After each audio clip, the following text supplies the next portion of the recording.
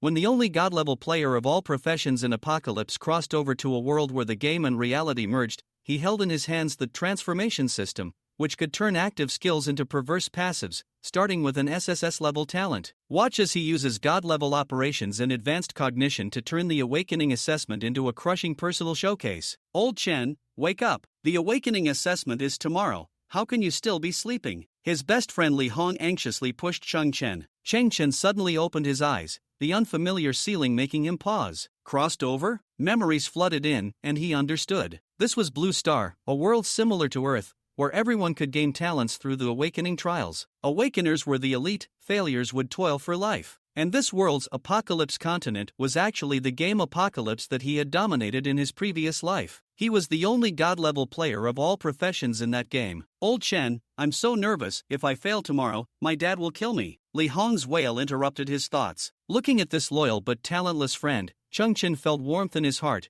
In his past life, Li Hong had helped him materially when he was poor. Now you know to be anxious? How can I help you? Chen smiled. Just help me pass the assessment. Any talent will do. Just give my dad an explanation. Li Hong leaned in. You have good grades and plenty of tricks. Can you give your brother a little boost? Chen recalled the rules. Touching the awakening stone in the assessment secret realm would awaken a talent and change professions, with attribute points determining the career direction. He had no real sense of the secret realm yet. Don't worry, I'll go check out the internship secret realm. In the center of the training ground, a white portal shone. After reporting, Chen stepped in, and after the white light faded, he found himself in the beginner village of Apocalypse. A mechanical voice rang in his ears. System detected host. Binding transformation system. Binding successful. Activate? System? Activate. Chen did not hesitate. Congratulations to the host for activating transformation system LV1 Ability 1. Can choose 2 basic skills for transformation ability 2. System explanation. Ability 1 can transform active skills into new passive skills,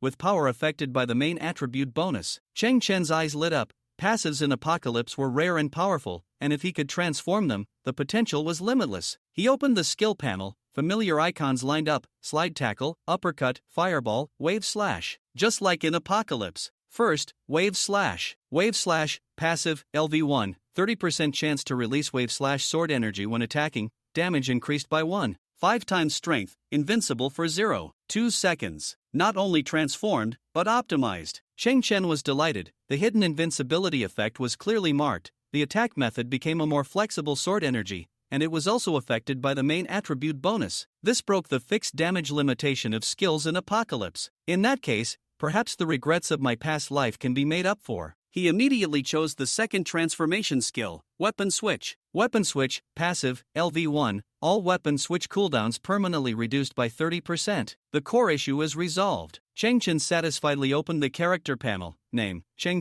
level, 1, 0/100, strength, 20 agility, 20 spirit, 20 constitution, 20, ordinary people average 10, awakening talent, SSS level transformation LV1 combat power assessment, 500 such high base attributes? The system directly became an SSS level talent? The system voice resumed, detected that the host possesses vast operational experience, now all converted into bodily instincts. Chen was stunned, then felt an unprecedented control over his body. The next day before the assessment, Li Hong excitedly ran over. Old Chen, I got it. The map is called Raging Flame Rift, and it said that the Lu Education Committee set the questions, which might increase the difficulty. This was the information Chen had him obtain through family connections. How many levels of elite monsters can you solo? Chen asked.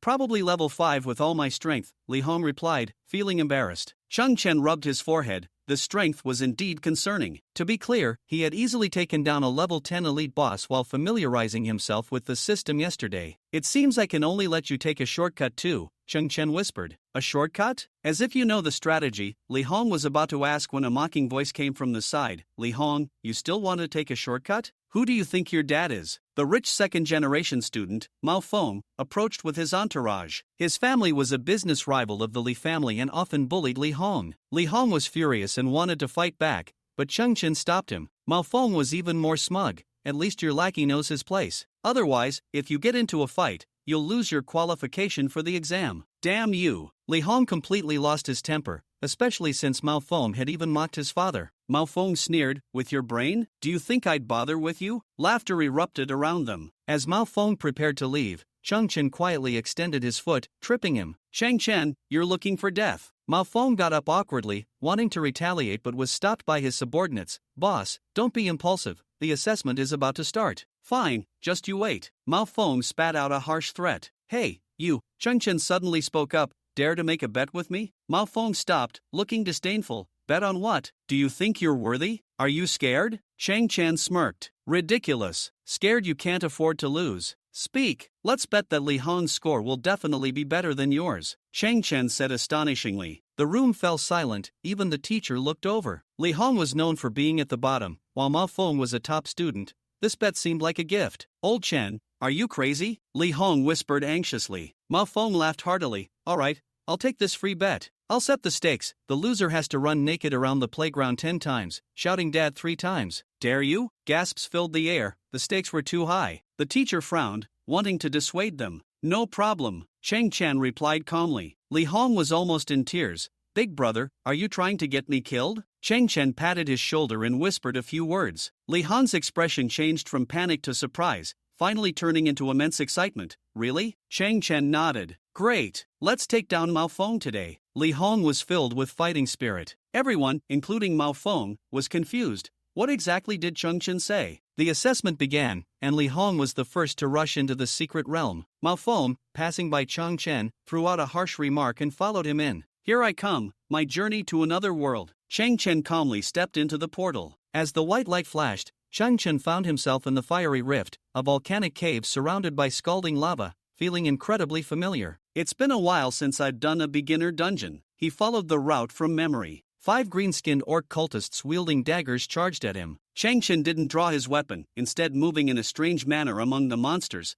dodging all attacks with minimal movements. His godly skills had become instinct. His control over his body was impeccable. By maneuvering, he lined up the 5 monsters in a row, then slid and kicked, sending them all into the air. Only then did he draw his worn-out beginner sword. Wave slash! The red wave of his active skill swept through the air. -21, -19, -26. As the monsters fell, wave slash, passive, was triggered. The sword glowed red again, and 5 concentrated sword energy shot out. -52, -59, -61. The damage multiplied. The 5 cultists were instantly defeated. 2 beams of golden light shone consecutively, and Chen leveled up twice, reaching level 3. He gained 8 free attribute points, which he temporarily reserved. Killing 5 monsters to level up twice? He checked the information panel. Due to special action kills, air combo, this experience increased by 50%, x5 special kills add experience. This world is even more fun than the game. Chen's heart raced. The high degree of freedom opened up infinite possibilities for him. If floating is possible, then what about other methods? He looked towards the next wave of monsters, excitement gleaming in his eyes. At that moment, on the giant screen in the assessment hall, Chen's name leaped from outside the top 100 to the top,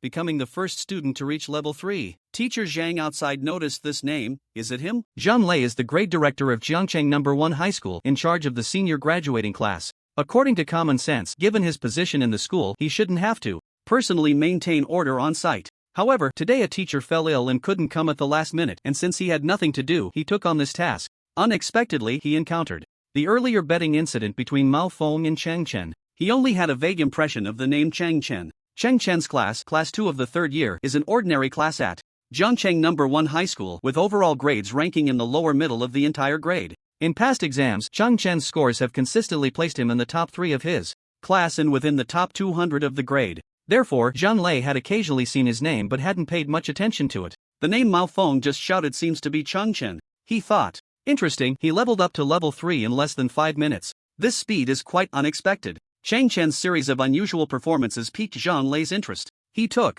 out his phone and dialed his assistant. Xiao Wang, help me bring the information of a student named Chen from class 2 of the 3rd year to the assessment hall. On the other end of the line, assistant Xiao Wang respectfully said he would look it up immediately. However, he felt a bit puzzled. What kind of play was the leader putting on today, actively asking for the information of an ordinary class student? It wasn't uncommon for the leader to suddenly look up student information, but that was usually because they had discovered a promising talent. All the good talents at Jiangcheng No. 1 High School were concentrated in the rocket class. Logically, there shouldn't be any overlooked fish. Could it be that someone misjudged? Xiao Wang quickly found Chen's information from the folder of class 2 of the 3rd year. With curiosity, he took a careful glance and then shook his head. because from the information alone, Chen was just an outstanding student in an ordinary class. Although he consistently ranked in the top 3 of his class, he was still completely incomparable to the students in the rocket class. Could it be that this kid got into trouble? After confirming that Chen was not the overlooked genius, Xiao Wang immediately thought of another possibility. 10 minutes later, Xiao Wang hurriedly ran to deliver Chen's information to the assessment hall. "Thank you for your hard work, just give it to me, you can go back to your tasks," Zhang Lei said. Before leaving, Xiao Wang secretly glanced at the leader's expression and found it serious, further confirming his thoughts. This kid is probably in trouble. After Xiao Wang left, Zhang Lei slowly opened the file. After carefully reviewing it, he felt slightly disappointed because his view was the same as Xiao Wang's. Could it be a coincidence? Did I think too much? The scene shifted, and at this moment, Chen was actually standing on a giant rock, looking down at 3 shadow sorcerers below. At this height, they shouldn't be able to hit me, right? No matter, let's give it a try. He took out a throwing dart and shot it at one of the shadow sorcerers below. A damage number of -7 rose from the shadow sorcerer's head. Since these 3 shadow sorcerers were a group of monsters, their aggro was linked. So, when one was attacked by Chen, the other 2 also entered combat mode. They all looked up at once and immediately spotted the instigator standing on a giant rock about 7 or 8 meters high. The 3 shadow sorcerers began to cast spells simultaneously, the progress of their shadow arrows slowly increasing. 2 seconds later, just as the 3 shadow arrows were about to finish casting, Chen suddenly took a few steps back. In the shadow sorcerer's line of sight, Chen disappeared, interrupting the casting. After a few seconds, Chen's head popped back up. The 3 shadow sorcerers began to cast again. Then once again, just as they were about to finish, Chen disappeared. Not bad, the line of sight blocking effect is perfect. Next, it's time to kill the dogs. Soon, he took advantage of the shadow sorcerer's casting interval and successfully killed 3 of the shadow sorcerer's hounds with his throwing darts. Then, a comical scene unfolded. After the shadow sorcerer's hounds were killed, they actually began to summon new hounds simultaneously. When the 3 hounds were successfully summoned, Chen once again blocked the sorcerer's line of sight, and the shadow sorcerer suddenly froze for a few seconds, then stopped casting shadow arrow and continued to summon hounds. 1, 2, 3. It worked. I really managed to block it, Chen said excitedly. It turned out that when he first saw the shadow sorcerer, he thought of the famous newbie bug from his past life, the shadow sorcerer summon block.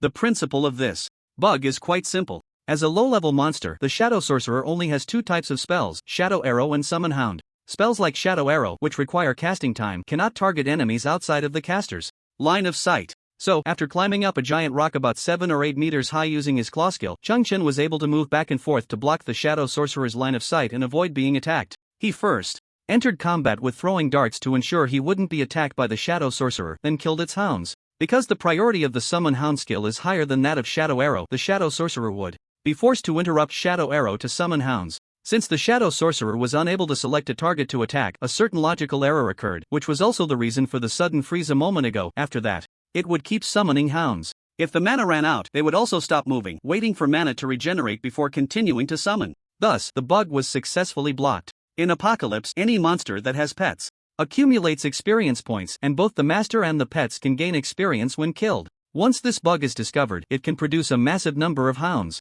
In the end, all that is needed is to kill the Shadow Sorcerer, and all the pets it summoned will die immediately. This way, one can instantly gain a huge amount of experience. Chen perfectly replicated this operation. Next, I can take a nap and wait for them to spawn slowly.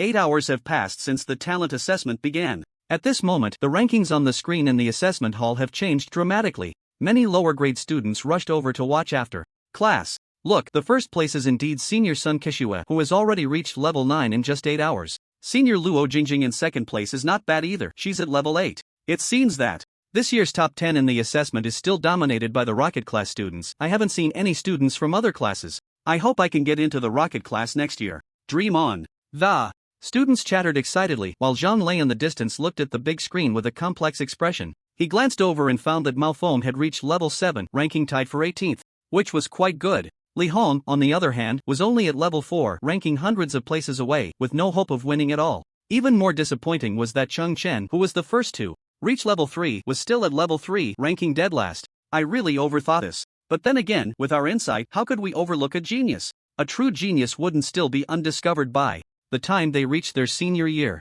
If there were any good seeds in the ordinary class, they would have been poached long ago in the lower grades. Zhang Lei had completely given up, chuckling to himself. Originally, he was just an unexpected invigilator today. How could he easily encounter an undiscovered genius? A student who only reached level 3 after 8 hours of training was destined to fail the awakening assessment. He crumpled Chang Chen's information into a ball and casually tossed it into the trash can, no longer paying attention. Zhang Lei's conclusion was not without reason. In the secret realm of the talent assessment, the earlier parts did not have elite monsters appearing. This was specifically for students to level up. The higher the level, the greater the chance of defeating elite bosses later on. However, the leveling time was not unlimited, as the entire secret realm would only last for 12 hours. Once the time was up, the secret realm would forcibly close. If the leveling speed was too slow or the time was allocated poorly, it could lead to failure in the assessment. Based on Chang Chen's current leveling speed, in the remaining 4 hours he might not even reach level 6. A student who is below level 6 absolutely cannot defeat a level 10 elite.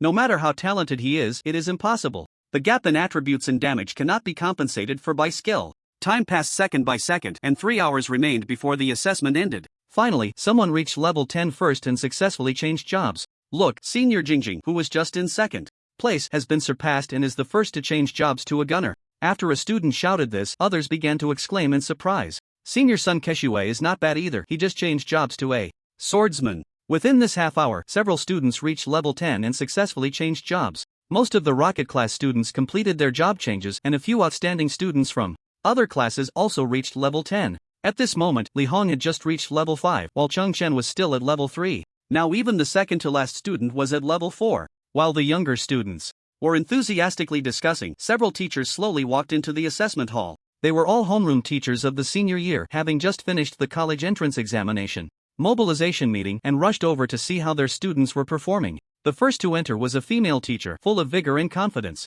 She taught the rocket class and was very confident in her students. The homeroom teachers of the ordinary or underperforming classes who followed were visibly tense or numb. When all the homeroom teachers entered, they were surprised to find that the grade director, Zhang Lei, was also present, and they all bowed in greeting. Zhang Lei smiled at the homeroom teacher of the rocket class, Shueqin, and said, "Xiao Shui, your class has performed quite well.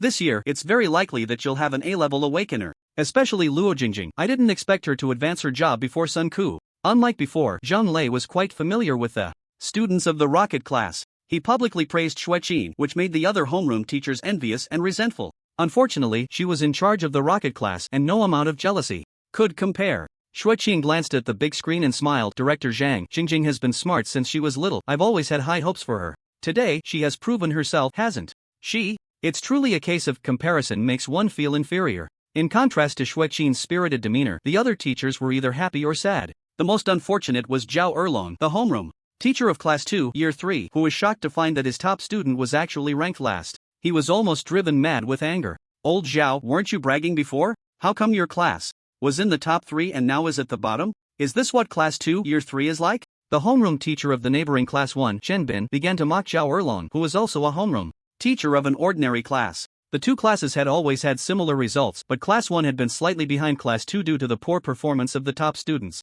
Today, Shen Bin finally saw a chance to turn the tables and unleashed his full firepower. Competition and scheming among teachers were quite normal, and everyone else was used to it.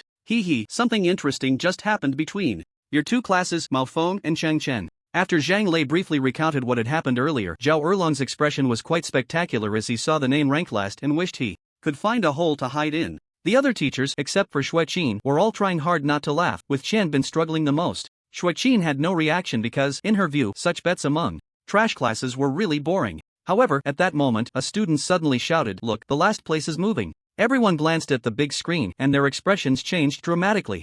Not joking, Chong Chen really slept for 8 hours this time, and now he finally woke up. He stood up and casually glanced at the crowd below, then his eyelids twitched a few times, and he was completely stunned. "Isn't this too many? Did I oversleep?" According to his original estimate, he thought he could take down about 200, but now it had completely exceeded expectations. At this moment, beneath the giant rock, there were densely packed hunting dogs, and the number was estimated to exceed 400, which was quite terrifying. Due to the excessive number and limited space, many hunting dogs were somewhat deformed from being squeezed against each other. Although Chang Chen did not have a phobia of crowds, seeing this scene still made his scalp tingle. "I wonder if I can level up to level 10 after taking down 3 shadow sorcerers?" A smile appeared on Chang Chen's lips as he pulled out a gremlin machine gun and aimed at the shadow sorcerers below. Since the bug was already in place, the shadow sorcerers did not continue to cast shadow arrows even when they saw Chang Chen. In their logic at this moment, they had not yet summoned the hunting dogs, so they had to prioritize summoning the dogs and ignore other targets. Chang Chen smiled slightly and began to spray bullets at the 3 live targets below. -21, -27, -19. A series of numbers popped up. Soon, one shadow sorcerer fell, and instantly, 1/3 of the hunting dogs in the area also died. At this moment, golden light began to shine above Chen's head, and the information bar started to flash crazily. Due to killing more than 30 monsters, instantly gained combo experience bonus. This time experience increased by 80%, gained 90 experience points due to killing more than 30 monsters. Instantly gained combo experience bonus. This time experience increased by 80%, gained 90 experience points. Congratulations on leveling up, gained 4 free attribute points. Congratulations on leveling up, gained 4 free attribute points. Congratulations on leveling up, gained 4 free attribute points. The information kept flashing, and Chen's bullets kept firing. When all 3 shadow sorcerers were dead, the area beneath the giant rock had turned into a sea of blood. Severed limbs were everywhere, and the strong smell of blood in the air constantly assaulted Chen's brain. The sight of over 400 hunting dogs dying simultaneously was truly spectacular. If someone could see this scene now, they would likely be dumbfounded. This was definitely not a scene that a student under level 10 could create. Even a player over level 20 would find it very difficult. Chen looked at his rapidly increasing experience points and revealed a satisfied smile. This is how leveling up should feel. Taking them down 1 by 1 is just too tiring. This shortcut to leveling up was naturally due to Chen's special skills, which were beyond the understanding of anyone from this world. The light of leveling up kept flashing, and with this wave of kills, Chen actually leveled up to level 13 in less than a minute. In the history of talent assessments, no student had ever leveled up to level 13 within 12 hours. The best historical record of Jiangcheng No. 1 High School dates back 20 years. At that time, a student named Luo Bei was hailed as the first genius in the history of Jiangcheng No. 1 High School. He had unprecedentedly reached level 11 in the talent assessment, later attracting attention from major universities and successfully enrolling in one of the top 10 national universities, causing a sensation. However, Chen's achievement today was far more exaggerated. The levels of the two were not even in the same dimension. Leveling up 10 levels in 1 minute was absolutely an unprecedented feat. Chen created a terrifying record, a record that was destined to be unbreakable. At the same time, the teachers watching outside were captivated by the rapid rise of Chen's ranking on the big screen. Almost everyone was stunned. The scene that had just unfolded was simply too exaggerated, too unbelievable. My god, what kind of upgrade speed is this? In just a few seconds, he rose over 100 places. And he's still climbing. It's terrifying. How on earth did he do it? I've lived this long and have never heard of something so outrageous. Level 13, my goodness, this score would definitely place him in the top 3 even in a provincial capital. When did Jiangcheng No. 1 High School produce such a talent? This is too monstrous. Tomorrow is bound to be a bloody storm. I'm so envious I could die. Amidst the astonishment of the crowd, Chen's ranking had only taken a few seconds to rise from last place to first, leaving the second place, Luo Jingjing, a full 3 levels behind. Xueqin's previously indifferent and beautiful face instantly became somewhat stiff, while the other teachers were left with blank minds. Is this speed of advancement even human? The same thought appeared in everyone's mind at that moment. Xian Bin was completely dumbfounded. He looked at the glaring 3 words of first place and felt like a clown compared to himself just a few minutes ago. Zhao Erlong from Class 2 of Year 3 felt as if he were on a roller coaster, swinging between heaven and hell. Just moments ago, he had looked ashen and wanted to dig a hole to hide in, but now he instantly regained his spirits. Although he had no idea how Chen, who had only been a decent student in the past, managed to achieve this, it didn't stop him from bragging. At this moment, he laughed out loud with wild joy. His emotions were in extreme flux, and he completely lost the ability to manage his expression, his mouth almost splitting to his back teeth. Who just said our class was no good? Speak up. If your eyes aren't working well, you can donate them to someone in need. If your brain is broken, you can just throw it away. Chen has always been the student I value the most. You guys don't know anything. Although Zhao Erlong's words weren't directed at Xianbin, everyone knew who he was cursing, as if he were about to read out their ID number. Xianbin's face turned ashen, unable to utter a word for a long time. His face shifted from green to red, feeling utterly embarrassed. Now he wanted nothing more than to find a hole to crawl into. Just as the teachers around him were discussing animatedly, Zhang Lei's eyes flashed with brilliance. His emotions were also in great turmoil, but for the sake of face and authority, he could only endure it. At this moment, he muttered to himself with a slight tremor in his voice, I'm getting old. I really misjudged this. This child's talent is even stronger than Luo Bei's from back in the day. Our Jiangcheng No. 1 High School has hope for this year's college entrance examination. Zhang Lei's mood was extremely excited. He suddenly seemed to think of something and turned his gaze behind him. The next scene left all the teachers, including Xueqin, dumbfounded. Zhao Erlong, who had been in an excited state and was somewhat dancing with joy, was suddenly kicked hard from behind by Zhang Lei, landing squarely on the ground.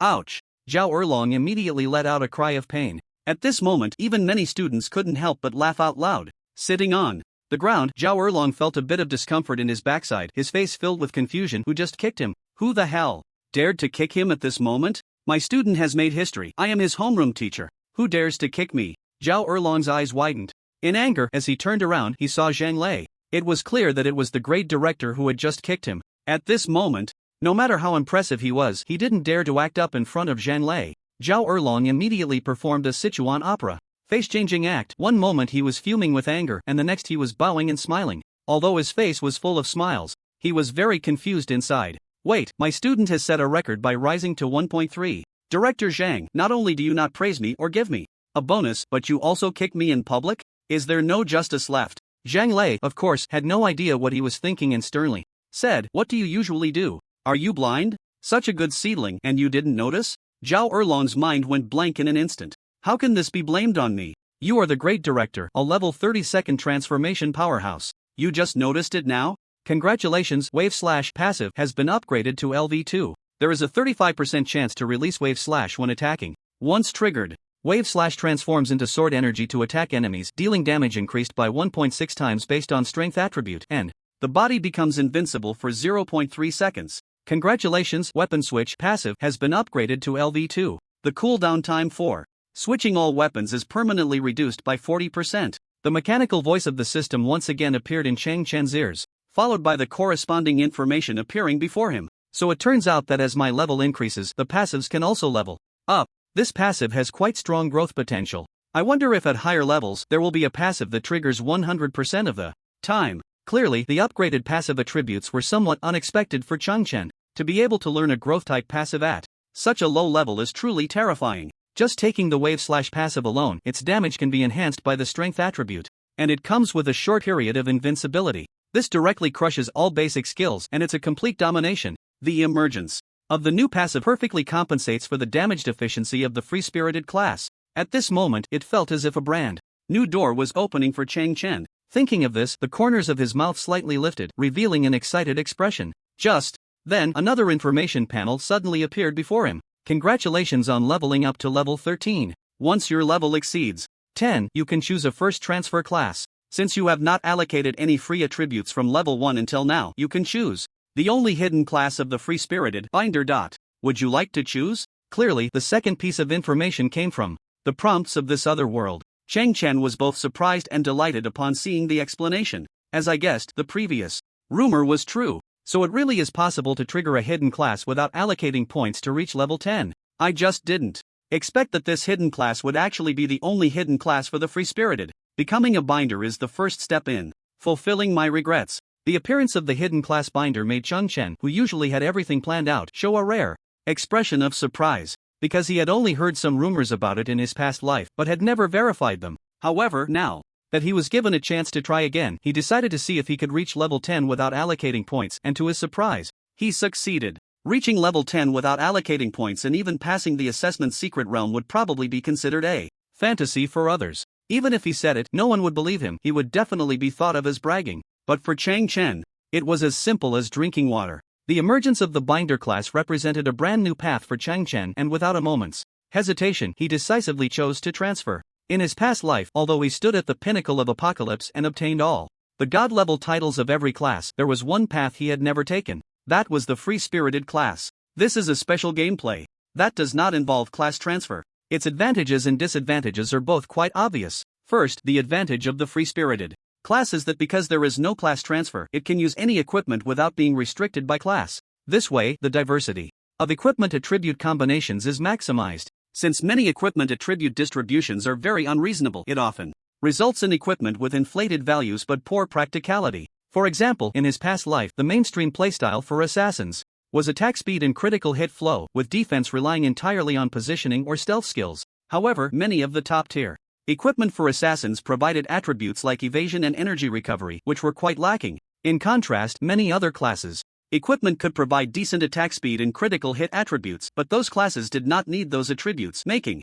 it a huge waste. Therefore, many top assassin players, in pursuit of reasonable attributes, often have to wear lower-level equipment that has a more rational attribute distribution. As a result, in the quest for cost-effectiveness, every profession has to make sacrifices, inadvertently losing a significant amount of attributes. Thus, no one can ever reach their limits and they will never see the true power of the most perfect attribute combinations. Combat styles and builds are always improving with people's understanding. Similarly, equipment combinations will continuously innovate. Each profession faces different choices at various stages. However, the solo player is the only exception. They can perfectly avoid this issue. Under the premise of unlimited equipment use, a solo player can combine a set of perfectly attributed equipment at any time based on their combat style. At the same time, solo players have the most initial skills. All characters will forget skills from other branches after their first class change, but solo players do not need to. Therefore, solo players also have the greatest freedom. Having discussed the advantages, let's talk about the disadvantages.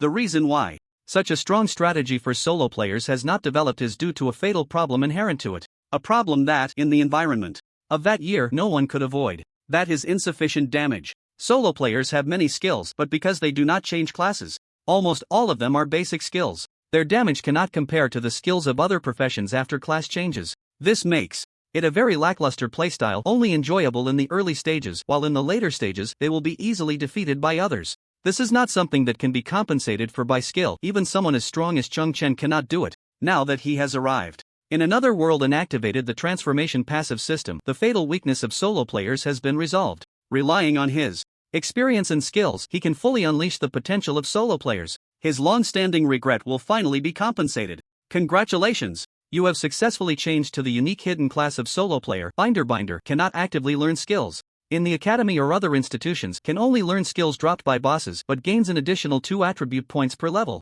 Additionally, all dungeons default to the highest difficulty and the rewards for clearing dungeons are increased by 1 tier. After seeing this message, Chen was stunned. In my previous life, I only heard that solo players could change to a hidden class as long as they did not allocate points, but I never heard that they couldn't actively learn skills. This is a bit troublesome. The binder, as its name suggests, seems to be a lone wanderer whose abilities are restricted. This unexpected trait made Chen feel a bit frustrated. Although there are restrictions on learning skills, at least the attribute points are generous. Gaining 2 extra attribute points per level is equivalent to having 1.5 times the attribute points of my level by default. Combined with my passive skills, the damage of solo players will definitely reach a terrifying height. If I can't learn skills from NPCs, then I won't learn them. Fortunately, my memory is good, and I've basically memorized the locations of all the altars in Apocalypse, so it shouldn't be a big problem. After organizing his thoughts, Chen opened his attribute panel. Name: Chen, race, human, level 13. 0/47585, strength 20, agility 20, spirit 20, constitution 20, awakening talent, SSS level transformation, LV1 combat power. Assessment 8852, unallocated points 72. It seems that saving points before was the right choice. After changing to binder, even my previously gained free points have increased. My biggest source of damage now is my passive skills, so I must stack my attack speed. First, without equipment support, the benefits of strength bonuses are too low right now. It's more cost effective to trigger my passive skills multiple times. Thus, a monster was born, one that, although only at level 13, had agility nearing 100. You guys say, what profession do you think Chen will choose? I'm so curious. If you ask me, he will definitely switch to the hottest profession right now, a mage. The mage has always been the favored profession, incredibly strong. Impossible. I remember Chen has always been on the melee physical path. There's no way he would suddenly change.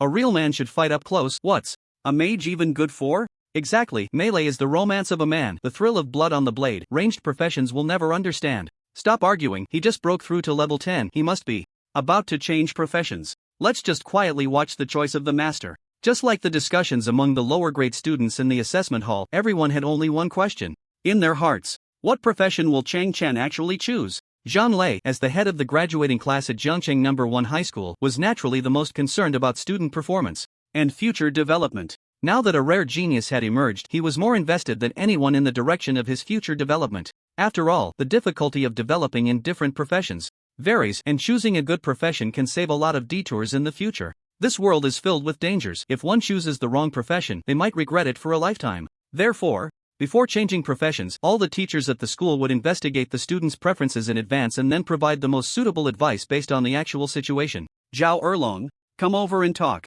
What profession did Chen primarily focus on in your class? Zhao Erlong was somewhat taken aback. He had just thought that Director Zhang was angry with him, but it seemed that was not the case. He smiled broadly and hurried over, ready to report on his work in detail and show off a bit. Chen has always had good grades.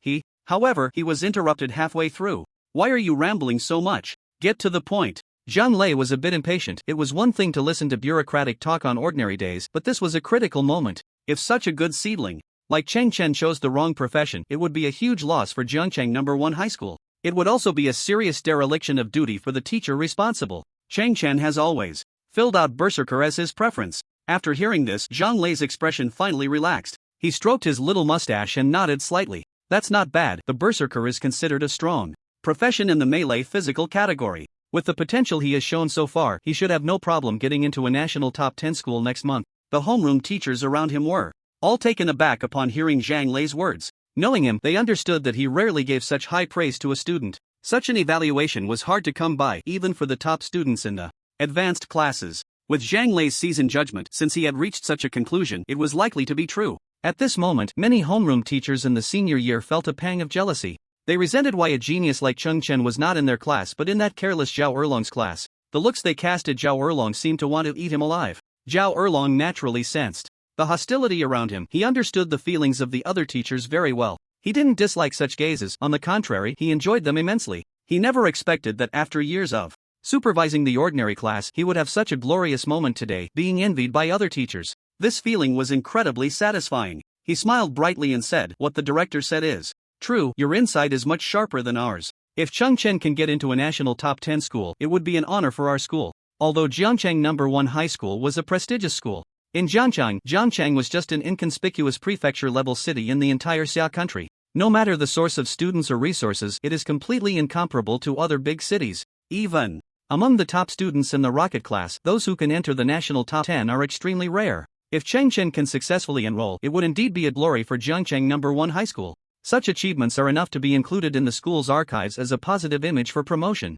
At this moment, many teachers, although feeling quite displeased, still had to maintain the necessary workplace politeness. Moreover, the grade director was also present, so they couldn't show a lack of grace. No matter which class Chen was in, he was still a student of Jiangcheng No. 1 High School. His good grades would also bring glory to the school. As teachers here, they had to show enough attitude. Therefore, several teachers from other classes quickly changed their expressions and congratulated Zhao Erlong in advance. The atmosphere instantly became harmonious, completely devoid of the previous scheming tension. At this moment, Chen Bin, who had long been forgotten by the teachers, stood at the back, trembling and not daring to breathe, afraid of angering Director Zhang. He had already cursed Zhao Erlong 1,000 times in his heart, feeling extremely bitter. Why could the children from other families enter the top 10 while his group of fools could only go to a vocational school? Now that Zhao Erlong was in the limelight, even if he felt bitter, he didn't dare to show it. Shui Qin, who had been silent, was now turning her beautiful eyes around, not knowing what she was thinking. A few minutes later, students in the distance exclaimed,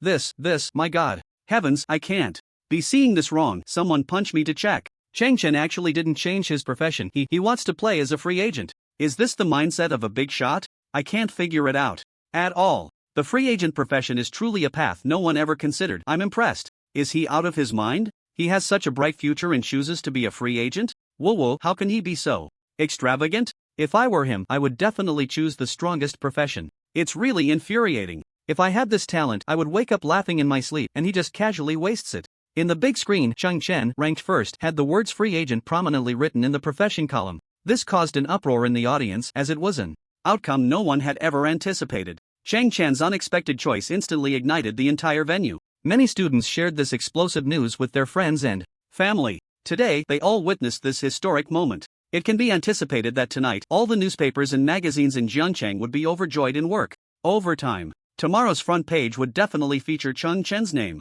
Although most of the comments might be negative, it is undeniable that the name Chen would be recorded in history. This is simply ridiculous. How dare he? Heaven does not favor Jiangcheng No. 1 High School. Zhang Lei shouted in a voice almost like a roar after seeing Chen's chosen profession. All the other teachers were dumbfounded, and Zhao Erlong's eyes went dark, his brain crashing on the spot. My little ancestor, you could have chosen any profession. Why play such a useless profession as a free agent? Shui Qin beside him also looked disappointed, completely different from the scenario she had just imagined. If anyone in the room was the happiest, it was definitely Chen Bin. Chen, well done. Today, you are my biological father.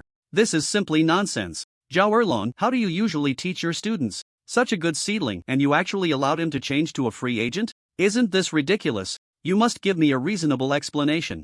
Or pack your things and get out tomorrow. Zhang Lei was so angry that his nose was crooked, and at this moment he couldn't care less about his demeanor, cursing Zhao Erlong without restraint. The consensus among everyone in this world is that free agents have no late-game capabilities, and no one can change that. The talent that Chen had just displayed was truly terrifying. A student with such talent, even if they don't choose a strong profession, just picking a more moderate one would lead to a very bright future. But now he actually chose to play the free agent route, which is self-sabotage. Even if he could call the wind and summon the rain in the early stages, he would definitely become mediocre in the mid to late stages. What future is there for a profession without late-game potential? So Zhang Lei's anger is understandable. Zhao Erlong, being scolded so harshly, was almost going crazy inside.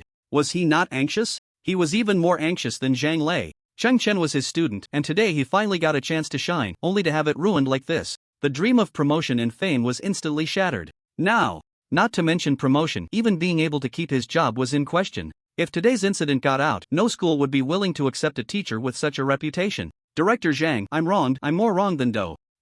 Chen has always filled in the berserker for every exam and application in our class. How would I know he would suddenly change to a free agent today? I was completely unaware beforehand. If you don't believe me, you can check the application forms he filled out in the past. Zhao Erlong was almost going mad, desperately trying to defend himself, fearing that he would be blamed for this. The teachers who had just been polite were now secretly delighted, unconsciously stepping away from him. Today was truly a turn of events, and Zhao Erlong was the one suffering. After a moment, Zhang Lei also calmed down. That outburst of anger was indeed impulsive. From Zhao Erlong's description, he should not be lying. Chen must have decided to go the berserker route before, but for some reason he changed his mind at the last minute today. Sigh, impulsive child. For the sake of momentary glory, he actually gave up his future. How foolish. After much thought, Zhang Lei could only attribute Chen's sudden change of profession to the impulsiveness and stubbornness of youth.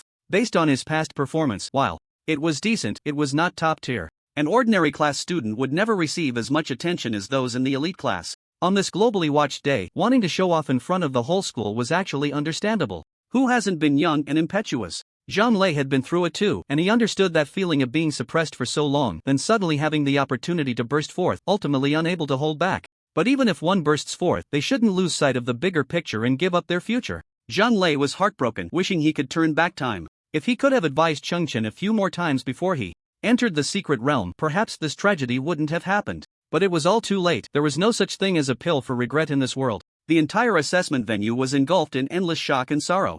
Outside, Chen was unaware of the little incident. He had now leveled up to level 13, achieving a qualitative leap in strength. The small monsters he encountered along the way were all cut down like chopping vegetables, defeated in just a few blows. Especially his attack speed, which had reached more than twice that of characters at the same level, an unprecedented feat. If someone could see at this moment, they would be surprised to find that Chen's attack movements seemed to have faint phantoms appearing. Even an ordinary level 20 character could not achieve such an attack frequency. After all, he was the only one who had allocated all his attribute points to agility. This world is indeed very real. After I raised my agility to 92 points, both my attack speed, the frequency of my dodging movements, and my critical hit rate have seen tremendous improvements. Especially the dodging movements and attack frequency. I can now perform them much more easily and freely. This is not just a reflection of numbers, but a real enhancement of physical capabilities. No wonder this world so highly values training in the game world. The feeling of getting stronger just by playing games is truly wonderful. After a series of consecutive level-ups, Chen felt for the first time that he had become stronger. This was not the simple numerical enhancement from his past life gaming experience, but a genuine strengthening. Such a change made Chen increasingly excited. While he was deep in thought, the sword in his hand was not idle. In a moment, 2 more Flame Blade followers fell. Just then, from the corpse of one of the Flame Blade followers, an old book suddenly dropped, catching his attention. He then tried to open the book, but found it impossible, as if there was a sealing power present. When he saw the words Demon's Language written on the cover, he fell into contemplation. Some old memories surfaced in his mind. I think I saw this book when I was still a novice.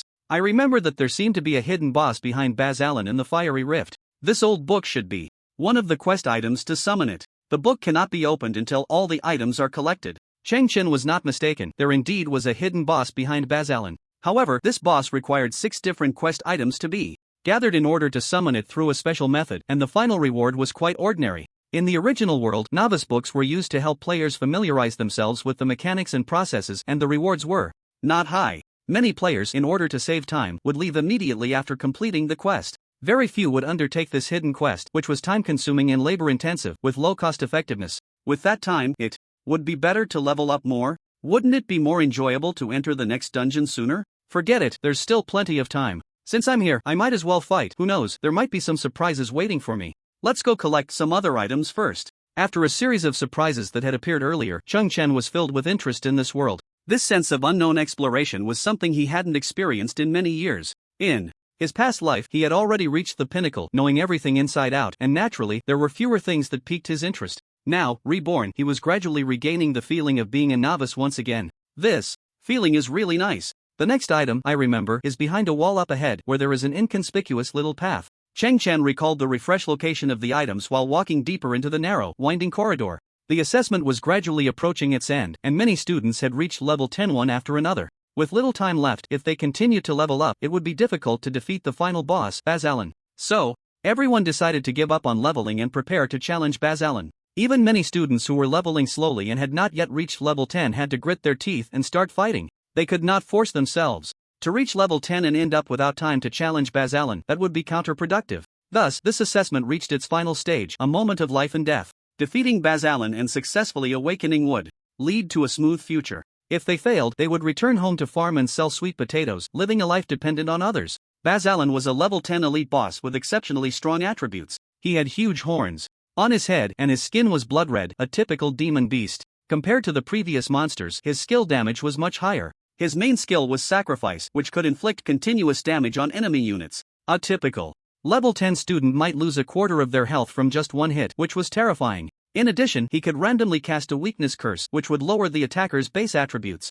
A reduction in base attributes meant that health, attack, defense, and other attributes would be severely affected. Therefore, Baz Allen was a significant headache for ordinary people. However, it didn't end there. Even more outrageous was that Baz Allen had 2 elite level 8 Beastman minions with him. Many students were terrified upon seeing Baz Allen's luxurious lineup. Clearly, the difficulty of this assessment far exceeded that of previous years. Countless candidates felt utterly unlucky, wondering why it had to be their turn for the exam when the difficulty suddenly increased. Behind Baz Allen, there was a small platform resembling a podium, with a colorful orb shimmering with light on it, which was the ultimate goal of this assessment, the Awakening Stone. As long as they could touch it, they would complete their talent awakening. Since Baz Allen was a typical mage-type monster, characterized by long casting times but high attack power, his main weakness was being interrupted in close combat. Now, with 2 tough Beastman bodyguards by his side, he had a favorable casting environment, maximizing his output and significantly reducing his weaknesses. In the past, small dungeons were usually completed in teams of 5, with different professions cooperating, making it easier to fight.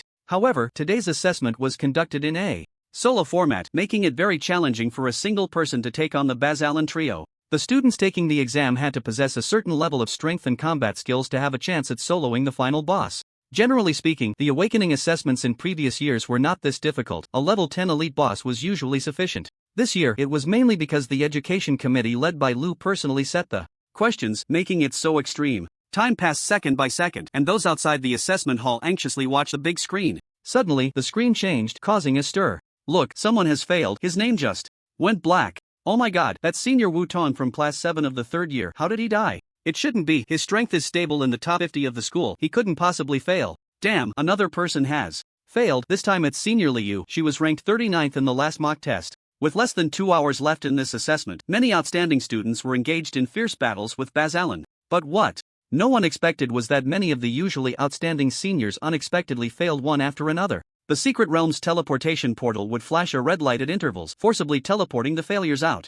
The students who walked out from the red door were all dejected, pounding their chests and stamping their feet. The light had faded from their eyes, for today's failure meant they had lost their future. Seeing this scene, several teachers were very anxious. Director Zhang, although today's exam was set by the Lu Education Committee, isn't it a bit too difficult? Several top students in our class have failed. Yes, what was the final boss's strength in today's assessment? Secret Realm? According to past assessment standards, the failure rate for the top 50 students in the entire grade should be less than 10%, yet now it's almost 15%. A large number of candidates failing is not good for Zhangcheng No. 1 High School. What exactly is the intention of the Lu Education Committee in doing this? Zhang Lei looked at the several teachers and said somewhat helplessly, the Secret Realm hasn't been used for many years. It was shelved before because the difficulty was too high. I just don't know what the Lu Education Committee is considering to have reopened it today. You all know the temperament of the Lu Education Committee. Once he sets the exam content, no one can change it. Today, we can only blame this batch of students for their bad luck. As soon as these words were spoken, the teachers felt a chill down their spines. It seemed they had heard this rumor before. In this world, every school controls a number of secret realms to train their students, and Jiangcheng No. 1 High School is no exception. It has been 10 years since the last time the Fury Rift was opened, and many of the teachers present had not yet started working at the school back then. The reason it was shelved was that its completion difficulty was about 50% higher than that of other secret realms. Don't be too anxious, you should have confidence in your students. If they can pass today's assessment, it will also benefit their future. Zhang Lei comforted everyone in a very official manner, but his mood wasn't very good either. After all, he was in charge of the graduating class, and with today's poor results, he felt a bit embarrassed. The other teachers could only nod helplessly. After hearing this, Xueqin had remained silent throughout. She wasn't worried at all. She had absolute confidence in her students. Even if the difficulty was temporarily increased, it wouldn't be a challenge for her rocket class students. Soon, another hour passed, and the teleportation portal of the secret realm suddenly lit up with golden light. The scene fell silent in an instant, everyone holding their breath. The teachers present all showed expressions of wild joy, for the flickering golden light indicated that someone had passed. Is it Luo Jingjing or Sun Ku? Everyone had their own guesses in their hearts. However, as the golden light dissipated, a somewhat frail figure appeared. When everyone saw his face, they were shocked beyond words. One teacher, even overwhelmed with emotion, dropped the thermos cup in his hand, shattering it to pieces. How could it be him? A flash of white light appeared before him, and Li Hong finally stepped out of the portal. When he saw the surrounding environment, he was instantly stunned. All eyes in the room were on him, and each expression was more dramatic than the last. Some were dumbfounded, some were filled with confusion, and some were extremely angry. Li Hong, who had always been a nobody, had never encountered such a scene. His face turned pale. After a few seconds, Li Hong finally regained his composure. Excuse me, what major event has happened? At that moment, Li Hong was completely clueless about the situation. He scratched the back of his head, and even his voice trembled slightly, fearing he had caused some trouble again. After a while, a sharp, somewhat excited shout broke the silence of the assessment hall. Li Hong, is it really you? The one who said this was none other than Zhao Erlong. Originally plunged into despair due to Chang Chen's class change incident, he once again ignited hope. Today was already the nth time he had rekindled hope. Although it was a bit awkward, he didn't care. Li Hong had now become his new lifeline, and he had to hold on tightly, or he would have to pack up and go home. After Zhao Erlong broke the silence, everyone turned their attention to the big screen. They wanted to see Li Hong's detailed information. However, when everyone looked from the front to the back, they found that Li Hong's name was nowhere to be found. The scene instantly erupted. What the hell? Where's Li Hong's name? I can't find it. No way, he's not even in the top 20. How did he pass? I feel like all my years of study have been in vain. Today has opened my eyes. If Li Hong, with such a poor score, can successfully awaken, I think I can too. Damn it, I'm so mad. He actually cleared the first level. Soon, when a sharp-eyed student finally spotted Li Hong's name in a much lower position, he immediately exclaimed, "Wait, I found it. Li Hong is in 681st place." Almost everyone found it hard to accept this fact. Countless people's confidence was shattered, and some students even began to doubt themselves.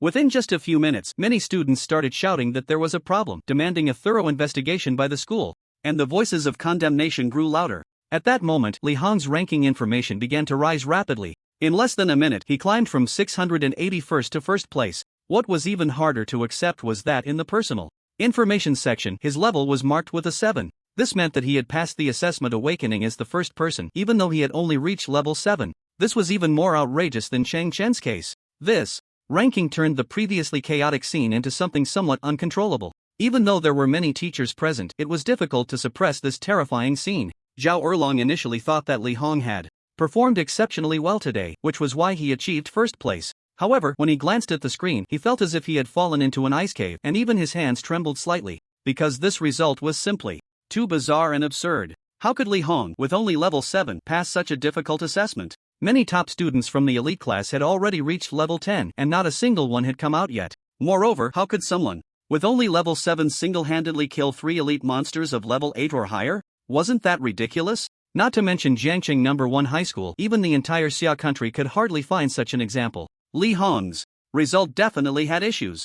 Zhao Erlong had no doubts about it. Originally thinking he had found a lifeline, he now realized it was just another bombshell. He really felt like he wanted to die right now. Why did all the unfortunate things have to happen to him? First, there was Chang Chen's major career mistake, and now there was a level 7 student ranking first. It was simply outrageous to the extreme. Meanwhile, Zhang Lei's head was also pounding, much worse than the situation with Chang Chen. A genius who insisted on taking an unconventional path, even choosing to self-destruct his future. No matter how much he messed around, it was his own business and didn't infringe on anyone else's interests. At most, others would complain a bit, but there wouldn't be any extreme reactions. However, the situation was completely different for someone like Li Hong. It was like a student who hadn't even finished learning the basic math formulas suddenly becoming the top student in the entire grade during the midterm exam. How could those who usually worked hard accept such a situation? This was no longer just a matter of rising blood pressure. Those with poor psychological resilience might even collapse. If this matter wasn't handled properly, the authority of the school would suffer a heavy blow.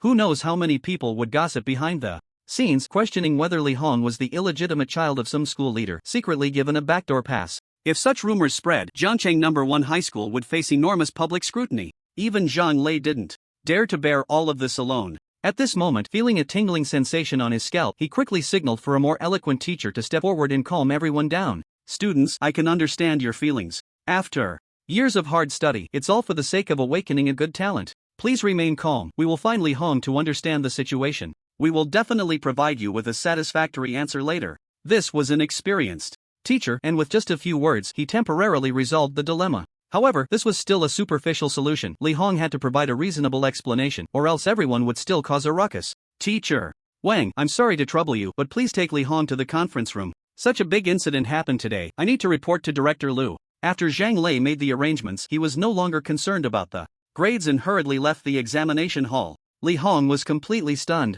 He thought to himself, didn't he just follow old Mo's method and pass the exam smoothly? Although his grades were poor, the school couldn't possibly not allow him to achieve good results, right? Now that he had exceeded his target, not only did the teacher not praise him, but they also wanted to take him away for questioning? Was there any justice in this? Li Hong glanced around at the agitated students and instinctively looked back. A few seconds later, he rubbed his eyes vigorously. After confirming that he hadn't misread the information, his body instantly froze, as if petrified. What the hell? Did I come out too early? Am I actually the first to clear the level? Li Hong's self-talk seemed to mock the other students around him. Many people were so furious they nearly fainted. The atmosphere on site was once again stirred up. Countless icy stares were fixed on him, chillingly terrifying. Li Hong felt the predatory gazes around him and suddenly thought of something, his face changing dramatically. Oh no, I won't have harmed old Mo, will I? In the office of the Academic Affairs Office at Jiangcheng No. 1 High School. Knock, knock, knock. A series of crisp knocks sounded. The door's not closed, come in. A strong voice came from inside. Zhang Lei tidied up his appearance at the door and then walked into the office. Ah, it's Xiao Zhang, make yourself comfortable. Inside the office, an energetic old man was brewing tea, exuding an impressive aura with every gesture. He was Lu Yanmin, a member of the school committee at Jiangcheng No. 1 High School, and the only third transformation powerhouse in the school. Even after years of struggle, Zhang Lei felt a bit nervous upon seeing Lu Yanmin, momentarily unsure of how to speak. Lu Yanmin seemed to sense something. He turned around and noticed that Zhang Lei's expression was off. Go ahead, what do you need to talk to me about? Lu Yanmin's tone was relaxed, and he continued his tea brewing without pause. Zhang Lei organized his emotions and said earnestly, there was an unexpected situation during the assessment today. A student who usually ranks at the bottom in exams was the first to pass. After managing to squeeze out this sentence, Zhang Lei felt a sense of relief. Lu Yanmin's presence was overwhelming, making it hard for him to breathe. Compared to Chen's job transfer incident, the fact that Li Hong came in first was more complicated, so Zhang Lei chose not to mention it. After hearing Zhang Lei's report, Lu Yanmin's hand pouring water paused briefly but quickly returned to normal. He then poured a cup of tea for Zhang Lei and said lightly, which class is the student from and what's his name? Zhang Lei, not daring to drink the tea, immediately replied, Class 3-2, Li Hong. Not only are his usual grades poor, but he only reached level 7 today and passed the secret realm you designated. The students in the assessment hall are very excited. They think this is impossible and are demanding that our school investigate. Lu Yanmin's expression shifted slightly as he said slowly, interesting, it's been a long time since I've encountered something so intriguing. Where is he now? I want to see him in person. The weight in Zhang Lei's heart finally lifted, and the pressure eased significantly. With Lu Yanmin stepping in, there would definitely be no problem. Although Lu Yanmin was not the principal, his status at Jiangcheng No. 1 High School was extremely high. He was the only third transformation powerhouse in the school and one of the few strong figures in Jiangcheng. His words carried great weight. I've arranged for him to be in the conference room. You can summon him anytime, Zhang Lei hurriedly said.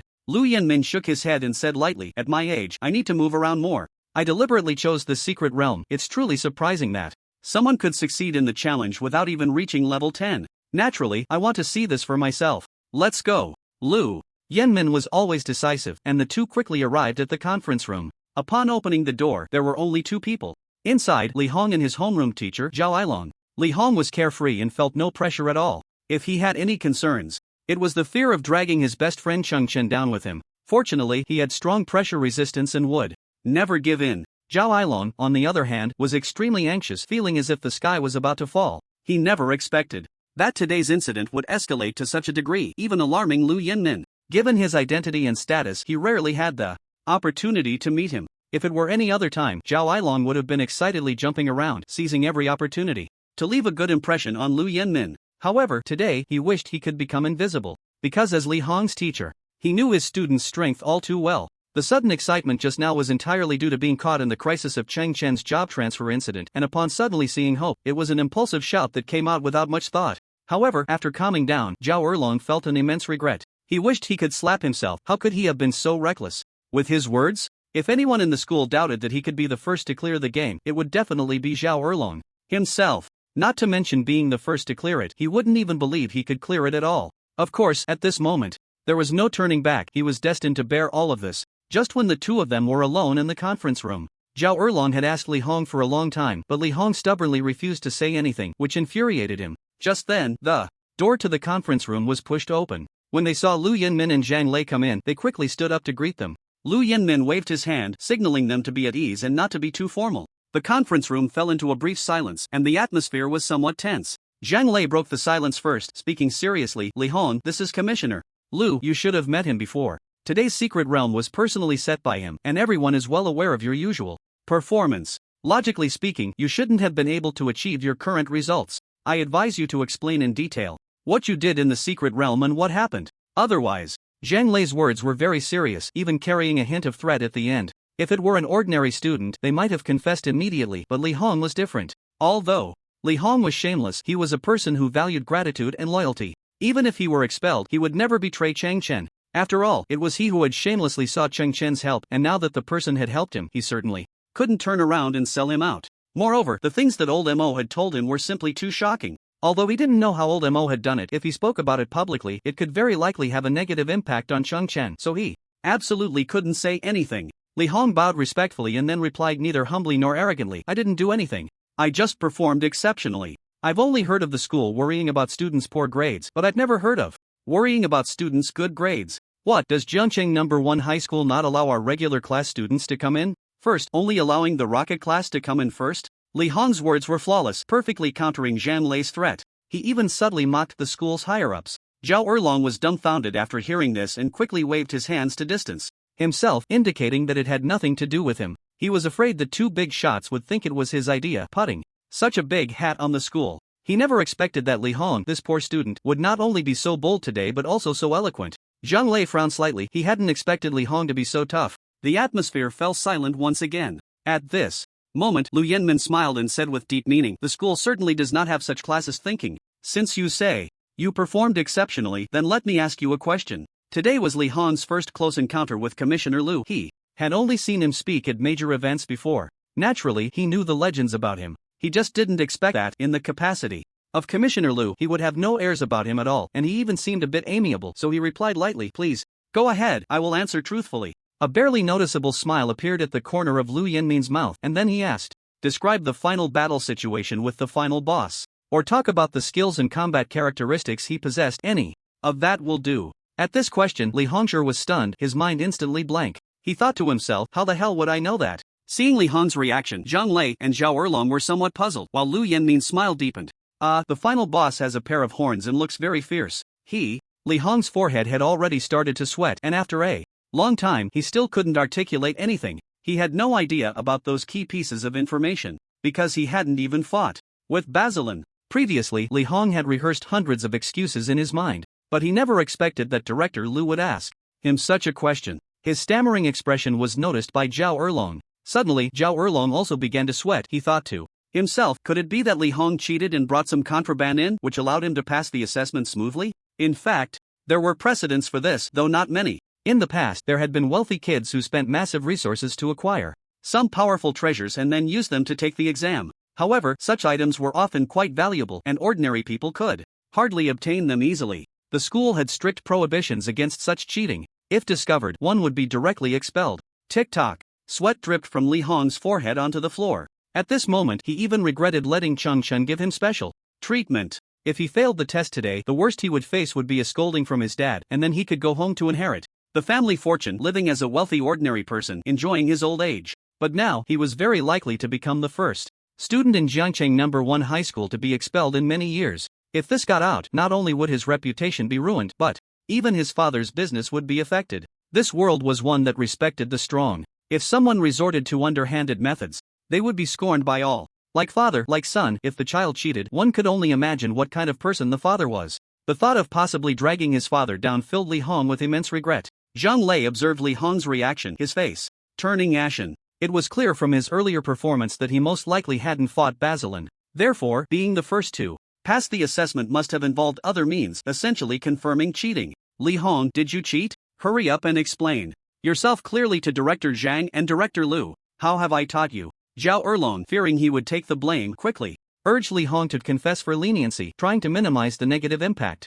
Lu Yanmin's gaze remained fixed on Li Hong. He did not speak. He was waiting for Li Hong to speak up himself. Li Hong, whose back was already soaked, felt an immense pressure at this moment, but he still gritted his teeth and said, I did not cheat. Zhao Erlong saw that Li Hong was still being stubborn at this critical moment and became anxious. Then explain why you could pass the assessment without even knowing the boss skills? Are they all blind, unable to see you, and let you touch the awakening stone? Young people should have principles and dignity. If you make a mistake, you should admit it proactively so others won't look down on you. Zhao Erlong, in an effort to clear himself, began to scold Li Hong incessantly. However, Li Hong's eyes suddenly lit up. That's right, they really are blind. I didn't fight Basilin, I directly touched the awakening stone. Li Hong followed Zhao Erlong's words and revealed the truth. Upon hearing this, Zhao Erlong's expression turned extremely ugly. He felt that Li Hong had used him as a breakthrough point and was still being stubborn. Zhang Lei beside him also looked displeased. It was clear he was very dissatisfied with Li Hong's answer, while Lu Yanmin's gaze flickered slightly.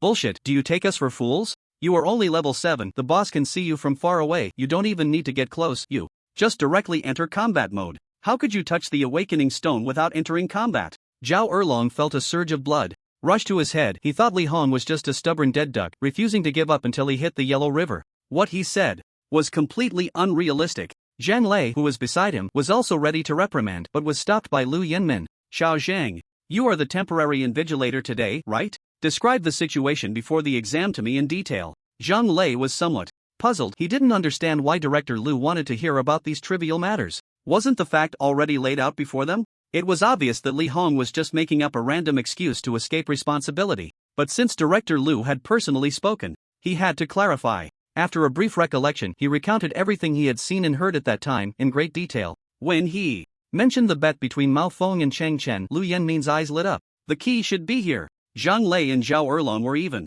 more confused at this moment, completely not understanding where the key point was. Is this student named Cheng Chen your friend? Lu Yanmin specifically pointed out Cheng Chen, wanting to see Li Hong's reaction. Li Hong's expression instantly stiffened, as if he had just eaten something terrible. Can this really be inferred? Li Hong's micro-expressions naturally did not escape Lu Yanmin's eyes, and a hint of a smile appeared at the corner of his mouth. Zhang Lei seemed to vaguely sense something, so he also mentioned the job transfer incident that he had just held back. Cheng Chen and Li Hong are both students of Class 2, Year 3. Their relationship should be quite good. Besides that, Cheng Chen's grades are also excellent. He just set a historic record, reaching level 13. Even Lu Yanmin, who was usually very calm, showed an extremely shocked expression upon hearing this. A child worthy of teaching, a natural talent. He hadn't felt this emotion in many years. Even after seeing many top-tier classes' results, it still wouldn't make him pay special attention. As the only third-turn powerhouse of Jiangcheng No. 1 high school, his standards were much higher than others. But now, with Cheng Chen's appearance, his long silent heart finally began to heat up again.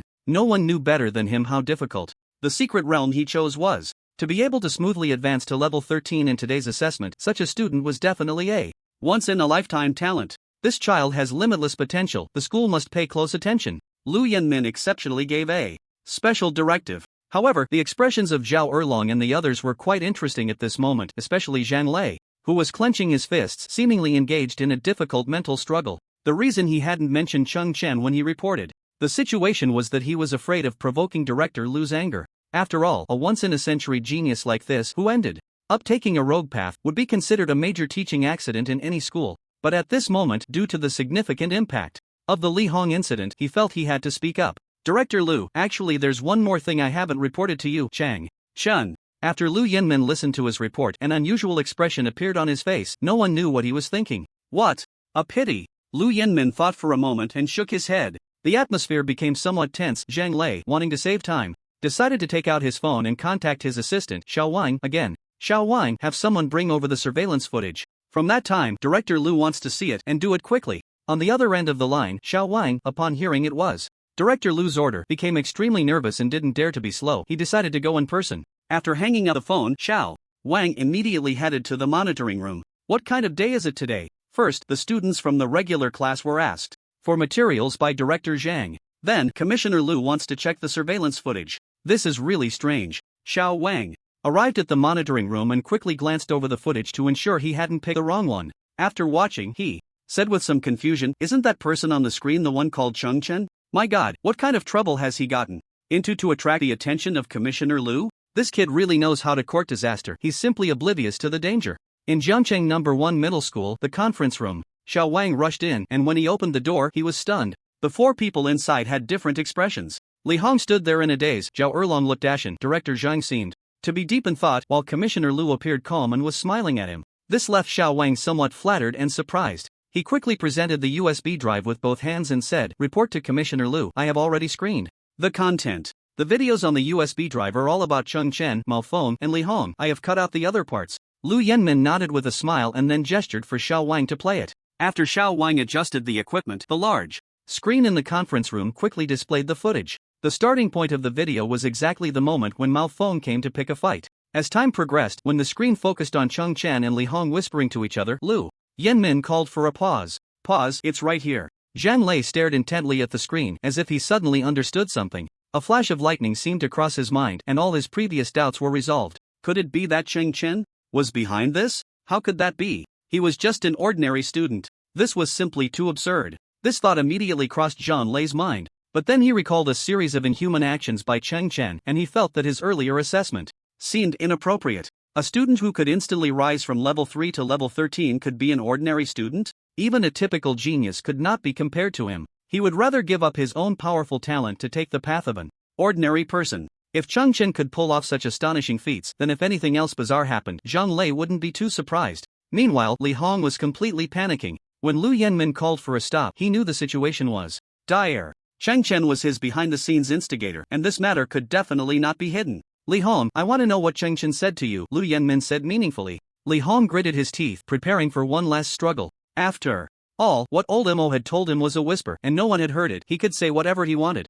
"Report to Commissioner Lu. Cheng Chen was just cheering me on. My grades are usually poor, and I was a bit nervous today. That's quite normal, right? Besides, we are good brothers, and the whole class knows this. Even Teacher Zhao can testify." Zhao Erlong, suddenly being called out, felt his hair stand on end. In such an awkward situation, he naturally didn't want to say anything more to avoid getting into trouble. But now that Li Hong had actively named him in front of Commissioner Lu, it was impossible for him to play dead. Zhao Erlong pondered for a moment. He clearly couldn't say anything wrong now, or he might be in big trouble. What Li Hong said is not wrong. In our class, Cheng Chen indeed has the best relationship with him. Lu Yenmin smiled and nodded, as if he understood something. Li Hong glanced out of the corner of his eye, secretly relieved, thinking he had managed to bluff his way through. But little did he know that the next scene would change his expression drastically. "No problem, since you are unwilling to speak, then I will let everyone hear it." Lu Yenmin raised his right hand and pointed into the air, and a strange symbol suddenly appeared in the conference room. In an instant, the bizarre symbol entered the screen, and then he signaled Xiao Wang to replay the previous segment. What followed was a miraculous scene. Cheng Chen's voice was amplified dozens of times. At that moment, everyone in the conference room could hear it clearly, and it was even a bit noisy. Li Hong's heart began to race wildly. He never expected that the seemingly unassuming Lu Education Committee would possess such terrifying power. Everyone present, except for Zhang Lei, had never seen Lu take action, and now they were all equally shocked beyond measure. This was the strength of a third-turn expert, possessing energy beyond that of humans even in the outside world. Li Hong was captivated by Lu Yenmin's power, his expression revealing an infinite longing. After years of mischief, he finally felt deep regret at this moment. He regretted not studying hard before, and he regretted dragging Lao Mo down today. Meanwhile, Cheng Chen's whispered words were still playing in his mind. "I'll tell you a way to take a shortcut. I guarantee you'll pass today's exam. But you must remember, don't come out too early, or you'll attract everyone's attention." When the crowd heard this, they all looked at Li Hong with strange expressions, as if questioning why he had come out so quickly. Why did he want to attract everyone's attention? Li Hong cursed himself 1,000 times in his heart. Lao Mo had clearly reminded him before. Why had he forgotten in the end? "I really am a pig-headed fool." Cheng Chen's words continued to play. After you enter the instance, you still need to level up as much as possible. The higher your level, the easier it will be later. Don't be lazy. As you move along the path, after passing an S-shaped corridor, pay attention to a corner on your right with a fire basin. There's a very concealed indentation there with a protruding stone on top. You can try to jump up and see if you can reach the edge of the stone above. If you really can't jump up, you can lure a monster over and use your skills to step on it for leverage. As long as you jump onto that stone, you will succeed. Then, following the wall, you can jump over all the monsters and reach the final boss's back directly. They will be blocked from seeing you and won't attack you. Once you get there, you need to jump down and grab the awakening stone as quickly as possible. That will be a success. When it got to this point, the playback stopped. Li Hong's face turned ashen. Lu Yenmin's divine skill had truly restored the scene from that time. The other three, aside from Lu Yenmin, were left dumbfounded, frozen in place. Where did Chen get such an outrageous strategy? Goodness, is this secret realm run by Chen's family? Wasn't this secret realm long sealed and then specially reopened by the Lu Education Committee? How could he possibly know about such a shortcut? The three of them were now filled with countless questions, their inner shock reaching an unprecedented level. They had never seen such a monstrous and strange student in their lives. For a moment, Zhao Erlong even doubted whether he was Chen's teacher. It felt like he could be his own teacher. Xiao Wang had originally thought Chen was just an ordinary student who got caught for misbehaving today. Little did he know he was this abnormal.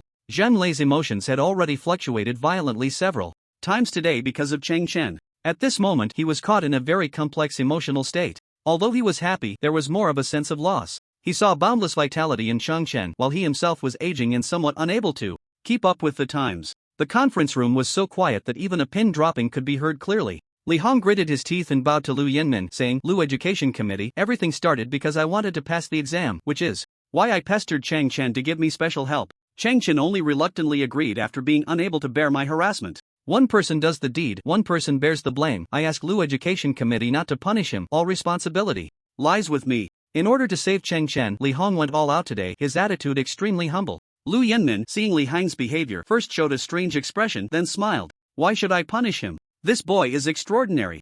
Ah, no punishment? You should have said that earlier. I was nervous for half a day. Li Hong was afraid of dragging Lao Mo down, so he had been trying hard to defend himself. Who would have thought that Lu Jiawei wasn't planning to punish him at all? He rolled his eyes in response. Zhang Lei seemed to understand Lu Yenmin's thoughts, sighed, and suddenly felt much older. Sigh, getting old, my eyesight is getting worse. The eyesight he referred to was not about vision but about how he perceived people. He had always been known for his sharp gaze, and hardly anyone could escape his scrutiny. However, the appearance of Chen today had dealt a huge blow to Zhang Lei. He had underestimated Chen, that was undeniable. Lu Yenmin patted Zhang Lei on the shoulder, signaling him not to take it too seriously. Such talents might only appear once in 100 years. Even I can't be sure, let alone you. Keep a calm mindset, let's go. We should be nearing the end of the assessment hall now. After comforting Zhang Lei, Lu Yenmin was the first to leave the conference room. Zhang Lei smiled wryly and shook his head, then signaled for Li Hong to follow him as they headed toward the assessment hall. Zhao Erlong was left dumbfounded. Why was he left out? After all, he was Chen's homeroom teacher, yet he felt like an outsider. Although no one paid him any attention, he still jogged along behind them. Meanwhile, in the assessment hall, the portal to the secret realm was flashing with light, and the speed was increasing. However, all the light was red. After several flashes of red, yellow light appeared, and this time it flickered twice in succession. After Li Hong, someone finally passed the assessment again. The atmosphere in the hall reached a new peak. When the dazzling yellow light disappeared, a man and a woman slowly walked out from the portal. Once the students recognized them, they immediately shouted in excitement. It's Senior Luo Jingjing and Senior Sun Keshue. They passed the assessment smoothly. That's amazing. Senior Luo Jingjing, I love you. Senior Sun Keshue, can we add each other on WeChat? I want to ask you some questions. Luo Jingjing and Sun Keshue could be considered the pride of Jiangcheng No. 1 High School. With their talents and looks, they had many admirers. They were already used to being the center of attention. Although the two beams of golden light almost lit up simultaneously, it was Luo Jingjing who stepped out first. Luo Jingjing was tall and graceful. She smiled and waved to the younger students below, instantly captivating a crowd. When Sun Keshue stepped out from behind her, Luo Jingjing proudly adjusted her impressive figure and said, Sun Keshue, this time I won. Sun Keshue was surprised that Luo Jingjing came out before him. But upon reflection, he realized that he had indeed made a mistake in this assessment, and he couldn't blame anyone else. Usually, his grades were better than Luo Jingjing's, but today, a small mishap occurred while killing Bazalan, which caused him to be a step slower. Nevertheless, Sun Keshue was not frustrated, because he had his own pride. Winning and losing were common in battles. This time it was a narrow margin, and he could win it back next time. Moreover, losing to Luo Jingjing was not embarrassing. Her talent was undoubtedly that of a gifted individual. Congratulations, Jingjing. It seems you've been hiding your abilities a bit too well. Luo Jingjing, slightly dissatisfied, replied, What do you mean hiding? This is my skill, okay? I awakened an A-level talent. Sun Kashue smiled and waved his hand, indicating that he was just joking. The strength of both him and Jingjing was not far apart. This time, Luo Jingjing indeed performed well, so he felt that his loss was not unjust. Seeing Sun Ko bowing down, Luo Jingjing finally revealed a radiant smile. This smile was quite charming, leaving the audience mesmerized. She then eagerly searched for her homeroom teacher, Xueqin, and quickly spotted her in the back row. She excitedly jogged over, ready to share her good news. However, upon reaching her, she suddenly realized that her teacher didn't seem particularly excited. Normally, the teacher would publicly praise her and encourage other students to learn from her. Why was she so calm? Today, there was even a hint of anger in her demeanor. This left Luo Jingjing puzzled. She wondered if her teacher was in a bad mood today. Teacher, I passed the exam successfully and awakened my A-level talent, fire control. When she mentioned the A-level talent, Xueqin's eyes finally sparkled and she smiled again. Good, very good. As expected of my student. Awakening an A-level talent is much better than getting first place. Luo Jingjing was initially happy to hear her mentor's praise, but her expression changed when she heard the latter part. What did she mean by much better than getting first place? Wasn't I the first in this assessment? I came out half a step ahead of Sun Ku. When she turned to check the big screen, her emotions immediately became agitated. How is this possible? Luo Jingjing discovered that she was not in first place but ranked second. According to past conventions, her only rival was Sun Ku. The others were not worth worrying about. As long as she defeated him, first place was guaranteed, no doubt about it, given her historical performance. But today, after finally achieving her wish, she ended up failing? What was even harder to accept was that the student who took first place was only level 7, and she had never even heard of his name, clearly not a student from the elite class. I actually lost to a student from the regular class? Her voice was a bit loud, instantly making her the center of attention. At that moment, Sun Ko, not far away, followed Luo Jingjing's gaze and his expression darkened as well. Xueqin noticed that her beloved student was not in a good mood and comforted her. Jingjing, the student named Li Hong most likely cheated. He has already been taken away by Director Zhang. How could a student from a regular class get first place? I believe when Director Zhang returns, the truth will be revealed. After hearing Xueqin's explanation, the expressions of Luo Jingjing and Sun Ku eased, especially Sun Ku. He could accept losing to Luo Jingjing, as he had indeed made a mistake. But losing to a level 7 student from a lower class was something he could never accept. In his view, if it was cheating, then it made sense. After all, those regular class students could do anything. Time passed second by second, and students continued to emerge from the teleportation gate. Some succeeded, while others failed. At this moment, there were less than 30 minutes left until the exam ended. Just then, the door was pushed open. When everyone saw who was coming, they were shocked. They didn't expect the usually low-key Education Commissioner Liu to personally come to the exam site. Following closely were Director Zhang and others, along with the recently apprehended Li Hong. Xueqin glanced at Li Hong, snorted disdainfully, as if feeling ashamed. The other teachers also wore expressions of contempt, all waiting to see the spectacle of Zhao Erlong. Luo Jingjing and Sun Ku's gazes were fixed on Li Hong. Everyone in the room seemed to be waiting for Commissioner Liu to announce the results. However, Commissioner Liu smiled and waved his hand, saying, No rush, let's wait a bit longer. Shouldn't he announce the punishment for Li Hong? Isn't this a done deal? What does wait a bit longer mean? The atmosphere on site became strange. Xueqin frowned, suddenly feeling an ominous premonition. This hidden boss is really troublesome. No wonder almost no one summoned it before. After spending nearly an hour, Chen finally collected all the quest items. With his efficiency, he could have leveled up in that time. At this moment, he finally understood why everyone was too lazy to kill this hidden boss. It was indeed a waste of time. After a busy half-day, he was finally at the finishing moment. After a series of twists and turns, Chen stood before Basalan. As soon as Chen appeared, Basalan immediately noticed him. Basalan's eyes turned bright red, his mouth began to chant a sacrifice, while the two level 8 elite minions behind him charged directly at Chen. Pretty quick on the draw. Chen smiled slightly, then took a quick step forward. The green-skinned orcs charged at a remarkable speed, reaching Chen in less than 2 seconds. However, just as they were about to collide with him, an astonishing scene unfolded. Chen pushed off the ground, tilted his body, and actually slipped through the gap between the two orcs. The green-skinned orcs, moving too fast, crashed into the wall. Bang! The ancient wall was dented with 2 large holes. After perfectly dodging, Chen did not stop but slid towards Basalan. Just as Basalan's sacrifice was about to finish casting, he was suddenly kicked into the air. His eyes were somewhat dazed, clearly not understanding what had happened. The human in front of him moved too quickly. With Chen's agility nearing 100, Basalan simply couldn't keep up with his pace. Before he could react, he suddenly felt a sharp pain from behind. Taking advantage of Basalan being airborne, Chen pulled out a Gatling. gun and sprayed bullets into the sky. Gatling gun spray can fire 10 bullets at the target, each hit causing a brief floating effect. Although this skill was just a basic one, hitting all at once still required some technique. Each bullet had considerable recoil, causing the aim to shift after each shot. For a newcomer who hadn't changed classes, hitting 5 or 6 times in a row was already quite good due to the lack of autocorrection. However, for Chen, this was far too easy.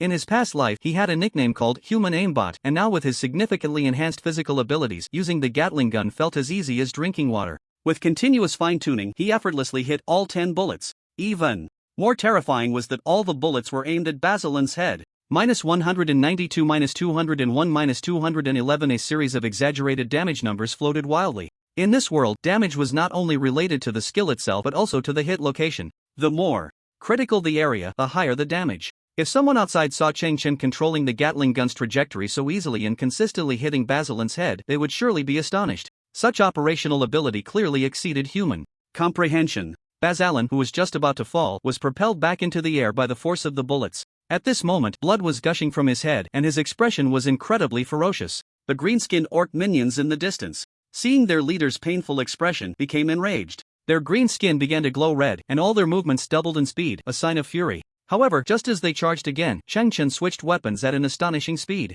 In the previous second, he was still holding a gremlin machine gun, and in the next second, a sharp war spear appeared in his hand. Sweep! Chen shouted loudly. The all-white war spear flashed with a cold light and swept towards the feet of the orcs. With a crack, 2 green-skinned orcs felt a sharp pain in their legs, as if their leg bones had shattered, and they fell to the ground. This was a basic skill of the combat technique, also known as a knockdown skill. Normally, being hit by a sweep would only cause a brief knockdown effect and wouldn't break bones. However, because Chen struck at a particularly accurate position, the war spear swept across the weakest area of the lower leg's tibia, resulting in this special effect. Chen had at least 100 such little tricks, and the experiences and skills from his past life were gradually revealing their brilliance at this moment. However, his attack was not over. As soon as the war spear finished its swing, it jabbed towards the sky again. This time, the spear tip directly aimed at Basilin's back. Continuous thrust. Still a basic skill of the combat technique, he could thrust 3 times in a row, and with each hit, the damage of the next would increase by 30%. This combination of sweep followed by continuous thrusts was incredibly smooth, with no pauses at all.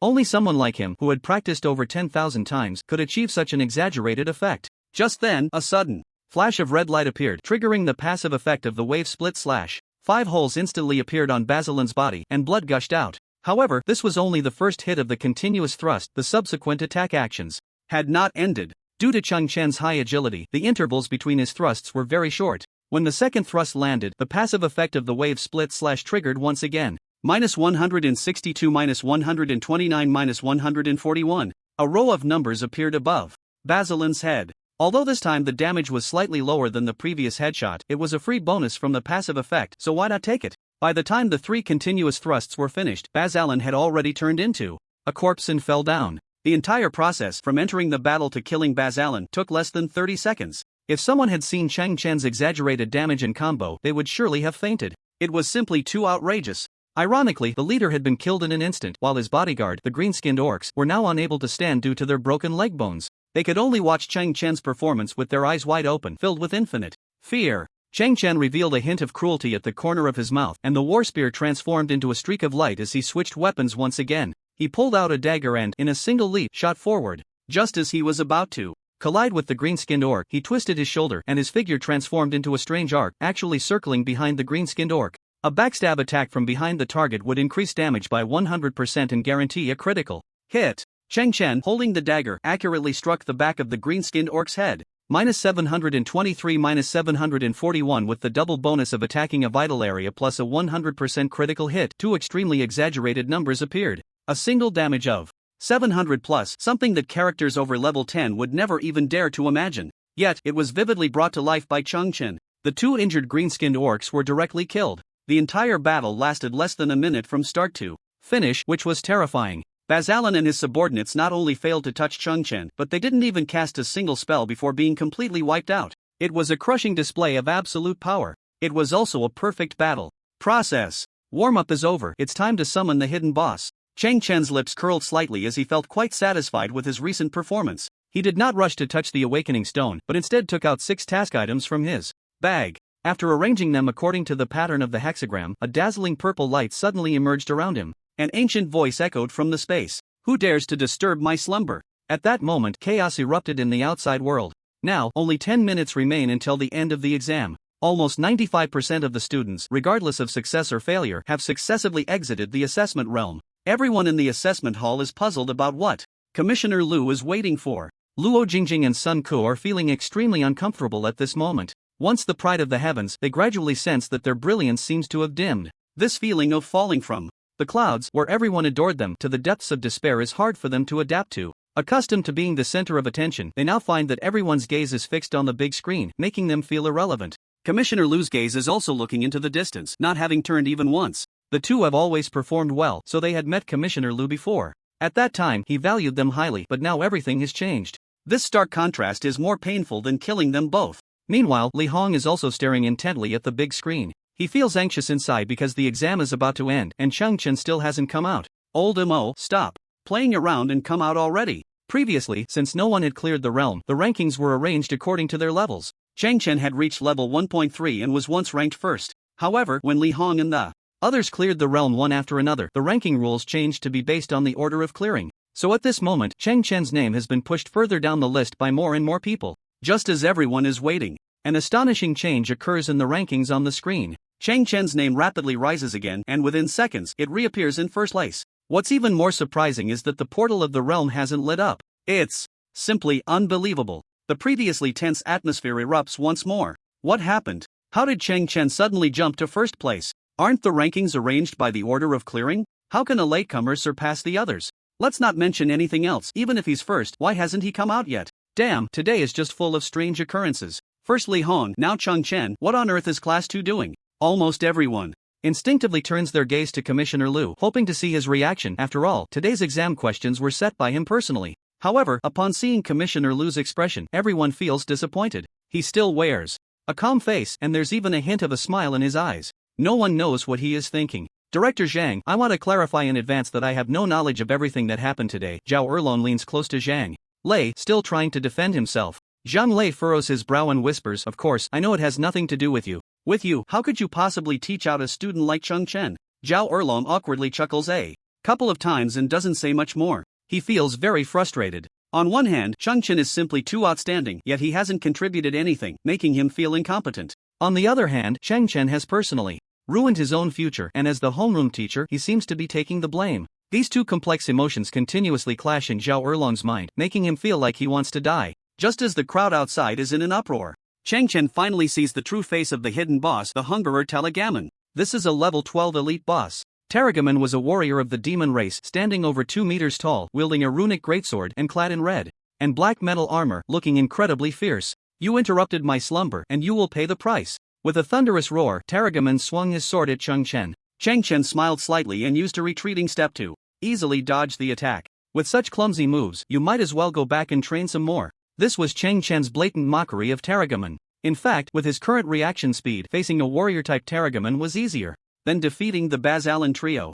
After creating some distance with his retreat, Chen did not draw a weapon this time but placed his right hand behind him. Telegammon thought this was Chen looking down on him, and he immediately became furious. Thud, thud, thud. His massive and clumsy body cracked the ground beneath him. Then, after charging a few steps, Chen revealed a cunning smile as he threw a handful of sand. Sand throws a handful of sand at the enemy, which, upon hitting the target, will reduce the enemy's hit rate and vision range for 3 seconds. This is a basic skill of the fighter, although it does no damage, it is quite practical in the early stages, especially against heavy enemies like Telegammon. The sand was accurately thrown into Telegammon's eyes, plunging him into a brief state of blindness. Next, it was Chen's turn to perform. He first deployed a self-destructing robot, then executed a sliding kick to close the distance. Since Telegammon was a heavy unit and could not be lifted by the sliding kick, he opted for an uppercut, striking Telegammon hard on the chin. This caused Telegammon, who had just recovered from blindness, to fall into a state of dizziness once again. Immediately after, Chen circled behind him, drew a dagger, and delivered a backstab followed by a front kick.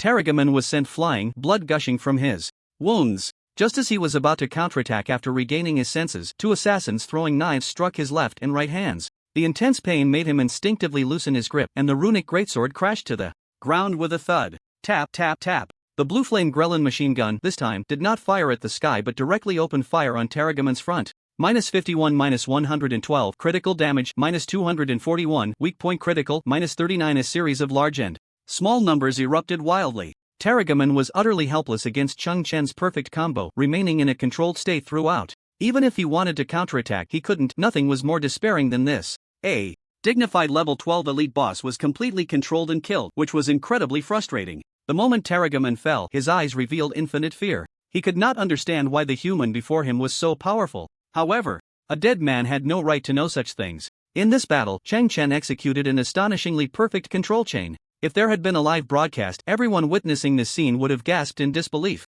because this was not a combo that a human could achieve. The rationality of the skill release and the fluidity of the operation were miracles they had never seen before. At that moment, a line of secret realm information appeared. Due to Tarragamon being killed while under full control, experience increased by 200%, gaining 29,321 experience. Congratulations on successfully defeating all boss in this secret realm. Please touch the awakening stone to complete the awakening. Triggered the binding mage reward. This completion reward increased by 50%. Please claim it after clearing. Chen was enveloped in a golden light and his level reached a historic 14. This is an unprecedented achievement.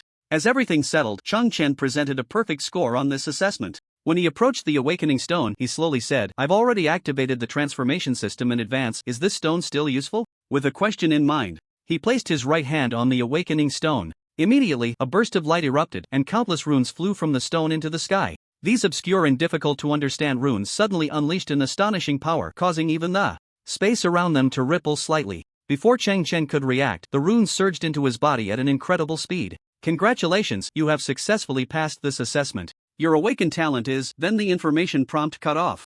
Abruptly, Chen was stunned. Had it glitched? But moments later, the system's voice returned. Congratulations, the transformation system has been upgraded to LV2. Current selectable skill transformation count 2/3. Clearing reward settled. You receive 1 pair of travel boots. As you are a spellbinder, you can transform 1 additional time. Current selectable skill transformation count 3/4. Hidden boss kill reward. You receive a beginner critical hit book, which can increase your base critical hit rate by 20%. Seeing the flood of information, Chen was overjoyed. The awakening stone reward actually forced my talent to level up by 1. And the spellbinder's extra reward can also apply to the system. This is simply like adding wings to a tiger. Besides, this critical hit passive is a great item. Looks like the hidden boss wasn't defeated in vain. Chen didn't particularly value the equipment rewards, as he was only clearing a beginner dungeon. No matter how good the gear was, it was just a temporary measure. However, the passive skill book was entirely different. As a spellbinder, he couldn't actively learn skills at school, so all skill books had to be obtained on his own.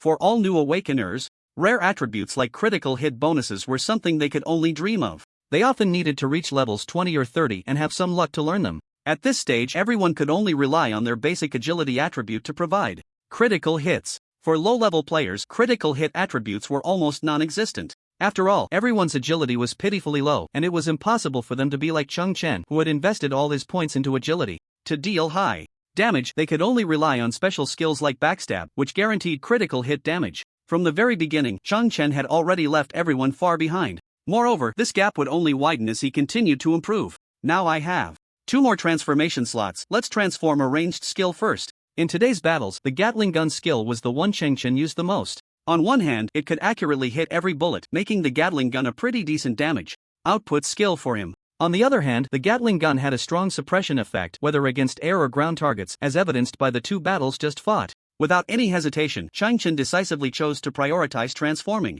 the Gatling gun, turning it into a new passive skill. With a chime, the skill was instantly transformed. Gatling gun, passive when using any firearm to attack. There is a 25% chance to fire 10 Gatling bullets at the target, with a 100% hit rate. After reviewing the effects of the newly transformed skill, a slight smile appeared on Chen's lips. This passive could be said to completely integrate the effects of the Gatling gun into all firearms, making it incredibly fierce. The key point was that its hit rate was a guaranteed 100%. This meant that in future battles, Chen would no longer need to manually control his aim. This invisibly saved a lot of operational effort, allowing him to invest more energy elsewhere.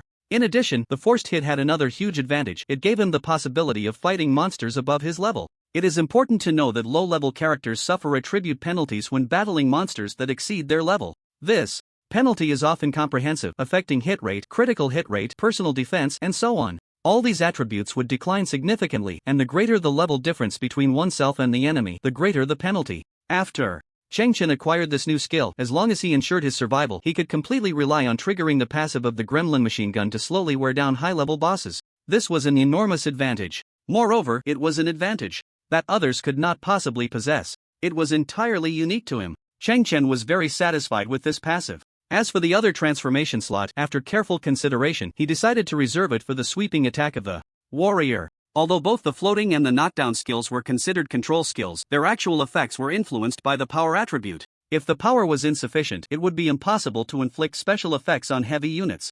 For example, the 2-meter-tall Tarragoman just now was immune to the sliding attack and could not be lifted into the air. However, compared to the floating effect, the knockdown required a lower power attribute, so the applicability of the sweeping attack in the early stages was higher than that of the sliding attack. Chen's transformation slots were very precious, so he had to prioritize the skills with the highest cost-effectiveness to maximize his combat power. Soon, with a ding, the sweeping attack transformation was completed. Sweeping attack, passive when attacking, there is a 10% chance to cause a group knockdown effect in a fan-shaped area within 2 meters.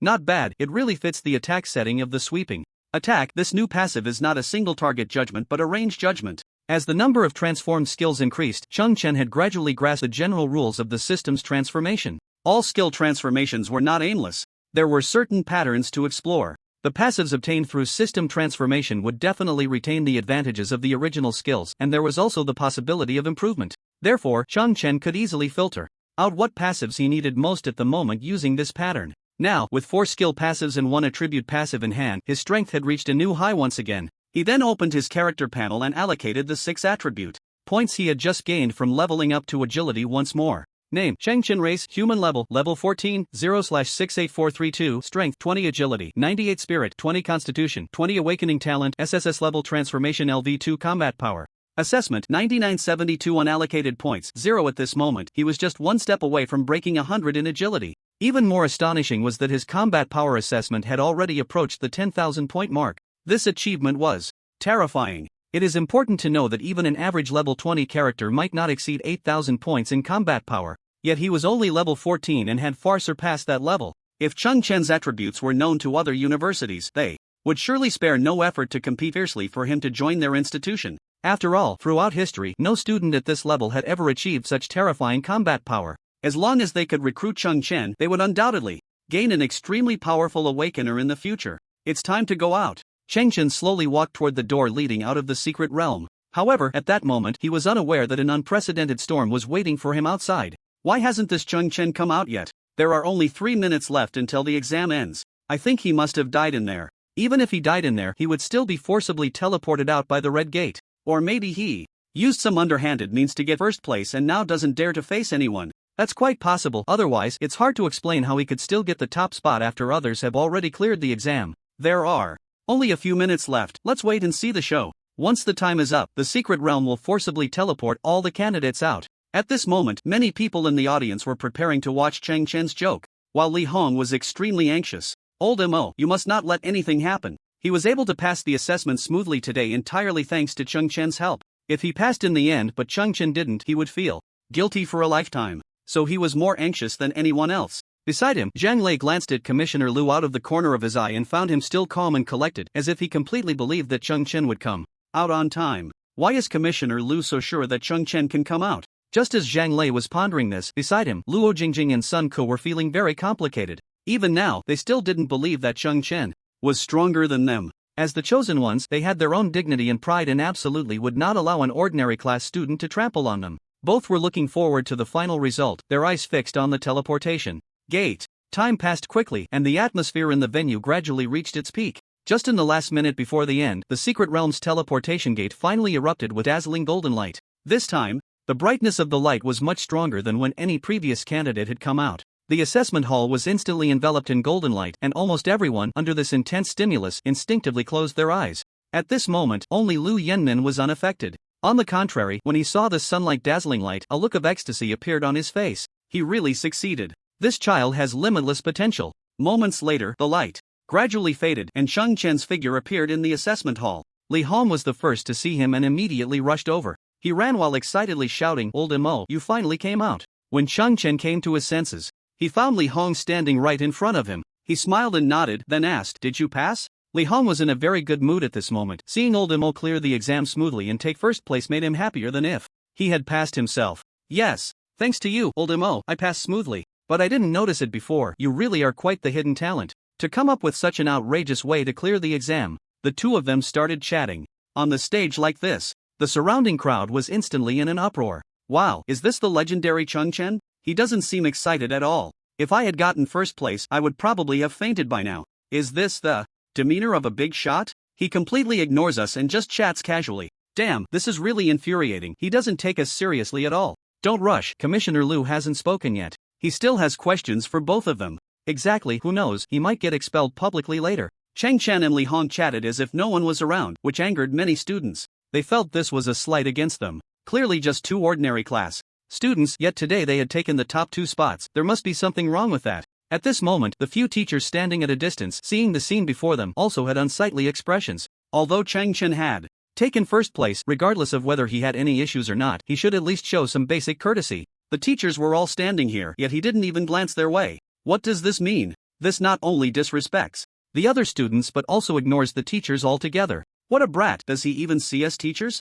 He just casually started chatting like this. Today he must clarify all the issues, otherwise I only will be the first to disagree. Many of the more hot-tempered teachers couldn't hold back and began to scold Chen for his rudeness. In the distance, Luo Jingjing and Sun Ko had locked their eyes on him after he came out. Senior Sun Ko, what do you think of this person? Humph, a guy who disrespects his elders. He probably has big problems inside. The two exchanged glances, and their expressions were not good. Zhang Lei, who had been silent, glanced at Director Liu, wanting to see what he had planned. After feeling Zhang Lei's gaze, Lu Yenmin slightly nodded, signaling him to calm the situation down. He had something to say. Zhang Lei understood immediately and raised his voice. Everyone, please be quiet. Director Liu has important instructions. At this moment, when everyone heard that Director Liu was going to speak, the entire venue fell silent. Many faces showed expressions of smugness as they awaited Director Liu to pronounce the death sentence for Chen and Li Hong. Meanwhile, Chen finally noticed that there were so many people in the assessment hall, and even the teachers had come. When he heard Zhang Lei's shout, he frowned. What kind of play is this?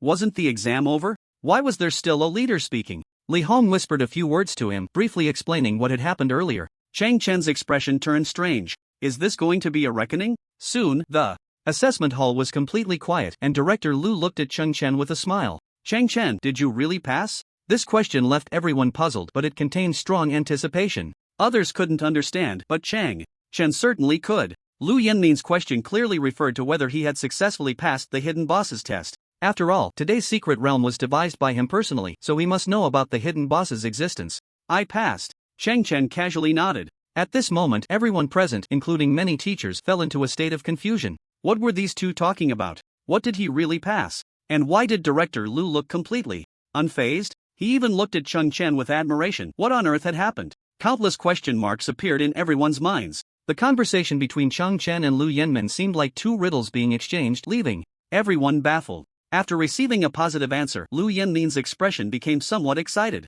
Good. A prodigy. Everyone present had originally prepared to watch a good show from Chen. Who would have thought that Director Liu would publicly shout 3 praises? He even praised Chen as a prodigy. When had the usually taciturn Director Liu become so enthusiastic? At this moment, he no longer had the demeanor of the strongest at Jiangcheng. Number 1 High School. He looked entirely like a kind elder, watching his beloved junior return. This stark contrast instantly left those watching the show pale, especially Sun Ko and Luo Jingjing, who were now completely in a daze. Lu Yenmin's words just now caused an uproar in the venue. They had originally thought that Chen and Li Hong would be punished, but, to their surprise, they received praise from Lu Yenmin instead. This stark contrast made many people unable to bear it, especially Luo Jingjing and Sun Ku. Their pride seemed to be trampled underfoot. Director Liu, why do you say that? Chen's results are obviously problematic. How could anyone clear the level later and still have their score rise to first place? Exactly, there has never been a precedent for this. Total scores have always been ranked according to the order of clearing levels. How can this be justified? We need an explanation. The school can't just fool us like this. How could an ordinary class student surpass senior Sun Ku and the others? We absolutely don't believe it. Many students, severely provoked, openly questioned the school. Once someone took the lead, more people with imbalanced feelings surged forward. There was no other reason, just pure jealousy. Especially the students from the rocket class who were used to being high profile could hardly withstand such a blow. Lu Yenmin had clearly anticipated that everyone would react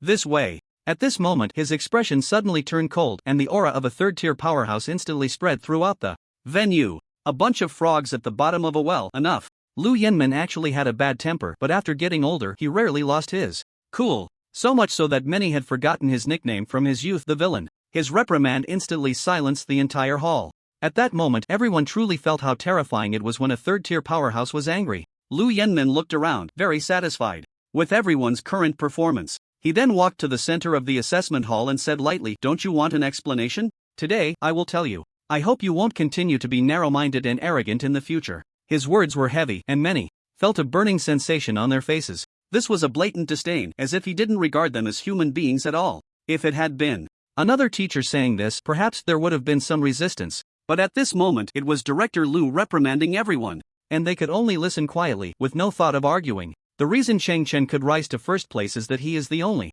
candidate who killed the hidden boss in this assessment. In the allotted time, he defeated one more boss than all of you, and this boss was at level 12. If he doesn't take first place, should you bunch of fools take it? As soon as these words were spoken, the assessment hall erupted. How is this possible? There was actually another boss behind Baz Allen? No way, how come we didn't know? What right does Chen have to know the summoning method of the hidden boss? If we had known, we wouldn't necessarily have lost. Chen must still have a problem. Many of the more extreme students from the rocket class still showed no signs of repentance. They shifted their focus to why Chen knew the summoning method of the hidden boss, directly ignoring the fact that he could defeat a level 12 elite boss. Lu Yenmin looked at everyone's reactions, revealing a hint of disappointment on his face. It seemed that this group of rocket class students had been high and mighty for too long. Their blind arrogance had reached a very serious level. If this continued, the future of Jiangcheng No. 1 High School would be bleak. In fact, even all the teachers present did not know that there was a hidden boss in today's secret realm. Many teachers even shared the same thoughts as the students now. Even the usually composed Xueqin couldn't hold back at this moment. If one were to say who among all the people present today had been slapped the hardest, it would definitely be her, the head teacher of the rocket class. Not only were her students trampled under Chen's feet, but even the education committee member Lu looked down on her students. In order to regain her dignity, she couldn't care less about anything else and began to take action. Then I would like to ask Chen to share with everyone how he discovered the method to summon the hidden boss. Our rocket class students also need to learn a thing or two. As the head teacher of the rocket class, Xueqin held a high position in Jiangcheng No. 1 High School. At this moment, she stood up, and many people rekindled their confidence. Lu Yenmin frowned slightly. He didn't expect the usually steady Xueqin to be so impulsive. He shook his head helplessly. After all, Xueqin was the head teacher of the rocket class, and it was reasonable for her to seek an explanation for her students. You reap what you sow. Lu Yenmin knew that to make a strong-willed woman like Xueqin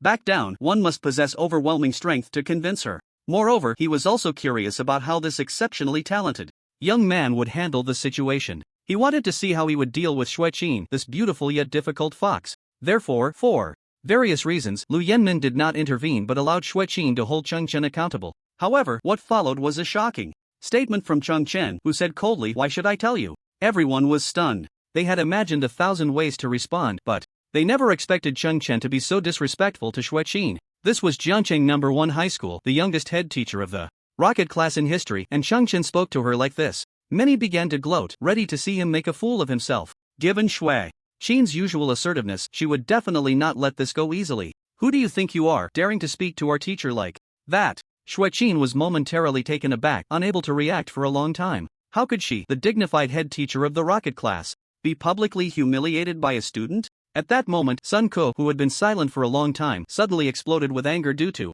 Chen's words. Sun Ko was now completely enraged. He could not tolerate Chen looking down on their rocket class. He had to vindicate his head teacher and stand up for his class. "Cut the crap, do you dare to duel with me?" As soon as these words were spoken, the entire room gasped. It was not uncommon for students to challenge each other. However, it was rare for a student from the rocket class to actively challenge a student from a regular class in front of so many people, especially with teachers present. Li Hong stood beside Chen, his legs trembling. Chen's earlier words had offended everyone, including the teachers. He could already feel the hostility from the crowd. Moreover, he was very aware of how strong Sun Ko was. Although Lao Mo was at a high level based on past performances, his combat ability was definitely not on par with Sun Ko's. It was hard to say who would win if they fought. If they won, it would be fine, but if they lost, both might face severe punishment. "Lao Mo, don't be impulsive. Sun Ko's strength is firmly in the top 2 in the school. As long as you ignore him, he won't have any way to deal with you." He wasn't afraid of making a fool of himself. He was just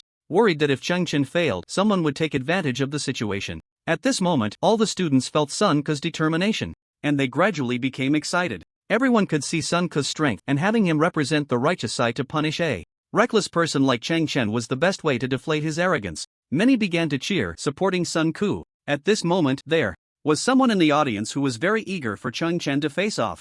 That person was Mao Feng. Previously, when he learned that Li Hong was the first to clear the challenge, he was so scared he almost wet himself. If things ended like this today, he would surely have to run 10 laps around the playground naked. But if Chen lost, there would still be room for maneuver. So Mao Feng shamelessly joined the cheering crowd and energetically egged them on. Come on, Senior Sun Ku. You must defeat Chen. Help us vent our anger. Sun Ku, seeing that Chen had not responded for a long time, disdainfully said, What's wrong, scared? Where did that arrogant momentum go? Or is your level just a facade, merely a hollow reputation? Chen glanced around the venue, looking at Sun Ku with a gaze of contempt, and coldly said, In a one-on-one, do you think you're worthy? As soon as the words fell, the entire venue fell silent. The originally silent venue was ignited once again by Chen's cold words. What do you think you are? You don't even dare to fight, just throwing out harsh words? In my opinion, you're afraid of losing. Since you don't dare to fight, just keep your tail between your legs and live like a cheat dog. Sun Keshuet took the initiative to challenge you, that means he respects you. Sun Ku didn't expect not only to be rejected but also to be mocked. At this moment, he felt a surge of blood and couldn't help but want to confront Chen. Lu Yanmin, who was originally prepared to watch Chen's reaction, could only smile helplessly. This kid has a temper even more explosive than I did back in the day. Let's see how you handle this next. At this moment, Luo Jingjing, who had been silent for a long time, bit her lip and walked up. The crowd was instantly invigorated to see her wanting to join the battle. Luo Jingjing's personality was steadier than Sun Ku's. She had also felt a bit angry just now, but she didn't act impulsively, because she vaguely sensed that the man before her seemed to exude an indescribable aura. If one had to describe it, it might be his confidence, which had reached its peak. Such an aura she had never seen even among her elders at home. It should be known that her family, the Luo family, was a prominent clan in Jiang City, with many experts within. A person with Chen's temperament could either be a fool or a prodigy. Among the two, Luo Jingjing was clearly more willing to believe he was the latter. Now, Sun Ku was completely ignored. After all, she and Sun Ku were classmates, and they were considered healthy competitive rivals, with a fairly harmonious relationship. Moreover, she was the top student in today's advanced class. So, for both public and private reasons, she had to step up. Since classmate Cheng is so confident, I wonder if the two of us teaming up would be worthy of a battle with you? Luo Jingjing gritted her teeth and said a harsh word very unskillfully. Everyone was shocked to see Luo Jingjing take the initiative to propose a 2-on-1 with Sun Ku. Are you kidding? Mere Chen actually wants our school's two strongest to team up? Sister Jingjing, you really think too highly of him. Hey, you guys don't understand. This is Sister Jingjing's strategy of retreating to advance. Since Chen is so arrogant, she actively shows weakness and proposes a 2-on-1 strategy, so Chen will naturally back down. So that's how it is. Sister Jingjing is amazing. That makes sense, even if he is the highest level now. He absolutely can't withstand the combined strength of two seniors. He will definitely back down. Little did they know, while everyone was discussing, Chen's gaze swept over and then he coldly snorted. Who are you? Luo Jingjing, who was not good at handling such situations, felt a bit wronged after hearing this. As a proud daughter of Jiang City No. 1 High School, Chen actually didn't recognize her. At this moment, Sun Ku could no longer hold back. He shouted with red eyes, I want to duel you on the stage. The surrounding crowd was taken aback. A duel on the stage was not an ordinary sparring but a forced duel between awakened ones. If the challenged refused, they would be scorned by everyone, as this was a world that revered the strong. However, correspondingly, if any accidents occurred to the challenger, their family could not trouble the challenged. Simply put, life and death or fated, wealth is in the hands of heaven. Chen clearly knew this rule, and it seemed that today's battle was indeed unavoidable. He didn't mind eliminating these buzzing flies, he just found it a bit boring. Lu Yanmin actually smiled at this moment. He felt that things had suddenly become interesting. With him present, there would naturally be no life-threatening danger for either side. He was just a bit curious about Chen's true strength. With a wave of his hand, a square area suddenly appeared in the center of the assessment hall, its edges shimmering with countless flowing lights. Clearly, this was the temporary arena he had created. These lights could prevent the surrounding crowd from being accidentally harmed, allowing the duelists to fight without worry. Well, since you, Sun Ku, insist on a duel, I shall create a venue for you. I hope you will take care in the upcoming battle. This statement was clearly not very pleasant to hear, but Sun Ku still forced a smile and cupped his hands towards Lu Jiawei, showing enough humility. Since this battle was unavoidable, Chen did not waste words. He leaped onto the arena. The height of his jump left the audience in awe. Wow, how could he jump so far? Looks like he has some skills. The outcome of this battle is still uncertain. What a show-off. Jumping far is useless. Sun Ko will definitely win this battle. As the crowd debated, Sun Ko, with a grim expression, also stepped onto the arena. Today, I want to see what real skills you have. However, he was impatiently interrupted by Chen. Let's talk, don't waste my time. At that moment, Sun Ko felt extremely frustrated. He had never been looked down upon like this in his life. You little brat, you'll regret this. As soon as Sun Ko finished speaking, purple light swirled around him and an astonishing aura erupted from his body. At the same time, his level and talent information appeared. Upon seeing this, the surrounding audience gasped. Sun Ko has actually awakened the A-level talent, ultimate speed. The purple light around him can instantly increase his movement and attack speed by 50%. As expected of Sun Ko awakening such an impressive talent, Chen is doomed today. Even among A-level talents, ultimate speed is one of the top-tier existences. I'm so envious. While everyone was discussing, Chen showed no signs of fluctuation. When people sought his information, they were immediately stunned. He actually leveled up again. My god, someone actually reached level 14 in a talent assessment. Is he even human? How did he level up? This is too exaggerated. Wait, he actually awakened an E-level talent. What is this transformation talent? I've never heard of it. Yeah, the textbooks list most talent information, but it seems there's indeed no mention of something called transformation. This is hilarious. It must be a low-tier talent. Even the textbooks couldn't be bothered to collect it. E-level already says it all. No wonder he was so hesitant to come out before. He was afraid of embarrassment. Chen's information was very strange. On one hand, he had the highest level of 14, but on the other hand, his talent was the lowest E-level. Such an uncoordinated attribute was something the crowd had never seen before. However, at this moment, the silent Lu Yenmin fell into deep thought upon seeing the information. No, this transformation, although I've never seen it, is definitely not a low-tier talent. It seems this little brat has quite a few secrets. Lu Yenmin revealed a slight smile, looking at Chen with deep meaning. In fact, even Chen himself did not know why the transformation, which was clearly an SSS-level talent, only displayed as E-level. Of course, this was not something he considered important. He had never cared about others' opinions, so he let it be. Standing on the stage, Sun Ko noticed that Chen didn't even glance at him, which made him furious. Unable to hold back, he was the first to strike. The purple light gathered at his feet, and the talent of ultimate speed fully erupted. He suddenly kicked off with both legs and charged out like a bullet. Sun Ko's speed was indeed astonishing. By the time he had covered half the distance, his figure had vanished. 2 seconds later, he appeared behind Chen. Look, this is the signature skill of an assassin, the art of displacement. I didn't expect Senior Sun Ko to use it so smoothly. If it were me, I might be several seconds slower. Sun Ko looked at Chen's back, a cruel smile creeping onto his lips. Looks like you're just good with words, Chen classmate. Accompanied by his taunts, the dagger in Sun Ko's hand lunged toward Chen's neck. However, at that moment, Chen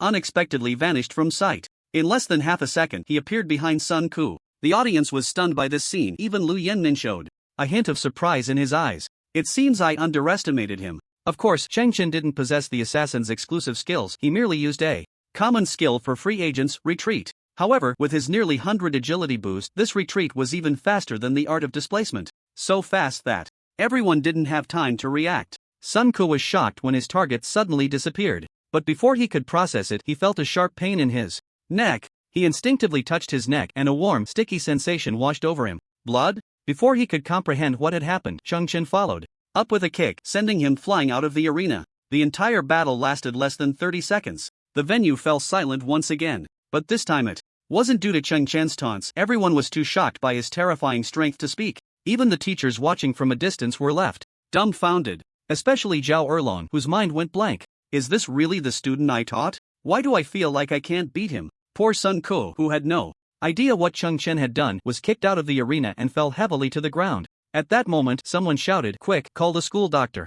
Senior Sun Ko might not make it." Sun Ko, who was still somewhat conscious, was so shocked by the words "Senior Sun Ko might not make it" that he fainted. Seeing Sun Ko being defeated in less than 30 seconds by Chen, the scene fell into a dead silence. Countless people stared blankly at Sun Ko, who was still lying on the ground, unconscious. They couldn't believe that this scene was real. Who is Sun Ko? He is the top genius of Jiancheng No. 1 High School, undoubtedly the number 1. Even though he made a mistake today and was a step slower than Luo Jingjing wouldn't dare to say that she could definitely win against him in the arena. Yet, such a top-tier powerhouse couldn't last 3 moves against Chen? This huge contrast shocked everyone present. At this moment, not to mention the stupefied students, even the teachers in the distance were all staring blankly. Especially Xueqin, the head teacher of the rocket class, looked at Chen with disbelief. This is absolutely impossible. How could he be so strong? Xueqin kept murmuring. Chen's strength had exceeded her understanding. If even Sun Ko was defeated in an instant, what about the others in the same grade? Wouldn't they be defeated in one move? Shui Qin's eyes were somewhat vacant and she fell into an infinite daze. At the same time, Luo Jingjing was also deeply affected. She originally thought she had made great progress by coming out a step earlier than Sun Ku. Little did she know that compared to Cheng Chen, she was nothing. What he just said, that we are not worthy to challenge him, turned out to be true. This gap. Luo Jingjing's expression was exceptionally bitter. Her heart was like a stormy sea. She had just been regretting not taking the initiative, but now it seemed she was lucky to have been a step slower. Otherwise, it would be her lying on the ground instead of Sun Ku. Meanwhile, in the distance, another person fainted, triggering a new round of screams. Help! Mao Feng has also fainted. Quick, call an ambulance for him. With Mao Feng's fainting, the previously silent scene instantly became lively. My god, this Cheng Chen is too strong. He really didn't cheat. His strength has reached such a terrifying level. Of course, if even Sun Ku can't last 30 seconds, who in the same grade can compete with him? It turns out we misunderstood him earlier. Cheng Chen, I'm sorry, I apologize to you. Count me in. I apologize too. We were blind. Me too, me too. Cheng Chen, can we add each other on WeChat and discuss further? Cheng Chen, do you have a girlfriend? I'm still single. This time, everyone's reaction was completely different from before. The public opinion had completely reversed. In this era where the strong are respected, people always admire those with strength, and it was clear that Cheng Chen perfectly fit this criterion. After the recent battle, Cheng Chen didn't even need to explain anything. He instantly changed everyone's perception with his own strength. Li Hong had been very worried about Lao Mo, but now he realized he had overthought it. Being able to defeat Sun Ku in an instant, this strength, not to mention in Jiangcheng No. 1 high school, would definitely be the top in the entire Jiangcheng. Lao Mo, impressive.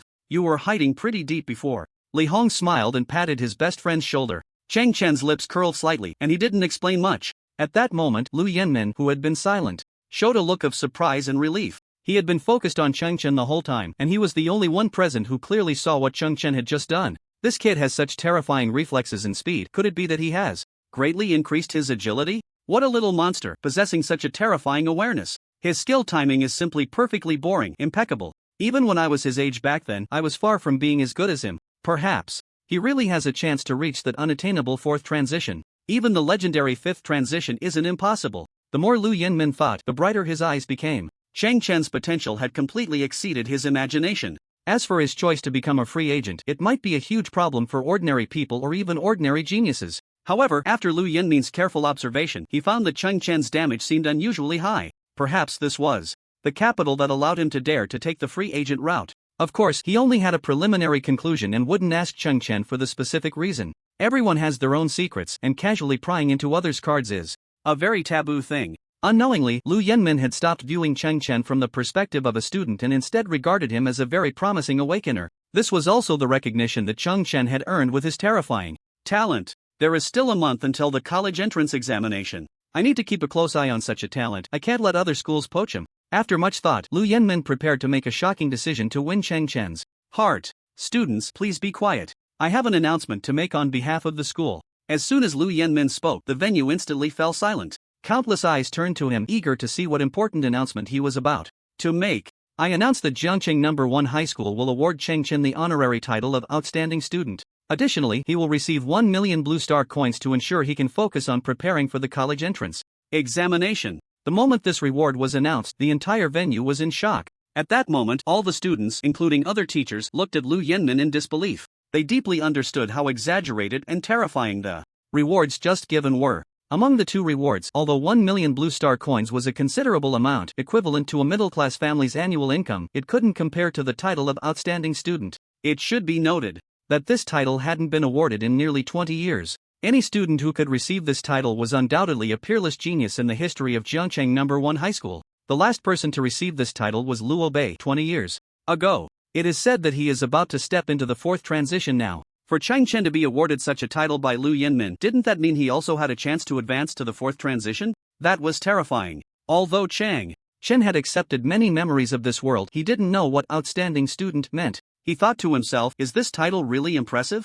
Li Hong was also very excited at this moment. Who wouldn't want to reach the peak in this era? The title of outstanding student was the greatest recognition from the school to the students, as well as the highest honor. However, when he looked at Cheng Chen, he found him completely indifferent, which made him feel a bit frustrated. Damn, it's really infuriating how some people can make others feel so small. Old Mo, you are about to become a part of our Jiangcheng No. 1 High School's history. You aren't even a bit excited. I'm really feeling sour. Before today's exam, I never would have thought it would end like this. Not only did I pass the exam smoothly, but you even created an unprecedented history. The more Li Hong spoke, the more excited he became, and his eyes gradually became a bit moist. As the underachiever, reaching this point was truly hard-earned for him. Just as he was getting self-absorbed, Chang Chen's words nearly choked him. Old Li, could you help me ask if this title can be exchanged for money?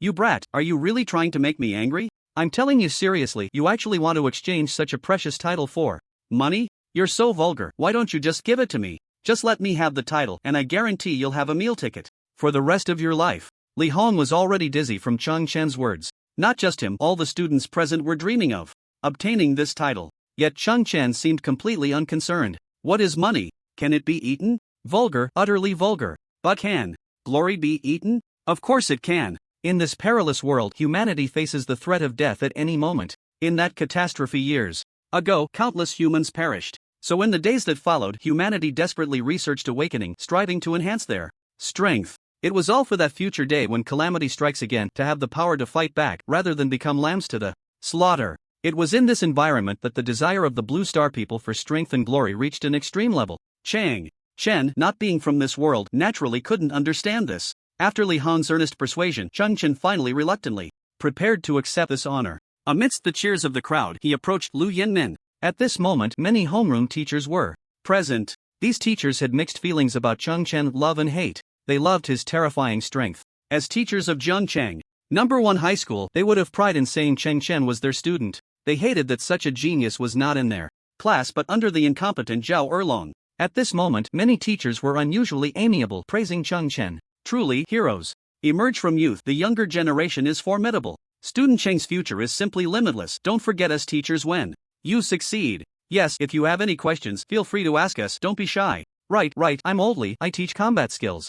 I wonder if you remember me, we can get to know each other better. The most ridiculous part was that the Old Li who had previously shouted for Chang Chen to clarify things had become more enthusiastic than anyone else. It would not be an exaggeration to say he was like a Sichuan opera face changer. The students nearby were dumbfounded. Are these really their teachers and homeroom teachers? Usually, they were all more ferocious than the next. How had they become so easy to talk to now? In fact, it was not entirely their fault. Although Zhongcheng #1 High School was one of the top schools in the city, Zhongcheng itself was just a small prefecture-level city, and the overall level was not very high. Even the main teaching staff at Zhongcheng #1 High School generally only had levels in the 20s, with only a few key teachers reaching level 30. For example, top homeroom teachers like Xueqin and grade directors like Zhang Lei. In this world, reaching level 30 offers a chance for a second awakening, and after passing the assessment, one can become a second-turn powerhouse. To reach a level like Lu Yinmin's, at least level 50 is required. Thus, for the entire Jiangqing city,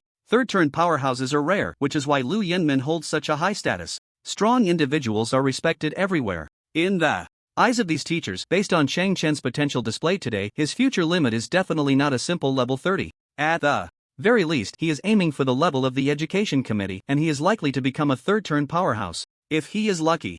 Later on, with great opportunities, reaching level 70 or even the fourth turn is not a dream. It should be noted that fourth turn powerhouses are the top existence in the entire Xia country. Countless people strive desperately to connect with such strong individuals. Like the teachers present, most of them would never encounter such a big shot in their lifetime. So when they see the highly promising Chang Chen now, they display an extraordinary enthusiasm. It is foreseeable that his future is extremely bright, which is why everyone wants to establish a good relationship with him in advance. Investing in a youth who might become a third or fourth tier powerhouse is clearly a very high cost-performance ratio. As for teachers like Old Li, who had previously expressed doubts, at this moment, they act as if nothing happened, being even more enthusiastic than anyone else. Face cannot be eaten. If one is shameless, they can gain the friendship of a future star, which is too easy. This society is so realistic. The more connections one has, the more paths one can take. A quality potential stock like Chang Chen must be taken seriously by everyone. No one would give up such an opportunity. Chang Chen felt a bit overwhelmed by the noise. He wasn't quite used to such occasions.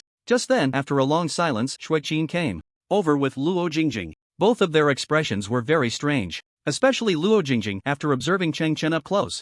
Her gaze changed. If she had previously harbored some hostility, now, after witnessing his true strength, there was even a hint of admiration. I was standing too far away before and didn't look closely. I didn't expect this guy to be quite handsome. He actually looks a bit like Yan Zugu. Thinking of this, a hint of shyness appeared on Luo Jingjing's face. Chang Chen, at 1 meter 80, had A strong build and was quite good looking, so Luo Jingjing's assessment wasn't unreasonable. Next, Xue Qin's words shocked all the teachers for 100 years. Student Chang, I wonder if you would be interested in joining our rocket class? I can directly give you the position of class leader. In the month before the college entrance examination, I can be your personal exclusive tutor. When she mentioned personal exclusive tutoring, there seemed to be a hint of ambiguity in Xue Qin's tone. After hearing this, the expressions of the many teachers were increasingly strange. They thought, damn, this woman is ruthless. Their top student was poached, and nothing happened. She even dared to openly dig a corner. This ability to bend and stretch to be shameless, we are convinced. Xue Qin,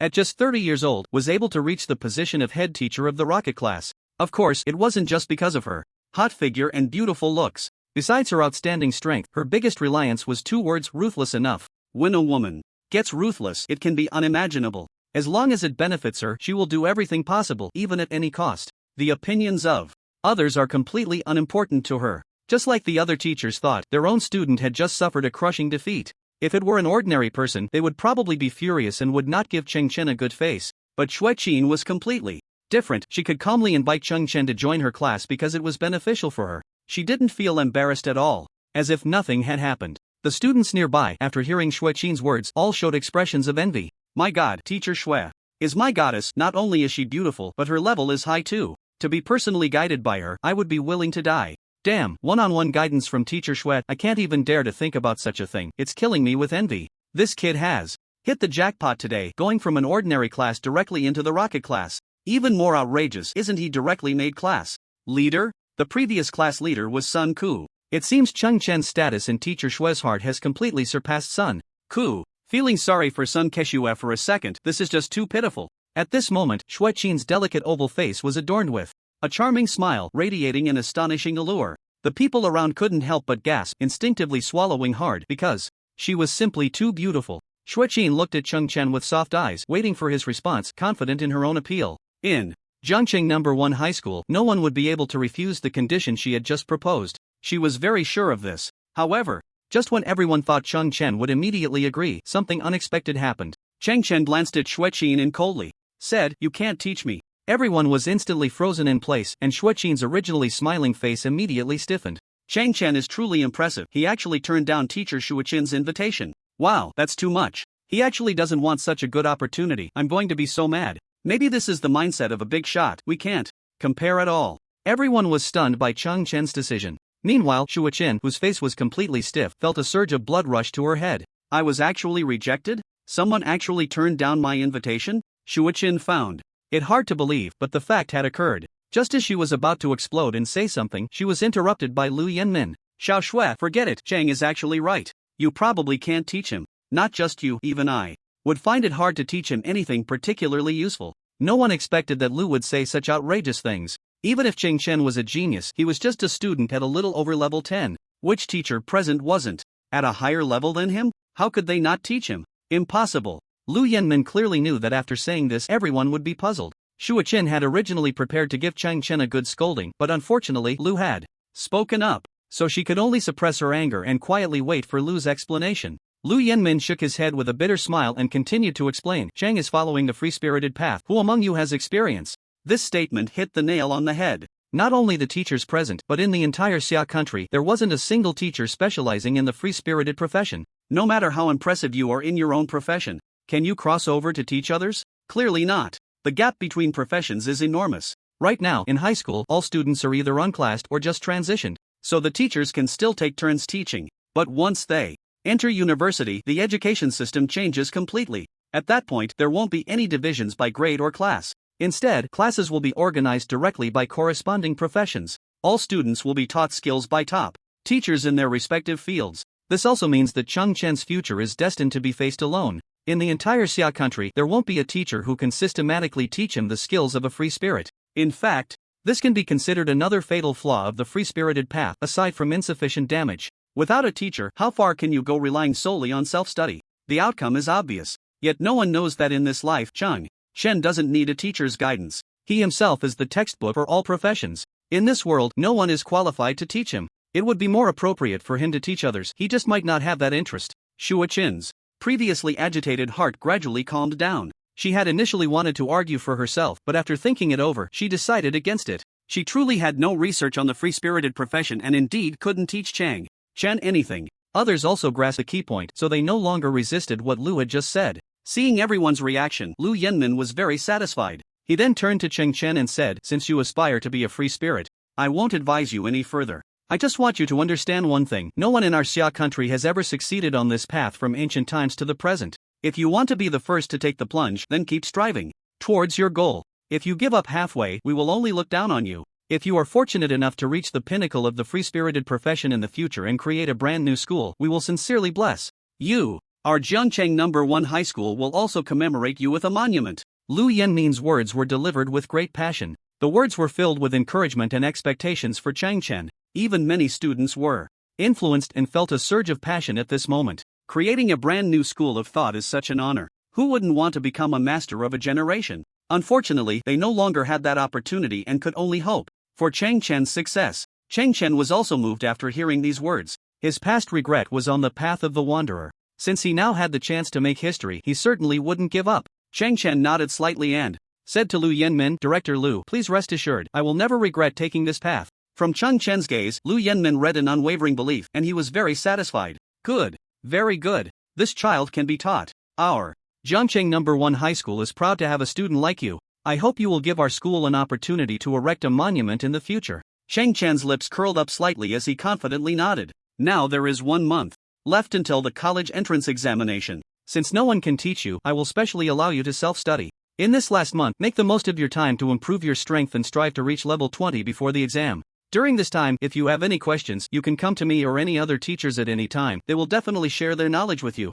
All the students present looked at the treatment Chen received, envious to the extreme. What does it mean for the school to grant special permission and allow self-study? This was openly giving him a backdoor after all. The academic pressure in this world was not any less than that of Chen's previous world. On the contrary, due to the variety of assessments, the learning pressure was even greater. Thus, Chen became the first and only privileged person in the history of Jiangcheng No. 1 High School. He could freely arrange his time, attend classes whenever he wanted, and rest whenever he wished. It was simply delightful. Such privilege made Li Hong beside him feel extremely envious. "Damn, this is really killing me with envy. Old Mo, you are really lucky. I got such good grades, and I still have to come for morning self-study at 6 tomorrow. You can just sleep in at home. It's too damn blissful. It's so unfair." Although Li Hong was complaining, he was actually jokingly blessing his buddy. If anyone present today was genuinely happy for him, it could only be Li Hong. With his brother being so impressive, he naturally felt proud as well. In the future, when he boasted about it, he would be looked at with admiration.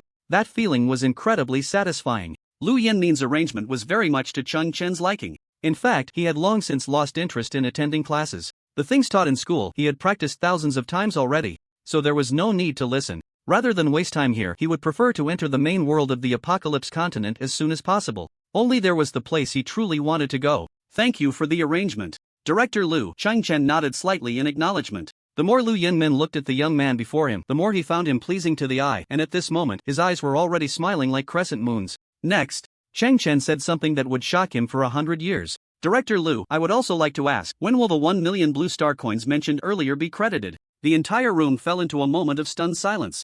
This year's Awakening assessment concluded successfully yesterday. Chen unprecedentedly received the title of Outstanding Student and was granted special self-study privileges by the school. However, the excitement surrounding this assessment has not dissipated. Instead, it has gradually intensified. The name Chen has not only skyrocketed in popularity within the school but has also caused a stir outside of it. The next morning, at Jiangcheng No. 1 High School, Class 2 of the 3rd year. "Wow, did you see today's Jiangcheng Daily? Chen is on the front page." "Your information is still late. He was already on the homepage of today's headlines last night. I passed by the newsstand today, and almost all the local media have Chen on the front page. It's already gone viral online. Our Jiangcheng No. 1 High School has become famous this time. I'm so envious he doesn't have to attend classes for the next month. That's just too awesome. Stop chatting, look at the playground downstairs. Wow, it's all media reporters. Is that for real? Let me see." Although today is the weekend, Jiangcheng No. 1 High School is still not on break. As the top school in the city, there has never been a concept of a holiday. To survive in this perilous world, one must strive to improve oneself. The more effort students put in each day, the greater their chances of survival in the future. At this moment, it was supposed to be everyone's self-study time, but when they discovered a large number of reporters had arrived at the school, they all rushed to the windows to watch the excitement. Amazing, there are so many reporters. Chen's name is probably known by everyone in Jiangcheng City now. I'm so jealous. If I could make it to the newspaper once, my ancestors' graves would be smoking with pride. Look, even the famous Li Feiyue is here. She's so beautiful. Oh my, it really is her. She's the star host of our Jiangcheng City TV station. It has been a long time since Jiangcheng No. 1 High School has been this lively. At this moment, many teachers have come to the playground. They are seeing such a grand occasion for the first time.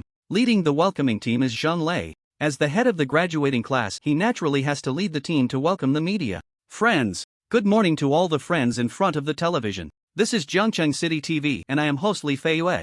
Today we are at the key high school of the city, Jiangcheng No. 1 High School. The teachers behind me are all core teachers in the school and their teaching work is outstanding. Jiangcheng No. 1 High School is a prestigious school with a long history. Li Feiyue is not only beautiful but also has impeccable professional skills. After arriving at Jiangcheng No. 1 High School, she immediately began a live broadcast. The teachers on site, upon hearing Li Feiyue's introduction, all wore proud expressions. Although Jiangcheng No. 1 High School is a prestigious school in the city, the teachers do not often have the opportunity to appear on camera. Therefore, everyone cherishes this opportunity, standing straight and full of spirit. A few minutes later, after briefly introducing the history of Jiangcheng No. 1 High School, Li Feiyue brought the cameraman to the teachers' lineup. Zhang Lei had met her a few times before, so the two politely shook hands. Director Zhang, I am here on behalf of the City TV station to interview student Chen. I wonder if he is available now. We won't take up too much of his time. The exclusive interview will take about half an hour. Li Feiyue's face showed a radiant smile, very infectious. Zhang Lei was just about to speak when the cameraman immediately pointed the camera at him for a close-up. As the head of the grade, Zhang Lei was naturally not new to being on television. He tidied up his outfit a bit and then spoke confidently. Miss Li, I'm afraid you will be disappointed. Today, Chen is not at school today. We might not see him even before the college entrance examination. If you want to interview him alone, you'll have to wait until after the exam. Li Feiyue was somewhat surprised after hearing this. With the exam approaching, how could there still be students not studying at school? This was too strange. Is Chen sick? Why isn't he at school? We learned about his remarkable achievements yesterday. He unprecedentedly advanced to level 14 in the talent awakening assessment, which is a miracle. I believe many friends in front of the television, like me, hope to hear him share his experiences in person. There are countless young people who regard him as a role model now. Li Feiyue thought Zhang Lei was just playing tricks on her. After all, with the exam imminent, it was understandable for the school not to want its top student to accept interviews. If his mindset were affected, it would be a loss. Experienced as she was not willing to back down. She immediately took the high ground of public opinion, saying that many young friends hope to learn more from Chen, trying to break through Zhang Lei's blockade. Zhang Lei then smiled wryly and waved his hand. He knew very well the little tricks of this beautiful lady in front of him. However, even if he wanted Chen to accept an interview now, there was nothing he could do, because he hadn't come to class at all today. After the exam yesterday, he was invited alone to the office by Director Liu, and no one knew what they talked about. At this moment, he could only speak the truth. Miss Li, our school is also very supportive of your interview. After all, Chen is indeed very outstanding. It would be great if he could share his experiences with everyone. He is not sick, so there's no need to worry. It's just that after he passed the assessment with a record-breaking score yesterday, our director Liu personally awarded him the honorary title of Outstanding Student on behalf of the school. Moreover, he has been specially approved to study independently until the college entrance examination and will not be required to attend classes. So he is not at school today. I really have no way to help, please understand. After hearing this, Li Feiyue was taken aback. At the same time, the barrage in the live broadcast room began to flood the screen. This Chen is really amazing. He actually got privileges from a prestigious school like Jiangcheng No. 1 High School. I'm so envious. I want to apply to Jiangcheng No. 1 High School next year. Chen is my idol. Clearly, this was explosive news, and many people were somewhat excited. As the city's popular host, Li Feiyue naturally had a significant network. She knew that the title of Outstanding Student had not been awarded by Jiangcheng No. 1 High School for nearly 20 years. She just didn't expect Chen to receive such an honor, which was quite beyond her expectations. Moreover, what concerned her even more was that Jiangcheng No. 1 High School, as a prestigious school in the city, was willing to give a green light to a student, allowing him to study independently without attending classes. Such privileges were unprecedented. Normally, schools would generally be cautious about this aspect. No school would advocate such a privilege, as it is not conducive to the physical and mental development of students. However, today, they made a special exception for Chen, which was even more outrageous than receiving the title of Outstanding Student. Didn't Jiangcheng No. 1 High School worry about the emotions of other students? They were all students, why should they attend classes obediently while Chen could move freely? Clearly, this arrangement posed a significant risk for Jiangcheng No. 1 High School. After learning such heavy news, Li Feiyue's curiosity about Chen reached its peak. She was not discouraged by not being able to see Chen today. On the contrary, she felt excited because of this explosive news. How outstanding must you be to make Jiangcheng No. 1 High School take such a risk for you? Li Feiyue was becoming more and more interested in Chen. Today is a very special day. Almost all the media in Jiang City have gathered at Jiang City No. 1 High School. Whether offline or online, they are fervently discussing the name Chen. Many keen observers have even dug up information about his ancestors spanning 3 generations. Chen achieved an unprecedented level 14 in the Awakening exam, shaking the entire education sector of Jiang City. When people learned that someone with such talent chose to take the path of a lone wanderer, public opinion was in an uproar. Although a small portion of people believed he showed commendable courage and might create a path never before taken, more people were skeptical. They thought he was blindly arrogant and was ruining his future. Originally, Jiang City could have produced a powerful figure, but now there was nothing left. Chen instantly became a highly controversial student. Media outlets like Li Feiyue's rushed to Jiang City No. 1 High School early in the morning. The news quickly spread like wildfire. After all, no one was blind. The entrance of Jiang City No. 1 High School was already blocked by vehicles from various media. At this moment, in the conference hall of the Jiang City Education Bureau, several bigwigs were engaged in a heated discussion. I do not agree to give this year's recommendation quota to Chen from Jiang City No. 1 High School. He broke our historical record in Jiang City, achieving an unprecedented level 14. If not him, then who? I admit he is a once-in-a-century genius, but he hasn't changed his profession. He chose the path of a lone wanderer. Even if he randomly chose a profession, I would agree to give it to him. Even though he is exceptionally talented, the lone wanderer profession can only be strong before the second transition. Once everyone undergoes their second awakening and gains advanced skills, he will become useless. Our Jiang City has only one recommendation quota each year. How can we give it to a student with no future? I, Wang Tianfeng, oppose this in real name and firmly disagree. With his potential, he might really create a miracle? Old Jiang, do you believe what you just said? In our Xia country over the years, there have been students who chose the lone wanderer path, including some geniuses. But has anyone ever made a name for themselves in the end? At this moment in the conference room, the two people arguing the most fiercely were both bigwigs from the Education Bureau. The one opposing was named Wang Tianfeng, while the one supporting Chen was named Li Tian. Both were very powerful. They were among the few third transition strong figures in Jiang City, on par with Lu Yanmin. Wang Tianfeng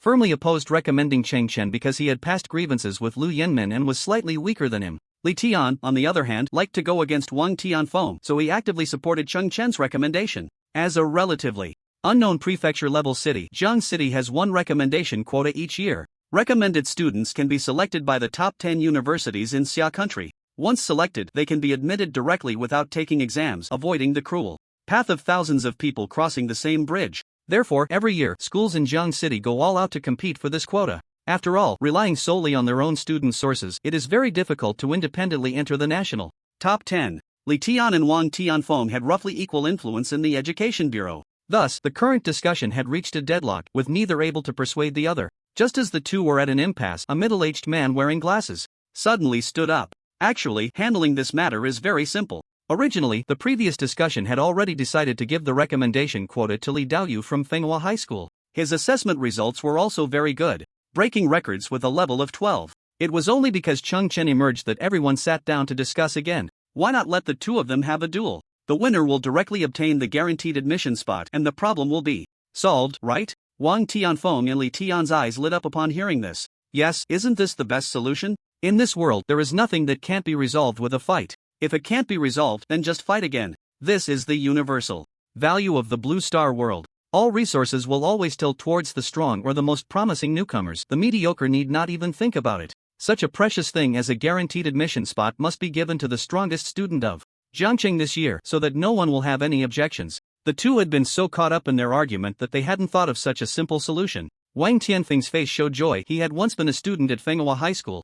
Therefore, he usually paid a lot of attention to his alma mater. Li Daoyu was the strongest student this year, and his talent even surpassed his own back then. Especially since Li Daoyu's awakened talent this time was S-rank berserk spellcasting, and his class was sorcerer. This combination could be considered top tier for a first-tier awakener, so he was very confident that his alma mater could defeat Jiangcheng No. 1 High School. However, Li Tian frowned. The direct PK method was indeed very fair, and he had no reason to oppose it. From what he understood, Li Daoyu had a wealth of practical experience, and his awakened talent was a perfect match for Sorcerer. Even if Chen was 2 levels higher, he might not necessarily win. After all, the free class only had basic skills, while Li Daoyu, after his first tier, already possessed several high-damage class skills, which was a significant advantage. What Wang Tianfeng had mentioned earlier, that the free class could only be strong up to the second tier, was actually the most ideal state. In reality, many Awakener talents and class combinations could gain a huge damage advantage with just one tier. The advantage of having many skills as a free class would be greatly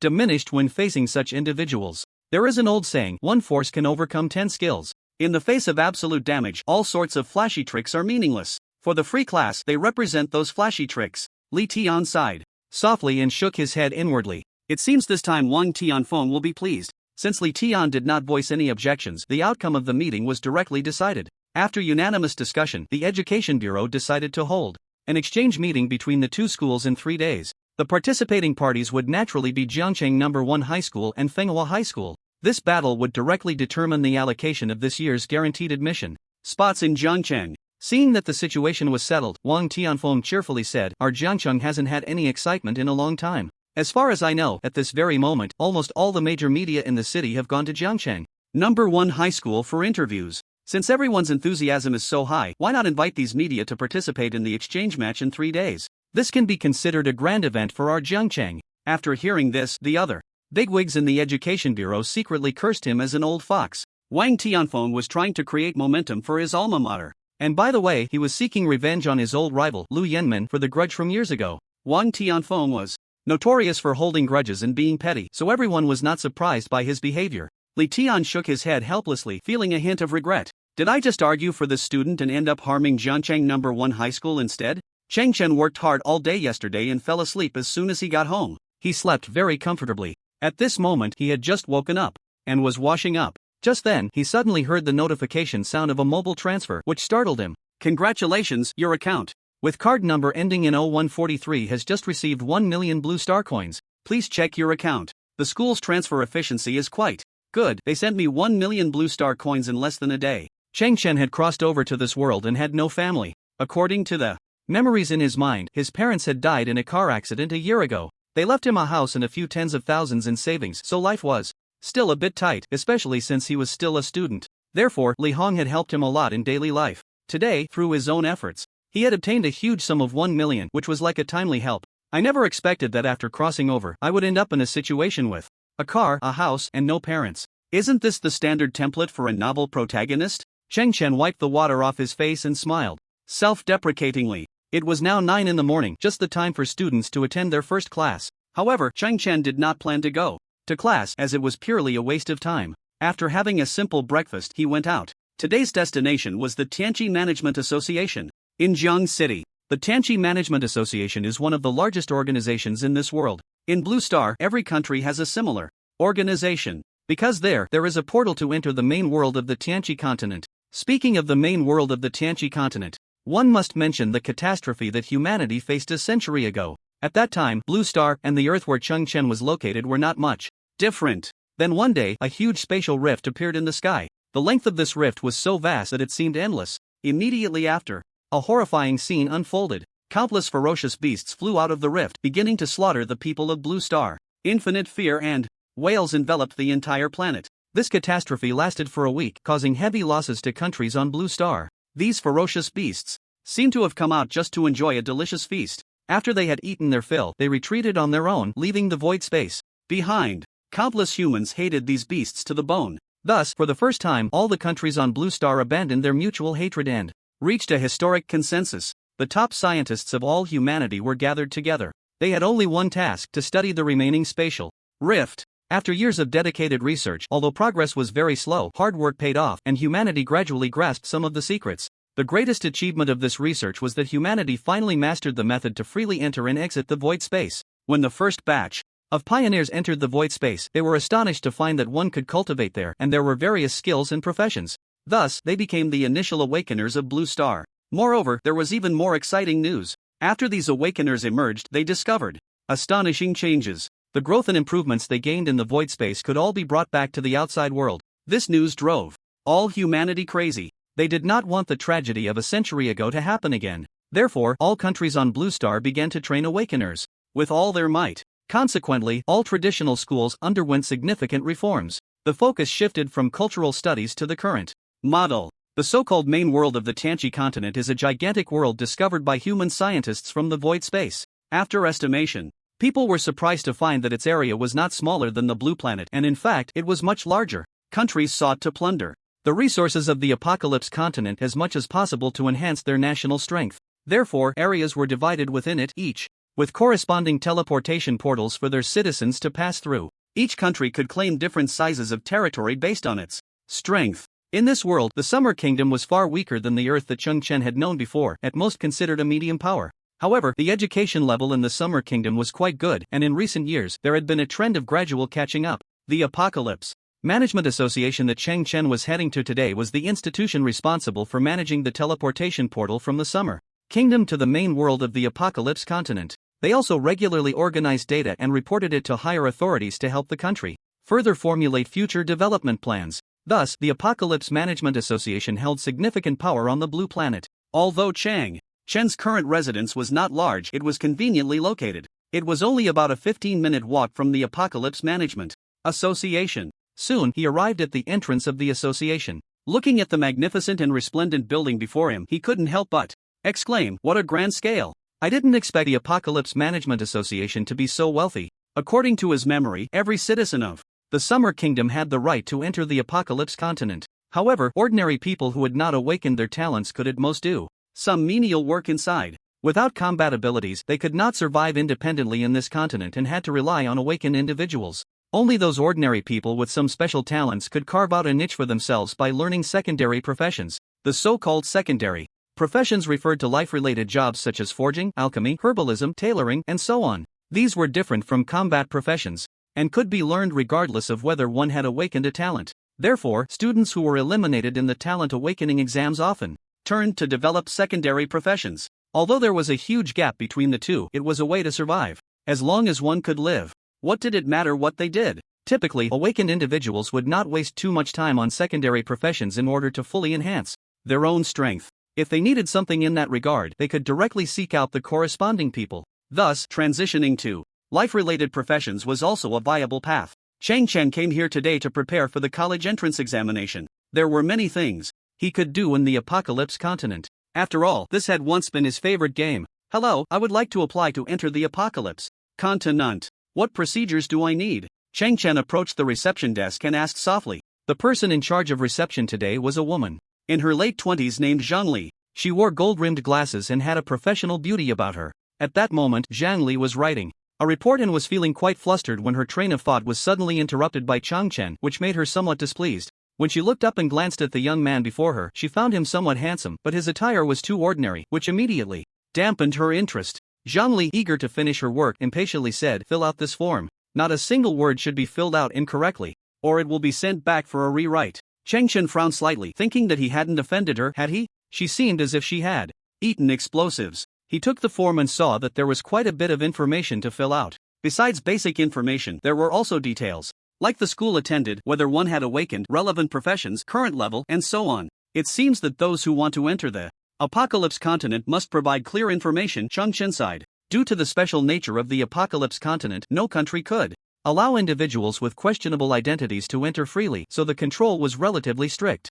Soon, Chen completed the information. But when he handed the form to Zhang Li, he found that she didn't even look up and simply said, "Just put the form aside, turn right ahead, go up to the 3rd floor, and someone will guide you." Zhang Li, eager to finish the report, casually dismissed Chong thinking she would look at his form later. Generally speaking, filling out basic information wouldn't have any major mistakes, so she didn't pay much attention. Chen couldn't help but chuckle silently. He wouldn't stoop to the level of such low-ranking staff, so he slowly walked up to the 3rd floor. After a long while, Zhang Li finally completed the report at hand. It was just in time for lunch, and a colleague came over to call her to eat. So she casually put all the registration lists from today into the folder. However, the last form filled out by Chen was forgotten in the corner. After Chen arrived on the 3rd floor, he encountered no obstacles. He quickly found the guide. "Excuse me, is this the entrance to the Apocalypse continent?" Chen said. The guide looked at Chong somewhat puzzled. "Isn't it class time now? Why would a student come here? You look like a student, right? Don't you have class today?" Chong shook his head, not bothering to explain much. He simply didn't care about others' opinions. The guide frowned slightly, and seeing that Chen didn't speak, he took it as a tacit acknowledgement, which lowered his impression of him significantly. So, you're just a truant from a bad class, really not valuing your time. Although the guide had already labeled Chen negatively in his mind, he still explained some precautions due to professional ethics. There are a few points to note about the Apocalypse continent. First, finally, when you choose to exit the Apocalypse continent, you can either use our public exit or go directly to the school. When mentioning the school, the guide emphasized his tone, as if hinting at something. However, Chen completely missed the guide's meaning. He hadn't really listened to the earlier words. Because in this world, there was no one more familiar with the Apocalypse continent than him. He was only a bit surprised when he heard the last sentence. He didn't expect that each school had an exit to the Apocalypse continent. No one had ever told him this before. Soon, Chen didn't say much more and walked straight into the teleportation portal while the guide shot him a disdainful look. As the white light flashed before him, he immediately felt the surrounding space distort. Moments later, he found himself in a brand new world. Chen looked around. Although it was his first time in the Apocalypse continent, every blade of grass and tree felt so familiar. The place he was in now was the original spawn point from his previous life in the game. Long time no see, Apocalypse. This long-lost feeling made Chen feel deeply emotional. In fact, the assessment map he had participated in earlier was also within the Apocalypse continent. He just didn't know what means the school had used to master the method of entering directly from the outside. Now, Chen could be considered to have officially returned to this place where he had fought countless days and nights. Just as he was feeling nostalgic, two men and a woman walked over. "Hello, classmate, my name is Ding Hong, and we are all freshmen from Magic Spirit University." "Which university are you from? Want to team up for a mission?" the man named Ding Hong asked very enthusiastically. Chen glanced at the information of the three and was surprised to find that they were all level 14 and all their professions were mages. As for why they asked him which university he was from, it left him baffled. He was clearly just a high school senior. How did he become a college student? Generally speaking, the vast majority of people would first step into the Apocalypse continent after successfully awakening. Moreover, this usually happened after the college entrance examination. For students from Jiangcheng No. 1 High School, those who participated in the talent assessment a month before the college entrance examination and successfully passed typically had levels around 10. After that, they needed to devote all their energy to preparing for the college entrance examination, leaving almost no time to level up. Therefore, any newcomers appearing at the original spawn point would generally be at level 10. Ding Hong's understanding was based on this convention. Someone like Chen, who had already reached level 14, could naturally not be a high school student. He could only be a freshman from some university. Compared to high school, university life was much freer, so the time spent in the Apocalypse continent would gradually increase. At this time, students' levels would begin to rise rapidly. Therefore, what Ding Hong just said was not wrong. It was just that Chen did not know the problem within it. To put it simply, he had leveled up too quickly, far surpassing all the other students of the same cohort, which led people to mistakenly think he was a college student. The Magic Spirit University, where Ding Hong and the others were ranked 10th in the summer country, just barely making it into the top 10. The main professions at their school were mostly magic-based. This morning, the three of them happened to have no classes, so they decided to team up and level up in the Apocalypse continent. Chen's main purpose for coming up today was also to level up. Teaming up with these people would not only not increase efficiency but would actually hold him back. So, for a moment, he didn't know how to refuse them. At that moment, the other two students in the group also spoke up. However, they were not talking to Chen but to Ding Hong. "Class monitor, didn't you just overlook his information? This person's level is the same as ours, but his profession is a free agent. Why would we mages need to find a useless person to drag us down when we can complete tasks so quickly?" Sun Wei-jun is right, there's really no need to call him. Previously, many people begged us mages to take them along. Why bother finding a garbage free agent to be a burden? The boy and girl named Sun Wei-jun and Zhao Yener clearly looked down on Chen's free agent profession and spoke rather harshly. After being reminded, Ding Hong realized that Chen's profession was indeed a free agent and he chuckled awkwardly. "Sorry, brother, we have something to do, so we'll leave first." Chen did not get angry. He wouldn't stoop to the level of these newcomers. Moreover, he wasn't planning to accept their invitation to team up anyway, so he didn't have to waste his breath. Watching the three of them walk away, Chen slowly made his way toward an old house not far away. With a creak, the door of the old house, due to years of neglect, emitted a harsh noise as Chen pushed it open. Chen smiled as he glanced around the room. "This is it, everything really hasn't changed." He then tidied up the old furniture inside, causing a cloud of dust to rise. Cough, cough. This dilapidated house had not been visited for a long time, so there was a lot of accumulated dust, which made Chen's throat choke. He certainly wasn't here to clean up or do good deeds. He had other purposes. Found it, so it was here. A smile appeared on Chen's lips as he discovered an old letter. hidden in a broken chair. The letter was tucked away in the gap between the chair leg and the seat. It would be impossible to find without very careful observation. Chen opened the letter and quickly skimmed through it. Yesterday, while I was fishing by the sea, I suddenly saw a huge shadow. When I tried to reel it in, the shadow disappeared. Later, I dived into the water to see what it was. But I found nothing. I told the people in the village about this, but they didn't believe me at all. They even said I was dreaming. It made me so angry. I swear I really saw a strange shadow under the sea. Why won't they believe me? From the tone of the letter, the author seemed to be a young man. He had seen a strange shadow but couldn't prove it, leading to ridicule from the villagers. In the end, the matter was left unresolved. Perhaps out of fear of embarrassment, he hid this letter in the gap. After reading the letter, Chen's lips curled up slightly. At that moment, information appeared in his taskbar. Congratulations, you have successfully accepted the hidden task, the disappearing shadow. The strange phenomenon described in the letter was undoubtedly real, and Chen was very certain of it, because this was a classic hidden task from his previous life. Moreover, it is one of the few hidden tasks that can be received early in the game.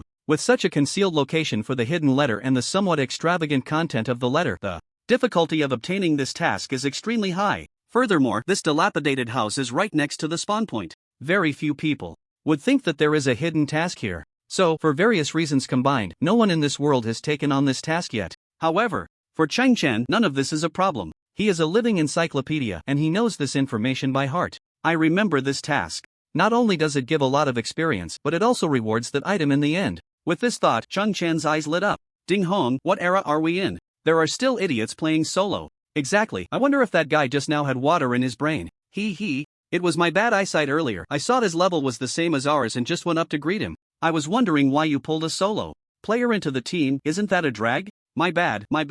The trio of Ding Hong began their leveling journey after leaving the spawn point. All three were mages and could cast AoE spells, so their leveling efficiency was quite good. In less than 2 hours, each of their experience points had increased by about a quarter.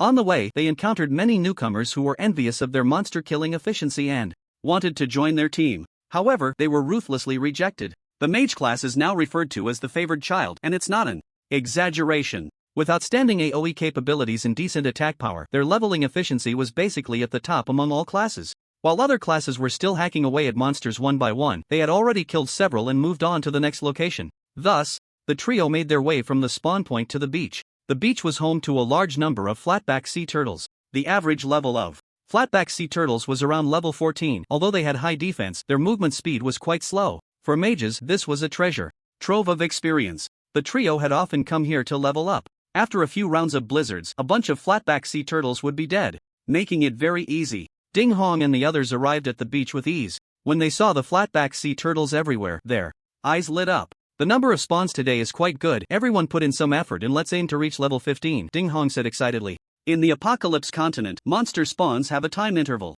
So, it's not guaranteed to encounter a large number of monsters every time. The trio arrived early today and their luck was quite good. Not only had a large number of flatback sea turtles spawned, but the number of people leveling up was also relatively low. Many of those leveling here would consciously change positions upon encountering the trio. This was not out of generosity or courtesy, but rather a forced retreat. Ordinary players simply couldn't compete with the three mages. Under the combined blizzards of the mages, almost everyone on the beach could only suffer in silence, with no complaints. If they couldn't grab the monsters, they couldn't gain experience. Even if they were unwilling, they had to step aside. In other places, they could at least get some loot, but here, they couldn't even get a drop of soup. This feeling of being crushed made the trio feel exceptionally refreshed. At this moment, the dominance of the mage class in leveling was fully displayed. The beach had become their perfect leveling spot. The trio had clear roles. One person would pull the monsters while the other two dealt damage from the back. Swish, swish, swish. A large amount of hail continued to fall from the sky. Ding Hong, with his rich experience, always took on the role of pulling monsters. Today, with so many flatback sea turtles, he actually pulled 12 at once. To dare to pull so many monsters of the same level at once was unimaginable to others. Only a full mage team like theirs could achieve this. A group of forced spectators stood at a distance, looking over with envy in their eyes. They saw a large number of flatback sea turtles struggling to chase after Ding Hong, and as they were hit by the blizzard, a layer of frost immediately covered their bodies. This made their already slow speed even more difficult. The slowed flatback sea turtles moved as if in slow motion, posing no threat at all. After completing the monster pulling task, Ding Hong joined the other two and began casting blizzards. In just 3 rounds, the trio had killed all 12 of the flatback sea turtles. Awesome. This is the feeling I wanted. Sun Weijun looked at his experience bar, which had increased by a whole notch, and felt exceptionally pleased. Zhao Yenner beside him also wore a radiant smile. They had teamed up to level up several times, and their synergy was continuously improving. How could such smooth leveling not bring joy? Meanwhile, they caught glimpses of envy from afar. This feeling made the trio feel quite satisfied, and they all wore proud expressions. Continuing their leveling, the trio moved along the beach. A large number of flatback sea turtles lay dead at their feet. But at that moment, sharp-eyed Zhao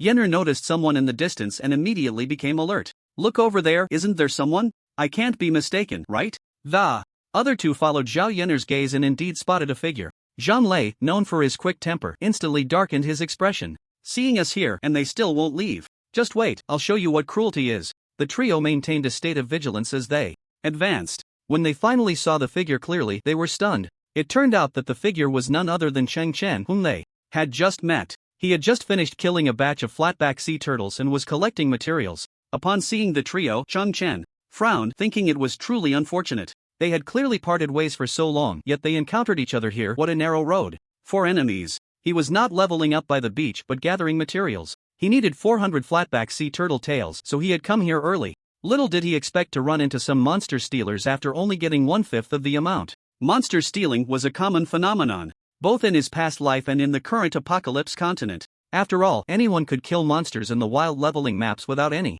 restrictions. As long as there were enough experience points, there would always be a large number of people drawn to it. With many people and few monsters, malicious monster stealing would inevitably occur. Everyone would use their skills, and whoever stole the most would claim the monsters. There were even countless bloody incidents caused by malicious monster stealing. Chen read the unfriendly intent from the faces of the trio. However, he remained calm and continued to cut the tails of the flatback sea turtles at his own pace. Sun Weijun noticed that Chen, after seeing them, still acted as if nothing had happened, which made him somewhat displeased. They were leveling up so smoothly, and suddenly an ignorant person appeared, especially one from the most useless solo class. How could Sun Weijun tolerate that? The trio looked at the numerous flatback sea turtle corpses nearby, and their expressions gradually darkened. Ding Hong, the backbone of the group, decided to take a diplomatic approach first. Friend, could you please step aside? Thank you. At that moment, Sun Weijun sneered. Class leader, why are you being so polite to him? With the three of us mages here, we could just shoot him down. Are we really afraid of him? Zhao Yenner chimed in to fan the flames. Exactly, once we steal his experience, he'll naturally know to scram. Ding Hong saw that Chen didn't even lift his head, still focused on cutting the flatback sea turtle tails, and his facial muscles twitched. He had tried to reason with him, but this solo player treated his words as if they were nothing. Well, then he wouldn't hold back. As the class leader, Ding Hong was not someone to be trifled with. His friendliness was merely a facade. When it came to ruthlessness, he was as fierce as, if not more than, the other two. His earlier invitation to Chen had its own motives, though he had kept them to himself. He just wanted Chen to be a tool for attracting monsters so he could comfortably unleash a blizzard from behind. How delightful. After all, attracting monsters is a physically demanding task, and if someone else can do it, that's the best. Now that the mask was off, Ding Hong decided to stop pretending. It seems this person is mute, just ignore him. Let's clear all the monsters around him. Let him watch us level up. Ding Hong's lips curled into a mocking smile. The other two laughed at Ding Hong's words. Clearly, they had done plenty of monster snatching before. At this moment, it was just returning to old practices, almost second nature.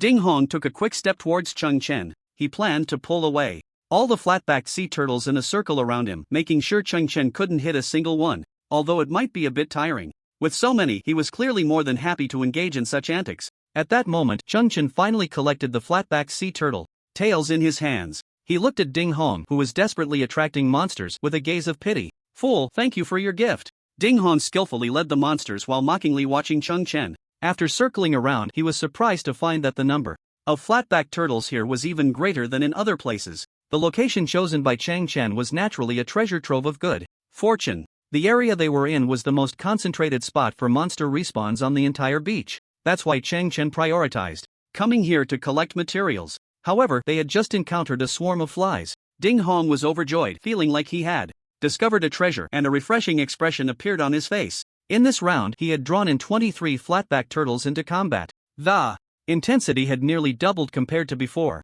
Oh no, I got too excited and didn't pay attention to the numbers. Ding Hong, feeling a bit exhilarated, momentarily lost his sense of proportion. But even so, he was still very happy. Just now, their trio had easily killed 12 flatback turtles without reaching their limit. The current 23 were not impossible to defeat, it just meant they couldn't do it without taking damage. As long as there was plenty of experience to gain, what did a few injuries matter? Right now, he felt like he was driving a train. One person running ahead, pulling along a long line of flatback turtles behind him. Ding Hong ran while shouting, "Zhao Yenner, Sunweijun, watch the timing for the snowstorm, I've pulled in a bit too many." His loud voice once again attracted the attention of those around them. Damn it, this is infuriating, their leveling efficiency is just too high. I can't even imagine pulling in this many monsters at once. I was just thinking of applying to join their group, but they didn't even look at me. Clearly, this is a public area, why can't we just watch them perform? If you're so good, you can go practice over there. They didn't say you couldn't fight the monsters. If you can outcompete them, then go for it. Sigh, forget it, I just forced myself to practice with them for a bit and it took 5 minutes to kill one flatback turtle. Can't someone come and sanction them? This is just too much bullying. I know the leader of their group, he's a top student from Demon Spirit University, not someone ordinary people can deal with. What the hell, is that true? They're all top 10 in the country, students from Demon Spirit University? I'm out of here, we can't afford to mess with people like that. The trio naturally heard the murmurs from the crowd, and smiles appeared on their faces. Clearly, similar situations had occurred many times before. Being able to get into one of the top 10 universities in the country gave them enough reason to be proud. Which student could enter these schools without being a genius? It's worth noting that even at prestigious schools like Zhongcheng No. 1 High School, the number of students who can enter the national top 10 each year is no more than a handful. The trio thoroughly enjoyed the worshipful gazes of the crowd. They loved seeing others' frustration, the kind that made them angry but unable to act. Everyone, be careful. We're about to enter the casting range. Start pre-reading the snowstorm, make sure to apply the slow effect at the first opportunity. Ding Hong was very experienced. As he was about to lead the flatback turtles into the attack range of his companions, he immediately issued precise commands. Zhao Yenner and Sun Weijun, looking at the overwhelming number of flatback turtles before them, didn't dare to be careless. They quickly raised their staffs and began to pre-read the snowstorm. However, at that moment, a gasp came from the distance. My God, what kind of monster is that person? He's moving so fast that he's leaving after images. He's actually heading towards those 3 people. Is he going to steal the monsters? How is that possible? The opportunity Chen had been waiting for had finally arrived. As soon as he made his move, he was spotted by the crowd of onlookers in the distance. Although everyone disliked the trio, at that moment, no one had any faith in him. A lone wanderer is trying to steal monsters from 3 mages, isn't that courting death? Moreover, there are as many as 23 monsters in this wave. Even if he manages to steal them, how will he deal with them? In the early stages, regardless of the profession, it's impossible to single-handedly take on more than 5 monsters of the same level at once. This is a consensus among everyone. Sun Weijun and Zhao Yenner are casting their spells. They also see Chen moving, but none of them panics. Instead, they show mocking expressions. After Ding Hong pulls the monsters, he runs behind the 2 and prepares to cast Blizzard. While casting, he mocks, "Just you alone, and you think you can steal our monsters? Don't get killed by our AoE in the process." In this world, the death penalty is very severe. If one dies in the Apocalypse continent or in a secret realm, regardless of their current level, they will drop directly by 4 levels, and their physical abilities will suffer serious damage. Each death deducts at least 1 year of life potential. Moreover, depending on the circumstances of death, the deducted life potential varies. The more tragic the death, the more life potential is deducted. For example, losing in a balanced fight might deduct 1 to 2 years of life potential. If killed instantly by a higher level character or monster, it could deduct 5 to 8 years of life potential directly. In other words, to recover health, one must trade their lifespan. This penalty is terrifying. The higher the level, the greater the loss. If a 3rd transformation powerhouse dies once, their level drops by 4. It might take several months or even half a year to regain that level. Even those with insufficient talent or who are older may never return to their peak due to severe physical injuries. Therefore, in the Apocalypse continent, everyone cherishes their lives. Who knows if dying once will lead to various hidden ailments? This is also one of the reasons why the crowd previously did not want to confront the trio directly. It's fine to level up slowly, but losing one's life is a significant loss. After all, there is no PK protection system here. One can kill at any time. And the death penalty in the outside world is even more severe. Death means complete disappearance. Since Blue Star constantly faces the threat of death from otherworldly beasts, the social order in this world is not as strict as on Earth. The victor is king, the loser is a bandit. No one will pursue responsibility. Humanity worships the strong, and the weak have no right to resist, so naturally, no one will sympathize. In a sense, Blue Star is much harsher than Earth. Of course, Chen is not worried about these things. Since he chose to act, he is naturally confident. Just as Ding Hong finished mocking, the trio witnessed an Unforgettable scene. Chang Chen's speed increased and he even left after images. He charged into the group of flat-backed sea turtles. Alone. Twisting and turning, he weaved through the narrow gaps. If a master were to pass by at that moment, they would be astonished to find that every time Chen brushed past a flat-backed sea turtle, he would gently slice off a piece of shell with the dagger in his hand. The entire action was so swift that the trio and the distant onlookers did not notice. 2 seconds later, Chen's figure had passed through the flat-backed sea turtles and appeared before the trio. The trio was shocked. They had no idea what had happened. They were still stunned by Chen's ghostly steps. What are you going to do? Zhao Yener, standing in the front row, felt Chen's oppressive presence most clearly. Her blizzard was about to finish casting and she was completely unguarded. If Chen suddenly attacked, she might die. At this moment, she could no longer care whether the man in front of her was a rogue. Her life was already in his hands. You mustn't do anything reckless.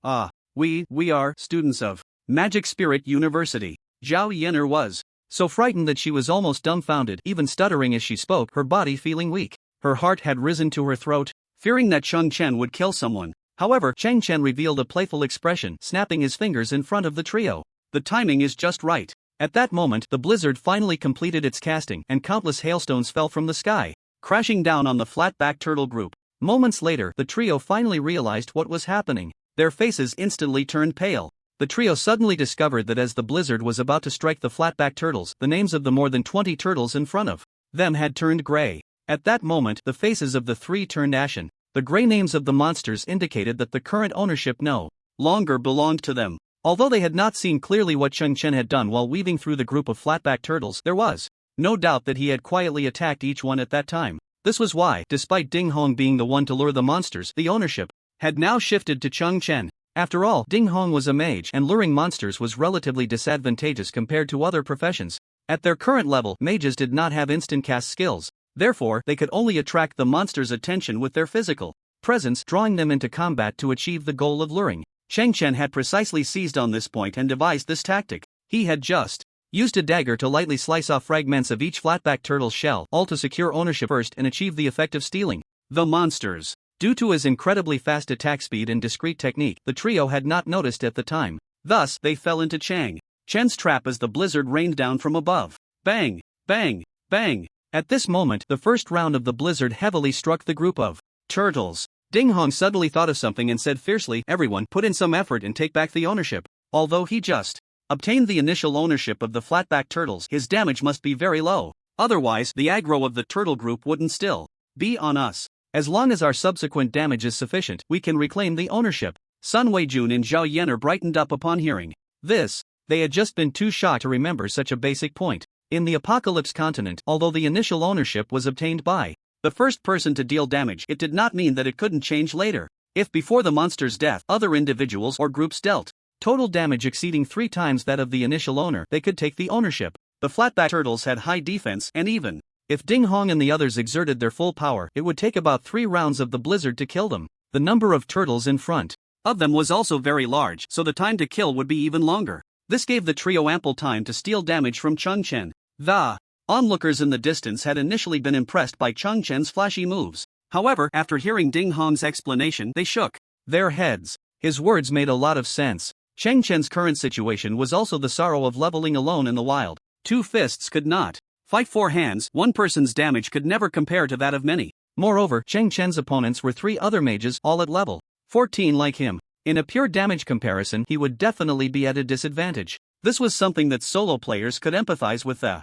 most. At that moment, many people even felt a bit of sympathy for Chen, thinking it was very tough for him. Even with such outstanding skills, he still could not escape the outcome of failure and would ultimately end up like the crowd, reduced to a spectator. Meanwhile, the blizzard continued to fall, and the health of the flatback turtles kept decreasing. Just a few seconds later, the ownership changed. The trio noticed that the names of the monsters had turned from gray to red. The corners of Ding Hong's mouth began to rise slightly. "You little brat, do you think those little tricks can help you steal monsters from us? What a joke, you're just a clown." The surrounding crowd, seeing this scene, also shook their heads. Clearly, this moment had been predetermined. Many people couldn't bear to watch any longer and began to turn away. However, next, Chen actually smiled as well, showing no signs of being affected by Ding Hong's words. Suddenly, a Gatling gun appeared in his hand. He then began to fire wildly at the group of flatback turtles in front of him. Seeing this scene, Zhao Yener also laughed. "You actually want to compete With us in damage? Are you out of your mind? Beside her, Sun Wei-jun wore a look of disdain, feeling that Chen was truly overestimating himself. Da, da, da. The continuous sound of bullets firing echoed from Chen's gun. Then an astonishing scene unfolded. With each few bullets fired from the Gatling gun, a sharp sound of windbreaking would follow. Although the intervals weren't very regular, it was still clearly audible. This somewhat irregular sound of windbreaking was naturally triggered by the Gatling gun passive at that moment. A few seconds later, the ownership of the flatback turtles changed hands again, returning to Chen. However, even more absurdly, the aggro was still on the trio. Even when hit by bullets, the flatback turtles continued to crawl towards them. How is this possible? How can his Gatling gun damage be so insane? Why did the ownership change but the aggro didn't? What kind of terrifying operation is this? Ding Hong's pupils constricted, his face filled with disbelief. The other two were equally blank. How could such a bizarre operation be achieved? Could it be that Chen's single round of fire output exceeded a third of the total damage of the three of them? This damage was simply outrageous. But the fact was right in front of them. Since the ownership had changed again, it meant that the total damage from the trio's recent blizzard had not reached 3 times that of Chen. Chen's terrifying output naturally came from his passive ability. The Gatling gun fires 10 bullets at a time, so each attack can independently calculate the probability of triggering the passive. The trigger probability of the Gatling gun passive is 25%, so on average, a 10-round burst can trigger the passive about 3 to 4 times. This essentially means that it increased its damage by 3 to 4 times. For no reason. This damage was unimaginable for someone at level 10 or so. The audience, who had originally prepared to turn away, suddenly turned back at the gasps of everyone. When they saw this astonishing scene, they were instantly dumbfounded. Is there really someone who can withstand the damage of 3 mages alone? This is simply a miracle. Ding Hong gritted his teeth and shouted, "Everyone, don't stop, keep attacking. I refuse to believe that 3 of us can't take down just one." The trio was now in a difficult position, because the aggro was on them. Even if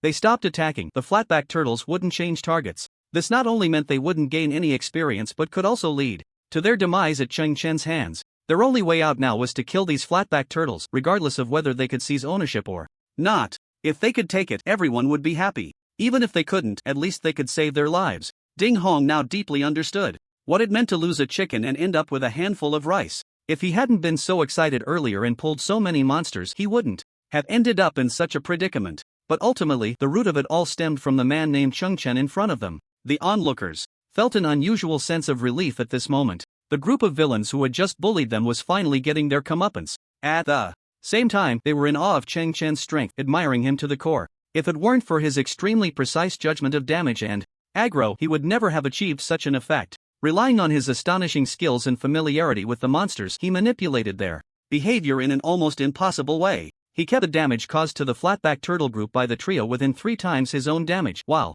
ensuring that the hatred would not shift. To achieve such a perfect operation could only be described as extraordinary. If Chen's judgment of damage and hatred had been inaccurate, the outcome would have been entirely different. If the damage was insufficient, he would lose the claim and be directly mocked by the trio. Conversely, if the damage overflowed, the hatred value would shift to him. Even for him, facing more than 20 monsters of the same level at once would not be easy. Thus, describing Chen's recent actions as bold due to his high skill was most fitting. Without absolute confidence in his own abilities, he could never reach this level. At that moment, a new round of blizzard struck down. Once more. Moments later, the claim returned to the trio's hands. Just as Ding Hong and the others showed signs of excitement, Chen's lips curled slightly as he pulled out the gremlin machine gun. A flash of blue fire passed, and Ding Hong saw the monster's name turn gray again. He immediately felt a surge of blood rush to his head, darkness clouding his vision, and he let out a furious roar to the sky. Chen, damn you! After a few minutes of tug-of-war, this batch of flatback sea turtles was finally all killed.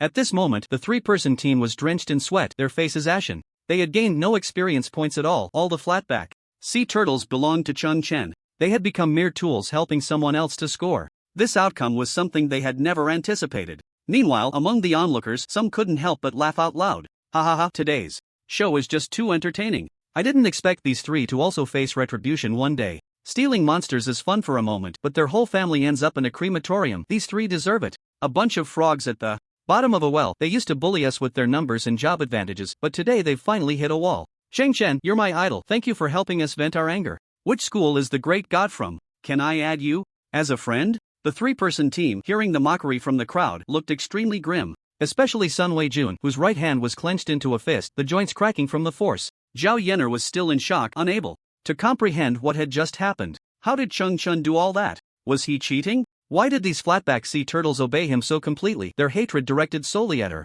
Ding Hong stared intently at Cheng Chen. No one knew what he was thinking. Cheng Chen, while collecting the turtle tails, chuckled, "Thank you all for your help." This statement was like pouring salt on their wounds, causing the three-person team to feel their blood pressure rise. The most ironic part was that it was clearly the three-person team that had initiated the monster theft, yet not only did they fail to steal anything, but they also ended up making a wedding dress for Cheng Chen, which was utterly humiliating. Meanwhile, laughter continued to echo from a distance. Although Ding Hong's face was twisted with rage, he suppressed his anger and did not explode. "We'll remember this. Cheng Chen is a good name, and I'll remember it. We will meet again, until next time." When Ding Hong said the last sentence, he deliberately emphasized his tone, clearly laced with a threat. He had considered directly venting his anger. If he could kill Cheng Chen, he would instantly regain the face he had just lost, and the onlookers would fall silent. However, their current situation was somewhat awkward. On one hand, they were indeed in the wrong today, as they had initiated the monster theft, and there were plenty of witnesses around. On the other hand, after witnessing Cheng Chen's incredible skills, he felt a bit uneasy.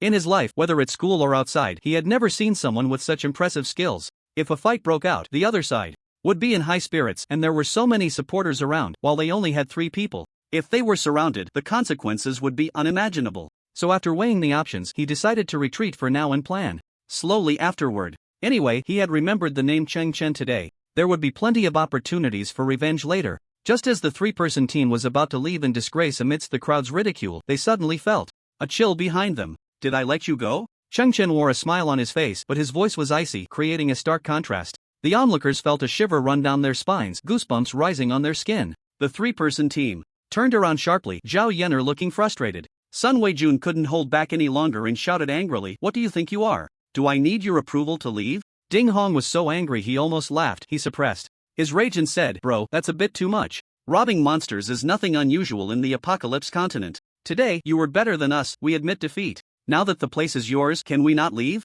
At this point, the flesh on Li Hong's face twitched a few times. Cheng Chen did not look at the 3 but continued to gather materials. "Hand over all the materials you just collected, or no one gets to leave. You have 1 minute to think about it, manage it yourself." As soon as these words were spoken, the surroundings were filled with shock. Cheng Chen actually dared to threaten the trio so openly. He was incredibly bold. After all, these were students from the top 10 magic universities in the country. They were not ordinary people to be trifled with. From everyone's perspective, after Cheng Chen had just made them suffer, the trio's willingness to leave voluntarily was already a significant concession. Normally, they might have just started fighting. The hot-tempered Sun Weijun could no longer hold back and struck out directly. He began by chanting the fireball spell. This was the highest single-target damage spell among first-tier mage skills. Ding Hong wanted to stop him, but after a moment's thought he gave up. At this moment he was also curious to see Cheng Chen's true strength. After all, since the beginning he had only seen Cheng Chen use one skill and could not gauge his depth. Now that Sun Weijun, this reckless youth, was willing to take the lead, he let it be. No wonder he's a student from the Magic University. He can learn the fireball spell at just level 14. I'm really envious. Isn't that right?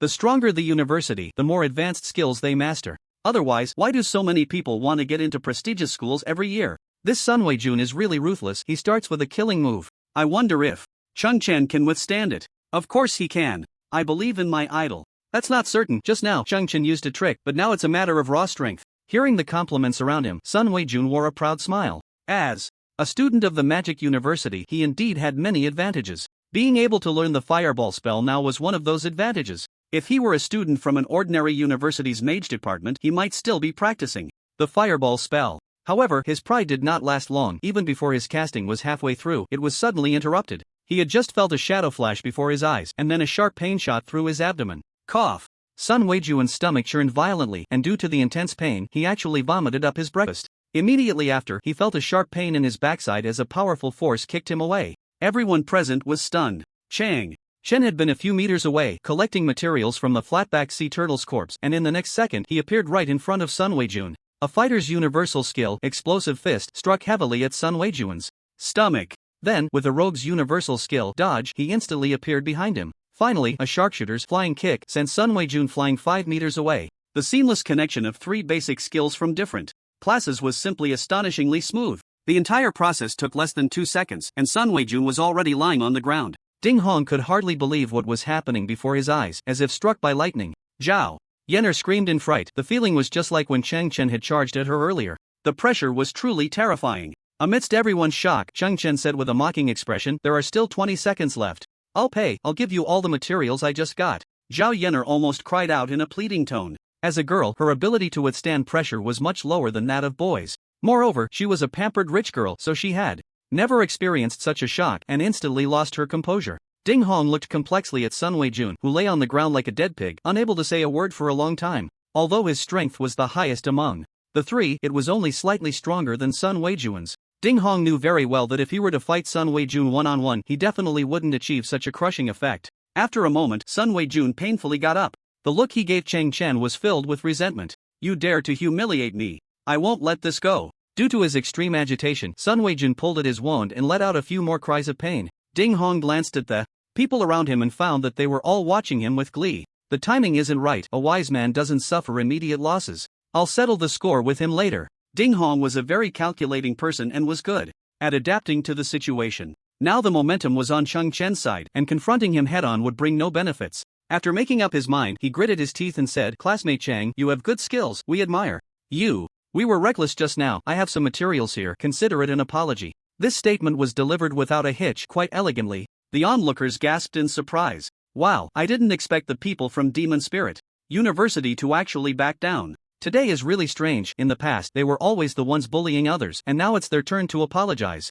Cheng Chen is impressive. I bet he's also from a top 10 school, otherwise, he couldn't be this strong. Ding Hong is known for being petty, who knows what he's really thinking? Cheng Chen might be in danger later. Exactly, I heard his family is quite wealthy, he definitely won't let this go easily. It's probably a delaying tactic, otherwise if he gets killed by Cheng Chen, the loss would be huge. Ding Hong's ability to withstand pressure was extremely strong, far beyond what ordinary people could compare to. Even though he clearly heard the discussions around him, his emotions showed no signs of fluctuation. His earlier attitude was still sincere, and there were basically no flaws to pick at. "Class monitor, we can't back down. He's already shitting on us." In the distance, Sun Wei-jun was a typical fool, unable to see the current situation, still relentless. Ding Hong frowned and scolded, "Idiot, do you still want to embarrass yourself more? Hurry up and take out the stuff." Although Sun Wei-jun was extremely unwilling, he still had to listen to Ding Hong's words. Thus, the three of them handed over all the materials they had obtained today. After that, they didn't linger and turned to leave, fearing Cheng Chen might change his mind again. This wave of gains is not bad. In the future, it would be great if we could encounter more fools. Cheng Chen counted the spoils, feeling very satisfied. Suddenly, a scream came from afar. It turned out that Sun Wei-jun, who hadn't walked far, overheard Cheng Chen's muttering. He was already furious, and now Cheng Chen's unintentional words struck him even harder, causing his blood to boil. Sun Wei-jun felt extremely aggrieved. His emotions were exceptionally agitated, but he had to endure it and didn't dare to explode. He had deeply experienced Cheng Chen's terror. What he had just said were merely angry words. If he really had to fight Cheng Chen again, he wouldn't dare even with 1,000 times more courage. To vent his resentment, he kicked the nearby flat-backed sea turtle corpse. Little did he know that the turtle shell was incredibly hard, not only causing no damage at all but instead swelling his foot, which made him scream in pain. Ding Hong felt a darkness cloud his vision, nearly driving him mad. He never expected Sun Wei-jun to be so foolish. Amidst the laughter of the crowd, he could only grit his teeth and drag his two pig teammates away from this troublesome place. As the trio left, many spectators gathered around Cheng Chen, eager to get close and add him as a friend. After all, someone as formidable as Cheng Chen was a rare sight. However, Cheng Chen smiled slightly and politely declined everyone's enthusiasm. With no other choice, the crowd eventually dispersed. At this moment, Cheng Chen checked his backpack. "Fortunately, I have these full spoils, otherwise I would have wasted several more hours." After some counting, he found that he had collected 172 of the 400 required tails of the flatback sea turtles. The efficiency is still a bit slow, I need to hurry up. After this battle, Cheng Chen had already intimidated everyone on the beach. It was clear to everyone that his main purpose for coming here was not to level up but to collect materials. After all, Cheng Chen had just helped them vent their frustrations, so it would be awkward to compete with him for materials now. Collecting materials was much more troublesome than simply killing monsters, and everyone understood that. Thus, from this moment on, Cheng Chen officially took over the beach, continuing to silently slaughter sea turtles. Half an hour later, the atmosphere among the trio, now far from the beach, was extremely tense. Sun Wei-jun said angrily, "Class leader, why didn't you take action just now? Today is such a humiliation, I can't swallow this."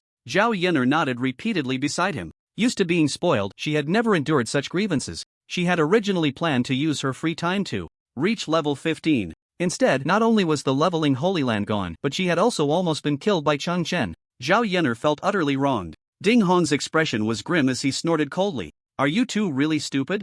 Or just pretending? There were so many people around just now, and they were all hostile towards us. What if we acted blindly and were attacked by everyone? What then? Do you have such confidence that you could win? Ding Hong felt a sense of frustration. The two beside him were truly useless teammates. After hearing his analysis, the two turned pale. One was brainless and the other a spoiled young lady. How could they understand these complexities? Although Sun Weijun now understood the reasoning, he still stubbornly said, "So we just let this matter go? We turned in all our gains from today. If this gets out, where will we put the face of our demon spirit university?" Ding Hong understood this reasoning as well, but he had no better options at that moment. He suddenly revealed a sinister expression, which was unusual for him. "It definitely can't just end like this. Offending students from our demon spirit university and thinking they can leave unscathed? No way. I have a plan, listen up." Ding Hong looked around to ensure no one was nearby and then quietly shared his revenge plan. After hearing it, Sun Weijun and Zhao Yenner had their gloom lifted, their faces breaking into smiles once more. "As expected of the class leader, you're ruthless.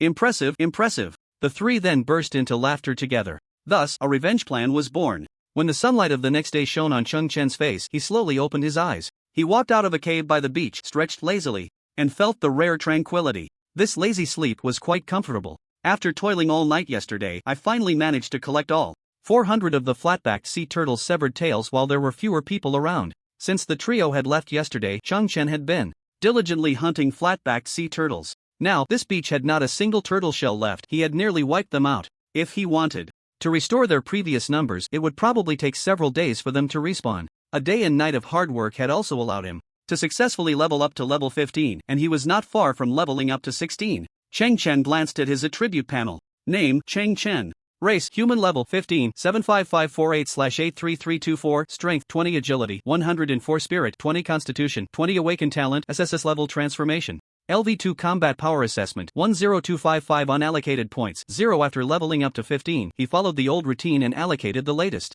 6 points of free attributes to agility. This made him a true agility monster. His average combat power assessment had also successfully broken through the 10,000 point barrier. If someone knew that a student who hadn't even taken the college entrance examination had a combat power exceeding 10,000 points, they would surely be astonished. Generally speaking, students at his stage were around level 10. Because they needed to prepare for the upcoming college entrance examination, they had no time to level up in the Apocalypse continent. Thus, their combat power was typically only around 3 to 4,000, and those with slightly better talent might barely reach 5,000 points, which was completely incomparable to Cheng Chen. Even many ordinary freshmen couldn't reach the 10,000 point combat power level. However, this was not all of Cheng Chen's strength. The pair of travel boots he had obtained earlier had not yet been equipped, so his actual combat power was even higher than the displayed number. At that time, he had looked at the attributes of the shoes and was quite satisfied, but he did not equip them immediately. The purpose of this was not to show off, but to further understand himself. Cheng Chen's current combat skills were largely derived from his own experience and exaggerated proficiency in casting skills. However, this world had character attributes that could enhance human functions. Therefore, in assessing situations, there would definitely be some discrepancies compared to his previous life. The low level might not reveal much now, but as his attributes increased in the future, this discrepancy would become more apparent. Cheng Chen had never been a person who adhered to conventions. On the contrary, the reason he was able to reach the highest peak in his previous life was due to constantly breaking the mold and innovating. Countless new strategies and attribute allocations were his original creations. If he continued to rely on old methods, his grasp of future situations would surely deteriorate. Although he could still crush others, that was not the result he desired, so he had to adapt to this change as soon as possible. Since he could improve his physical quality by enhancing his character's attributes, he wanted to feel the effects of agility attributes without relying on external forces. As long as he remembered this differentiated feeling and applied it to other attributes, it would benefit his future judgment of attributes and damage. This process wouldn't take too long. Once he fully adapted to this change, it would be Cheng Chen's complete state. Moreover, given his current overwhelming strength, even if he wore plain gear or nothing at all, he was not someone of the same level who could contend with him. Cheng Chen had absolute confidence in this. So whether to wear equipment is actually not too important to him. Cheng Chen took out the old letter from his pocket, glanced at it again, and a smile appeared at the corner of his mouth. This task, although very time-consuming, is definitely worth it. Thinking of this, the image of that novice artifact from his previous life already surfaced in Cheng Chen's mind, and the excitement in his eyes was evident. Collecting turtle tails is the first step of this hidden task, and now it was time for the second step. Cheng Chen spent half an hour and arrived at the novice village. At this moment, the place was bustling with people, lively and extraordinary. He scanned the surroundings: blacksmith shop, quest guild, potion shop, and so on. Memories kept flooding back to his mind. Nothing has changed, it's all the familiar scent. First, let's exchange for some initial funds. Chen then approached a building with a sign hanging in the center of the door that read Resource Exchange Center in large characters. The Resource Exchange Center was the only building that had never appeared in the game in his previous life. Its main purpose was to exchange blue star coins for apocalypse coins. Chen looked at his current account and shook his head with a wry smile. Current assets: 0 gold, 52 silver, 14 copper, blue star coins 1 million. Fortunately, I managed to get 1 million as a bonus, otherwise I would really be broke. Compared to his previous life where he was wealthy, he couldn't even pull out a single gold coin now, and the disparity made him smile bitterly. It should be noted that these 52 silver coins were earned after grinding for a whole day and night against the flat-backed turtles. Otherwise, he would truly be penniless now. He then smiled and walked through the door of the Resource Exchange Center. Not knowing was one thing, but seeing it was shocking. The number of people inside far exceeded Chen's expectations. Wow, it seems there are still a lot of rich people. These people must be here to exchange blue star coins. His guess was correct, most of the people in the room were quite wealthy. The equipment on each person was also very eye-catching. Clearly, these were all obtained through cash power. Chen waited in line for 20 minutes before it was finally his turn to exchange. The staff here was a very beautiful young lady. In fact, she was also a human from the outside world, not an NPC. Those willing to work in the town were often the eliminated ones who had failed to awaken. They lacked the talent bonuses and could not survive in the apocalypse continent at all, so they could only look for some daily jobs to barely make a living. Perhaps this is a bit cruel, but it is a fact that ordinary people cannot avoid. If one is unwilling to work in the apocalypse continent, they can only live as an ordinary person in the outside world, passing through life in mediocrity. At least the wages in the apocalypse continent are much higher than those in the outside world, so many people are willing to come here to work. Although they can't become rich overnight, achieving a modest standard of living is not a problem at all. Hello, sir, may I ask if you want to exchange blue star coins? The young lady displayed a professional smile. Chen nodded and then said, I have 1 million blue star coins. I wonder how many apocalypse coins I can exchange for?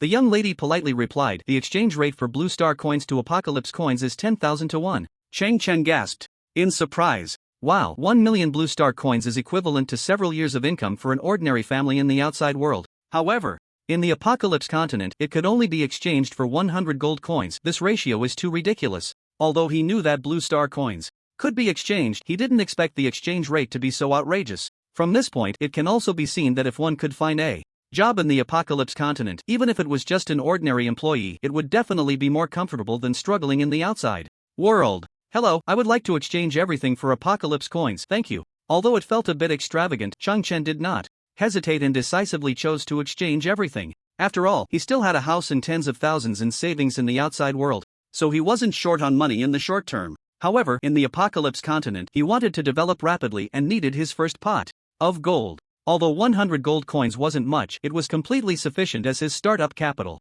With a series of operations from the young lady, Chen heard a ding sound and his account instantly increased by 100 gold coins, while the balance of blue star coins immediately dropped to 0. As long as he had startup capital with his abilities, making money in the apocalypse continent would be very easy. These 100 gold coins are my first pot of gold. Soon, their number will double. Chen looked at his savings, his eyes filled with excitement. Boss, I want to learn fishing skills. Also, give me a set of the best fishing rod and bait. After earning his first bucket of gold, Chen hurried to the fishing gear store without stopping. Before proceeding with his second plan, he needed to make some preparations. The owner of this shop, who was also human, was named Zhou He, a middle-aged man in his 40s. Compared to the young lady he worked with at the resource exchange, Zhou He was clearly much wealthier. It's important to know that opening a shop in the apocalypse continent is quite expensive.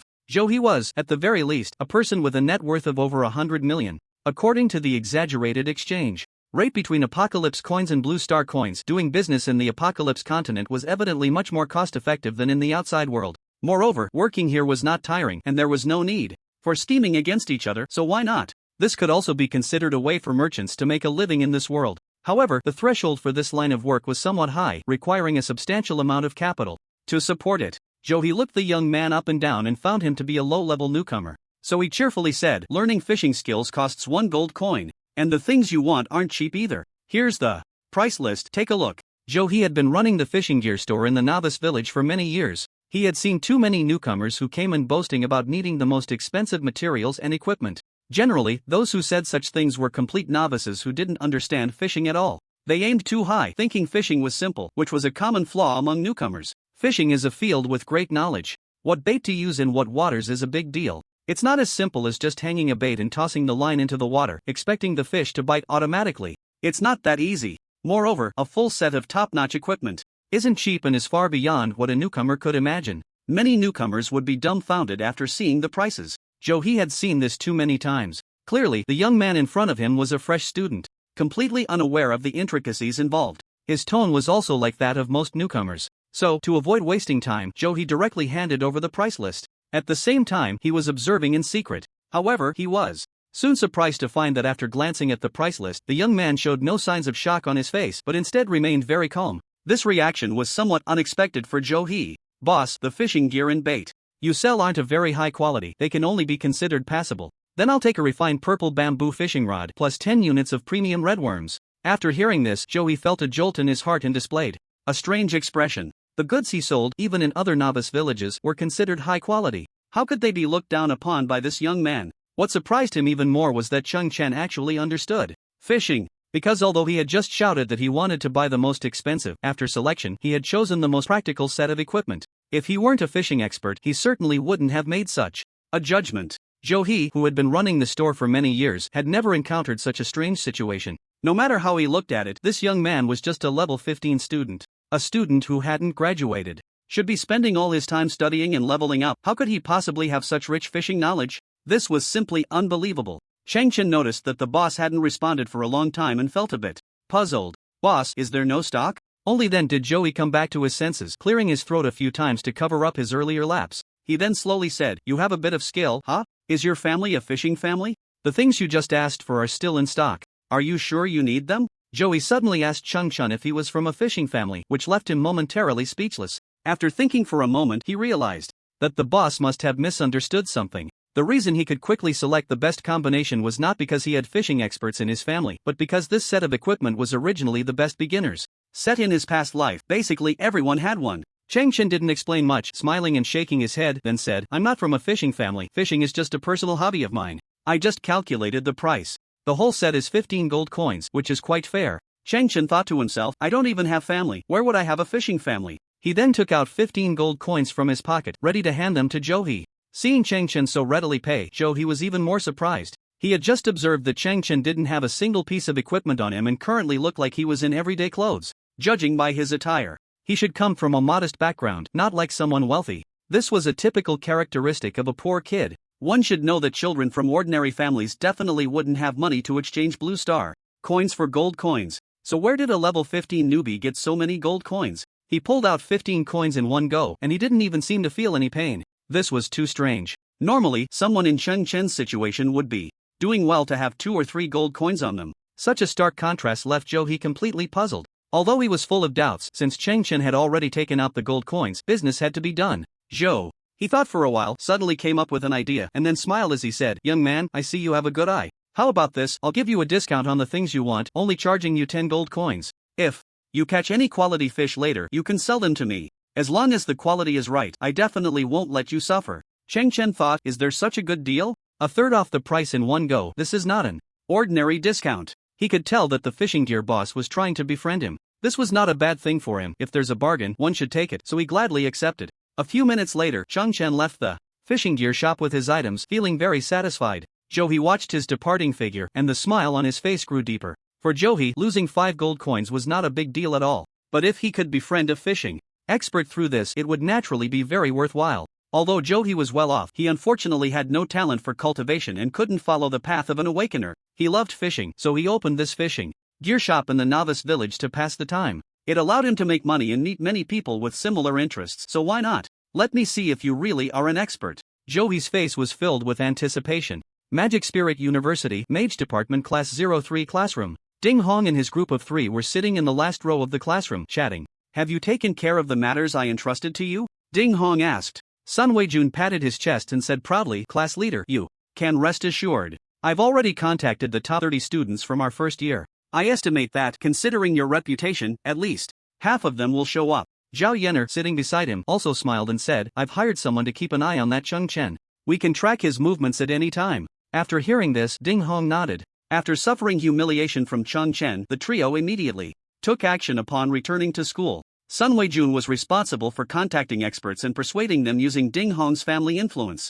Zhao Yener was in charge of closely monitoring Chen's whereabouts. As long as they had enough manpower, they could find trouble for him at any time. Ding Hong's revenge plan was extremely malicious. He didn't just want to kill Chen, he wanted to completely ruin him. The reason for gathering so many people to deal with him wasn't because he took Chen too seriously. Rather, Ding Hong wanted to reduce Chen's level back to level 1, ensuring his complete downfall. To achieve this effect, more people were needed to encircle him. Ding Hong was from Tianhai City, and his family's influence was considerable. Unlike Zhangcheng, Tianhai City was a sizable provincial capital. In terms of both population and economy, it was far beyond what a prefecture-level city like Zhangcheng could compare to. Among this, nearly one-third of Tianhai City's industries had some connection to the Ding family. Although Ding Hong wasn't a direct descendant of the family's vastness meant that even a collateral branch like him was not to be underestimated. Thus, while his strength might not be the strongest among his peers, at Magic Spirit University his influence was significant.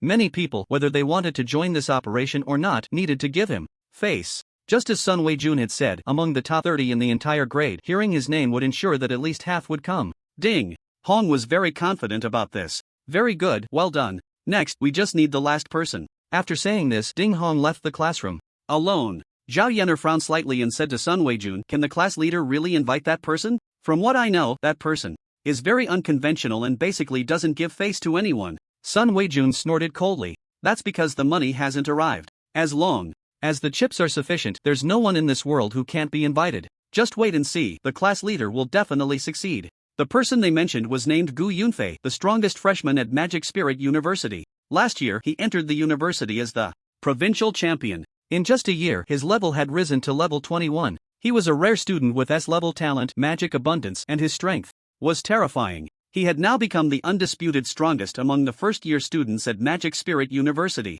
Despite his immense power, Gu Yunfei had a rather peculiar temperament and rarely interacted with others. He spent every day doing just one thing, improving himself, with almost no recreational activities. He also had very few friends at school and was extremely reclusive. Ding Hong personally took action today because he wanted to recruit Gu Yunfei to his side. If he could get him on board, the plan to reduce Chen back to level 1 would become very simple. Moments later, Ding Hong appeared in the practical classroom of Class 05 next door. He glanced around and found Gu Yunfei practicing magic alone. Ding Hong's arrival surprised the students here. "Isn't that the class leader from Class 03 next door? What is he doing here?" Ding Hong is the young master of the Ding family in Tianhai City. He has quite the background, and he definitely isn't here for anything good today. Haven't you heard? Ding Hong is currently trying to recruit the top talents from our first-year class. Is that true? What does he want? Didn't the inter-school competition end this year? I guess he wants to recruit Gu Yunfei. He's the only one who could make Ding Hong come in person. To recruit so many top talents at once, something big must be about to happen. Ding Hong paid no attention to the discussions around him and walked straight up to Gu Yunfei. "Hello, classmate Gu, I'm Ding Hong, the class leader from Class 3. Bang! Gu Yunfei had just unleashed a fireball spell, instantly shattering the target dummy in the combat classroom. Ding Hong's eyelids twitched at the sight. He thought to himself, "Gu Yunfei's strength is indeed formidable, at least a level above my own. What do you want?" Gu Yunfei replied expressionlessly. Ding Hong frowned. Gu Yunfei was indeed as rumored, expressionless and seemingly uninterested in anything. It seemed the task ahead would be a bit challenging. "Well, I have a battle plan and would like to invite you to participate. Of course, I won't ask you to help for free. If you have any requests, just let me know, and I'll do my best to meet them." Based on Ding Hong's understanding of Gu Yunfei, someone with his personality would definitely not care about his status. So, if he wanted Gu Yunfei's help, he needed to let him make requests, not pressure him. "Not interested? Find someone else," Gu Yunfei said without a second thought, rejecting him outright. This was very much in line with his character. Ding Hong wasn't angry. He was determined to recruit Gu Yunfei into his team today. "You're already level 21, and the second job change isn't too far off. As far as I know, the second job change quest isn't simple and requires a lot of materials. If you need anything, just let me know." The wealthy Ding Hong decisively showcased his trump card, money. After hearing this, Gu Yunfei's eyelids twitched for a rare moment, a subtle expression that Ding Hong caught. He smiled slightly, thinking there might be a chance. In reality, although Gu Yunfei had outstanding talent, his family background was average, far from that of a rich kid like Ding Hong. In this world, to develop quickly, besides personal talent, financial resources were also necessary. Unless your abilities had reached a certain level, like Chen, who could handle all materials. by himself, then you wouldn't have to worry about money or materials. But if you hadn't reached that level, it would require a lot more effort. The saying "a penny can defeat a hero" might be exaggerated, but it holds some truth. Gu Yunfei didn't need higher material conditions, but he wanted to become stronger. To become stronger, he had to change jobs, and changing jobs required a large amount of materials, which was currently his biggest shortcoming. Although the school would periodically support some talented but impoverished students, the amount was simply insufficient, barely making a dent. However, after thinking for a moment, Gu Yunfei seemed to be in a mental struggle, but in the end he still refused. "Thank you for your kindness, but I'll find a way myself." Ding Hong was somewhat surprised, thinking this guy has quite the bad temper. Really hard to deal with. Since money wouldn't work, he could only use his final trump card, targeting Gu Yunfei's personality. Before coming today, Ding Hong had already done detailed research. Gu Yunfei had one major characteristic, which was both his strength and weakness. He was combative. He was an extremely rare fighter. He wanted to test himself against anyone strong. It was precisely because of this personality that he progressed at an incredible speed. But at the same time, because of this personality, he offended many people, which brought his interpersonal relationships to a freezing point. No one liked him. Without connections, if one is not strong enough, it is very difficult to reach the peak in this world. I just forgot to tell you, my plan is to kill a student. Although his level is only 14, his strength is very formidable. It might be a bit embarrassing to say, but I'm not afraid. Yesterday, the three of us were leveling up together, but we couldn't even compete with him, and had to leave in disgrace. Oh, I forgot to mention, his class is a rare solo player. Although Ding Hong was very angry at this moment, in order to pique Gu Yunfei's interest, he could only expose his shortcomings. Of course, he only mentioned the part about competing for monsters, and did not bring up the later part where Sun Weijun was bullied. That scene was too embarrassing, he wouldn't mention it. This statement finally had an effect. Gu Yunfei's eyes lit up when he heard about the solo player class. Ding Hong's strength he was somewhat aware of. After all, he was the class leader of the neighboring class. If what he just said was true, then this opponent was worth Gu Yunfei's attention. Deal. Chen did not know that Ding Hong had a revenge plan specifically targeting him about to unfold. He was still making the final preparations for the hidden quest of Vanishing Shadow. I have the turtle tail, I have the fishing gear, now I just need one last thing. The actual process of the Vanishing Shadow quest was quite simple, but there was a lot of preparatory work to be done. Chen was determined to obtain the reward for this quest, so he made 100% preparations. I remember, it should be the small island over there. There should be a rare boss there. At this moment, Chen was at the seaside in the northern part of the novice village. This location was at the opposite end of the beach where he had previously killed the flat-backed sea turtle, quite a distance away. The island he was looking for was a very famous rare spawn point from his past life, because on this island every 72 hours a rare boss would respawn, sticky radiation dust. Despite its name, radiation dust was actually a genuine water element. This boss was level 18, not too strong. However, it dropped a highly versatile weapon, the Water Vine Staff. The Water Vine Staff was one of the few weapons in the Apocalypse continent that had special effects. As long as it was equipped, one could breathe underwater permanently, which was incredibly powerful. In the Apocalypse continent, everyone's limit for staying underwater was 2 minutes. Without special protective measures, once the 2 minutes were up, health would start to deplete every second. Each second of health loss would reduce the maximum health by 10%, meaning one could last a maximum of 10 more seconds before dying immediately. Moreover, the death penalty in the Apocalypse continent was extremely harsh. Therefore, people generally wouldn't venture into the water easily unless they had to complete some important tasks, as the risks were just too great. If someone was ambushed in the water, it was very easy to be killed. In fact, with Chen's strength, there was not much need to fight for the Water Vine Staff. However, after careful consideration, he decided to come for safety's sake. After all, he could only attempt the hidden quest, the Vanishing Shadow, once. If he failed, that novice artifact would be forever out of reach. Chen quickly swam to the small island, and after searching around, he finally found today's target, sticky radiation dust, behind a small mountain range. However, Chen did not know that just after he landed on the island, two shadows appeared in the distant waters. They were assassins hired by Zhao Yan'er, specifically tasked with tracking Chen's movements. What does the boss say now? He has landed on that small island, should we follow him? This island is small, even if we circle it, it won't take 10 minutes. Following him might expose us. Then should we just stay here? Yeah, that's the safest option. Besides, there are no other exits, he can't just disappear suddenly. After a brief discussion, the two assassins decided to stay put. After all, their main task was to keep an eye on Chen, and they did not need to confront him directly. They followed a principle of doing as much work as they were paid for. Tracking others was, in fact, a rather shady activity. If they could complete their task without exposing themselves, that would be ideal. If they got too close and were discovered, leading to enmity, it would be a loss. Additionally, their own strength was not particularly strong, otherwise, they wouldn't have taken on such a task. Judging from the price Xiao Yener offered, the person being tracked was definitely not weak. The two of them did not have a 100% guarantee of victory. Therefore, both logically and emotionally, there was no need for them to follow. Chen glanced at the information for sticky radiation dust. Sticky radiation dust, level 18 rare elite elemental creature, health points 3500. At this moment, if it were an ordinary person with only level 15, attempting to single-handedly defeat an 18-level rare boss would be nearly impossible. However, for Chen, who had been through countless battles, it was not a difficult task at all. Moreover, he had the advantage of attribute points, which meant his true strength could not simply be measured by level. Long time no see, sticky radiation dust. The sticky radiation dust stood about 2 meters tall and was entirely dark green. Its main body was composed entirely of water sources that had been contaminated by radiation. At the wrists of its hands, there were 2 beautiful ring-shaped bracelets, embedded with gems. This was a typical characteristic of elemental creatures, and Chen could not remember the last time he had seen one, which made him sigh. Then, a smile appeared on Chen's lips as he took out a novice staff, the initial weapon that all newcomers possessed. He raised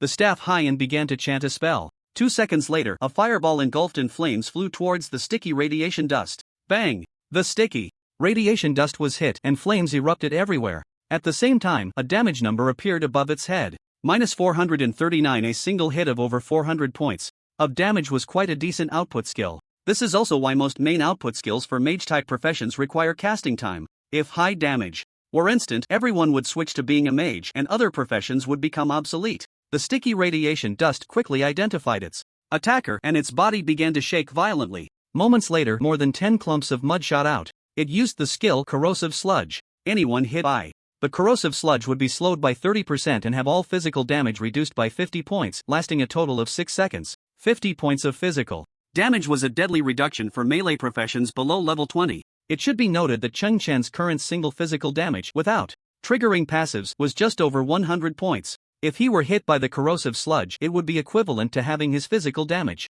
Moreover, what was even more painful was that if hit by multiple corrosive sludges, this debuff would stack. A melee profession hit a few times would essentially become useless within 6 seconds. At that moment, Chen quickly calculated all the landing points of the corrosive sludge in his mind. His feet moved in a strange rhythm, effortlessly dodging all the attacks. At some point, the staff in his hand had transformed into a long sword. Chen took the opportunity to approach the sticky radiation dust and directly executed the wave split slash. Just as the red arc of the wave split slash lit up, 5 sword energies burst forth, triggering the passive of the wave split slash. -102, -125, -114, -126. A series of varying damage numbers appeared. Because the sticky radiation dust was entirely made of water, it had no fatal weaknesses. No matter which part was attacked, it could only receive base damage. At that moment, a circle of green gas suddenly erupted from beneath the sticky radiation dust. Chen decisively used a backward step to retreat while switching the longsword to a gremlin machine gun.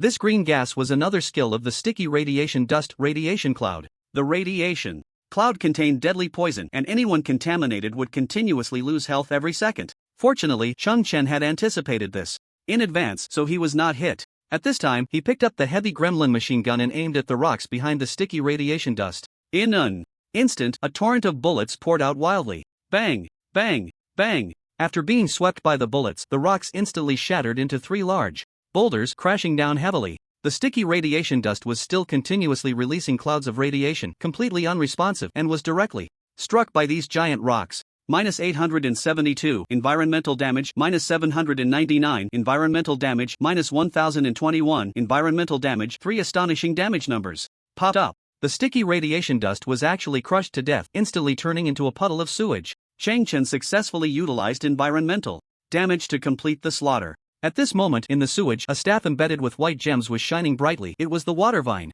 staff. Chen walked over with a smile and picked up a water vine staff. Water vine staff quality, excellent, 4873 damage plus 8 spirit. Durability 100 item level 20 equipment effect. The user can breathe underwater without restriction.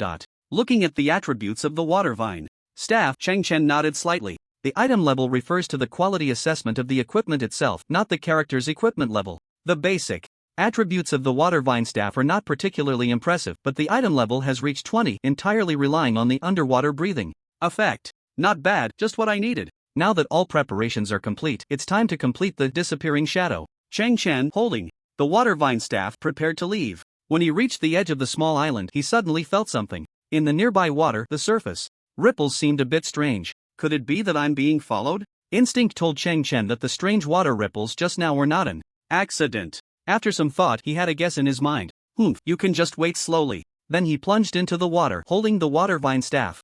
Big brother, I can't hold on much longer. It's been almost 4 hours. Why hasn't he come out yet? Could it be that some beast up there killed him? That shouldn't be the case. With such a long time passing, there's been no movement on the island. Clearly no battle has occurred. Then where did he go? He didn't run away, did he? That shouldn't be the case. The other side of the island is the endless sea. If he wants to return to land, he can only come from our direction. We've been guarding here for so long, there's no way we missed anything. It's really strange. The two assassins had been soaking in the waters outside the small island for almost 4 hours and were now feeling exhausted. Moreover, their skin had wrinkled from being in the water for too long, making them very uncomfortable. Their ability to wait in the water for such a long time showed their professional ethics were impeccable. However, even the most patient person couldn't withstand such a grind, and now they finally couldn't hold on any longer. Big brother, why don't we go up and take a look? If he really ran away, we should retreat quickly. Someone who can be so elusive is not someone we can provoke. This money is too hot to handle. After hearing this, the older assassin felt his brother made a good point and nodded. Then, the two of them stealthily made their way onto the island. Soon, 10 minutes passed and they searched every corner of the island but found no trace of Chen. At this point, their hearts had already sunk. Damn, he really ran away. How did he manage that? The two assassins were now completely stunned. This small island was surrounded by water on all sides, essentially a water prison. If Chen wanted to return to land, he could only go from the direction they had just been guarding. But after 4 hours of waiting, the assassin brothers had never seen him. It was as if Chen had vanished into thin air. It was simply inconceivable. The two brothers racked their brains but couldn't figure out how Chen slipped away. Now that they had lost track of him, they had to give their employer an explanation. So they could only brace themselves and message Zhao Yener. Miss Xiao, something's wrong. We lost track of that Chen. The assassin brothers were already prepared to refund the money, so the psychological burden wasn't too heavy. But a few seconds later, Zhao Yener lashed out at them. What are you doing? You lost track of a living person? I gave you 10 gold coins. Is this your capability? What happened to the bravado you boasted about before? Did a dog eat it? I'll say this up front, you better mobilize all your resources to find him. If our plans are delayed, you will bear the consequences. From the tone of her reply, it was clear that Zhao Yener was not in a good mood. Now the assassin brothers were in a dilemma. They initially thought that refunding the payment would end the matter. Now they had no idea that Zhao Yener had directly threatened them. Both of them knew Zhao Yener and were aware of the power she wielded, as well as her temper that was not to be trifled with. Since she mentioned consequences, she would definitely follow through.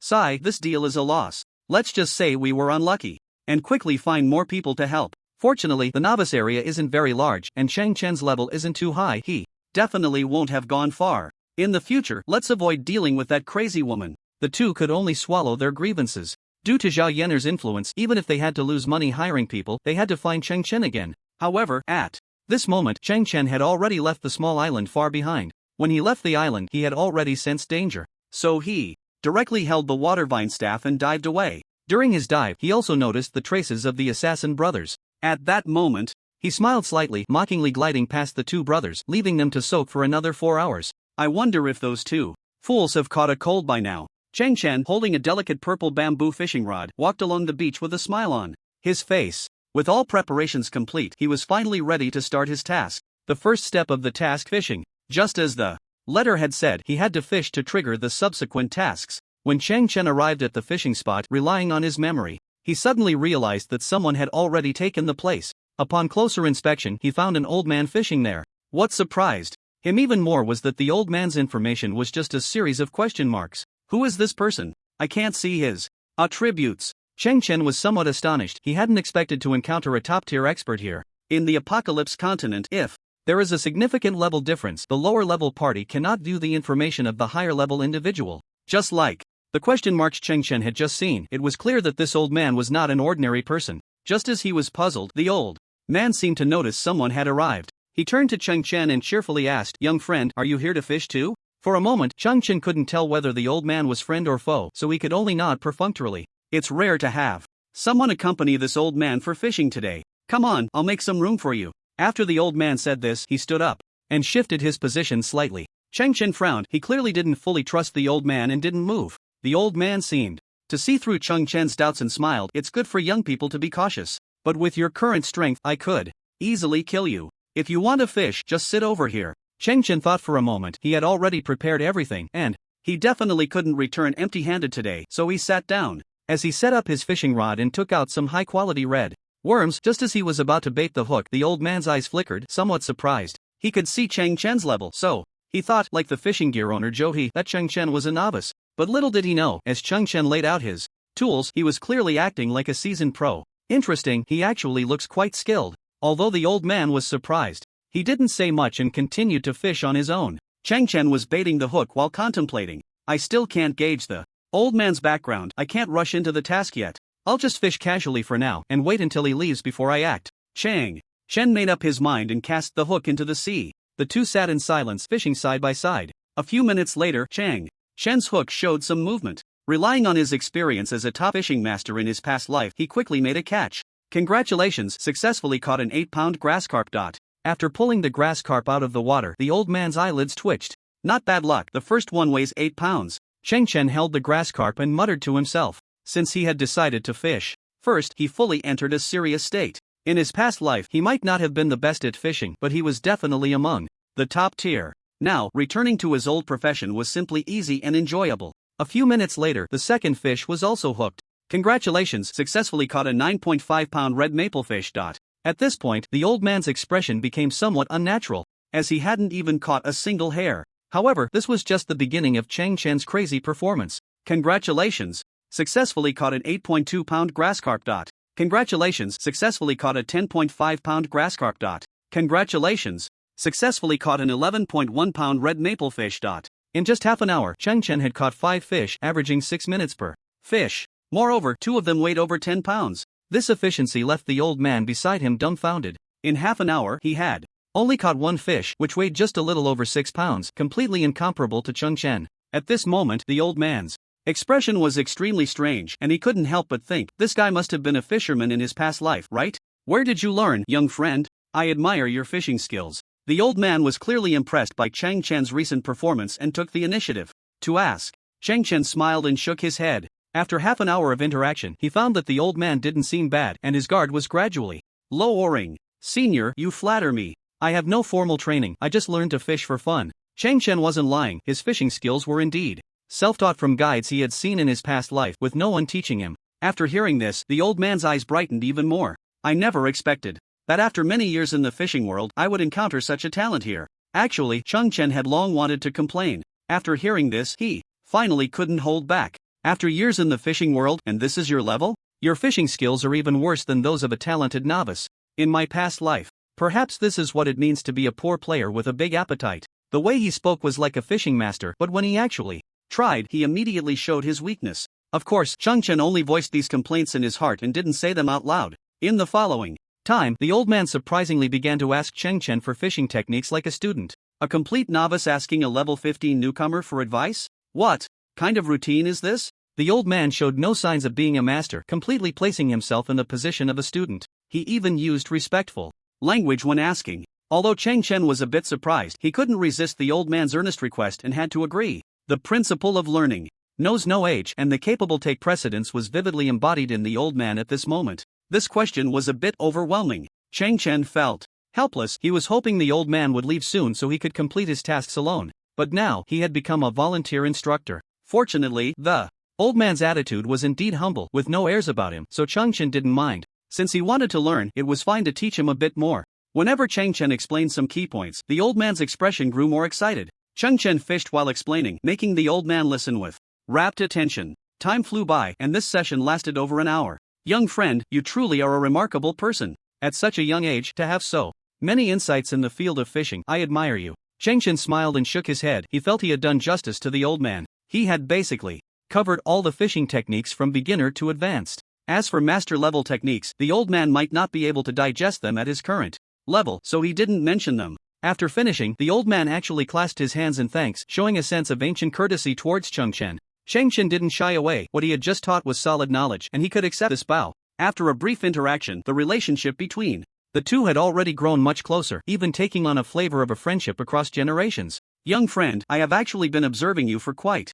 some time. Not only do you have outstanding fishing talent, but your own abilities are even above your fishing level. With such extraordinary talent, why choose the path of a lone wanderer? After learning the fishing techniques, the old man asked meaningfully while packing up his fishing gear. At that moment, his previously cynical demeanor vanished, revealing a hint of a powerful aura. Chen didn't expect the old man to suddenly shift the topic. To himself, he thought for a moment and confidently retorted, "Why can't I choose the path of a lone wanderer?" The old man was shocked. For a brief moment, he sensed an aura of an extraordinary master from Chong.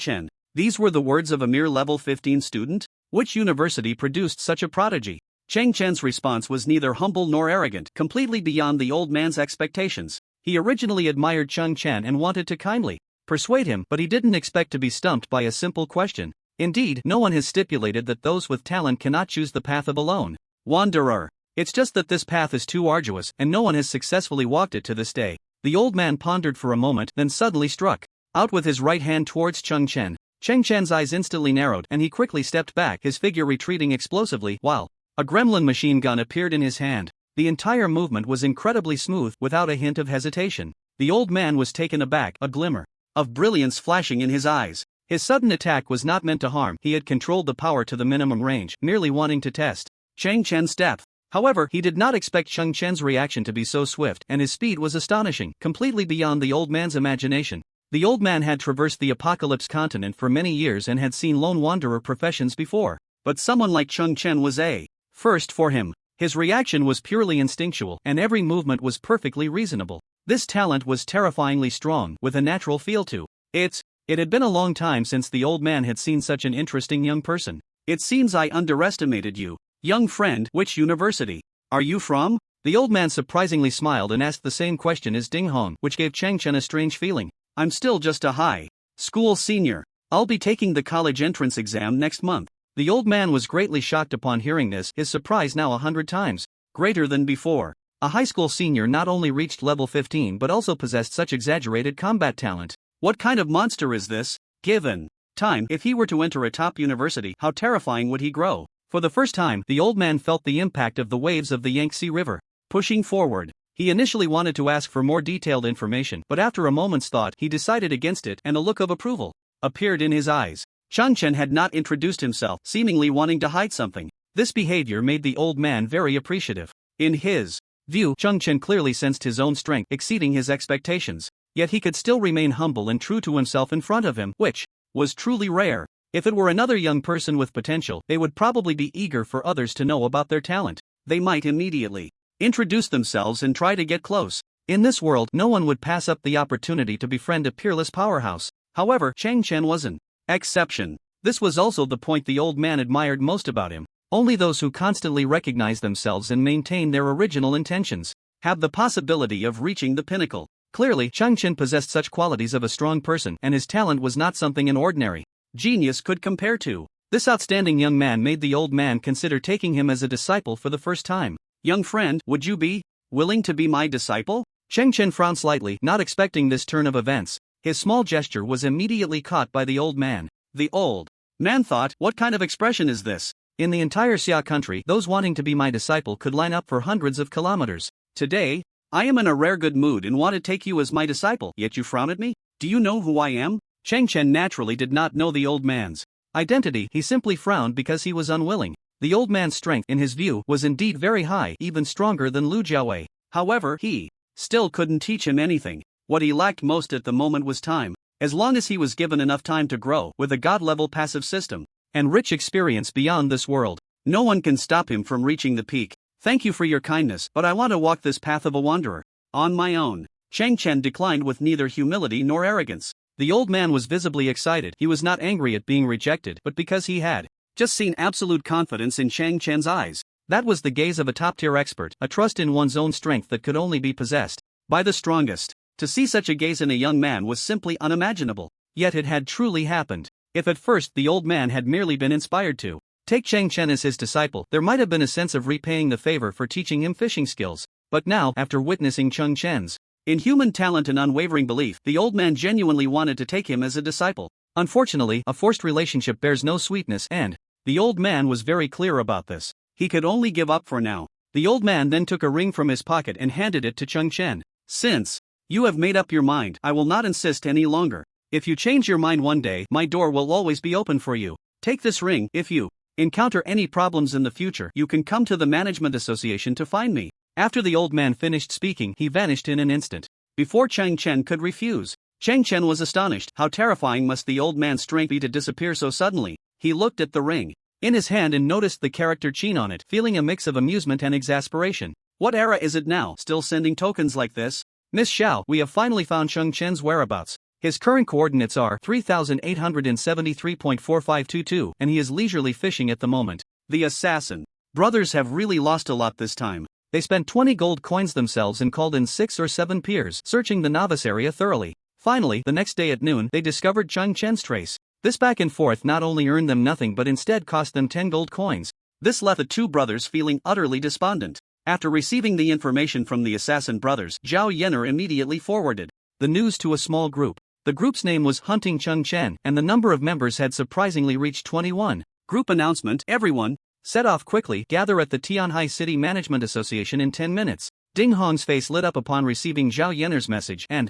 he immediately issued combat orders. Among the 21 people in the group, aside from his 3-man team, the rest were naturally experts he had invited, including the rookie king Gu Yunfei. Everyone was paid to work, and they quickly replied that they received the message and set off immediately. Magic Spirit University, as the top university in Tianhai City, has a very advantageous geographical location. It is located in the city center, very close to the Tianhai City Management Association. 10 minutes later, everyone arrived punctually at the entrance of the Management Association. As they walked into the hall together, they immediately attracted the attention of the crowd. My God, what day is it today that a group of top students from Magic Spirit University has come? Damn, their uniforms look so good. I wish I could get in too. Look quickly, the one at the front, isn't that Ding Hong, the young master of the Ding family? What a surprise, isn't the strongest the one at the back, Gu Yunfei? He is the rookie king of the first year at Magic Spirit University. This lineup is too terrifying. They are all familiar faces, and each one is very strong. Are they going to team up to hunt down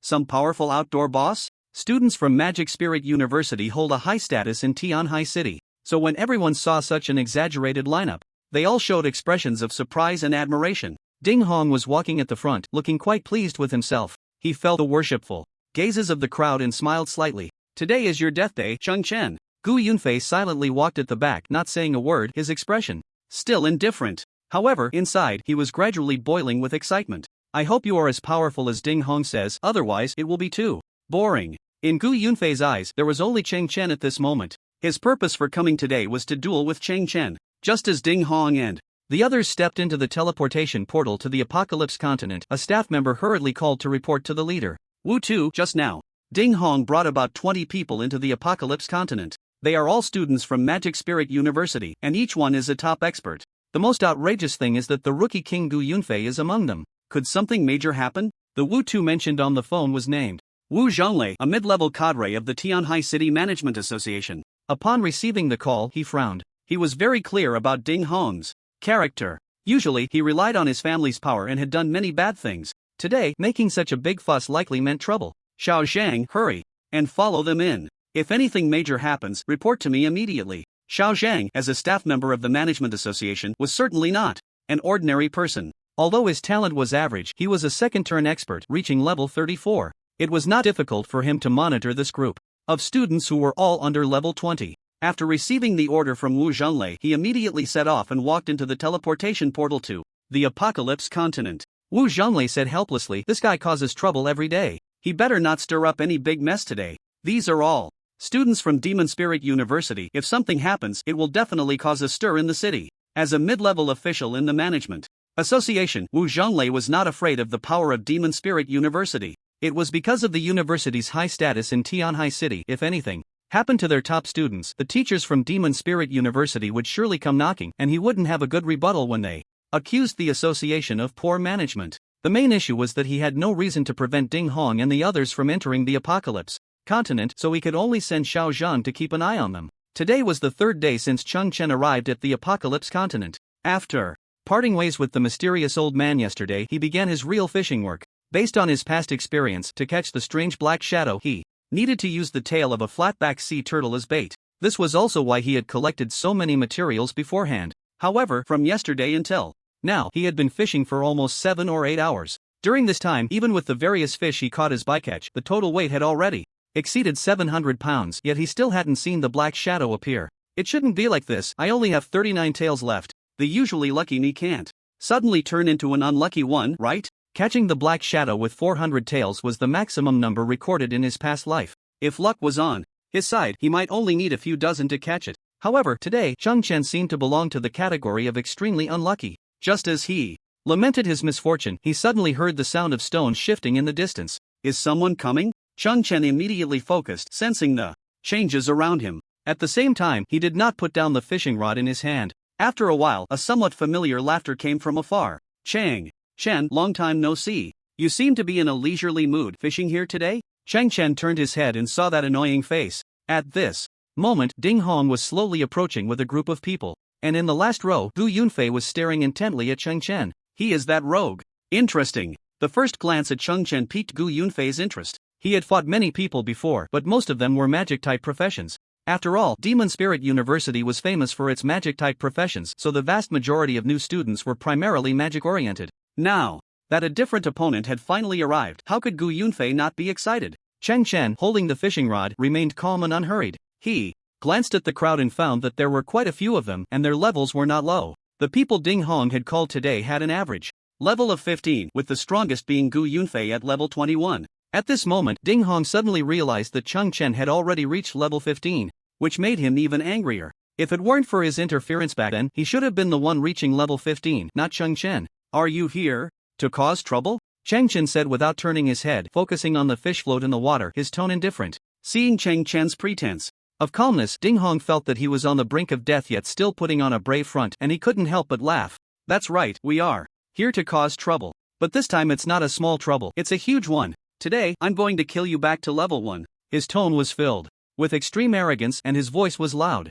Just then, not far behind the crowd, a figure suddenly appeared on a tree. It was Xiao Zhang, who had secretly followed them. Xiao Zhang's level was very high. He had clearly heard the conversation between the two parties just now, and at this moment he was filled with extreme doubt. It was obvious that this student named Chen had offended Ding Hong before, and as a result, he had come to seek revenge today. He never expected that Ding Hong would go to such great lengths, calling so many experts. Was it really just to find one person to take revenge on? 21v1? Was there really a need for that? The opponent was just a lone wanderer. What a ridiculous international joke. Xiao Zhang could only think of one idiom in his heart: killing a chicken with a butcher's knife. In his view, it was clear that a mere lone wanderer did not deserve to be targeted by so many people. However, speaking of which, Ding Hong is really ruthless. Killing someone once isn't enough, he actually wants to completely ruin another person. Xiao Zhang felt quite displeased. He had always hated scum like Ding Hong who bullied others with their power, so he began to feel some sympathy for this classmate named Chen.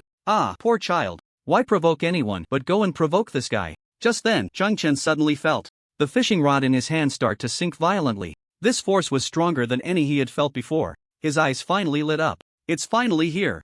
Meanwhile, Ding Hong and the others, seeing Chen surrounded, not only felt no fear but instead started to laugh, leaving everyone confused. A few seconds later, when everyone saw a huge shadow appear on the surface of the sea, they were instantly dumbfounded. What is this, monster? Hard work pays off for those who are determined. After consuming a total of 361 flatback sea turtle tails, Chen finally succeeded in attracting a strange shadow. Ding Hong and the others, watching this 4-meter-long shadow slowly approach the shore, were already so shocked that they couldn't speak. Moments later, a Naga fishman, covered in fish fins and barbs, holding a trident, slowly surfaced. At this moment, the information about the Naga fishman was also displayed. Prince Nazgak, level 22 Naga elite leader, health point 6000. Ding Hong, seeing Prince Nazgak's attributes, felt his mind go blank. No matter how he calculated, he never expected that his strangulation plan would be interrupted by such a terrifying boss. What surprised him even more was that he had never seen the name Prince Nazgak in any of the relevant materials at school. It was obvious that this was a very rare wild boss from the depths of the water. At this moment, Sun Weijun, excited, shouted, "Class leader, this is a rare boss that's hard to come by. It's just right that we have a lot of people today. If we take him down, there will definitely be powerful treasures dropped." At this moment, the other students around felt the same way as Sun Weijun. They had come today to help Ding Hong kill someone for money. Who would have thought that there would be an unexpected gain? This was simply a godsend opportunity. If they had encountered it alone, it would have been one thing, but now there were as many as 21 experts present. Killing this level 22 elite shouldn't be too difficult. Class leader, this is a once-in-a-lifetime opportunity. Let's quickly deal with Chang. Chen, and then work together to take down this boss. Zhao Yana remained relatively calm, at least knowing that they should deal with the big demon Cheng Chen first before attacking Prince Nazgak. Ding Hong nodded and then shouted, "Everyone, let's go together and take down Chang Chen first. After we kill the boss, we can go find him trouble." The huge temptation was right in front of them, and Ding Hong decided to temporarily change the battle plan. Since everyone was already called over, they should first get the treasure and there would be plenty of time to torment Cheng Chen later. As long as they killed Cheng Chen first and then sent a few people to guard the nearby graveyard, he wouldn't be able to return to the Apocalypse continent. In his weakened state after resurrection, he definitely wouldn't break through the graveyard's defenses. Once the main force finished off Prince Nazgak, they could turn around and block the graveyard and they would surely be able to kill him back to level 1. No matter what, Cheng Chen would find it hard to escape today. Just then, Cheng Chen revealed a disdainful expression. He reached into his pocket with his right hand, pulled out the remaining tails, and scattered them all towards Ding Hong. Prince Nazgak's eyes instantly turned red. He roared and charged forward. The tails of the flatback sea turtle were Prince Nazgak's favorite food. He had been asleep for a long time, and today he could finally see the light of day, now in an extremely hungry state. So when he saw those tails, his eyes lit up. What is this? Damn, he is charging over. Prince Nazgak was incredibly fast, appearing in front of a student from Magic Spirit University in the blink of an eye. This student, who had been exclaiming just a second ago, was slapped away by Prince Nazgak the next second. The huge Prince Nazgak now charged into Ding Hong's camp like a wild buffalo chariot, instantly causing screams all around. Cheng Chen coldly watched this group of fools from the side, saying nothing. Just then, Gu Yunfei suddenly made a move. He raised his right hand, and the tip of his staff emitted a dazzling blue light. Ice seal. Instantly, a circle of ice pillars appeared under Prince Nazgak's feet, trapping him in place. Among all the people present, only Gu Yunfei's level was close to that of Prince Nazgak.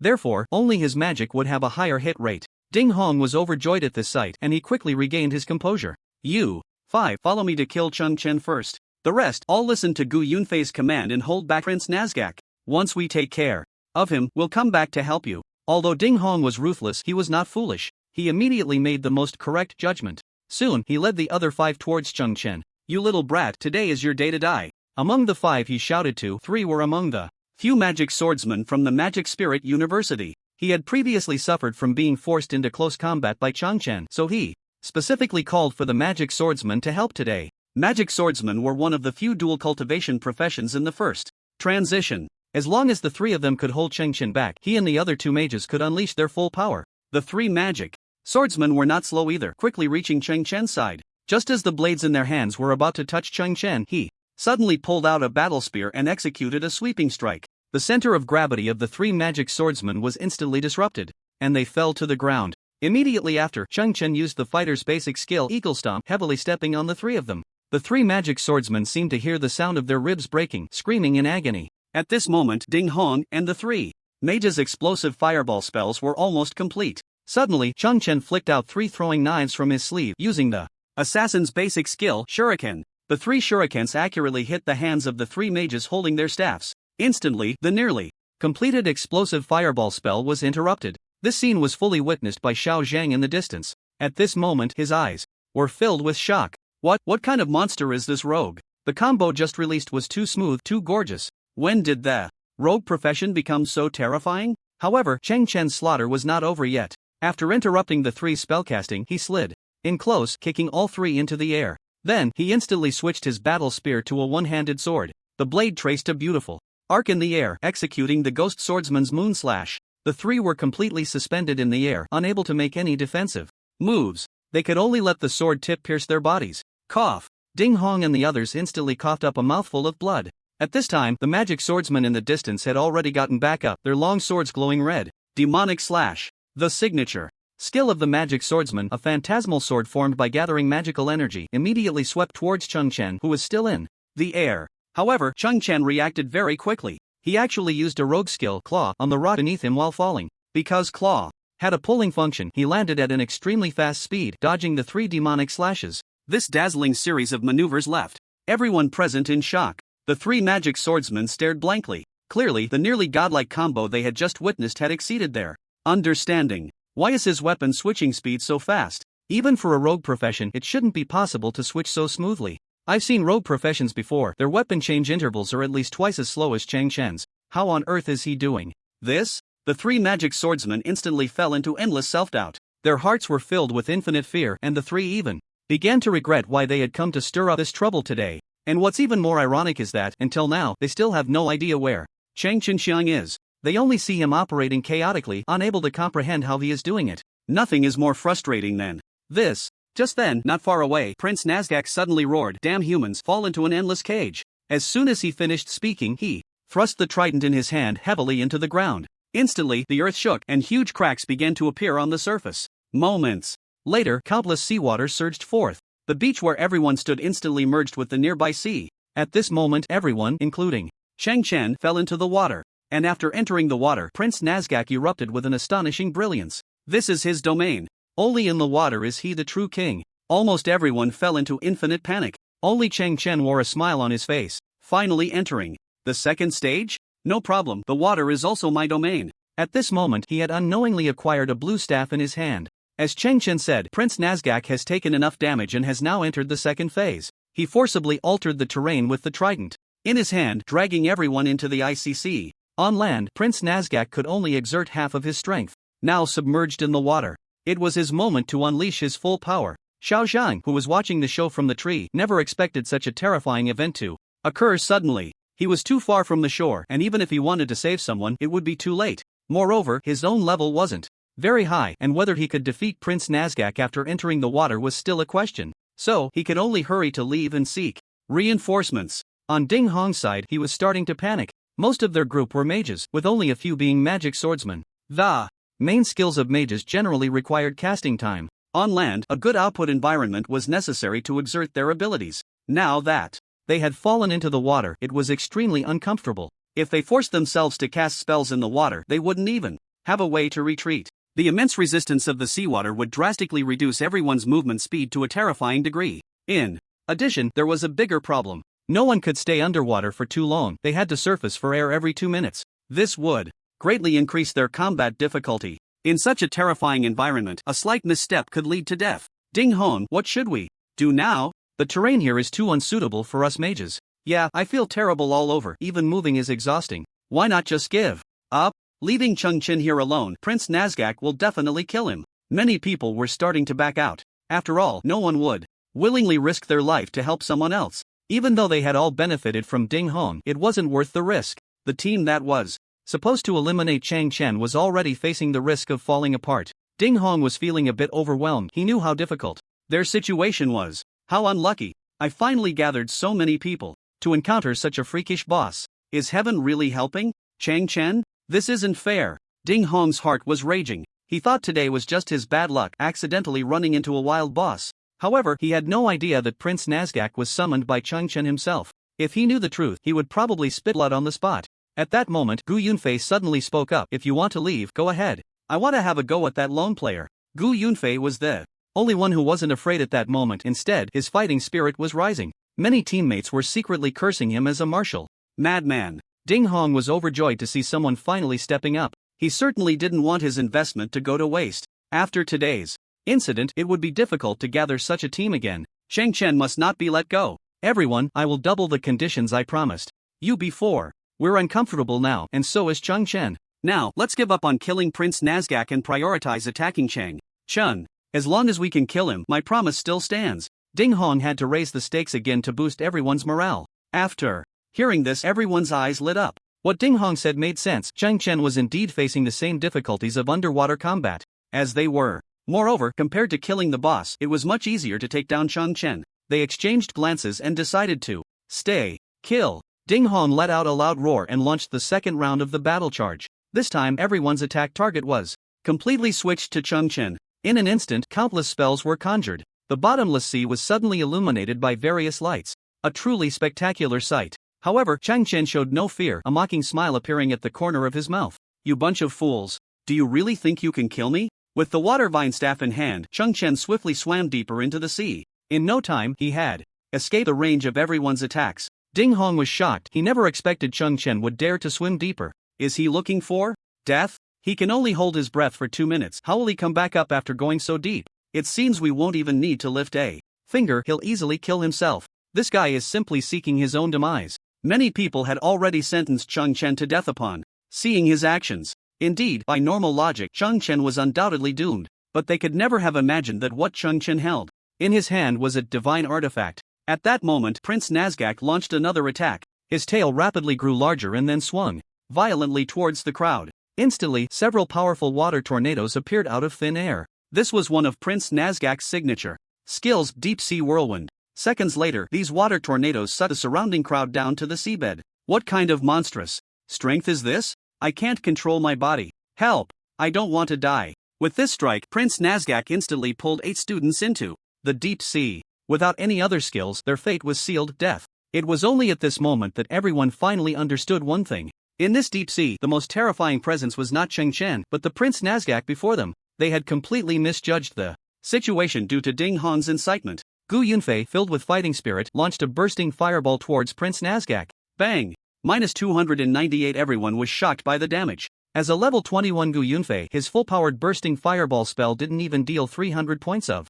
damage. How could this be possible? Under normal circumstances, this fireball would at least deal 600 points of damage to Prince Nazgak. Now, the damage had been halved. Not good. Fire-type spells are greatly weakened in the deep sea. With our current skills, we can't compete with him at all. Quick, retreat. Saving our lives is the priority. Clearly, these students had no experience fighting in the deep sea. The school would never let them battle in such an outrageous environment. So now everyone was realizing just how terrifying the danger they faced truly was. At this moment, even the usually proud Gu Yunfei felt the urge to retreat. He was indeed combative, that much was true. But that didn't mean he was foolish. To insist on fighting a battle with no chance of winning was nothing short of suicidal. He wasn't an idiot. So after realizing the outcome, he was the first to turn and retreat. He hadn't come to fight the boss today, now his life was uncertain. So, there was no point in staying any longer. When everyone saw that even Gu Yunfei was retreating, they lost all desire to fight and hurried towards the surface. Although Ding Hong cursed inwardly, he still followed the main group. In his view, Chen was already in a situation where death was certain. He had no reason to risk his life by staying. Just as everyone was about to swim out of the sea, they heard Prince Nazgak's voice behind them. Foolish humans, you think you can escape after provoking me? Immediately, Prince Nazgak opened his massive mouth, and a violent jet of water shot out. The water column, with a diameter of up to 1 meter, struck Ding Hong and the others like a shockwave in an instant. At this moment, Prince Nazgak finally unleashed his second skill, Ice Torrent. Ah, no! Many people let out desperate cries just before being hit. Just 1 second later, everyone was frozen into ice blocks, and then their bodies began to plummet rapidly. At this moment, an infinite despair rose in everyone's hearts. They had already been fighting for over a minute, and their oxygen levels were nearly depleted. Now, frozen into ice and sinking into the sea, it was a certain death. Ding Hong had completely lost his sense of feeling. His entire body encased in ice, unable to move. The scenes before his eyes kept changing, and his body was getting further and further from the sea surface. At this moment, an infinite regret surged in Ding Hong's heart. At the same time, his hatred for Chen reached its peak. Chen, I won't let this go. When I revive, I will definitely make you suffer 1,000 cuts. Just then, a figure suddenly appeared in his line of sight, and this person was smiling and waving at him. When Ding Hong clearly saw the person's face, his mind went blank. How are you still alive? Ding Hong's eyes bulged like light bulbs, his shock beyond words. However, at this moment, he couldn't speak, only allowing his body to slowly sink to the seabed. Chen, may you not die a good death. Ding Hong shouted in despair, silently. Chen held the water vine staff, and without exerting a bit of effort, he wiped out all 21 members of Ding Hong's team. If this achievement were to spread, it would likely shake the entire Xia country. It is important to note that this was accomplished by a mere high school student at level 15, producing a terrifying record. Unbeknownst to him, Chen had once again created an insurmountable record. Now, Chen watched as one ice block after another sank into the water. He finally turned his gaze upward to Prince Nazgak. At this moment, although Prince Nazgak had lost 2,900 health points due to Ding Hong and his team, he still maintained sufficient combat power.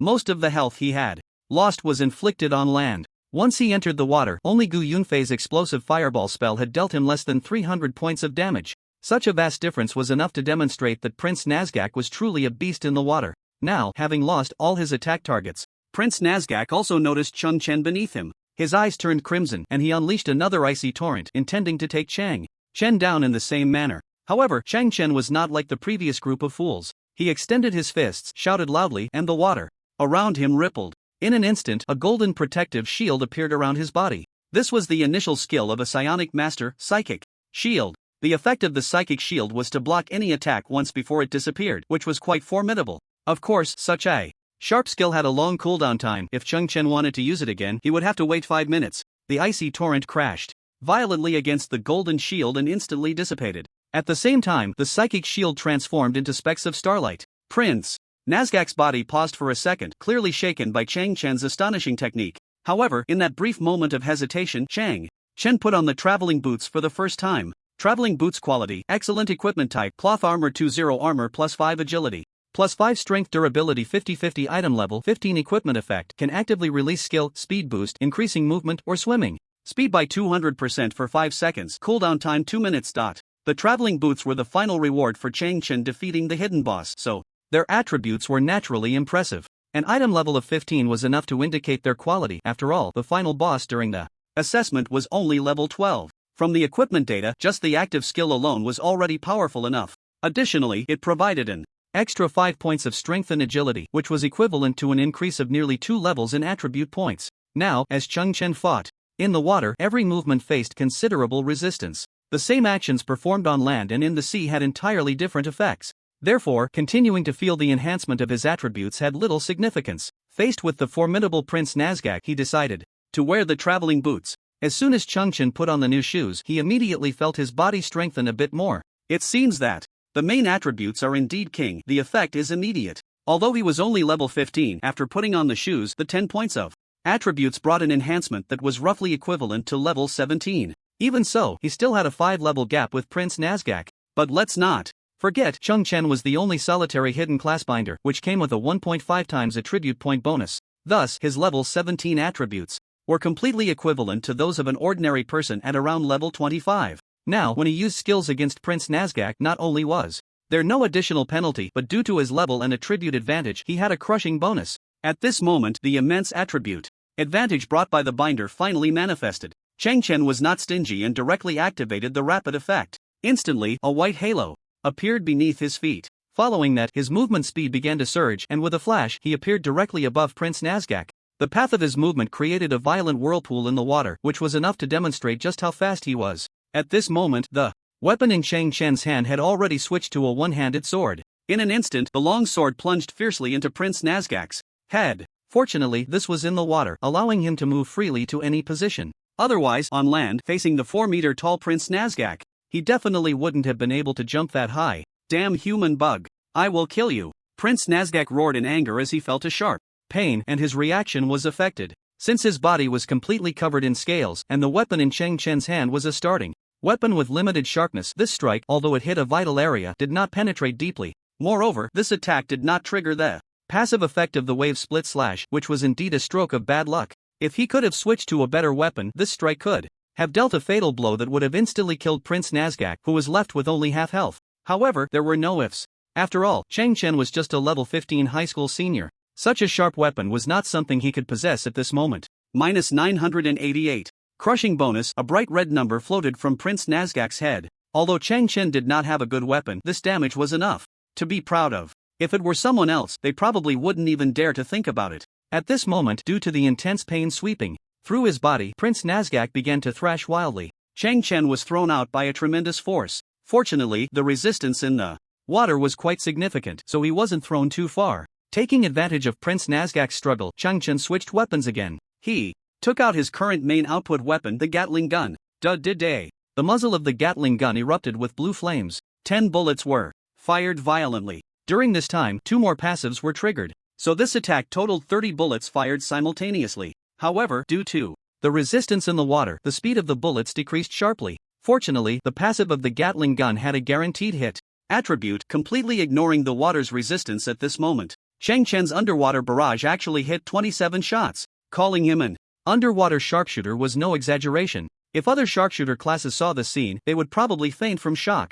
After hitting 27 bullets, Prince Nazgak's body began to spurt blood continuously. Minus 61, crushing bonus, minus 122, critical damage, minus 67, crushing bonus, minus 129, critical damage. After this round of attacks, an astonishing damage of 2011 points was dealt. Adding the previous 988 points of damage, Prince Nazgak was left with only 101 health points. Such output efficiency was terrifying. The reason Chen could deal such high output was partly due to his extremely rare critical hit passive, which increased his critical hit rate by 20%.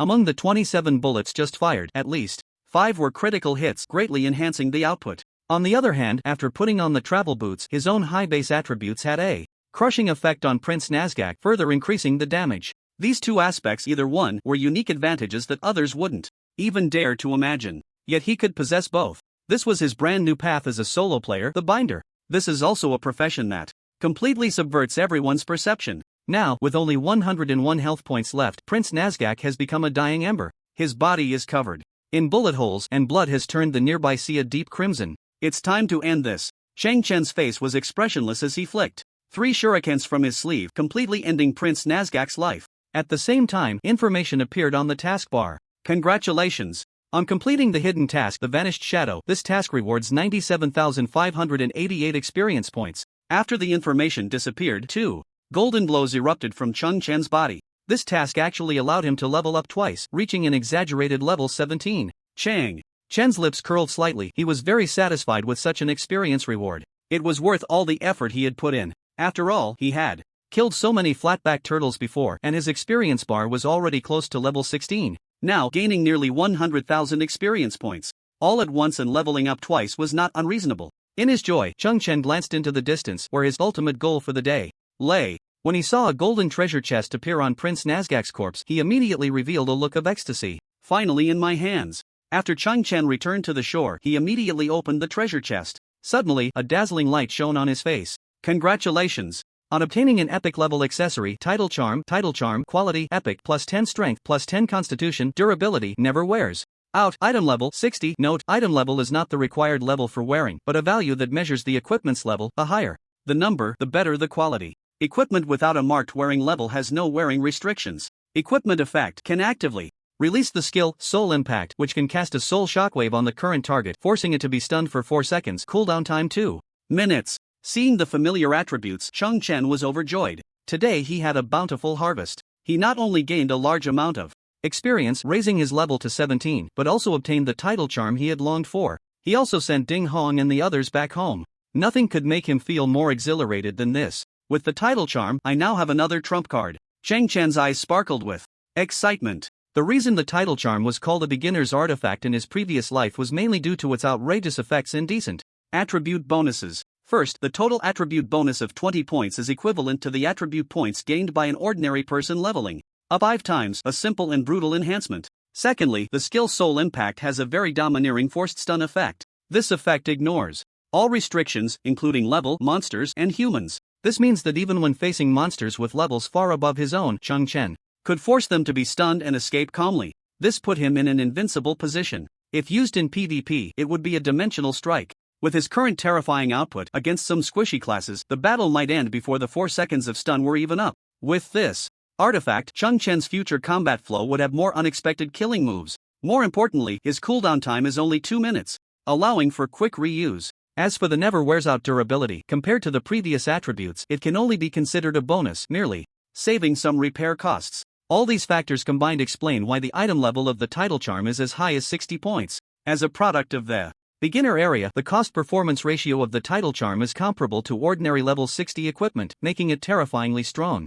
This is also why Chen was willing to spend 3 days to get his hands on it. First, let's return to the beginner village and sell this huge pile of fish. It's taking up too much space. Half an hour later, Chen walked into the fishing gear shop. He was currently attending to other customers, but he immediately spotted Chen. After instructing a subordinate to take over, he walked over. Young man, how's it going? How was the harvest this time? He guessed that Chen had come to sell fish and felt a hint of anticipation in his heart. Chen nodded slightly and said, "It's okay, the quality isn't too high." Then he casually took out a fish and handed it to Joe-hee. Joe-hee took a close look and immediately smiled. A grass carp weighing 9.2 pounds, not bad at all. At your level, being able to catch such a big fish shows you have some skill. Joe-hee thought to himself that the young man in front of him was indeed something. How many fish of this quality do you have? Bring them all out. I'll buy them all at 20% above market price. After hearing this, Chen showed a strange expression and then asked, "Right here?" This question left Joe-hee momentarily speechless.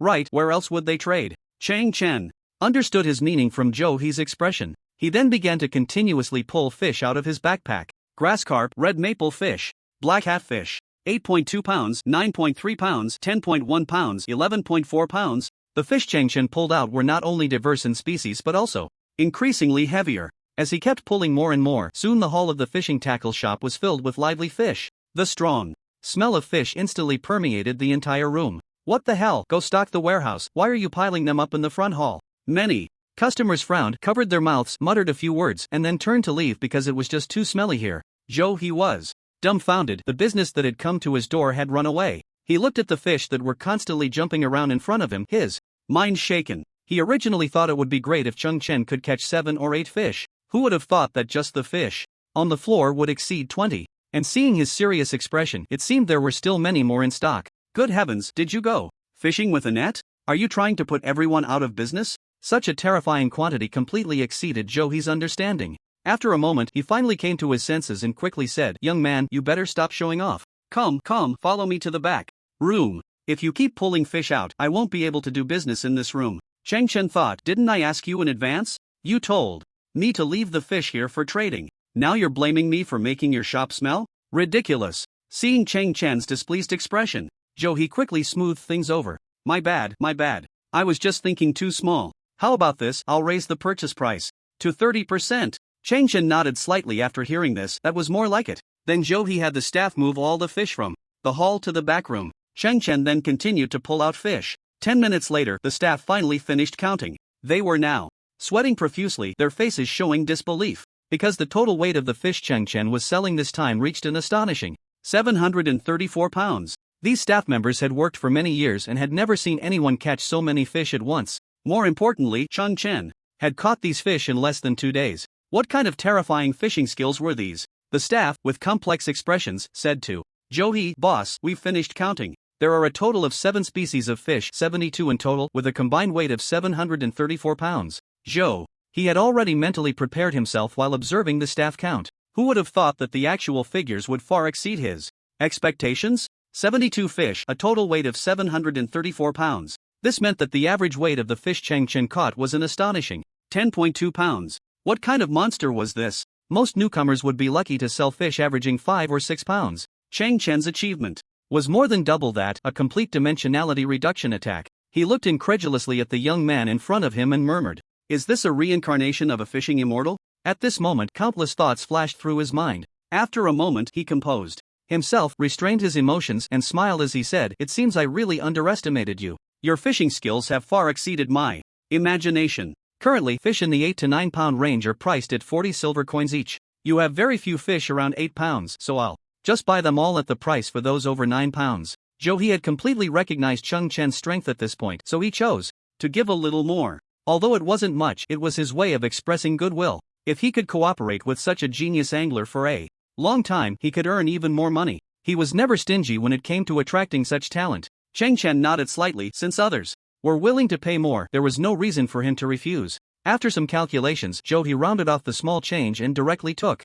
out 48 gold coins. Chang Chen was somewhat surprised upon seeing this. He had originally thought that 20 or 30 gold coins would be about right, but he didn't expect the earnings to be nearly 50 gold coins. It seemed he had underestimated the earning potential of the apocalypse continent. At the same time, he had overestimated the fishing skills of the people here. Then he recalled that mysterious old man from before, who only had a standard of 5 to 6 pounds at a time, and he suddenly felt relieved. 48 gold coins were equivalent to 480,000 blue star coins in the outside world. Chang Chen earned this in just 1 day. Such efficiency was terrifying. For the first time, he deeply felt how precious a resource the apocalypse continent was. However, while Chang Chen was happily making money, a storm was about to hit in 2 different cities, Jiang City and Tianhai City, which were 1,000 miles apart. Yet, the instigator, Chang Chen, remained completely unaware. Good morning, friends in front of the television. This is Jiangcheng City TV broadcasting live for you. I am Li Feiyue. Today we are invited to Jiangcheng No. 1 High School, where an exchange competition between 2 schools will be held.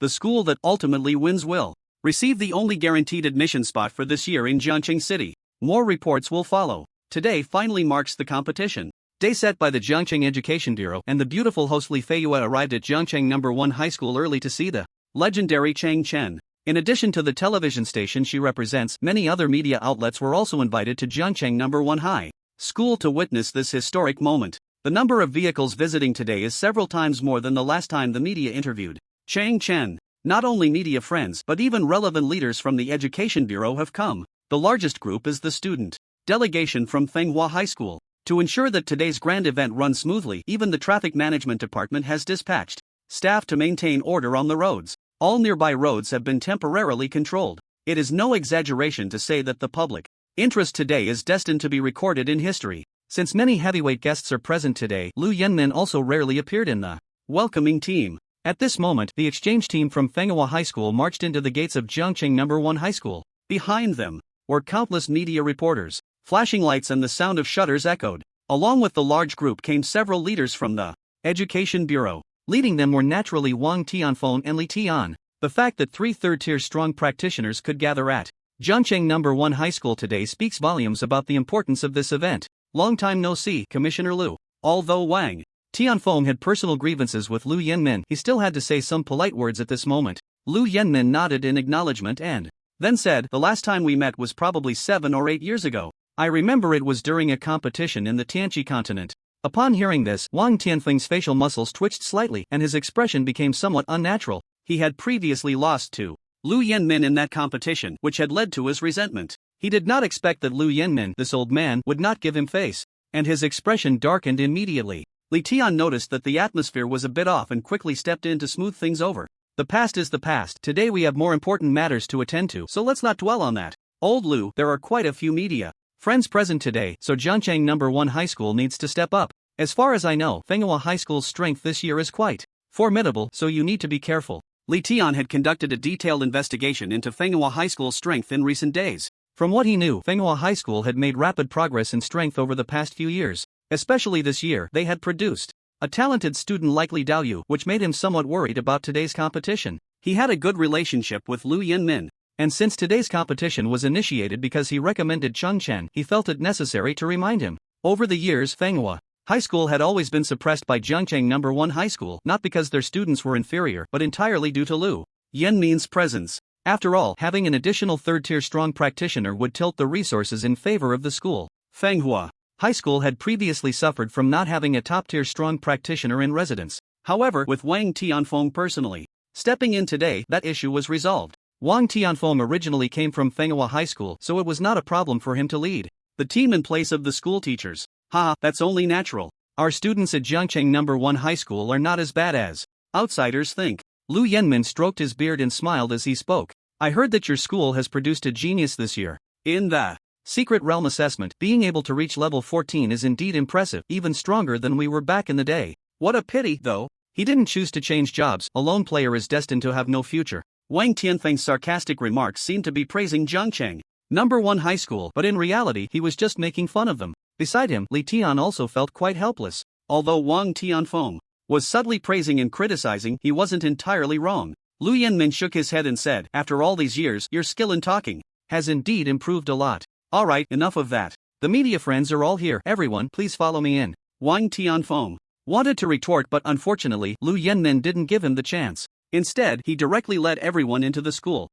I want to see if you can still be so proud later." At the same time, the students of Jiangcheng No. 1 High School were also peering out from the windows. Their eyes were fixed on the 3 powerful figures. Is this what a top-tier awakened one looks like? This is so cool. How lucky it is to showcase one's strength in front of them today. Exactly, if the big shots notice you and take you as a disciple, that would be a huge gain. Too bad my strength isn't good enough. I can't participate today. By the way, I haven't seen Chen for several days. He should be coming today. He has privileges. He can come whenever he wants. So envious. Today he is the main character. He will definitely come. No need for us to worry. Stop talking. We need to hurry and grab seats. If we arrive late, we'll have to sit in the back. Everyone followed Lu Yenmin to a massive arena. Here, there were everything from the podium, audience seats, media seats to waiting areas. The central part was the main venue for today's competition. This was a stage larger than a football field. Today, the students from both schools would compete here. Many media friends visiting Jiangcheng No. 1 High School for the first time couldn't help but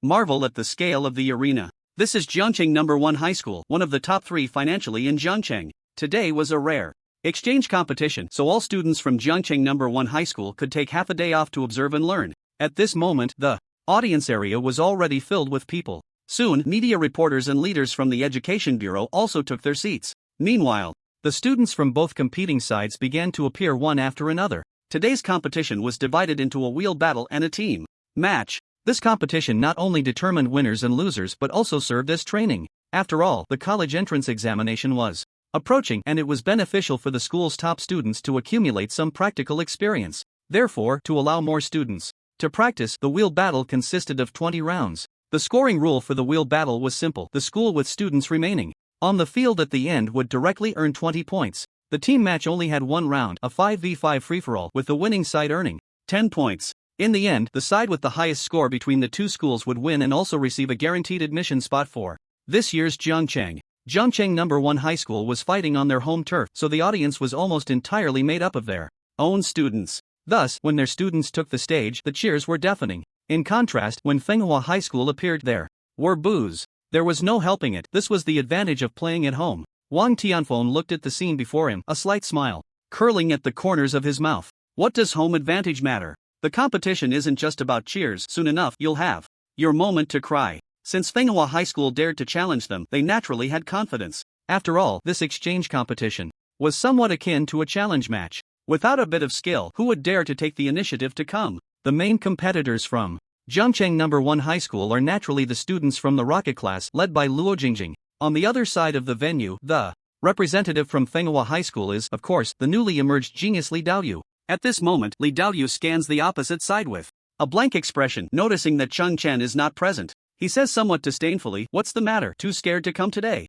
As the host school, Zhangcheng No. 1 High School naturally had their representative to serve as the host for today's competition. Zhang Lei, as the head of the senior class, stepped forward without hesitation. "Welcome, distinguished guests, to our Zhangcheng No. 1 High School. I believe everyone has already seen the pre-event coverage from our media friends. I won't waste time with unnecessary formalities. Let's get straight to the point. The rules of this competition are simple, divided into two parts, the team match and the wheel battle. The team match is a 5v5 battle, with the outcome determined in one round, while the wheel battle consists of 20 rounds, where the winner of each round can choose whether to continue fighting. The side with the highest total score at the end wins. The audience, after hearing the rules, was filled with excitement. There's actually a team match. I've never played one before. Previously, we practiced solo at school, and I didn't expect to see teamwork today. I think the wheel battle is more thrilling than the team match. I wonder if we can see a one against many scenario today. Yes, the team match can easily hold you back, while the wheel battle truly showcases real strength." Amidst the audience's discussions, the competition officially began. Since the wheel battle was divided into 20 rounds, it would certainly take the most time. Therefore, the competition would first hold a decisive team match. The winning team of the team match could earn 10 points at once. To put it bluntly, the winning side of the team match was already half a foot into the door of victory. The lineup from Zhangcheng No. 1 High School consisted of 5 students from the elite class, led by Luo Jingjing. Their professions were gunner, berserker, mage, fighter, and priest. The entire team's level was 10. On the side of Fenghua High School, they were led by Li Daoyu. Their professions included sorcerer, swordsman, knight, free fighter, and assassin. In terms of levels, except for Li Daoyu, who was level 12, the others were all level 10. The two teams slowly walked onto the main stage. Meanwhile, the 3 strongest individuals at the podium began their discussion. The media seats were set up behind the podium, so the reporters were all ears, eager to hear the unique insights of the 3 big shots present. Li Feiyue, as the ace host of the city television station, naturally got the best position. She was sitting in the front row of the media seats, closest to the 3 big shots, so she could hear the clearest. Truly, heroes emerge from the youth. I didn't expect that Fenghua High School has produced quite a few good talents this year. This student named Li Daoyu has even reached level 12. This was said by Lu Yanmin, who specifically emphasized the word even, seemingly reminding Wang Tianfeng that Li Daoyu's level was lower than Chen's. Wang Tianfeng, unfazed, arrogantly replied, "Why? Didn't you send out that Chen today? Are you afraid that the free fighter profession will hold you back? But then again, this kind of chaotic battle requires stronger output professions. A flashy profession like free fighter really doesn't play much of a role." Wang Tianfeng was always the strongest when it came to trash talk. At this moment, he was practically belittling the free fighter profession. However, everyone seemed unable to refute him. After all, the team match emphasized concentrated fire efficiency. As long as they could successfully focus fire on the opponent's key profession in a short time, there would be a high probability of casualties. Therefore, a low-damage profession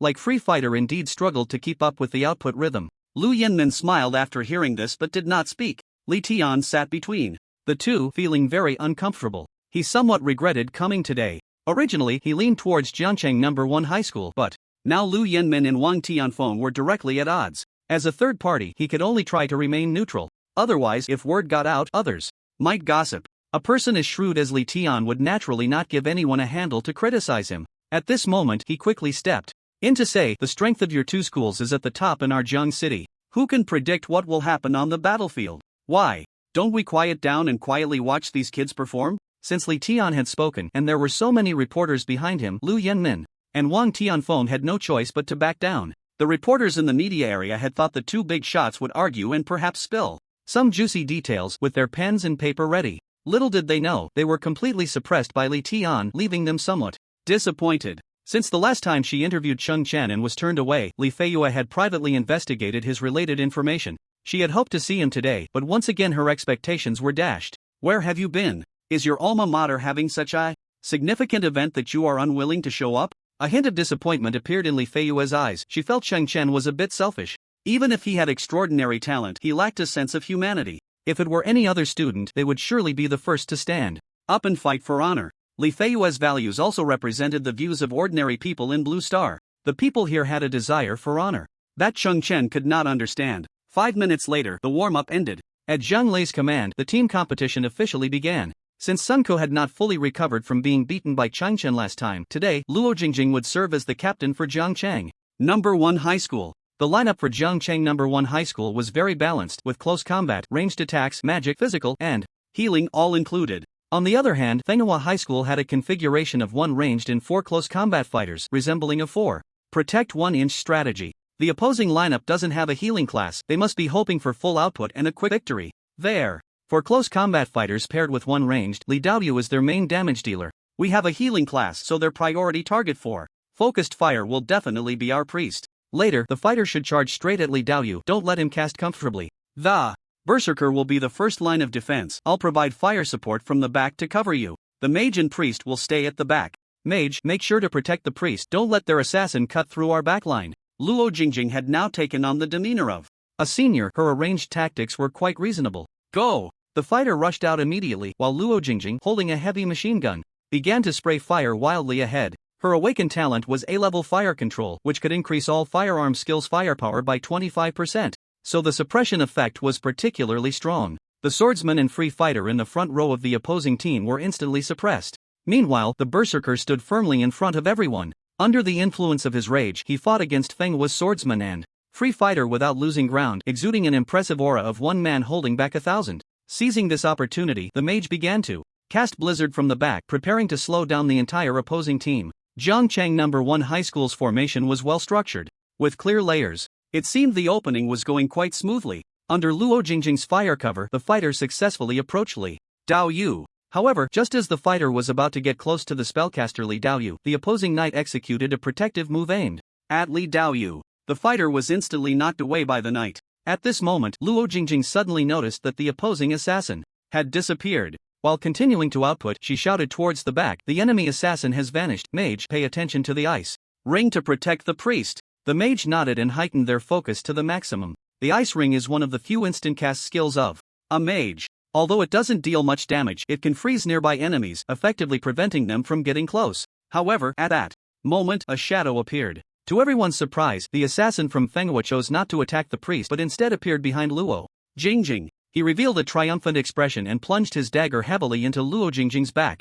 The moment Luo Jingjing saw the assassin, her pupils dilated in shock. She never expected that Fenghua's primary target for focused fire was not the healing class on their side, but herself. Accompanied by excruciating pain, Luo Jingjing spat out a mouthful of blood and incredulously shouted, "How could the target be me?" In fact, Luo Jingjing had fallen into a misunderstanding. She used her habitual thinking to assume that the opponent would forcefully kill the healer. However, she forgot one point. In their formation, the gunner was actually the core. Without her firepower suppression, the fighter could hardly approach the enemy's flank. Even the berserker's ability to withstand the dual melee combination of the swordsman and the free fighter was uncertain. Moreover, Luo Jingjing herself was the strongest among her side, with a clear gap compared to the other four. Therefore, from the very beginning, Li Daoyu targeted her instead of the priest in the back row. Once they lost Luo Jingjing as the commander, the battle for Jiangchang No. 1 High School would inevitably turn chaotic, like headless flies buzzing around. At this moment, Li Daoyu's exceptional strategic thinking finally came to light. The onlookers, mostly students from Jiangchang No. 1 High School, felt an immense discomfort as they saw Luo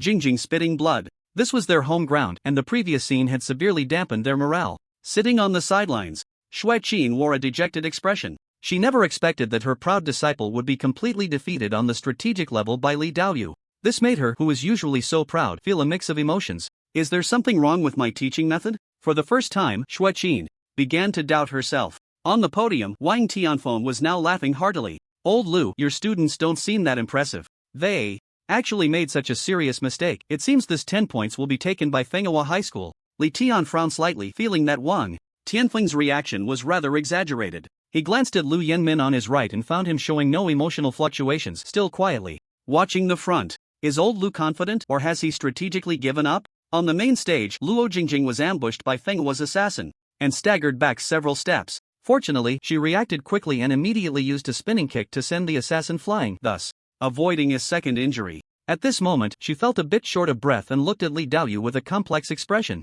However, at that moment, under the protection of the knight beside him, Li Daoyu had successfully completed his spell casting. A massive lightning ball slowly rose, surrounded by countless arcs of electricity. This was the top-tier magic of a first-turn spellcaster, Lightning Ball. The speed of this spell casting shocked everyone. Isn't Lightning Ball a powerful spell that requires 5 seconds to cast? How did Li Daoyu complete it so quickly? It's not scientific. How can a magic class cast spells this fast? How can others compete? Could it be a boost from his talent? Don't say it really could be. Li Daoyu is terrifying. The audience, though disappointed, still tried to absorb the content of the match. The power Li Daoyu was displaying now was worth their study and research. Many people noticed that Li Daoyu's casting speed was clearly faster than that of ordinary people. The reporters in the media area were also buzzing with discussion. At this moment, Wang Tianfeng took the initiative to act as a commentator, helping to promote his alma mater. Let me clarify something for everyone. Li Daoyu's awakened talent is S-level berserk casting.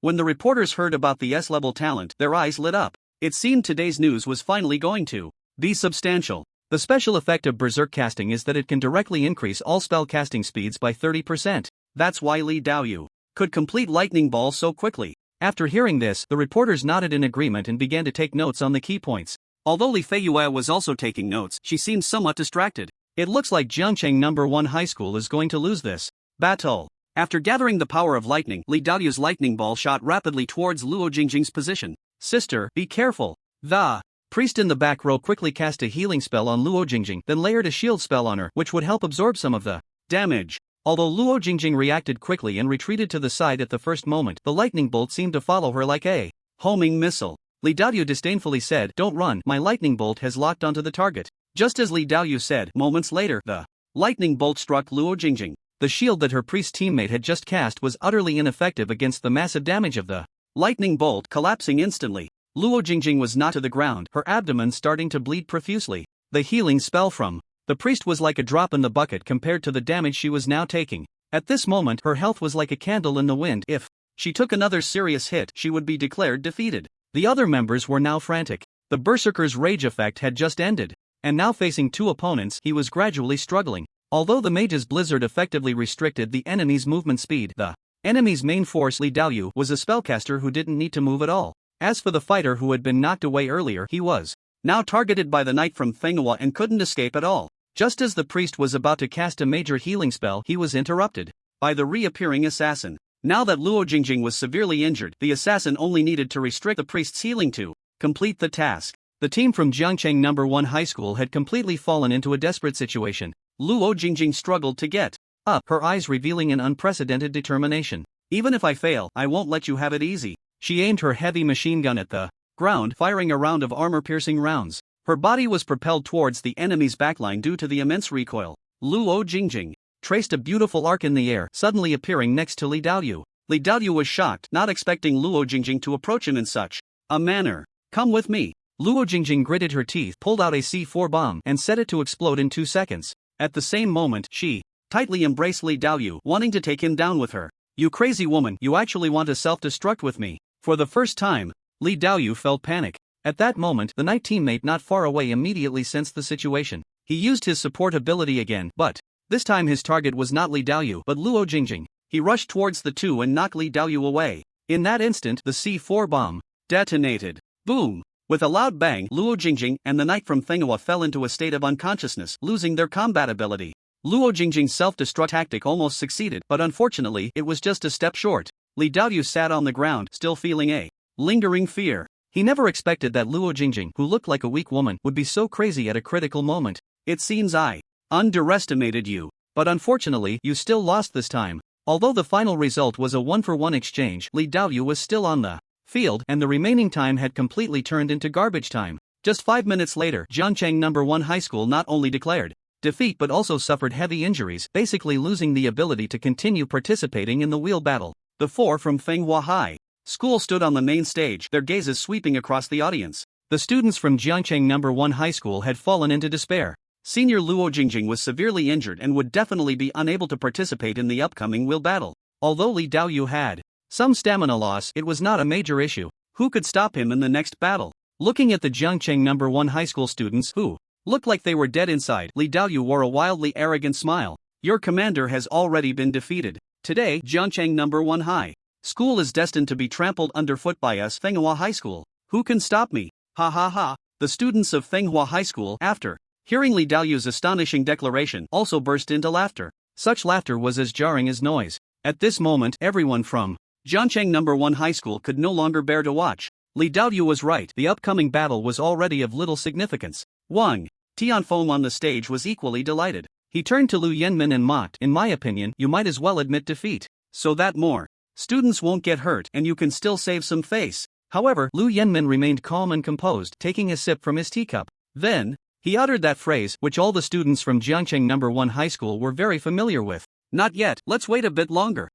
Just keep being a stubborn duck. I want to see how you Jiangcheng No. 1 High School plans to turn the tables after losing the team competition and losing your main players. Could it be relying on that scatterbrain Chong Chen who doesn't even dare to show up? Ha, you guys are really overestimating him. A person like that probably wouldn't even qualify to compete at our school. At this moment, Wang Tianfeng was quite spirited, his voice loud. Even though the students in the audience wanted to refute him, they dared not speak up. After all, Wang Tianfeng was a big shot, and even if he was a bit petty, his status was undeniable, and no one dared to argue back. This is the current state of society. As long as you have strength, you control all the discourse, leaving others with no room to resist. Sitting in the media section, Li Feiyue seemed to catch a hint from Lu Yenmin's words. Are you going to show up at the last moment and turn the tide? In her mind, she had already imagined the mysterious Chang Chen saving the collapsing building. However, moments later, she dismissed that thought. I must be overthinking it. No matter how strong he is, he can't go far in a wheel battle.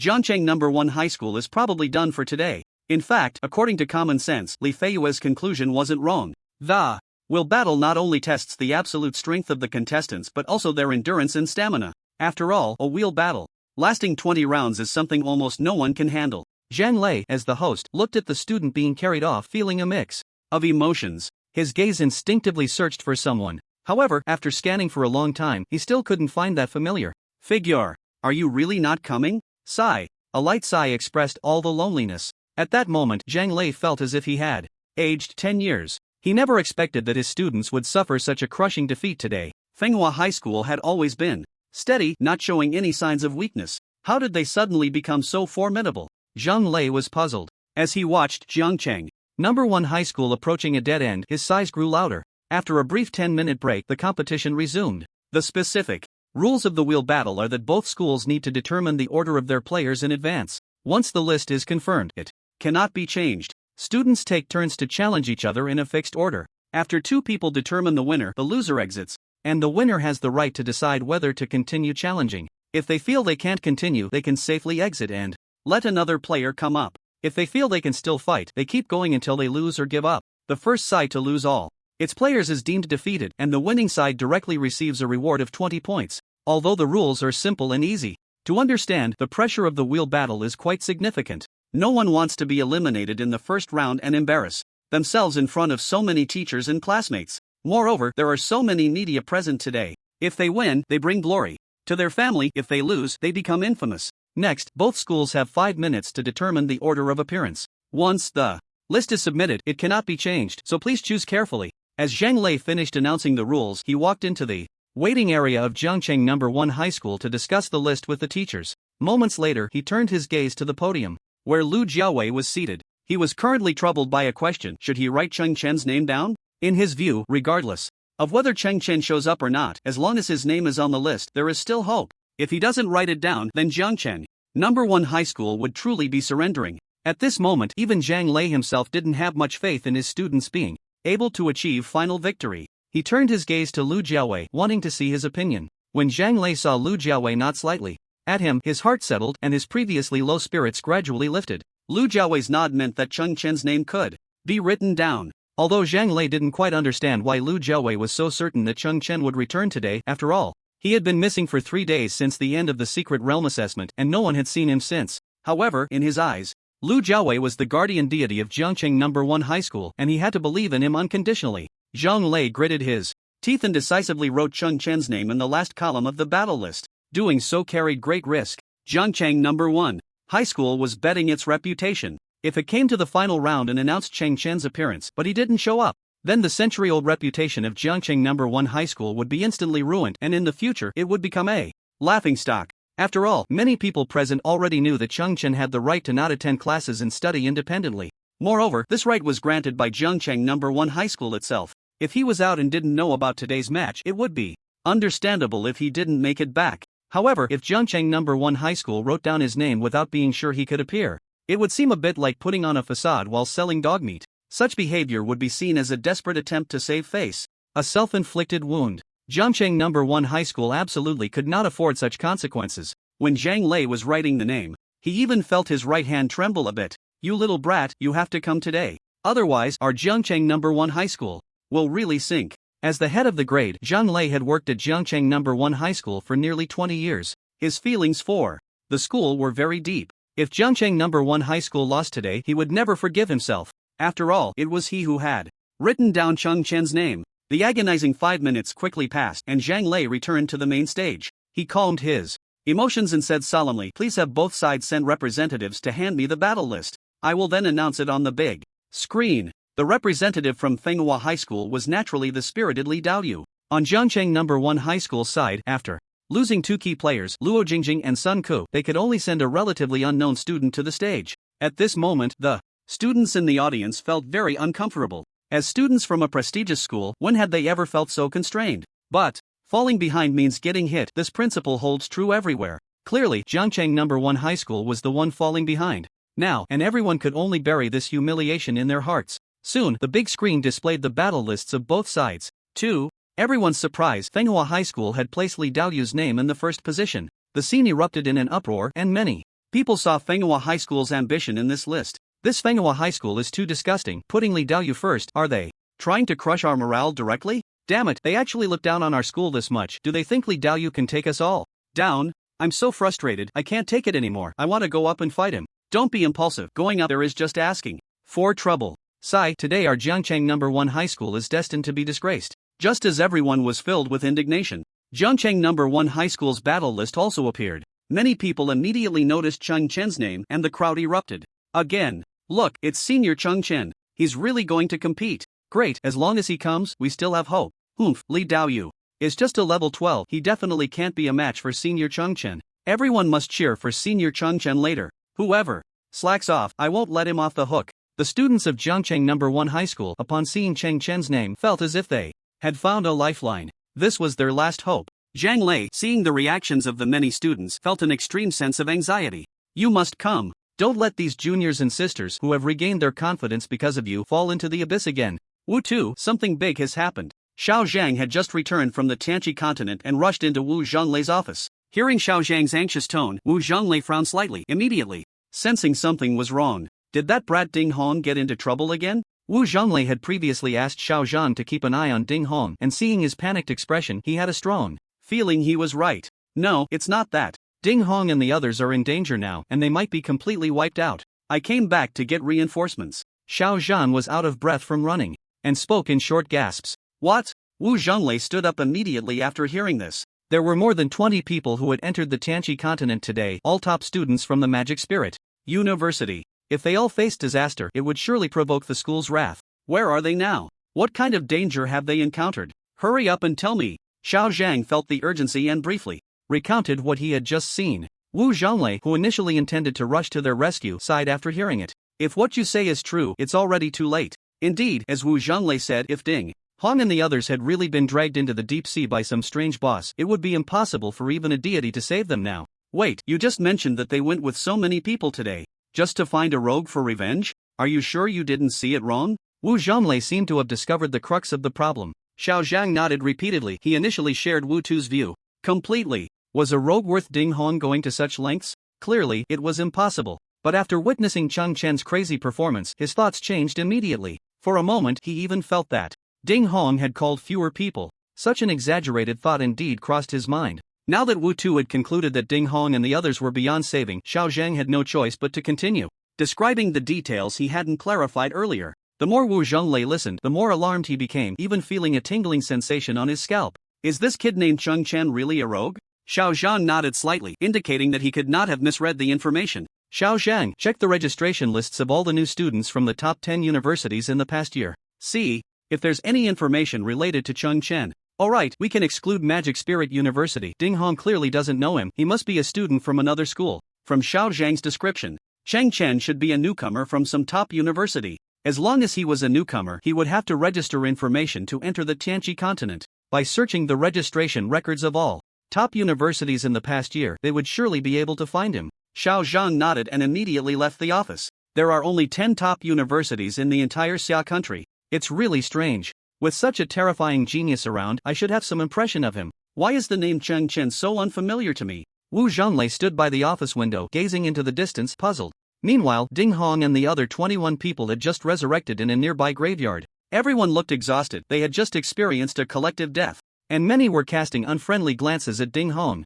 Each person was now in a weakened state, and their life potential had also been reduced, so naturally, they were not in a good mood. Many felt that Ding Hong was the culprit of today's disaster. Why provoke anyone else but that freak Cheng Chen? Now everyone had to pay a heavy price along with him. My level. I dropped 4 levels. How long will it take me to level up again? Damn it, I spent several months leveling up from level 11 to level 15, and now it's all gone. Levels don't mean a damn thing. My life potential has been reduced by 2 years. Ding Hong, how are you going to compensate for this? Why didn't you say earlier that Cheng Chen was so terrifying? If I had known, I wouldn't have come. Boo-hoo. This matter isn't over. I'm going to report you to the school. Everyone's anger was directed entirely at Ding Hong. The level punishment in the Apocalypse continent was truly terrifying. They could not accept such an outcome at all. Now, who cared about Ding Hong's identity? They cursed him directly. It was clear that today was a serious combat accident, and in everyone's eyes, Ding Hong had to take full responsibility. The students present were all top newcomers from Magic Spirit University, and now that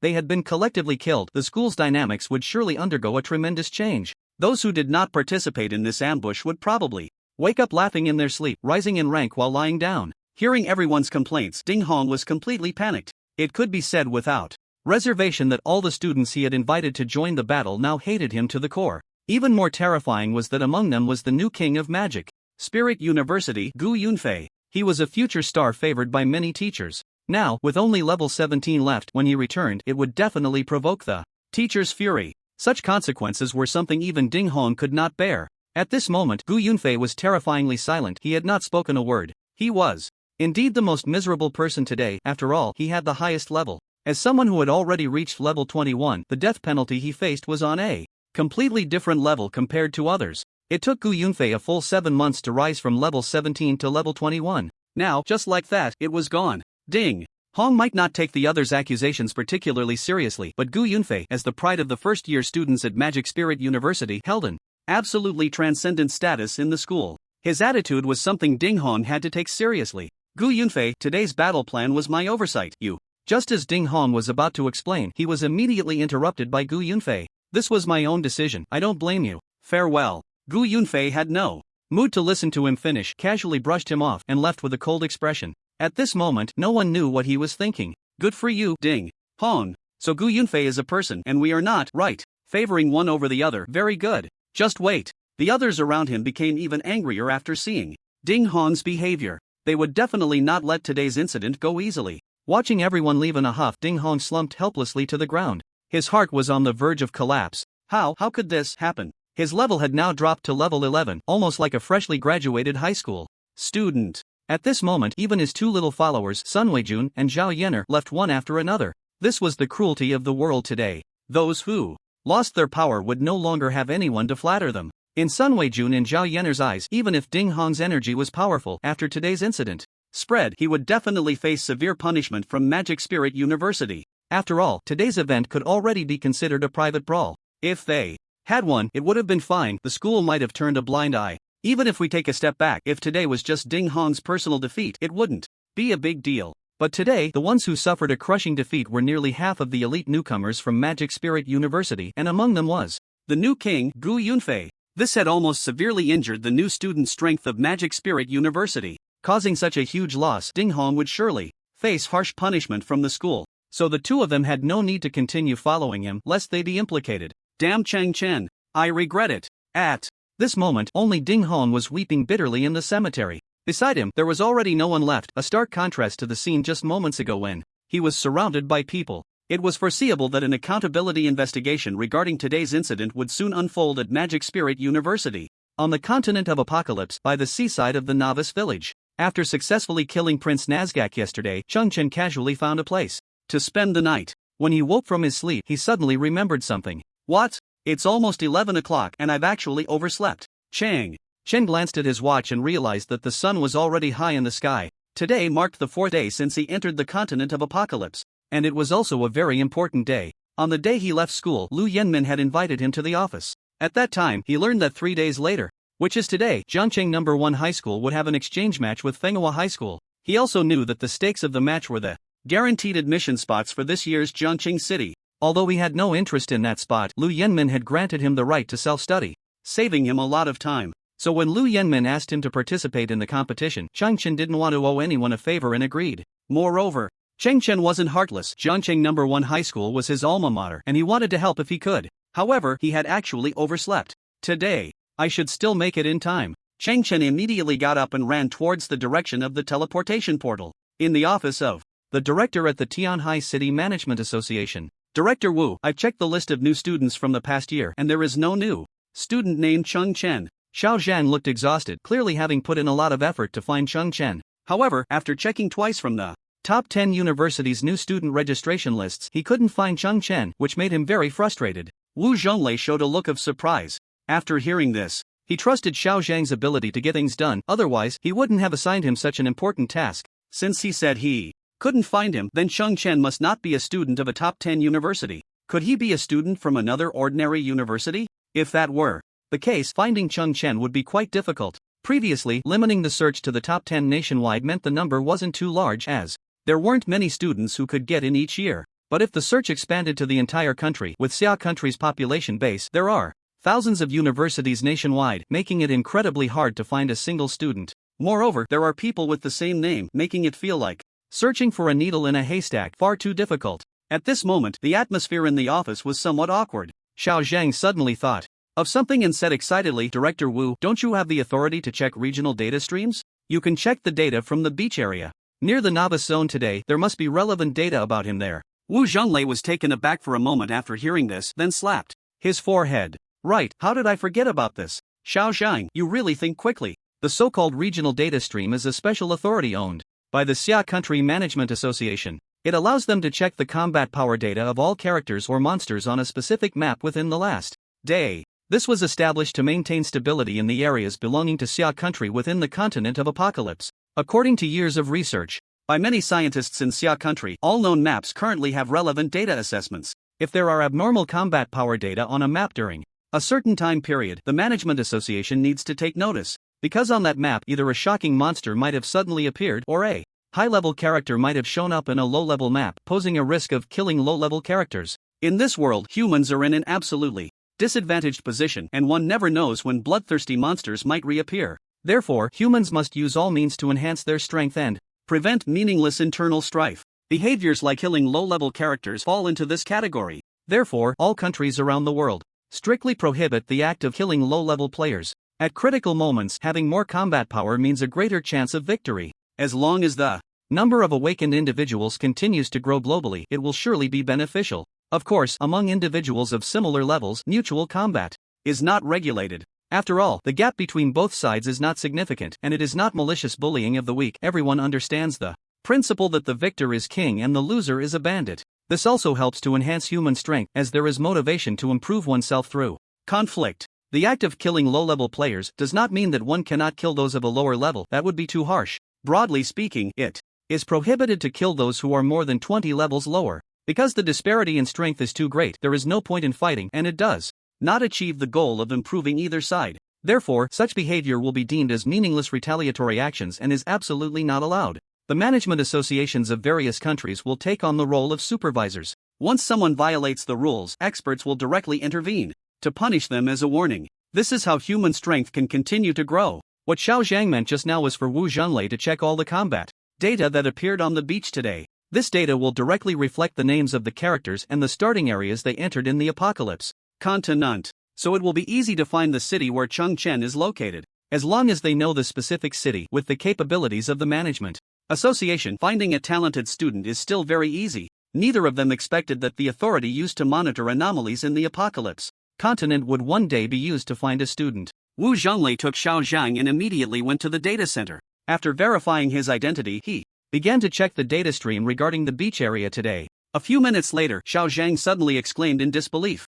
How is this possible? Chen's combat power assessment actually exceeded 12,000 points? And how did he suddenly level up by 2 levels? This exclamation drew the attention of other staff members. Wu Zhonglei's pupils instantly constricted because he understood what it meant for Chen to have leveled up by 2 levels. This kid, at only level 15, can actually solo a level 22 rare boss. What a monster! After hearing Wu Zhonglei's evaluation, Xiao Zhang finally reacted. He said with a face full of disbelief, it's not just that he soloed a level 22 boss at level 15. So, he was facing an attack from 21 people and ended up killing them all? This is a freaking monster. The term monster is very fitting to describe Chen, not an exaggeration at all. The staff nearby, after hearing this, seemed to have heard an incredible story, all shocked beyond measure. Of course, there were a few who didn't quite believe Xiao Zhang's words, thinking he was exaggerating. Xiao Zhang shrugged helplessly and said, if you don't believe it, just wait and see the actions of Demon Spirit University tomorrow. Looking at Xiao Zhang's determined eyes, everyone fell into deep thought. This was too outrageous. Wu, quickly check which city Chen logged into the apocalypse continent from. Wu Zhonglei nodded, and when he saw the name of the city, a strange expression appeared on his face. Jiang City? I can't be mistaken, this small city doesn't even have a top university, let alone a second-tier one. Which university is Chen from? He should just be there for tourism. A small city university could produce a monster like Chen? Wu Zhonglei was the first to not believe it, so he could only think that Chen was there for tourism and happened to log into the apocalypse continent. It's okay, I'll find you soon. Wu Zhonglei's eyes revealed a hint of excitement. It had been many years since he felt such a passionate surge. A hidden, unparalleled genius was about to be unearthed by him. What an honor this was! Given the current situation in Xia country, a top-tier genius of extraordinary talent was desperately needed. Just thinking about the various events in Xia country's past made Wu Zhonglei feel frustrated. Xiao Zhang, hurry and contact the head of the Jiangcheng Management Association, just tell them I have something to discuss. Wu Zhonglei was a member of the Tianhai City Management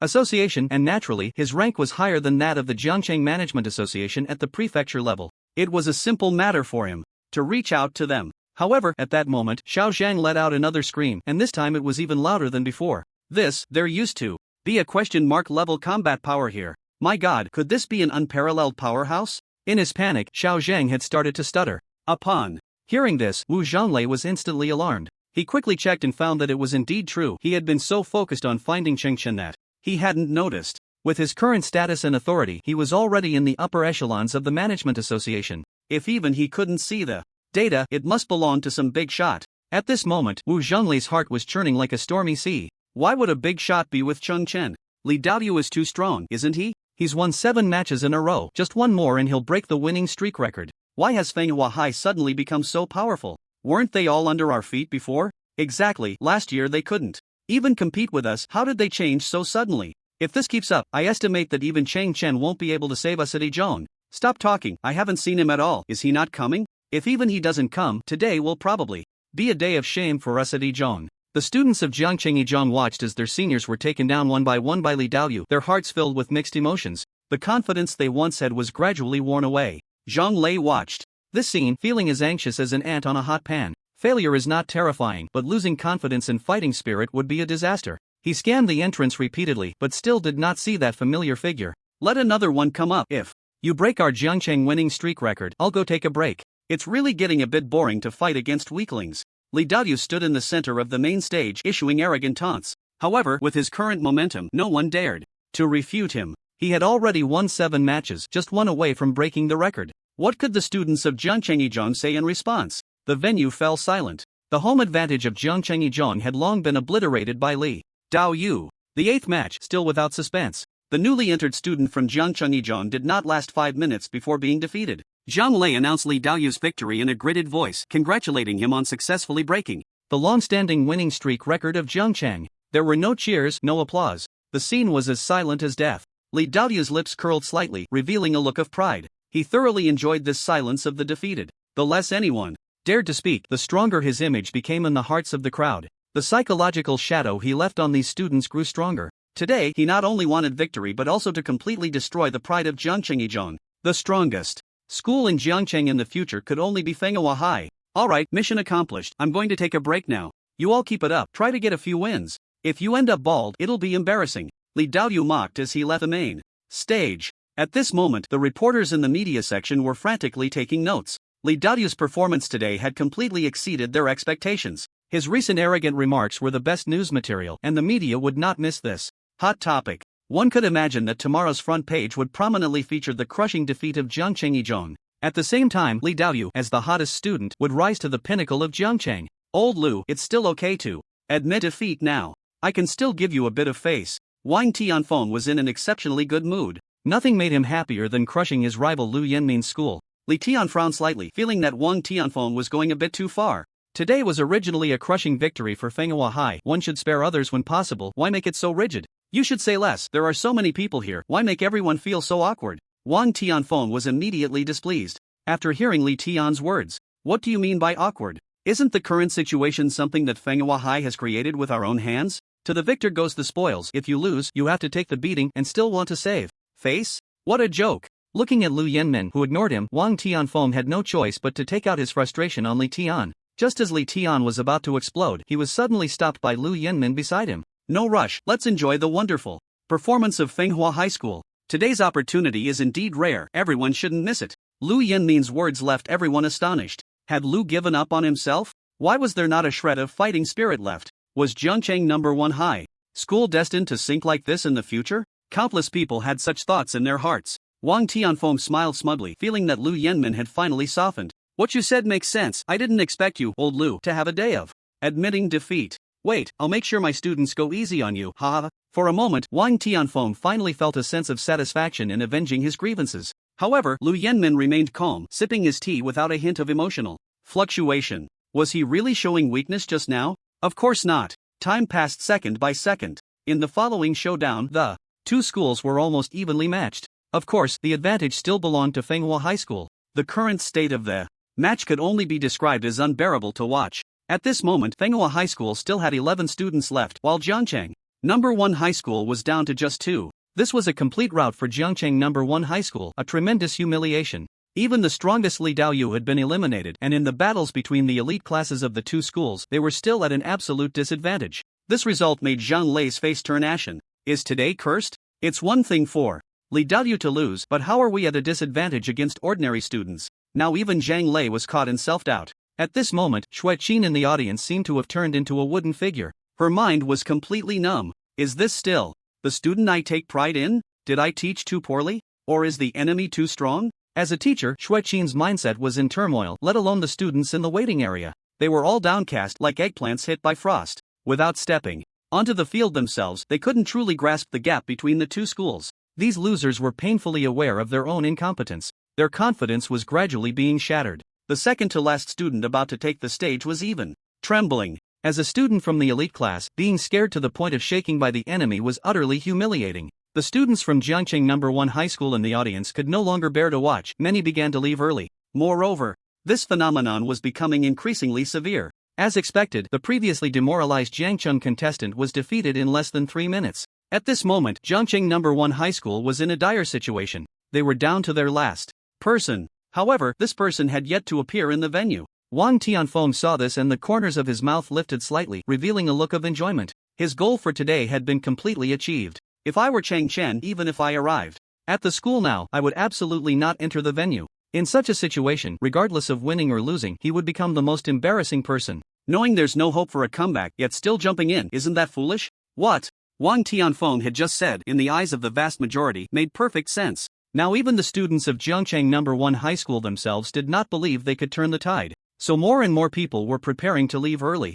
The disheartened state of mind was a true reflection of Jiangcheng No. 1 High School at this moment. However, just as the students began to rise one after another, preparing to exit, a tall figure suddenly appeared in the passageway of the venue. Many students, upon seeing the face of the newcomer, felt an overwhelming sense of joy that brought them to tears. Moments later, a handsome boy dressed in the uniform of Jiangcheng No. 1 High School slowly stepped into the main venue. "Excuse me, am I late? Wow, it's Senior Chen. He really came. Oh my god, he finally came. I was about to give up." Daring to face difficulties, Senior Chen. "From now on you will always be my idol. Go for it, Senior, help us take revenge." With Chen's appearance, the previously silent venue instantly regained its vitality. The students of Jiangcheng No. 1 High School, who had been incredibly disappointed and even unwilling to continue watching, now found hope rekindled in their hearts. Who would be willing to see their alma mater humiliated? They were just powerless. Now that Chen had returned, they felt hope once more. At this moment, the overwhelming cheers elevated the atmosphere of the venue to its peak. Zhang Lei stood on the main stage, his eyes even slightly red. "It's good that you came. It's good that you came. Jiangcheng No. 1 High School still has hope." As the great director and referee, he felt the situation very acutely on the main stage. The level of Manhwa High School was clearly a notch above Jiangcheng No. 1 High School. If Chen hadn't come, there would have been no hope at all. At this moment, Li Feiyue, sitting in the front row of the media section, immediately spotted Chen. Is he the legendary genius hermit? He is indeed somewhat handsome, and his figure is quite good. But I wonder how strong he really is. Li Feiyue's beautiful eyes sparkled, and her heart filled with more anticipation. Meanwhile, the three strong figures on the podium had rich expressions. Lu Yanmin smiled with relief upon seeing Chen arrive as agreed. As one of the instigators of this competition, Li Tian felt a hint of expectation seeing the student he had strongly recommended. Wang Tianfeng, however, was indifferent. He couldn't understand why Chen would still participate in the competition under such extreme circumstances. Yet he firmly believed that the current situation was beyond saving. What kind of strategy is this? Is it my turn to go on stage? Chen was a bit confused. He had no idea what to do next. "Senior, hurry up on stage. It's just your turn. You are the last contestant from Jiangcheng No. 1 High School. Go for it. You are our only hope. Please don't give up." Chen was stunned after hearing the reminders from the audience. "I just arrived, and I'm already the last contestant? I'm the only hope? This can't be right. How terrible is Jiangcheng No. 1 High School's record today?"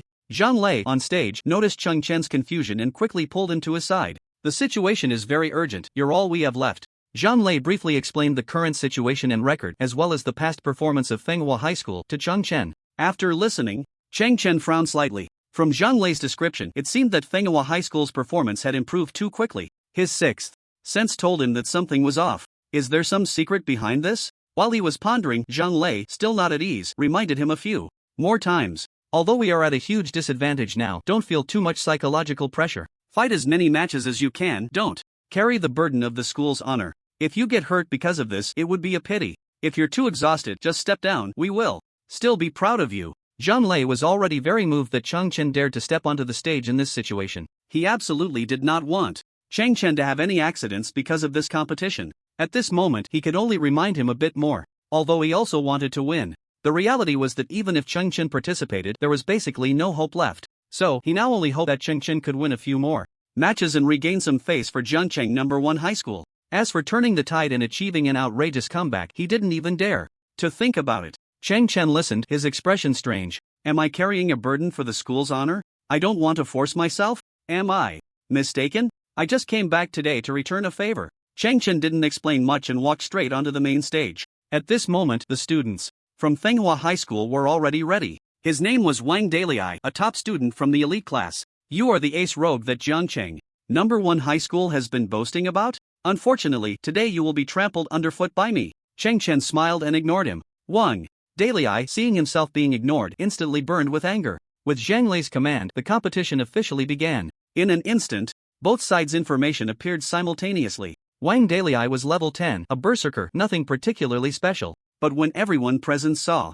Chen's information, they were all stunned. He is actually level 17? If I remember correctly, it was only 3 days since the secret realm assessment, and he actually leveled up 3 times? An average of 1 level a day? What a terrifying speed. Damn, it seems there is really hope. Senior Chen is amazing. The students from Jiangcheng No. 1 High School erupted in excitement upon seeing Chen's level. Those who had already given up hope now felt a flicker of it reigniting. Meanwhile, on the podium, Wang Tianfeng stood up, looking at Cheng Chen in disbelief. He could not believe that a mere rogue could level up so quickly. It was simply inconceivable. Sitting in the middle, Li Tian turned to the right with a meaningful expression and asked with a strange look, "Could it be that all of this was within your calculations?" At this moment, Li Tian finally understood why Lu Yenmin had remained so calm. The reason he was completely unfazed by Wang Tianfeng's disturbance was that he had hidden such a terrifying trump card. After hearing this, Lu Yenmin unusually touched his nose, trying to hide his embarrassment. He did know in advance that Cheng Chen would return on time, but he had no idea he would reach level 17.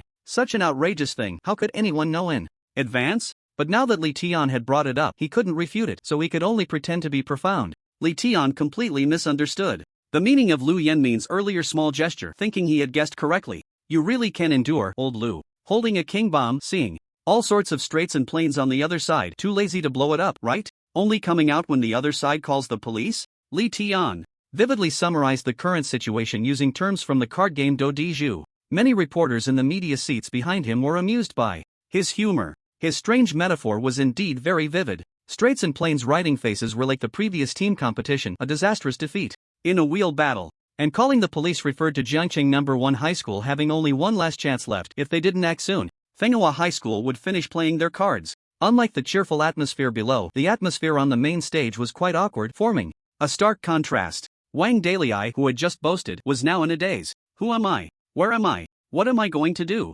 I remember now, I'm going to fight someone who is 7 levels higher than me. How the hell do I fight this? With no turning back, Wang Dalei could only brace himself and go for it. He erupted in a layer of red flames, the signature skill of a berserker, Berserk. Berserk could increase his attributes by 30% within 10 seconds. He brandished a two-handed greatsword and charged forward. However, before he could take 2 steps, he saw Cheng Chen leisurely pulling out a Thompson submachine gun and aiming it at him. Wang Dalei reacted extremely quickly, relying on his current attribute boost, and blocked with his giant sword held horizontally in front of him, trying to force his way closer to Cheng Chen. However, what he saw next was a scene he would never forget.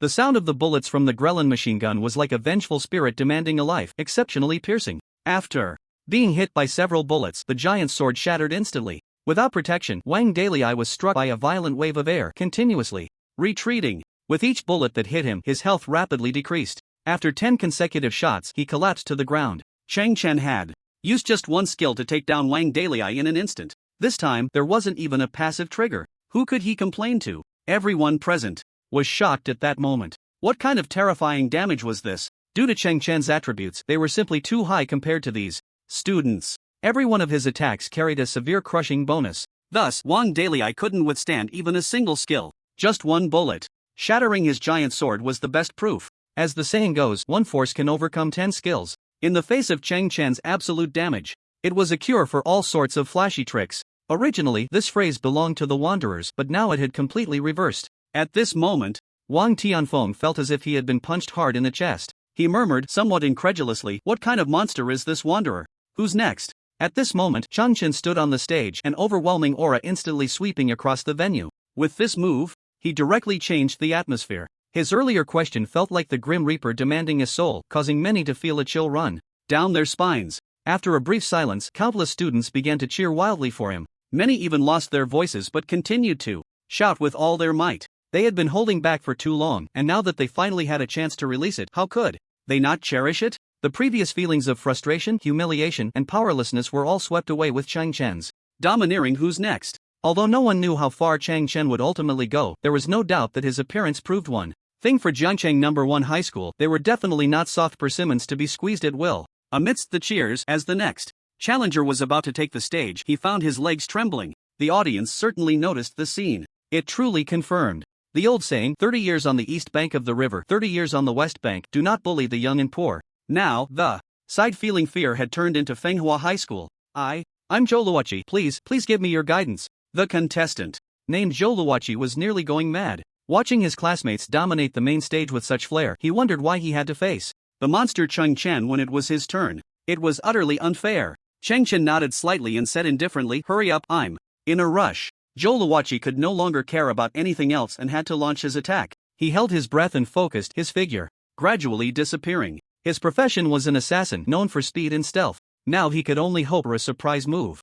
However, just as he activated his stealth and was about to approach Chong Chen suddenly leaped high into the air and executed a fighter's skill eagle strike at the spot beneath him. A massive shockwave directly blasted Zhou Luoqi out. This sharp combat, intuition and precise predictive attack stunned everyone for 100 years. How did he do that? How could he predict the invisible assassin's movements? He can even catch someone in stealth with AoE. That's incredible. Why didn't our teachers teach us this combat technique? I need to ask Senior Chong Chen for more tips later. After witnessing Chong Chen's astonishing maneuver, the students of Jiangcheng No. 1 High School finally shifted their focus back to their studies. The lost fighting spirit and ambition began to gradually return. Zhang Lei saw the eager expressions on everyone's faces and smiled with satisfaction. Cultivating a powerful idol is the best way to inspire students' fighting spirit. The greatest advantage of the assassin profession in PK matches is the first strike. Once that is lost, one will be in an extremely passive position. Moreover, his current opponent was the so-called encyclopedia of all professions, Chang Chen. The ensuing battle was without suspense. Zhou Luoqi never even touched Chong Chen and was taken out directly, 2-0. In less than 5 minutes, Chong Chen had won against 2 opponents. This efficiency was simply terrifying. The morale of Jiangcheng No. 1 High School was gradually rising, while Fenghua High School was slowly sinking into panic. How the hell are we supposed to fight this? Damn, if even Zhou Luoqi can't touch him, aren't we just sending ourselves to our doom? This Chong Chen is too terrifying. How did he train? I think it's unfair. He's already level 17 and we're just a bunch of level 10s. Isn't that like playing with us? You think it's unfair to have a hammer to use? Everyone spends the same amount of time, and if someone is at a higher level than you, that's just their ability. Exactly, even if you go out to complain, no one will pay attention to you and instead, they'll mock your ignorance. Wang Tianfeng saw that the remaining 9 people were already in disarray and he became a bit anxious. He quickly sent a message to the teacher at Fenghua asking him to swiftly calm the students' emotions. If his side students lost their faith, it might really allow Chong Chen to turn the tables. That image was something Wang Tianfeng didn't even dare to think about. It would be ridiculous for an elite student from one school to be completely defeated by a lone outsider. If such an absurd thing got out, how could Fenghua High School ever hold their head high again? He had put in a lot of effort to create the situation they were in today. With such a huge advantage, if Chong Chen really managed to turn the tide alone, he and Fenghua High School would have no future. After receiving the order, the teacher at Fenghua quickly provided psychological counseling to the remaining contestants, temporarily soothing their panic. However, this was only a superficial remedy, because in the next 6 battles, Chong Chen continued to win effortlessly. In just 12 minutes, he tied Li Daoyu's winning streak record. This left the teachers at Fenghua High School dumbfounded. No matter how he comforted them now, the students were in a state of demoralization. At this moment, the atmosphere in the arena was reaching its peak. Countless students from Jiangcheng No. 1 High School were staring at Cheng Chen with shining eyes. At this moment, Senior Chang Chen appeared to them like a savior. Fenghua High School people, open your eyes and see clearly, this is our Jiangcheng No. 1 High School's god. Weren't you all so arrogant before? What's so great about an 8-game winning streak? Our senior can easily take it down. Wait until Senior Chang Chen goes for 11 straight wins and you'll know what true terror is. Countless people cheered and rejoiced, and the media reporters were going crazy with excitement. Today's match was simply too thrilling and unexpected. Throughout the battle, Fenghua High School had been in an absolute advantage for most of the time. Who would have thought that Chong Chen would suddenly emerge and easily turn the situation around by himself? Based on his current performance, Chong Chen's talent was far above Li Daoyu's. The two were not even comparable. How could they not go crazy over such a terrifying genius suddenly appearing from Jiangcheng No. 1 High School? Moreover, this genius was full of topics and controversies, which was always the kind of person the media loves to cover. An unknown outsider single-handedly slaughtering the many prodigies of Fenghua High School. Such news would undoubtedly explode throughout Jiangcheng City. Li Feiyue sat in the front row, feeling the most deeply about Chong Chen. Originally, she thought Chong Chen could win 5 or 6 matches in a row, which would already be his limit. Who would have thought that, from the looks of it, he hadn't even shown his full strength? How many secrets do you still have that you haven't revealed? I must uncover them all.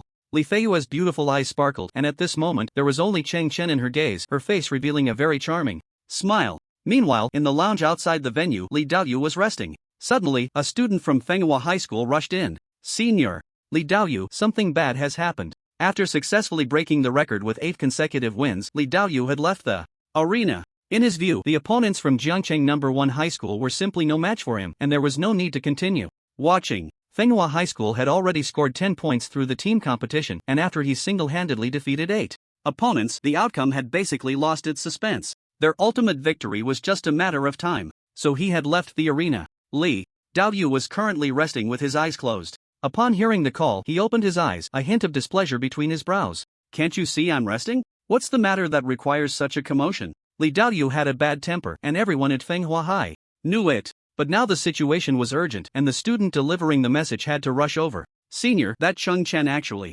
came back at the last moment, and he has only taken 15 minutes to equal your winning streak. Our students are almost on the verge of collapse. Upon hearing this, Li Daoyu's pupils instantly constricted, and he stood up in shock. This is absolutely impossible. When Li Daoyu returned to the arena, the sound of enthusiastic cheers erupted. Senior Chang Chen is invincible. Senior is my forever idol. It's simply amazing. In my lifetime, I can actually witness the miracle of one defeating 10. Now, all the pressure is on Fenghua High School. As long as Chang Chen takes down the last opponent, they can achieve a miraculous comeback. The students of Jiangcheng No. 1 High School were correct in their analysis. Currently, Fenghua High School was leading by 10 points, but the total score for the wheel battle was 20 points. Now both sides had only one person left, and which side won would directly determine the champion. At this moment, Chong Chen stood in the center of the main stage, quietly waiting for the arrival of the last opponent. He seemed to embody a war god, exuding an air of superiority over the world. On the side of Fenghua High School, the last student to take the stage was named Li Jiamu, who now felt as if his legs were as heavy as lead,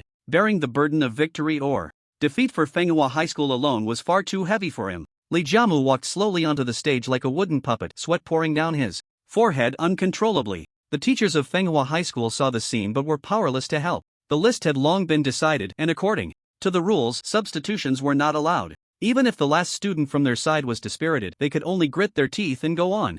Li Jiamu felt as if he wanted to die. Just thinking about becoming the final backdrop for Chong Chen to ascend to the throne of one defeating 11 made his vision go dark. Why am I the one getting hurt? Why should I be the one to do such a humiliating thing? Li Jiamu's heart was silently screaming. At that moment, he suddenly heard Li Daoyu's voice. What's the point of you, level 17, bullying them at level 10? Do you dare to fight me? Everyone turned to look in the direction of the voice and found Li Daoyu standing beside the main stage. The Fenghua students, who had lost their fighting spirit, reignited their hope upon seeing Li Daoyu. Although this was somewhat against the rules, Chong Chen's level was indeed too high. Just like in his previous battles, he had easily won with just a move or two. This made Fenghua High School feel somewhat dissatisfied. Zhang Lei's expression darkened instantly upon seeing this. At such a critical moment, he absolutely could not allow anyone to cause trouble. No one had spoken up. When Jiangcheng No. 1 High School was in such dire straits, why should Li Daoyu be allowed to take the stage again now? I should have made the rules very clear before. Once the list is confirmed, it cannot be changed, Zhang Lei said.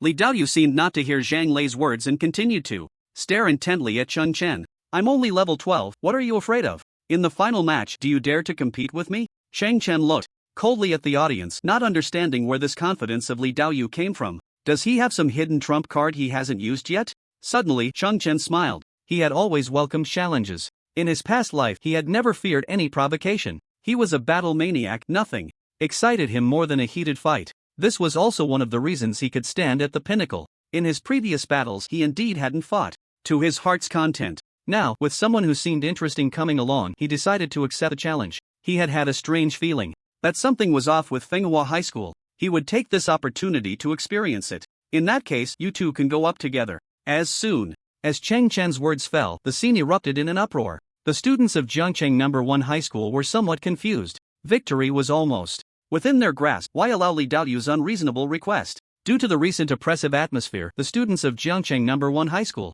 were extremely eager for victory. At this moment, a junior girl shouted to Chong Chen, Senior, Li Daoyu's talent can increase spellcasting speed by 30%. Senior Jingjing suffered a loss before, so be careful. Although Chang Chen didn't care about Li Daoyu's special talent at all, he still politely nodded. The junior girl was instantly flattered and surprised, not expecting her idol to respond to her, and immediately turned into a lovesick fan. Her group of friends beside her was filled with envy and jealousy, lamenting how lucky she was. On the main stage, Zhang Lei could only smile wryly. He had interacted with Chang Chen for a while and was well aware of Chang Chen's bad temper and unconventional style. Since Chong Chen had spoken, he must have complete confidence. Zhang Lei decided not to say much to avoid embarrassing him. Chang Chen was now the spiritual pillar of Jiangcheng No. 1 High School. His words carried enough weight. Even the teachers had to consider them seriously. Zhang Lei cast a questioning glance at the podium, wanting to see the opinions of the three leaders. At this moment, Wang Tianfeng naturally raised both hands in agreement, mainly looking at Li Tian and Lu Yanmin's thoughts. Li Tian looked at Lu Yanmin with a strange expression and said meaningfully, knowing you will definitely agree. Lu Yenmin smiled and nodded, his meaning was clear. After receiving the leader's approval, Zhang Lei cleared his throat and said, since both sides agree, the final battle will be changed to Li Jiamu and Li Daoyu, a duo against Chen. Although Li Daoyu felt slightly underestimated, he was glad to have the opportunity to participate, so he said nothing. Soon, he walked to Li Jiamu's side. With Li Daoyu's appearance, Li Jiamu was overjoyed. He had finally found a support, and the pressure on him was greatly relieved. Just rush in and entangle him, leave the rest to me, Li Jiamu said, nodding vigorously. Now, Li Daoyu's words were like a sacred decree to him. Chen had his gaze fixed on Li Daoyu the entire time. He wanted to find out where Li Daoyu's inexplicable confidence came from. I announced that the final battle begins. With Zhang Lei's command, the last round of the wheel battle officially commenced. Li Jiamu's profession was Sanda, which was very suitable for close combat, and Li Daoyu's instructions were not without reason. At this moment, he threw a punch and instantly closed the distance to Chen, while Li Daoyu began to chant a spell from behind. Outside the arena, some students, seeing this familiar scene, became anxious. Senior, be careful. Li Daoyu's thunderbolt is terrifying, don't let him unleash it. Li Daoyu's strength had indeed left a deep impression on the audience. Chen smiled slightly, he was very familiar with the thunderbolt, having often used this move in his past life. At this moment, he ignored Li Daoyu and decided to deal with the person in front of him first. There's still time. Suddenly, a pair of boxing gloves appeared in his hands, and he assumed an attacking stance. The audience outside, seeing this posture, immediately began to discuss. As expected of Chen, he's going to fight with punches, it's simply heart-wrenching. Perhaps this is the strength of a free practitioner, he has all the basic skills of every profession, it's so satisfying. With so many skills, can you use them? You don't know how much effort the senior has put in behind the scenes. At this point, many people fell silent. Indeed, everyone only saw Chen's overwhelming strength and did not see the hard work he had put in behind the scenes. To be able to use the skills of various professions so freely, no one would believe he hadn't put in a lot of effort. At this moment, everyone's admiration for Chen reached its peak. Just then, the situation on the main stage changed dramatically. Li Jiamu's punch not only missed Chen but was instead met with a series of uppercuts from him. Accompanied by a scream, Li Jiamu flew into the air. Immediately after, Chen unleashed his signature skill in Sanda Rising Dragon Fist. Behind him, a phantom of a dragon seemed to appear, and a dragon's roar accompanied the force of his punch. Chen transformed into a dragon, soaring into the sky. As Li Jiamu began to fall, the sound of a bone cracking echoed as he was struck by the rising dragon fist. In an instant, due to the intense pain, he fainted. Instant kill. In just 3 seconds, Chen knocked out his opponent. With just one punch, he had sent Li Jiamu into a near-death state. A tsunami of applause swept through the entire arena. That punch was so satisfying. Using the opponent's own technique to defeat them felt incredible. The students of Jiangcheng No. 1 High School went wild. And at that moment, Li Daoyu's thunderbolt had actually been completed. A huge black sphere of light continuously released arcs of electricity in the air. Chen's eyes narrowed, a hint of surprise flashing across his face. Li Daoyu saw Chen's expression and smirked slightly, suddenly thrusting both hands forward as the black sphere shot out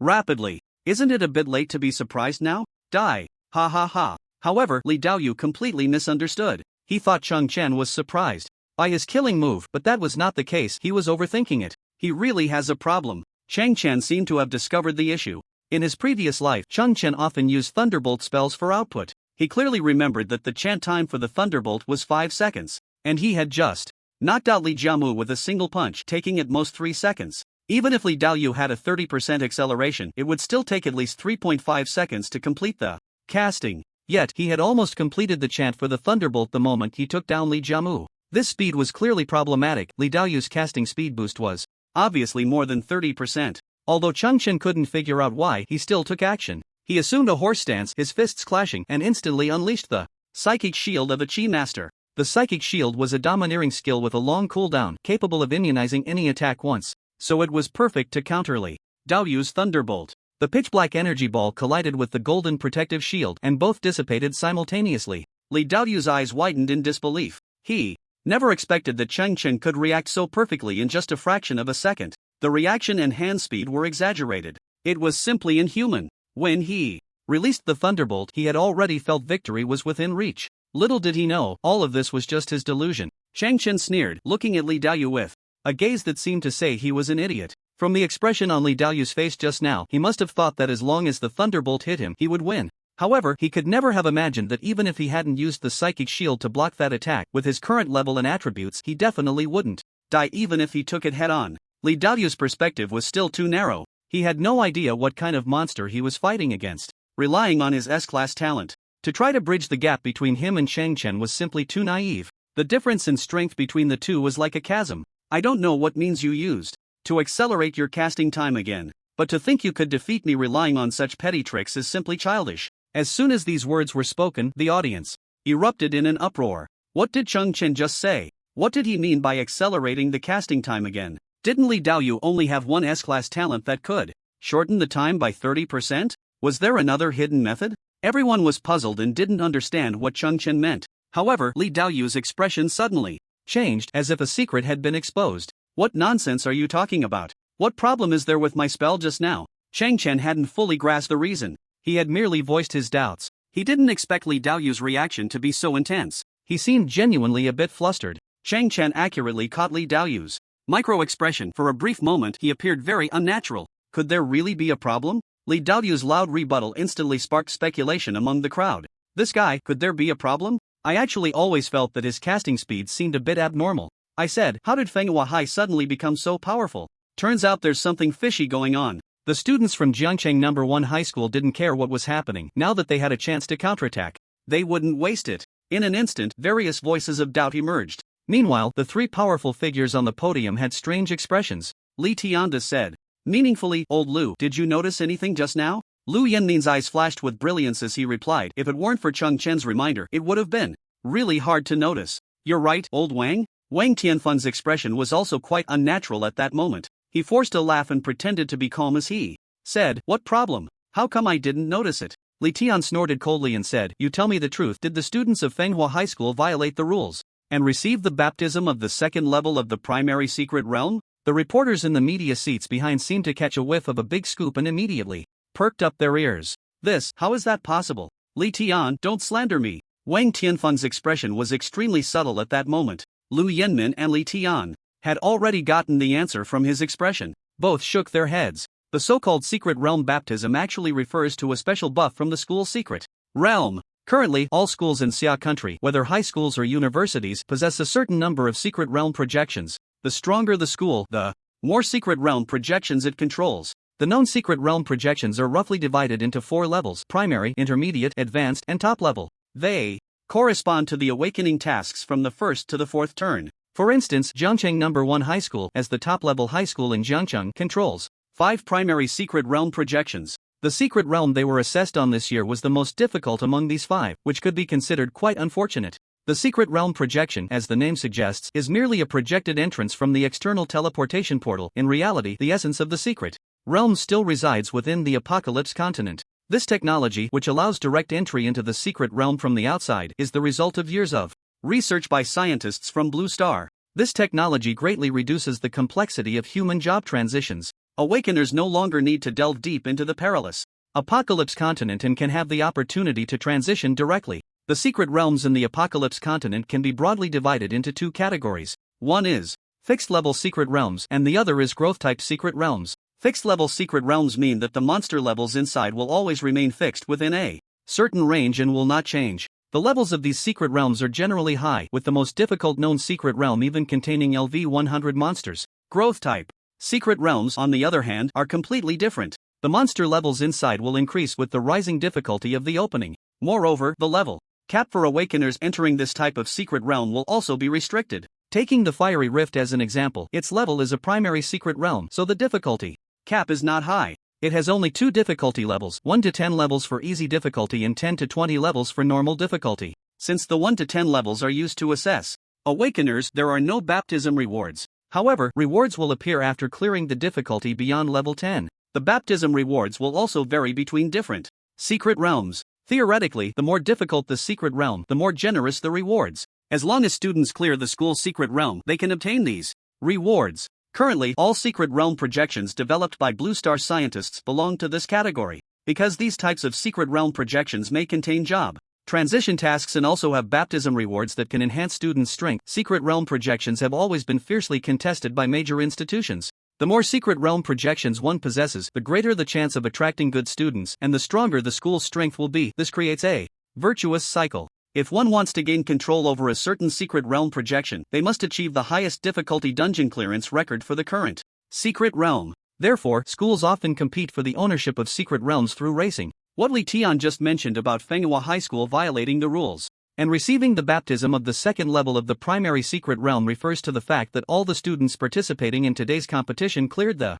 normal difficulty of levels 10 to 20, thus receiving the blessings of baptism in advance. The effect of this enhancement is quite significant, as can be felt from the recent battles between the two schools. However, such behavior is strictly prohibited by all universities. At Fenghua High School, apart from Li Daoyu, who is at level 12, everyone else is only at level 10. With such a level, it is obviously impossible to clear the normal difficulty. They must have sought help from experts to pass, which constitutes cheating outside the game and is quite serious in nature. If every school operates this way, it will lead to major problems. Once the students' abilities are artificially inflated, their potential assessments will be inaccurate, and it will also affect their mindset. In the early stages, if someone helps you get a head start, you might quickly feel superior. You think you are impressive and more talented than others, but this is all an illusion. If no one continues to guide you later on, you will be instantly brought back to reality. False elevation will only make you more prone to arrogance, providing no benefits and instead eroding your fighting spirit.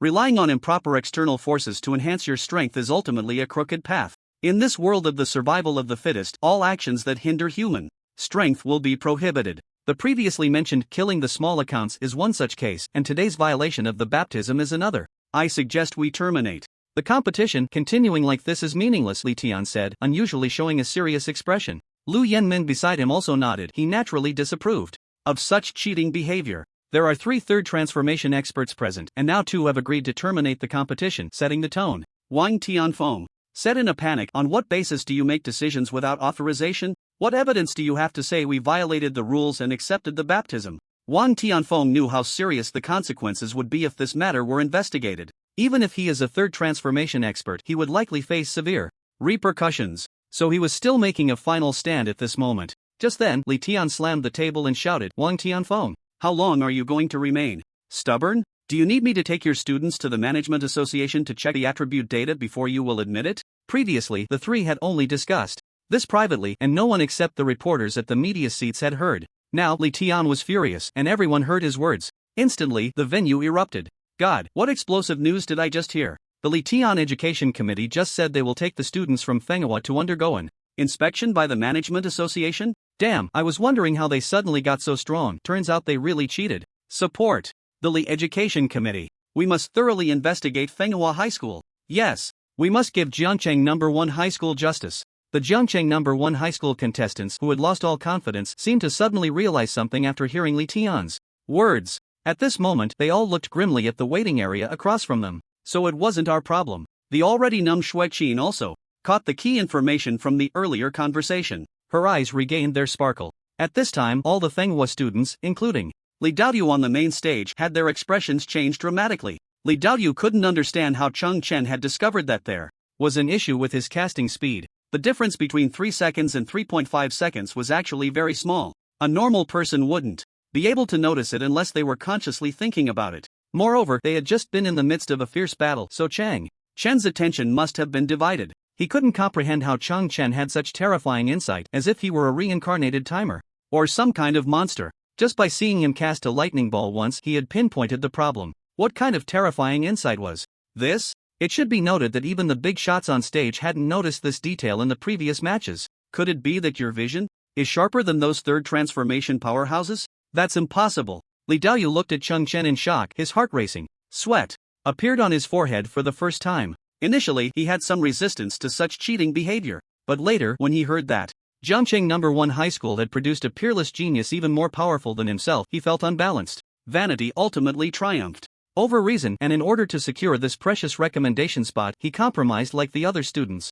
Zhang Lei looked coldly at the Fenghua High School side and then said indifferently, since a leader has raised the issue of Fenghua High School cheating, then I announced that this competition. However, before Zhang Lei could finish his sentence, Wang Tianfeng suddenly stood up. The situation had developed to this point unexpectedly for him. Now he had to step forward. Wait, I have a question. I hope classmate Chen can help me answer. No matter how one looked at it, Wang Tianfeng was a top-tier powerhouse of the third transformation. Even though the wind wasn't favorable for him now, his words still carried weight. Zhang Lei could only temporarily hold his tongue and wait quietly. All eyes in the room were now focused on Chen. Everyone wanted to see how he would respond. Chen shrugged, feeling somewhat helpless. Was this a case of a small fry being challenged by an elder? It really was a traditional trope. Speak without reservation and express everything. Chen's attitude was neither humble nor arrogant, completely unaffected by Wang Tianfeng's status. Seeing this scene, Li Tian and Lu Yanmin both nodded slightly. This kid is extraordinary. You Jiangcheng No. 1 high school have struck gold. Li Tian even felt a bit envious of Lu Yanmin. The aura Chen was currently displaying was simply too dazzling. A series of strong qualities, powerful, decisive, confident, were all evident in him. His future was destined to be incredibly bright. Wang Tianfeng's expression was complex. He understood Chen's excellence, but from his position he could not admit it no matter what. You just said that Li Daoyu's casting speed has a problem. What evidence do you have? In fact, this point left everyone somewhat puzzled. Although various signs indicated that Manhwa High School indeed had some issues, there was no direct evidence. Just now, it was merely out of blind admiration for Chen that they all joined in the ruckus. If everyone were to articulate their thoughts clearly, it's likely no one could explain it well. Chen showed a look of disdain, thinking, so they want to turn the tables and smear me. Unfortunately, the trick is too clumsy. Chen guessed correctly. Wang Tianfeng indeed wanted to use the doubts about him to drag him down. Although it might not mean much, it was a manifestation of his unwillingness, because he couldn't understand how Chen saw through it. It should be noted that the other two big shots only noticed it after Chen's reminder. Such insight was clearly beyond the standard for a senior high school student. Moreover, his strength far exceeded that of a high school student. Was this reasonable? In his view, it was clearly unreasonable. If we have 99% of the problems, does Chen not have 1%? With this mindset, Wang Tianfeng decisively chose to attack. He wanted to use this opportunity to find Chen's flaw. However, next, Chen said something in front of everyone that made Wang Tianfeng want to spit blood. Because I'm very familiar with most first-tier profession skills, you wouldn't be unaware of that, would you? In fact, Chen was still too modest. He wasn't just familiar with most first-tier professions, but all of them. However, saying this out loud was simply unbelievable. Others would hardly believe it. As soon as he finished speaking, many students couldn't help but laugh. Chen's disdainful expression, combined with his nonchalant tone, was simply too mocking. A senior high school student openly ridiculing a third-tier powerhouse was such a stark contrast. It was explosive. Even at that moment, the reporters' pens were almost smoking. Wang Tianfeng, furious, shouted, "Nonsense! You, a mere inexperienced kid who hasn't even graduated, dare to boast like this. You simply don't know the heights of heaven or the depths of the earth." In fact, Wang Tianfeng's doubts had some merit. After all, in this world, almost 99.9% of people would choose to change professions. Once the transition was successful, each profession had its own exclusive skills. The skill differences between different professions were enormous. Moreover, even within the same profession, studying at different schools or having different opportunities would result in varying numbers of skills mastered. Some experienced big shots might know a few popular professions and their tricks, but they would never remember the parameters of every skill accurately. Even Wang Tianfeng himself wouldn't dare to say he was familiar with any first-tier profession. In reality, apart from his own profession and a few common ones, he was quite unfamiliar with other fields. Human energy is always limited, and with so many awakening paths in this world, how could one possibly know other professions inside out?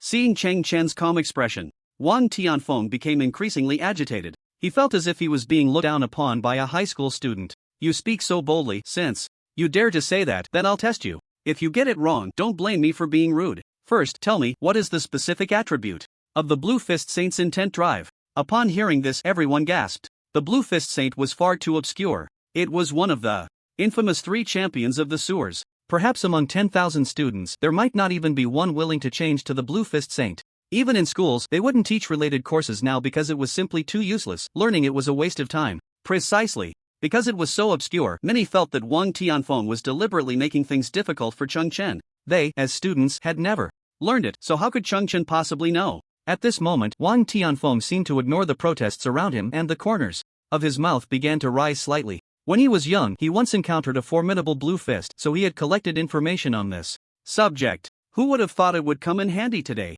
"You little brat, I let you brag. Why don't you tell me about it?" Just then, Chen smiled and spoke eloquently. Mind-driven, basic skill of the Blue Fist Saint. It can embed a giant weapon into the ground, causing enemies within a certain range to become immobilized for about 0.8 seconds. Additionally, it can increase one's own movement speed by 20%, attack speed by 10%, and jumping ability by 50%, lasting for 10 seconds. After this long and complex description, the entire place fell silent. Wang Tianfeng was even more dumbfounded, his eyes going dark. "Are you kidding me? You even know about the sewer profession?"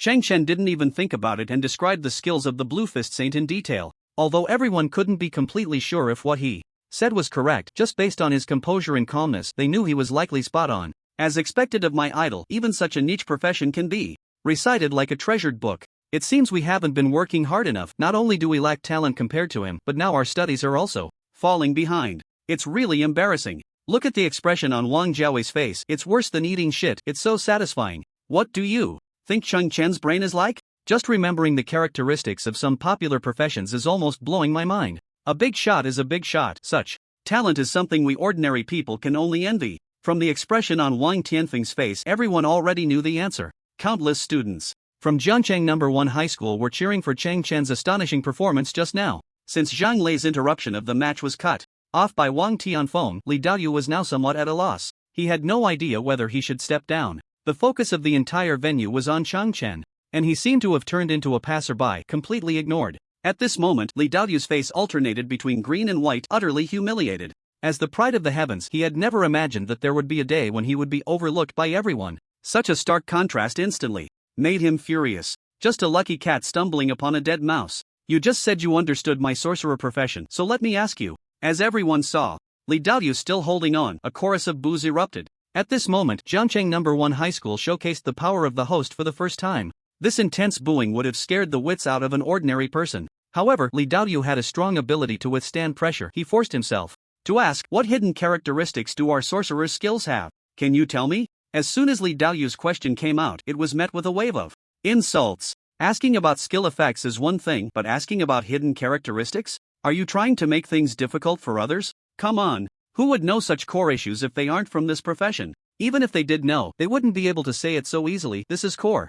competitiveness. You really have no shame. Wang Tianfeng, who was initially a bit awkward, nodded at this moment. He thought Li Daoyu was somewhat clever, knowing to expand on his own thoughts. In his view, Chen's prior knowledge of the Blue Fist Saint's skills must have been a coincidence. He was sure that Li Daoyu wouldn't be able to answer this question. Generally speaking, awakeners on Blue Star face a lot of pressure to go further in their profession. They often only study their own field. Even so, those who can reach higher levels are very rare. In the large city of Jiangcheng, the total number of third turners does not exceed 10, which speaks volumes. If they can't even secure their own jobs, how would they have time to study others? If this question were posed to a second or third turn mage awakener, they might be able to answer it, as the fields are similar and many principles are interconnected. However, the ones present now were all high school seniors who hadn't graduated yet. They were complete novices. It was impossible for them to have a deep understanding of other professions. Most of their superficial knowledge came from daily school learning, and their understanding was very limited.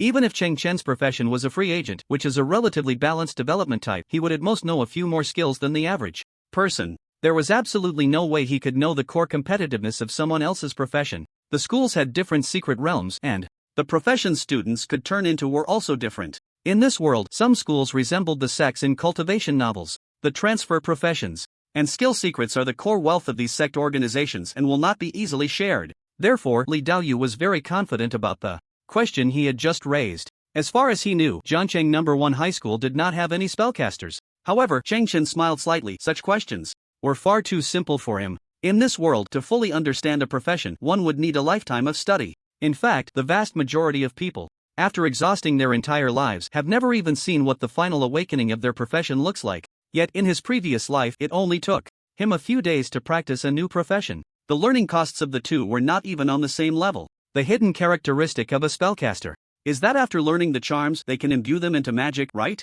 Charms are divided into the 5 natural attributes: metal, wood, water, fire, and earth. Different categories of charms can amplify different effects. The reason your lightning ball was so powerful was that it fused with a metal attribute charm. Even after becoming a second-tier spell spirit master, one can absorb the power of living beings for their own use. What's so complicated about that? Chen's series of rhetorical questions left Li Daoyu speechless. He had casually described the characteristics of spellcasters, even mentioning the traits of second-tier professions. Upon hearing this, the crowd immediately erupted. Sounds amazing. Is what Chen said true? How does he even know the characteristics of second-tier professions? Does he know someone in the same profession? It seems like our school can't transfer to spellcasters, so I have no idea at all. Senior Chen, truly a top student, simply well read. At that moment, on the podium, Li Tian asked Lu Yanmin with a wry smile, "Do you understand these complicated things? I'm just a rough guy, I can't make sense of it anyway."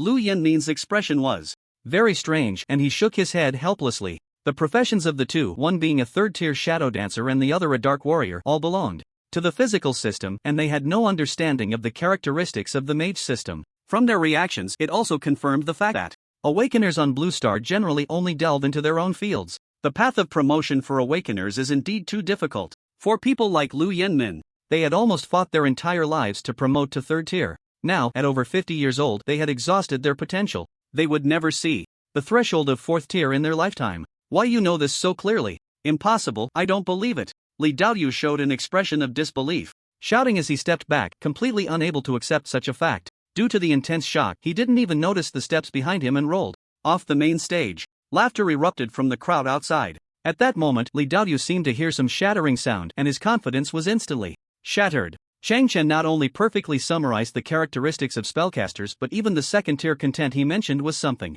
Li Daoyu had never heard of. Watching this once arrogant and boastful genius now become so disheartened, Li Tian and the others shook their heads in regret. What a pity, his talent is quite good, but he has taken the wrong path. Let's end today's farce here. I think we can announce the results. What do you think, Director Wang? Li Tian had already set the tone for this competition and deliberately asked Wang Tianfeng, wanting to see his reaction. When Wang Tianfeng saw Li Daoyu roll down the steps, he knew he had lost, and lost thoroughly. He had prepared for this revenge plan for a long time. He thought it was flawless, but in the end, it was seen through by Chen. Well, I accept this matter. I only hope to be lightly punished by Fenghua High School. It's all my fault for being too petty, blinded by hatred, Wang Tianfeng said, letting out a soft sigh, feeling as if he had aged 10 years in an instant. No matter how he calculated, he never expected to be defeated by an unknown high school student. Chen's talent and vision were truly astonishing. Wang Tianfeng accepted his defeat wholeheartedly. The waves behind drive on the waves in front. The younger generation is indeed formidable. With that, Wang Tianfeng left the arena with a look of despondency. The crowd sighed as they watched him depart. A dignified third-tier expert reduced to such absurdity for the sake of revenge against Lu Yanmin. What a pity, what a shame. His ugly entanglement with Fenghua High School would soon be severely punished by the Education Bureau. A generation of strongmen would ultimately come to an end. Zhang Lei, from a close distance, watched the entire match. His feelings were deeper than anyone else's present. Today, Jiangcheng No. 1 High School's miraculous comeback was nothing short of a miracle. And the one who guided this miracle was none other than Chen. At this moment, he could finally say those words openly. I declare that Jiangcheng No. 1 High School has won this exchange competition. Thunderous applause erupted, rising like a tide, each wave louder than the last. We are the champions. Chen is invincible. At this moment, the entire venue was continuously chanting Chen's name. His name was destined to be recorded in the annals of Jiangcheng City. Jiangcheng No. 1 High School would forever remember this hero who turned the tide and supported the crumbling building, named Chen. As Zhang Lei officially announced that Jiangcheng No. 1 High School had won, the surrounding students went wild.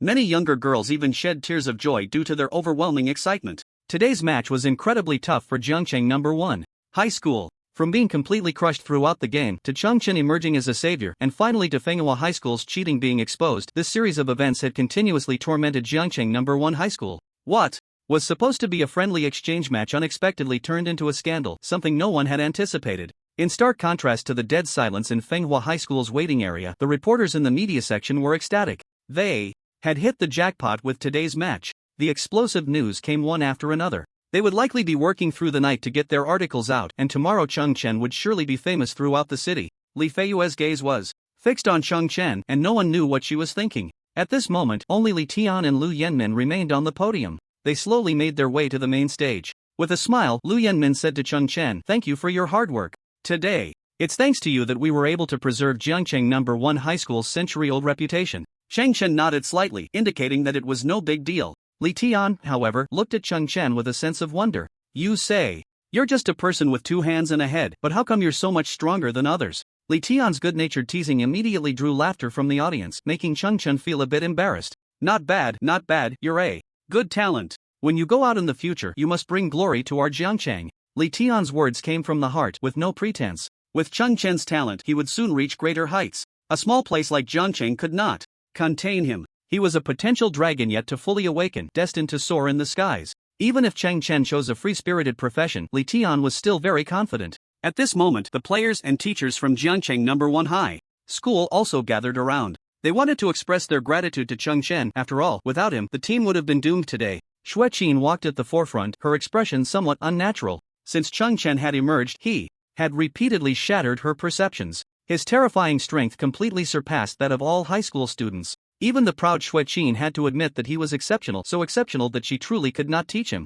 However, regardless, she was one of the biggest beneficiaries today. Chen had successfully saved her reputation, and she had to express her thanks. Yet, since they had had some unpleasantness before, she hesitated now. Lu Yenmin understood her thoughts from her fidgeting. Indeed, a strong-willed woman like Chen had to be conquered with thunderous means, and Chen had achieved that today. Xiao Shui, why don't you hurry and thank Chen? He is the absolute hero of today. With both sides of the palm being flesh, Lu Yenmin was naturally willing to play the peacemaker. With this step down, Chen finally lowered her stance and her once proud face. Chen, I sincerely apologize to you. My previous attitude may have been a bit harsh. I'm sorry. Thank you very much for stepping up in such a difficult situation today. I, Chen, on behalf of all the members of Jiangqing No. 1 High School's rocket class, express my gratitude to you. Her words were very appropriate. And Chen had completely lowered her identity. The many students present, witnessing this scene, exclaimed in disbelief. My God, is this still the cold and frosty teacher Chen? Is she on some kind of medication today? She's being so gentle. Thinking back to the days when she scolded me harshly, I feel like crying a bit now. As expected, Senior Chen is impressive. Even teacher Chen, this famous ice beauty, has been conquered by him. Hearing the students' discussions, Chen felt a bit shy for the first time. A rare blush appeared on her beautiful face. Chen had never taken the previous matter to heart, but now that Chen was lowering herself to apologize to him, he didn't know how to respond. He awkwardly pursed his lips and said, Teacher Shui, you're being too polite. Today is my duty. Upon hearing Chen say it was his duty, the students immediately erupted into applause again. Thunderous applause filled the room once more. Lu Yenmin was grinning from ear to ear. With such a sensible student, what more could he ask for? After a round of polite small talk, Li Tian was finally ready to announce today's rewards. Everyone's gaze was fixed on the main stage. At this moment, the absolute protagonist could only be Chen. I announce that the only guaranteed admission spot for this year in Jiang City is awarded to student Chen. Instantly, applause erupted, and everyone's emotions reached a peak. This was not only Chen's honor but also the honor of Jiang City No. 1 High School. The only guaranteed admission spot in the entire city. How prestigious that was. This was an opportunity that countless students dreamt of. Many cast envious glances. Of course, this was purely envy, with no jealousy involved. Because Chen's performance today had already conquered the entire school. Everyone felt that he deserved this honor. A student who created the miracle of defeating 12 opponents in a row. If he wasn't worthy of this award, then who would be? However, at that moment, Chen calmly said, I have a question. I wonder if Director Lu could answer it for me. Lu Yenmin was taken aback. He never expected that Chen would not show any excitement but instead had a question to ask. Go ahead, as long as I know, I will tell you. Chen nodded slightly and continued, I want to know which secret realms are currently held by the top 10 universities in Xia country. No need for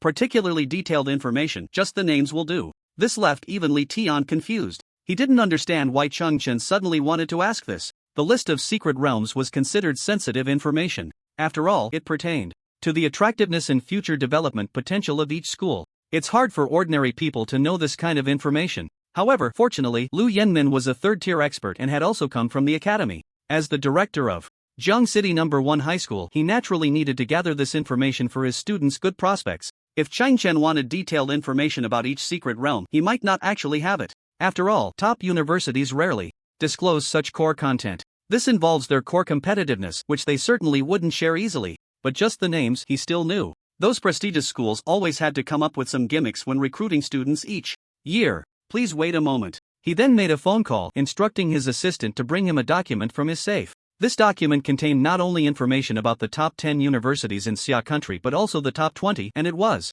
relatively detailed. Lu Yenmin was initially unwilling to disclose such precious information. However, given Chen's significant achievement today and his exceptional qualities, Lu Yenmin made an exception for him. Chen took the document, quickly skimmed through it, and immediately frowned. Why don't the top few dungeons I asked for have any of these top 10 schools? When Chen's gaze continued to move downward, he suddenly focused his eyes. What kind of school is this? When Chen's gaze swept to the tail end of the top 20, he saw a strange name. Oracle University? This university had a considerable number of secret realms, enough to compete with the top 10 schools. But for some reason, its ranking lagged so far behind, barely touching the tail end of the top 20. This Oracle University has quite a few secret realms. Why hasn't it entered the top 10 of Xia country? Chen voiced his doubts, filled with curiosity about this school. Beside him, Li Tian, upon hearing Chen's question, wore a strange expression. He thought to himself, could this kid be interested in this school? Although Li Tian was somewhat surprised, he still took on the role of a temporary informant. Speaking of this school, the story is quite long. 50 years ago, Oracle University was not in its current ranking. On the contrary, it was the number 1 in Xia country, and it was without a doubt. At that time, Oracle University had many secret realms, and its students were exceptionally talented. Unfortunately, as time passed, more and more schools developed their secret realms to higher difficulties. Consequently, their students became stronger through constant challenges. For some unknown reason, the average difficulty of Oracle University's secret realms was significantly higher than that of other schools. Their students found it incredibly difficult to clear some of the higher difficulty dungeons. Over time, more and more people gave up. Gradually, their strength began to decline rapidly. Meanwhile, the strength of other schools was rising rapidly. With one rising and the other falling, after so many years of development, Oracle University became what it is today. It resembled a fallen royal relative, once prosperous but now indistinguishable from the crowd. After hearing this story, Chen felt a bit wistful. However, there was a hint of excitement in his eyes. Others might not understand why the dungeons of Oracle University were so difficult, but as a transmigrator he was very clear. This school has several dungeons that I need. Although they are down on their luck now, it doesn't matter. As long as I can learn those few skills, everything will become simple. After contemplating the future development, Chen asked Lu Yanmin, "Is this guaranteed admission slot only available for the top 10 schools to choose me?" Lu Yanmin was somewhat surprised. Chen's question seemed utterly nonsensical. Letting the top 10 schools choose you, isn't that enough? Should you be the one to choose them instead? But thinking about it, Lu Yanmin's expression suddenly became a bit unnatural. He suddenly realized that with Chen's potential, he might actually be able to achieve the feat of choosing from the top 10. Concluding this now seemed a bit hasty. In theory, that's how it is. In small cities like ours, the results over the years haven't been very good. So, we can only have one selected slot. Being chosen by the top 10 is already quite good. After hearing the explanation, Chen frowned slightly. This was clearly not what he wanted. He didn't need to enter the top 10 of Xia country. His goal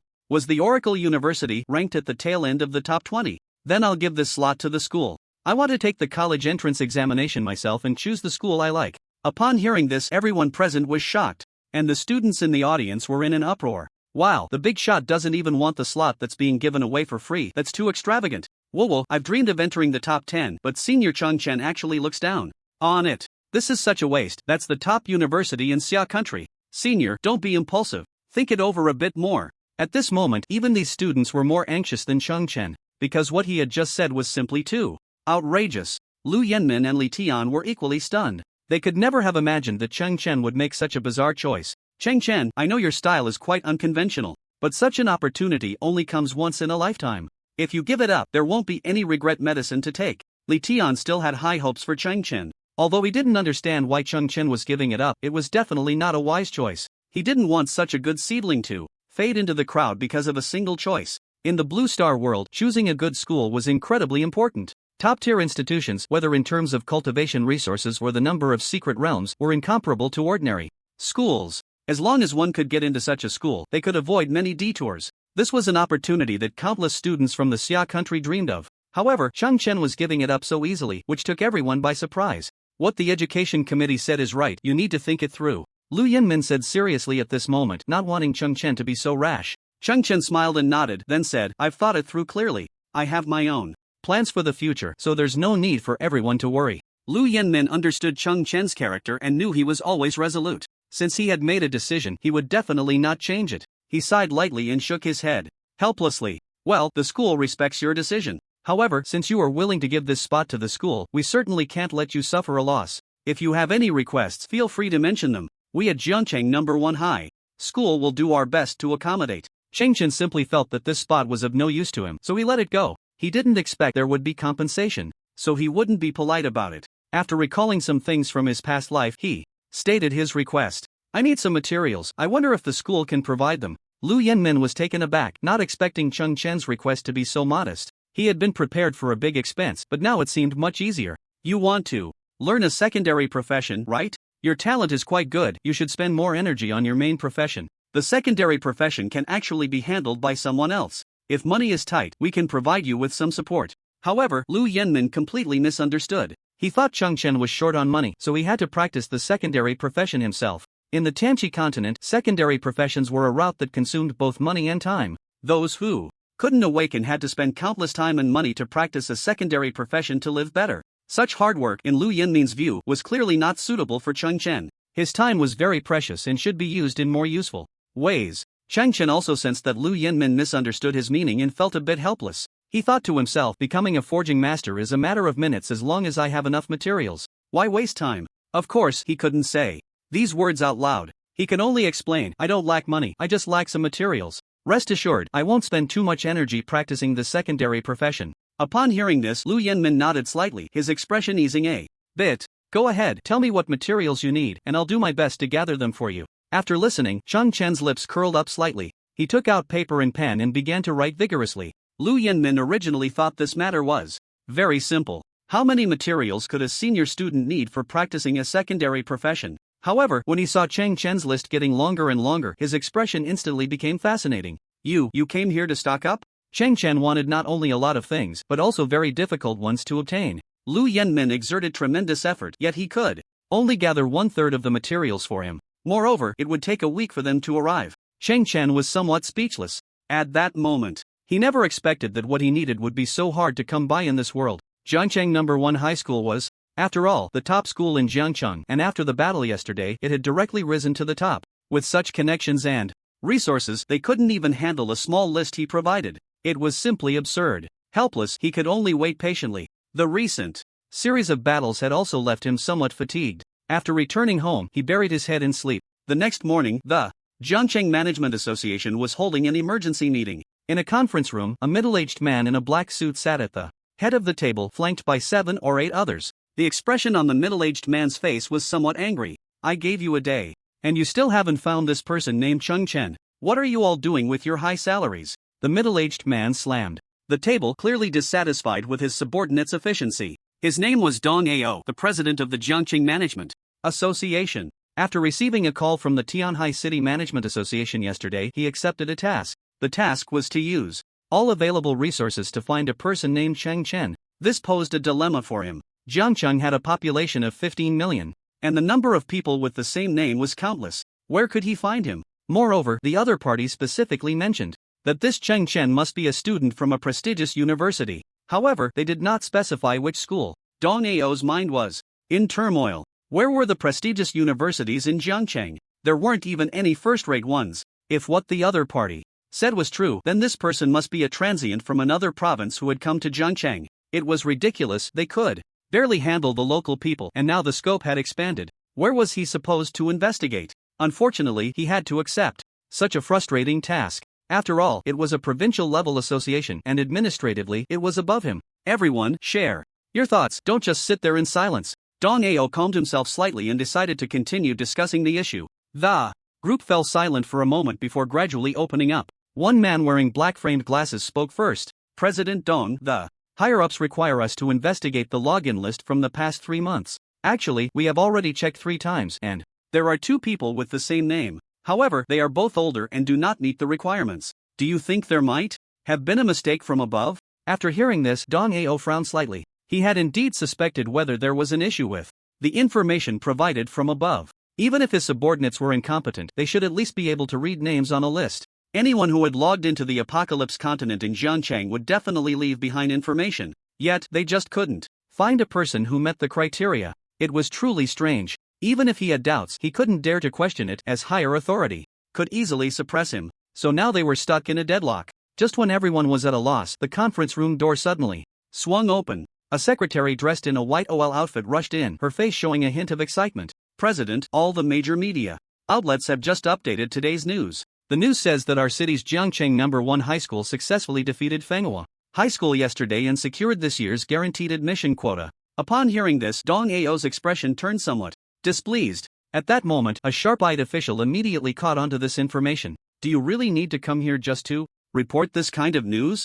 Can't you see we're discussing something important? Get out quickly. He might not be capable in terms of work, but when it comes to reading the room and flattering, this cadre is a professional. However, the secretary did not leave. Instead, she continued, I haven't finished yet. The biggest contributor to this match is named Chen, and his talent is terrifyingly strong. He just passed the talent assessment a few days ago, and now he has already reached level 17. Dong Ao initially didn't pay much attention. After all, he was just a high school student. Clearly, he didn't fit the description above. But when he heard the level was 17. He immediately stood up. What? Say that again, what level is he? Dong Ao's huge reaction startled the OL lady. According to reports, he was level 14 when he passed the talent assessment, but just 3 days later he actually rose to level 17. Major media outlets are calling him the strongest genius in Jiang City's history. Based on the timeline, the talent assessment should have been 3 days ago, and although the requirements above asked for a list investigated over the past 3 months, that was just to avoid mistakes.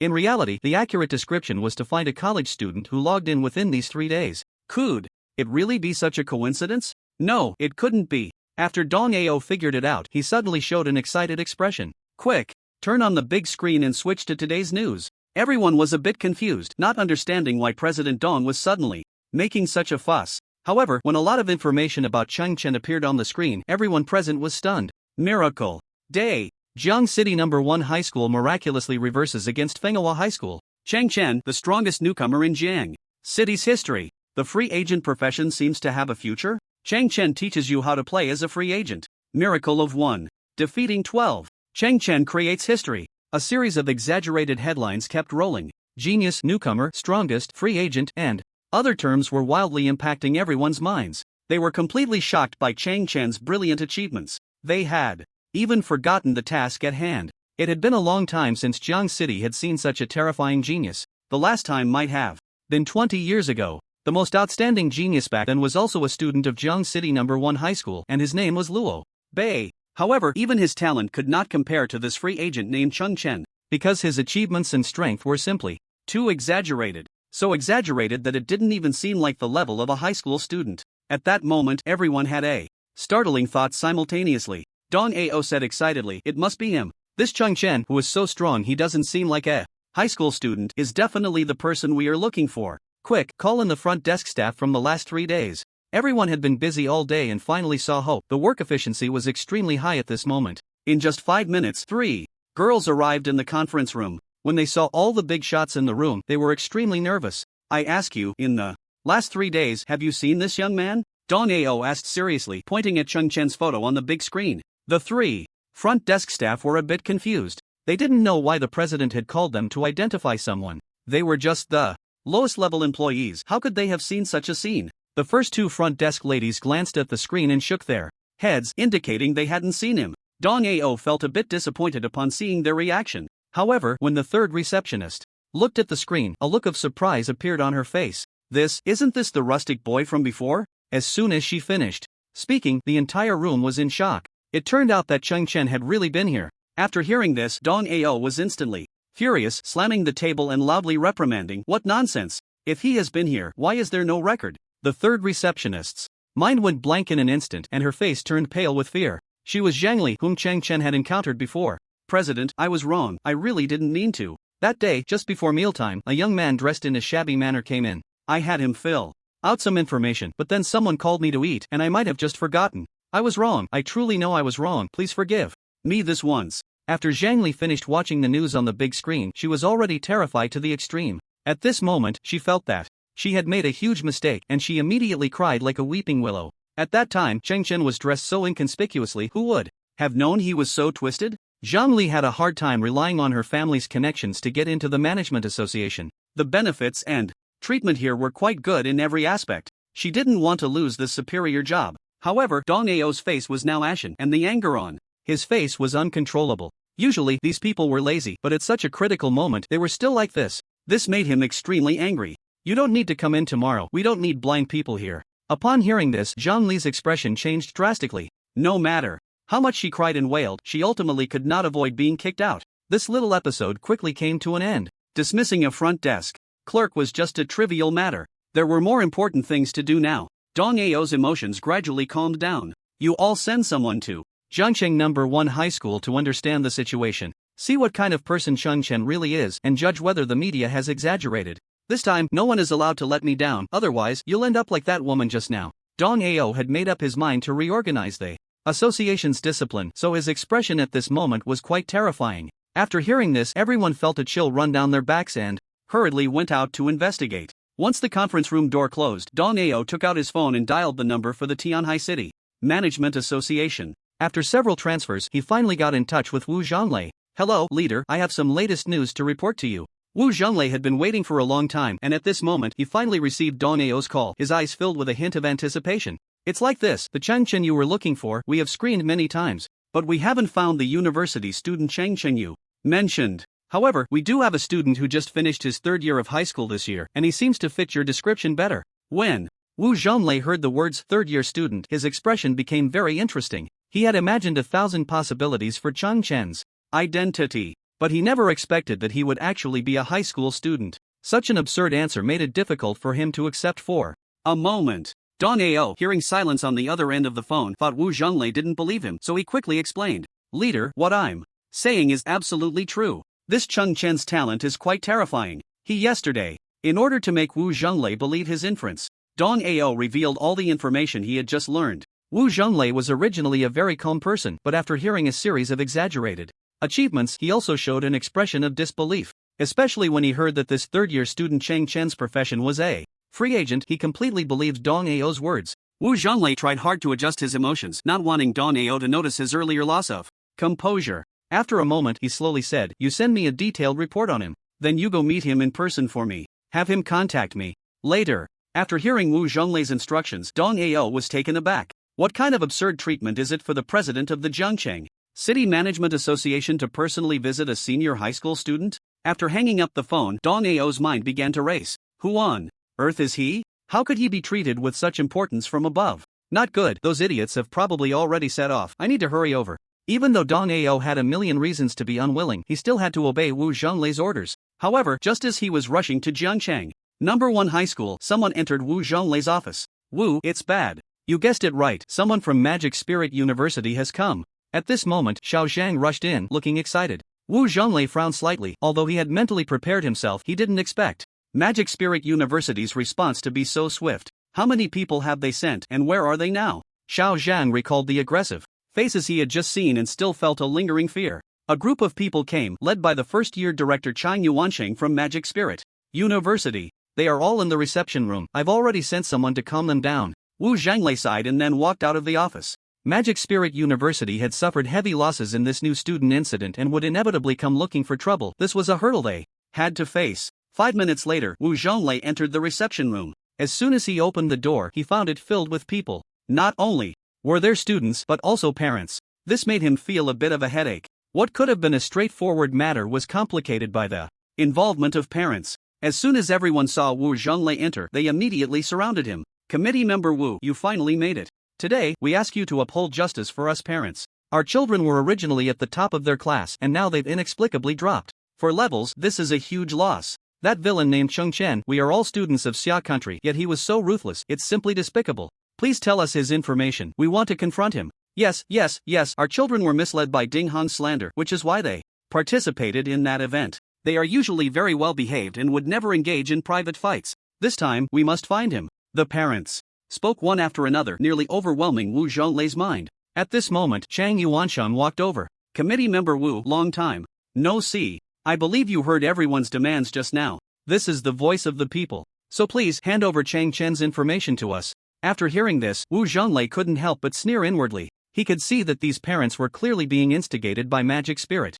University. Magic Spirit University obviously wanted to take this opportunity to obtain Chang Chen's information. If they didn't have the backing of the school, even with 100 times their courage, these parents wouldn't dare to come to the management association to cause trouble. To be honest, Wu Zhonglei looked down on this group of people. In this world, strength always spoke louder than words. There was no such thing as being too ruthless. The last conflict was initiated by Magic Spirit University. Over 20 people were completely defeated by Cheng Chen alone, and instead of reflecting on themselves, they came to demand someone from him. It was simply embarrassing. Of course, Wu Zhonglei couldn't say any of this out loud. After all, he still had to consider Magic Spirit University's face. If it were ordinary people, Wu Zhonglei might have decisively handed over the information to settle the matter. Magic Spirit University's influence in Tianhai City was not small, and Wu Zhonglei didn't want to easily sour the relationship. However, in Wu Zhonglei's view, Cheng Chen had done nothing wrong in yesterday's incident. Moreover, the talent he was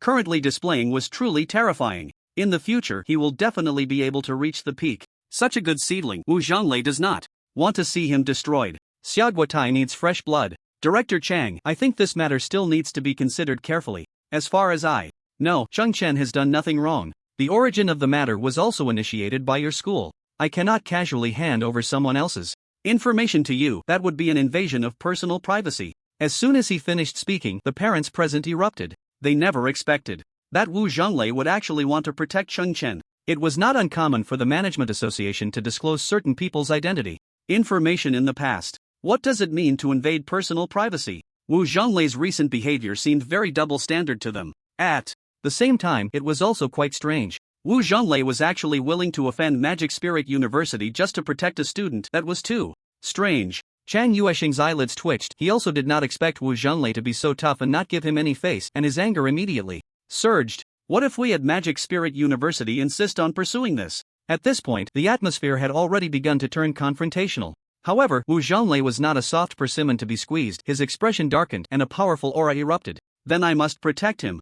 In Jiangcheng No. 1 High School, in the Education Committee office. What I just told you is all the information about the secret realm. It's really strange. Didn't your teachers teach you this content before? Lu Yanmin said, while pouring a cup of tea for Cheng Chen. Cheng Chen smiled wryly and shook his head, saying, they should have covered it before, but I probably fell asleep and didn't catch it all. You really are honest, saying everything out loud. Lu Yanmin wasn't angry. Instead, he teased him. By now, he no longer regarded Cheng Chen as an ordinary student. Their conversation felt more like that of old friends. Given Cheng Chen's current potential and his esteemed position at Jiangcheng No. 1 High School, he was no longer comparable to an average student. After waking up today, Cheng Chen rushed to school. After yesterday's upheaval, he was eager to learn the specifics of the secret realm. Baptism. After all, this content was quite vague in his memory. He might have really been asleep back then. However, he didn't know that the teacher had only briefly mentioned some points without going into detail. Because for students who hadn't changed professions, this content was still somewhat distant, and knowing it in advance might not be beneficial.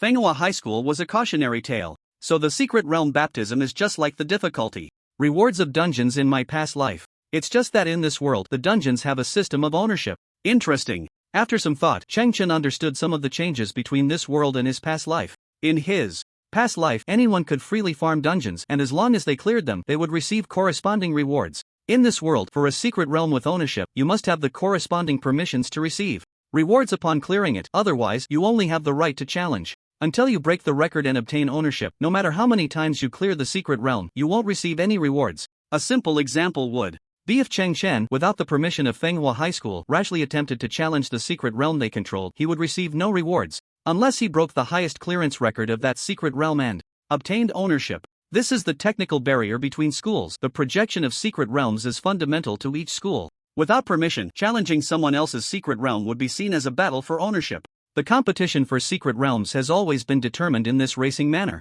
On Blue Star, if someone wants to contest a secret realm, all schools cannot refuse, because this is a form of healthy competition that can promote human progress, just as Blue Star does not allow any actions that hinder human strength enhancement. Similarly, it will unconditionally support all actions that promote human development. The competition for secret realms falls into this category. Thus, everyone has reached a consensus that all competitions for secret realms are fair and open, and no one may obstruct them. Everyone relies entirely on their own abilities. After understanding this mechanism, Cheng Chen suddenly thought of something and looked a bit excited. The materials he previously wanted, even with the full strength of Jiangcheng No. 1 High School, could only gather about 1/3. So what if they gathered the strength of the entire city? A wild idea had already formed in Cheng Chen's mind. Director Lu, the ownership of our school's secret realm is generally maintained by the teachers, right? This sudden statement from Chang Chen left Lu Yanmin stunned. He was right. The 5 secret realms currently controlled by Jiangcheng No. 1 High School were all primary secret realms. The difficulty cap for primary mirror realms is the normal difficulty of levels 10 to 20. At the high school stage, it is nearly impossible for students to maintain clearance records at this level. Therefore, they can only rely on the teachers in the school to maintain it. Thus, at the high school stage, the status of teachers is significantly more important than that of university professors. When they reached university, the students' levels would enter a phase of rapid growth, and at that time, the responsibility of maintaining the school's secret realm records would gradually shift from teachers to students. Lu Yanmin's heart skipped a beat, as if he had guessed Cheng Chen's intention. He displayed an expression of disbelief. Was he really planning to seize someone else's secret realm as a high school student? That was too crazy. If he actually succeeded, the news would spread throughout the Xia country. However, just as Lu Yanmin was excited and prepared to say something, the office door was opened. Zhang Lei walked in with a strange expression. When he saw Lu Yanmin's face, his expression was equally remarkable. Did the education commissioner take the wrong medicine today? Why was he so animated, excited? Like a child? Cheng Chen was still in front of him. How could he be so careless about his image?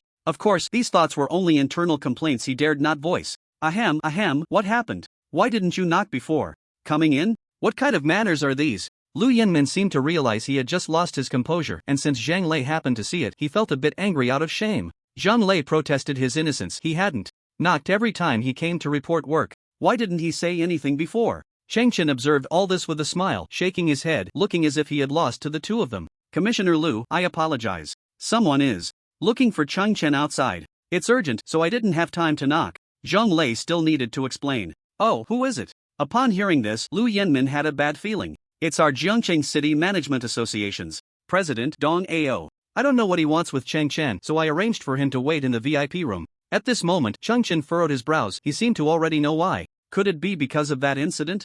Before? Lu Yenmin keenly caught Cheng Chen's subtle expression and asked with a strange look, did you get into trouble a few days ago? Cheng Chen smiled wryly. He knew this matter couldn't be hidden any longer, so he briefly recounted the conflict with Ding Hong and the subsequent revenge. After hearing this, Zhang Lei and Lu Yenmin were taken aback. You really single-handedly wiped out a group of more than 10 level university students? Chen nodded. There was no doubt about it. Good.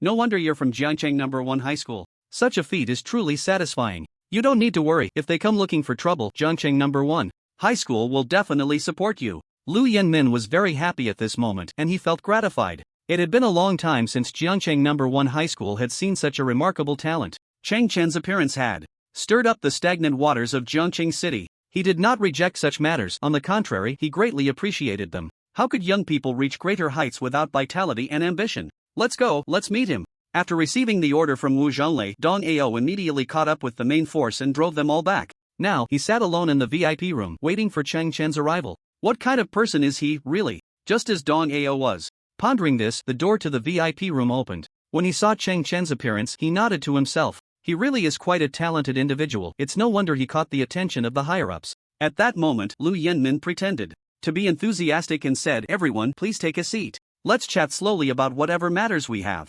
After a round of pleasantries, everyone took their seats. What brings President Dong here today? Lu Yenmin's opening line had a hint of sarcasm. Dong Ao frowned, clearly sensing the undertone. He thought to himself, what's wrong with Lu today? I don't think I've offended him. Although puzzled, the task was urgent. I'm here on behalf of the higher-ups to learn more about student Cheng Chen. I heard he recently accomplished something significant, truly impressive for someone so young. Upon hearing the term higher-ups, Lu Yenmin felt a sense of dread. Dong Ao was indeed here to hold someone accountable. In fact, when Dong Ao referred to a significant matter, he was talking about Cheng Chen's remarkable performance in the competition, not the previous conflict with Ding Hong. Due to the shocking nature of this incident, Wu Zhonglei had instructed Dong Ao to find someone without revealing the reason. Therefore, Dong Ao had no idea about the incident. It was entirely a misunderstanding on Lu Yenmin's part. However, Lu Yenmin, who was usually protective, did not realize that his expression had darkened. In this matter, I believe student Cheng Chen did nothing wrong. If the higher-ups want to pursue this, Jiangcheng No. 1 High School will take full responsibility. It has nothing to do with him. This statement was made with conviction and authority. However, Dong Ao was left stunned after hearing it. He thought, I'm just looking for someone. What responsibility do you need to bear? Although he still didn't understand what had happened, Dong Ao was very surprised. From Lu Yenmin's earlier words, it was clear that Cheng Chen must have done something else quite alarming. He hadn't expected Cheng Chen to hold such a high status at Jiangcheng No. 1 High School. The school was willing to risk being held accountable by the Management Association to protect him. At that moment, Dong Ao was completely certain. The tall, handsome young man before him was the person he was looking for. The person the higher-ups wanted was certainly not an ordinary individual. Both from the information he had previously gathered and Lu Yenmin's strong protective attitude at this moment, it was evident. To avoid further misunderstandings, Dong Ao smiled and said, Lu Commissioner, you may have misunderstood. I'm simply here to find student Cheng Chen to verify some information. I have no intention of holding anyone accountable. Lu Yenmin was somewhat surprised by Dong Ao's friendly demeanor. Cheng Chen, observing for a while, finally understood. If President Dong has any questions, please feel free to ask. Dong Ao nodded slightly, thinking the young man was quite sensible. Well, I'd like to ask on behalf of the higher-ups if you entered the Apocalypse continent 3 days ago. Of course. The login location was at our Jiangcheng City Management Association. Cheng Chen smiled and said, yes, I even filled out a form at that time. Upon hearing this, Dong Ao felt a surge of anger. If it weren't for that foolish woman Zhang Li, he might have found Cheng Chen long ago. Great. So it really was you. My superior, Commissioner Wu from the Tianhai City Management Association, would like to meet you. Here's his contact information. Please reach out to him when you have time. After receiving Cheng Chen's affirmative response, Dong Ao was overjoyed. He handed Cheng Chen Wu Zhanlei's phone number, and the stone that had been weighing on his heart finally lifted. The days of being pressured from above were truly painful, but now the task was finally completed. Commissioner Wu, is he the first sword soul of Tianhai City, Wu Zhanlei? Lu Yanmin felt this title was somewhat familiar, so he asked. Dong Ao nodded and then said, that's right, it's him. I guess he values Cheng Chen's talent. His future is limitless. Dong Ao was completely confused. He had always thought that Wu Zhanlei was interested in Cheng Chen, which was why he had him make contact. At this point, Lu Yanmin and Cheng Chen exchanged glances, both revealing strange expressions. Then Lu Yanmin slowly spoke. Alright, thank you for the concern from the Management Association. We will definitely contact Commissioner Wu later. You must have other matters to attend to, so we won't keep you any longer. After hearing this, Dong Ao was dumbfounded. What was this about? I haven't even had a sip of tea, and you Jiangcheng No. 1 High School are so blatantly trying to kick me out? I am the president of the Jiangcheng City Management Association. Don't I have any dignity? Dong Ao, who had originally planned to learn more about the situation, was ultimately persuaded to leave by Lu Yanmin. With a face full of frustration after leaving Jiangcheng No. 1 High School, Dong Ao cursed loudly. You Lu Yanmin, now that you have a good seedling, you're acting all high and mighty, ha! Are you afraid I'll steal your talent? Dong Ao misunderstood again. He thought Lu Yanmin was afraid that he, representing the Management Association, would take Cheng Chen away, which was why he hurriedly issued the eviction order. After sending Dong Ao off, Lu Yanmin asked somewhat seriously, what do you think about this matter? Cheng Chen shrugged, expressing his helplessness. I have no opinion, I haven't broken any laws, and they can't do anything to me. When soldiers come, I'll block them, when water comes, I'll dam it. Lu Yanmin nodded. Cheng Chen was right, he was completely justified in this matter. If it really escalated, Lu Yanmin was not someone who would shy away from trouble. Even if it went all the way to the capital, he would confront them head-on. After coming to this realization, Lu Yanmin finally returned to the topic he hadn't finished discussing earlier.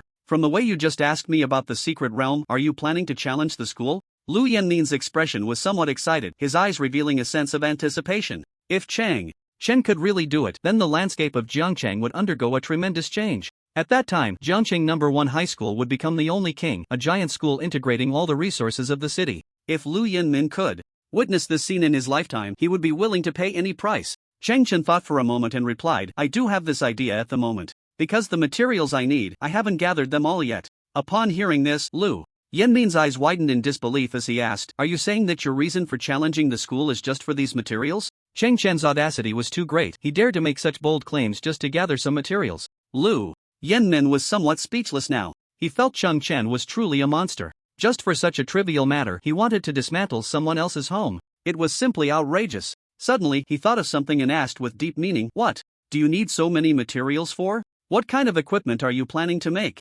After hearing this, Cheng Chen smiled slightly. Countless blueprints had already appeared in his mind. I want to forge a weapon that transcends the times. Wu Zhanlei, are you sure you want to go against our Magic Spirit University? Chang Yuesheng's voice was loud, looking quite imposing. Wu Zhanlei sneered but did not speak. In terms of rank, Chang Yuesheng was actually about the same as him. One was a member of the Provincial Management Association, while the other was a grade director of one of the top 10 nationwide. They were indeed evenly matched, neither could overpower the other.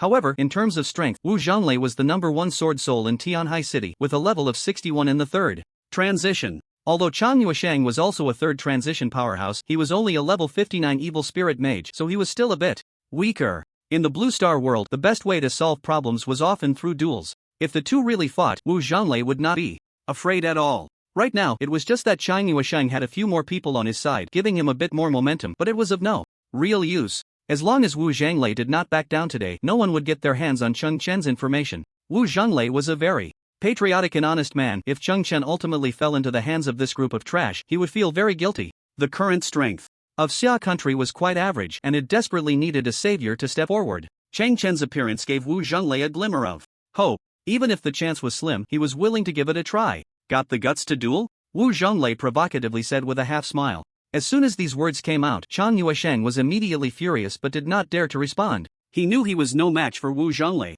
and felt somewhat passive at this moment. Seeing this, Wu Zhanlei disdainfully snorted. In his eyes, Chang Yuesheng and his group of students were just like a bunch of bullies who preyed on the weak, a group of useless people. Truly, you get what you teach. However, just then, a sound of footsteps came from outside the door. Wu committee member, what a big tone you have. Moments later, an old man with a head full of white hair walked in. Upon seeing the visitor, Chang Yuesheng revealed a look of surprise. He then very humbly said, "Principal Zhong, what brings you here? Please have a seat." Although Chang Yuesheng called him principal, this old man was actually just the executive vice principal of Magic Spirit University. This flattery was quite well placed. Zhong Hongshan, the executive vice principal of Magic Spirit University, a level 65 fire mage in the third transition, ranked among the top 5 in Tianhai City. Wu Zhonglei was somewhat surprised at this moment. He never expected that this matter would actually attract this old fellow. Could it be that the Ding family is behind this? Wu Zhonglei thought back and forth, feeling that this was the only possibility.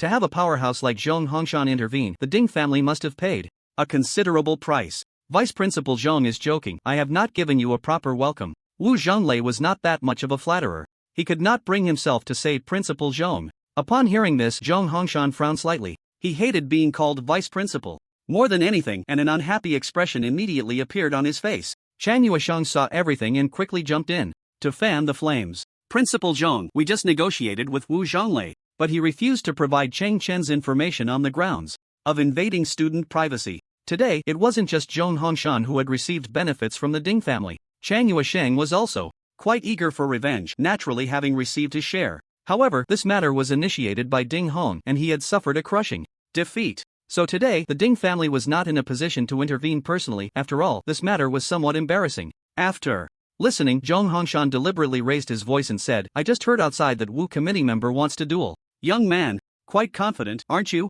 Since that's the case, why don't we follow the old rules? What do you think? Zhong Hongshan was nearly 60 this year, and calling the 40-something Wu Zhonglei a young man was not out of place. The old rules he just mentioned naturally referred to dueling. Whoever had the bigger fist, their word would count. Wu Zhonglei, although not as strong as Zhong Hongshan now, far surpasses him in both age and talent. When it comes to future achievements, the two are not on the same level at all. At Zhong Hongshan's age, it is nearly impossible for him to make any further progress in strength. In contrast, Wu Zhonglei is in his prime and has plenty of time to improve. However, at this moment, his strength is still slightly inferior.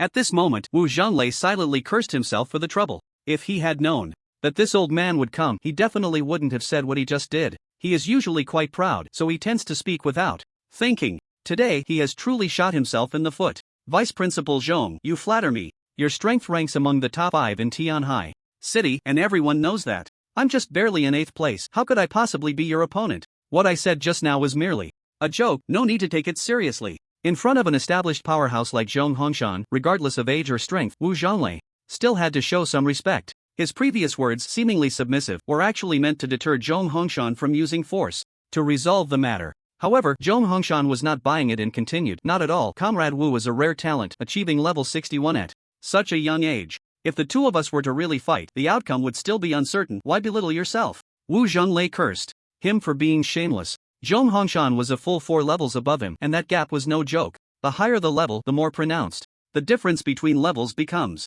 This gap cannot be bridged with a few flattering words. With Zhong Hongshan's appearance, Wu Zhonglei gradually found himself at a disadvantage. Meanwhile, Chang Yuansheng was feeling quite pleased, relishing Wu Zhonglei's embarrassment. After thinking it over, Wu Zhonglei realized that the only thing he could do now was to buy some time. How about this? I'll consult with the headquarters. If they agree, I will immediately hand over Cheng Chen's information. This statement was made by Wu Zhonglei without any loopholes. He had legitimate reasons to report, so Zhong Hongshan had no choice but to agree. I'll wait right here. You can report, but you must clarify the current situation. Zhong Hongshan's subtext was to have Wu Zhonglei include the attitude of Magic Spirit University. This could significantly alter the higher-ups' judgment. Wu Zhonglei silently cursed again. Zhong Hongshan's cunning exceeded his expectations. There was no turning back now. He could only report truthfully. He then opened the Management Association's exclusive terminal and sent the entire account of the incident up. Cheng Chen, now you can only hope for the best. I can only help you this far. In his report, Wu Zhonglei included many of his own opinions, expressing his admiration for Cheng Chen and his disagreement with Magic Spirit University's actions, hoping the higher-ups would consider carefully. Zhong Hongshan sat comfortably on the sofa, watching Wu Zhonglei's anxious expression with a smug smile. Thanks to you personally stepping in today, we really couldn't have handled this otherwise. I remember, the headquarters has some of your old acquaintances, right? Once you take action, this matter is bound to succeed. Chang Yuansheng, who was good at flattering, said this both for Zhong Hongshan's benefit and for Wu Zhonglei's ears. His implication was that Magic Spirit University had connections above. Today, you are bound to lose. Wu Zhonglei knew full well the extent of Zhong Hongshan's influence. That's why he had tried to write more subjective judgments, hoping the higher-ups would understand. However, it seemed that the hope was slim. Time passed second by second, and everyone was anxiously waiting for the result. Suddenly, the terminal of the Management Association rang with a chime. The headquarters had sent a directive. At this moment, many parents gathered around eager to see the outcome. Wu Zhonglei felt somewhat helpless. He had actually lost much of his hope. With the power of Demon Spirit University, it was really difficult for him to stop this matter. After all, they hadn't said they would do anything to Chen. However, when everyone saw the reply, they were all shocked and exclaimed, How is this possible? At that moment, Wu Zhonglei was also stunned. He stared blankly at the screen, revealing a strange expression. Rejected? Everyone present was stunned by the simple two words rejected. Especially Zhong Hongshan, whose expression was particularly vivid at that moment.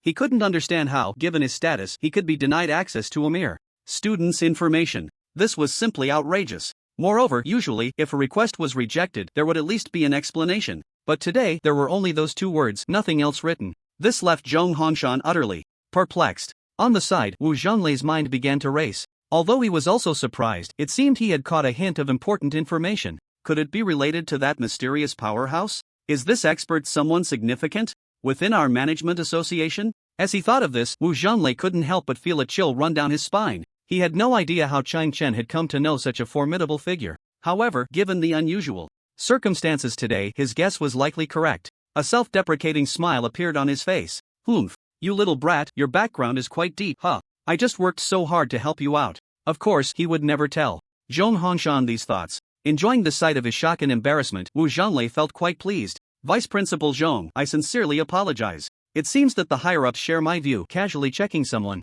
else's information indeed constitutes an invasion of privacy. I must decline your request today. Everyone, please leave. Wu Zhonglei spoke with a sarcastic tone, directly issuing an eviction order. The parents in the room were instantly dumbfounded. They couldn't understand how, despite the involvement of the grade director and vice principal, things had turned out this way. It was simply absurd. After a brief silence, some of the more astute parents seemed to sense the underlying danger, their expressions changing. I respect the higher-ups' decision. My child was indeed in the wrong. I will certainly discipline him more in the future. I will take my leave now. Yes, we will. Also teach our child more and won't cause trouble for the school and management association. Seeing a few parents leave first, the others immediately panicked. This wasn't right. Why had the tide turned so quickly? The parents had originally been incited by Magic Spirit University, and now they were too concerned to care about anything else, hastily making excuses to leave, fearing they might get burned. Zhong Hongshan also realized what was happening, and a storm surged within him. This child has a powerful backing. We must not entangle ourselves further. Zhong Hongshan, who had reached his position, was always very decisive. Although he had received benefits from the Ding family, he would never offend a mysterious powerhouse for their trivial gains. Wu, my brother, today was indeed a misunderstanding. I was just carrying out someone else's request. Please don't think too much of it. I have a small token of appreciation here. Please help me convey my regards to Chen. I have high hopes for him. I have a meeting to attend shortly, so I will take my leave now. Without waiting for Wu Zhonglei to accept or decline, Zhong Hongshan directly handed him a black card and turned to leave. In no time, only the great director, Chang Yuansheng, remained in the room. He felt extremely awkward and cursed the Ding family 1,000 times in his heart. He had received less than Zhong Hongshan but was the first to rush in. It was truly a loss. If he didn't make some concessions today, he feared he might face dire consequences. Committee member Wu, I also had a misunderstanding. I have a small item here that I currently don't need. Please pass it on to Chen. After saying this, Chang Yuansheng, feeling a bit pained, took a box from his pocket and handed it to Wu Zhonglei. He then hurriedly left. With someone giving gifts, especially an enemy, Wu Zhonglei had no reason to refuse. That's quite a bold move. The black card from the auction house of the Apocalypse continent. A piece of top-grade armor with a level of 60. These two are really generous. In truth, when Zhong Hongshan and the others said they were giving gifts to Chen, they were actually just afraid of offending the powerful figure behind him, which was why they had to part with their wealth. Although it was just a small matter, the information revealed was too much. Both of them were shrewd, so they naturally couldn't fail to understand. Between the Ding family's collateral line and the unknown top expert, they certainly knew how to weigh the importance of the situation and quickly made their choice. Whether it was the auction house's black card or the top-grade equipment with a level of 60, both were useful to Wu Zhonglei. However, given his character, he naturally looked down on stealing others' things. After properly storing the two items, he prepared to wait for Chen to contact him before passing them on. You little rascal, your starting point has already surpassed 90% of the population in the Xia Kingdom. You must not let us who believe in you down. Wu Zhonglei's heart was filled with expectations for Chen. 3 days later, far away in Jiang City, Chen had basically finished handling his affairs. He was finally about to start his crazy plan. Let's begin the sweep from here. Chen held a map of Jiang City in his hand, on which he had already marked 7 or 8 red circles. If outsiders saw this map, they would be surprised to find that all these red circles were famous high schools in Jiang City. Chen planned to take advantage of the time before the college entrance examination to sweep through all the prestigious schools. There was no other way. He needed a lot of materials to forge an epic-making weapon. Given the collection difficulty in the Blue Star world, if he were to do it himself, it would probably take ages. Now he could only rely on others to help him collect them. The direction Chen had just pointed to on the map was precisely Fenghua High School. One must reciprocate. Since Fenghua High School had been so arrogant before, daring to provoke Jiang City No. 1 High School, he naturally had to return the favor. Chen hailed a taxi by the roadside and headed straight for Fenghua High School. At this moment, Lu Yanmin was standing by the window, watching his departing figure, lost in thought. Getting old, my ambitions aren't what they used to be. I hope this kid can create miracles again. Going solo to challenge a school requires a lot of courage. Chen was still just a student, and the records he was about to challenge were all set by teachers. To be honest, Lu Yanmin was still a bit worried. If it were up to him, he would prefer Chen to wait until he reached level 20 before challenging, as that would be more secure. But Chen was a maverick. He had his own ideas. So Lu Yanmin didn't say much more and could only wish him well. Half an hour later, the taxi stopped at the entrance of Fenghua High School. Chen slowly got out, looked around, and found that the gates of Fenghua High School were tightly closed. There seemed to be a sad atmosphere lingering here. Did I come to the wrong school? Chen was a bit taken aback. Fenghua High School, conference room. I said before, don't engage in these underhanded tactics, and now look, we've been completely wiped out. Exactly, we only needed to develop slowly, and we could have quickly risen to the top tier in Jiangchang. But now it's all over. Bullshit, anyone can play the hindsight game. Why didn't you all step up to stop it in the first place? This is really messed up. Now that we've been punished by the Education Bureau, you all jump out as if you're the wise ones after the fact. Then why don't you tell us what to do next? At this moment, everyone sitting in the conference room were the higher-ups of Fenghua High School. They were arguing fiercely because they had just received the punishment notice from the Education Bureau yesterday. After the last violation incident, the Jiangcheng Education Bureau was extremely furious. They issued an unprecedented fine. For the next 3 years, Fenghua High School's resource level would be downgraded, and all honor selections for the school would be cancelled. All students involved in cheating would be advised to withdraw, and they would be banned from taking the college entrance examination for 5 years. At the same time, all teachers directly involved in this incident, as well as those who acted on behalf of others, would be dismissed and never hired again. The instigator, Wang Tianfeng, was also punished internally by the Education Bureau, forced into an early retirement, leaving him with a bit of face. Such a terrifying punishment could be said to have struck at the very foundation of Fenghua High School. Not to mention the dismissed teachers, just the students involved in this incident were all top students of Fenghua High School this year. After being advised to withdraw, Fenghua High School's chances in this year's college entrance examination could be considered over. With the remaining students' qualifications, it was almost impossible to achieve good results. Now, not to mention rising to the top tier, even maintaining their current position was a difficult task. That's why the school's higher-ups were arguing red-faced in the conference room. This unprecedented heavy penalty cast a shadow of sadness over Fenghua High School. Many uninformed students, upon learning the truth, felt ashamed of the school's actions. Even some lower-grade students with connections at home had transferred out in droves. Staying in such a school would lead to no future. It could also be anticipated that the number of students applying to Fenghua High School this year would surely plummet. Without at least 7 or 8 years, Fenghua High School would probably struggle to recover. Just as the argument in the conference room reached a fever pitch, the door was suddenly pushed open. A teacher in his 30s rushed in, looking terrified. Big trouble. That student named Chen has come looking for us. For a moment, everyone was taken aback. Which student, at this hour, was not in class and had time to come to Fenghua High School? However, after a few seconds, almost everyone in the room stood up. Are you talking about that freak from Jiangcheng No. 1 High School? Damn, haven't we been punished enough? Why won't he just give up? This is outrageous, he's still coming after us. Let's go, I want to see what he's here for today. This is Fenghua High School, not his home turf. With that, the group made their way to the playground. Ding ding, the class bell rang just in time. Countless students noticed the big shots of the school appearing on the playground. Such a phenomenon was absolutely unprecedented. What big event has happened now? Our school isn't going to get punished again, right? It's really possible. When the Education Bureau leaders came yesterday, it was almost the same welcoming scene. Sigh, choosing such a school has really been unlucky. Wait, look at the other end of the playground. That person looks so familiar. Holy crap, it's Chen, the freakishly strong monster rogue. What is he doing at our school, looking for trouble? Don't talk nonsense. Chen is my only idol right now. I wish I could transfer to Jiangcheng #1 high school. Me too. Nowadays, Chen's name as a monster and a free spirit is almost known by everyone in Jiangcheng. His various exaggerated deeds, after being artistically processed by the media, have made countless students admire him. With Chen's sudden emergence, many students in Jiangcheng have considered transferring schools. In their view, a school that can cultivate such a genius must have a very strong teaching staff. This is also a point of helplessness for Fenghua High School. They cannot control the students' wishes. Compared to the number of secret realms they control, student enrollment is also very important for the school. If they lose excellent students, the school will be close to shutting down. At this moment, the leadership of Fenghua High School has gathered on the playground, led by Principal Kong Yang. Kong Yang's talent is average, currently only at level 49, one level away from the Third Awakening.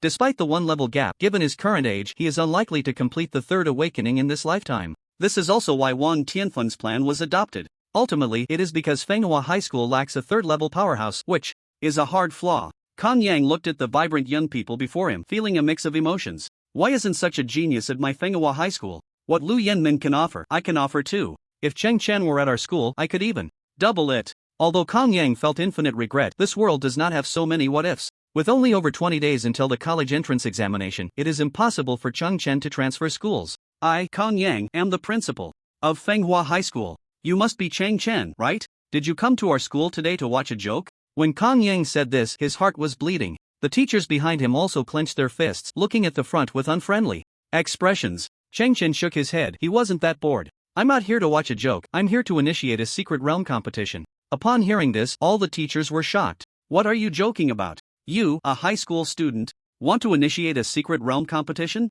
Even if you're level 17 now, the difficulty of the secret realm competition is beyond your imagination. Aren't you being too arrogant? Fenghua High School hasn't fallen to this level yet. If you know what's good for you, hurry back to Jiangcheng #1 High School. You're not welcome here. The teachers were almost furious. Chen's statement about initiating a secret realm competition was a blatant mockery of them. To obtain the ownership of a primary secret realm, one must clear the normal difficulty levels of 10 to 20. How could a mere level 17 student succeed? It was utterly ridiculous. It should be known that the current secret realm records of Fenghua High School were all achieved by level 20 teachers. To maintain the advantage of ownership, these teachers received full support from the school. Whether it was equipment matching or skill learning, they were the best. In addition, the school provided ample time for the teachers to repeatedly attempt better results. After such repetitions, they finally achieved some extremely limited data. Only in this way could they ensure that the secret realms in their hands would not be easily snatched away by others. This phenomenon is the same in every school. They must maintain their technical barriers. However, Chen was too lazy to debate with these teachers and chuckled lightly at this moment. Since that's the case, do you dare to bet with me? Kong Yang listened to Chen's words and was both angry and amused. He never expected that the young man before him could be so arrogant. What a fearless young bull. What do you want to bet on? I accept. When Kong Yang first saw Chen, he felt a bit regretful. But at this moment, that feeling turned into anger as he thought Fenghua High School was being looked down upon. Even though Chen possessed extraordinary talent, his arrogance was simply too much. Not to mention in Jiang City, such an outrageous thing had never happened in the entire Hebei province. Chen saw that Kong Yang agreed and a sly smile appeared on his lips. He then tossed over a handwritten list. There are a total of 20 materials on this list. If I successfully take your secret realm today, you must at least provide 5 types of materials. Kong Yang took the list and, upon seeing it, his eyes narrowed in shock. Such precious materials. What would a high school student want them for? Could it be that he was a good candidate for forging? After a moment, Kong Yang asked meaningfully, what if you fail? What then? At this point, a glint flashed in Kong Yang's eyes. Chen shrugged and said nonchalantly, if I lose, I can agree to one condition from you. At this moment, the teachers behind them were displeased. What a joke, is this a fair bet? We have to provide 5 types of precious materials. If we lose, and you only have to agree to one condition if you lose? What do you think you are? What special value does a mere high school student's promise hold? Exactly, you really overestimate yourself. To me, your promise is worthless. However, at that moment, Kong Yang suddenly laughed. Alright, I accept this bet, Chen, please this way. Saying that, Kong Yang grabbed Chen's hand and walked off into the distance. Everyone was stunned by this scene. Has the principal gone mad? They all felt that this bet was unfair, with the stakes completely unequal. Who would have thought the principal would agree so easily? It was simply unbelievable. However, all the teachers were unaware that Kong Yang felt he had made a profit. He had already calculated in his mind In his view, this bet was not only not disadvantageous to Fenghua High School, but they were actually at a huge advantage. So to prevent Chen from going back on his word, he decisively agreed and pulled him toward the secret realm. The students watching from upstairs heard the entire conversation clearly. Did I hear that right? Chen actually wants to initiate a battle for the secret realm? That's too outrageous. Do you think everyone is as timid as you? I actually admire him. Exactly, before the inter-school exchange battle, could you have imagined Chen defeating 12 opponents? With a solo class? If your vision is low, don't blame others, look more and learn. If this had been a week ago, the discussion would have been very different. Everyone would have been outraged, thinking Chen was arrogant. But now, Chen's status and reputation had reached its peak in Jiang City. Countless students viewed him as an idol. So everyone, unusually, did not have any particular resistance. If Chen could create miracles before, why couldn't he do it now? This was the thought in many students' minds at that moment. This news is too explosive, I have to share it with students from other schools. I already sent it to my mom, she's a reporter for the Jiang City Daily. Damn, you guys are quick, you're faster at gossiping than anyone. Just like that, the news of Chen single-handedly challenging Fenghua High School spread like wildfire. This news quickly circulated throughout Jiang City. A high school student initiates a secret realm competition against a prestigious school, and the magnitude of this information explosion is countless times greater than before. However, Chen is unaware of all this. He has now been brought to the entrance of the secret realm at Fenghua High School. Our school controls a total of 4 beginner secret realms, and the entrances are right in front of you. Since you dare to come and challenge, you must know the specific rules, so I won't say much. For the 4 beginner secret realms in front of you, as long as you can clear one within 3 attempts and successfully refresh the highest record, this bet will be considered your victory. After hearing this, Chen nodded. In fact, he didn't even need 3 attempts, but he didn't say so. He thought it better to avoid provoking Kong Yang and the others. It was better to keep things simple. Chen stood in front of the secret realm entrance and carefully observed.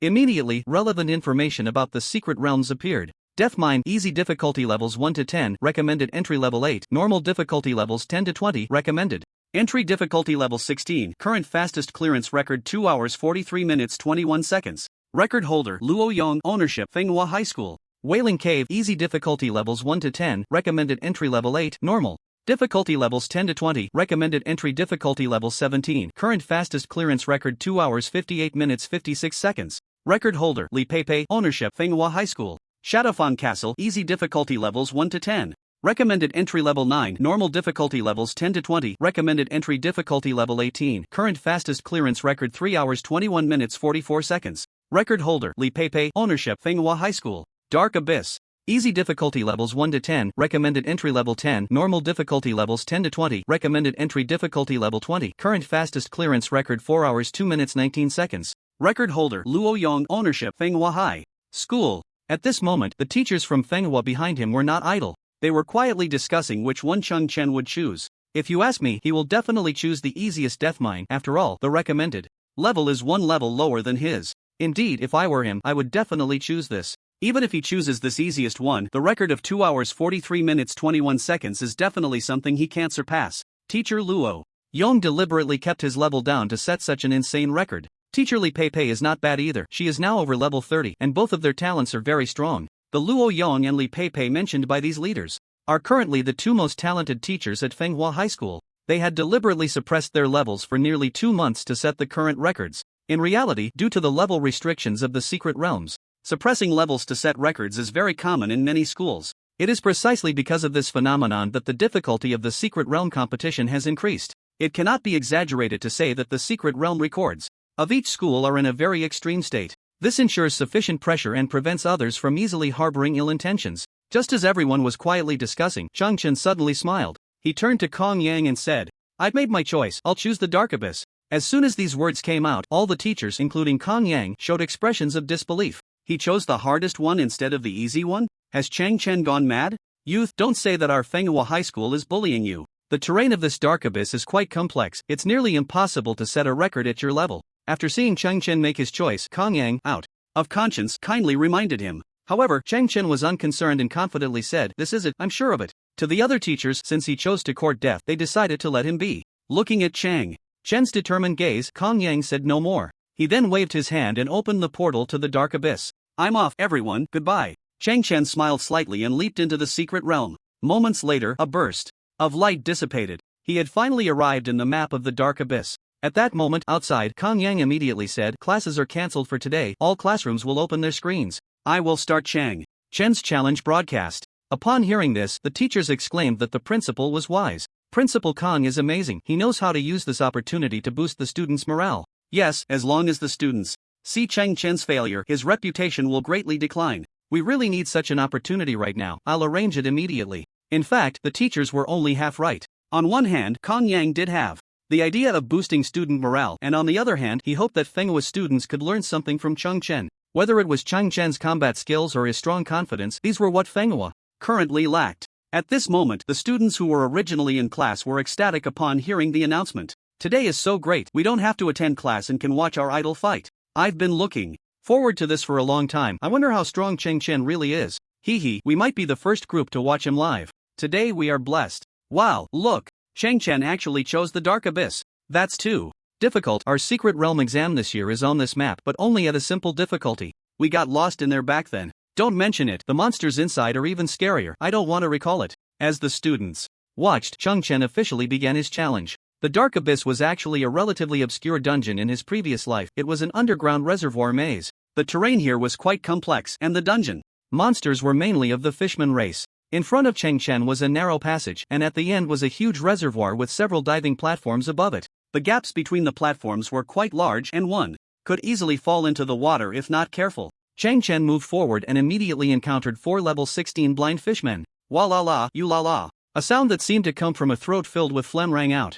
This was the signature sound of the fishman race. Upon discovering Chen, the 4 blind fishmen rushed over. Chen smiled slightly, took out his spear, and executed a sweeping strike. The spear tip accurately struck the joint of a blind fishman. With a thud, all 4 blind fishmen fell to the ground. -182 crushing attack, -177 crushing attack, -169 crushing attack, -371 crushing critical. With just one control skill, Chen dealt an exaggerated amount of damage. In the face of his absolute crushing attributes, the average damage exceeded 160 points. The final hit even triggered a critical passive, bringing the damage close to 400 points. Immediately after, Chen held the spear with both hands and used a series of thrusts against the 4 fishmen. This time, he aimed for the heads of the blind fishmen. -355 weak point attack, -342 weak point attack, -329 weak point attack, -372 weak point attack. After a round of headshot attacks, the 4 blind fishmen instantly fell. The entire process was swift and clean, taking no more than a minute.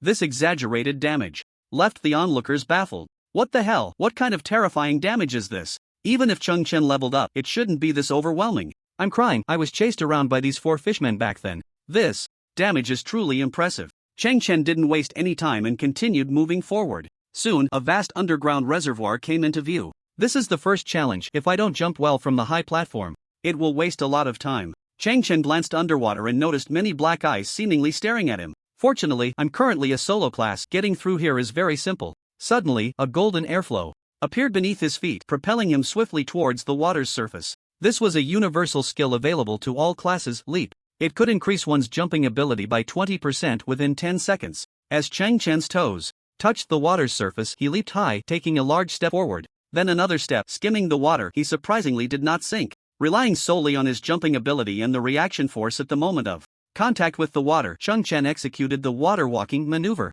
Without incredible control and sufficient agility, this would have been impossible. After several consecutive jumps, he easily reached the opposite shore. Looking back, countless piranhas were thrashing wildly in the water. They had just been waiting to attack as soon as Chen hit the water, but his movements were simply too strange. Meanwhile, the teachers watching from outside were shocked. What on earth is this kid? An ordinary leap skill, yet he can make it look so impressive. I remember Luo Yang was here and was tormented by this group of piranhas for a long time. How did he do it? His movements are almost like the legendary lightness skill. The teachers were incredulous, and an uneasy feeling gradually rose in their hearts. After Chen reached the shore, he arrived at the fractured platform. Above the reservoir, there were a total of 7 platforms of varying sizes, with completely different gaps between them. According to Chen's memory, when someone landed on a platform, it could randomly trigger a mechanism. A slight misstep could send them plunging into the water, starting all over again. Moreover, there were still many piranhas in the water, eagerly waiting to feast. Falling in would mean at least losing a layer of skin. Fortunately, each platform has a completely safe spot. As long as I pass quickly, I won't trigger the mechanism. Chen calculated a safe route in his mind. Then, with a swift leap, he dashed out. With the enhancement of 100 agility, his movements were extremely quick. Each time he jumped onto a platform, he accurately landed on the safe spot. 1, 2, 3. He actually jumped over all the platforms in one go without any obstacles. This scene left the teachers and students outside in stunned silence. How is this possible? Where did those disgusting mechanisms go? How did Chen do it? Can he perform lightness skill? What kind of terrifying operation is this? I tried this skill before too, but as soon as I touched the water surface, I sank down, completely failing to achieve Chen's effect. This lightness skill of walking on water is just too strong. Today, I really have my eyes opened. I didn't know skills could be used like this. Countless talented students had, at this moment, even forgotten their own identities. They all cheered for Chen's brilliant performance. Meanwhile, in the secret realm hall, Kong Yang said with a complex expression, "If I remember correctly, teacher Luo Yong took about 25 minutes to get through here." The other teachers nodded in agreement. They remembered this very clearly. At that time, Luo Yong's best performance was exactly 25 minutes.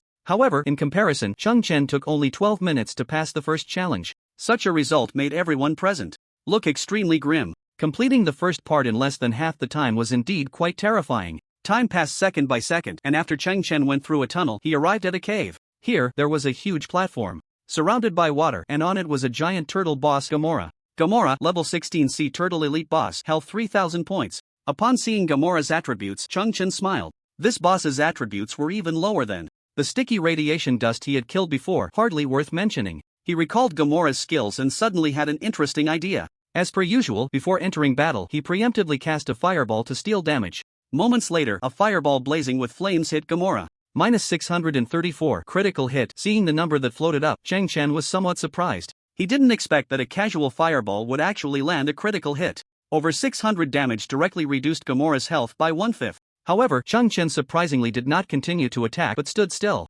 This behavior puzzled the audience. Gamora, with heavy steps, charged towards Chen. As it was about to get close, Chen quietly moved back. In the next second, he placed both hands on Gamora's shell, flipped over to its back, and delivered a flying kick. With a splash, Gamora fell into the water.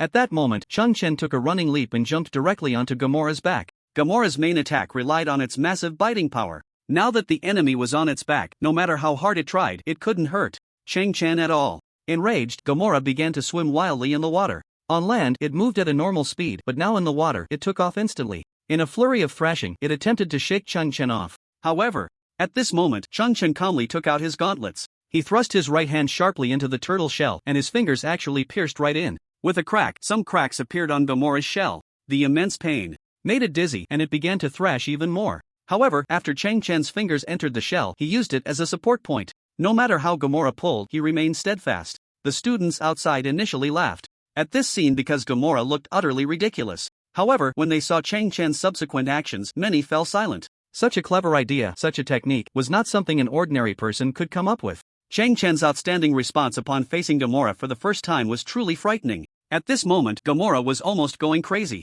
It endured excruciating pain, its back continuously bleeding. But no matter how hard it struggled, it could not shake off Chen. Time passed second by second, its stamina began to wane, and its health points gradually decreased due to the bleeding effect. Chen's bloodletting technique was indeed very effective. Feeling the loss of its vitality, Gamora decided to take a desperate gamble. It immediately stopped struggling and charged towards the distant wall. "Damn human, I will take you down with me," Gamora roared, increasing its speed to the maximum. At that moment, it seemed to transform into a cannonball. The water splashed up to 1 or 2 meters high due to its speed. However, just as it was about to crash into the wall, Chen suddenly withdrew. Immediately, a claw shot out from his sleeve, aiming for the rock pillar hanging above. This was the signature skill of the rogue class, Claw. Boom! With a loud bang, Gamora successfully exchanged itself with the wall. Meanwhile, Chen hung suspended in the air thanks to the claw. With his excellent tactics, he had actually forced the boss to commit suicide. Such a maneuver shocked the audience for 100 years. What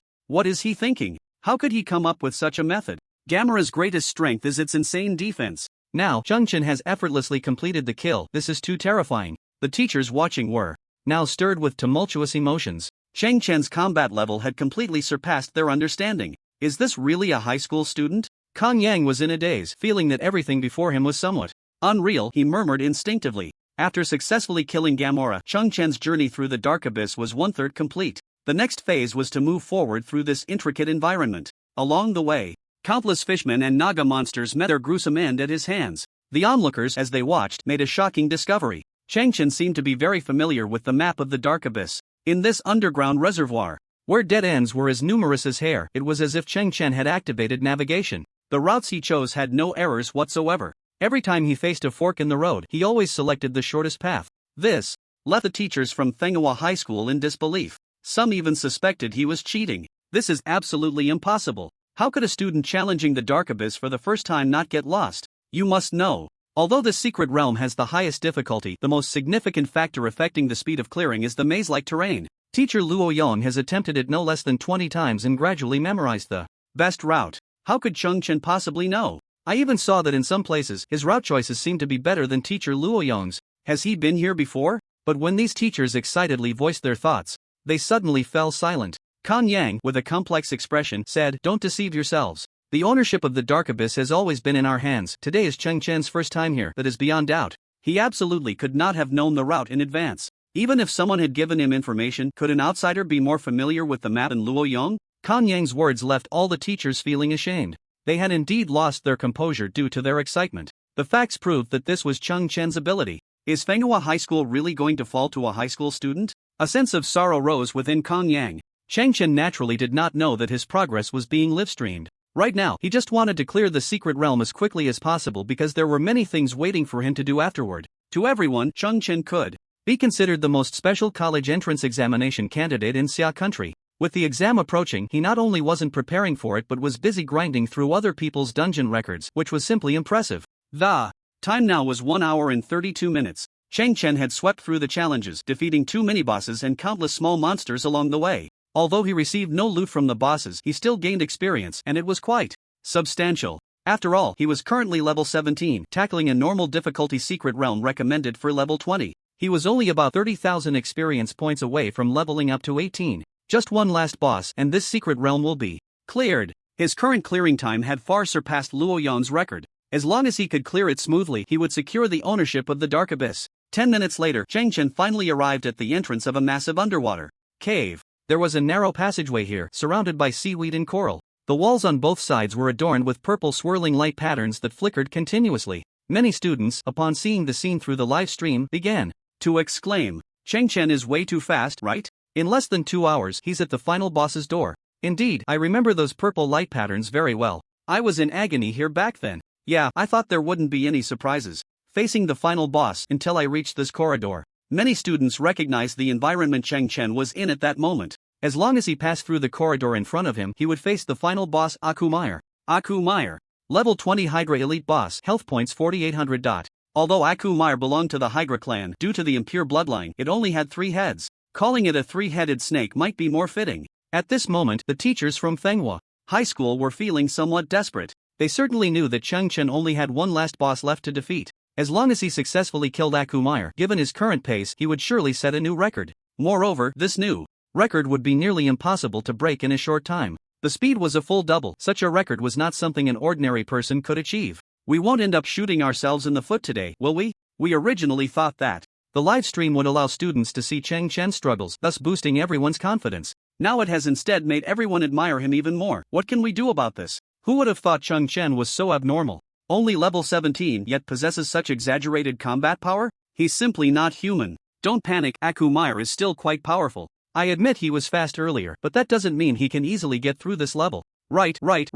Teacher Luo Yong suffered a lot here trying to find a faster way to defeat it. Let alone Akumair, just getting through this passage in front of it is not easy for one person. These teachers could only pin their hopes on Akumair now. If even it couldn't stop Chen, then Manhwa High School would really be doomed today. Unlike the anxious expressions of others, Kang Yang's expression was somewhat strange. At this moment, his eyes were fixed on Chen, and no one knew what he was thinking. If I remember correctly, this 100-meter-long passageway will attack those who approach it with the light patterns on both sides. After a brief moment of contemplation, Chen smiled slightly. He immediately activated the special effect of the travel boot's speed. In an instant, he dashed forward like the wind towards the passage ahead. In that moment, the purple light patterns on both sides of the passage indeed burst forth with dazzling brilliance. Moments later, dozens of thick black tentacles emerged from the light patterns. Each of these tentacles was 2 meters long, and at their farthest ends, there were sharp barbs. The black tentacles swiftly struck out, but under the effect of speed, Chen's movements were like a ghost. He weaved and dodged, continuously slipping through the gaps between these tentacles. Not a single tentacle managed to touch his clothes, which was simply unbelievable. At that moment, he seemed to transform into a dancer, gracefully moving among the tentacles. Clap, clap, clap. Due to the immense power of the tentacles, their attacks missed and crashed heavily onto the ground, instantly causing a series of loud impacts. With Chong Chen's miraculous steps, he completely ignored these tentacles and effortlessly passed through this death corridor. Such astonishing speed was simply incredible. All the viewers watching the live broadcast were left dumbfounded. What kind of speed is this? I can hardly believe my eyes, this movement is too bizarre. The tentacle attacks weren't launched simultaneously. How did Chong Chen judge their landing points? Perhaps this is what it means to be a big shot. If I had half of his quick reflexes, I could definitely score high on the college entrance exam. You really dare to dream. I'd be grateful to have a quarter of his strength. No, I need to go home and tell my parents I want to transfer to Jiangcheng #1 high school. I also want to follow in Chong Chen's footsteps. As expected, the concerns of the Manhwa teachers seemed to be gradually coming true. More and more Manhwa students were shocked by Chong Chen's astonishing skills. At the same time, their yearning for Jiangcheng #1 high school grew deeper. Perhaps the students in their third year were a bit better off, as the college entrance exam was approaching. Even if they had other thoughts, transferring schools now would be of little significance. However, for the younger students, the incredible strength Chong Chen had just displayed was irresistibly attractive. In this world where the strong were revered, no student could resist such temptation. At this moment, anyone with a bit of money or connections began to consider transferring schools. This kind of reaction was completely unexpected for the Manhwa teachers. We're doomed. He passed through this death corridor so easily, there's no hope left. As long as Chong Chen successfully wins the secret realm competition today, our roots at Manhwa High School will be severed by him. One teacher, at this moment, had a dazed look in his eyes, and his faith began to crumble. Chong Chen's appearance had given him too much shock. Whether in combat power or battle skills, his level had completely surpassed everyone's understanding. Many teachers even felt that if it were a fair one-on-one duel, they wouldn't be able to defeat Chong Chen. More than one person had such terrifying thoughts. At this moment, they all felt that they had wasted their years. When the teachers began to doubt themselves, it was no surprise how the students reacted. If you can really achieve such crushing results in the secret realm, what does it matter if I lose to you? After witnessing Chong Chen's series of astonishing performances, Kang Yang's mindset underwent a significant change. He was no longer sad, instead, a hint of a smile even flashed across his lips. However, this subtle expression went unnoticed by the anxious teachers around him. Come on, Kumul, it's been years, let me see your strength again. Chong Chen smiled as he slowly walked deeper into the cave. Although the three-headed snake Amaker is the final boss of the Dark Abyss, it cannot be fought directly. Challengers must complete a prerequisite summoning task. Chong Chen arrived in the cave and saw 4 braziers placed in the 4 cardinal directions. If I remember correctly, in my previous life, we had to light them in order. As long as all 4 braziers are lit, Amaker will appear. The prerequisite task to summon Amaker is simple enough. It only requires lighting the braziers 4 times. However, each time a brazier is successfully lit, 4 level 18 lobster monsters will spawn. So generally, to be safe, everyone lights 1 brazier at a time. With my current attack power, lighting all 4 at once is completely fine. Chong Chen was very confident in his strength. With many skills at his disposal and a passive ability backing him up, he felt no fear. Now, in order to set a record that would be unbreakable for a short time, he decided to solve it all at once. When the audience saw Chong Chen light all 4 braziers in succession, they erupted in excitement. Wow, what is Chong Chen doing? He's going to light them all at once. This is too exaggerated. When I lit one, it took me nearly 8 minutes.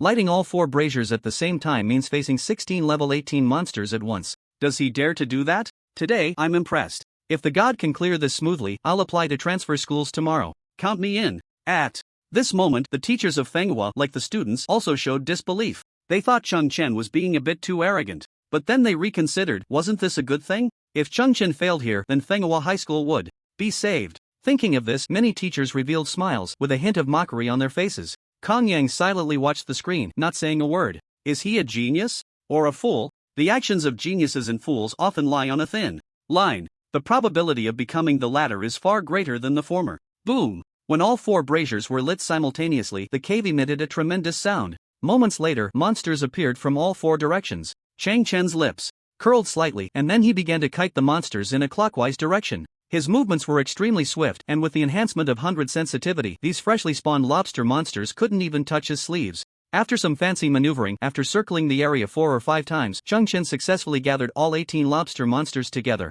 To the onlookers, although Chong Chen's speed was impressive, he could only barely protect himself. Once he stopped, he would be instantly overwhelmed by the group of lobster monsters. How is he going to kill these monsters? The same question arose in everyone's minds. Just then, Chong Chen unleashed a skill called Erosion of Puraman. A huge light circle appeared on the ground, and in the center of the circle, a dark green demon spirit slowly emerged. This was the signature support skill of Ghost Cry, which could reduce the abnormal status resistance and magic defense of nearby targets with a debuff duration of 30 seconds. Seeing this scene, the crowd was somewhat puzzled. Although the erosion of Pyramid had a pretty good support effect, it had no attacking power. Facing the pursuit of 18 lobster monsters, this skill seemed to have no effect. After being affected by the erosion of Pyramid, the lobster monsters began to show purple spots on their bodies, a characteristic of reduced resistance and magic defense. Chen's movements were very fluid. His speed did not pause because of just releasing his skill. At this moment, he was still running in circles, leading these lobster monsters around. When all the lobster monsters were fully eroded, a new automatic pistol appeared in Chen's hand. Immediately, he ran while loading special bullets. Once the handgun was fully loaded, he fired a gasoline bomb at the group of lobster monsters behind him. The gasoline bomb was a skill of the ammunition expert, capable of causing a small amount of damage and creating an oily area on the ground. This operation left everyone even more puzzled, because Chen had used two skills in succession, either scraping or causing no damage at all. What was he trying to do? No, Chen isn't performing acrobatics, he's waiting for the right moment. A teacher with a quick mind, after observing for a while, finally realized Chen's intention. By using these two skills in succession and leading the lobster monsters in circles, he wants to apply debuffs to them all. The erosion of Pyramid can reduce resistance and magic defense, and the gasoline bomb can add a burning debuff. Could it be that he is? This teacher's analysis was not yet complete. Everyone watching the screen witnessed an astonishing scene. After all the preparations were complete, Chen suddenly pulled out a novice staff from his hand. He then increased his speed to the limit, instantly creating distance between himself and the lobster monsters. It turned out that the speed he had just shown was not Chen's limit. At this moment, he finally displayed his maximum speed. In the blink of an eye, he had retreated dozens of meters, an incredible feat. After creating distance, Chen raised the novice staff high with one hand and silently chanted a spell. 1 second, 2 seconds, 3 seconds. Just as the group of lobster monsters was about to close in, a massive meteorite fell from the sky, crashing heavily into the group of lobster monsters. This was the elementalist's meteor spell. Boom! The deafening explosion echoed through the heavens and the earth. Upon contact with the meteorite and the oily ground, the cavern instantly turned into a sea of fire. The 6 lobster monsters at the center evaporated in an instant, while those around them were engulfed in flames, wailing in agony. Chen smiled slightly and switched the staff to a Gatling gun. Rat-a-tat-tat. The remaining lobster monsters, tormented by the raging flames, could hardly withstand the barrage of the Gatling gun. Chen was fortunate this time. With a single 10-round burst, he triggered the passive effect 3 times. A series of damage numbers wildly floated up among the lobster monsters. In a total of 5 minutes, Chen successfully cleared the area. Ghost Cry, ammunition expert, elementalist, 3 completely different professions, 3 skills with different effects. In Chen's hands, an astonishing chemical reaction occurred. This remarkable combination of turning decay into the miraculous seemed to open a brand new door. Witnessing such an unbelievable combo, everyone's minds went blank. Chen's recent performance had completely exceeded their imagination. So, skills from different professions could be used like this? The solo player profession didn't seem useless after all? Countless people, due to Chen's exaggerated display, suddenly became interested in the solo player profession. Even the observing teacher Fenghua was so shocked that he couldn't speak. A prodigy. Such a creative combination of skills, along with that terrifying battle instinct, is simply frightening. Even though they were in a hostile position, all the teachers present had to applaud Chen's brilliant performance. This was a pure admiration for a strong individual, unrelated to anything else. Chen had completely conquered Fenghua High School with his strength. Kang Yang watched all of this, his expression excited as he murmured, "This young man may carve out a whole new path. The solo player profession might be brought to the forefront of the era by him alone." When all the lobster monsters fell, connections began to appear between the 4 braziers. Boom! With a loud noise, a phantom emerged at the center of the connections, revealing the 3-headed serpent Acumale. "Who dares to summon me?" The roar was clearly filled with anger. Moments later, the figure of the 3-headed serpent Acumale was fully revealed. Chen stood quietly in place, his weapon already prepared in hand. "You insignificant ant. You will pay the price." As soon as Acumale finished speaking, all 3 heads opened their massive bloody mouths simultaneously. 3 streams of green slime surged toward Chen. This was one of its skills, corrosive spray. The green slime carried a strong corrosive property. If it splashed onto a person, their skin would instantly rot and itch unbearably. The corrosive spray was unleashed from all 3 of Acumale's heads at once, covering a large attack range. At that moment, Chen, wielding a one-handed sword, pushed off the ground with his legs and leaped into the air. In midair, he adjusted his posture continuously, effortlessly dodging all the attacks. At the same time, his figure traced a beautiful arc in the air, landing directly above Acumale.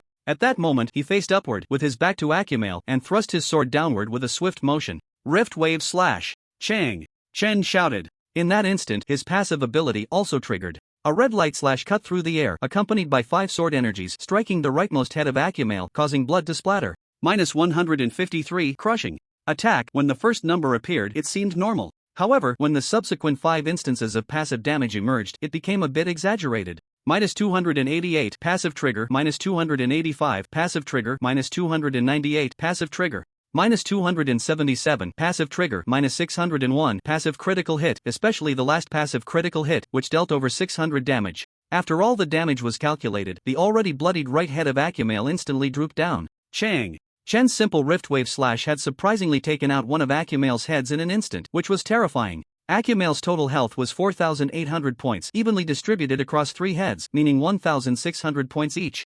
Chen's total damage had reached an astonishing 1902 points, even exceeding the limit. At that moment, Akumale's health bar dropped by a third. Losing one head caused Akumale's combat power to plummet significantly. Meanwhile, the spectators outside, witnessing this terrifying damage, were all stunned. Is this the damage of a solo player? A normal Rift Wave Slash can take off one of Akumale's heads. This damage is ridiculously excessive. Isn't a solo player supposed to be synonymous with low damage? How come it's like a moving powder keg now? Chen's level is 3 levels lower than Akumale. Shouldn't he be penalized for being crushed? Damn, based on this damage, not only was he not crushed, but he actually crushed Akumale. Is this even scientific? In the previous Brazier battle, there were various debuffs enhancing the damage, so everyone thought it was nothing unusual. Such situations had occurred before. Many professions relied on various debuffs to stack damage. However, the recent strike clearly had no debuff influence. At most, there was a critical hit. If calculated with ordinary level 17 attributes, a Rift Wave Slash dealing 600 damage to a level 20 Akumale would be quite impressive.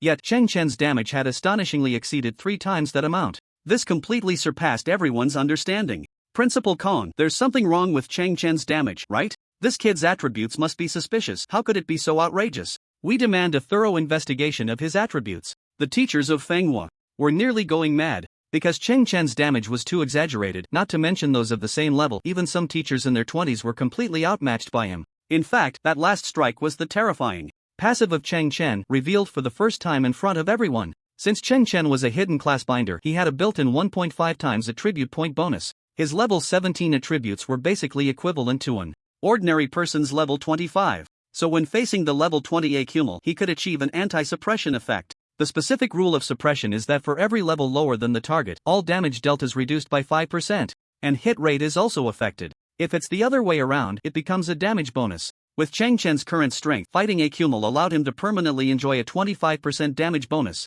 However, this was not the main reason for the explosive damage. More importantly, it was due to his terrifying passive effect. The passive of the Wave Slash not only has base damage but also adds a 1.6 times bonus to strength attributes. Chen had previously invested all 12 attribute points gained from leveling up from 15 to 17 into strength. His strength now reached 32 points. Each point of strength could increase the damage of Wave Slash by 1%. So calculating it, Chen's Wave Slash passive with those additional 5 sword energies could reach 1.92 times the original skill damage. This basically equated to a critical hit with every strike. However, even so, it could only be considered a pseudo-critical hit after the passive bonus. What was even more terrifying was that these passives could also enjoy real critical hit bonuses. Chen's Wave Slash had a base damage of around 130 points. When calculating damage, it would first enjoy a 1.25 times suppression bonus, then add the passive 1.92 times bonus, and finally trigger the critical hit double damage bonus. So that last critical hit could reach an exaggerated 600 points of damage. After 3 successive bonus calculations, it would be strange if the damage wasn't terrifying. Of course, this was Chen's most core secret, and others naturally couldn't know. That's why everyone was exclaiming in disbelief. Are you still not embarrassed enough? What are you investigating? The only restriction in the Secret Realm competition has always been level. Even if Chen dealt 10,000 points of damage with one strike, that's his ability. Instead of clinging to others, why not reflect on your own issues? Kong Yang could no longer hold back at this moment. He felt an immense disappointment towards the teachers around him. Only the weak would take a magnifying glass to scrutinize others' flaws. Such people would never reflect on themselves, nor could they ever reach the peak. The teachers of Manhwa collectively fell into silence. Did they not understand this principle? The earlier doubts were merely an attempt to protect their pitiful self-esteem. But looking back, how many teachers could stand tall in front of a prodigy like Chen? Once everyone realized this, they sighed deeply, their faces revealing boundless desolation. Kang Yang looked at their expressions, also showing a look of disappointment.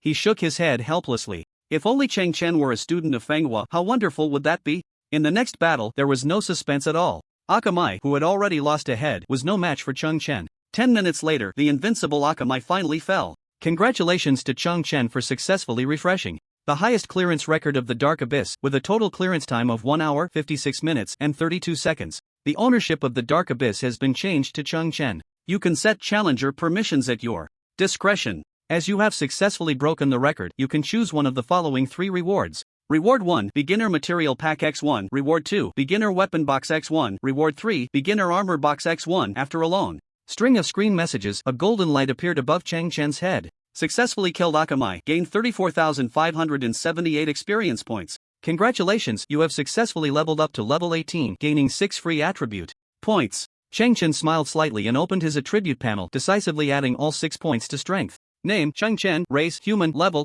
18, 4578/122849, strength 38, equipment plus 15, agility 104, equipment plus 5, mentality 20, constitution 20, equipment plus 10, awakening talent, SSS level transformation LV2, combat power assessment 130/28, unallocated points 0. Note, the numbers in front of the attribute column are the base values, and the numbers in parentheses are equipment bonuses. The total attribute is the sum of the two, and the equipment data is not merged for convenience. At this moment, Cheng Chen's combat power assessment successfully broke through the 13,000 mark. Immediately after, among the 3 rewards, he chose the beginner material box without hesitation. Congratulations on obtaining the beginner material box. Would you like to open it? Open. Congratulations on obtaining Hydra's Tooth X1, Sea Turtle Shell X1, Void Tentacle X1. Seeing the rewards, Cheng Chen was overjoyed. These were all materials he needed. With this reward, he had taken a big step closer to his goal. Meanwhile, the outside world was in an uproar. My god, Cheng Chen really broke the record. 1 hour, 56 minutes, and 32 seconds, that's more than double the previous record set by teacher Luo Yong.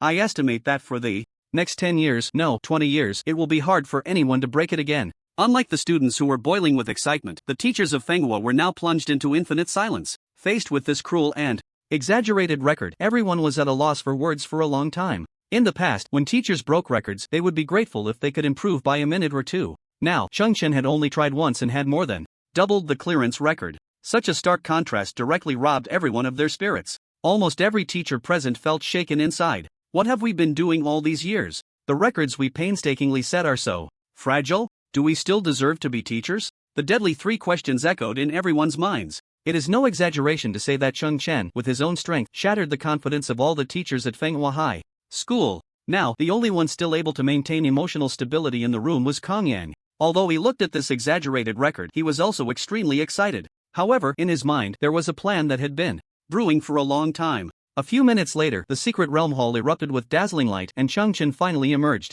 After he came out, the dark abyss portal behind him changed. The golden halo that originally signified Manhwa High School had now disappeared. In its place, a perfectly written character Chang appeared above the portal. This means that the ownership of the dark abyss has changed. He no longer belongs to Manhwa High School, but is solely owned by Cheng Chen. Such a bizarre thing has never happened in the history of Xia country. Cheng Chen now exclusively holds the ownership of the Dark Abyss. He can choose to keep it or give it to someone else or to a school. The number of secret realm projections controlled by Manhwa High School has decreased from 4 to 3. The teachers from Manhwa present at the scene were utterly heartbroken upon witnessing this.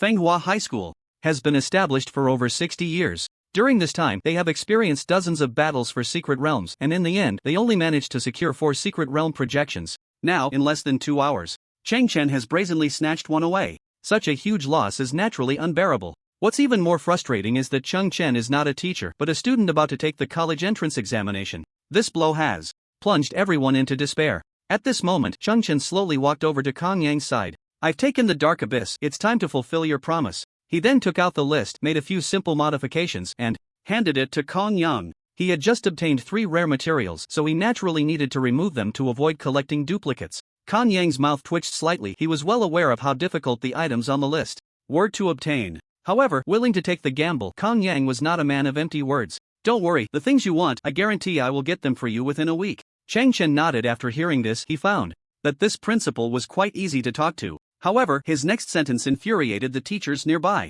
You still have 3 secret realms, do you dare to gamble? The Manhwa teachers present suddenly felt like they were facing A formidable enemy. This was completely different from a few hours ago when they first met Chen. At that time, they had not taken Chen seriously, thinking he was just a blindly arrogant brat, but now it was different. After witnessing Chen's abilities, they were now afraid he would continue to cause trouble. He had even set the highest record for the notoriously difficult Dark Abyss. The other simpler ones would surely be easy for him. Right? Principal, we can't gamble anymore. If we keep gambling, Manhwa High School will lose everything, even our pants. Principal Chong, think twice. These teachers were now in a panic, fearing that Kong Yang would want to recoup his losses and hurriedly spoke out to dissuade him. Kong Yang snorted coldly and glanced at everyone. A bunch of fools, don't you understand the meaning? Do you think if we don't gamble, he will back off? Only then did everyone come to their senses. Yes, what Chen meant just now was to continue challenging other secret realms. What should they do? Chen suddenly noticed that Kong Yang seemed a bit unusual. At that moment,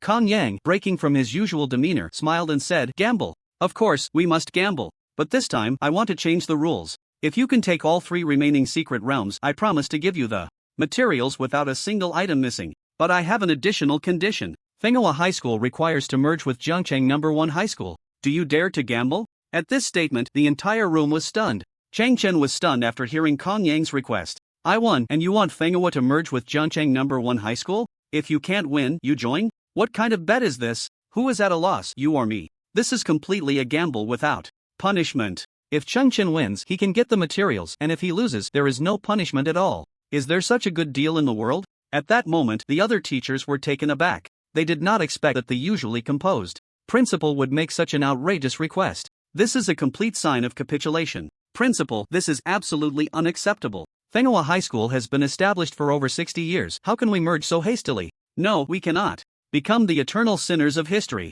I also disagree. Among the teachers present, almost no one agreed with Kong Yang's idea. After all, this matter was simply too bold. Not to mention Jiangcheng City, there was no similar precedent in the entire Xia country. Kong Yang scanned the crowd with cold eyes and his expression darkened. A bunch of fools, haven't you all seen the facts yet? With Chen's talent and strength, is it really that difficult to capture the remaining 3 secret realm projections? We have already lost a batch of top students. If we lose all the secret realms now, how will we attract new students in the future? Who exactly is the eternal sinner of Manhwa? At this moment, Kong Yang could no longer hold back. He was utterly disappointed with these idiots in front of him. They had been too comfortable for too long and could not see the seriousness of the situation. If Chen really took away all the secret realms today, Kong Yang could be sure that Manhwa High School would become a mere name. Which student would come to apply to a school that could not change its profession? The previous cheating incident had already caused Manhwa High School to miss one opportunity. Now, they absolutely could not make the same mistake again.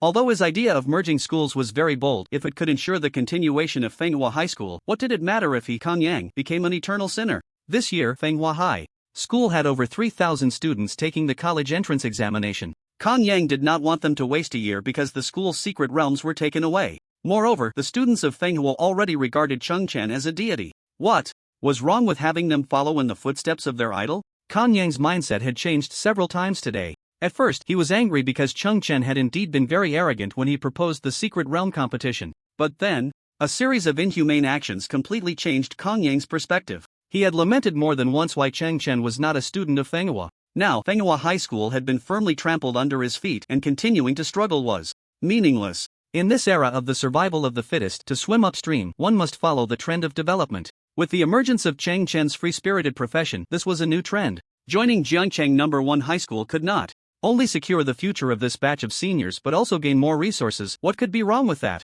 Was he still afraid of being looked down upon while living under someone else's roof? Kong Yang had never even considered such a foolish thought. Status is earned through strength. The weak have no voice anywhere. He understood this principle very clearly from Chen today. Kong Yang's astonishing idea was something even Chen had not anticipated. In fact, whether Manhwa High School joined Jiangcheng No. 1 High School had little to do with him. He challenged the secret realms just to gather materials. If Manhwa High School did not accept the bet, the significance of him brushing the secret realm records would be greatly diminished. Let me ask Director Liu. A moment later, the call was connected. Chen recounted the current situation and Kong Yang's request. On the other end of the line, Lu Yanmin's face showed a look of ecstasy after listening. Are you sure you're not joking with this old man? Did you really double the record for the Dark Abyss? That old rascal Kong Yang actually volunteered to join us at Jiangcheng No. 1 High School? With such a good bet, why did you still call me? Isn't it foolish not to answer? Answer. You must answer. If other schools have similar requests later, you can decide for yourself, no need to tell me.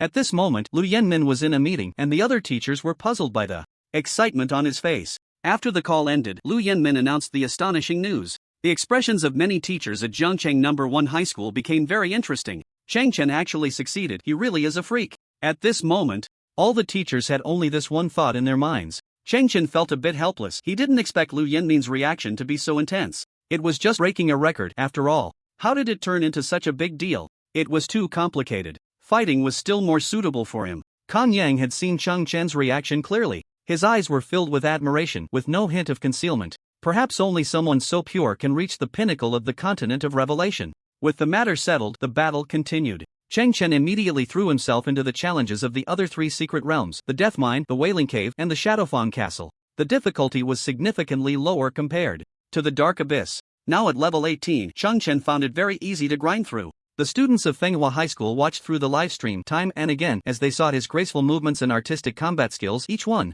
entranced. The astonishing techniques and terrifying attack power Chen displayed in these secret realms made everyone willingly submit. Compared to him, Li Daoyu was simply not worth mentioning. At this moment, the name Chen had become synonymous with the god of war in the hearts of the students. When night fell, Chen finally refreshed all the records successfully. When Kang Yang saw Chen's figure, all his gloom was swept away and his face was filled with smiles. You truly deserve your reputation. The completion times for the remaining 3 secret realms didn't exceed 1 hour. Especially the Death Mine, which was cleared in just 34 minutes. Your strength is indeed terrifying. I have no regrets about Fenghua High School merging into Zhangcheng No. 1 High School. Chen's subsequent series of astonishing performances had completely conquered Kang Yang. His last doubts were also dispelled. Chen took only 1 day to successfully clear 4 secret realms and significantly improve the completion times. For someone who could achieve such a level, Fenghua High School had no reason to feel wronged in their loss. From now on, we need to change our name here too. If you have time, you can come back to teach these juniors.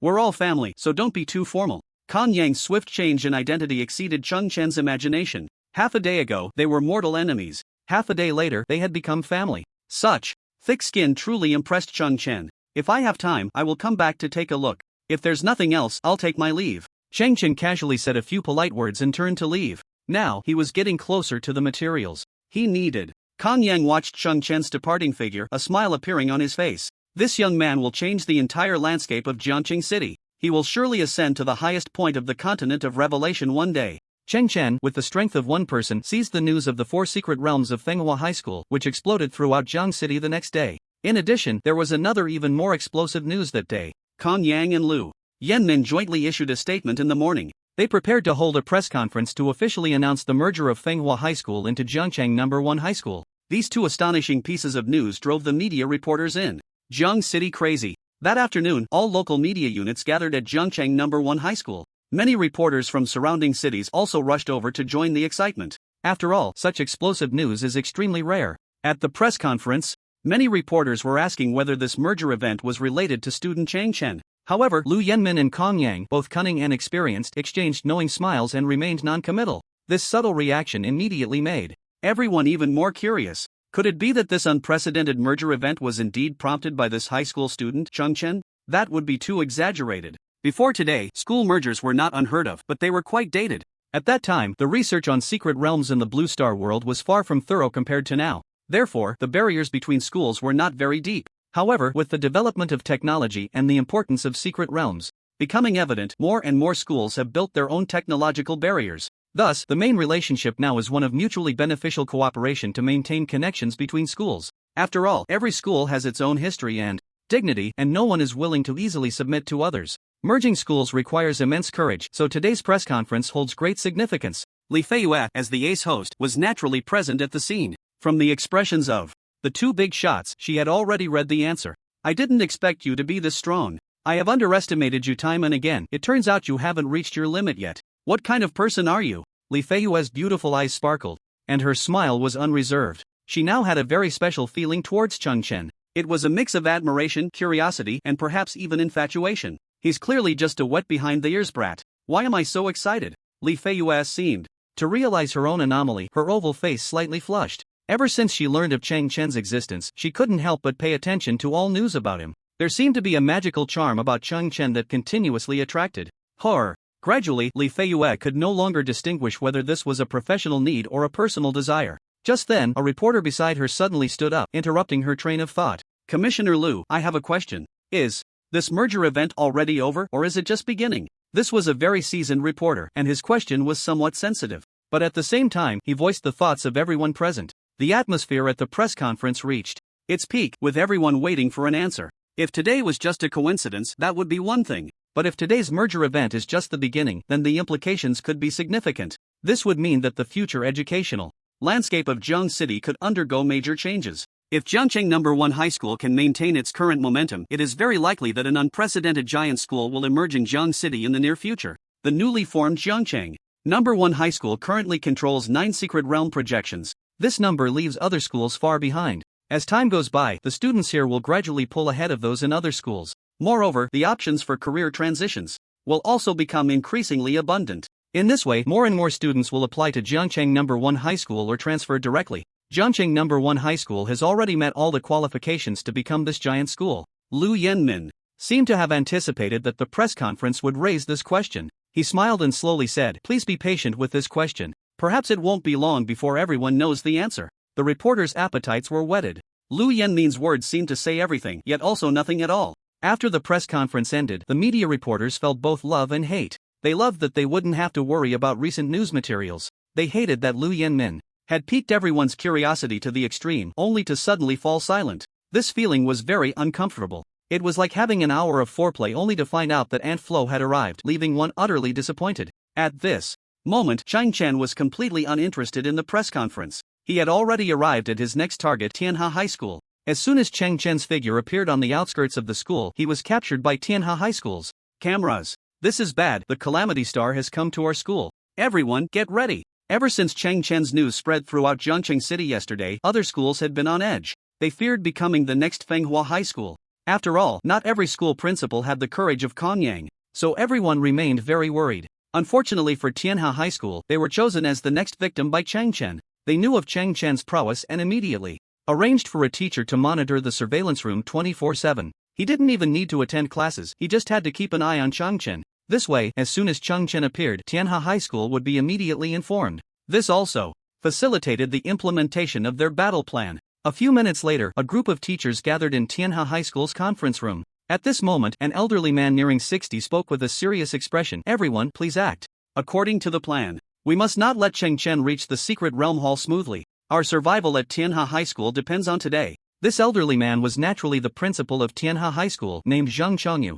His feelings at this moment were very complex. Chen's strength was so abnormal that he felt somewhat helpless. On one hand, Chen was simply initiating the secret realm competition, and all procedures were in accordance with the relevant regulations. He had no reason to stop him. On the other hand, he couldn't just watch as his school's secret realm was taken away. So, reluctantly, he could only resort to a trick. That was to have others intercept him halfway and issue him endless, irresistible duel invitations. This way, at least in name, he could have teachers whose strength far exceeded that of the students step in. This had a high probability of stopping Chen. Even if it didn't work out, after a series of battles, Chen's strength would inevitably be affected. His success rate in the upcoming secret realm challenges would also greatly decrease. Although this behavior was very embarrassing, it was still within the rules. After all, he wasn't personally intervening, so it didn't count as bullying the weak. The teachers' levels generally ranged from 20 to 30, which was completely within the reasonable range for duels. Zhang Chongyu could no longer worry about that. Preserving the school's secret realm was the priority. 10 minutes later, as soon as Chen stepped into Tianhe High School, a teacher blocked his path. "You must be Chen. My name is Zhang San, currently level 22, profession, Chi Master, and I challenge you to a duel."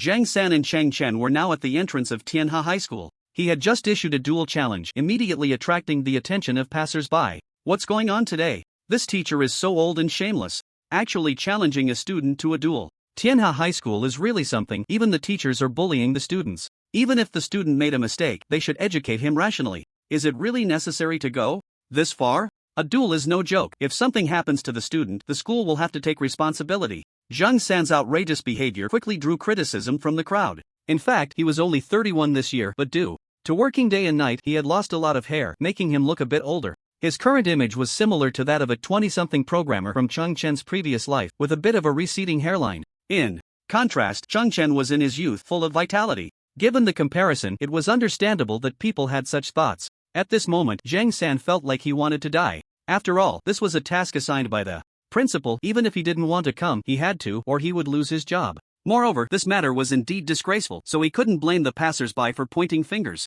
The unusual tactics of Tianhe High School also surprised Cheng Chen. Cheng Chen glanced around with his peripheral vision and noticed that there seemed to be other teachers nearby, watching them. Are they trying to block my way? Cheng Chen quickly understood the crux of the matter. He then snorted coldly and disdainfully said, if you think you can stop me with this trick, you've miscalculated. I accept the duel. The passers-by gasped after hearing Cheng Chen's response. What the hell? Who is this student? His tone is so arrogant. His opponent is a level 22 teacher. Can a high school student handle that? Young people, I can understand, they can lose their heads and bleed, but they can't lose face. Talking so arrogantly, he's bound to get a beating. These passers-by were mostly middle-aged men and women who didn't pay much attention to current events, so they naturally didn't recognize Cheng Chen. After hearing his words, they all felt he was a bit too arrogant. However, Cheng Chen didn't care about any of this. He had only one goal today, to conquer Tianhe High School. Since it was still class time, there weren't many people on campus. The duel between Cheng Chen and Zhang San could take place right there. You all watch closely and look for Cheng Chen's weaknesses.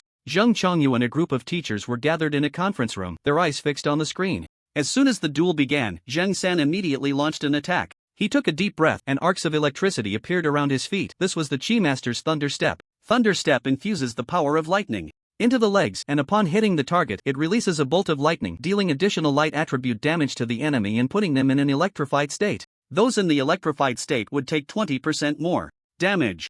Chi Masters often use this move to initiate combat, aiming to inflict the electrified state as soon as possible, which can enhance the damage of subsequent skills. Zhang San was quick, taking a step forward to reach Chang Chen's side. But just as he lifted his right leg, preparing to attack, Cheng Chen had already put on his boxing gloves and executed a block. Bang! Zhang San's right leg collided with Cheng Chen's boxing gloves, producing a loud impact sound. Subsequently, Zhang San was actually sent flying 7 or 8 meters away. He looked incredulous and exclaimed, was that a perfect block? The block skill is something many professions can perform. A normal block can absorb a certain amount of damage and push the enemy back by 4 meters. This technique doesn't have a high requirement for defensive timing. Basically, after some practice, everyone can master it proficiently. But Zhang San's shock just now was due to the fact that Cheng Chen didn't use an ordinary block, but a perfect block. A perfect block is not an entirely new skill. The difference from an ordinary block lies in the timing of the defense. To achieve the effect of a perfect block, it must be executed the moment an attack is received, with a timing error of no more than 0.1 seconds.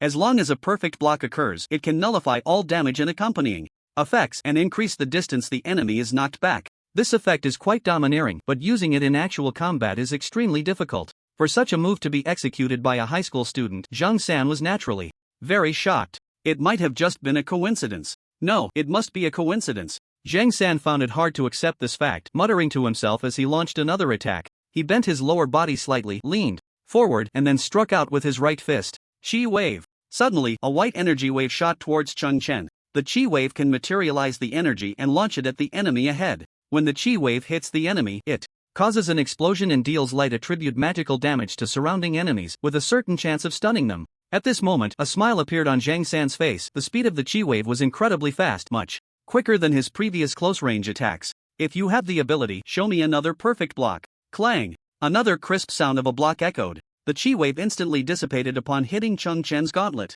The perfect block appeared once again. Zhang San's proud expression lasted only a second. After Cheng Chen executed the perfect block again, he was completely stunned. Really not a coincidence? Zhang San's mind went blank, repeatedly muttering in the air. To master the perfect block, at least one must be at the 3rd transfer level. Cheng Chen, at level 18, could use it proficiently, which was simply unbelievable. What comes around goes around. Cheng Chen certainly wouldn't care if Zhang San was dazed. He also launched a Chi wave as a counterattack. This time, his speed was even faster than Zhang San's. In an instant, the white energy wave hit the dazed Zhang San, sending him flying. With a thud, Zhang San fell heavily to the ground. Cheng Chen was not one to show mercy, taking advantage of the situation. He then leaped high and executed an eagle strike. This move completely incapacitated Zhang San. This duel had no suspense. Cheng Chen emerged victorious. The onlookers were silent, unable to utter a word for a long time. Everyone initially thought this duel would be one-sided, although the result indeed showed that it was one-sided. It was not Zhang San who was on the losing side, but Cheng Chen. Just then, the school bell rang, and many students walked out of the classroom. When they looked towards the playground, they suddenly discovered that teacher Zhang San was lying on the ground, motionless. Not far away, the young man looked very familiar.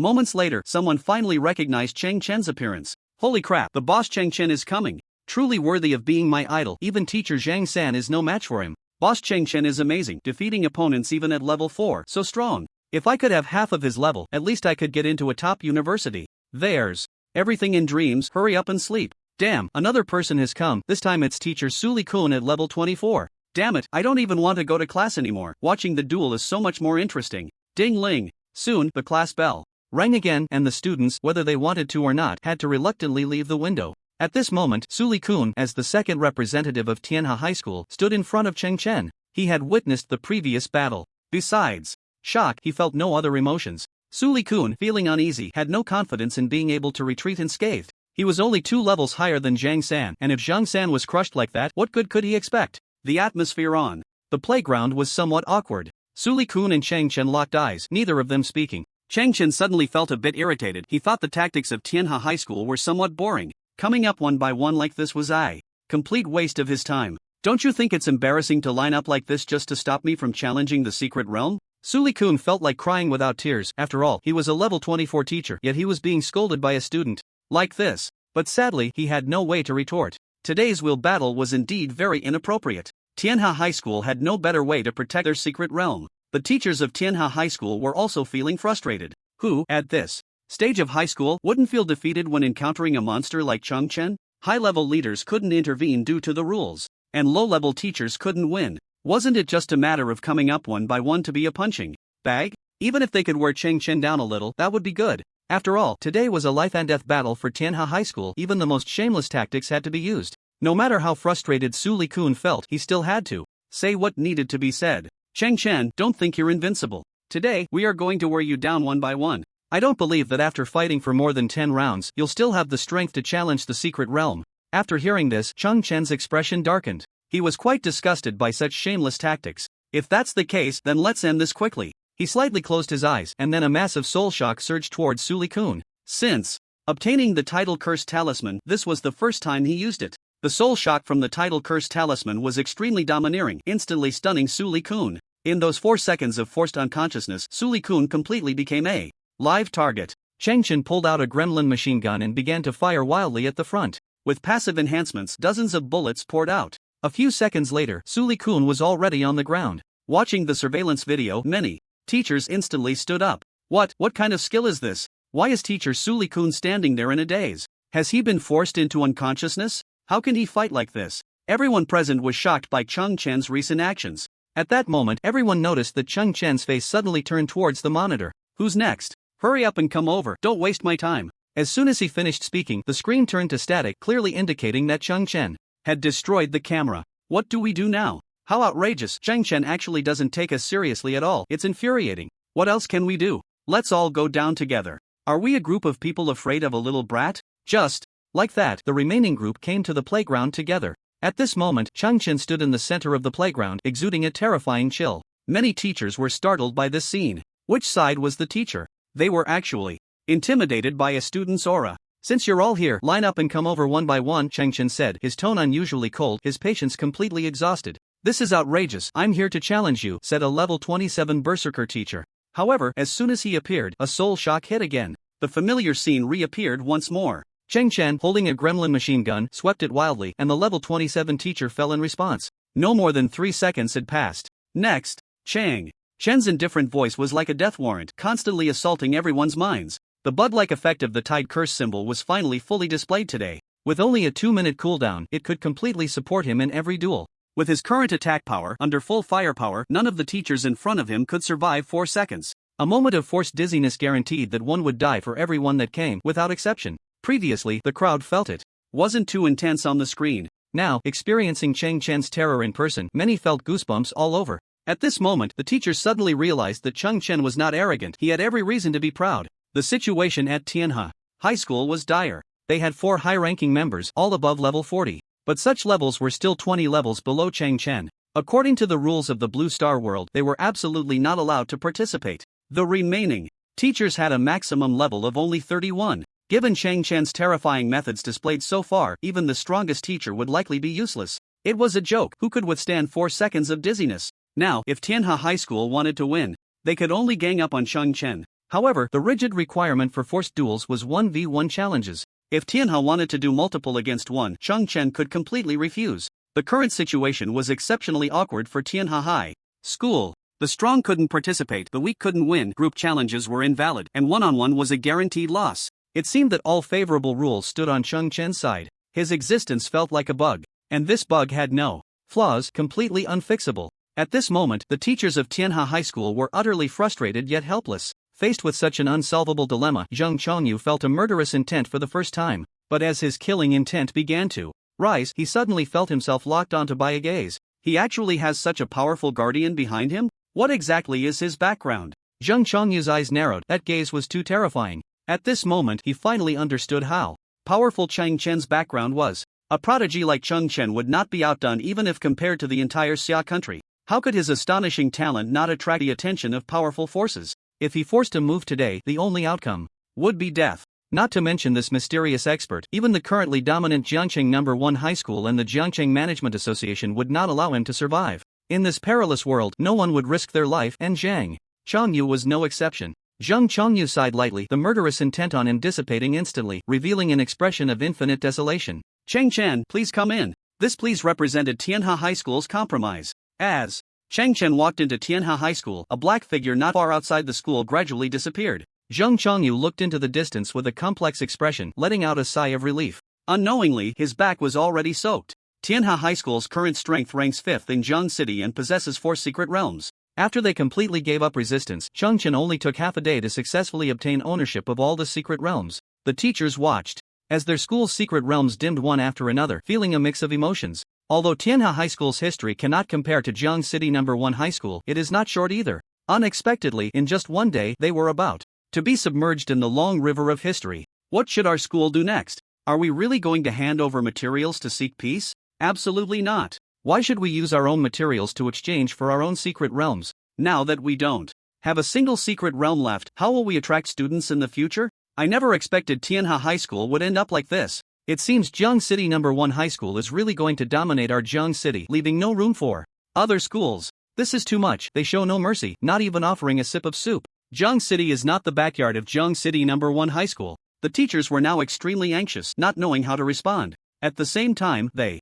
deeply resented Chen's actions. After all, they were colleagues, and they never expected him to be so resolute. When Chen walked out of the secret realm, finally, a teacher couldn't hold back any longer. Chen, your Jiang City No. 1 High School is simply bullying us. Are you really planning to unify Jiang City, leaving no food for other schools? Jiang City has over 1 million eligible students. Do you want to swallow them all? This is too domineering. Is there no law? This teacher voiced everyone's thoughts, and others also showed expressions of anger. After hearing this, Chen frowned slightly, revealing a mocking expression. In the Blue Star world, humans may face attacks from powerful monsters at any time. You don't strive for progress yourselves, and after losing the secret realms, you come to me saying you want to scrape by? I'm not a saint, why should I? Just because of your face that's thicker than a city wall? Ridiculous. Chen's tone was icy at this moment, and his words left no room for sentiment. His why should I seemed to contain immense confidence, sweeping through the entire room. Those teachers who still wanted to argue were stunned by his overwhelming presence, unable to speak for a long time. Chen's purpose had always been simple, he just wanted materials. The secret realms he worked hard to obtain were not without effort. Why should he give them up just because of your words? He was neither a pure-hearted saint nor someone overflowing with compassion. If you want to take back the secret realms, it's not impossible. Everything can be negotiated with enough bargaining chips. Tianhe High School now wanted to give nothing while trying to use the moral high ground to pressure him. That calculation was wrong. All my challenges comply with the rules of the Xia Kingdom. Where is the so-called tyranny? You spent so much effort to prevent me from entering the secret realm hall. With so much free time, why not put more thought into improving your clearance records? Now that the record has been broken, you are unwilling to bleed profusely and also unwilling to give up the school's resources. Is there such a good thing in the world? In this survival of the fittest world, who would be polite to you? Do you deserve it? At this moment, the teachers of Tianhe had faces that alternated between white and green, a truly spectacular sight. They had never been reprimanded by a student in their lives. Yet today, not only were they humiliated, but they also couldn't refute it. They had all witnessed Chen's strength firsthand. These people had stayed in their comfort zone for too long, never considering that they would face such an outcome today. After a long silence, Zheng Chongyu finally took a deep breath, as if he had let something go. Well, it has come to this point today because of our own actions at Tianhe High School. We cannot blame others. I announce that from today, Tianhe High School will also merge into Jiangcheng No. 1 High School. Zheng Chongyu thought long and hard and felt that this was the best way to handle the situation. After losing all the secret realm projections, Tianhe High School had lost all its competitiveness. It was unrealistic to let them compete for secret realms at other schools now. After all, the teachers he had were not as abnormal as Chen, who could break records without a second thought, showing no mercy. Many teachers, after hearing Zheng Chongyu's orders, looked ashen. They were very clear about their own worth. Once the schools merged, Jiangcheng No. 1 High School would definitely not accept all the teachers. Those who were not up to standard or had poor quality would be swept out. It was foreseeable that Jiangcheng would soon be integrated into one entity. Those eliminated teachers might not even be able to afford a meal by then. Principal Zhang, you must think twice. We cannot let Jiangcheng No. 1 High School dictate us. Why don't we unite with other schools to resist them? Yes, we still have a chance, we can't give up. Many teachers were still unwilling to give up. After all, nothing was more important than keeping their jobs. Enough. Do some of you think I don't know what you're thinking? If you fall behind, you will be beaten. Do I need to teach you this principle? I have made up my mind, there's no need to say more. Zheng Chongyu was very speechless towards this group of fools. They had no idea how powerful Cheng Chen's background was. Continuing to resist like this would bring no benefits. Please wait a few days, Cheng Chen, we will do our best to gather what you need. Even if we can't gather everything, we will definitely provide you with satisfactory compensation, so please rest assured. Zheng Chongyu's attitude had undergone a complete 180-degree change, and his tone towards Cheng Chen was unusually polite. This left the other teachers very confused, but they did not dare to ask, fearing to anger the principal. Once everything is gathered, just send it to Jiangcheng No. 1 High School. Cheng Chen snorted coldly and turned to leave. He felt a bit disgusted with the people in front of him and did not want to stay even a second longer. Thus, in the following month and a half, Cheng Chen single-handedly swept through all the prestigious schools in Jiangcheng. Whether voluntarily or under pressure, all these schools merged into Jiangcheng No. 1 High School. At the same time, he finally gathered all the materials. He even received a large amount of blue star currency as compensation. In Lu Yanmin's life, there may not have been a happier time than this half-month. Now, Jiangcheng No. 1 High School had integrated the top 20 high schools in Jiangcheng, becoming a truly colossal school. This kind of school also had another name, an academic hegemony school. Now, it had over 10,000 teachers under its name. The number of students accounted for 60% of the total student population in Jiangcheng. Even more terrifying was that Cheng Chen helped Jiangcheng No. 1 High School secure over 60 secret realm projections. A high school of this scale was unparalleled in the entire Xia country. During this time, Cheng Chen's level skyrocketed to level 20. With just 5 days left before the college entrance examination, he had already completed his goal ahead of time. He had become the strongest high school student in history. When Cheng Chen reached level 20, he finally heard the long-awaited mechanical sound. Congratulations to the host for successfully leveling up to level 20, transforming the system to LV3. Congratulations, host. The transformation system has been upgraded to LV3, and the current number of transformations available is 4/6. All passive levels have been upgraded to LV3. Gatling gun, passive, LV3. When attacking with any firearm, there is a 30% chance to fire 15 Gatling bullets at the target, with a hit rate of 100%. Sweep, passive, LV3. There is a 15% chance when attacking to cause a group knockdown effect in a fan-shaped area within 4 meters. Congratulations. Wave slash, passive, LV3. There is a 35% chance to release wave slash when attacking. Once triggered, wave slash transforms into 7 sword chi attacks against the enemy, with damage increased by 1.8 times the strength attribute, and the body becomes invincible for 0.4 seconds. Congratulations, weapon switch, passive, LV3. The cooldown time for switching all weapons is permanently reduced by 50%. Critical hit, passive, LV3, increases the base critical hit rate by 22%. Cheng Chen stared blankly at the frantically scrolling information before him. Damn, this upgrade is a bit exaggerated, right? Even the usually calm Cheng Chen couldn't help but curse upon seeing these rewards. The passive of the Gatling gun not only increased the trigger chance by 5% but also added 5 bullets, making this effect quite terrifying. With its inherent guaranteed hit property, the output of the Gatling gun was already frightening. Now that it has been upgraded to LV3, the damage has at least increased by 50%. This is a complete qualitative change. Especially if luck is on his side, the Gatling gun's passive could trigger multiple times. The scene is simply unimaginable. Furthermore, although the wave/passive upgrade did not increase the trigger chance, the damage has received a comprehensive boost. Whether it's the increase from 5 sword chi to 7 or the enhancement of the strength attribute coefficient by 0.2, both are very considerable. Of course, the most valuable aspect is that the invincibility time has reached 0.4 seconds. With nearly half a second of invincibility, Cheng Chen has a lot of room to maneuver with his reaction speed. There will be more tricks executed from his hands in the future. As for the other 3 skills, although they have also been enhanced, the effects are not particularly outrageous and can only be considered as icing on the cake. After the comprehensive Enhancement of the passives. My single target damage has greatly increased. For the next 2 transformation slots, I should change my approach. After some thought, Chen decided to reserve the first transformation skill for an area attack skill. Let's transform into the Void Sphere of the Elementalist first. Void Sphere launches a black sphere formed of void towards the enemy in front, causing the enemy to suffer continuous dark attribute damage with an attack interval of 0.5 seconds, a casting time of 3 seconds, and a cooldown time of 15 seconds. The Void Sphere has high attack power and piercing ability, but a slow flight speed. As soon as he finished speaking, the system's voice appeared. Congratulations, host! Successfully transformed the Void Sphere skill. Void Sphere, passive when using any spell. There is a 15% chance to launch a black sphere formed of void towards the enemy in front, causing the enemy to suffer continuous dark attribute damage with an attack interval of 0.3 seconds. The Void Sphere has high attack power and piercing ability, but an average flight speed. Not bad. The Void Sphere transformed into a passive indeed has a significant enhancement. Chen was very satisfied with the new passive. At first glance, a 15% chance doesn't seem particularly high. But don't forget, this passive can be triggered by all spells, which is crucial. Chen can completely use low damage but fast casting small spells to trigger the Void Sphere passive.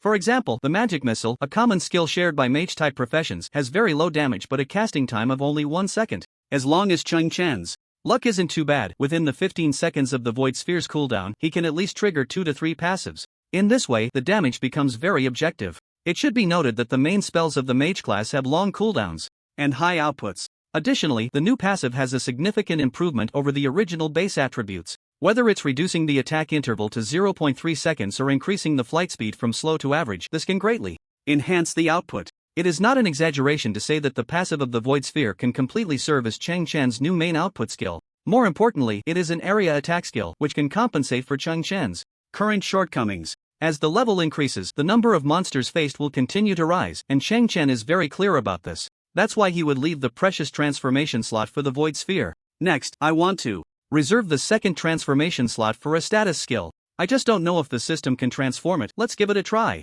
System, I want to transform the Battle Mage's Brilliant Pattern Dark Attribute. Chen stated his choice with a mindset of experimentation. Brilliant Pattern Dark Attribute, when activated, allows the user to attack enemies with the Rondo Staff for 30 seconds, generating dark attribute patterns upon hitting. The patterns can last up to 30 seconds. When using the Brilliant Pattern to launch or suppress attacks on enemies, it can increase the user's physical critical hit rate and cause enemies to receive an additional 10% dark attribute magic damage, generating up to 7 attribute patterns. Chen chose this status skill because the dark attribute pattern has the highest attack power and piercing strength among all patterns of the Battle Mage. Moreover, its inherent dark attribute damage increase can synergize with the recently acquired Void Sphere. Furthermore, there is a more important point: the operability of the pattern is extremely high. If a special attack or combo exceeds a certain number of hits, the generated patterns will be even more powerful. For someone as skilled as Chen, this is like adding wings to a tiger. However, he is currently unsure whether this status skill can be transformed.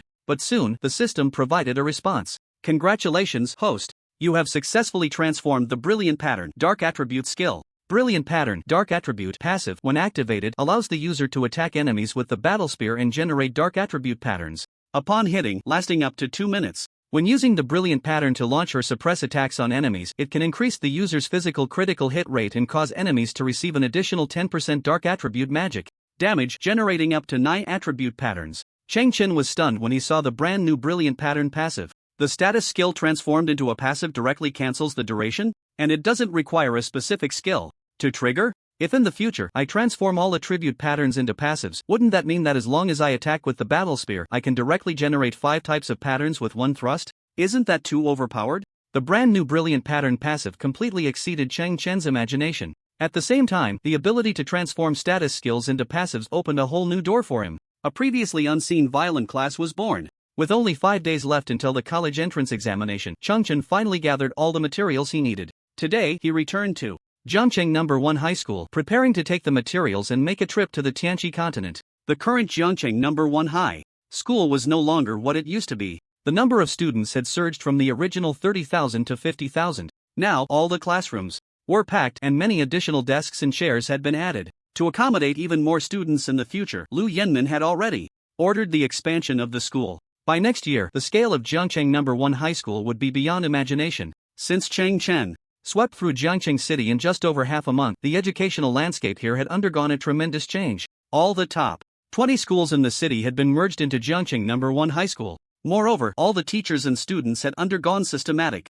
screening. Now, the main campus of Jiangcheng No. 1 High School only accepted top students and experienced teachers. Everyone else was uniformly assigned to various branch schools. Schools like Fenghua High School and Tianhe High School had now become branch campuses of Jiangcheng No. 1 High School. At the same time, Jiangcheng No. 1 High School had cancelled all classes for underperforming students and regular classes, converting everything into accelerated classes. Students lacking talent could only study at the branch schools. Furthermore, a week ago, the main campus of Jiangcheng No. 1 High School conducted a baseline test, ranking students from 20 schools according to their scores. As a result, the talent level of students at the main campus of Jiangcheng No. 1 High School reached an unprecedented height. Now, high school seniors with awakened talents below A level could hardly find a place at the main campus, which was quite exaggerated.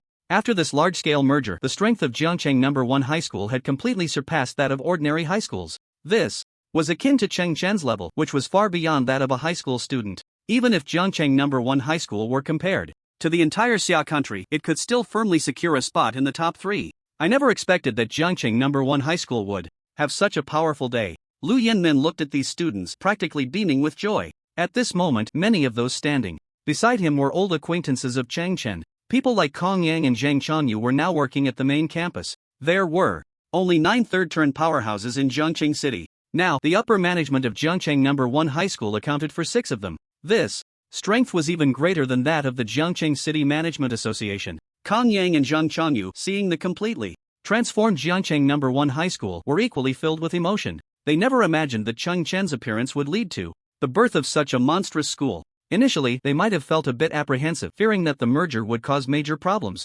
After all, merging 20 schools at once was an unprecedented feat. Now that the merger had been successful, both felt an invincible sensation, and they were very satisfied. This was something they had never experienced in their own schools before. This feeling was wonderful and quite addictive. Now, whether in terms of hardware or software levels or the number of top powerhouses, Jiangcheng No. 1 High School was the symbol of invincibility in Jiangcheng City. Just then, Cheng Chen slowly walked through the gates of Jiangcheng No. 1 High School. He quickly noticed the differences at Jiangcheng No. 1 High School. What's going on? The school security guards are all level 20 powerhouses now? Indeed, the current Jiangcheng No. 1 High School was wealthy and extravagant, and it was just that outrageous. Even ordinary security guards were required to be level 20. After all, the students attending classes inside were all elite offspring from across Jiangcheng City. Having ordinary people as security guards would be a bit too embarrassing. There were even thousands of people vying for this security job. Nowadays in Jiangcheng City, who wouldn't want to hitch a ride on the towering tree that is Jiangcheng No. 1 High School? It could be said that when one person ascends, even their chickens and dogs rise to the sky. Cheng Chen was naturally that person. While Jiangcheng No. 1 High School was the rising chicken and dog, the security guard was not very old, probably around 35 years old. His eyesight was excellent, and he immediately recognized Cheng Chen. Cheng Chen, why are you back? Come, I'll take you inside. The gatekeeper's attitude was extremely humble. He certainly knew Cheng Chen's reputation in Jiang City now. He knew even better what Cheng Chen meant to Jiang City No. 1 High School. Cheng Chen was momentarily at a loss. Soon, the gatekeeper announced something and then led him to a room. When Cheng Chen pushed open the big door, he found it was filled with people. Lu Yanmin, Zhang Lei, Kong Yang, Zhang Changyu, and others were all present. Even the higher-ups from other schools he later challenged were here. This room could be said, without exaggeration, to gather half of Jiang City's elite. As soon as Cheng Chen entered the room, there was a burst of warm applause. Everyone was smiling and clapping. Such a grand welcome ceremony left Cheng Chen completely bewildered. Welcome home, please take a seat. Lu Yanmin, who had the best relationship with Cheng Chen, naturally spoke first. Cheng Chen sat down in a daze, and then Lu Yanmin, with an excited expression, continued, today, taking this opportunity, I want to announce something. After discussions among all the higher-ups of Jiang City No. 1 High School, it has been unanimously decided to confer the title of honorary principal to Cheng Chen. As soon as he finished speaking, the applause erupted again. Everyone was beaming with joy. Cheng Chen was completely confused. How could the organization decide to make me the honorary principal as an ordinary senior student? I haven't even recited a poem. Lu Yanmin seemed to have anticipated Chen's reaction and patted his shoulder. There's no need to feel embarrassed, this is what you deserve. Without you, these old folks here wouldn't have gathered together. Without you, Jiang City No. 1 High School wouldn't have been born. When you move on to greater heights in the future, don't forget us old guys. Just remember one thing, Jiang City No. 1 High School will always be your home. No matter what happens, no matter what difficulties you face, we will do our utmost to help you. This is our promise from Jiang City No. 1 High School. Lu Yenmin's words were deeply moving, without a hint of insincerity, all coming from the heart. Cheng Chen had seen it all. Along the way, from the earlier incident of helping Li Hong, he could tell that Cheng Chen was a person who valued emotions. As long as Jiang City No. 1 High School did not let him down, Cheng Chen would never let Jiang City No. 1 High School down. Bestowing him the title of honorary principal was not meant to bind him. It was to provide him with a safe haven. In this world of the survival of the fittest, fraught with crises, one could encounter enormous troubles at any moment. Given Cheng Chen's way of handling things, the likelihood of that was even greater. But Lu Yenmin's willingness to say, no matter what happens, no matter what difficulties you face, was enough to show his determination. He hoped Cheng Chen would consider this place as a true home, a place that could shield him from the storm. If there were any problems in the future, he could always come back. This place would definitely protect him, even if it meant risking the lives of these old folks. It would be worth it, because Cheng Chen would always be a student of Jiang City No. 1 High School and more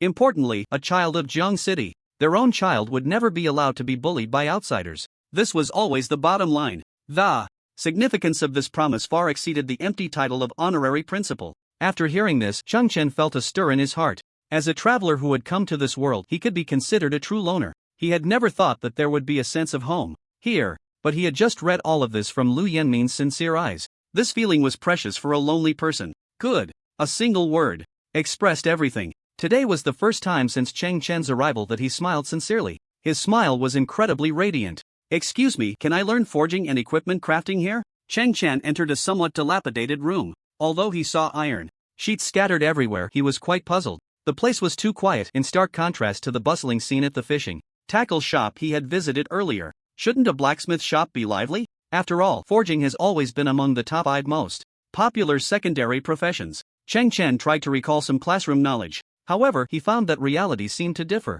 somewhat from the descriptions in the books. After a while, an elderly man nearing his 60s slowly walked out. The learning fee is 50 gold coins, and the processing fee starts at 100 gold coins. If you don't have money, get out quickly and don't waste my time. The old man's tone was somewhat impatient, completely unlike that of a businessman. When Cheng Chen heard that learning forging would cost 50 gold coins, he was stunned for a second. Goodness, why is it so expensive? Although he currently had over 100 gold coins, he couldn't afford to squander them like this. As far as he knew, the normal fee for learning forging was usually only 20 gold coins. Here, it was more than doubled, simply a money grab. No wonder there was no one here. The old man seemed to see Cheng Chen's hesitation, and continued, think it's too expensive? This is the price here. If you think it's too high, you can go to another place. After saying that, the old man prepared to turn and go back inside, seemingly unconcerned. In the beginner village area of the Summer Kingdom, there were at least dozens of them, and switching areas would be somewhat troublesome. Moreover, each beginner area only had one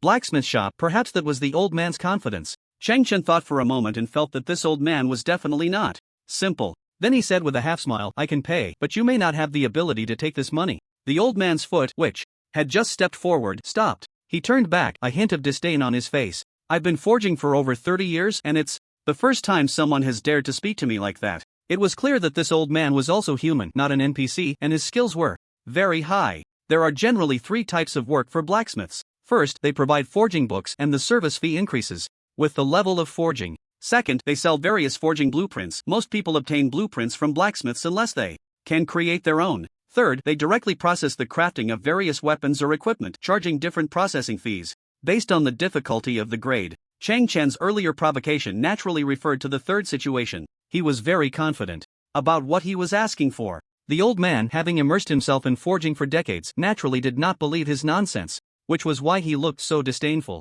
What a pity for my precious blueprint. It seems it will never see the light of day again. Cheng Chen pretended to be aloof, preparing to continue luring the old man into his trap. He had just carefully observed the old man's attire, which was very simple, clearly indicating that he was not someone who coveted wealth. Since he was not greedy for money and dared to conduct business this way, there must be another reason. Dealing with such a peculiar and proud person could not be done with ordinary methods. Provocation was the best approach. Sure enough, when the old man heard the words precious blueprint, his eyes narrowed, but he quickly returned to normal. You little brat, what precious blueprint could you possibly have? It's just exaggeration. Although the old man had paused for a moment with his experience, he quickly understood Cheng Chen's intention and did not fall for the trap. At this moment, Cheng Chen smiled slightly and took out a blueprint from his pocket. Then, he deliberately revealed a corner of it in front of the old man. But soon, he covered it up again. Ah, this blueprint of mine, it seems no one wants it. Forget I'll go to another place. Although the old man was not young, his eyesight was still sharp.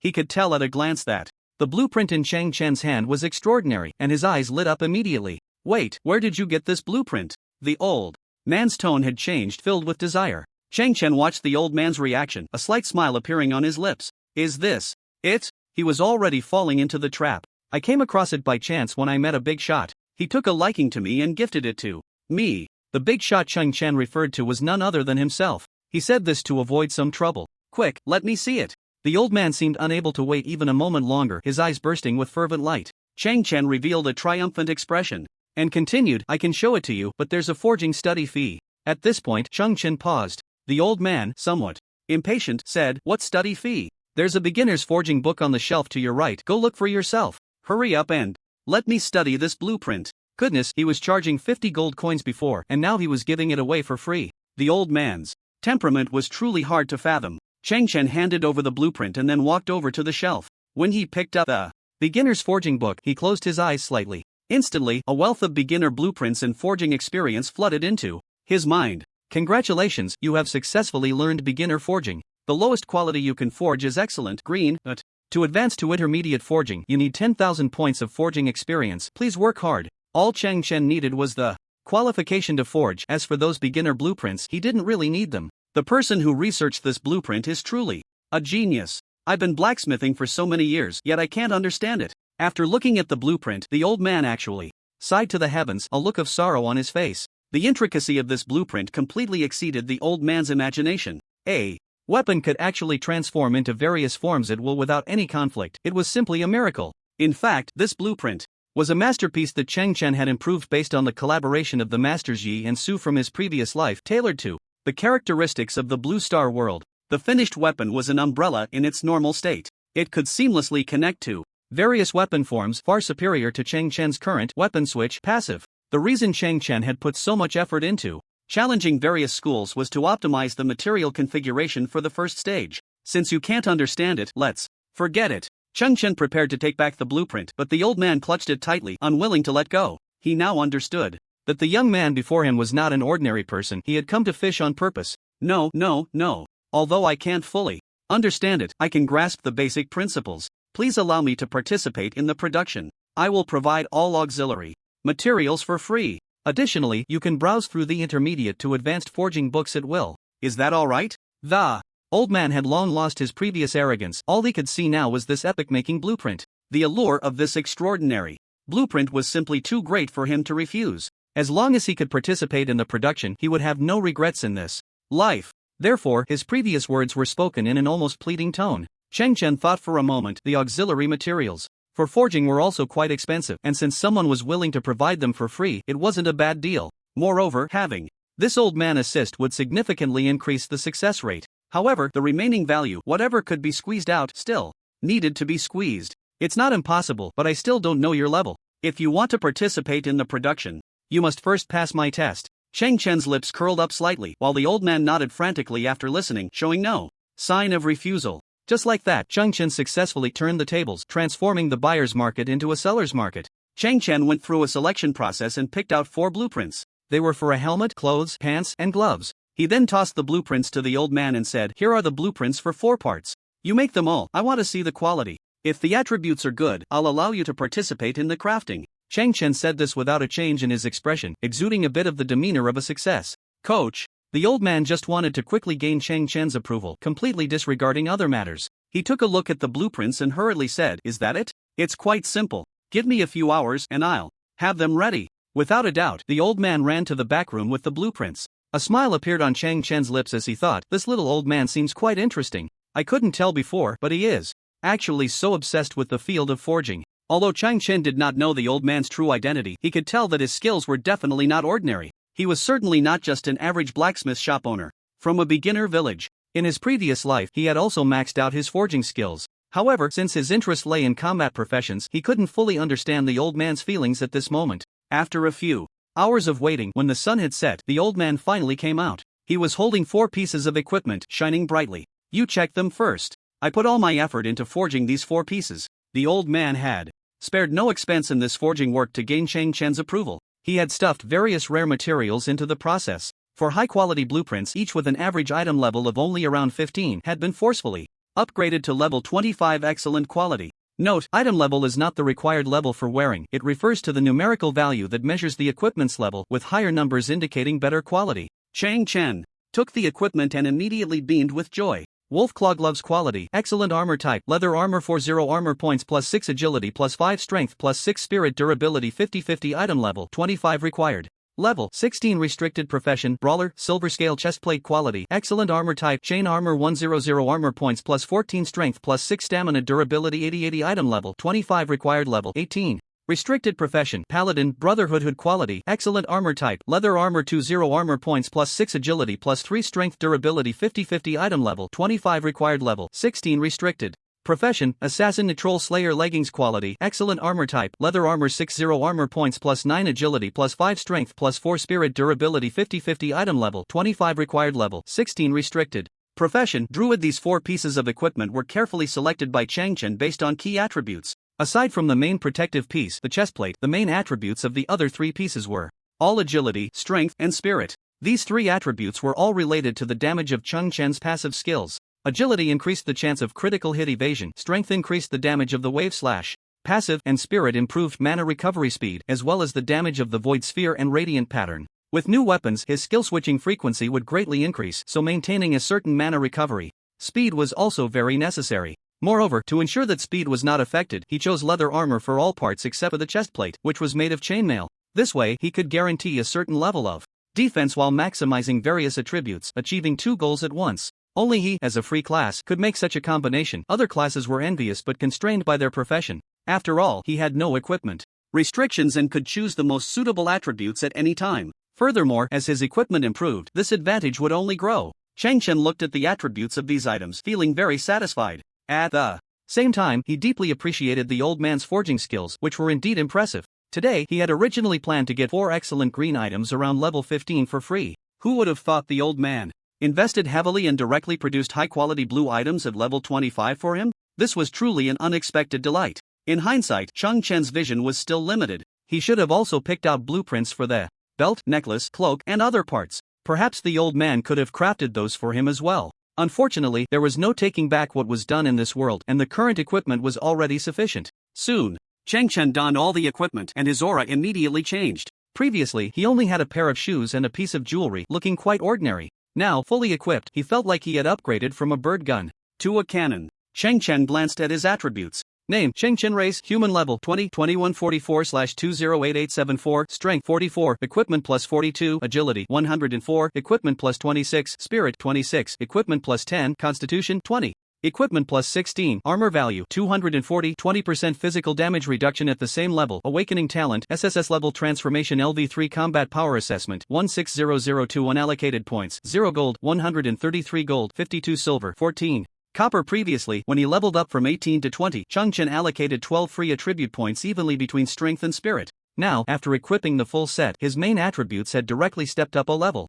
The exaggerated strength attribute, boosted by equipment, was almost catching up to his base attribute. This massive increase raised his combat power assessment by a full 3,000 points. In the history of the Xia Kingdom, there had never been a high school student with 16,000 combat power. This figure was truly astonishing. It should be noted that currently, university students in the Xia Kingdom generally ranged from level 15 to 30, which was before their second-class transfer. Although universities nominally required 4 years of study, if one could successfully awaken their second-class transfer, they could graduate early. Even among the top 10 universities, a student who could break 14,000 combat power points during their time in school was already considered exceptional. Yet Chen had surpassed this level during high school, which was indeed terrifying. Chen looked at his brand new attribute panel, feeling quite pleased. Today's gains had completely exceeded his expectations. He had originally only wanted to forge a weapon, but unexpectedly ended up with a full set of equipment. The quality is not bad, I'll give you a pass, Chen said with a smile and a nod. Upon hearing this, the old man finally breathed a sigh of relief. Then he rubbed his hands together, already a bit impatient. So when do we start forging? Old Jiang, I've finally gathered the materials you needed. So today I can finally help you forge a weapon, right? Let me tell you, these past few days, a young man full of excitement rushed into the blacksmith shop, chattering away. However, when he entered the room, he found it completely empty, and he was instantly dumbfounded. That's strange, where did old Jiang go? He didn't run away, did he? The young man's name was Huang Tian, a top student from the Blue Wind Academy. He had just entered his second year but had already become a level 28 sword soul with extraordinary talent. The old Jiang he mentioned was naturally the owner of the blacksmith shop. His full name was Jiang Wenliang, one of the few advanced forging masters in the Tianqi continent. Although he had not become an awakened, he had an exceptional talent in forging. At just 42 years old, he had completed the assessment to become an advanced forging master. The equipment crafted by him had attributes much higher than those made by others. Therefore, in the Tianqi continent, many people would beg him to forge equipment, even at great expense. This was also why he was so proud and charged high fees. It was just that no one knew why. Such a master had hidden his name and moved to a novice village. Huang Tian later discovered Jiang Wenliang's astonishing identity through family connections. Half a month ago, he had asked Jiang Wenliang to forge a one-handed sword for him, but unfortunately, he was refused. However, he did not give up. With his thick skin and silver tongue, he visited the blacksmith shop regularly. Jiang Wenliang was so annoyed by his incessant chatter that he finally relented. But the series of materials he requested left Huang Tian dumbfounded. The material requirements were double that of a usual blueprint, and it took Huang Tian nearly 10 days to gather them all. Today was just the day he returned to deliver them. However, as soon as he entered, he found that old Jiang was not in the front hall. Just as he was puzzled, he suddenly heard voices coming from the back hall. How did you become an advanced forging master? Did you pay to get in through the back door? How can you not tell the difference between die forging and free forging? Sorry, this is the first time I've heard these two terms. And when pouring liquid metal, the critical Reynolds number must be greater than 25,000, otherwise there will be problems. What is the critical Reynolds number? I've never heard of it. You must understand the choice of oxidizer, right? I know this one. I usually use glow oxidizer. Glow? No way, the catalytic efficiency is too low. You need to use flame. Phosphorus at the very least. Is that so? After hearing this conversation, Huang Tian was completely stunned. From the sound, it was clearly an old man and a young man discussing forging techniques. Their relationship resembled that of a master and apprentice. However, strangely, it was the young man who was lecturing the elder. Even more astonishing was that the elder's voice was very familiar to Huang Tian. It was none other than the master Jiang Wenliang he had been pleading with for days. What is happening in this world? How can a young person scold old Jiang like this? I must be hearing things. Huang Tian felt his worldview collapse. The usually proud old Jiang was being scolded like a grandson, yet he still wore a pleasant expression. In fact, the more he was scolded, the more excited he seemed. This shattered the image of the unparalleled master he had built up in front of Huang Tian in an instant. After eavesdropping for a long time, Huang Tian finally couldn't help but shout, "Old Jiang, are you there? I've gathered the materials." Moments later, old Jiang and a young man walked out. The young man looked very dissatisfied, while old Jiang was smiling apologetically, his attitude extremely humble. When Chen saw Huang Tian, he was taken aback. Huang Tian felt a bit uneasy under that gaze. He thought to himself, he's so young, yet he can actually guide old Jiang. Isn't that a bit exaggerated? And why is he looking at me like that? What does he want? Could it be some kind of perverse interest? Huang Tian had always been confident in his looks, but he suddenly felt a chill down his back and unconsciously took a few steps back. Chen certainly didn't have such a strange hobby. The reason he was staring at Huang Tian was that Huang Tian was an old acquaintance of his. Although he was a time traveler, the interpersonal relationships here weren't particularly different from his previous life. For example, his former best friend Li Hong still existed in this world,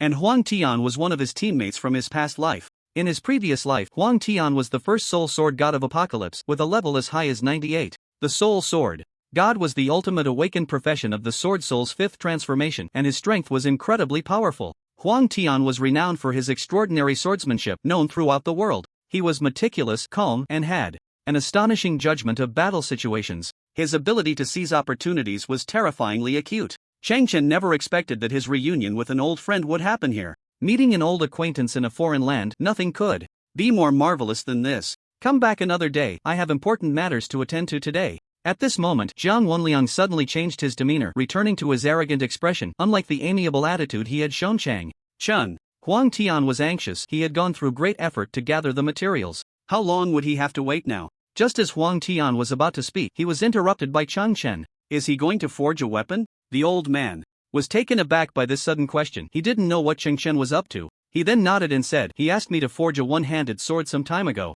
Although I agreed at that time, now there are more important matters to attend to. How could I possibly have time? Hearing this, Huang Tian's heart sank. With Jiang Wenliang saying this, it was likely that he wouldn't get a chance today. However, at that moment, Chen smiled slightly. I almost forgot, I only tested your equipment forging skills before. I haven't assessed your weapon forging yet. Why not use his weapon as the test subject? Upon hearing this, Zhang Wenliang's nose crinkled in anger. Wasn't this bullying an honest person? Even a fool could see that Chen was intentionally helping Huang Tian. Given his temperament, he would definitely be unwilling. But unfortunately, he needed something from Chen, and one had to bow their head under the eaves. Moreover, after a day of interaction, he found that this young man had extremely advanced thinking. The various forging ideas he had just proposed were things he had never heard of before. This, in turn, opened a door for him to become a master-level forger. He had been stuck at the advanced forger level for 10 long years. Now that he finally saw hope, how could he possibly give up? Alright, I'll do as you say.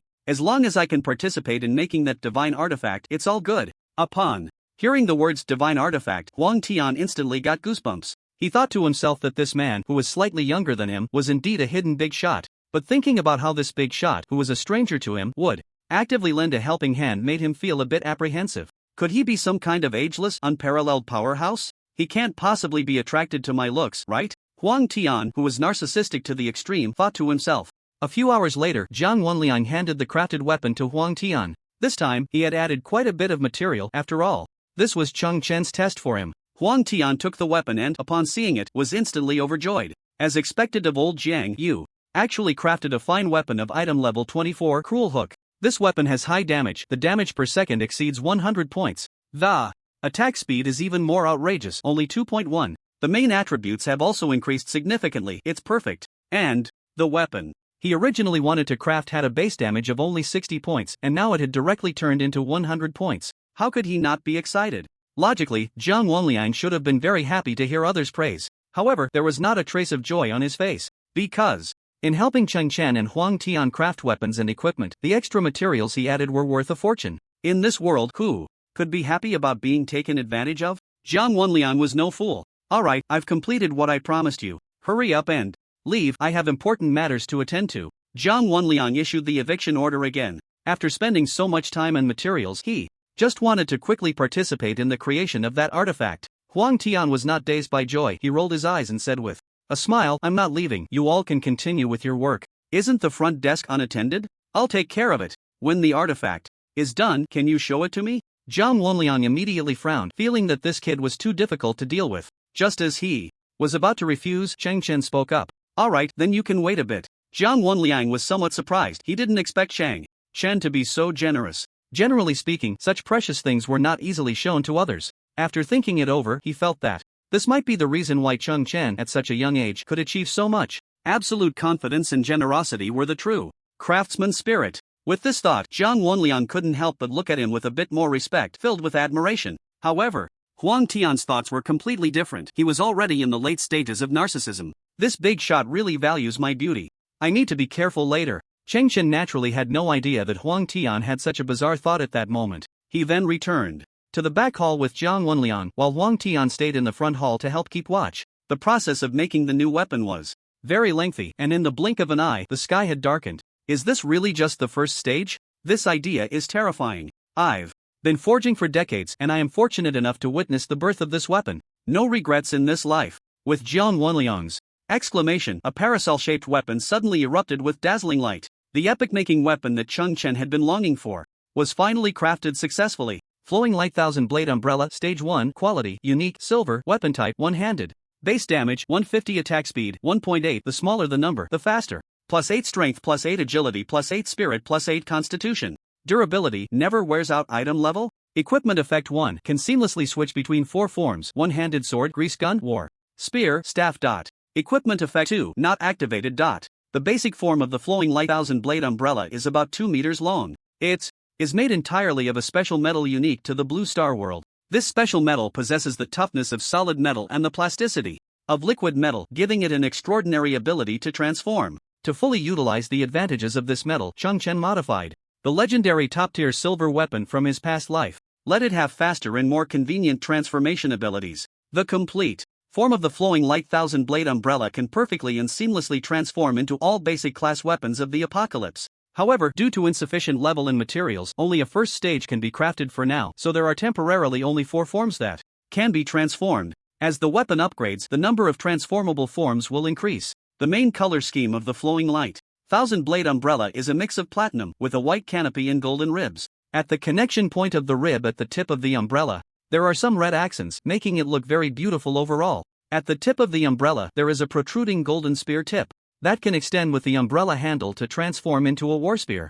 Additionally, when the spear tip is opened, it can also be used as the muzzle of a Gatling gun, serving two purposes. Furthermore, the large canopy can later be transformed into a shield for defense. The main and secondary ribs can transform into a scythe and rotor respectively, while the hollow in the middle of the main umbrella can also pull out a one-handed sword, which is very ingenious. Below that, at the end of the outer rib of the canopy, there are several barbs that can later be transformed into claws and other hidden weapons. The lower end of the rib can twist into a staff, which is very stylish. Finally, at the tail of the umbrella, the shape resembles a firearm grip, which can be used directly for shooting. At the same time, the grip can also transform into a ninja knife chain. Such a clever design can be called a masterpiece. Chen looked at the familiar weapon and smiled. However, when he glanced at the attributes, he was stunned. The base damage is actually higher than in my previous life? What does the item level question mark mean? According to Chen's expectations, the base damage of the flowing light 1000 blade umbrella should be around 120. Now that the finished product has come out, it has actually increased by 25%. Could it be because Zhang Wenliang just threw in some precious materials? Zhang Wenliang took out all the epic materials he had saved for this extraordinary weapon to ensure its successful creation. These are items worth a fortune at the auction house, yet he felt no regret at all, because the flowing light 1000 blade umbrella deserves these top-tier materials. Chen thought it over and concluded that it must be these top-tier materials that further enhanced the power of the flowing light 1000 blade umbrella. It's hard to imagine what a terrifying scene it would be for a level 20 student to wield a weapon with a base damage of 200. Yet now it has appeared. Quick, change forms, let me see. Zhang Wenliang's investment was to witness this historic moment. His tone when he spoke just now even trembled a bit. The space here is too small, I can't demonstrate. Let's go outside to see. Soon, when the two returned to the hall, they saw an astonishing scene. Look at this weapon. It has a base damage of 88. 88 is so auspicious, only 66 gold coins. You won't lose out or be deceived. What are you hesitating for? Hey, don't go. I also have excellent blueprints. I can give you a 20% discount. Huang Tian, due to the long wait, was so bored that he took the initiative to become a salesperson. However, his chatter was too much, and countless customers were annoyed, covering their ears and leaving.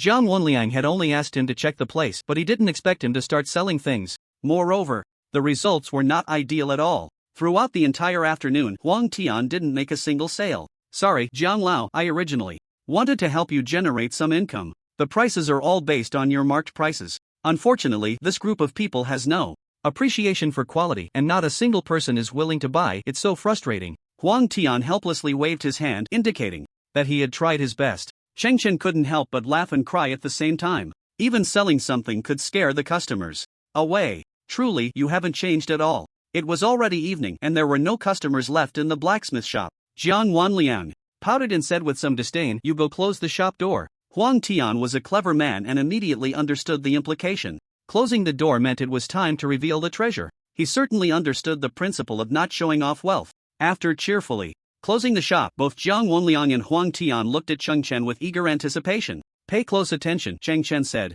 And as soon as he finished speaking, the flowing light 1000 blade umbrella in his hand underwent an astonishing transformation. Transform into gun form. As Chen's voice fell, the flowing light 1000 blade umbrella shone with a dazzling golden hue, instantly giving a sense of liquid movement. In an instant, the main body of the flowing light 1000 blade umbrella retracted, and the spear tip at the top suddenly shattered into 6 pieces that floated in the air, then adhered to the outer dragon bone. Immediately, a golden cannon barrel extended from the main body of the umbrella handle, while the position of the umbrella grip transformed into a firearm grip. 1 second it was an umbrella-shaped weapon, the next it switched to a firearm. Huang Tian and Zhang Wenliang both stared in disbelief. Is this, really, a weapon I helped create? Zhang Wenliang was still immersed in the shock from just now, stuttering even while speaking. Huang Tian, on the other hand, wore an expression of incredulity. He had never seen such a magical weapon. Is this the legendary unique silver weapon? To be able to change forms freely, this effect is too exaggerated. Chen smiled slightly. He had already anticipated their reactions, yet his hands did not stop moving.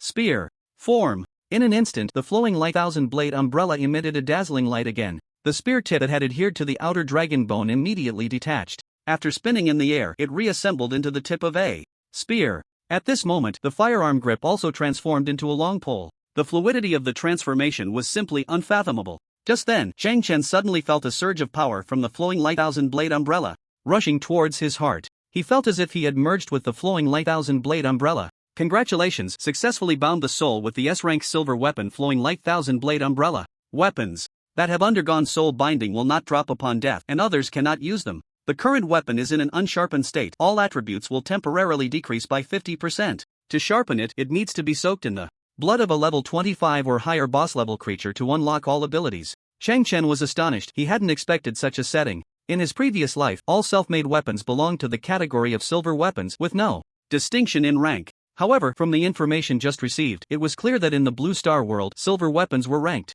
My flowing light thousand-blade umbrella is still in the first stage, and it's already S rank. What rank will the complete form reach? Chen's face immediately lit up with joy. He couldn't imagine what level the ultimate flowing light thousand-blade umbrella would achieve. But one thing was certain, the weapon he held now had an extremely high starting level. Its monstrous base attack power and exaggerated attack speed were evident. Besides this, there was another point that delighted him. That was, after soul binding, his weapon would never drop. And it also couldn't be used by outsiders. This greatly enhanced safety. It should be noted that in the Apocalypse continent, upon death, one would not only be forcibly downgraded and have their life points deducted, but there was also a certain chance of dropping equipment. If one was in a red name wanted state, the chance would increase even more. Chen was quite confident in his ability to stir up trouble. Who knows, one day he might be marked red and chased by a group of people. At that time, the risk factor would multiply. Although he was confident that in this world it would be hard for anyone to drop his equipment, there was always a chance. If one day such a monstrous weapon fell into someone else's hands, the consequences would be unimaginable.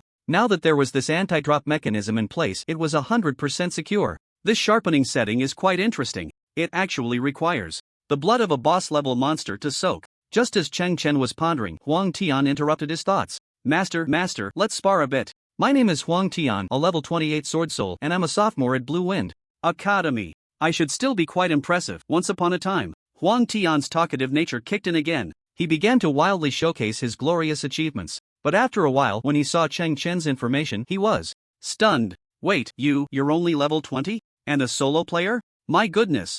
At first, Huang Tian had assumed Chen was a great player due to his series of astonishing performances, which is why he eagerly suggested a spar. However, it was only at this moment that he realized how absurd Chen truly was. Meanwhile, Jiang Wanliang, sitting nearby, had already been conquered by Chen's abnormality, wearing a look of indifference. To avoid further sonic attacks from Huang Tian, he quickly went to brew a cup of tea. Chen, on the other hand, covered his face with his hand, utterly speechless. Truly, it's you. With eyes so blind, yet still able to be an opportunist. Simply invincible. Forget it, even if you're not a great player, we can still spar. I've never fought a solo player before. Huang Tian's emotional shift was truly shocking. At this moment, the corners of Chen's mouth lifted slightly as he said, if you want me to accept your challenge, it's not impossible. But you have to agree to one condition. Upon hearing this, Huang Tian was initially very happy. But then, as if he thought of something, he instinctively took a few steps back while covering his backside with his hand. Let me be clear, I sell my skills, not my body. At that moment, Jiang Wanliang, who was sitting across drinking tea, unexpectedly spat out his drink.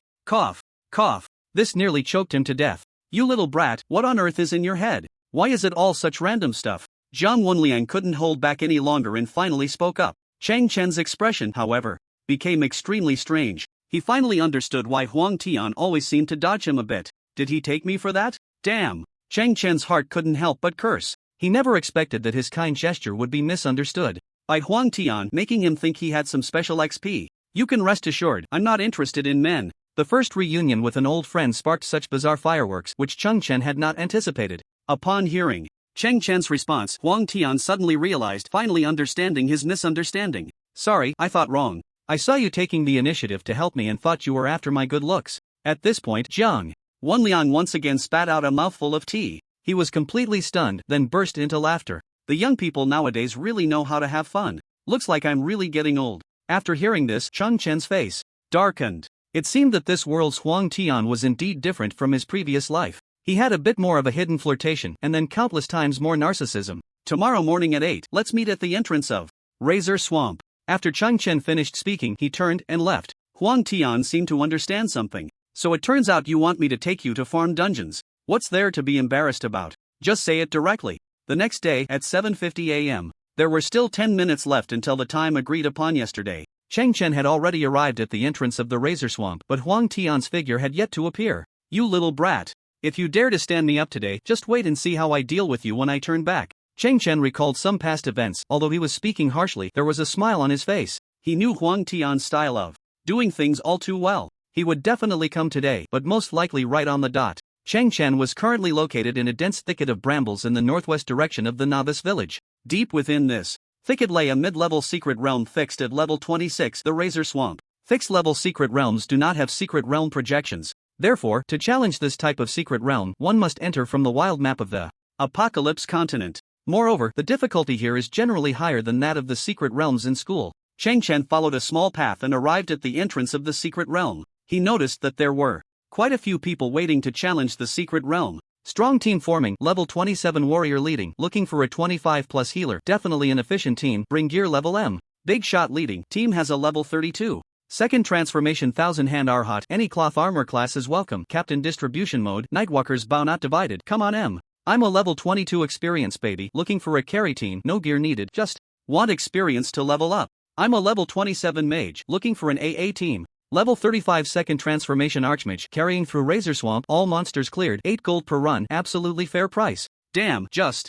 Now there was someone named Kiki, she's a scammer, everyone be careful of the distribution mode. Note, experience babies are all below the current dungeon level. In the team, they can lower the average level, thus increasing monster killing experience. Many high-level players who carry others like to team up with 1 or 2 experienced babies to speed up their leveling. The place was bustling with voices, with the famous Strong Party, the notorious No Distribution Party, and the self-reliant AA Party of mages. Besides that, there were naturally also professional farmers who made a living by farming gold, as well as despicable scammers, making it quite lively. Chen listened to these shouts, feeling as if he had traveled back in time. He seemed to return to over a decade ago, to those youthful years, with memories flooding back to him. However, at that moment, he suddenly heard some discussions nearby. Wow, now even level 20 people want to come and be experienced babies. How lazy is that? You didn't see his class, did you? This is a national treasure level free player. Damn, it really is a free player. No wonder he's looking for someone to carry him, otherwise, no one would group with him. Maybe he's some young master from a big family, with a bit of money in his pocket, just here to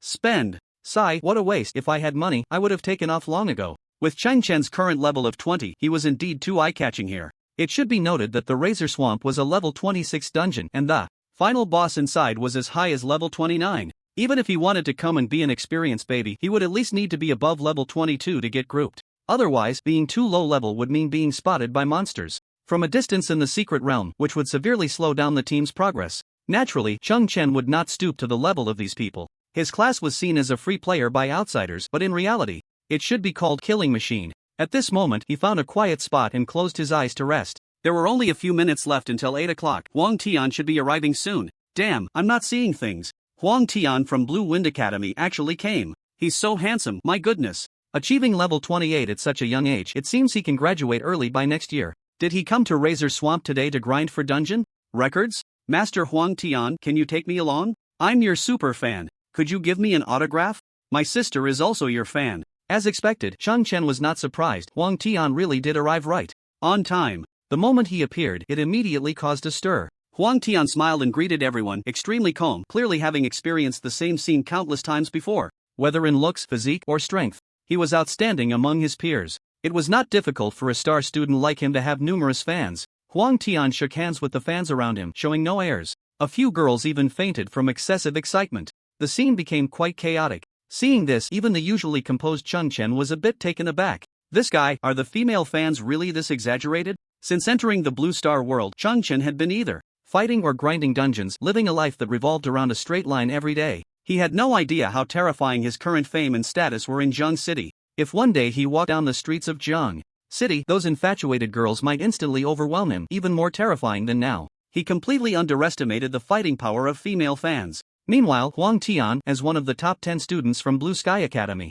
in Xia Country, had already gained some fame in the circle. He was even regarded as the most talented sword soul in Xia Country in nearly 30 years. With his handsome looks and multiple accolades, having a massive fanbase was completely normal. At this moment, Huang Tian was surrounded by people, making it somewhat difficult for him to move forward. Although he was narcissistic, he was very punctual. After glancing at his watch with his peripheral vision, he thought to himself, oh no, there's only 1 minute left until 8 o'clock. He then waved his hand and said to the crowd, could everyone please make way? I have something to do today, please help me out. Many people thought he was there to break a record, so they quickly cleared a path. However, when the crowd saw the direction Huang Tian was moving towards, they were shocked. No way, that solo player actually knows master. Huang Tian? Looks like I was right, he must be some young master from a big family. He must have promised some huge benefit today to get Huang Tian to take him alone. I'm so envious. If I could dungeon with my idol, I'd wake up smiling from the dream. What a waste, letting Huang Tian take such a useless class. It's infuriating. On one side was a level 20 useless solo player, and on the other was a level 28 genius sword soul. In everyone's eyes, there was a vast difference between the two. They couldn't quite understand why Huang Tian would associate with someone like this. However, Huang Tian's next words left everyone present in shock. Master, let's go. Huang Tian had been calling the great god so casually before that he momentarily forgot to change his words. His utterance of great god immediately broke the defenses of everyone present. As the crowd watched Huang Tian and Chen enter the secret realm, they erupted in chaos. Did I just hear wrong? Huang Tian actually called that rogue great god? What kind of twisted play is this? Impossible, you must have misheard. How could a mere level 20 rogue make Huang Tian call him a great god? Exactly, if your ears are useless, you can donate them to someone in need. This group of fans found it hard to accept such a result, and many began to self-hypnotize. Almost everyone refused to believe that a national treasure level profession like the rogue could be that powerful. Moreover, Chen was only level 20, even less experienced than those present. However, Chen and Huang Tian had no idea that the outside world was mocking them furiously. After a flash of white light, they successfully entered the Razor Swamp. You can just call me Laomo from now on, Chen said, not quite used to Huang Tian's way of addressing him, so he asked him to call him Laomo like in his past life. Huang Tian scratched his head awkwardly and said, that's fine if you can beat me. If you can win, calling you great god is no problem. Huang Tian's personality had always been straightforward, without much pretense, so even though he was 8 levels higher than Chen, he didn't act like a master at all. Real strength lies in hard fists. If Chen really was stronger than him, what was wrong with calling him a great god? Perhaps it was this very personality that made him so likable to many. Chen shook his head with a wry smile and said nothing. The two continued on their way. In fact, in this thorny jungle, besides the Razor Swamp, there was another similar secret realm next door called Razor Heights. However, the difficulty of Razor Heights was significantly higher than that of Razor Swamp, as it was a mid-level secret realm with an average level of 40. It is said that these two secret realms are closely related. According to the records in the previous life game Apocalypse, the formation of these two secret realms was related to an ancient demigod named Agamagan. Agamagan was an immortal giant wild boar, surrounded by thorny vines. Over endless years, its appetite grew larger, leading to its ever-increasing size. Gradually, as time passed, the power within it began to swell, eventually becoming a demigod-level monster. Later, in a war of the gods, Agamagan joined the side of justice and participated in the slaughter of the evil Burning Legion. It fought against the Abyss Lord Manaroth, traversing the entire Apocalypse continent. Although it ultimately died in battle, its heroic deeds were permanently recorded. As its blood soaked the land, countless animals, plants, and minerals underwent astonishing changes due to the demigod's blood. The vast thorny jungle was formed after rampant growth. At the same time, a group of wild boar people gradually gained wisdom, becoming loyal followers of Agamagan. They hoped for the day Agamagan would be reborn, thus guarding this thorny forest for generations. Thus, the Razor Swamp and Razor Heights were formed. The overall terrain of Razor Swamp resembles the structure of the number 8, divided into upper and lower layers. The upper ground is completely shrouded in dense thorny forests filled with loyal wild boar warrior legions. The wild boar warrior legion includes defenders, necromancer priests, swamp guardians, and so on. They are the most elite warriors among the wild boar people. The lower layer is a narrow passage guarded by a massive number of low-level wild boar people. Soon, the two arrived at a fork in the road. From here on, the challenge of the secret realm officially begins. You must have been through this secret realm before, Chen asked meaningfully. Huang Tian, confident, patted his chest and said, of course I've been through here, I'm very familiar with it. So, do you want me to lead the way? Huang Tian thought that Chen had invited him today to help him clear the secret realm. Given Chen's current level, he surely hadn't tackled this secret realm yet. So Huang Tian instinctively believed he was supposed to lead the way. After all, the terrain here is divided into 2 layers, which isn't simple. Newcomers can easily get lost on their first visit. However, what Chen said next left him stunned. Weren't you going to compete with me? Why not use the secret realm to settle the score? Since you've been through it, you must know that at the end of the 2 paths on the left and right, there is a boss. Let's see who can kill the boss first and return here, how about that? Huang Tian was dumbfounded after hearing this. He never would have thought that Chen would dare to make such an outrageous request. He called me here today, not to have me lead him, but to race against me? I'm a level 28 sword soul, you're a level 20 wanderer, and you want to compete with me in damage output? Are you kidding? Aren't you afraid of the crushing penalty that will make your scalp tingle? At this moment, Huang Tian even thought Chen was crazy. The average level of the small monsters in the Razor Swamp is 26. Note, for every level difference, there is a 5% crushing penalty. This means that When facing any small monster, Chen would bear a 30% crushing penalty. Moreover, the small monsters here are at least in groups of 4. Without him, Chen would find it nearly impossible to move forward. Are you sure? Huang Tian asked, half in disbelief. Chen nodded confidently and even provoked him a bit. What's wrong, you scared to compete? Huang Tian's personality couldn't stand such blatant contempt from Chen. He immediately agreed. This was your condition.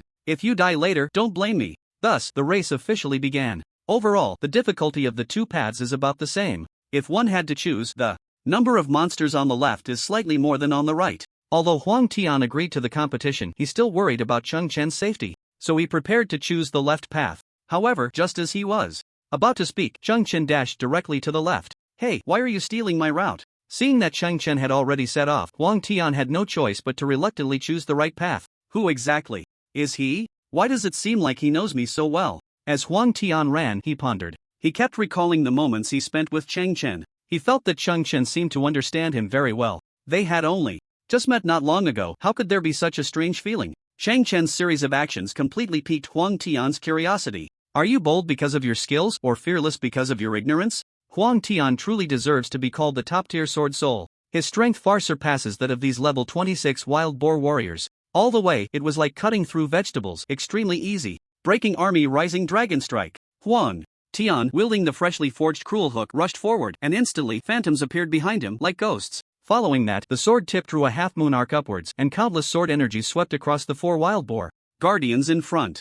-342, -351, -366. A series of damage numbers exploded wildly. At the same time, these wild boar guardians were covered in blood and lifted 3 to 4 meters into the air. Huang Tian exerted force with his legs and leaped, shouting, aerial continuous slash. The sword light danced in the air, and the wild boars immediately cried out in agony. Moments later, Huang Tian landed, and 4 wild boar guardian corpses appeared behind him. A real man never looks back. Sheathing his sword in one smooth motion, Huang Tian was confident in his damage output. At my current pace, I can face the boss in less than 20 minutes. Can you really keep up with my speed? No, you first need to ensure you can survive. Huang Tian had already advanced 1/3 of the way in just 10 minutes, an incredibly terrifying solo efficiency. Generally, a normal raid team would take about 40 minutes to clear a side path, and that's with 5 people working together. This shows just how terrifying Huang Tian's output was. From the start of this race, Huang Tian never thought Chen had even the slightest chance of winning. He had already been through the Razor Swamp several times, and now it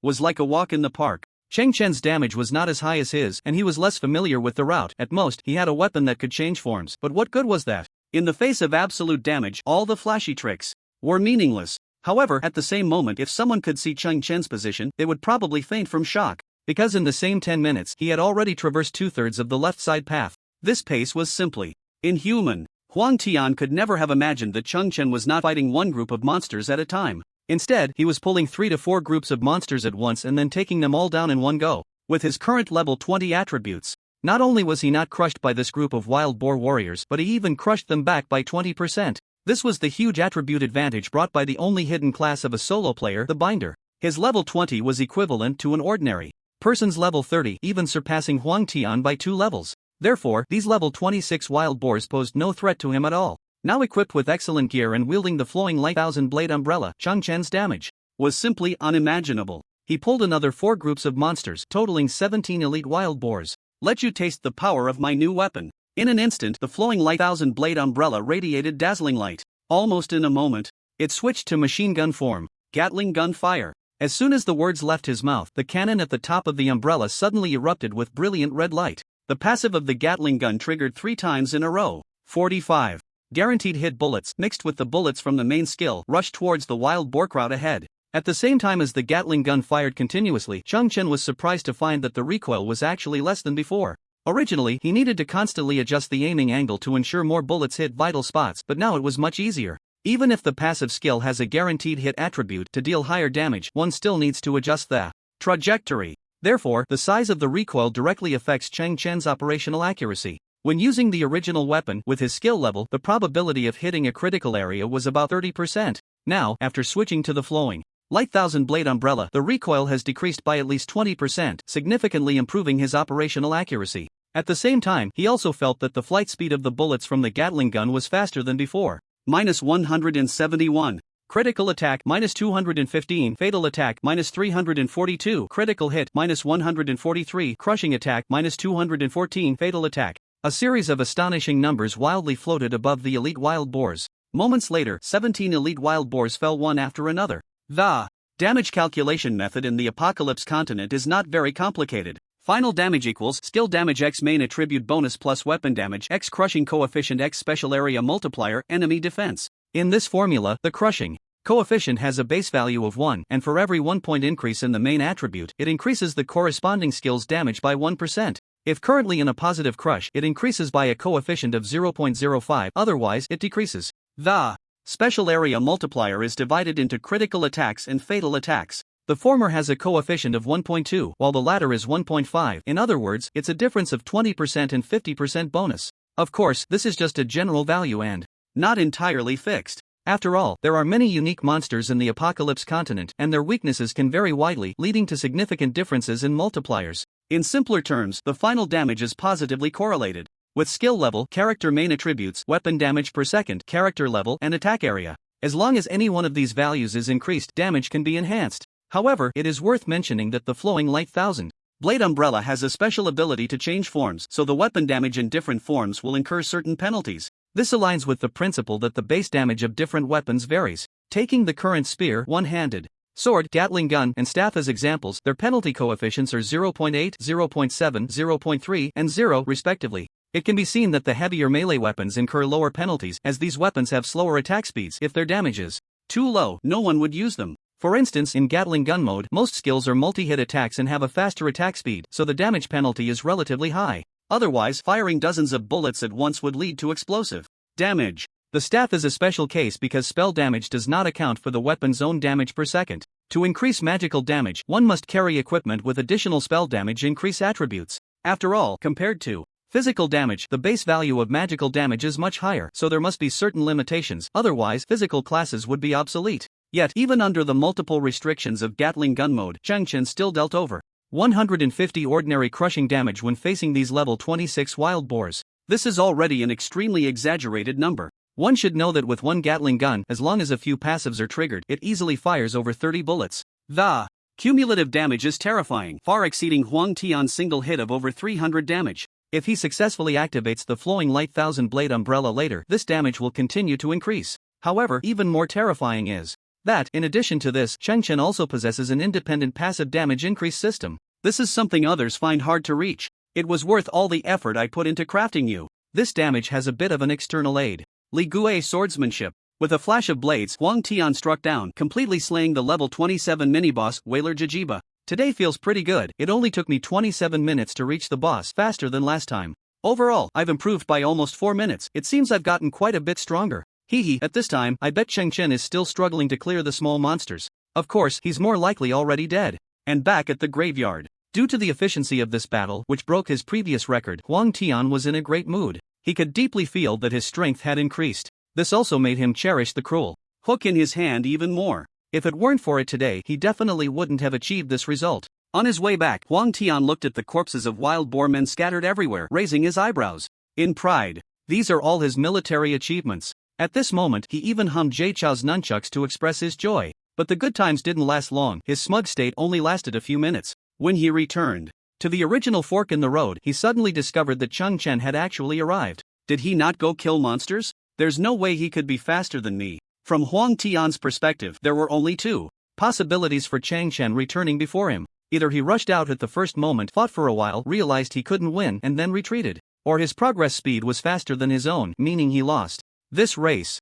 Based on these two logics, Huang Tian undoubtedly chose the first one without hesitation. He couldn't believe that Chen could be faster than him. Did you run back after fighting halfway? It's okay. It's not embarrassing if you can't beat them at your level. After all, you're only level 20, and the monsters here are indeed above your level. No worries, luckily I'm helpful. Come on, I'll take you to farm. After Huang Tian finished speaking, he was about to head down the left path, but he noticed that Chen hadn't followed, which puzzled him. Come on, why are you just standing there? At this moment, Chen looked at him with a half-smile, not saying a word. Did he give up? Huang Tian didn't understand what expression Chen was trying to convey just now. Then, when he turned to look at the left passage, he was instantly stunned. Why isn't there a single monster? Where did the wild boar men go? Huang Tian shouted in surprise while walking deeper. After a while, he saw a shocking scene. On a nearby set of steps, the corpses of elite wild boar men had actually piled up. Roughly counting, there were at least 13 or 14 of them. How is this possible? How did he do it? Could it be that he really is faster than me?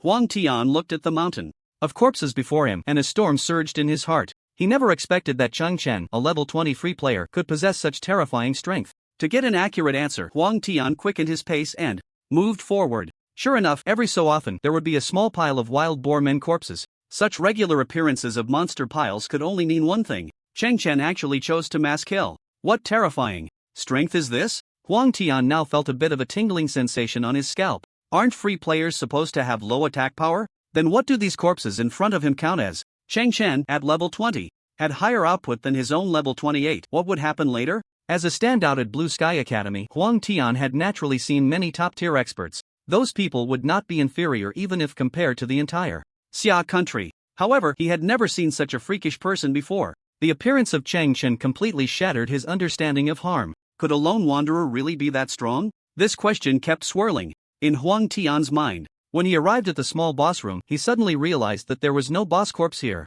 Wasn't there supposed to be a level 27 elite boar shaman, Agam? Where did his corpse go? Just as Huang Tian was puzzled, Cheng Chen's voice came from behind. Look up at the sky. Huang Tian was a bit confused. Why look at the sky? Aren't there just some thorny vines? But a few seconds later he was utterly shocked. It turned out that the corpse of the boar shaman Agam was embedded in the thorny vines in the sky. Huang Tian could still see the expression on Agam's face before he died, which was one of sheer terror. How was this possible? What terrifying thing had Cheng Chen done to make Agam show such a fearful expression? So, are you convinced now? Cheng Chen patted Huang Tian's shoulder, a smile appearing at the corner of his mouth. In his previous life, although Cheng Chen was very powerful, Huang Tian was not weak either. Otherwise, he wouldn't have been called the first soul sword god of Apocalypse. Their battles often went back and forth, with epic duels lasting 300 rounds happening frequently. But in this life, the situation had changed dramatically. Cheng Chen was still that invincible god, while the once first soul sword god was now just a little chick. Although Huang Tian still possessed terrifying potential and talent, growth, after all, takes time. Right now, he was no match for Cheng Chen. The reason Cheng Chen wanted to bring Huang Tian to fight in the secret realm was certainly not to show off, but for a deeper purpose. I'm convinced, completely convinced. From now on, you are the god. After this race, Huang Tian fully understood Cheng Chen's terrifying strength and was genuinely convinced from the bottom of his heart. He was not a person who envied the talented. On the contrary, he was very eager to communicate with experts, because only in this way could he grow faster. God, can you tell me how? You got it up there? Huang Tian looked at Cheng Chen with hopeful eyes, hoping to get an answer. Didn't I say not to call me God? Such a title made Cheng Chen feel a bit awkward. Alright, old Mo, can you teach me? This move looks really impressive. Now, Cheng Chen held a very high status in Huang Tian's heart. He had become a little fan, eagerly seeking his idol's explanation. This move isn't actually that difficult when you use the skill. After 10 minutes of patient explanation, Huang Tian finally showed a satisfied expression. Cheng Chen's combat talent was something he had never seen before. He had never imagined such outrageous maneuvers. Did you understand the key points just now? Cheng Chen asked meaningfully. Huang Tian nodded vigorously, indicating that he had taken it all in. He had gained a lot from the explanation, even feeling a sense of enlightenment. Let's go, we continue with the next challenge. Cheng Chen looked at Huang Tian's back, raising an eyebrow slightly. The training plan for the future first soul sword god officially begins. After the racing competition ended, the two reached a fork in the road and chose to proceed down the middle path, which was the main passage of the Razor Swamp. As time passed second by second, the two worked together seamlessly, slaughtering countless wild boar men along the way. After a fierce battle, Huang Tian, having witnessed Cheng Chen's exaggerated combat power with his own eyes, was already in deep admiration. However, at the same time, that strange feeling from before surged up again. This is our first collaboration, yet we can be so in sync? He can even perfectly match my combat rhythm. What kind of monster is this? Meanwhile, Huang Tian also noticed an issue. Throughout the journey, it seemed Cheng Chen was consciously taking the lead in battles, while he played more of a supporting role. Cheng Chen would always appear at the right moment and in the right position to help him cover or finish off enemies. This kind of combat experience was something Huang Tian had never encountered before. It was no exaggeration to say that Cheng Chen was doing the work of several people. He even had time to explain some key points to Huang Tian. So, this is the true strength of a master? This feeling of being able to charge forward without any worries was incredibly exhilarating for Huang Tian. His combat potential was perfectly unleashed at this moment. If his classmates could see his performance now, they would surely be astonished. Rather than saying today was a secret realm challenge, it would be more accurate to say it was a one-on-one coaching session from Cheng Chen. Pay attention to the timing of Your strikes. You just reacted 1 second too slow. What happened to the key points I told you earlier? How did you forget them so quickly? Is this really the most promising sword soul in Xia country in nearly 30 years?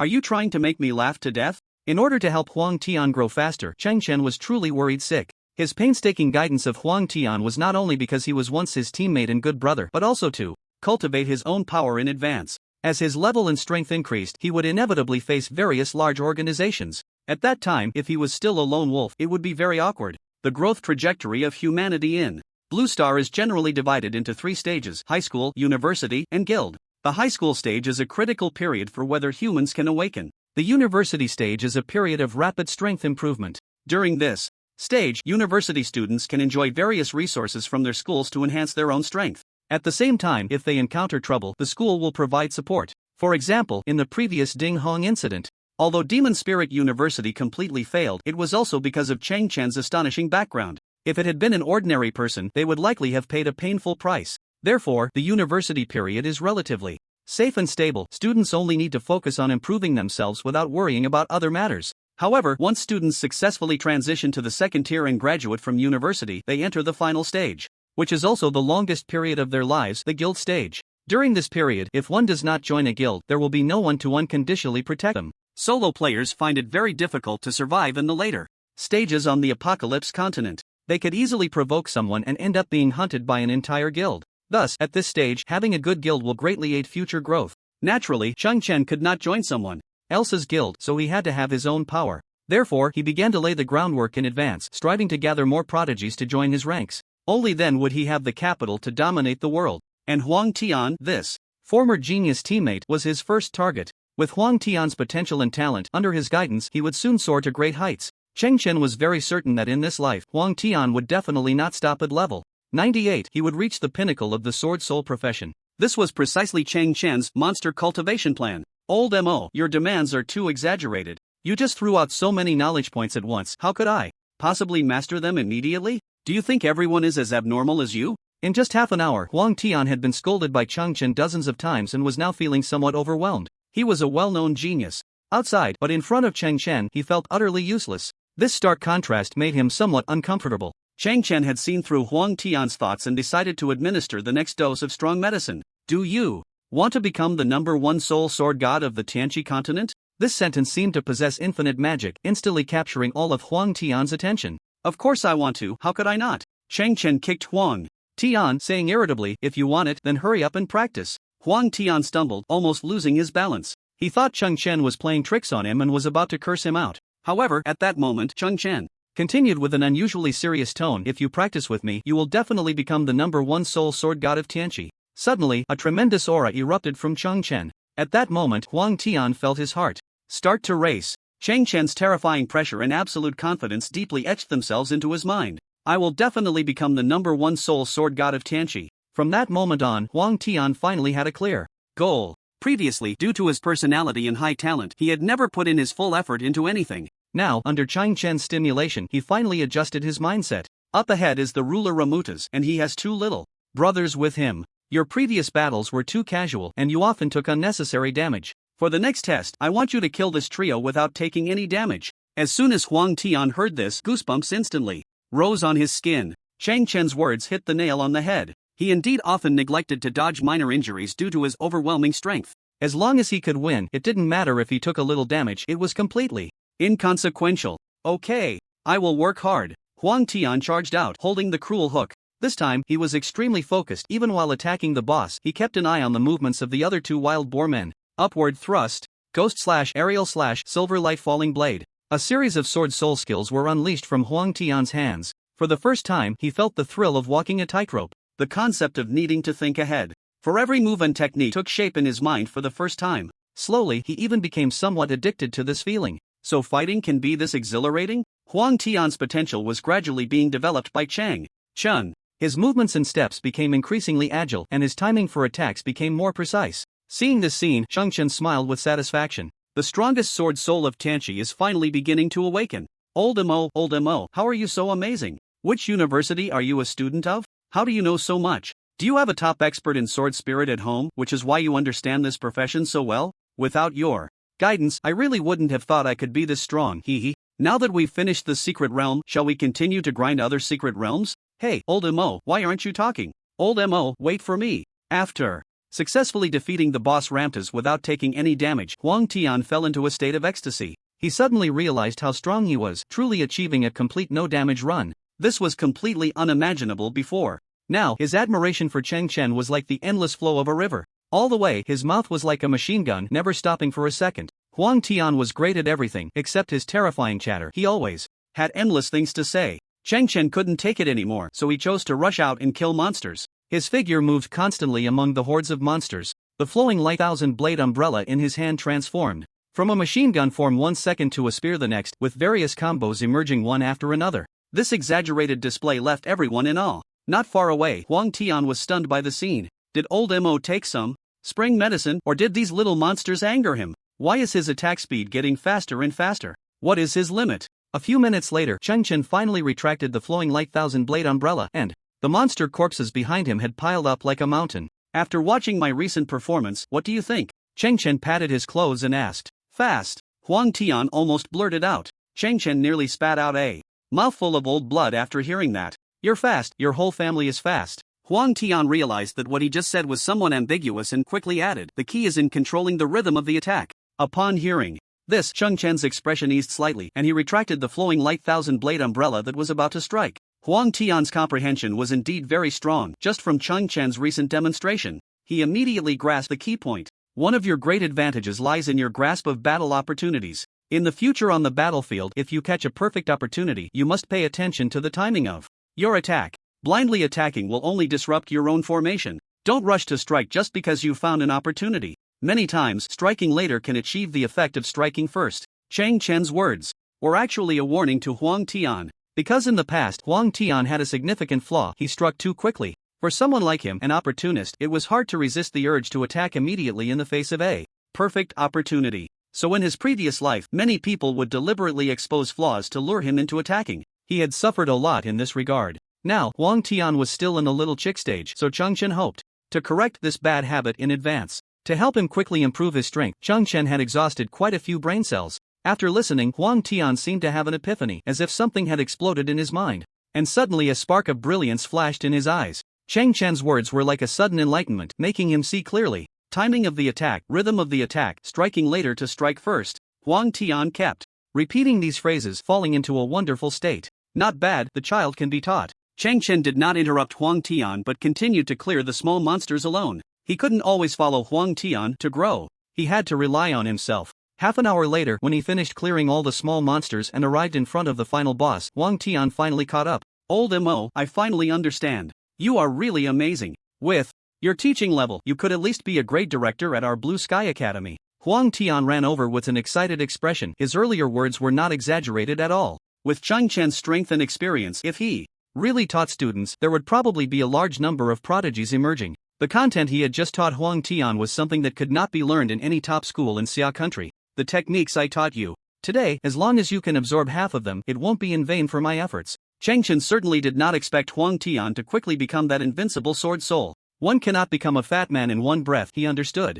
this principle well. What Huang Tian needed most now was time. As long as he could comprehend the techniques just taught, it would be of great help to him. Next is the last lesson of today. The Kalga Thornback in front of you is currently the leader of the Wild Boar clan and also their Grand Shaman. He has a total of 4 skills, among which only the Lightning Chain is an attack skill. The other 3 are the invincible 2-second purification and the nearly instant healing and mana spear, all of which are support skills. The content of your last lesson is to try to interrupt all of his non-damaging skills. After hearing the task, Huang Tian gasped. Kalga Thornback was a level 29 mage-type boss with a health value of 11,000 points. He knew very well how troublesome he was. Many raid teams had fallen to his terrifying healing ability. Aside from the Lightning Chain, his other 3 skills were either invincible or restored health and mana, which was quite disgusting. Purification was somewhat easier to deal with, as it had a 1.5 second casting time, so interrupting it wasn't particularly difficult. However, ensuring the interruption of every healing and mana spear was a bit challenging for Huang Tian. Because these 2 healing spells were Kalga Thornback's main skills, they had a high release frequency and a very fast casting speed, about only 0.5 seconds. To interrupt these skills solo required extremely strong judgment and hand speed. I'll handle all the damage output, you just focus on interrupting. The whole battle won't last too long, so don't feel any pressure.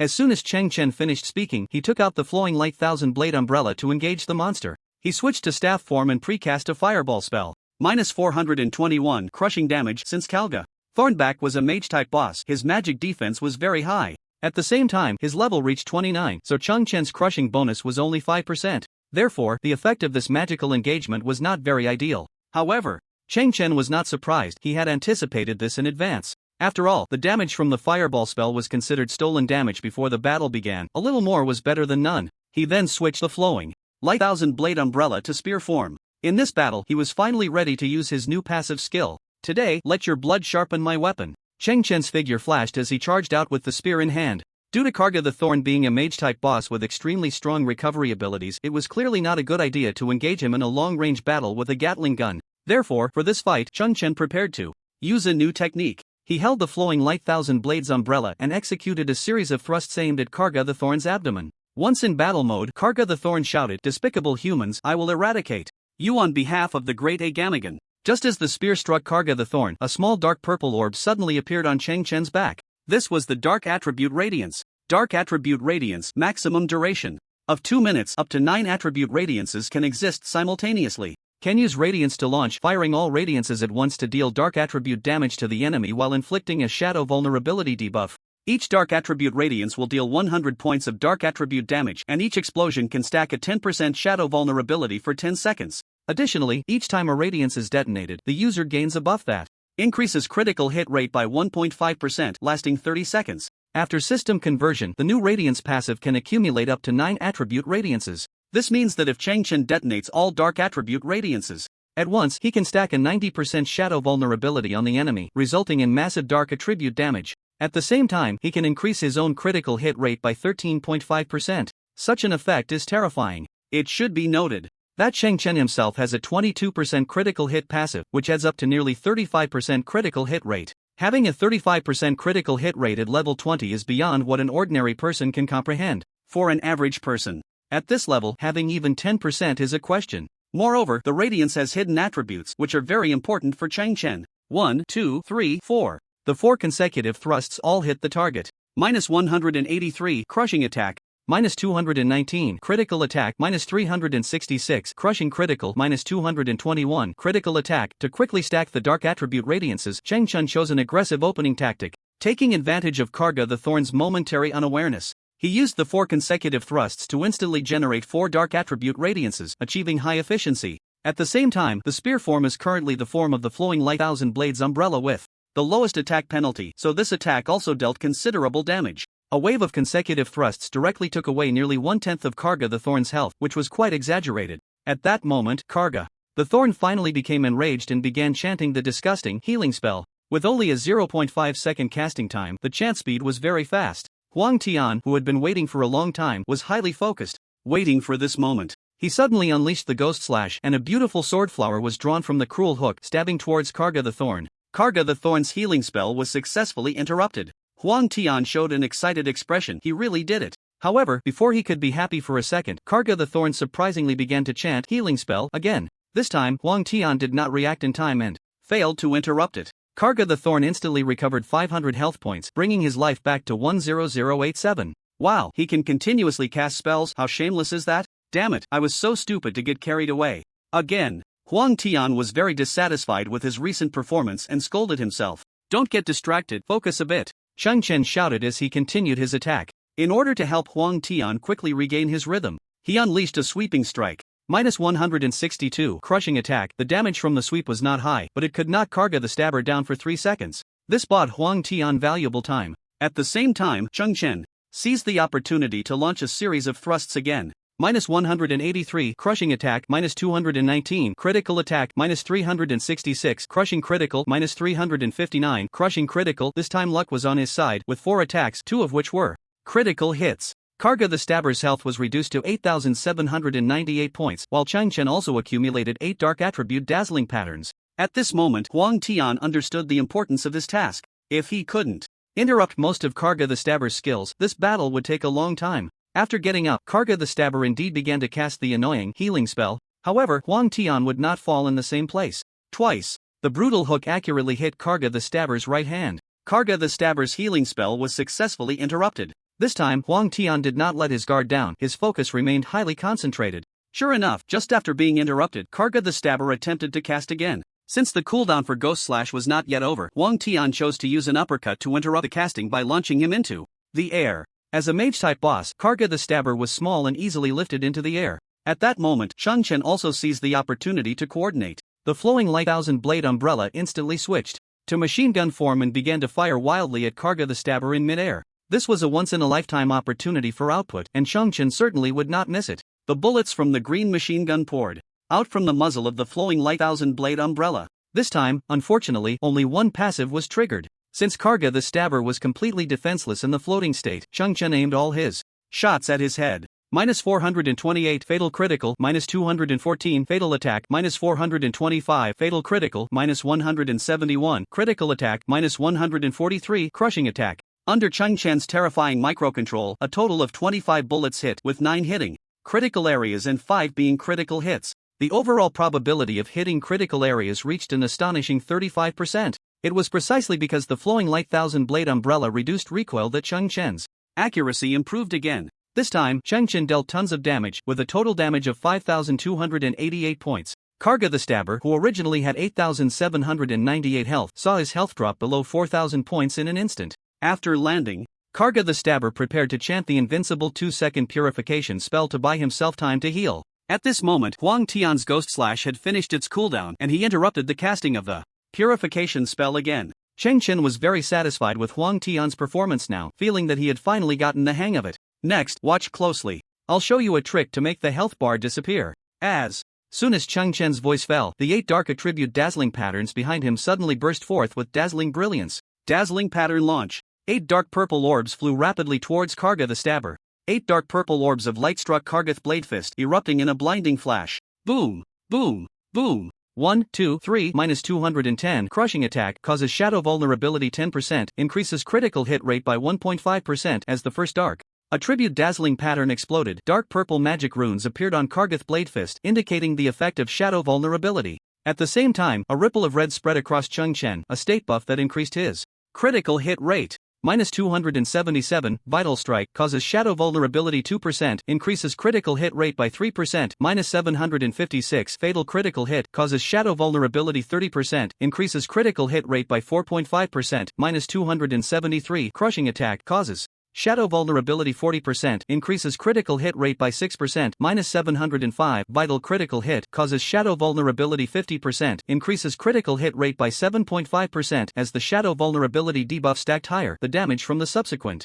4 dark attribute dazzling patterns began to escalate dramatically. At the same time, the increase in critical hit rate further amplified the output efficiency. Among the attacks, 2 of them, after critical hit bonuses, dealt over 700 points of damage in a single hit, which was terrifying. At this moment, Karga's blade fist had multiple deep wounds visible to the bone, with blood flowing uncontrollably. However, even more terrifying was yet to come, as 3 of the highest damaged nuclear bombs had yet to detonate. -472 Fatal Attack causes shadow vulnerability 60%, increases critical hit rate by 9%, -403 Vital Strike causes shadow vulnerability 70%, increases critical hit rate by 10.5%. When the shadow vulnerability reached 70%, Karga's blade fist was already enveloped in deep purple magic runes. This also signified that his life was about to come to an end. In an instant, when the last dark attribute detonated, a blinding golden number suddenly appeared. -1071 Fatal Critical Hit causes shadow vulnerability 80%, increases critical hit rate by 12%. Chen, who was only level 20, had actually dealt over 1,000 points of damage in a single hit.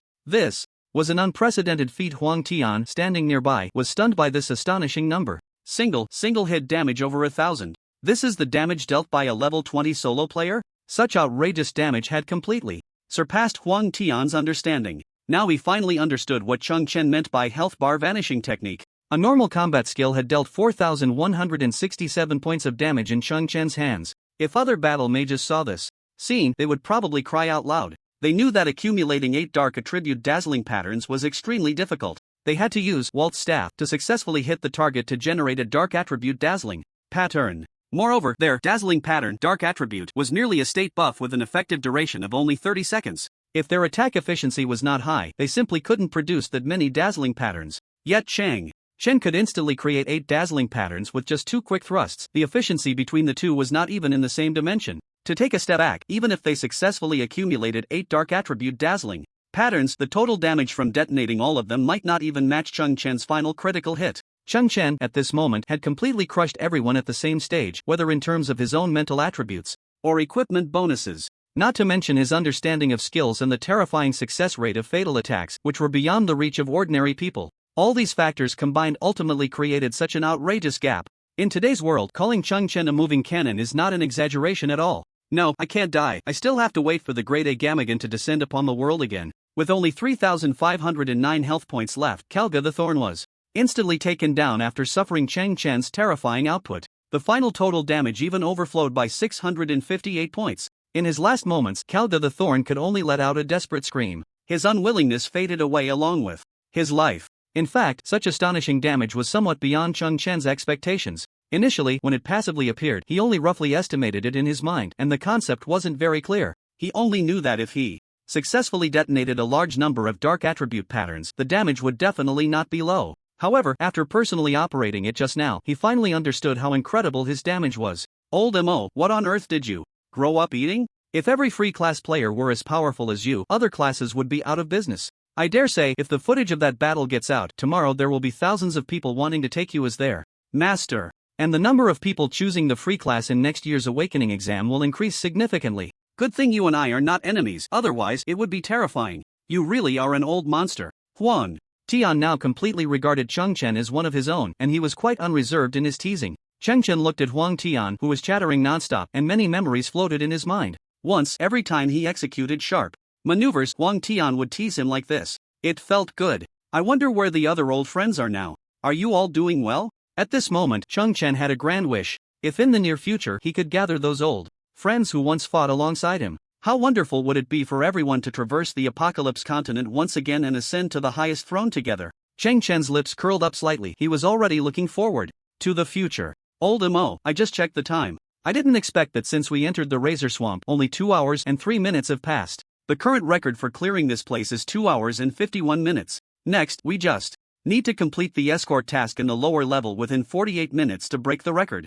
We have plenty of time. It seems we are sure to set a record today. Huang Tian calculated the time and felt that breaking the record today was almost a certainty. He hadn't thought about this aspect at all, but now that the opportunity had come, he was a bit excited. In the Apocalypse continent, who wouldn't want to have their name on the record for clearing a secret realm? This was the best opportunity to prove one's strength. The two of them had come today without any preparation. Who would have thought that just by casually brushing through, they would be about to set a record? How could he not be happy? Chong Chen smiled, then walked to the edge of the upper level. He glanced down and said with a smirk, "Dare to do something thrilling?" Huang Tian was stunned. He didn't quite understand what Chong Chen meant and instinctively replied, "How thrilling." At that moment, Chong Chen smiled slightly. "Of course, it's very thrilling. Here we go." As soon as he finished speaking, he kicked Huang Tian off the high platform. Huang Tian was shocked and shouted in terror, "Old MO, are you crazy? There are at least 100 low-level wild boar men down there. To hell with you. Are you trying to kill me? Woo woo woo, I won't let this go with you." Chong Chen wore a wicked smile and then jumped down as well.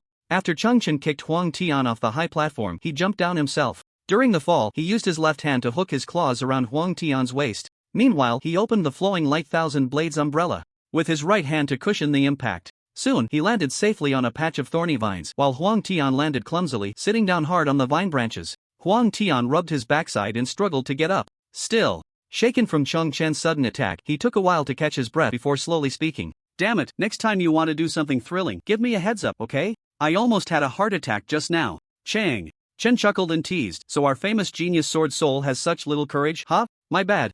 I guess I overestimated you," Huang Tian said, unable to handle such excitement. "I just wasn't mentally prepared. If we do it again, I'll definitely fall more gracefully than you." Chong Chen smiled but didn't respond, then pointed to the left front. "What I mean by doing something thrilling starts from here. Below the thorny vines where Huang Tian and Chong Chen were, there was a campsite. In the camp, a trapped goblin was crying bitterly. This was the final checkpoint for passing through the Razor Swamp. Challengers must successfully rescue this goblin and safely escort him to the exit of the secret realm. This was the escort mission Huang Tian had just mentioned. The only difficulty of this task was to ensure the goblin's safety while facing 100 low-level boarmen. Although the low-level boarmen were not as strong as the Boarman Legion, their sheer numbers were overwhelming. 3 cobblers can outsmart 1 Zhuge Liang. As long as the numbers are sufficient, relying on a sea of people tactic can be nerve-wracking. Normal teams would cautiously advance here, ensuring that they wouldn't attract too many monsters at once as long as they didn't make positioning mistakes. Steady progress was a good strategy. However, Chen wasn't planning to do it that way today. Let's coordinate later. We'll pull all the low-level boremen in the passage below at once. Are you up for it? Huang Tian seemed to think he misheard, touching Chen's forehead. You're not running a fever, are you? There are 100 low-level boremen. Even if they aren't elite monsters and their strength isn't high, they are still 100 level 26 monsters. Just the two of us facing so many monsters. At once, are you out of your mind? Huang Tian thought Chen had lost his mind to propose such a crazy plan. What, our sword soul master is afraid of dying? Chen knew Huang Tian's temperament well and used his trump card again. Huang Tian indeed fell for it. After thinking for a moment, he gritted his teeth and said, "Bullshit, you're the one afraid of dying. You, an old monster, aren't afraid of death, so what am I afraid of? But let me say this up front, I really can't handle so many monsters. You came up with the plan, so you'll be responsible for output, and I'll just protect the goblin." Huang Tian didn't wait for Chen to refuse and had already divided the responsibilities. He wasn't a fool, and he wouldn't rush out to die. Chen couldn't help but laugh at Huang Tian's stubborn expression. Alright, no problem. You'll mainly be responsible for escorting the goblin, and once I lure the monsters, you just need to help control them. I'll take care of all the output. Huang Tian didn't quite understand where Chen's inexplicable confidence came from, but after this series of battles, he had developed a blind trust in Chen. It seemed that whatever Chen said could definitely be accomplished. Huang Tian himself did not know why he agreed to accompany Chen in this madness. A level 20 free player. Even if Chen was an old monster, it seemed impossible to single-handedly kill 100 low-level wild boar men. Forget it, today I'll risk my life to accompany a gentleman. Huang Tian gritted his teeth and finally made up his mind. He had always been a person of loyalty. Now he had long regarded Chen as a confidant. As the saying goes, a soldier dies for his confidant. If he was to die today, they would all die together. After all, with a freak like Chen backing him up, he wouldn't be at a loss. Losing a level? He could always level up again later, it was no big deal. Huang Tian's personality was so carefree, once he made a decision, he would never regret it. That said, if he hadn't met Chen, he might never have done something so crazy in his life. Who doesn't have a restless heart deep down? Huang Tian's blood was gradually ignited by Chen. Wait. I'll count down from 3, and you go directly to the camp to rescue people. I'll start pulling the monsters in the opposite direction. I might miss one or two along the way, so that will be up to you. Huang Tian nodded, seriously feeling the restlessness within him. 3, 2, 1, jump. The two jumped down from either side of the thorny vines. The camp Huang Tian charged towards was guarded by only 4 low-level wild boar men. He took out his cruel hook and quickly took down the guards. When the goblin saw Huang Tian, he shouted excitedly, "Kind human, are you here to rescue me? I pay you my highest respect." Time was of the essence, and even the usually talkative Huang Tian was too lazy to chat with the goblin. He swiftly drew his sword, broke the lock, and directly pulled the goblin out. "Less talk, stay close to me." When he shifted his gaze to the distance, he just caught sight of Chen's figure disappearing around a corner. Behind him, a large number of low-level wild boar men were already following. Old MO, showing off can get you struck by lightning. Don't blow your own horn too much and end up dead halfway. Chen moved like lightning, constantly weaving between the wild boar men. He dared to propose this plan because he was fully confident. These low-level wild boar men not only had low levels but also low intelligence. As long as he could successfully gather them together, he had a way to kill them smoothly. 5 minutes later, Chen was almost at the end of the passage. At this moment, the number of low-level wild boar men chasing him had exceeded 80. He glanced ahead and estimated there were about 15 left. So far, so good. I'll lead these last 15 over next. The plan will be more than halfway successful. At Chen's current speed, as long as he didn't stop, the low-level wild boar men behind him would never catch up. However, the end of the passage was ahead, and he had to turn around after leading the monsters. To successfully kill these massive wild boar men, he needed Huang Tian's assistance. Therefore, the moment he turned around would be the most challenging point of this plan. The passage was now densely occupied by wild boar men, and he had to find a way to get through. After leading the last 15 monsters, Chen revealed a mocking expression. "A bunch of fools, just follow behind and eat my exhaust." The radiant light of the flowing light thousand blades umbrella suddenly erupted in his hand. Chen's flowing light thousand blade umbrella instantly transformed into a machine gun form, and at the same time he fired a shot at his feet. Cannon. A massive shell shot out rapidly from the muzzle. Meanwhile, Chen was propelled high into the sky by the tremendous recoil.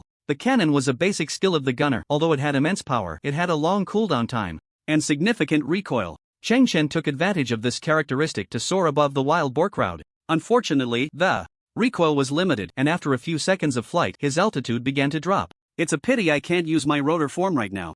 Otherwise, it wouldn't be so troublesome." Just then, Chen raised his right hand and a grappling hook shot out from his sleeve, heading towards the thorny vines above. This was the signature skill of the rogue class, which Chen had used multiple times to turn danger into safety. Once the grappling hook firmly grasped the vine, it formed a structure similar to a swing. Chen used the inertia to leap forward, flying another 7 or 8 meters. When he landed, he was perfectly positioned right behind the wild boar crowd. These low-intelligence monsters finally realized they had been tricked and turned around. However, due to their large numbers and considerable size, it was not an easy task for over 100 wild boars to collectively turn around in the already narrow passage. The crowding immediately caused some wild boars to be knocked over. The lower-level wild boars behind, disregarding their companions' lives, trampled over them. Even though the wild boars were strong and sturdy, they couldn't withstand the trampling of dozens of their companions, each weighing over 300 pounds. In almost an instant, many lower-level wild boars perished. The scene was chaotic, with cries of anguish echoing continuously.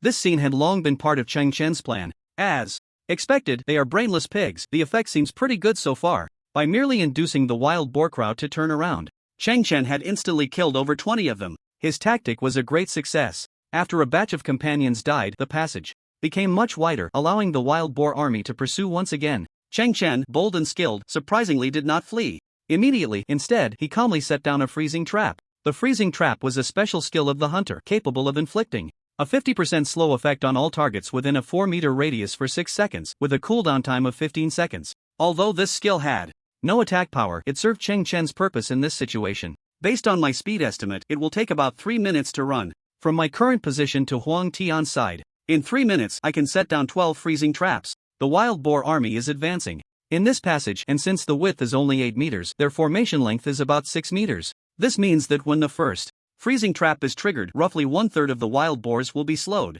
This will further block the companions behind.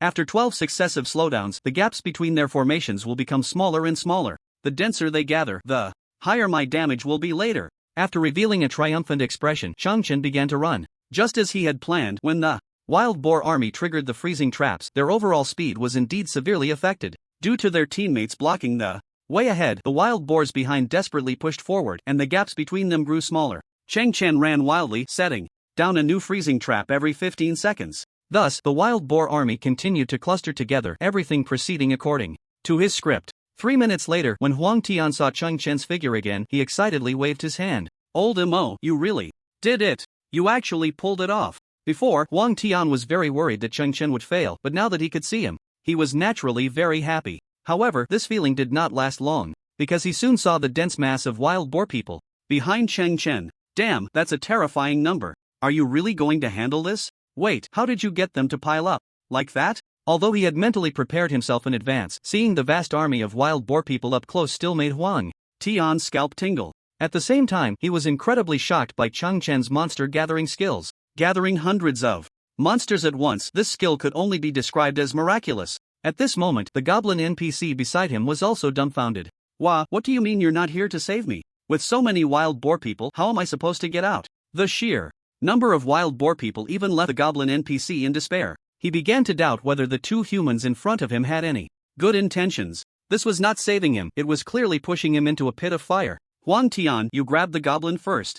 When you see me release the ice wall, aim for the center of the wild boar army and use silver light slash. The landing point must be accurate. Try to make the shockwave hit all the wild boar people. There's only one chance. I believe you can do it. After hearing this, Huang Tian almost spat out a mouthful of old blood. It turned out that the assistance Chen mentioned earlier was this kind of assistance, jumping into such a mass of wild boar people alone. And I have to carry a burden. Are you trying to get me killed? You believing in me is of no use. I don't even believe I can survive. Just then, the flowing light thousand blades umbrella in Chen's hand transformed into a staff form. At the same time, he unleashed the signature defensive skill of an elementalist, Ice Wall. Ice Wall summons an ice wall that deals ice attribute damage to enemies and traps them, protecting my troops inside the ice wall from ranged attack damage and reducing the movement and attack speed of enemies entering the ice wall. The ice wall has a durability of 400 points. When the durability reaches 0, the ice wall will disappear. Normally, the ice wall is used by magic classes to block melee attacks or shield against ranged attacks.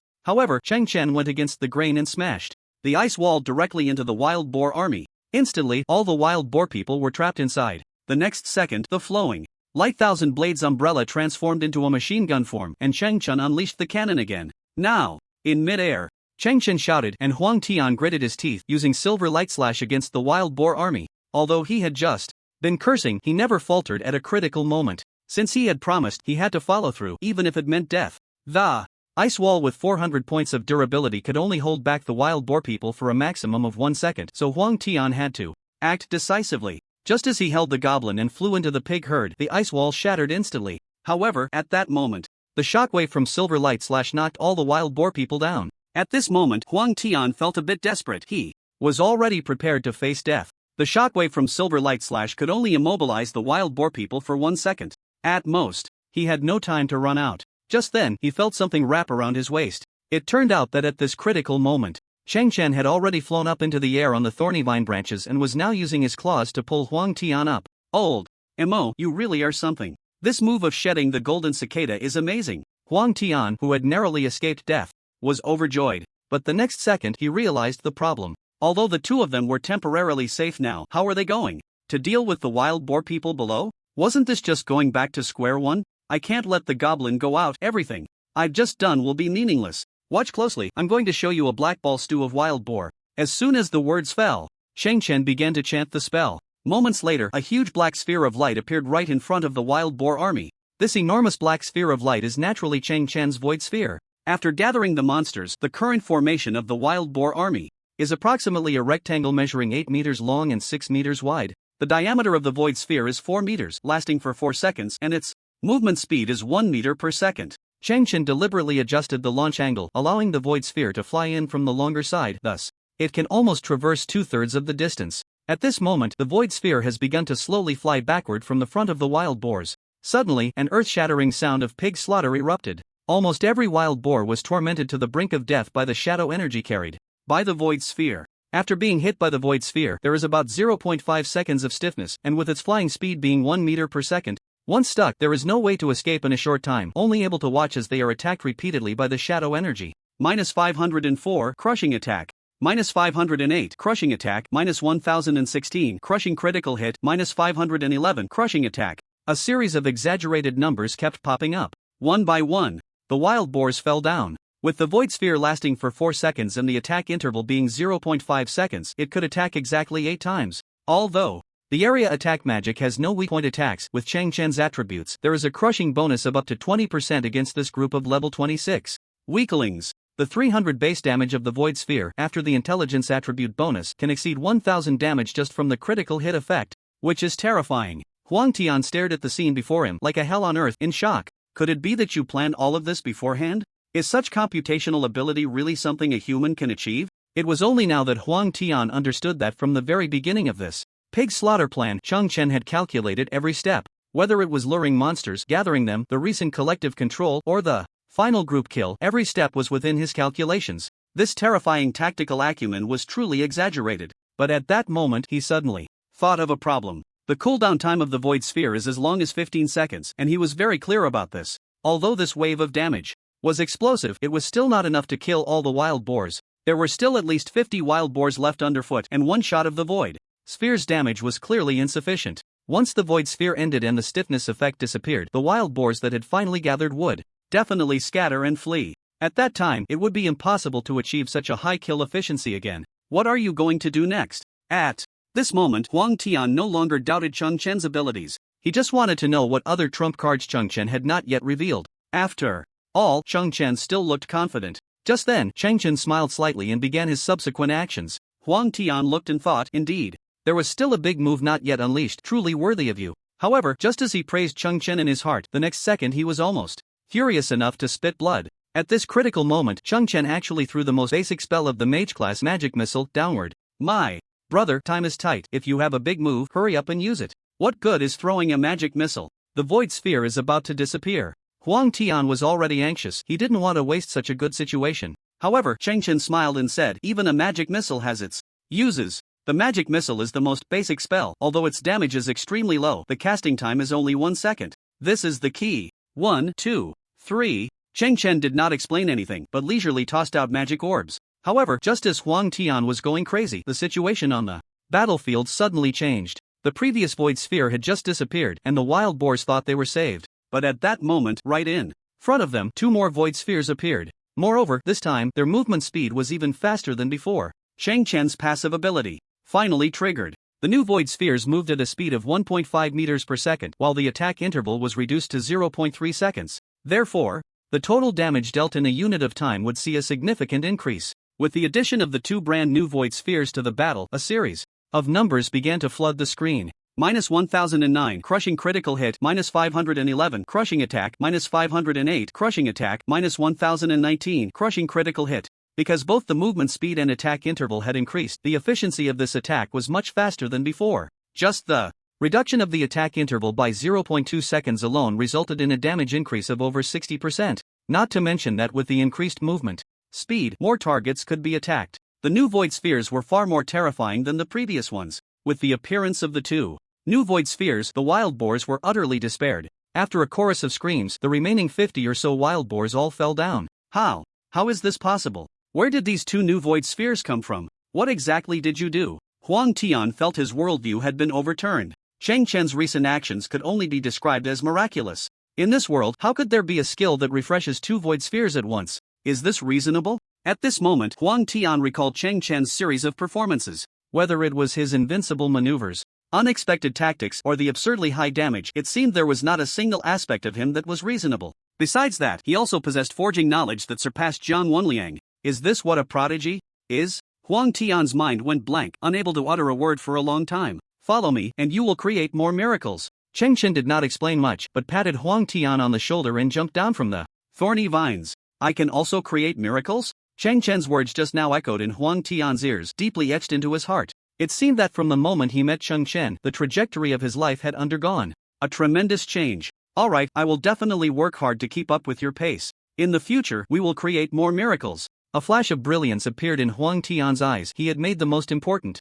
decision of his life. Thus, the challenge of the Razor Marsh was completely over. When the two escorted the goblin to the exit of the secret realm, a regional announcement suddenly appeared. Congratulations to Chen and Huang Tian for successfully breaking the Razor Marsh record with a completion time of 2 hours and 14 minutes. Team average level 24, currently ranked first. At this moment, words also appeared before Chen. Just after Chen and his companions successfully refreshed the record, the names of Chen and Huang Tian suddenly appeared at the top of a stone tablet outside the Razor Swamp. Such stone tablets exist at the entrance of every wild secret realm, specifically used to record completion times. As long as the total score can enter the top 10, they are qualified to be listed. At this moment, Chen and his companions' ranking firmly held the first place, pulling ahead of the second place by as much as 37 minutes. Such an exaggerated achievement instantly ignited the regional chat channel. Wow, this score is amazing. They completed it in just a little over 2 hours. Is there anyone outside the Razor Swamp? How much did they beat the second place by? I'm here. This new record beat the second place team led by Zhao Yufei by 37 minutes.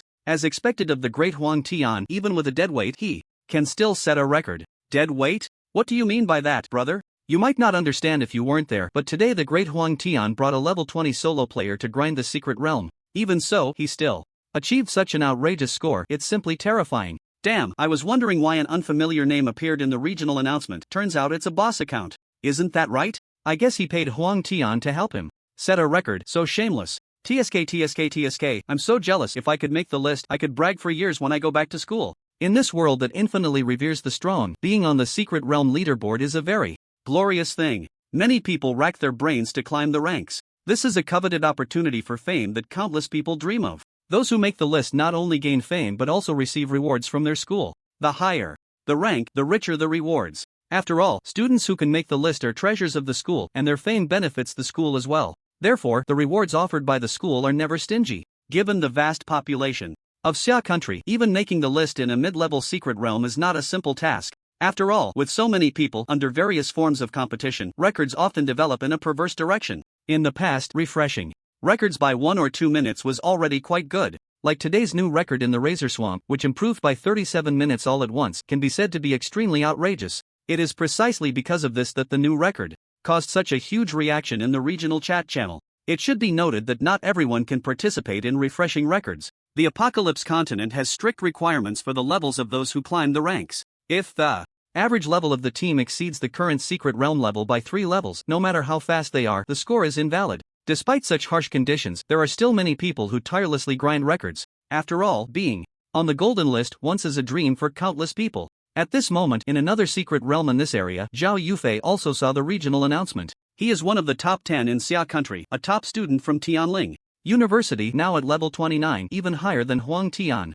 A duo with an average level of 24 can refresh my record? That kid Huang Tian should be level 28 now, so the other person is only level 20? When did he become so powerful that he could solo achieve such an outrageous score? Zhao Yufei had met Huang Tian once during last year's Interschool League. At that time, both of them were level 21, and Zhao Yufei lost by a narrow margin. Later, he worked hard and spent a year finally surpassing Huang Tian by one level. However, today, after his secret realm record was significantly refreshed, he found himself at a disadvantage once again. I'm about to reach level 30, so I won't compete with you for this secret realm. In this year's Interschool League, I will definitely redeem myself. Thinking of this, Zhao Yufei's eyes sparkled with determination, reigniting his fighting spirit. At this moment, the two in the Razor Swamp were unaware that their record had caused a huge uproar in the outside world. Congratulations, the flowing light Thousand Blades umbrella has successfully been activated after soaking in the level 29 boss, Cargill the Bloodthorn. Current seal lifted, attributes at 100%. Congratulations on successfully clearing the Razor Swamp. Since you broke the secret realm record, your clearing reward has been upgraded by 1 tier. As you are a hidden class binder, your clearing reward has been upgraded by 1 tier. Due to your clearing evaluation reaching SS level, reward Diamond Treasure Chest X1. In the Apocalypse continent, secret realms are divided into normal dungeons and team dungeons. The maximum number of players in a normal dungeon is 5, and the difficulty is relatively standard. If someone is exceptionally strong, they can complete it solo. The maximum number of players in a team dungeon can reach 20. Both the difficulty and rewards are not comparable to those of normal dungeons. Currently, all beginner and intermediate secret realms are normal dungeons, while in advanced secret realms, the vast majority are also normal dungeons. However, in top-level secret realms, they will all become team dungeons with significantly increased difficulty. The existence of guilds is to facilitate clearing team dungeons in the later stages. In normal dungeons, regardless of how many bosses there are, rewards are only settled at the end of the clearance, and the earnings are generally modest. In team dungeons, every time a boss is killed, a reward will be given. The difference in earnings between the two is completely incomparable. This is also why, in the later stages, blue star people must join a guild to succeed. Weak guilds or lone wolves will find it extremely difficult to progress. Old MO, I actually got an A-level clearance evaluation and received a golden treasure chest. I hit the jackpot this time. What evaluation did you get? Due to the distribution model of normal dungeons, it defaults to independent looting, so each person's rewards are settled separately after clearing. Of course, there are some scam leaders who temporarily change it to leader distribution to monopolize all rewards. An A-level evaluation is already a good achievement for someone who hasn't undergone a second class change, which is why Huang Tian looked so excited. But when he saw the diamond treasure chest in Chen's hands, his eyes widened in shock. You actually got a diamond treasure chest? What was your clearance evaluation? Chen's reward was better than his, so his clearance evaluation must also be higher. Huang Tian looked at Chen with anticipation. SS level. Huang Tian gasped in surprise. He had never heard of anyone receiving an evaluation above S level before the second class change. Without a doubt, Chen had once again broken the record. I just got a piece of excellent level shoulder armor with an item level of 35. Quickly see what your reward is. Chen smiled as he opened the diamond treasure chest and a dazzling light burst forth. Congratulations on obtaining excellent level equipment Phantom Cloak. It's actually a second class change equipment. Huang Tian exclaimed. Ghost Cloak quality, excellent armor type, leather armor 20 armor points plus 12 agility plus 10 strength durability 40 item level, 65 required level, 22 restricted class, Silver Moon, second transition, equipment. Effect, can actively release skill, ghost form, can remain in ghost state for 2 minutes, cannot be detected, can ignore terrain. When Chen saw the equipment attributes, he smiled. This is the exclusive equipment for the assassin's second transition, Silver Moon. This ghost cloak is a great item, although his level is not high enough yet. With Chen's leveling speed, he will be able to wear it soon. First, the ghost cloak has quite good dual bonuses to strength and agility, and secondly, its special effect is simply too useful. Although the assassin class also has similar stealth skills, they cannot compare to ghost form at all. Their stealth skills definitely cannot last for 2 minutes, and they have some drawbacks. For example, when an assassin encounters a high-level character, there is a high probability of being detected. Moreover, when faced with certain anti-stealth methods, they can be directly exposed. However, with ghost form, there is no need to worry, regardless of how high the enemy's level is, as long as one does not take the initiative to attack, they are absolutely safe for 2 minutes. In addition, the special effect of ignoring terrain is even more domineering. This means that in the future, Chen can perform bug-level operations like walking through walls. No wonder this equipment has reached an item level of 65, its practicality is indeed extremely strong. Huang Tian now looked envious. The attributes of the ghost cloak are simply top-notch. If it were sold at the auction house, it could probably fetch over 5,000 gold. What does 5,000 gold mean? It's equivalent to 50 million blue star coins. Just one piece of equipment could grant an ordinary person financial freedom. Currently, after sweeping through numerous schools in Jiang City, Chen has received nearly 6 million blue star coins as compensation. Naturally, he would not sell the ghost cloak. This is truly a good item. In fact, even if one completes the game normally and breaks the historical record, it would be impossible to receive such an outrageous reward. But Chen is simply too abnormal. Not only did he receive an SS level completion rating, but his hidden class also comes with a reward boost. Under the double bonus, such a bug level reward was created. Just then, the goblin, who had not left for a long time, suddenly spoke. Kind humans, thank you for rescuing me from the vile boar men. I inadvertently discovered their secret with the undead scourge. That is also why they imprisoned me. With my current strength, I fear I cannot relay the information. I hope you can help me complete the task.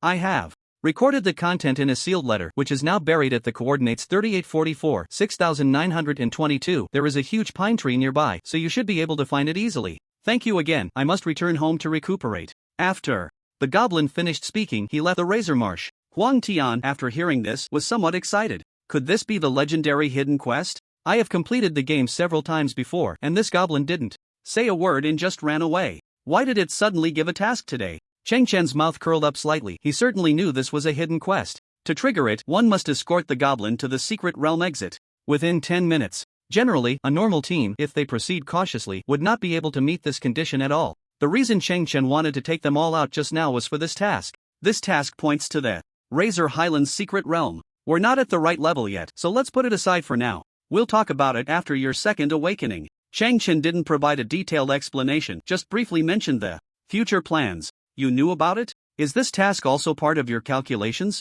Are you even human? Huang Tian was a smart person. Since Chen didn't actively explain the reasons, he naturally wouldn't pry. In this world, who doesn't have a few secrets? He wasn't a fool, so he wouldn't make things awkward for himself. Chen strategized time and again, reaffirming his determination to follow through. Alright, you're the boss. You call the shots. I'll work hard to level up. Then let's leave for now. Just as Huang Tian was about to exit the secret realm, he was suddenly stopped by Chen. Don't rush, I want to take you somewhere. Although Huang Tian looked puzzled, he still followed Chen's lead. What new trick was he up to this time? 10 minutes later, the two arrived at the middle section of the Razor Swamp, where there was a massive wall. Release the Breaking Army Rising Dragon Strike at the lower right corner of this wall. If one doesn't work, try a few more times. What is this for? You want me to cast a skill at the wall? Do I have idiot written on my face? Although Huang Tian was complaining in his heart, he didn't dare to say it out loud, fearing a slap in the face. There had been too many similar instances before. Fortunately, it was just the two of them present. Even if he struck the wall, it wouldn't be too embarrassing. Breaking Army Rising Dragon Strike. Huang Tian shouted and charged at the massive wall. Bang! The sound of the impact was deafening. Ouch, that hurt. Because the Breaking Army Rising Dragon Strike had a forward thrust effect, Huang Tian felt a bit of pain from the collision. Old Mo, are you just messing with me again? See, nothing happened, right? Huang Tian couldn't help but complain. However, Chen smiled and pointed at the wall, saying, take a closer look. Huang Tian shifted his gaze and suddenly noticed the problem. The originally solid wall had developed tiny cracks. Even more astonishingly, some water droplets were seeping through these cracks. There's something behind the wall. Huang Tian was overjoyed, and disregarding the pain, he unleashed another Breaking Army Rising Dragon Strike. Boom! With a loud crash, the wall collapsed. Immediately, a significant stream of water gushed out. Huang Tian couldn't dodge in time and got drenched. Meanwhile, Chen had somehow already moved to the side. Damn it, there's a pool behind the wall. Why didn't you say so earlier? Huang Tian was a bit frustrated, feeling that Chen was deliberately teasing him. How was I supposed to know you were this slow? Didn't you see the water stains that just seeped out? Huang Tian was momentarily speechless, as if it was indeed his own problem. Then, as the water flow subsided, he finally saw what was behind the wall. Could it be the legendary altar? Huang Tian looked incredulous, pointing into the distance and asking. Chen nodded with a half-smile. Exactly. After receiving confirmation, Huang Tian's face lit up with ecstatic joy. It really is an altar. My goodness. Chen chose to come to the Razor Swamp today for this altar. This is the altar that players could first access in the previous life's apocalypse. The altar is a very rare resource that allows an awakened to learn a skill from another branch of the same profession. For example, the Demon Swordmaster profession has several branches such as Sword Soul, Demon Cry, and Berserker. Huang Tian, as a Sword Soul, can learn a skill from another branch after activating the altar. This is an extremely valuable opportunity. It's important to know that every profession in the Apocalypse continent has many unique skills. If one can learn the exclusive skills of other professions, it will lead to a significant enhancement. Why is Chong Chen's solo combat ability so strong? Isn't it because he has integrated the basic skills of all professions? Many skills between professions can complement each other. Sometimes 1 plus 1 can produce an effect greater than 2. Currently, there are only a few known altars in the Apocalypse continent, and the vast majority are located in high-level wilderness maps.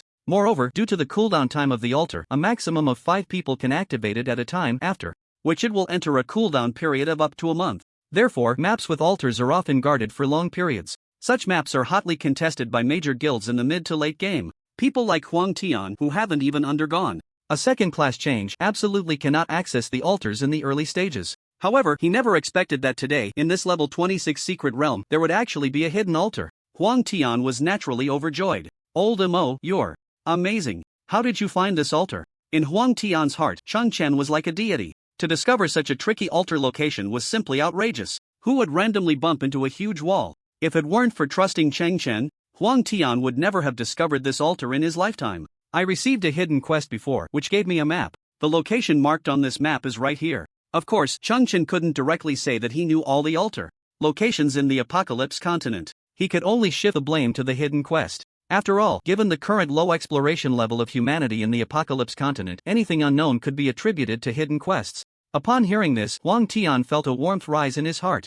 He had no intention of probing whether what Chong Chen said was true or not, but one thing he understood very clearly was that Chong Chen unconditionally trusted him. Even such precious altar information was shared with him, which was enough to show that he truly regarded him as a brother. Huang Tian was momentarily speechless, unsure how to express his feelings of gratitude and emotion. However, at that moment, Chong Chen kicked him again. Don't act like a girl, hurry up and activate the altar to see what skills you can learn. This kick instantly shattered the emotions Huang Tian had worked so hard to cultivate. Damn it, I rarely want to get sentimental, and you ruined it. You really don't understand romance. Although Huang Tian laughed and scolded him, this gratitude would forever be buried in his heart. After a short run, he placed his hands on the altar, and suddenly, a brilliant light erupted. In an instant, a mysterious power surged into his body. After a while, the light gradually faded, and Huang Tian's face showed ecstatic joy. I learned the Berserker's Rage Burst. Rage Burst is the signature skill of the Berserker, which can deal physical damage to surrounding enemies by unleashing rage and force them into the air.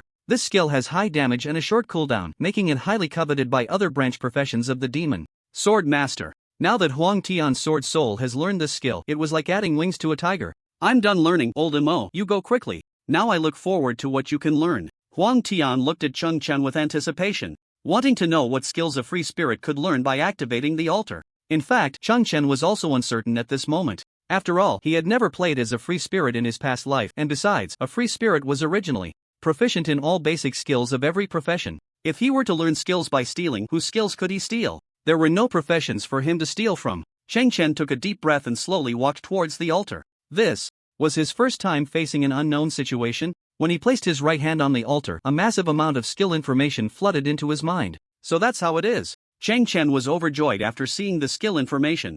Since your profession is a binder, you have already learned all first transfer skills. You can choose one skill from all second transfer skills of any profession to learn. Current selectable skills include Death Tombstone, Mountain, Shattering Slash, Quantum Explosion, Annihilation Black Hole. It turned out that after activating the altar, a binder could actually learn second transfer skills in advance. This was something Chong Chen had completely not anticipated. My current level is still low, and the Flowing Light Thousand Blades umbrella only has 4 forms, so I should focus on ranged output. After thinking for a moment, Chong Chen finally found a stealing skill that suited him best. I choose the Quantum Explosion of the Berserker. Congratulations, you have successfully learned Quantum Explosion LV1. Quantum Explosion LV1. Launch a light attribute quantum bomb at the enemy, dealing light attribute damage to enemies within 10 meters and having a certain chance to induce an electrified state in the enemy. You can control the launch position freely within 100 meters, with a cooldown time of 20 seconds. The Berserker is the second transfer profession of the gunner, known for its extremely high firepower, and Quantum Explosion is the most flexible skill among the many attack methods of the Berserker. Although its cooldown time is not short, the 100-meter attack range, combined with extremely high base damage, is enough to make up for this flaw. Moreover, Quantum Explosion has a considerable chance to electrify the enemy. It is important to know that even the basic electrified state can inflict a 20% damage vulnerability debuff on the enemy, which is a great boost to output. The reason Cheng Chen chose Quantum Explosion was partly due to its ultra-long range. On the other hand, it was the effective group electrification. Currently, he had continuous output with the Gatling gun, explosive output with dazzling pattern, dark attribute, and magical output with void sphere. Now, adding an ultra-long-range output skill like quantum explosion, his firepower could be said to be flawless. Huang Tian was anxiously waiting on the side. He saw Cheng Chen's excited expression but remained silent for a long time, which made him a bit impatient. Old Mo, what skill did you learn? Hurry up and tell me. Cheng Chen finally came back to his senses, revealing a half smile. You'll find out later, let's go. After saying that, Cheng Chen walked towards the exit of the secret realm. Since he had learned a second transfer skill, this news was truly astonishing. Huang Tian was a chatterbox. If he told him now, it would probably cause a huge uproar immediately. So it wasn't the right time to tell him yet. Huang Tian felt that Cheng Chen was being mysterious and said irritably, so full of yourself, who wants to know? Hey, wait for me. The great god Huang Tian has come out, everyone, quick look. As expected of a big shot, even bringing a drag along can achieve such terrifying results. Great god, if you have time, can you teach us? Yes, we are much more useful than that level 20 lone player. The great god Huang Tian will definitely be rewarded when he returns to school. I'm really envious. Exactly, who knows, he might even be rewarded with good skill books. Since Cheng Chen and Huang Tian set an astonishing record in the secret realm, the area outside the Razor Swamp has been overcrowded. Everyone wants to get a close look at the great god's demeanor. After all, such opportunities are rare. As soon as Huang Tian came out, he was surrounded by frenzied fans. The enthusiasm of the crowd was even greater than before. Everyone, make way, I have something to do. For the first time, Huang Tian felt how inconvenient it was to be surrounded by people. He originally wanted to follow Chen,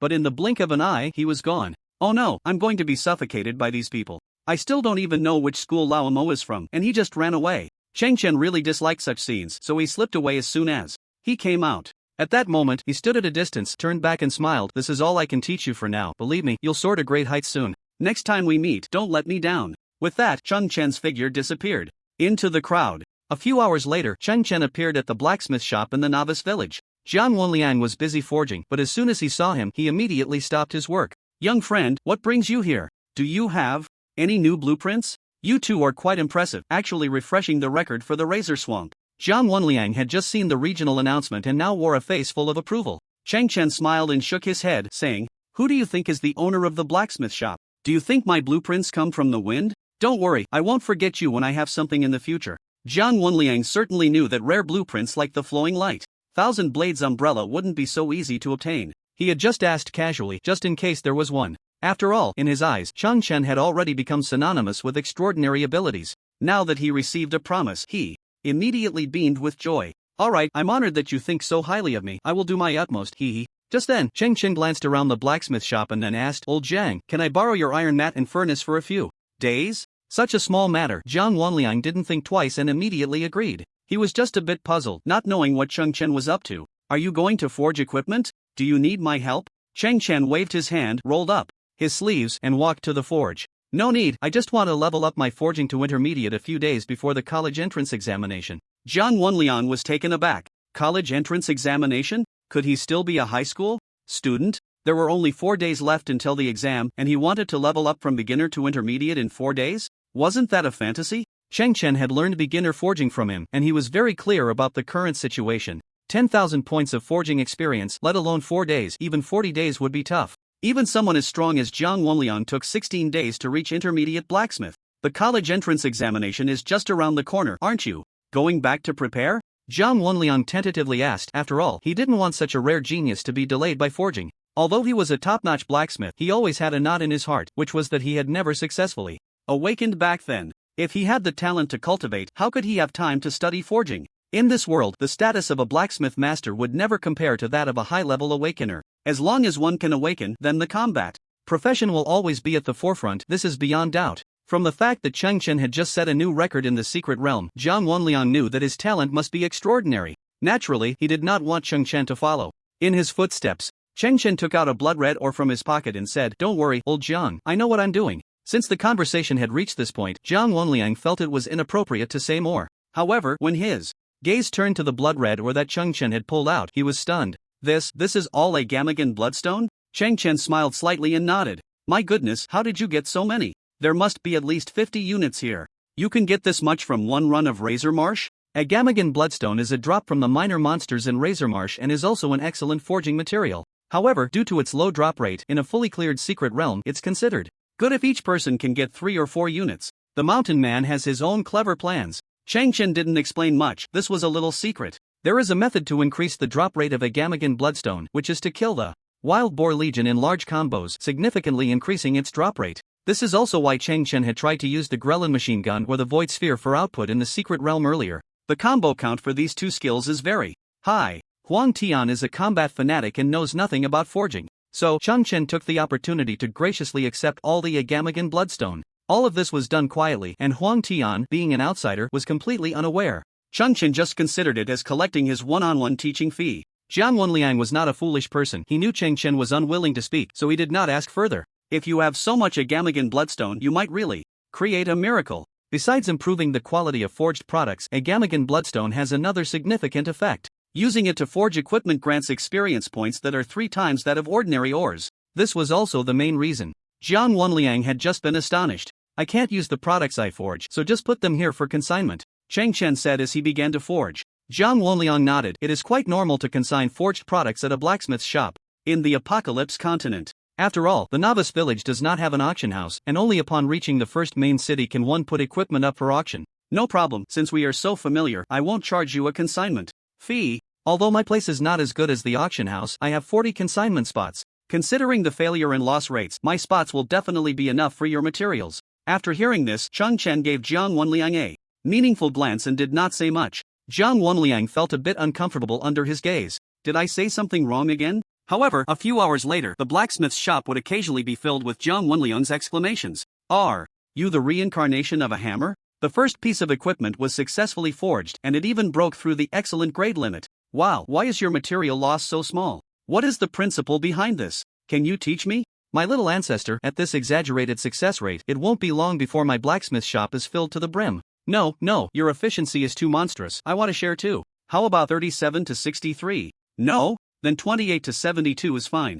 Have you heard? Senior Huang Tian broke the record for the Razor Swamp yesterday. Of course I know, I was right at the entrance of the secret realm at the time. This score is absolutely outrageous, an improvement of 37 minutes. Besides that, Senior Huang Tian also brought a level 20 experience baby. It's simply fierce. Wow, bringing a burden and still breaking the record. No wonder he was invited to the conference room as soon as he returned to school. I'm really envious. If I could break a secret realm record in my lifetime, I could brag about it forever. Huang Tian caused a huge stir upon returning to school today. The news of his successful record breaking in the Razor Swamp had already spread throughout Blue Sky Academy. Although Blue Sky Academy is a top 10 institution in the country, it's not that there haven't been students who broke records, but most of them are about to graduate or have already graduated. Huang Tian is only a sophomore this year, and his level is just 28. To break the Razor Swamp record at this stage is extremely rare. Moreover, what's even more impressive is that this record is not just a small improvement but a significant enhancement of the completion time. Therefore, Blue Sky Academy took it very seriously and invited him to the conference room immediately. Very good, you have brought glory to our Blue Sky Academy this time. At this moment in the conference room, there were 5 or 6 people, all teachers, from the sophomore year of Blue Sky Academy. The one who just spoke was a middle-aged man, the head of the sophomore year, Wang Keifu. Wang Keifu was just over 40 years old and has already crossed the threshold of the third transition, currently at level 51. Huang Tian is his proud student, and today's excellent achievement naturally brings him pride. It's just luck, and I also thank all the teachers for your careful guidance on usual days. Huang Tian smiled slightly and casually exchanged a few polite words. With his talent and status at Blue Sky Academy, he clearly often interacts with these teachers and is very composed at this moment. The other teachers were somewhat surprised by his unassuming attitude. Based on their understanding of Huang Tian, he should be boasting wildly. Why is he so calm today? Is this still the same talkative genius?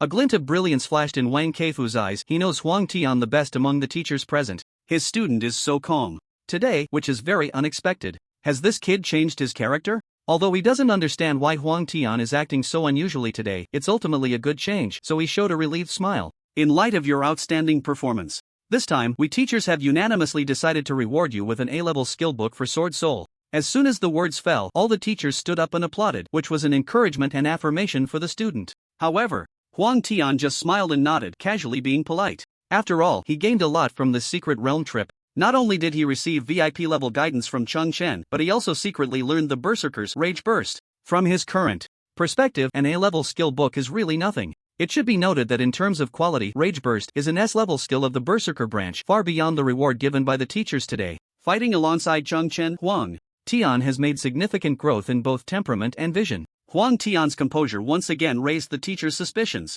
Wang Keifu felt it the most and his mind was racing. Has this kid suddenly become enlightened, or has he received guidance from a master? How come after being out for a few days he seems much more mature? At this moment, a teacher namely responsible for teaching combat skills spoke up. Huang Tian, your completion score this time is very impressive. An improvement of 37 minutes in a single attempt is quite rare. Do you have any special skills? Could you give us a brief description? I want to see if we should promote it school-wide. After hearing Teacher Li's suggestion, the other teachers nodded in agreement. If Huang Tian had any special skills, it could indeed be promoted throughout the school. This would help improve the overall strength of Blue Sky Academy. At this question, Huang Tian suddenly felt a chill run down his spine. He never expected the teachers would ask for details. Should I tell the truth? Huang Tian began to recall the bits and pieces about Cheng Chen. In the end, he felt it was better not to reveal anything. After all, Cheng Chen had too many secrets. If he laid everything bare, it might have a negative impact on him. After spending time together, Huang Tian had already regarded Cheng Chen as a brother. He remembered all the good things Cheng Chen had done for him. So at this moment, he absolutely could not casually expose his trump card. There are some skills, at that time, After some artistic processing, Huang Tian modified Cheng Chen's incredible techniques and attributed them to himself. Even though his skin was as thick as a city wall, he felt a bit embarrassed inside. Old Mo, don't blame me for stealing your thunder. This is to protect you. Who told you to be so abnormal? What if you revealed all your secrets, and tomorrow these teachers came looking for you everywhere? Huang Tian certainly did not intend to take credit from Cheng Chen. Knowing Cheng Chen as he did, if he were here, he definitely wouldn't tell the truth either. Although Huang Tian usually appeared carefree and thoughtless, it didn't mean he was foolish. On the contrary, he was smarter than many. In this world of the survival of the fittest, with Cheng Chen's abilities, it could easily lead to huge trouble. So he decisively decided to hide the truth of this matter. After hearing Huang Tian's description, the teachers fell into deep thought. They were very familiar with Huang Tian's strength. Could he really perform the operations he described? Did he suddenly gain enlightenment in just a few days? If anyone among the teachers was most puzzled, it had to be Wang Keifu. Although Huang Tian was exceptionally talented, with his current abilities, he definitely couldn't perform the operations he just mentioned. He felt Huang Tian was not telling the truth. It's been a while since we tested you. Since everyone is here today, why don't we do a live test? I and the other two teachers will suppress our strength to your level. You can attack with all your might. Although Huang Tian felt a headache coming on, he was not afraid. After receiving guidance from Cheng Chen, his strength had greatly improved. Then I'll offend you. As soon as he finished speaking, he charged towards the three teachers. 5 minutes later, the meeting room was silent. All the teachers had just witnessed an astonishing scene. Huang Tian actually fought 1 against 3 without losing ground, and in the end, he even gradually took the initiative. Although Wang Keifu and the others had suppressed their strength, their battle experience remained. The three of them actually couldn't defeat Huang Tian. It was simply unbelievable. After this battle, Wang Keifu finally smiled, and he smiled very happily, because the facts proved that Huang Tian was not lying. He had indeed made significant progress. After that, Huang Tian received an A-level skill book and the meeting came to an end. However, just as Wang Keifu was about to leave, Huang Tian suddenly called out to him. Teacher Wang, if you have time, recently, pay more attention to the freelance profession. Wang Keifu was taken aback. He was just about to ask why, but after Huang Tian finished speaking, he dashed away. What is this kid up to? Why should I pay attention to freelancers? Congratulations, you have successfully crafted silver chain foot protection. Due to the superior quality of the materials, the finished product has been upgraded to excellent quality, earning you 210 forging experience points. Since your current total experience exceeds 10,000 points, you can learn intermediate forging skills. On the last day before the college entrance examination, when the last finished product was completed, Cheng Chen also successfully met the promotion standards. Just as Cheng Chen took the silver chain foot protection out of the furnace, Zhang Wenliang came over. You really are a monster. In just 3 days, not only did you start from scratch and gain 10,000 experience points, you even forged 46 finished products using 50 units of Agamagan bloodstone. That's a 92% success rate. I've truly opened my eyes. After 3 days of interaction, Zhang Wenliang was in a state of shock every day. Cheng Chen was clearly a novice in forging. Although he had strong theoretical knowledge, he had zero practical experience. In the Apocalypse continent, on average, one piece of equipment requires about 1 unit of material, and considering the fire consumption, a novice forger would be doing well to produce 1 piece of equipment with 2 units. However, Cheng Chen used 50 units of Agamagan bloodstone and ultimately forged 46 finished products. For a novice to achieve a 92% success rate on their first forging attempt was simply unbelievable.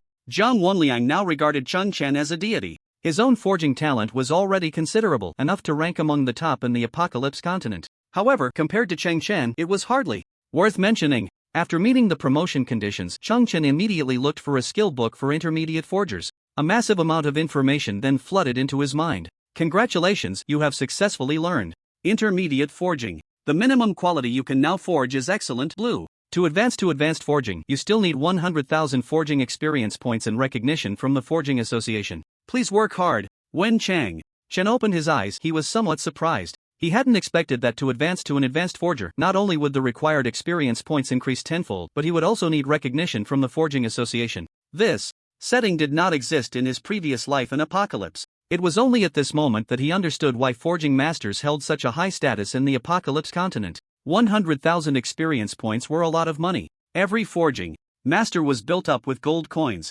Without substantial financial resources or strong backing, ordinary people could hardly touch the threshold of advanced forgers. John Lao, I'll leave these finished products with you for consignment. It's fine if there's not enough space, just sell them and replenish later. I'm not short on money. As for the price, you can decide. I trust your judgment. I'll come back to find you after I pass the college entrance examination. While Cheng Chen packed up his tools and prepared to leave, he stated his requests. Jiang Wenliang could only smile wryly and nod. He knew Cheng Chen was still just a high school student, and tomorrow he would be taking the college entrance examination. He had to return to school early to make final preparations. But this high school student was anything but ordinary. First, he didn't need to attend classes, and second, his level had already reached 20. Now he had even reached intermediate forger status. Such terrifying efficiency made it no exaggeration to call him a master of time management. Alright, you can rest assured and go. You can trust me to handle things. Also, if you encounter any financial difficulties outside, you can call me at this number. After Jiang Wenliang finished speaking, he took out a piece of paper from his pocket with his contact information written on it. Cheng Chen suddenly felt that this scene was somewhat familiar. Do people in this world like to give out phone numbers so easily? He smiled and accepted the note. Although he probably didn't need to make this call, it was after all a kind gesture from Jiang Wenliang, and he couldn't bear to refuse.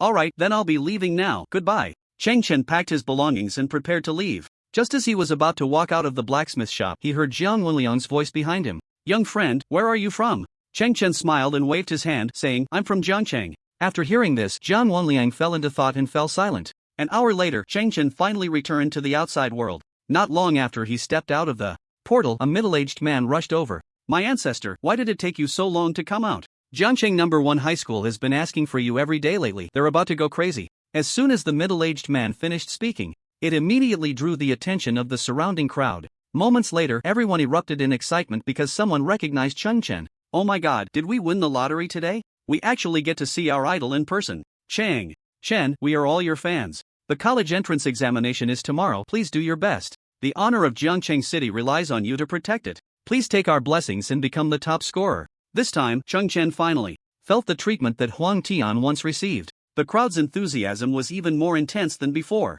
He had long since become the calling card of Jiangcheng City. Countless people were captivated by his various achievements. Just as Cheng Chen was surrounded by the crowd, feeling a bit overwhelmed, the middle-aged man shouted, Everyone, please make way. Cheng Chen is taking the college entrance examination tomorrow. Don't waste his precious time. Please cooperate. Thank you. This middle-aged man was none other than Cheng Chen's old acquaintance, the president of the Jiangcheng City Management Association, Dong Ao. He had been worried sick these past few days. As the college entrance examination day approached, Cheng Chen had yet to return. Jiangcheng No. 1 High School had been calling 4 to 5 times a day to inquire if Cheng Chen had come out. Given Cheng Chen's current status in Jiangcheng, he couldn't afford to be careless. Not only was he the most popular in the city, but he also had the powerful Jiangcheng No. 1 High School backing him. He was even valued by Wu Zhonglei, the first sword soul of Tianhai City. If such a talent were to miss the college entrance examination, it would be a huge problem. So in recent days, he had even been personally waiting by the portal. This way, he could escort him back to Jiangcheng No. 1 High School at the first opportunity. Fortunately, today he finally saw the light at the end of the tunnel. Cheng Chen, let's go, the car is ready. At that moment, Cheng Chen seemed to see a savior, quickly nodded, and followed Dong Ao's footsteps. Thus, amidst the crowd's adoration, he got into the Management Association's special car. Dong Ao looked at the exaggerated crowd through the rearview mirror, feeling a bit emotional. It had been a long time since Jiangcheng had seen such a genius. Now, Cheng Chen was carrying the hopes of 15 million people. In Jiangcheng, the people of Jiangcheng had waited too long. They desperately needed a hero to step forward. At this moment, Dong Ao's heart was also filled with anticipation. Tomorrow you must fight for us and bring glory to Jiangcheng. Look, Senior Chung Chen has finally appeared. These past few days have really worried Director Liu and the others. They thought the senior was missing. Fortunately, he made it back in time, or he would have missed the flight to Hanwu City. Thank goodness, this time our Jiang City is sure to achieve good results in the college entrance examination. As soon as Chung Chen returned to school, it caused a stir throughout the entire school. After being missing for several days, he finally came back. On the eve of the college entrance examination, soon, Chung Chen was pulled into the school conference room. At this moment, it was filled with high-ranking officials from Xinjiang City No. 1 High School. You finally came back. We've been looking for you everywhere these past few days, afraid you would miss your flight. Lu Yanming could finally relax his worried heart. Cheng Chen was a bit confused. What was this about taking a plane for the college entrance examination? Isn't the exam held in our city? Do we have to fly to another place? As soon as he asked, many big shots laughed. His old acquaintance Kang Yang patiently explained, "You've been out training for a month, so it's normal not to know the details of the exam.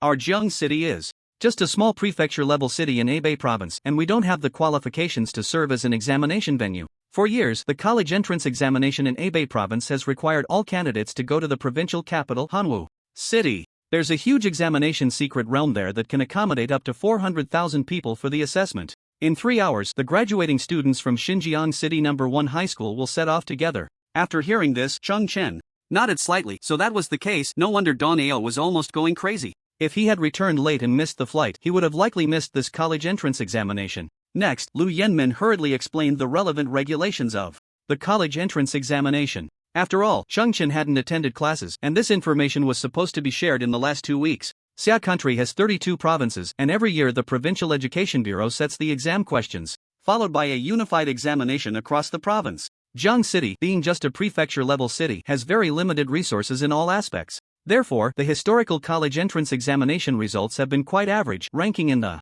lower middle tier. Now, with Cheng Chen's sudden emergence, they had finally managed to integrate into a giant school, and the high-ranking officials present naturally had high hopes. This year's college entrance examination was destined to be an opportunity for Jiang City to soar, and as the helmsman, Chung Chen had to be present. As long as he was there, Xinjiang City No. 1 High School would have a backbone. Cheng Chen had already become the spiritual mentor of the young generation in Jiang City. With him in charge, everyone's morale would surely soar. That's why, during the days he was missing, the school's higher-ups were as anxious as ants on a hot pan. By the way, let me tell you something about the reserved spot you gave up. After discussion among us old folks, we decided to give it to student Luo Jingjing. Although her talent is far inferior to yours, she is still among the top in her age group. Do you have any objections? Cheng Chen was now the honorary principal of Xinjiang City No. 1 High School, and even if he had given up the spot, everyone had to ask for his opinion. It was the least respect. Cheng Chen nodded. Of course, he had no objections. It didn't matter to him who the reserved spot went to, he didn't care at all. All right, in an hour and a half, our school bus will head to the airport. You can take this time to go back to your class and rest a bit. Cheng Chen suddenly thought of a question and asked, "Director Liu, I wonder if Li Hong is still at this school?" After this question, all the teachers showed strange expressions. Lu Yinmin said with a half-smile, He's still a student in class 2 of year 3 and will be getting on the bus with you later." Cheng Chen keenly caught the teacher's subtle expressions just now, and he already had an idea in his heart. Based on his understanding of Li Hong, after the restructuring of Xinjiang City No. 1 High School, it was unlikely that he could stay at the school given his limited talent. Now, with Lu Yinmin saying he was still in class 2 of the 3rd year, it must have been for the sake of face. With Cheng Chen's current influence, it was no problem at all to keep a close friend studying at the school. "Thank you very much, teachers." Cheng Chen expressed his gratitude. Before leaving the conference room, he crossed several classrooms on his way to class 2 of the 3rd year. Many lower-grade students erupted in excitement upon seeing Cheng Chen from the window. "Look, it's Senior Cheng Chen. Senior, you are our eternal pride. Make sure to do your best tomorrow. I want to try the free-spirited profession next year too. Yes, we will work hard to catch up with you." If it were anyone else, the teacher in class would surely reprimand them. But now passing by was Cheng Chen, so the teachers also offered their kind blessings. A person's name, a tree's shadow. This is Cheng Chen's current status at Xinjiang City No. 1 High School.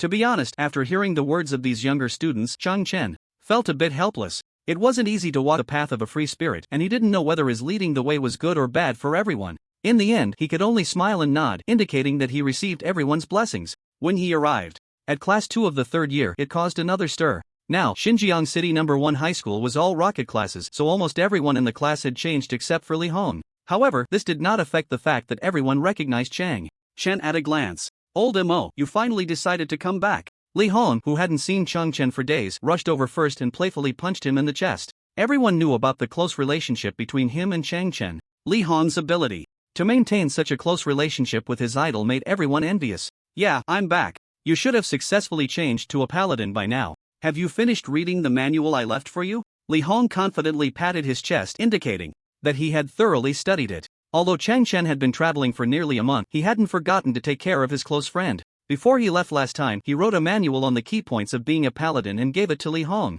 Although Li Hong's talent was not high, he had decent comprehension, and switching to a paladin could still yield results in the college entrance examination. This time, everything depends on you. Put in more effort tomorrow, at least aim for a top university. After the last assessment event, Li Hong understood one thing. To gain others' respect in this world, one must possess strong power. So, for the past month, he had been studying the manual like crazy, and his strength had improved significantly. Don't worry, I won't embarrass you. Chen nodded with satisfaction. He had been watching Li Hong's changes. Just then, a hot-looking girl from the corner walked over. Senior, may I ask which top 10 school you are planning to apply to? Chen turned around in surprise, realizing that the one speaking was actually Luo Jingjing. How did she end up in our class? Li Hong, with a knowing smile, patted Chen's shoulder and said, Old Mo, Senior Luo Jingjing specifically transferred to your class. As soon as he said this, the other students began to tease, as if they all knew about it. Luo Jingjing's face turned shy, and her ears even turned red at that moment. Chen looked bewildered. Transferred for me? What does she want? Li Hong's mind always worked quickly, and he certainly understood Luo Jingjing's meaning. At this moment, under the gaze of everyone, Luo Jingjing must have felt embarrassed to explain. He was quite willing to play the role of a matchmaker. After all, Luo Jingjing, whether in terms of figure, appearance, or talent, was top-notch. Every year, countless people wanted to pursue her, but they were all rejected. Now that she was taking the initiative to approach Chen as her close friend, he naturally had to help. Luo Jingjing is shy, let me translate for her. Old Mo, which top-tier school do you want to apply to? Senior Luo Jingjing wants to go with you. Li Hong was quite blunt with his words. The class immediately erupted in cheers. Luo Jingjing's face turned crimson in an instant. Although she lowered her head, she was still stealing glances at Chen's reaction. Although she had some misunderstandings about Chen during the awakening exam, after learning the truth, she became his strongest supporter. During the time he swept through Jiang City, she was always paying attention to her idol's news. Gradually, her admiration turned into infatuation. How could a girl in the throes of first love resist someone as handsome and exceptional as Chen? In the new Jiangcheng No. 1 high school, there were quite a few girls who had a crush on him. However, few dared to take the initiative like Luo Jingjing. By proposing to switch classes, she aimed to get closer to him. After waiting for so long, Luo Jingjing finally got her wish today. Chen was somewhat surprised. He didn't expect Luo Jingjing to be so proactive.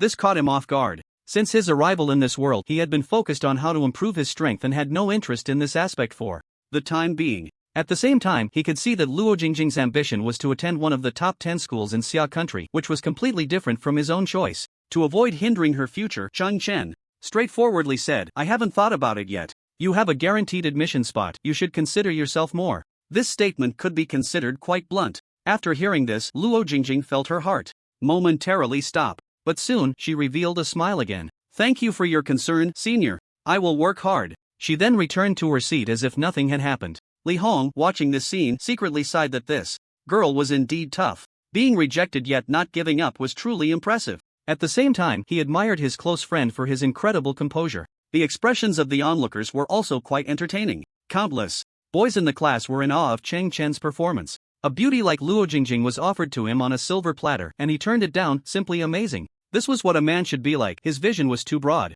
Many secretly gave him a thumbs up. The girls, on the other hand, secretly breathed a sigh of relief. Thankfully, Luo Jingjing was rejected, which meant they still had hope of the future. Chen, of course, had no idea what everyone was thinking. He simply expressed his thoughts. His target university was not even one of the top 10 schools in Xia country. This little episode quickly passed. Chen suddenly remembered something. After leaving the classroom, he took out a business card and dialed a phone number. The call was quickly connected. Hello, this is Chen. Is there something you need? On the other end, Wu Zhanglei, who was about to hang up upon seeing an unfamiliar number, perked up when he heard it was Chen. You are Chen? You made me search for you for so long. I am Wu Zhanglei, a member of the Tianhai City Management Association. Why haven't you contacted me for so many days? I couldn't get my things delivered because of you. Chen felt a bit confused upon hearing this. Today was clearly the first time the two had spoken, so why was Wu Zhanglei saying he wanted to give him something? Wu Zhanglei fell silent on the other end of the line, naturally knowing what Chen was thinking, and thus he explained.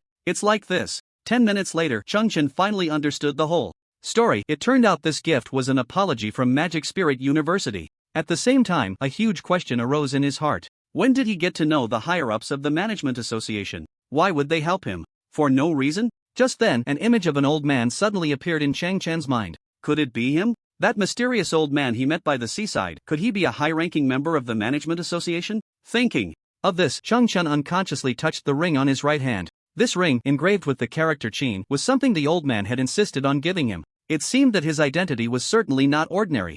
This incident must have his shadow in it. How about this? Tomorrow is the college entrance examination. I'll personally bring you the things. I also have some matters I want to discuss with you face to face. With a gift to receive and someone willing to deliver it personally, Chang Chen naturally had no reason to refuse. After the two exchanged some information, they hung up the phone. Xiao Zhang, book me the earliest flight for tomorrow. I need to go to Hanwu City. After hanging up, Wu Zhonglei immediately called his assistant Xiao Zhang. Xiao Zhang, upon hearing this, looked bewildered. Why are you in such a hurry to go to Hanwu City? Wu Zhonglei said with a proud smile, that brat finally called me. Tomorrow is their Zheng City College entrance examination. I must go in person. Xiao Zhan was shocked. He never expected Wu Zhonglei would value Chang Chen so much. Given his status, he was actually going to catch an early flight to meet a college entrance examinee. Even if Chang Chen was exceptionally talented, with Wu Zhonglei's position, this seemed a bit excessive to Xiao Zhang. There's no need for you to go. I can run the errand for you, Xiao Zhang advised. Wu Zhonglei raised an eyebrow and said, what do you know?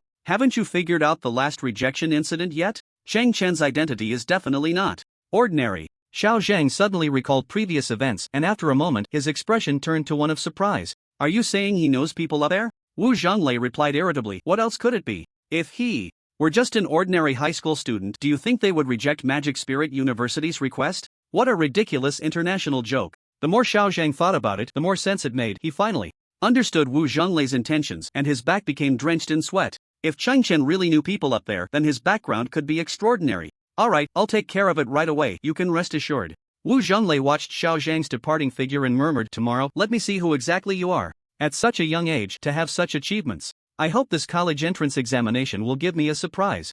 Xiao Wu, have the parking spaces in the lot been arranged? A middle-aged man in a black suit asked seriously. The assistant named Xiao Wu nodded and said, Director Zhang, you can rest assured. It's still the same rule as in previous years. The parking spaces are arranged according to the provincial rankings. The middle-aged man, named Zhang Hao, is the head of the Basic Education Department of the Hanwu City Education Bureau. His main task today is to receive the college entrance examination. Candidates from across the province. Be quick about it. The parking spaces for Hanwu-affiliated high school are in the best location, and the convoy is about to arrive.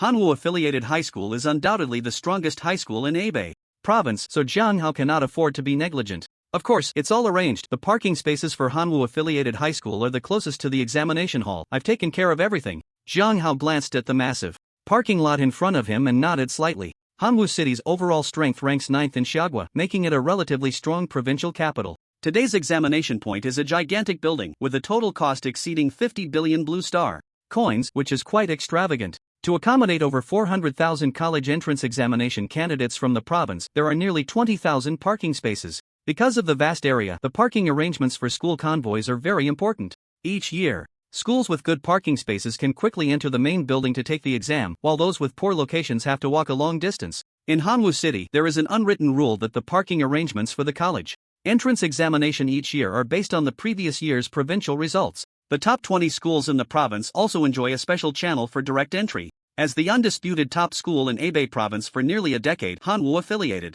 high school is naturally assigned the closest position. The school's higher-ups include several third-turn powerhouses, each with extensive connections. At the same time, the Hanwu City Management Association has maintained a good cooperative relationship with them. Faced with such a powerful school, Zhang Hao, as an ordinary department head, dares not offend them. This year's college entrance examination starts with candidates entering from 9 a.m., officially beginning at 10 a.m. It is only a little past 7 a.m., and buses are already arriving one after another. These are schools ranked lower, wanting to queue up early. Otherwise, if they arrive late, they will have to wait a long time. The early bird catches the worm, Zhang Hao remarked as he watched the vehicles continuously entering. This is also a reflection of the vast majority of schools in Hebei province. Even the early arriving vehicles consciously drove into their own school's area, not daring to occupy the front rows. Due to the long journey, many students got off and immediately headed towards the queue area. Meanwhile, teachers were continuously maintaining order on site. As time passed, more and more schools arrived at the examination point.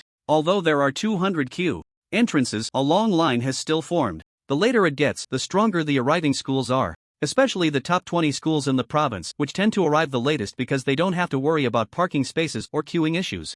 At 8:30, several batches of convoys arrived, including the bus from Hanwoo-affiliated high school. Jiang Hao has a keen eye and recognized it at a glance, then jogged over. The students waiting in line in the distance looked on with envious expressions. Ah, if only I were a student at Hanwoo-affiliated high school, I wouldn't have to work so hard today. Isn't that right? Their school gets the best treatment every year. It's so enviable. Stop dreaming here. Do you think you can get in based on your own abilities? Exactly. Who isn't a dragon among men if they can study at Hanwoo-affiliated high school? Even the Provincial Education Bureau has to give them some face. It's not something to be envied. Everyone has obviously become accustomed to this kind of differential treatment. At this moment, apart from a few sour remarks, there is nothing to be done. Who told them they are so powerful? In this era where strength reigns supreme, such preferential treatment does not seem inappropriate to anyone. Director Han, long time no see. This year, our Hanwoo-affiliated high school will definitely take the top spot again. Jiang Hao immediately flattered upon seeing the leading teacher from Hanwoo-affiliated high school. Director Han, whose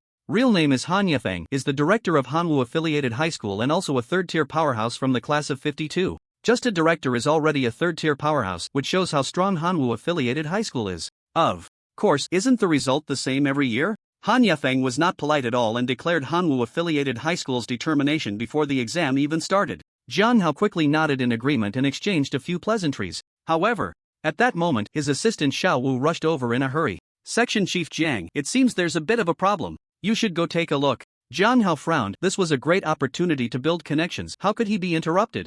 What's the matter? Can't you handle it? Can't you see I'm entertaining distinguished guests? You have no sense of the situation at all. Although Jiang Hao reprimanded him, Xiao Wu still awkwardly said, it seems our information collection work has errors. The parking space allocation for Jiangcheng No. 1 High School is insufficient. There aren't enough spots for them to park. Jiang Hao felt displeased upon hearing Jiangcheng No. 1 High School's name. He knew this school could only rank in the middle tier of the province. If there weren't enough parking spaces, couldn't they just add a few more? You're bothering me with such trivial matters? A mere middle-tier school, how many buses can they have? Can't we just add a few parking spots? If it were as simple as adding a few spots, Xiao Wu wouldn't have come to seek trouble. Adding a few probably won't be enough. They've brought at least 80 buses today. We originally arranged about 15 parking spots for the middle-tier school, and now it's completely insufficient. It's estimated that other schools will clash with them now. Jiang Hao was taken aback. What? A middle-tier school actually brought 80 buses? Do they have that many candidates? This is impossible. The other schools around were equally astonished upon hearing this news. This was simply unbelievable. At this moment, Han Yafeng's mouth twitched slightly and his expression became somewhat unnatural. The scale of 80 buses, not to mention compared to those middle-tier schools, even Hanwoo-affiliated high school couldn't match it. To know that their school already had the highest enrollment in the province, and today only 28 buses came. What kind of background does Jiangcheng No. 1 High School have to have so many candidates? Jiang Hao keenly caught Han Yafeng's expression. He knew that such a situation naturally undermined Hanwoo-affiliated high school's prestige, and he had to go take a look. 5 minutes later, when Jiang Hao arrived at the area belonging to Jiangcheng No. 1 High School, he was dumbfounded. This place didn't look like it was about to have a quarrel at all. The teachers from the schools that had their parking spots occupied were all bowing and apologizing. Then, when he saw the rows of buses, he instantly got goosebumps. Damn, there really are that many buses. Doesn't that mean they have more candidates than Hanwoo-affiliated high school? Is this Jiangcheng No. 1 High School? Jiang Hao exclaimed in shock. Xiao Wu, didn't you just say that things were about to get noisy here? Why does it look so peaceful now? These schools have been taken over by Jiangcheng No. 1 High School. Why is there no resistance? A series of question marks had already appeared in Jiang Hao's mind. Logically speaking, they were all mid-tier schools, and having their positions taken by others was quite embarrassing. They should have fought back fiercely, so why were these people all smiling? Jiang Hao needed to give face to Hanwoo-affiliated high school, but that didn't mean he had to give face to these mid-tier schools. Such strong-arm tactics were against the rules, and he should have reprimanded them. However, looking at the rows of vehicles, he hesitated. As far as I know, Jiangcheng No. 1 High School ranked outside the top 100 in the province last year. Why does it seem to have changed this year? Is there some hidden reason behind this? He then pulled Xiao Wu aside and quietly inquired about the situation. He asked why Jiangcheng No. 1 High School scale had changed, yet the bureau was unaware. Xiao Wu, looking helpless, said, I just found out that Jiangcheng No. 1 High School merged with the top 20 schools in Jiangcheng in just half a month. Because it happened so quickly and with the college entrance examination approaching, the information hasn't been reported yet. Hearing this, Jiang Hao was taken aback. Merging 20 schools in half a month? What kind of international joke was that? Was merging schools as simple as eating and drinking? You just say merge and it happens? Were the other schools just going to let Jiangcheng know one high school carved them up? At this point, Jiang Hao finally sensed a hint of danger. At the same time, he was glad he hadn't rashly spoken up earlier. Han Yefeng had also come over at this moment, his face already somewhat strained, and now it had completely darkened. Hanwu-affiliated high school had always been the top in Hebei province. How could they let Jiangcheng No. 1 high school steal their thunder? This year? He didn't care how many schools Jiangcheng No. 1 high school had merged. Jiangcheng was just a small prefecture-level city. Even if they had merged, they were still a bunch of rabble. What was so great about having a large number of people? Director Jiang. This seems a bit against the rules, doesn't it? Merging schools without reporting to the Education Bureau and openly occupying others' spaces today. This seems a bit excessive, don't you think? Han Yefeng snorted coldly, decisively challenging the situation. He wanted to restore Hanwu-affiliated high school's face. At this moment, Jiang Hao felt overwhelmed. He was completely caught in a dilemma. Han Yefeng's intention was clear. He wanted him to step in and stop Jiangcheng No. 1 high school's bullying behavior. Jiang Hao thought it over. He felt that even if Jiangcheng No. 1 high school's scale was unprecedented, it still couldn't compare to Hanwu-affiliated high school. If he didn't want to offend Han Yefeng, he had to stand up now. Gritting his teeth, he said, "You Jiangcheng No. 1 high school, because you didn't report the number of students in time. Today, the arranged spaces are limited and you cannot forcibly occupy others' parking spots. Any extra vehicles should line up at the back." Han Yefeng nodded in satisfaction upon hearing this. He was pleased with Jiang Hao's plan. Just then, Lu Yanmin slowly walked over. "Director Jiang, that doesn't sound very pleasant, does it? We just finished merging and we haven't even sorted out our internal affairs. According to the Education Bureau's regulations, as long as we report within a month, it meets the requirements, right? Today, it's because you didn't reserve enough parking spaces and also didn't have an emergency plan. How can you say we don't meet the regulations?" Lu Yanmin's words were firm and carried a completely different momentum than before. Jiang Hao was also taken aback by his performance. They had met a few times before. Although Lu Yanmin was a third-tier powerhouse, he was far from being as assertive as he was now. It had been a long time since such a merger incident had occurred. To trace the last merger record, it has already been decades since the old calendar. Therefore, the relevant regulations of the Education Bureau have not been updated. They indeed only require a report within a month. Lu Yanmin was not wrong in what he said. But the problem is, his words slapped Han Wufu-affiliated high school in the face. This guy must have taken the wrong medicine, daring to confront Han Yefeng head-on. As expected, Han Yefeng's expression immediately darkened. Xia country has always spoken with strength. What qualifications do you, a mere mid-tier school, have to question me? Do you think that just because you have more students, you can speak loudly? It's simply ridiculous. This statement was quite impolite. The crowd gasped in surprise. They did not expect Jiangcheng No. 1 high school to be so bold. Oh, is Han Wufu-affiliated high school really that strong? The college entrance examination hasn't even started, and you already think you have it in the bag? The speaker was Kong Yang, and at the same time, several other big shots from Jiangcheng No. 1 high school also got out of the car. When the people from other schools saw these individuals, they all showed incredulous expressions.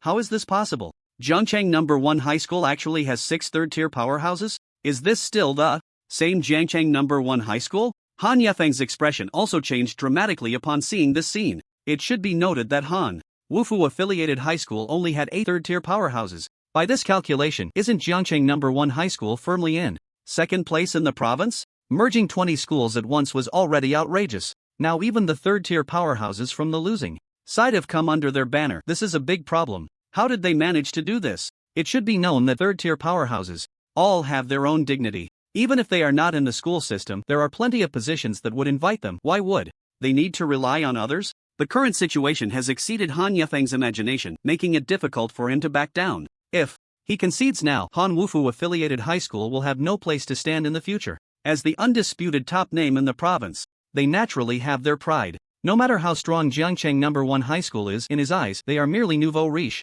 Xiao Li, go invite President Guo Lian to come here. Han Yefeng was caught off guard today. Han Wufu-affiliated high school did not bring so many third-tier powerhouses. Now he had to invite the president of the Hanwu City Management Association to help him maintain the situation. He did not shy away from others when saying this. Instead, it carried a hint of threat. In Xia country, the power of the management association is much greater than that of the Education Bureau. Everyone present knew who Guo Lian was. They were all aware of how close his relationship with Han Wufu-affiliated high school was. Lu Yanmin and others turned pale, feeling that things were not looking good.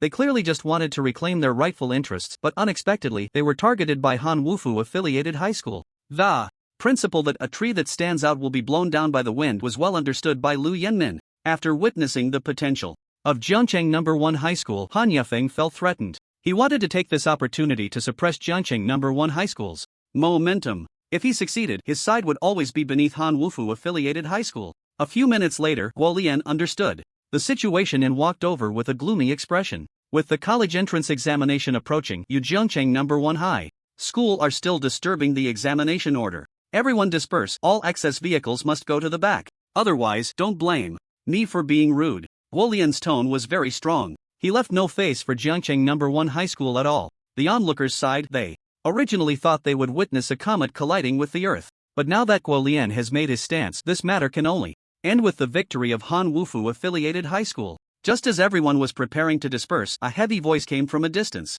Early in the morning, it seems everyone is quite spirited. Guo Lian turned to look at the sound, and his expression changed instantly. The visitor was none other than Wu Zhonglei, who had rushed over by plane. As the No. 1 sword soul of Tianhai City, his strength was astonishing. He had heard the argument from a distance. However, he did not reveal himself immediately but waited for the right moment. On one hand, he was surprised by the scale of the students from Jiangcheng No. 1 High School. Even if they were placed in Tianhai City, they would definitely rank in the top 3. If not counting the number of third-turn powerhouses, they could even secure the top position. On the other hand, as someone involved, he naturally knew that Jiangcheng No. 1 High School's strength was largely related to Chen. Now that Jiangcheng No. 1 High School was in trouble, he planned to give Chen a gift for their meeting. If he just casually appeared, it would seem too cheap. Providing help in times of need is far more valuable than adding flowers to a brocade. Tianhai City is a directly governed city of the Summer Kingdom, firmly ranked in the top 3, far beyond the 9th-ranked Hanwu City. So when Guo Lian recognized Wu Zhonglei, he immediately ran over.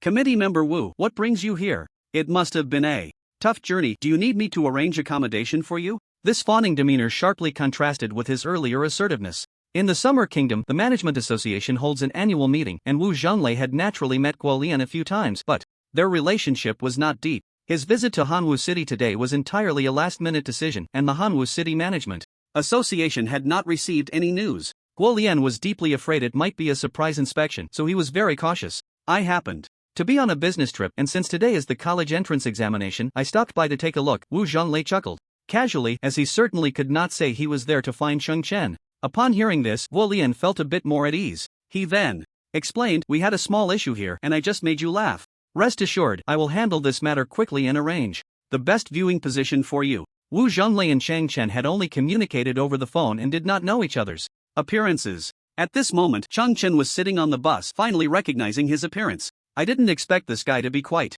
young. His talent is decent, but he is still far behind Huang Tian. Out of professional habit, Chen took the lead in giving a review. If Wu Zhonglei knew that he had only received the evaluation of decent, he would probably spit blood. Oh, how do you plan to handle it? Wu Zhonglei deliberately raised his tone, seemingly trying to attract the attention of certain people. However, everyone present did not understand his intention. Guo Lian thought he was just asking casually, so he repeated the solution he had just mentioned. Is this how you plan to handle it? Wu Zhonglei's expression suddenly darkened. This statement could imply two meanings. One was that the punishment for Jiangcheng No. 1 High School was not enough and needed to be intensified. The other was that he was very dissatisfied with the punishment for Jiangcheng No. 1 High School and deemed it necessary to cancel it outright. Wu Zhonglei's status could be said to be the highest among everyone present. What he said had to be carefully considered by everyone. Guo Lian was now in a dilemma. He could not be sure what this superior was trying to express. Han Yufeng suddenly had a foreboding feeling rise in his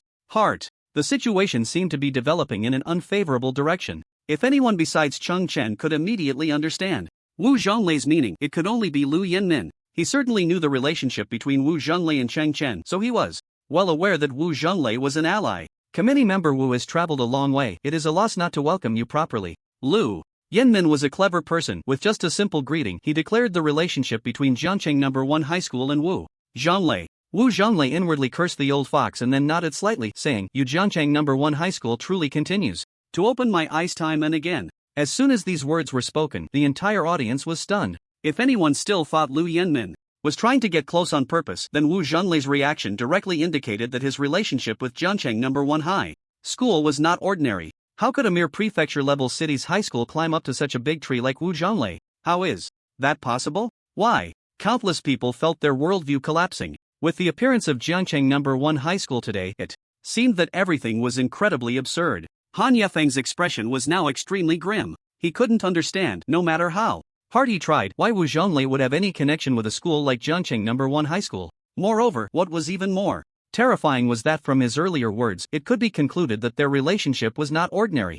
Guo Lian was not a fool. He immediately caught on to Wu Zhonglei's meaning. On one side was Hanwu affiliated high school, and on the other was the strong Jiangcheng No. 1 High School, plus the first sword soul of Tianhai City, Wu Zhonglei. Even a fool would know how to make a decision. Our Xia country has always respected strength. Since Jiangcheng No. 1 High School has shown corresponding strength and they have many students. In my opinion, we should directly open a special channel and let them enter as soon as possible. Guo Lian said this without a hint of embarrassment, exuding a somewhat shameless demeanor. To sit in his position, knowing how to navigate the winds was the most basic skill. Face didn't matter. What mattered was weighing the pros and cons nowadays. With Wu Zhonglei backing Jiangcheng No. 1 High School, they were practically at their peak. It was not impossible for them to replace Hanwu affiliated high school and become the best in Hebei province. Therefore, for his own future, he decisively chose to cut ties with Hanwu affiliated high school, even if it meant offending them. He still had that kind of courage. Everyone saw his contradictory behavior and was even more taken aback.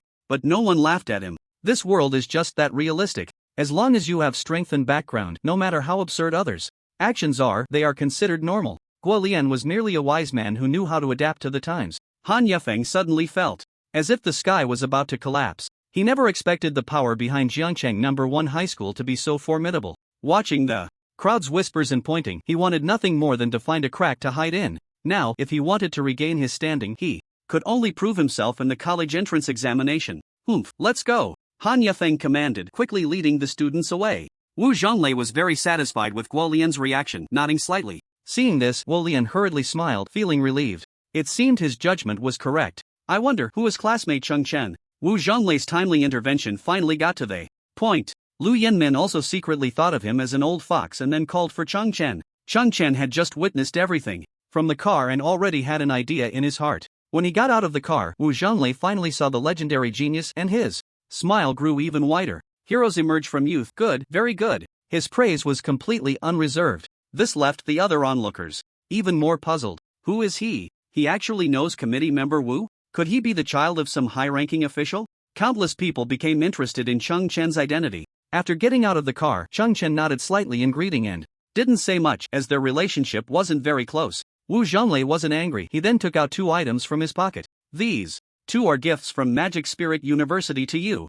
One is a black card from the Apocalypse Continent auction house. The other is a top-grade equipment of level 60. As soon as these words came out, everyone in the room, including Lu Yanmin and others, went crazy. The top 10 Magic Spirit University in the country actually gave a high school student a gift? What is happening in this world? After Chen took the item, he was somewhat surprised. Although a level 60 top-tier equipment was not particularly valuable to him, as he already had 2 pieces himself. However, the black card from the auction house in the Apocalypse Continent was indeed a good thing. Once he passed the college entrance examination, he would inevitably leave the novice village and head towards the first main city. There, he would encounter the auction house for the first time. In the Apocalypse Continent, the auction house charged high fees. Ordinary people would be charged at least 20% as a handling fee for every successful transaction. If a transaction failed within the stipulated time, a 10% fee would still apply, which was quite expensive. However, the auction house had a VIP system, where different levels of VIP cards were issued based on transaction volume. The black card held a very high status, second only to the red card. All users with a black card only needed to pay a 5% handling fee, and if a transaction failed, they wouldn't have to pay any fees at all. For mid to late stages, where transactions could easily reach tens of thousands or even hundreds of thousands, black card users could save a significant amount of gold coins. For an awakener to obtain a black card, not only must their transaction volume reach a terrifying number, but there were also level requirements for the applicants themselves. Users applying for a black card must be at least a 3rd transition awakener. Although Wu Zhonglei was very strong, his financial resources still couldn't compare to Vice President Zhong Hongshan of the Demon Spirit University. Even he only had a diamond card now, as his transaction volume was still insufficient. Now, Chen, who hadn't even reached the 2nd transition, was gifted a black card, which was quite unbelievable. Even the usually calm Wu Zhonglei was momentarily taken aback. This was enough to illustrate the allure of the black card. Thank Vice President Zhong for his gift on my behalf, Chen said with a cold smile, uttering a heart-wrenching remark. After hearing this, Wu Zhonglei was left speechless. Secretly thinking that this kid was even more ruthless than himself. Now that he had received something, he still had to throw in a sarcastic comment. That was impressive. Alright, I'll pass that on for you. Also, I have a question. I hope you can answer it for me after the college entrance examination. At this point, Wu Zhonglei stared at Chen with deep meaning. Chen, not being a naive rookie, naturally understood what he wanted to ask. He nodded. After all, he wasn't sure about the identity of that old man, so he could just brush it off later. The conversation between the two sent chills down the spines of those around them. Did these words really come from a high school student? Between the lines, it seemed that the vice president of the prestigious Demon Spirit University owed him a favor. Was there still any law? Everyone initially thought that Jiangcheng No. 1 high school was already outrageous enough. They never expected that this student would be 100 times more outrageous. When did Jiangcheng City produce such a monstrous talent? So young, yet intersecting with figures like Wu Zhonglei and Zhong Hongshan, who stood at the top of Xia country? How could others compete? Amidst the shocked gazes of the crowd, Jiangcheng No. 1 high school entered the venue through a brand new special passage. Although there were 200 entrances to the assessment center, it still took a considerable amount of time to let all the candidates in, given the large number of examinees. At the entrance, there was a machine specifically for checking information. On one hand, it needed to verify each candidate's information to prevent cheating, such as impersonation. On the other hand, the Provincial Education Bureau would compile statistics based on the students' current information, which would later be made public. Once all the students entered the venue, they would be randomly assigned to a specific sub-examination room. To allow such a large number of students to enter the assessment's secret realm, in a short time, the venue had opened up 1,000 examination rooms. Each examination room was a giant secret realm teleportation array. As soon as the assessment time arrived, all students in the examination room would be teleported into the secret realm simultaneously, saving a lot of time. Just as the candidates were quietly waiting, all the teachers were gathered in another giant building. This was the Examination Monitoring Center, which could accommodate up to 20,000 people at once. The building was U-shaped, with a separate display screen in front of each seat. The teachers could freely switch to any candidate's first-person perspective. At the same time, directly opposite the U-shaped venue, there was an oversized screen divided into hundreds of smaller screens. Here, the students' performances in the secret realm could be seen more clearly. According to past conventions, the more outstanding students would even occupy 1/10 of the area as the main display. With 15 minutes left before the college entrance examination began, all the teachers had taken their positions. It seems like there's going to be a good show this year. Isn't that right? Even before it starts, the face of Hanwoo-affiliated high school has already been slapped. It's really satisfying. What do you think happened in Jiang City over the past month? How did they suddenly become so strong? I know a little about that. Aryun City is right next to Jiang City. It is said that a prodigy has emerged from Jiang City No. 1 high school, which has led to such results. How much of a prodigy could make the top 20 schools willingly integrate? I wouldn't believe it even if you killed me. While the teachers were discussing, 4 people sat in the VIP room at the highest point. They were Wu Zhonglei, Guolian, Han Yefeng, and Lu Yanmen. This just happened to represent 2 opposing forces, one from the school and the other from the management association. However, with Wu Zhonglei's appearance, the situation began to become subtle. At that moment, a large list appeared on the monitoring center's giant screen. It detailed the information of the students participating in this college entrance examination. Age, occupation, level, affiliated school, awakened talents, affiliated city, and so on were all included. At the very end of all the information, there was a separate column boldly labeled Potential Assessment. This list was compiled after gathering all the candidates' information filtered through big data and artificial intelligence. The names that appeared on the list were all students ranked in the top 1,000 for comprehensive potential in the province. According to convention, before the exam began, this list would start scrolling in reverse order. This was to give the teachers an early estimate. This year's provincial champion would definitely emerge from these 1,000 people. Rank 1000, Zhaodashing, 18 years old, Gunner, level 12, Manhwa High School, A-level element control, Manhwa City, potential assessment B-level. When the 1000th student appeared, the screen began to scroll slowly, and those with a potential assessment exceeding B-level were all exceptional individuals. As the list rolled on, the teachers present had mixed feelings. Although this ranking was just an AI prediction, the final results often didn't differ much. When the rankings reached the top 300, Hanwoo-affiliated high school began to dominate the screen. The long-restrained Han Yefeng finally revealed a smile. No matter how you put it, although Jiang City No. 1 high school was large in scale, their foundation still couldn't compare to theirs. Although they had made significant progress compared to last year, with many students entering the top 300, they were still at a disadvantage.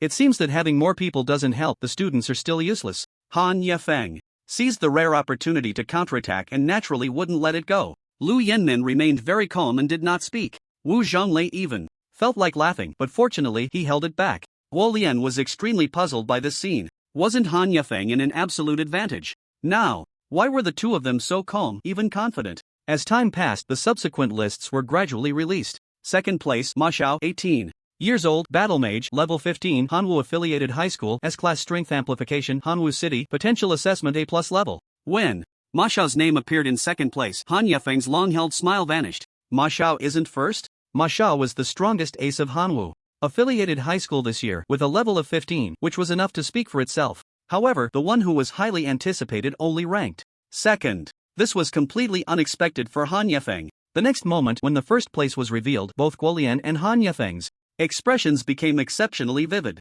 Han Yafeng even stood up in disbelief. Level 20, Potential Assessment SS? This is absolutely impossible. First place, Chen, 18 years old, free class, level 20, Zhongqing No. 1 High School, Awakened Talent Unknown, Zhongqing City, Potential Assessment SS level. When this information appeared, the thousands of teachers present fell into a frenzy. What kind of monster is this Chen that his potential assessment has reached SS level? I remember, the big data assessment for the entire Hebei province has never shown an SS level before. Yes, the highest record so far was set 20 years ago by Hanwoo Affiliated High School, and the evaluation at that time was S level. Isn't the most terrifying part his profession? He's a free class. How many years has it been since we've seen a free class profession? What does it mean that his awakened talent is unknown? I've never encountered that before. Could it be a new talent that hasn't been recorded by artificial intelligence? Chen's information continuously bombarded the teachers' minds from all angles. Although many of the top students in the province have now surpassed level 10, with even the second place reaching level 15, the gap between them and Chen was like a chasm.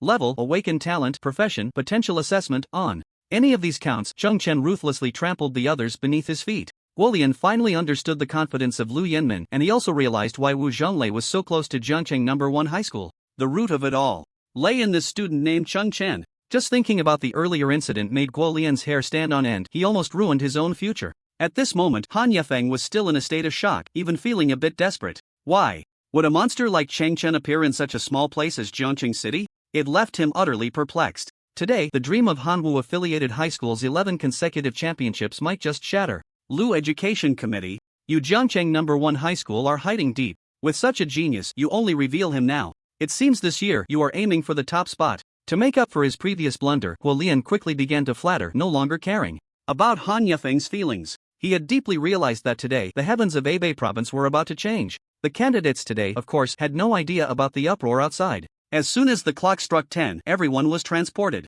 into the secret realm. A flash of white light passed, and today's exam map finally appeared. Origin, Secret Realm Level 20. There are a total of 4 bosses, and this time the testers must defeat at least 2 bosses to successfully enter University. The rules of the college entrance examination are different from both the previous awakening tests and the secret realms in the Apocalypse continent. Students participating in the awakening test must clear the entire secret realm. Otherwise, they will fail. In the Apocalypse continent, if one dies due to failing to clear, they will face a death penalty. However, the college entrance examination secret realm has been specially modified by Blue Star scientists. Even if one dies, there will be no penalties, but each person only has one chance in their lifetime. During university, the gap between schools is vast, and the quantity and quality of secret realms they control are completely different. Therefore, the general requirement for students is not high. As long as they can defeat at least 2 bosses, they can go to university. As long as they can get into university, they at least have a chance for a second transfer in life. However, because the strength between universities varies greatly, if one wants to aim for a 3rd or even 4th transfer in this life, they must at least attend a first-tier university to have hope. Ordinary universities typically only control intermediate secret realms. The difficulty ceiling of intermediate secret realms is merely at the extremely difficult level of 30 to 40. In such schools, one can never achieve a 3rd transfer in their lifetime, as the threshold for a 3rd transfer is clearing a level 50 secret realm. Only first-tier or even top-tier universities have access to higher-level secret realms, where one can reach a higher level. It can be said without any hesitation that the college entrance examination is the most crucial test in the life of every person in Xia country. Today's exam results will directly determine the future achievement limits of many. Unlike the previous awakening exam, Chen decided to change his strategy today. This time, he would hold nothing back. He needed to show everyone his potential. He needed a higher status. Only in this way, even if some of his secrets were revealed in the future, he wouldn't be taken away as a test subject. If it weren't for the chance encounter with that mysterious old man before, perhaps the incident at Magic Spirit University would have had a serious impact on him. He did not want to face the same situation a second time. Looking at the familiar surroundings, Chen finally prepared to take things seriously. After equipping the Phantom Cloak, he slowly said, "It's time to activate the Beginner's Secret Realm Baptism buff." Activate Beginner's Baptism. Chen slightly closed his eyes, and an astonishing aura erupted from his body. In an instant, his basic attributes began to rise. In the Blue Star world, although one can obtain baptism buffs by refreshing Secret Realm projections, there is a limit to the number of baptism buffs that can be possessed between different levels of Secret Realms. The lowest level, Beginner's Baptism, can only retain one type of buff, regardless of how many records are refreshed. Only at higher level Secret Realms does this number increase. Fortunately, Chen had cleared all the Beginner's Secret Realms in Jiang City, giving him plenty of options. The beginner buff he ultimately retained was also the strongest. Congratulations on successfully activating Beginner's Baptism Basic Enhancement. This buff can permanently increase all attributes by 5 points and also increase attack speed by 5% and movement speed by 5%. Chan's lips curled slightly as he checked his current attributes. Name, Chen race, human level. Level 20, 152144/208874, Strength 49, Equipment plus 65, Agility 107, Equipment plus 51, Spirit 31, Equipment plus 23, Constitution 25, Equipment plus 29, Armor value 260, 21% physical damage reduction at the same level. Awakening Talent. SSS Level Transformation LV3 Combat Power Assessment 20254 Unallocated points 0 gold coins 133 gold 52 silver 14 copper Blue Star coins 600 W Baptism Buff Beginner Enhancement. After equipping the new second turn cloak and under the enhancement of the Beginner's Enhancement Baptism, Chen's Combat Power Assessment actually broke through the 20,000 point barrier. This was an unprecedented miracle. His current attributes could no longer simply be described as abnormal. He was on a completely different dimension from others. If the crushing effect was not considered, whether an ordinary level 30 Awakener could match his attributes was already questionable. At the same moment, on the big screen of the examination center, Chen's potential assessment was upgraded again. 1 ST Place, Chen, 18 years old, free agent, level 20, Jiang City No. 1 High School, Awakening Talent Unknown, Jiang City, potential assessment SSS level. The first student in Xia country's history to achieve an SSS level potential assessment had appeared. Almost all the teachers rubbed their eyes simultaneously. They thought they had misread. But a few seconds later, the examination center erupted. How is this possible? Chen was actually hiding something before? My god, he is the first student in the history of the Xia Kingdom to have an SSS level potential assessment. Where did Jiangcheng No. 1 High School find such a treasure student? Such a prodigy shouldn't appear in a small place like Jiangcheng. What a pity, he is a free agent. Even if he casually changes to any profession, his future will at least be a fourth transition. The teachers present were shocked by the terrifying potential displayed by Chen, while also lamenting his free agent profession. These people had never witnessed Chen's true horror, so they completely misunderstood the situation. Most were still evaluating him based on their previous thoughts. If anyone still held a positive outlook on Chen's future, it would naturally be the big shots from Jiangcheng No. 1 High School. Of course, Wu Zhanglei, as someone in the know, was also among them. He knew that Chen single-handedly annihilated the new students of Demon Spirit University. If such a person doesn't have a brilliant future, then who does? If a free agent can possess such potential at level 20, Wu Zhanglei would love to have a dozen of them. At this moment, Han Yefeng's face was ashen. He couldn't believe what was happening before his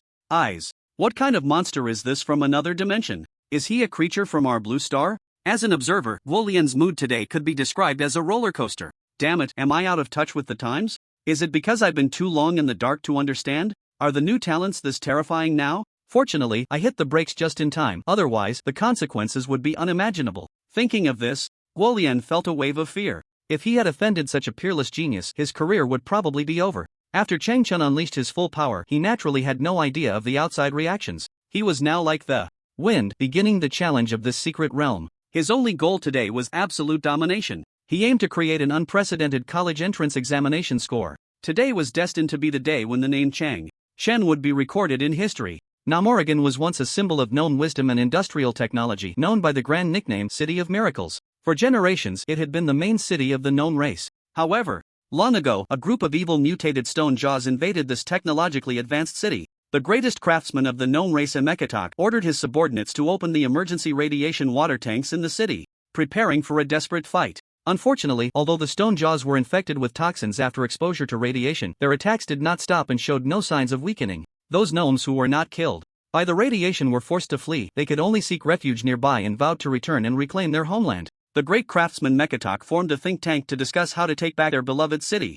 However, his most trusted advisor, Miknil Semiprag, betrayed his people and condoned the invasion. Now, McNeil Semiprag remained in Nam Oregon, continuing to plot his dark plans, hoping to become the new technological lord of the city. As the ultimate boss of Nam Oregon, McNeil Semiprag was at level 24. Perhaps for other candidates, defeating him would be too difficult. But for Chen, whose attributes were explosive and combat power off the charts, he was even weaker than Kargath from Razorfen. With his current strength, clearing the college entrance examination secret realm was simply a dimensional strike. Upon entering Nam Oregon, he was greeted by a circular staircase with cave-dwelling invaders guarding at intervals. And at the very center below was the first boss, Sticky Radiation Dust. Indeed, this is Chen's old friend. This boss can be found not only in Nomo Reagan but also on a small island in the Apocalypse continent. This was considered a hidden Easter egg by the designers in the original Apocalypse. The normal procedure would be to descend along the circular staircase.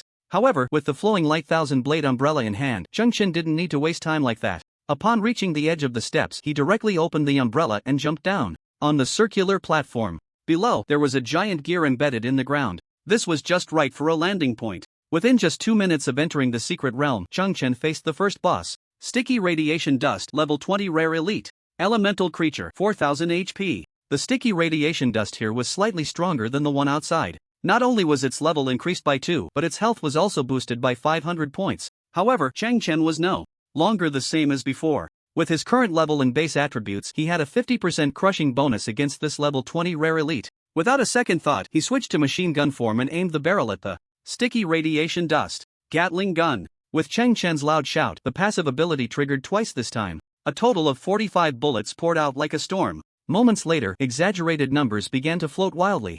Minus 413 crushing attack, minus 417 crushing attack, minus 409 crushing attack, minus 419 crushing attack. Although the sticky radiation dust was drenched in water, and no matter which part was attacked, it could only take base damage. However, Chen had fully unlocked the flowing light thousand blade umbrella, doubling its base power. Coupled with the 50% exaggerated crushing bonus, this wave of output exploded. With an average single hit damage exceeding 400 points, it took only 10 bullets for the sticky radiation dust to fall. The subsequent passive attacks turned into mere corpse whipping. From the start to the end of the battle, the sticky radiation dust didn't even have time to react before being instantly killed. The entire process took less than 10 seconds. It had only been 2 minutes since the start, and the teachers outside were still not in the zone, so they hadn't noticed Chen's performance. If they had seen the exaggerated scene just now, they would probably have exploded on the spot. Such excessive damage was truly beyond their comprehension. Chen smiled slightly. This level of damage was completely within his calculations. After successfully killing the sticky radiation dust, Chen rushed towards the next boss without stopping. A few minutes later, some teachers outside finally entered the monitoring state, and some curious ones switched to Chen's perspective. However, they were astonished to discover that Chen had already killed the first boss. What did I miss? It's only been a few minutes since the start, and Chen has already finished off the sticky radiation dust? With this teacher's exclamation, everyone switched the screen to Chen's perspective. In an instant, everyone fell silent. This kid is really infuriating. Just a few minutes of not paying attention, and he actually finished off the first boss. Who would have thought? His kill speed is just too fast. Why isn't there a replay in the livestream? I'm really curious about how he did it. The scene at the monitoring center was like missing an exciting moment in a MOBA match, leading to everyone's frantic complaints. But it couldn't be blamed on anyone else. Today's observer was the teacher himself. No one expected that just a few minutes into the game, Chen would smoothly clear the first boss. It was simply absurd. As time went on, a strange sight appeared in the monitoring center. The powerful teachers from various schools were still focused on their own students' movements. Meanwhile, the teachers from the weaker schools began to pay attention to Chen's perspective. After Chen killed the sticky radiation dust, he arrived at a 2-level passage with uneven terrain. This passage was divided into left and right sections, with a height difference. The left side was the normal path, belonging to a high platform. The right side, however, was a sunken passage. On either side, there were numerous leprosy defenders and mechanical sentinels, all the wisdom of the gnome race. In principle, the students only needed to follow the high platform on the left and move straight ahead, without attracting the monsters on the right. However, there was also a newbie killer, the alarm robot. This type of robot had no attack power and only 300 health points. But if not killed immediately, it would disturb the monsters in the sunken passage on the right, with dire consequences. Chen wanted efficiency today, so he naturally wouldn't make unnecessary moves to deliberately agitate extra monsters. He led a large number of leprosy defenders and mechanical sentinels forward. If an alarm robot appeared along the way, with his super high attack power, he could easily take it out with a small skill. A few minutes later, he successfully passed through the narrow tunnel. However, at the same time, over 40 small monsters followed behind him. The reason he hadn't chosen to kill them yet was intentional. Meanwhile, the teachers watching from the outside were also puzzled. Is he too bold? He actually pulled so many small monsters at once. Yeah, even if he's level 20, it would be tough to deal with these mechanical creatures. Is Chen being a bit overconfident? This is self-sabotage. Having missed the previous battle scenes, many teachers were now closely watching Chen. But the more they watched, the more uneasy they felt. Clearly, the number of monsters Chen had pulled was somewhat excessive. No matter how you looked at it, these small monsters were around level 18 or 19, about the same as him. Where did he get the confidence to leave so many monsters alive and just move forward? Many teachers began to shake their heads, feeling that Chen was a bit arrogant. Some even started switching channels, clearly not optimistic about Chen's actions. At this moment, Han Yefeng in the VIP viewing room snorted coldly. He mocked inwardly.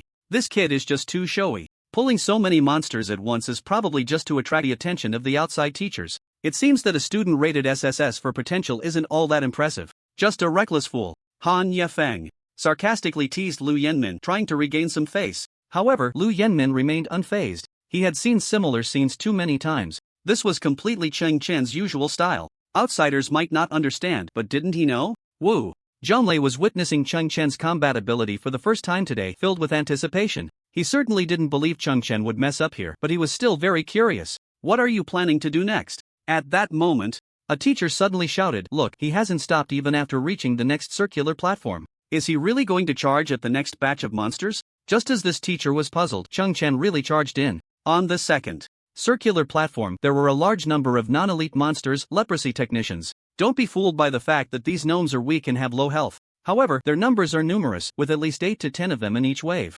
And what's even more terrifying is that they possess the team wipe skill, throwing bombs. Throwing bombs is a group attack skill that has a relatively small range but deals indiscriminate damage. If an average person is hit by 4 to 5 bombs at the same time, they could be instantly killed. Therefore, the biggest challenge in passing through the second prototype platform lies in being agile and having good eyesight. Chen ran while even mockingly glancing back. Not bad, you're keeping up quite well. Then his speed increased once again as he charged towards the group of leprosy technicians ahead. 1 wave, 2 waves, 3 waves. Chen ran around the platform and managed to attract 6 waves of leprosy technicians at once, totaling more than 50 of them. At this moment, the teachers outside who were continuously watching Chen were dumbfounded. On one hand, they felt that Chen's actions were too bold. On the other hand, they were shocked by his incredible positioning. What kind of positioning ability is this? He crossed the entire platform and attracted 6 waves of leprosy technicians without being hit by a single bomb? His predictive ability is simply unbelievable. Perhaps he was born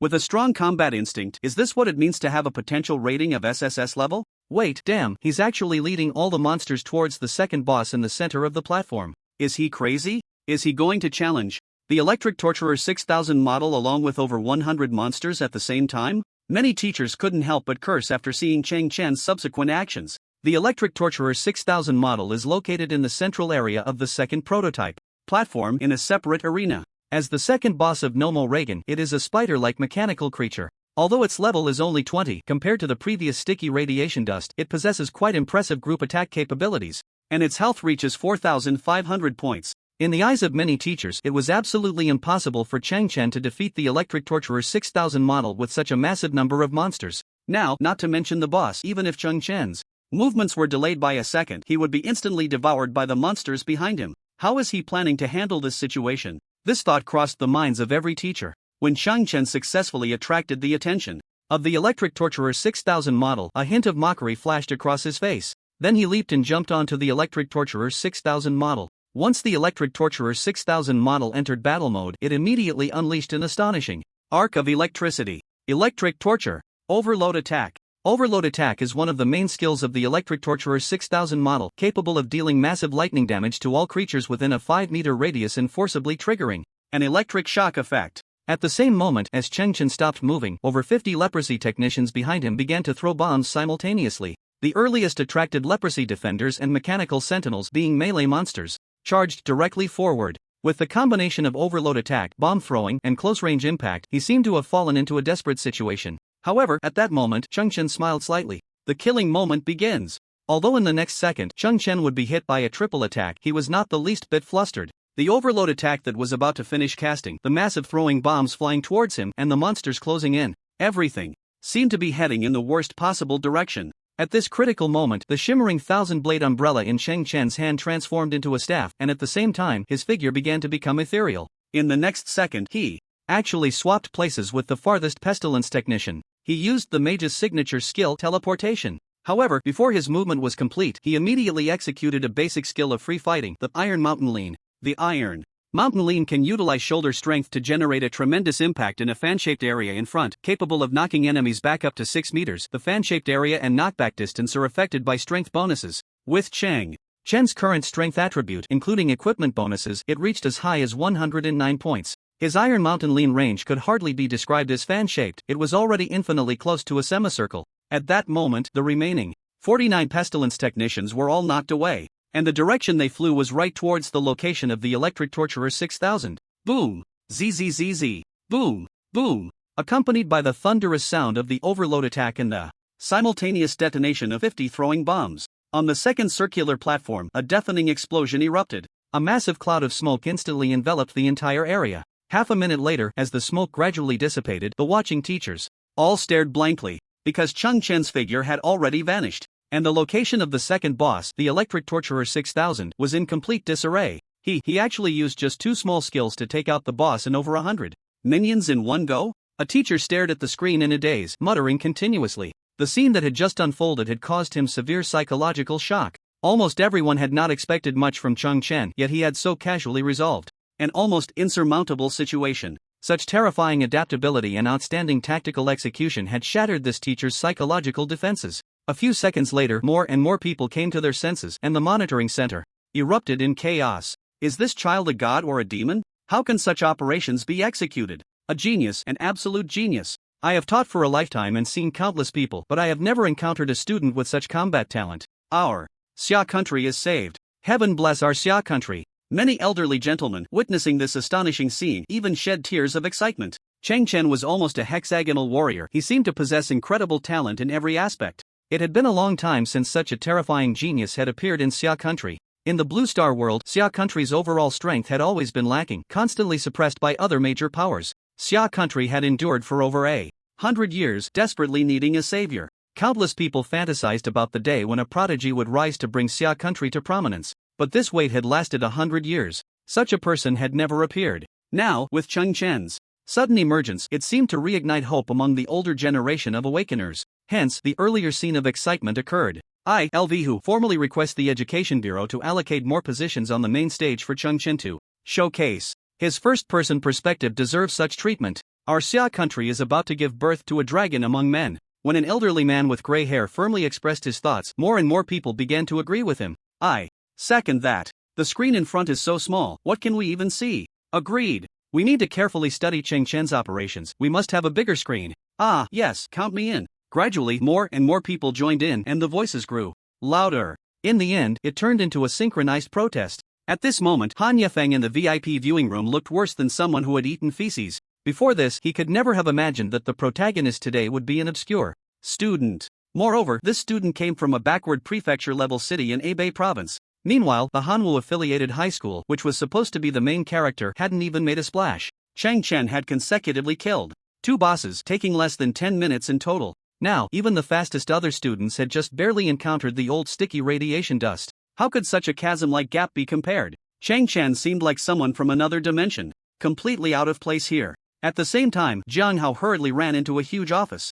The door of the office prominently displayed the words, Director's Office. Director Kai, the protest voices are getting louder. Many teachers are demanding expanded permissions. They want a student's main perspective to occupy more of the main stage. But we've never had such a precedent. What should we do now? Just as Jiang Hao finished his report, he heard some familiar voices. The next second, when the director turned his swivel chair around, Jiang Hao was surprised to find that he was holding a video terminal which was also broadcasting the live exam footage. Upon closer inspection, the person on the screen was none other than Cheng Chen. The director was so lazy, he usually didn't bother to watch the college entrance examination, so why was he suddenly so diligent today? Kai Chengong, the director of the Hebei Provincial Education Bureau, a third-tier overlord, currently at level 58. His strength ranked among the top 3 in the province, only slightly weaker than Wu Zhonglei. But just as Jiang Hao had just internally complained, although his strength was formidable, his character was always laid back, and in previous years, he had never bothered to watch the live college entrance examination. For some unknown reason today, he was actually watching the live broadcast.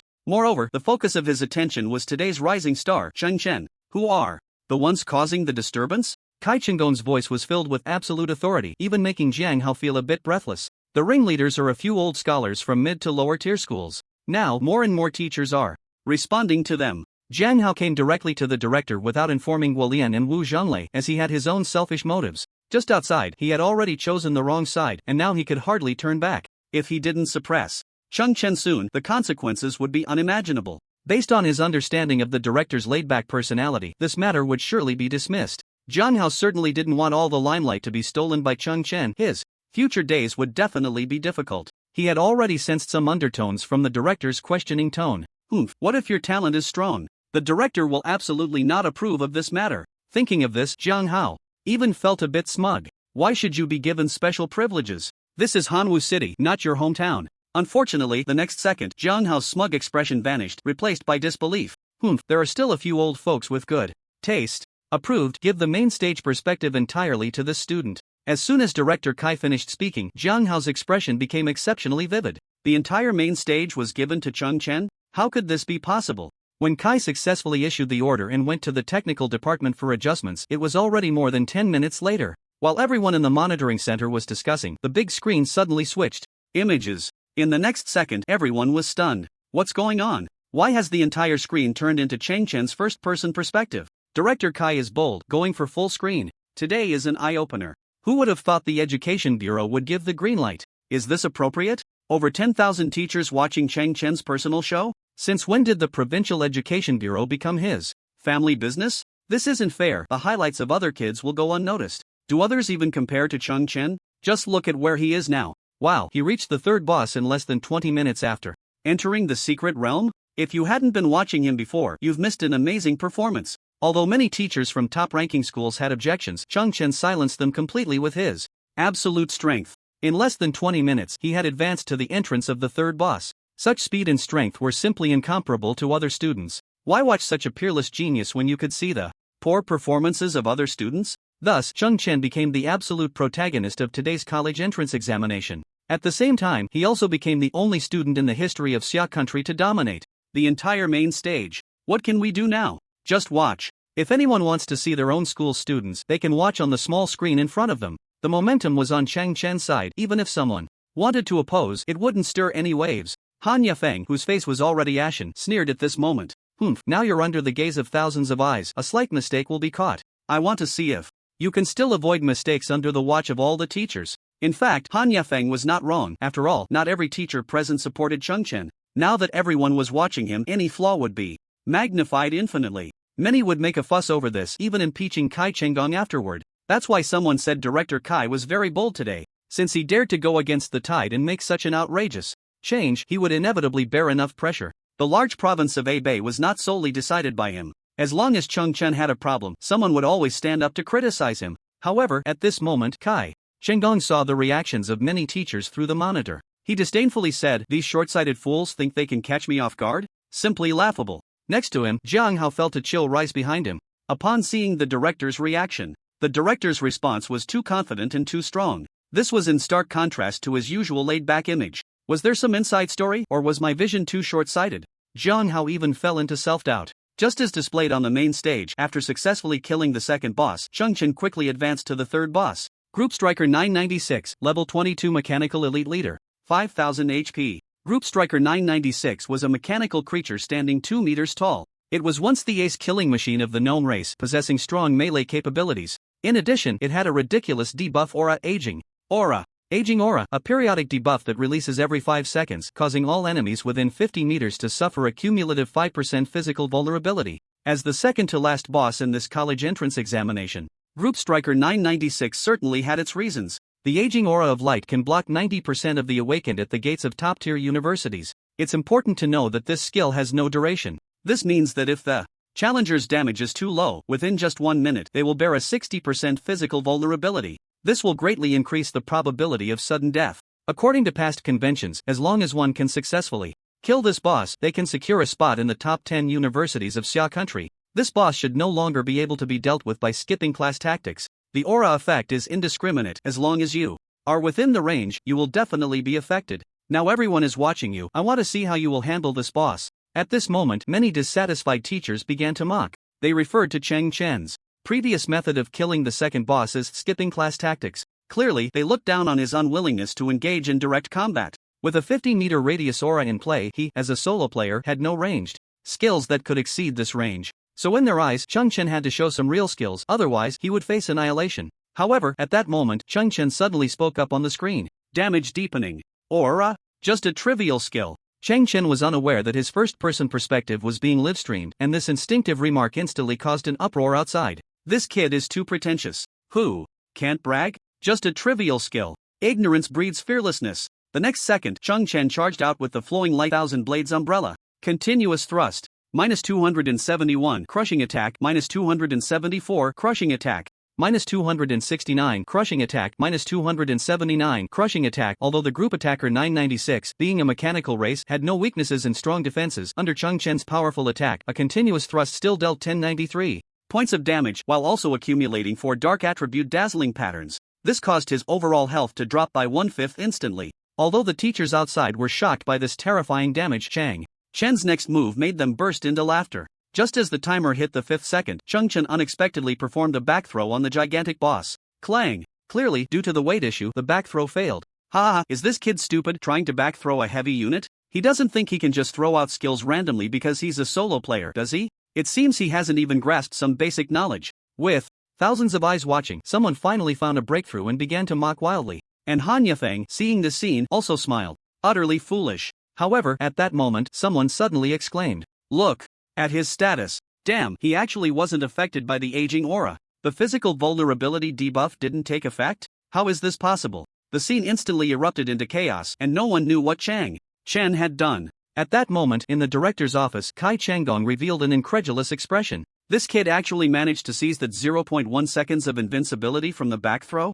Is it a coincidence? Chen would naturally not do anything foolish. His recent back slam was not a mistake made in haste. The reason he used this skill was for that 0.1 seconds of invincibility. What is invincibility? Among the many awakened professions, in this world, there are quite a few skills that grant a brief period of invincibility. However, due to the extremely harsh judgment conditions, very few people can utilize them. As long as one is in an invincible state, not only can they be immune to any damage, but even abnormal states cannot take effect. The aging aura does not activate every second, but rather judges once every 5 seconds. Therefore, as long as Chen can place himself in the judgment of invincibility, at the moment it activates, he can be immune to abnormal states. This is why, although Chen was clearly within the aging aura, he did not suffer from the physical vulnerability debuff. Just as the back slam ended, a green arc of light suddenly appeared in front of the group attacker 996. This was his other skill, Arc Slash. Arc Slash deals massive damage to all enemies within a 3-meter range directly in front and knocks them back.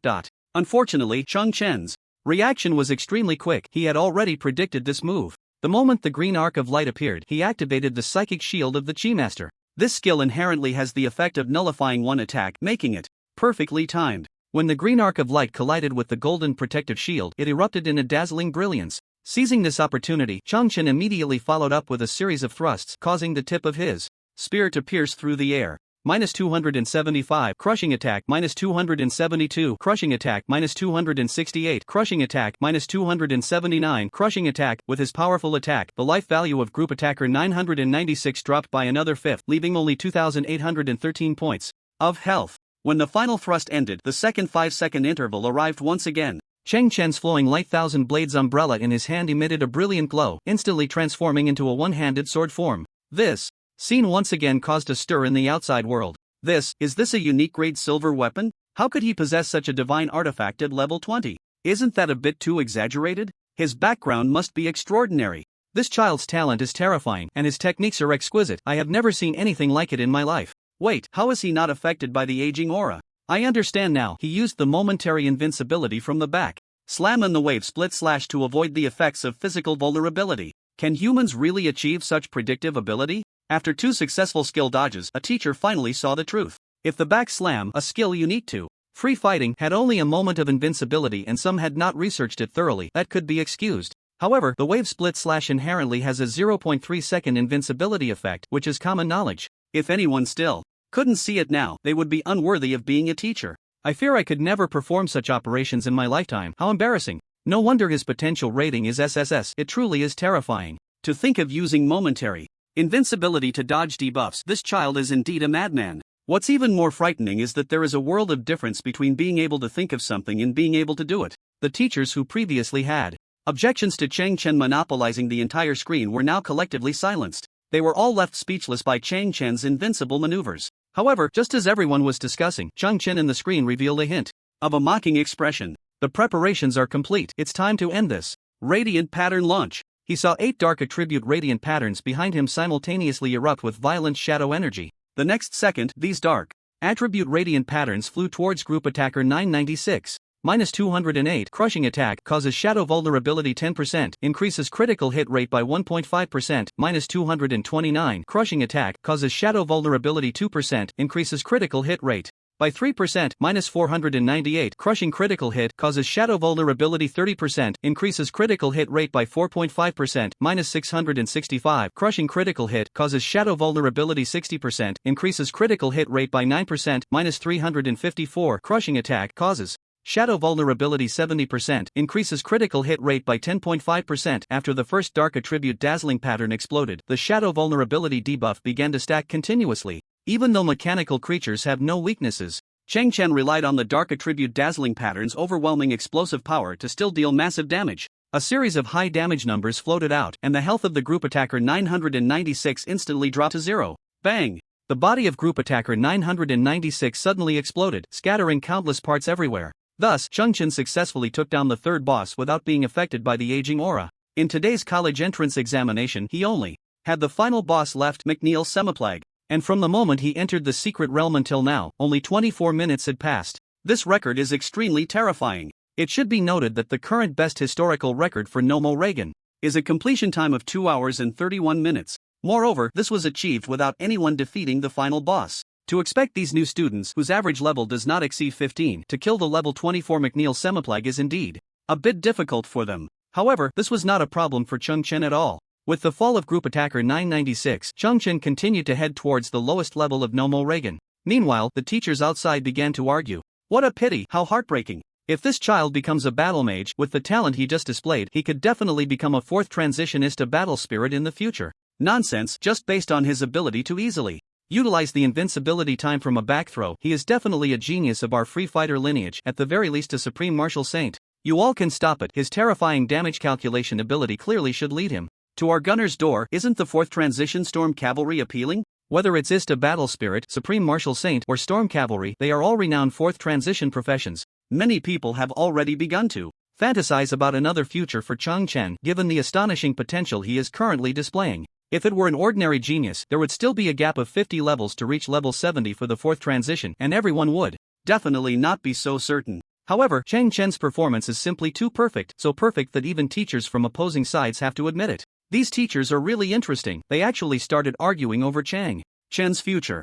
However, their vision is still too narrow. In my opinion, Chen is very likely to walk a completely new path. Wu Zhonglei's strength is the strongest among all present. His vision is naturally not something others can compare to. After watching Chen's series of performances, he uttered a shocking statement. In the near future, perhaps his free fighter will surpass all professions. Upon hearing this, the entire audience was astonished. McNeil Thermoplague had once been an exceptional and wise tinkerer. One marvelous invention after another was constantly born from his hands. However, gradually, his ambition began to expand. He even envisioned a great kingdom beyond Nomo Reagan in his mind. To achieve this ideal, McNeil Thermoplague aspired to become the true king of the Gnome Kingdom. Unfortunately, his evil plans were discovered by the Tinkers Association. When the master craftsman Mechatork was preparing to punish him, Thermoplague completely descended into madness. He decided to use a powerful bomb to kill those who opposed him. Ultimately, although his plan succeeded, turning the once city of wonders into ruins, he himself was trapped at the very bottom of Nomo Reagan, forever unable to see the sunrise. Due to long-term exposure to the radiation zone, he mutated into a leper gnome and went completely insane. In the days that followed, Thermoplague began to call himself king, leading the leper gnomes to fight against all outsiders. There are 30 minutes left. Aim to finish the battle in 4 minutes. Chen advanced rapidly, a proud smile on his face. McNeil Thermoplague's location was in the lowest hall of Nomo Reagan, not too far from the room where the group striker 996 was located. With Chen running at full speed, it took him only 2 minutes to arrive here. However, his recent self-talk sparked controversy outside. Seeing this, I'm already a bit numb. Chen has refreshed my understanding time and again. I've lost my ability to judge. Yeah, although I really want to question him, I'm afraid of being slapped in the face. It's really infuriating. He dares to say he'll take down McNeil Thermoplag in 4 minutes, while other students are just now barely reaching the second position. McNeil Thermoplag has 6,000 health points, and his physical defense is surprisingly high. Can he really do it? Although I think it's unlikely, I can't jump to conclusions. After all, the challenger is Chen. Ever since the main stage screen turned into Chen's first-person perspective, more and more teachers became numb. For the past 26 minutes, they had been in a state of questioning and being slapped in the face. Nowadays, even if Chen said something outrageous, everyone would stop to think for a few minutes. Even if someone didn't believe it, they wouldn't dare to voice their doubts loudly. What if he proved them wrong again? After all, there were too many similar examples. The emergence of such a bizarre scene was entirely due to Chen's monstrous strength. Chen dared to speak boldly, not without reason. He knew that McNeil Thermoplag piloted a massive robot and his physical defense was high, but that didn't mean there was no quick way to deal with him. Others might not be able to kill the boss, but he had plenty of methods. The room he was in was a near hexagonal arena. At each vertex of the hexagon, there was a mechanical stone pillar. Once the battle began, these mechanical stone pillars would immediately produce a bomb thrower, repeating every 8 seconds. The bomb throwers had low health but possessed an astonishing explosion range. If they got close, they would detonate, so they had to be killed from a distance. Normally, the difficulty of this battle lay in how to handle both the boss and the bomb throwers simultaneously. To pass smoothly, every wave of 6 bomb throwers had to be killed immediately. If they were too close to each other, even if just one detonated, it would lead to a chain explosion. Additionally, due to McNeil Thermoplag's immense strength, he also had a knockback skill. It was easy to push the challenger onto the bomb thrower. This further increased the difficulty of the battle. Although Chen had just boasted about defeating McNeil Thermoplag in 4 minutes, he now seemed completely unfazed. He raised the glimmering 1,000-blade umbrella, transforming it into a staff form, and then uttered an obscure incantation. Spirit Summon, Yade Flame, Simingtak, Levos, Ice Knives. Contract Summon, Fleet, Sandel, Aosu, Lewis. Mage Summon, Goblin Heater. Provocation Puppet, Shululu. The onlookers outside were all petrified at this scene. Goodness, are you just calling out names? The battle hasn't even started, and you've already summoned all the pets that a summoner, elemental master, and magic scholar can summon in one breath? With so many skills, you're just showing off, right? But then they thought these basic summoning skills, without a high mental boost, are quite useless. However, Chen's performance was not over yet. Easy 8 Self-Destruct, G1 Corona, XS Viper Cannon, RX60 Trap Pursuer. At this moment, Chen even included the robotic pets of the mechanic. Just then, a teacher finally realized something. He wants to use a massive pet army to resist the bomb thrower. Then he can unleash his full power to attack the boss. Everyone gasped at this analysis. It made a lot of sense. However, such a tactic was nearly impossible to replicate. At the very least, only a free class could possess all these basic skills simultaneously. Furthermore, one must have enough mental energy like Chen to regenerate mana. Otherwise, after that series of actions he just performed, his magic points would have been depleted long ago. Yet just when everyone thought Chen was about to strike, he began a new performance. Blade Soul Kazan, Erosion Puliman, Frost, Saya, Dawn Blessing, Celestial Melody, Light's Revenge, Holy Light Shield. This time, he first activated all 3 ghost formations, then went through all the buffs that a paladin could provide. His appearance was now a riot of colors, with various lights flashing continuously, and he was surrounded by all sorts of pets and robots. At this moment, almost all the teachers were left speechless, as it took Chen 2 minutes just to summon small monsters and apply buffs. It was truly thousands of teachers watching him showcase his skills alone. What was even more infuriating was that his mana seemed endless. This entire operation went on without a pause. Everyone thought, now he should attack, right? Then Chen unleashed a Psychic Master's Phantom Explosion, a skill that could create 8 lightning attribute clones in a short time, further attracting the bomb thrower's attention. There was a saying that could describe Chen now. This free class was clearly super strong, yet overly cautious. Alright, it can begin now. Chen completed all his preparations, using an electric grenade from an ammunition expert. As his opening move, bang! McNeil Thermoplag instantly entered battle mode, and 8 bomb throwers also refreshed. In that moment, countless summoned beasts charged forward, and various mechanical turrets began firing. Chen, of course, was not idle. Glowing all over, he switched to machine gun form and started firing wildly. In an instant, the sounds of explosions and collisions were deafening. McNeil Thermoplag's health bar seemed to vanish. With 6,000 health points, under Chen's full buffs and artillery support, it disappeared in an instant. And at that moment, the time was exactly 30 minutes. Not a second more, not a second less. The examination center was silent. As the sticky radiation dust fell, Ma Xiao's lips curled into a smile. Today feels pretty good. I finished off the second boss so quickly. It seems this year's provincial champion is none other than me. Ma Xiao's performance was outstanding, and his mood was equally good. In just 30 minutes, he had consecutively defeated 2 bosses, crossing the threshold of university. Meanwhile, the vast majority of others were still locked in a fierce battle with the first boss. Many underperforming students hadn't even seen the first boss's sticky radiation dust and were still being tormented on the circular platform. However, Ma Xiao's good mood didn't last long. In the next moment, his eyes widened in disbelief. An announcement appeared.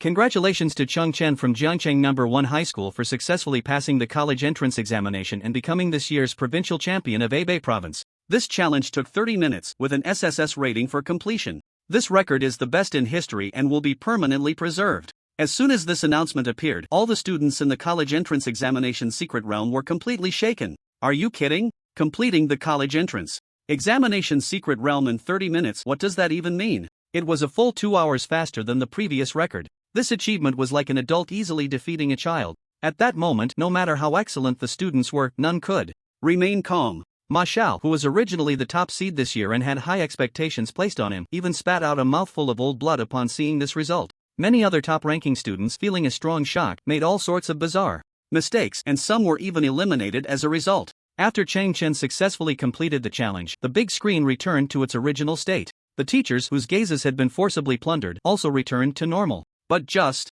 as the screen switched back, several screens went black. This indicated that a large number of students had failed. Many teachers were so furious they trembled, hating their students for not living up to expectations. Yet they could only rage helplessly, unable to help at all. Good psychological quality is a trait that strong individuals should possess. Everyone was shaken by Chen's outrageous score and could hardly blame anyone else. However, at that moment, there was a school whose students were not only unaffected but were instead filled with high spirits. That school was Jiangcheng No. 1 High School. When they saw Chen seize the provincial champion title, every face was beaming with happiness. Chen was their pride. In Jiangcheng, in this barren land, there had never been a provincial champion. Without a doubt, Chen made history today. The morale of Jiangcheng No. 1 High School students soared, and even their physical prowess improved significantly. Their hero achieved an unprecedented score, and naturally, they couldn't fall behind. The teachers at Jiangcheng No. 1 High School, seeing their students grow braver with each battle, couldn't help but smile widely. Good.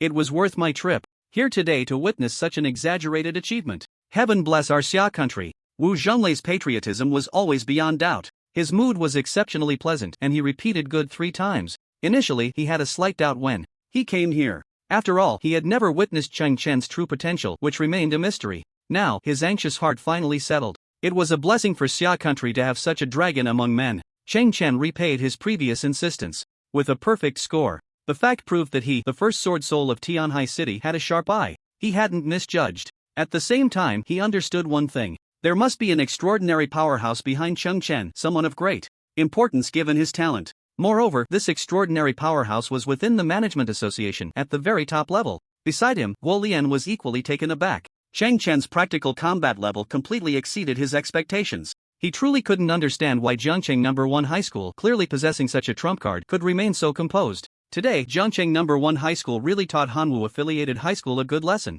Thinking of this, Guo Lian secretly glanced at Han Yefeng, only to find him staring blankly, lost in thought. Lu Yanmin, who had remained calm throughout the entire match, finally spoke up. Sometimes, a trump card can lift the veil of shame from thousands. 30 years in the East, 30 years in the West. Do not bully the young and poor. In just 2 short sentences, he practically rubbed Han Yefeng's face in the dirt. The thousands referred to the arrogant Hanwu-affiliated high school, and the veil of shame was their proud achievements. After saying this, Lu Yanmin felt a sense of relief wash over him. He then smiled at Wu Zhonglei and said, "Committee member Wu, you must be tired of watching too. Chen will probably be out soon. Shall we go for a walk?" Wu Zhonglei nodded with a smile. His only focus today was Chen. Now that the results were out, he had no interest in the performances of the other students. Guo Lian wanted to get closer, so he followed them out of the VIP viewing room. At this moment, only Han Yefeng was left behind, slowly experiencing the pain of being brutally defeated. As Chen completed the college entrance examination ahead of schedule, the teachers at the examination center gradually began to chat. This year, Jiangcheng No. 1 High School is going to soar. Isn't that right? With such a monstrous student, they must be dreaming of waking up smiling. Lu Yanmin and the others can really endure. They actually hit a nuclear bomb until the last moment to detonate. I can finally understand why the top 20 schools in Jiangcheng are willing to merge. If the other school has such a prodigious student, I would also be willing to merge. Isn't it nice to share in the feast? In the secret realm, Chen smiled upon seeing his completion score. Due to the level suppression, McNeil Surmaplague's field of vision was very small, which gave me ample time to prepare. This kind of operation is hard to replicate in actual combat. Otherwise, if I could always max out my buffs and summon all my creatures, everything would become very simple. Congratulations on successfully clearing No Moragan. Since your completion rating reached SSS level and broke the best record, your completion reward will be upgraded by 1 tier. As you are a binder, your completion reward will also be upgraded by 1 tier.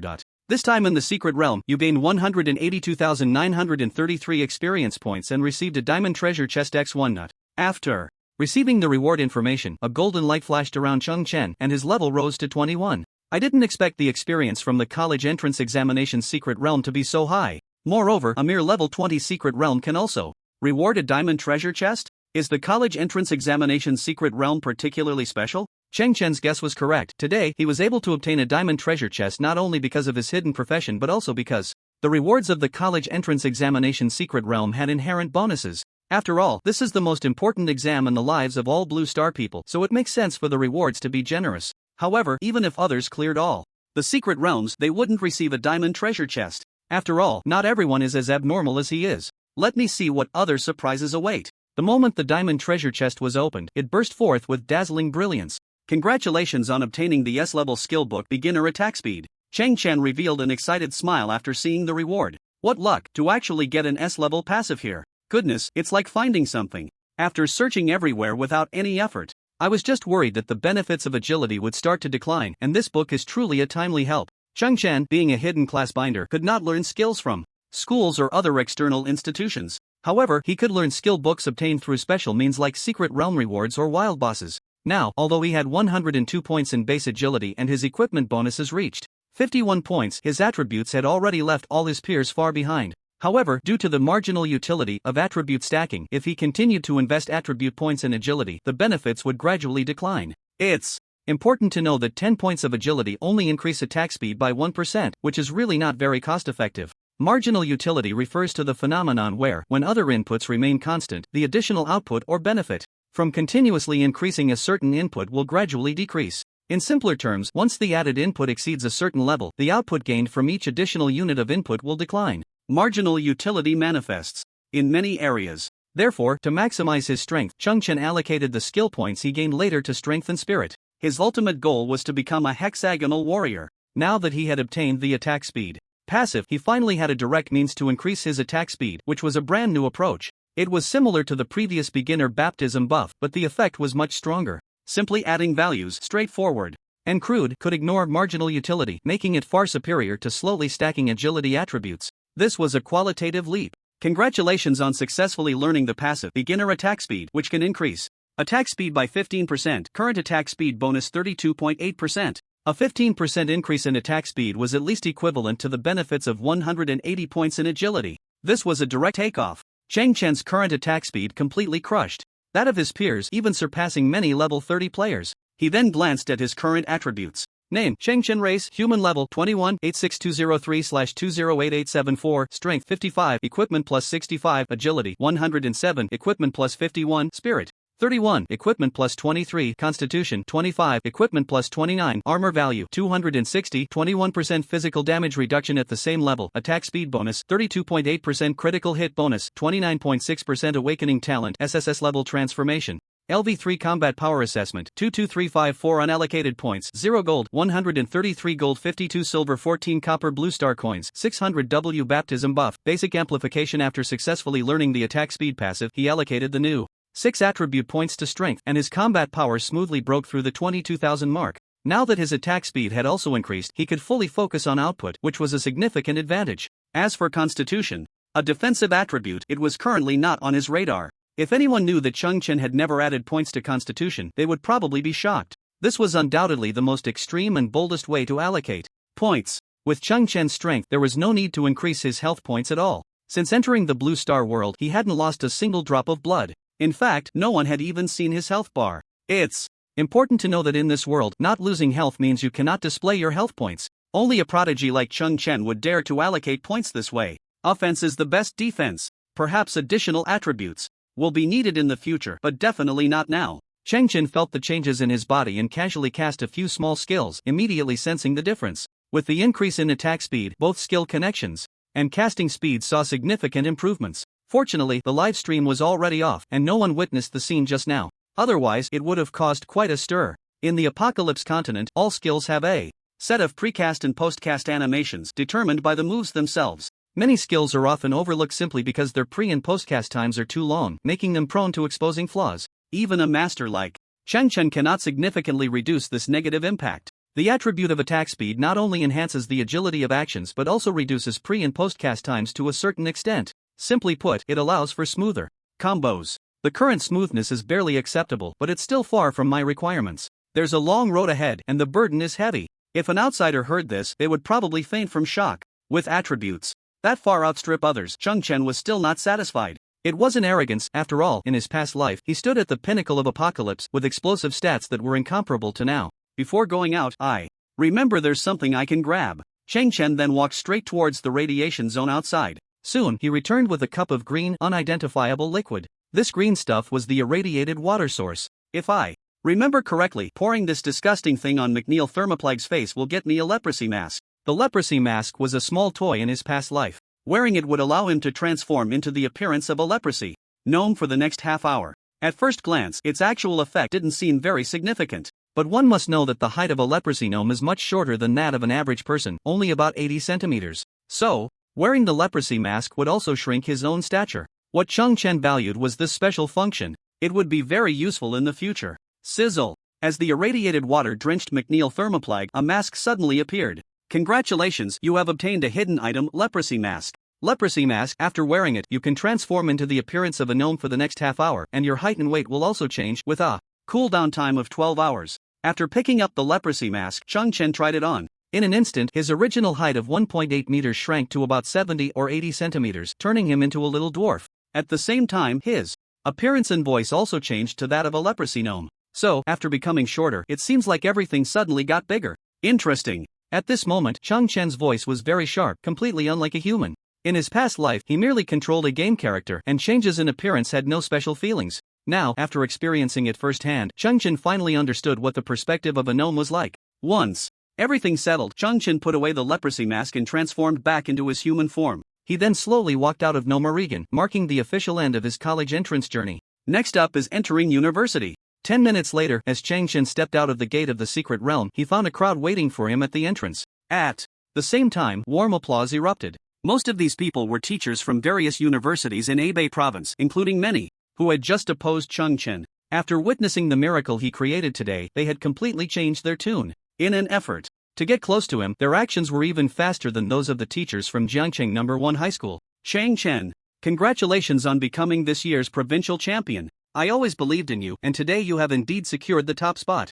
Our Hangyuan High School is right next door in Iyun City. We should keep in touch more often. The initial words were relatively normal, merely flattering compliments. However, gradually, the conversation began to veer off course. Truly a once-in-a-thousand years talent. When it comes to slaying monsters, you will surely be fierce. Isn't that right? With Chen's strength, who else could take on such an honorable task? In this perilous world, our Xia country needs brave souls like you. The future of Xia country is in your hands. Go for it. Please help us clear the obstacles and create a beautiful homeland. We believe you will definitely achieve this in the future. With some people's deliberate embellishment, the atmosphere of the gathering began to rise. Gradually, the topics of discussion also started to lean towards national righteousness. Upon hearing this, Chen frowned. He glanced around with his peripheral vision and noticed a few people wearing smug expressions, clearly trying to steer the narrative. After all, in this world, there aren't many magnanimous individuals, but there are quite a few narrow-minded and jealous ones. Today, Chen achieved an astonishing accomplishment. How could there be so many kind-hearted people genuinely wishing him well? No matter how one puts it, his achievements were a slap in the face to the majority. Naturally, many began to harbor ulterior motives. The earlier back and forth was enough to indicate the problem. Once the patriotic sentiment label was slapped on, it even had a hint of moral coercion, practically roasting Chen on a spit. The late arrivals, Lu Yanmin and Wu Zhonglei, happened to witness this scene. Lu Yanmin, an old hand in the game, instantly sensed that the wind was blowing in the wrong direction. Just as he was about to speak up to stop it, he was pulled back by Wu Zhonglei. Hey, aren't you usually calm and collected? Why are you so anxious now? Let's see how our champion reacts first. At this point, Wu Zhonglei's lips curled into a slight smile as he looked at Chen with deep meaning. In terms of combat talent, Chen was already astonishing, practically flawless. However, he wanted to take this opportunity to understand his approach to handling affairs. After all, no matter how strong one is in combat, lacking intelligence makes it hard to go further. Chen pondered for a moment and quickly grasped the crux of the matter. Someone wanted to guide public opinion, forcibly establishing a patriotic persona for him? Then, in the future, if monsters attacked, he would have to charge into battle, or else he would be subjected to their scorn? Truly a malicious scheme. Chen smirked. Coldly, these petty tricks were indeed shameless. If hard tactics didn't work, they resorted to soft ones filled with malice. In the Blue Star world, while there are many petty individuals, there are still plenty of people filled with patriotic feelings. Otherwise, the previous collective petition from the old scholars wouldn't have happened. They genuinely cared for the future of Xia country. It was precisely because of this that people's emotions could be easily incited. After all, humanity is suffering greatly, and Xia country's situation is not optimistic. If today, someone with ulterior motives successfully used public opinion to forcibly establish a patriotic persona for Chong Chen, then in the future, even the slightest misstep would be magnified infinitely. This blatant scheme was truly malicious to the extreme. Seeing that public opinion was developing in a good direction, those with ulterior motives had already put on expressions of watching a show. I would like to ask the few teachers who just said they would bring glory to the country to step forward. Chen pointed at a few people with a teasing expression, and everyone's gaze turned towards them. The few who were originally prepared to watch the show suddenly froze. They never expected Chong Chen to be so straightforward as to call them out by name. Now, with countless eyes on them, they could only brace themselves and step forward. Chang, is there something you want from us? One of them asked awkwardly. Chen replied with a half-smile. It's nothing much. Just wanted to get to know my future comrades who will fight alongside me. I know my abilities are limited, and if I am to sacrifice myself for the country in the future, I naturally need to find like-minded individuals whom I can trust to go to battle with. Don't you agree? Since you teachers were just so passionate, I assume you are prepared to go into battle and face death, right?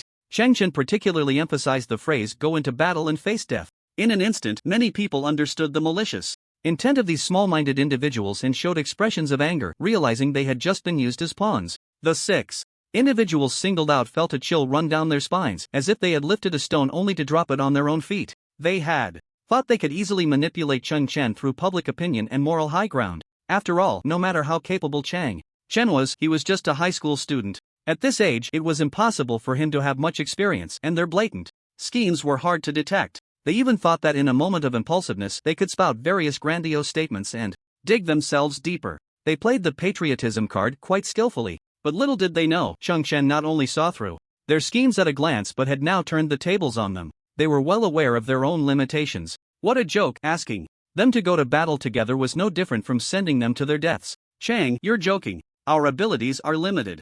We can't contribute anything. Ah, yes, how could we compare to you? We were just speaking off the cuff. These individuals had already sensed the hostility around them and were desperately trying to defend themselves, fearing they would be caught in a trap. What a casual remark. By your logic, if a high school student dares to go, how can you, a group of teachers in your 30s and 40s, want to be cowards? Isn't Xia country your homeland? Or do you mean that what you just said was insincere? Chen's tone suddenly rose, exuding a strong momentum. The phrase insincere instantly shattered the psychological defenses of the 6 individuals. They dared not take the blame. If they were labeled as spies or something similar, they would truly be in deep trouble. They never expected that the high school student in front of them would react so quickly. At this point, even a fool would understand what Chong Chen meant. At the same time, everyone realized how malicious the 6 individuals were. Get lost, having teachers like you in our Hebei province is simply embarrassing. Wanting to use us to stifle the future talents of Xia country, your intentions are despicable.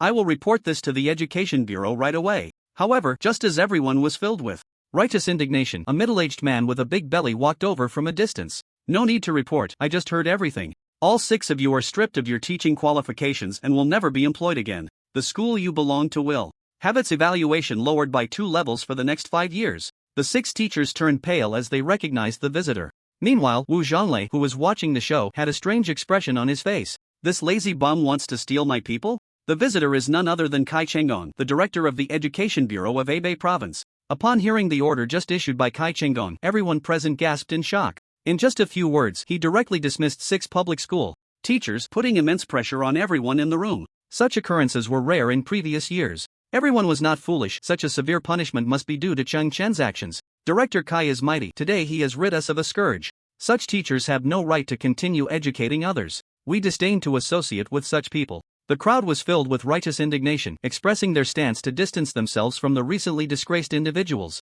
At that moment, the 6 teachers, upon hearing Kai Chenggong's words, turned pale with fear. An overwhelming sense of regret surged within them. Director, please give us another chance. We know we were wrong. We acted out of jealousy, which led us to make such a grave mistake. We have elderly and young ones at home. We can't bear such consequences. Although Kai Cheng-gong was usually laid back and rarely spoke up, it did not mean his words lacked weight. On the contrary, given his status and power, no one in Hebei province dared to disregard him. If today's scandal were to spread, these individuals would struggle to make a living in the future. No school or business in Hebei province would risk offending Kai Cheng-gong by taking them in. At that moment, someone even knelt down shamelessly, hoping to salvage their future. However, words once spoken are like water spilled. There is no way to take them back. There is no medicine for regret in this world. Kai Cheng-gong was known for his decisive actions, and his orders were absolutely non-negotiable. A bunch of useless trash, get out of my sight. Faced with the six people's desperate pleas, Kai Cheng-gong didn't even blink, his face showing nothing but disgust. Ultimately,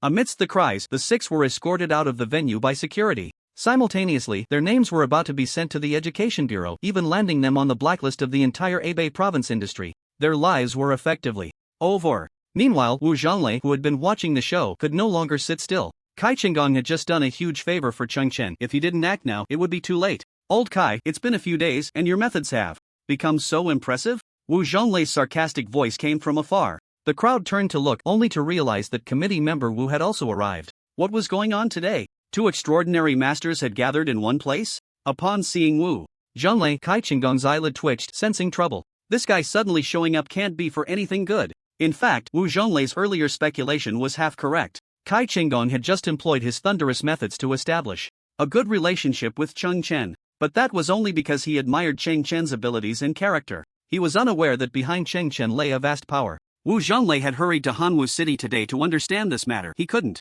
let Kai Cheng-gong disrupt things now. Although Kai Cheng-gong was slightly weaker than Wu Zhonglei, Hanwu City was his territory, and he couldn't show weakness at this moment. I didn't expect the renowned sword soul of Tianhai City to come to our small city for an inspection. How rare. Wu Zhonglei awkwardly coughed a few times. Kai Cheng-gong's words were not without merit. If it weren't for Cheng Chen, he certainly wouldn't have flown over early in the morning. However, he definitely couldn't say that out loud. The Education Bureau and our Management Association have always been one family. Director Kai is being a bit too formal. Isn't today the day of the college entrance examination? I just happened to be on a business trip to Hanwu City, so I came by to take a look. Who would have known that upon looking? I just happened to witness a miracle. Isn't that a coincidence? Although Wu Zhonglei had a strong sense of purpose, he was not good with words. This statement, surprisingly used, just happened 3 times in a row, making the onlookers shake their heads. Is there really such a coincidence in this world? Wu Zhonglei was almost writing the name Cheng Chen on his face. Kai Cheng-gong, who was very shrewd, immediately saw through Wu Zhonglei's intentions.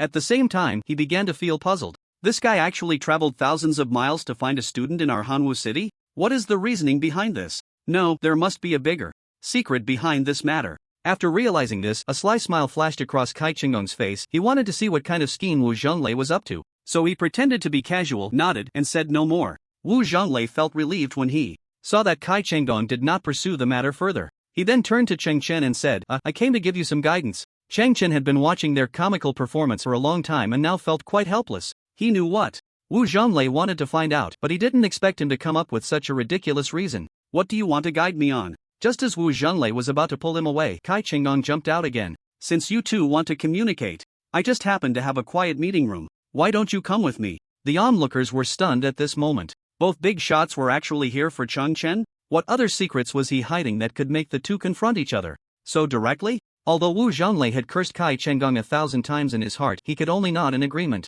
After all, this was his territory, he had to give some face. A few minutes later, the three arrived at the meeting room. However, Kai Cheng-gong showed no sign of leaving, making the situation a bit awkward. You two chat, don't be too restrained, and don't mind me. After all, I am also a head of a department, and today we have distinguished guests, so I naturally have to entertain you. I have some fine Longjing tea here, I'll brew it for you right now. Wu Zhonglei was itching to challenge Kai Cheng-gong directly. It was obvious he wanted to listen to their conversation. After thinking for a moment, Wu Zhonglei sighed and gave up. He then asked seriously, Chang classmate, do you know any high-level members of our management association? Upon hearing this, Kai Cheng-gong's hand brewing tea suddenly paused, and he felt a bit horrified. Although he had sensed something earlier, he didn't expect Cheng Chen's background to be so significant. If Wu Zhonglei traveled such a long distance, then the person behind him must be extremely formidable. According to Cheng Chen's original plan, if it were just Wu Zhonglei, he could have just brushed it off with a few casual remarks. But now with Kai Cheng-gong present, two big shots from different fields were in the same room, making it difficult to get through this matter easily. Cheng Chen thought for a moment and decided to tell the truth. After all, he was also curious about the true identity of that old man. Actually, I don't know the identity of that old man either. I just happened to meet him while fishing by the lake. When Wu Zhonglei heard the words fishing, his heart began to race. He already had a vague answer in his mind. Kai Chenggong, who was not a member of the management association, was still very confused. At that time, he gave me a ring. After saying this, Chen took out the ring engraved with the character Qin. Wu Zhonglei's face instantly showed ecstatic joy, while Kai Chenggong, upon seeing it, was so shocked that the tea leaves in his hand scattered all over the ground. It was actually him. You actually have old Qin's token, it's simply unbelievable. Although Kai Chenggong was not a member of the management association, he recognized the ring. Among the high-ranking members of the management association, there was only one person with the surname Qin. The reason he was so flustered was that the owner of this ring had an astonishing background. Old Qin's full name was Qin Feiyu, a peerless powerhouse standing at the pinnacle of the Xia country's hierarchy. His current level was rumored to exceed level 75, and he was a 4th-tier battle mage and Ista war spirit. He was also the only 4th-tier battle mage in the Xia country with terrifying strength. Although Qin Feiyu possessed extraordinary combat power, his temper was quite eccentric. Even those with similar strength would be verbally abused if they disagreed with him. Kai Chenggong could never have imagined how Chong Chen, a mere high school student, had gained old Qin's favor. This was also the reason for his earlier loss of composure. Compared to Kai Chenggong, Wu Zhonglei had not lost his composure, but his inner shock was no less intense. As a mid-level member of the management association, he was well aware of how terrifying Qin Feiyu was. He also knew what the ring engraved with the character Qin signified. If Cheng Chen truly knew old Qin, then the previous rejection incident made sense. With old Qin's status, a simple word from him could indeed suppress the impeachment from Demon Spirit University without any backlash. However, he still did not understand how Chong Chen managed to do it. Although he was filled with strong curiosity and wanted to learn more about the situation, he ultimately held back. After all, this involved private matters between Cheng Chen and old Qin, and it was not appropriate for him to inquire. Now that he had received a satisfactory answer, he was already quite content. A prodigy like Cheng Chen was bound to face a bumpy road in his future growth. Wu Zhonglei had insisted on coming today to better protect Cheng Chen. If he did not have a high figure like old Qin behind him, he would do everything in his power to help him grow. After all, such talent was incredibly precious for the Xia country today. Now that he learned of old Qin's existence, he finally breathed a sigh of relief. This matter no longer required his concern. The name old Qin was more useful than anything else in the Xia country. Although I still find it hard to understand how you came to be valued by old Qin, but I'm still happy for you. I can't reveal too much information about old Qin. You just need to understand one thing: his strength is extremely formidable in the Xia country. I personally have a suggestion. I hope you can wear the ring he gave you on your hand at all times. It might help you greatly in the future. At this moment, there was not much Wu Zhonglei could do. He could only offer a kind reminder. Although Cheng Chen still did not know old Qin's true strength, he had already gleaned the answer from Wu Zhonglei's earlier expression. Both of the people in the room were genuinely trying to help him, and he saw all of this. That was why he was willing to actively share information about old Qin.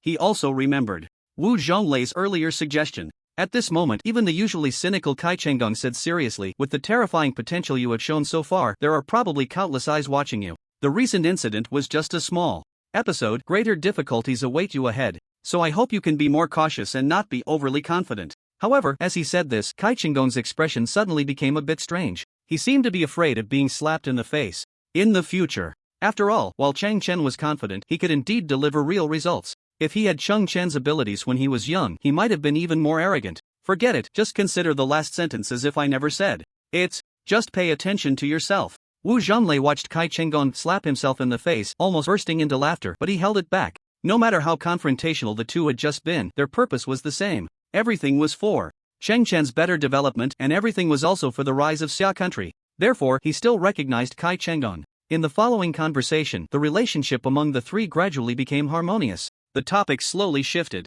to the Tianqi continent. Cheng Chen's various astonishing insights left the two in awe. At the same time, Cheng Chen learned many secrets from the two big shots. Laughter and joy occasionally echoed in the conference room, truly envied by others. In contrast, the atmosphere at the examination center was far from joyful. Although Cheng Chen had long secured the top spot this year, other students still had to strive for their futures. The difficulty of the secret realm would not lessen because of Cheng Chen's exaggerated results. Countless students continued to suffer. The teachers were all at the examination center, carefully monitoring their students. As time passed, the college entrance examination gradually approached its end. More and more results began to gather on the main stage. At this moment, the expressions of the teachers were a reflection of life's myriad emotions, some joyful and some sorrowful. The cruelty of the college entrance examination was undeniable. While some achieved Good results. Naturally, many more were eliminated. Half an hour later, as the countdown reached 0, this year's college entrance examination officially concluded. The results of all candidates in Hebei province appeared on the giant screen of the main stage. Although the average score of Hanwoo-affiliated high school was still the best, Han Yafeng could not feel happy, because the second best average score was from Jiangcheng No. 1 High School, which he had always looked down upon. Moreover, the most distressing thing was that the name at the top of the list had become his nightmare. When Ma Xiao, the pride of the heavens, walked out of the secret realm, his expression was incredibly desolate. His current state was a true reflection of the vast group of top students in Hebei province. Even though many had achieved good results, there was not even a hint of excitement, because Cheng Chen's results today were like a mountain, suffocating the 400,000 candidates of this session. It was simply too strong to the point of despair. Lu Yinmin did not participate in Cheng Chen's small meeting. As the principal of Jiangcheng No. 1 High School today, he had to be responsible for all the candidates. Now, looking at his students' results, he revealed a satisfied smile. At this moment, more and more teachers from other schools came over to congratulate him. According to past years, these people should have been surrounding Han Yafeng. But now, Han Yafeng's side was deserted, a stark contrast to the previous situation. Everyone was not foolish, they clearly saw the current situation in Hebei province. Hanwoo-affiliated high school had hit a wall today and would inevitably decline in the future. Why stir up trouble? On the other hand, Jiangcheng No. 1 High School was completely different. With Cheng Chen's sudden emergence, the rise of Jiangcheng No. 1 High School had become unstoppable. They had only merged for less than a month and were already very close to Hanwoo-affiliated high school's results. With a living advertisement like Cheng Chen, the enrollment of Jiangcheng No. 1 High School next year would undoubtedly be terrifying. After further improving the quality of enrollment, it was likely that the position of the strongest high school in Hebei province would change hands next year. Once invincible Han Yafeng watched as more and more people gathered in the distance. He couldn't catch his breath and fainted. A once great school would eventually come to an end.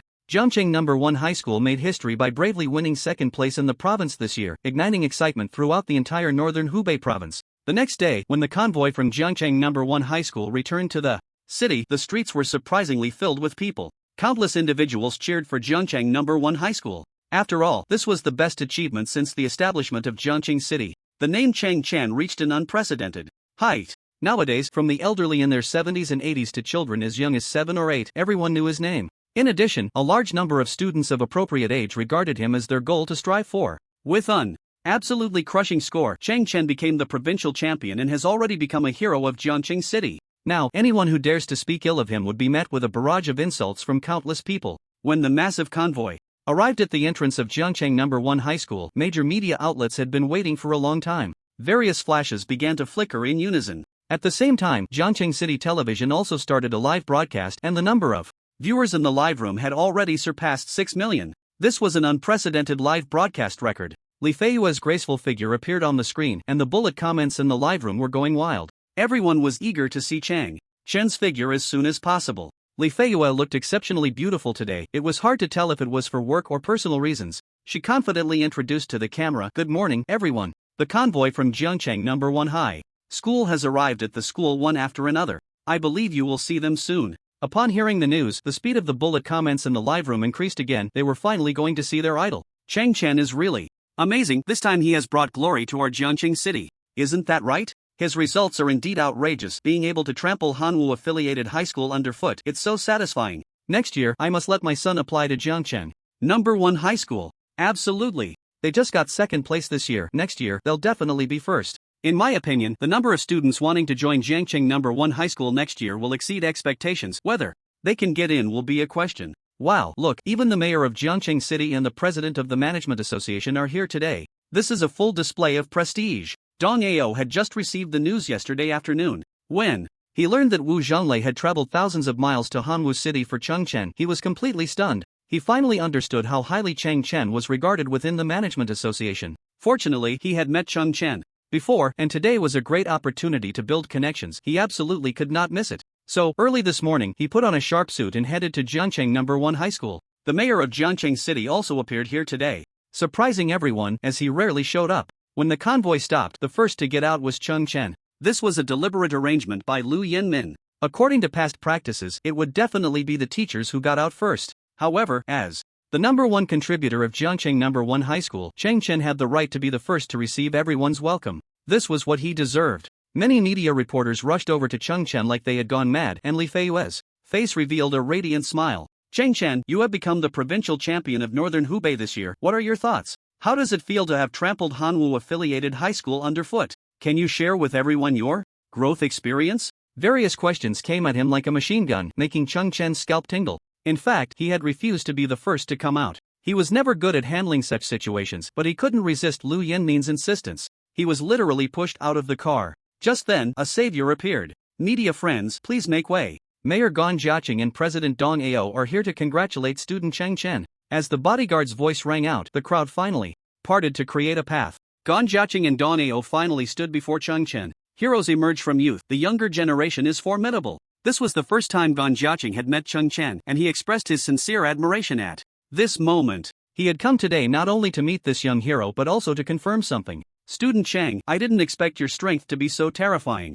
No wonder Commissioner Wu values you so highly. In the future, we can keep in touch. The door of the Jiangcheng City Management Association is always open for you. Dong Ao, standing beside him, felt somewhat uncomfortable. The mayor gone beside him was not only a high-ranking official but also quite powerful, being a third-tier expert. With him present, Dong Ao felt somewhat out of place. So now he could only play the card of personal connections. However, he didn't expect that after hearing this, a glint of brilliance flashed in Gan Jiaqing's eyes. The Commissioner Wu that Dong Ao mentioned could only be the renowned sword soul of Tianhai City. It seems I overlooked this matter before. I didn't expect this young man's background to be so astonishing, able to gain the favor of Commissioner Wu at such a young age. Although Gan Jiaqing held the esteemed position of mayor, he was still inferior to Wu Zhongli in both status and strength. At this moment, he was somewhat surprised. Due to his busy schedule, he hadn't paid much attention to this aspect of news. He had only known that Jiangcheng No. 1 High School had suddenly merged and produced a genius. But he didn't expect this was no ordinary genius, as he had directly secured the provincial top scholar, which finally drew his full attention to Cheng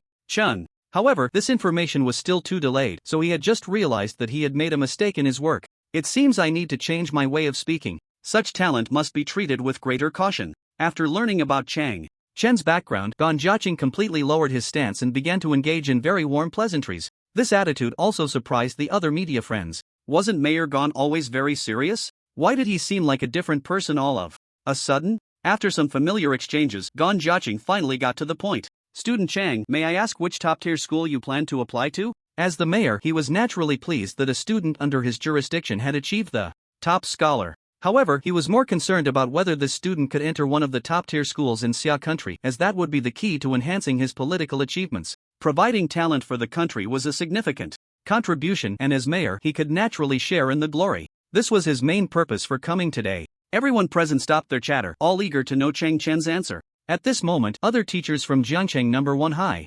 School also approached, equally curious. Only Lu Yanmin seemed to be the one with a strange expression. He already had a premonition in his heart and could only smile wryly. Cheng Chen thought for a moment there was nothing to hide about this matter, so he slowly said, I might not choose a top 10 school. As soon as this answer came out, Gan Jiaqing nearly suffered a heart attack. His political achievements, so close at hand, seemed to vanish in an instant. The others were in an uproar. Due to Cheng Chen publicly announcing his volunteer information, Gan Jiaqing almost persuaded him to change his mind every day for the next 3 days. However, once Cheng Chen made a decision, there was no possibility of change, so all efforts ended in failure. Gan Jiaqing did not want the cooked duck to fly away, so he ordered a strict ban on any media outlets from promoting Cheng Chen's decision today. In his view, as long as this matter did not spread, there would still be room for maneuver. Many insiders also took turns trying to persuade him daily. No one wanted such a genius to ultimately fade into obscurity because of university choices. Due to the cruel promotion mechanism in the Blue Star world, even students with great talent could ruin their lives if they chose the wrong school. After all, many universities simply did not have the secret realms for the third and fourth promotions, and there was a limit to level advancement. Cheng Chen was the first top scholar in the history of Jiang City and should not be buried. But all this effort was in vain. Even if the higher-ups of Jiang City No. 1 High School collectively mobilized for a war of attrition, Cheng Chen remained unmoved. He had made up his mind to attend the 20th ranked Xinyu University and would not listen to any advice. Everyone could not understand why Cheng Chen was doing this and could only stare in disbelief. Today, 3 days later, many cars began to arrive at the gate of Jiang City No. 1 High School. Each car bore the logos of different universities. Today was the day for independent enrollment at universities in Xia country. These vehicles were the official cars of the admissions offices of various top schools. After the national college entrance examination in Xia country, there is a week-long independent enrollment period. This is a special privilege granted to the top universities nationwide, which ordinary schools do not have. Any student who ranks in the top 300 in the province is eligible to participate in independent enrollment. For instance, the previous guaranteed admission slots from Jiang City could bypass the hard requirement of being in the top 300 and directly enter the re-examination. The main task of each school's admissions office is to go to top high schools across the country to recruit students. Today, the admissions office's convoy finally arrived at Jiang City No. 1 High School. The teachers from the admissions offices of various universities had already arrived at the conference room one after another. According to convention, the top 20 universities in the national rankings are all eligible for independent enrollment. Today, the schools coming to Jiang City No. 1 High School were nearly all from the top 20. This was an unprecedented event for the prefecture-level city of Jiang City and a historic breakthrough. A few years ago, if 5 or 6 schools had come, it would have been a cause for celebration, and they would have all been lower-ranked schools. This year, Jiang City No. 1 High School was given such importance, naturally related to their excellent results. Many universities only learned about Jiang City No. 1 High School's achievements this year after hearing about their unprecedented merger initiative. This further piqued the curiosity of many universities, which is why so many came today. Of course, there was one crucial reason for this, and that was Chen, a 30-minute pass through the college entrance examination secret realm was a result that, not just in Hebei province but even across the entire Xia country, was unique. With such an extraordinary high school, everyone naturally wanted to come and see for themselves. There was still some time before the independent enrollment began, and the teachers in the conference room were all old acquaintances, quickly striking up conversations. I didn't expect everyone to be so well informed. So many people came today. With such a big stir in Jiang City this year, it's hard not to know. Out of the top 30 nationwide, 16 came today, which is quite a face for Jiang City No. 1 High School. Yunba University really didn't come today. It fits their school style. Their school is always traditional. They definitely wouldn't want to come. Today, I just want to see if that recluse lives up to the name. As a prestigious traditional school in the Summer Kingdom, Yunba High School has always been very conservative and dislikes any unconventional behavior. A giant school like Jiangcheng No. 1 High School, which was hastily established, is seen by them as utterly heretical. They take great shame in such forced alliances close to the college entrance examination. Moreover, Chen winning the top scholar in Hebei province as an outsider is even more absurd. Therefore, they did not send anyone today. Among the many schools present today, 2 have significant connections to Chen. One is the previously conflicting Demon Spirit University, and the other is the Blue Sky Academy where Huang Tian is located. These 2 schools seem somewhat out of place today. Besides the admissions office teachers, each brought along a teacher. They are Chang Yuancheng from Demon Spirit University and Wang Keifu from Blue Sky Academy. Chang Yuancheng is considered an old acquaintance of Chen, as he had a conflict with Wu Zhonglei before. Wang Keifu's presence today was entirely due to a single remark. Huang Tian's earlier statement, "Teacher, please pay more attention to the outsider," prompted him to take action personally. Meanwhile, among the schools present today, there is naturally Chang Chen's main target, Oracle University. The director of their admissions office, Chen Yele, is currently sitting alone in a corner, not engaging with anyone. Oracle University's current strength can only rank at the bottom of today's luxurious lineup, so they naturally have no place to interject. After a while, Lu Yanmin entered the large conference room with the senior management of Jiangcheng No. 1 High School. At the same time, many students' information appeared on the screen. The normal process for independent admissions is for high schools to release the list of all students from their school who ranked in the top 300 in the province. The admissions office then selects their preferred students for individual interviews based on initial screening. If a student is particularly outstanding and is selected by multiple schools, they can choose among them after all interviews are completed. However, this is a very special situation. Due to the different types of secret realms controlled by universities, admissions tend to be biased rather than casting a wide net. Therefore, it is not common for a student to be selected by multiple schools. Even if it happens, it is usually only 2 or 3 schools, and the student's profession must be a popular one with a large base. I, Lu Yanmin, represent Jiangcheng No. 1 High School and welcome everyone's arrival. I won't say much more. The information on our eligible students this year has been fully listed. The data on the screen is very detailed, and each student's combat power assessment has passed the Management Association's test. If there are any questions, feel free to ask me. Lu Yanmin looked at the teachers in front of him with a beaming smile. He was in a great mood. This year, Jiangcheng No. 1 High School has over 40 students entering the top 300 in the province, which is already a remarkable achievement. As expected, when everyone looked at the big screen, they immediately gasped in astonishment. Although they had prepared mentally, they did not expect Jiangcheng No.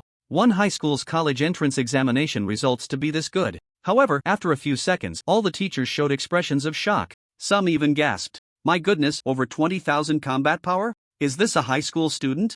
Under normal circumstances, combat power assessments cannot be viewed. They must be calculated by the Management Association's professionals to be known. The enrollment teachers present only knew about Chang Chen's college entrance examination scores, and his freelance profession. These pieces of information were already outrageous enough to attract so many people. However, unexpectedly, just 1 minute into the presentation, Jiangcheng No. 1 High School dropped a nuclear bomb, instantly igniting the teacher's emotions. This data, it must have been measured by the Jiangcheng Management Association, right? Could it be fabricated? Exactly, this combat power assessment is too outrageous, 22,354 points. What does that even mean? That's at least stronger than half of the university students in our school. Jiangcheng No. 1 High School wouldn't be deliberately hyping this up, would they, just to fool us with such exaggerated data? Even if he broke the college entrance examination record, there's absolutely no way he could have such high combat power. Lu Yenmin looked at the skeptical expressions of the crowd, but he was not worried at all. In fact, yesterday, when he organized the students to be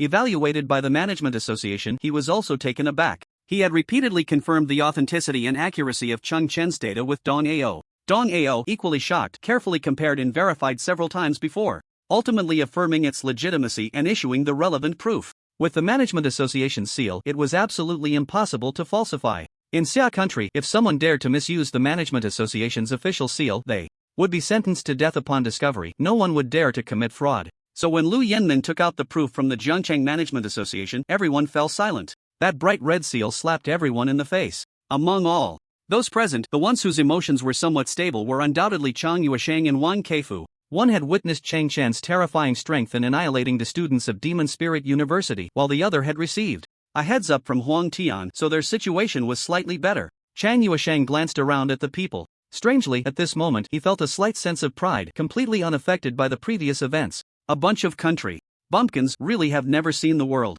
This monster wiped out our school's students when he was just over level 10. With such combat power, it's only natural. Otherwise, how could he be valued by the higher-ups? Ever since Chang Yuesheng last witnessed Cheng Chen's terrifying background, his mindset had undergone a significant transformation. He no longer viewed Cheng Chen as a thorn in his side, instead, he was eager to align himself with him. After all, who would dare offend a prodigy connected to the Management Association's headquarters? His visit to Jiangcheng today was also approved by Vice Principal Zhang Hongshan, and their opinions coincidentally aligned. This time, he was determined to do his utmost to win over Cheng Chen. Even if he couldn't recruit him, at least he needed to resolve their previous animosity. After all, they had invested heavily before. Wang Keifu's mood was equally strange at this moment. Initially, when Huang Tian reminded him, he didn't take it too seriously. However, as the college entrance examination results were revealed, he found the student named Cheng Chen's scores to be extremely eye-catching. He also discovered that this person's profession was the freelance type mentioned by Huang Tian. If Huang Tian had mentioned another profession, he might not have realized anything.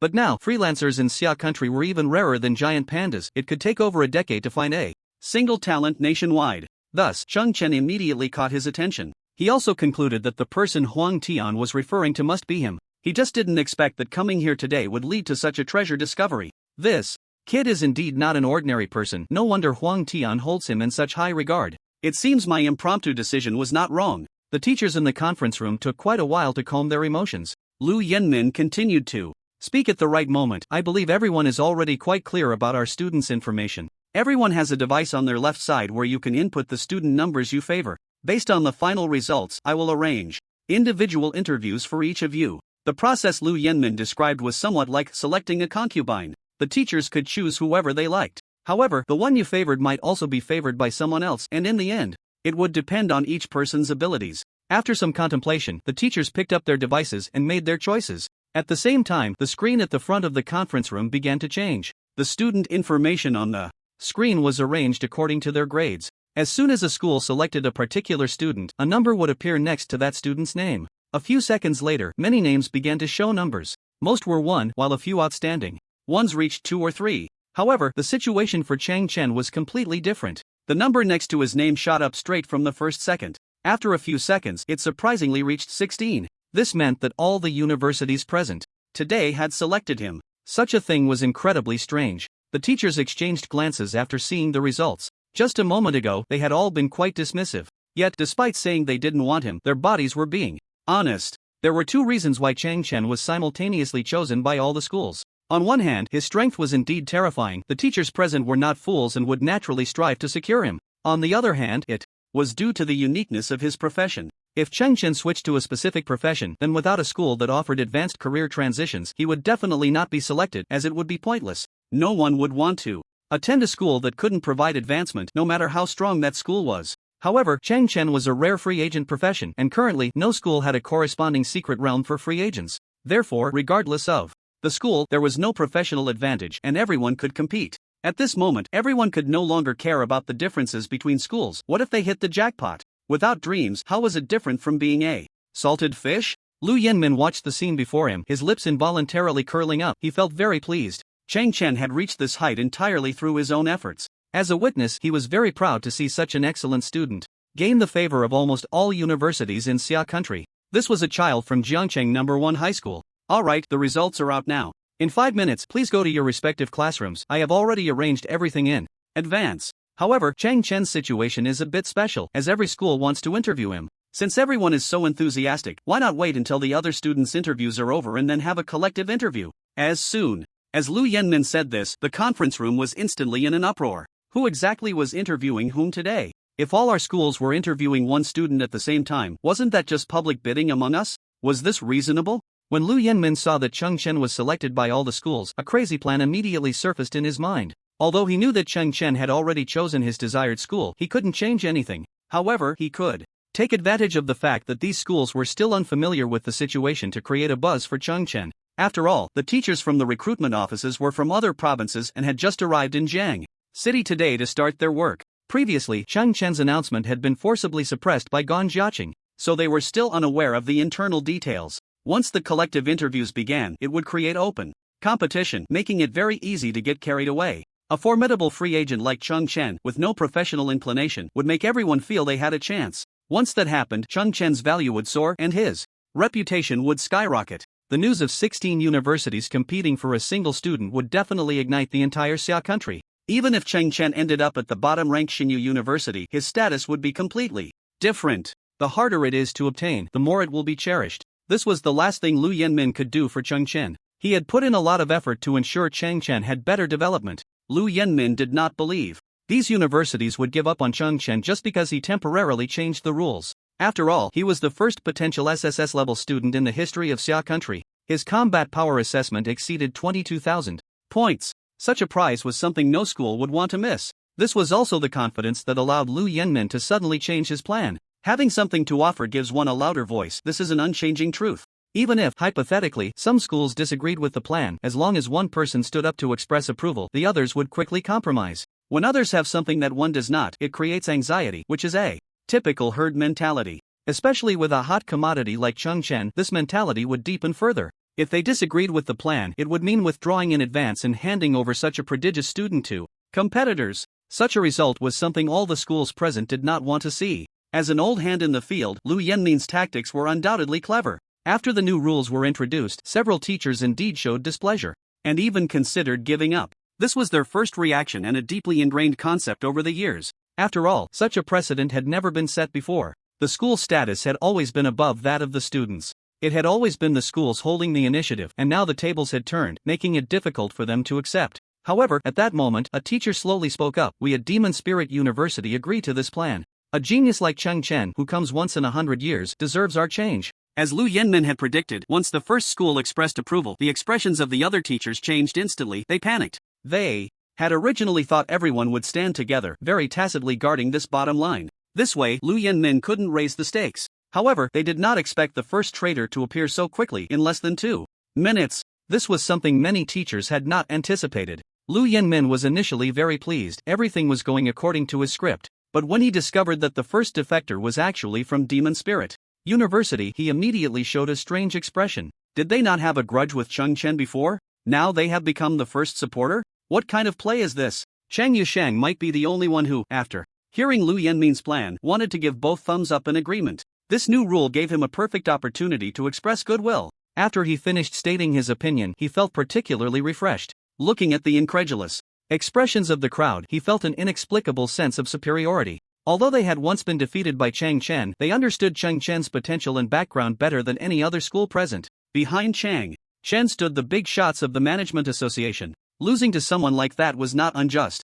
If you can't win, then you should ally. There's no shame in that. However, when the second school spoke up next, it ignited the entire room. Our Blue Sky Academy also expresses agreement and is willing to participate in the public interview. Wang Keifu had thought he was the only one in the know, but he didn't expect that the Magic Spirit University, led by Chang Yuanshan would get there first. He was now somewhat regretful for not speaking up sooner. Clearly, what had just happened would be reported back to Chengchen by Lu Yinmin later. The first and second statements seemed not to differ much. But in such an extreme situation, the significance of representation was absolutely different. The first person to stand up would bear the greatest pressure and thus gain the most recognition from Chengchen, which was beyond doubt. A small step could make a huge difference. Did Chang Yuanqing take the wrong medicine today? Such a decisive move is completely unlike his usual style. Wang Keifu was truly puzzled, not understanding why Magic Spirit University was acting so unusually today. With two schools expressing their stance and both being top 10 institutions in Xia country, the other schools instantly felt their mentality explode. Damn, everyone had just seemed displeased. How could they change their tune so quickly? Our Oracle University also agrees. Our Qingbei Academy also supports. Unexpectedly, the usually taciturn Oracle University became the third school to agree. The conference room now resembled a flood breaking its dam, spiraling out of control. All the remaining schools began to scramble to express their stance, fearing they would be the last. In no time, all 16 institutions reached a consensus. For the first time in Xia country's history, a collective interview of 16 schools had emerged. Lu Yanmin was overjoyed at this moment. He hadn't expected that top schools like Magic Spirit University and Blue Sky Academy would be the first to compromise. This made his crazy plan come together effortlessly. Alright, I will relay this exciting news to Chengchen. Everyone, please go to your respective venues and wait. We will proceed with the interviews of other students first. When Lu Yanmin indicated that he would inform Chengchen about the situation in the venue, the expressions of the teachers became quite interesting. The most pleased was naturally Chang Yuanshang, followed by Wang Keifu. In everyone's eyes, Magic Spirit University and Blue Sky Academy had already won at the starting line. Meanwhile, those schools that expressed their stance last were feeling somewhat explosive. They even thought they had been deceived by their peers. How could everyone be so unprofessional? What happened to the bottom line of the schools? They just compromised without even furrowing their brows? Was there no basic trust left? As the students of Jiangcheng No. 1 High School entered their respective offices, they also began to enter various rooms. The specifics of the interviews varied from school to school. After all, each institution had its own strengths and specialties, so the focus of the assessments would differ. Additionally, different schools had different educational philosophies, making it difficult to establish a unified standard. Time passed second by second, and when the students emerged from the rooms, their expressions were all different. Although being selected by a school meant a considerable chance of passing the interview, it was not a guarantee. Sometimes, schools would pose some bizarre questions, and if satisfactory answers were not provided, candidates could be eliminated. Jingjing is quite lucky. She was actually noticed by Qingbei Academy. I hope she can pass the interview smoothly. That way, Jiangcheng No. 1 High School will gain another strong talent. Lu Yanmin and other senior teachers stood in the corridor, watching their students enter the interview venue. Everyone felt a deep sense of emotion at how far Jiangcheng No. 1 High School had come. If someone had told them a few months ago that one day over 40 students from Jiangcheng No. 1 High School would enter the top 300 in the province and that more than 10 of the nation's top universities would come to recruit, they would have never believed it. Yet now, it had all come true. All these changes were brought about by Chengchen. Everyone felt as if they were dreaming. Soon, Luo Jingjing walked out of the classroom at Qingbei Academy, her face beaming with a smile. When Lu Yanmin and the others saw this scene, they nodded slightly. It was evident she had passed. This meant that Cheng Chen's precious recommendation spot had not been wasted. Director Lu, teachers, I passed smoothly. They even praised me for my talent. Since the last time Chen had rejected her in a very straightforward manner, Luo Jingjing had not given up. She believed it was because she was not excellent enough, which might have failed to attract Cheng Chen's interest. Later, she resolved to work hard to improve herself, striving to enter Cheng Chen's line of sight. Stepping into Qingbei Academy, one of the top 10 universities in Xia country, was her first step towards growth. So now, Luo Jingjing was very happy. Lu Yanmin felt gratified. Before Cheng Chen had emerged, Luo Jingjing was a treasure for Jiangcheng No. 1 High School. Her successful entry into Qingbei Academy was indeed a stroke of fortune. Once you get in, work hard and take Cheng Chen as your example. Don't ever think that entering a top school means you can relax for the rest of your life. At this moment, Lu Yanmin, as an elder, was advising Luo Jingjing not to become complacent. After hearing this, Luo Jingjing blinked and smiled. Director Luo, rest assured, I will definitely not slack off. After all, I still have very important goals to achieve. At this point, Luo Jingjing's gaze instinctively darted towards a distant room. At that moment, Chengchen was resting inside, preparing for the upcoming group interview. Lu Yanmin understood the girl's feelings and shook his head helplessly. The child had grown up and had her own thoughts. An hour later, all interviews were completed except for Chengchen's. This year, Jiangcheng No. 1 High School successfully had an astonishing 28 students pass the self-recruitment process. With an acceptance rate exceeding 60%, this was truly remarkable. Lu Yenmin was also taken aback when he received the statistics. How could so many pass? When did our students become this impressive? Wait, Magic Spirit University actually admitted 6 students in one go? Have they gone mad? Chang Yuansheng, in an effort to mend the previous conflict with Chen, went all out this time. He not only selected 10 students for interviews but even personally decided to admit 3 students who were on the borderline of passing and failing. This is why the results of Jiangchang No. 1 High School are particularly outstanding this year. Coincidentally, for some reason, Blue Sky Academy also selected 6 candidates for interviews and surprisingly, 4 of them passed, which once again raised the acceptance rate. The 2 schools, as the only informed parties, made the same decision without any prior discussion. This was something Lu Yenmin could never have imagined. After a while, teachers from 16 schools entered the room where Chen was. When they saw the real person, they couldn't help but steal a few more glances. This was a prodigy from the summer country. Was there something about him that was different from others? At the same time, Chen was also observing these teachers. Since each admissions officer wore a name tag indicating their school, he could easily identify everyone's affiliation. The first to enter were Wang Keifu and Chang Yuesheng, both eager to see who Chen really was. However, at that moment, the two suddenly exchanged glances, both displaying a wary expression. From the series of performances just now, they both felt that the other seemed to know some hidden truths. But now they couldn't speak out, so the atmosphere became somewhat awkward. Chang Yuesheng had personally experienced some events, while Wang Keifu had only heard rumors. So, Chang Yuesheng took the initiative to speak first. Chen, I am Chang Yuesheng, the representative of Magic Spirit University. There may have been some misunderstandings before. I hope you won't take it to heart. As soon as these words were spoken, the room was stunned. Did Chang Yuesheng know Chen beforehand? No wonder he was the first to stand up just now. What kind of competition is this? Many teachers from other schools expressed their dissatisfaction, feeling it was somewhat unfair. Yet, Chang Yuesheng enjoyed this feeling very much. After hearing this, Chen's mind began to race. So he was the one who sent me the top-tier equipment. It seems Magic Spirit University is keen to resolve the animosity with me. Lu Yenmin had already informed Chen about the situation at the venue, making it easy to draw conclusions. Wang Keifu, seeing Chen's contemplative expression, thought to himself that it was bad. Chang Yuesheng indeed had issues. He then decisively took action. He couldn't wait any longer. I am the representative of Blue Sky Academy, and I am also very pleased to meet you today. We should have a friend of yours at our school. He strongly recommended you to me before. Upon hearing this, everyone was on the verge of breaking down. An old acquaintance had just come, and now a connection had directly appeared? This isn't how you play the game. Wang Keifu was not to be outdone, boldly declaring his relationship with Chen, even provocatively glancing at Chang Yuesheng. At this point, Chen's expression became even more peculiar. Blue Sky Academy? Isn't that Huang Tian's school? Did this little brat say something to others? No, I must settle the score with him later. At this moment, Chang Yuesheng and Wang Keifu were just short of pulling out their admission letters. Unfortunately, Chen was not interested in this. He could only smile politely. He then scanned the distance, trying hard to find the representative of Oracle University. However, he noticed that the recruitment teacher from Oracle University had consciously sat in the back row and did not come forward to speak. Although Chen had mentally prepared himself in advance, he still shook his head. I never expected that the once great Oracle University would fall to such a state.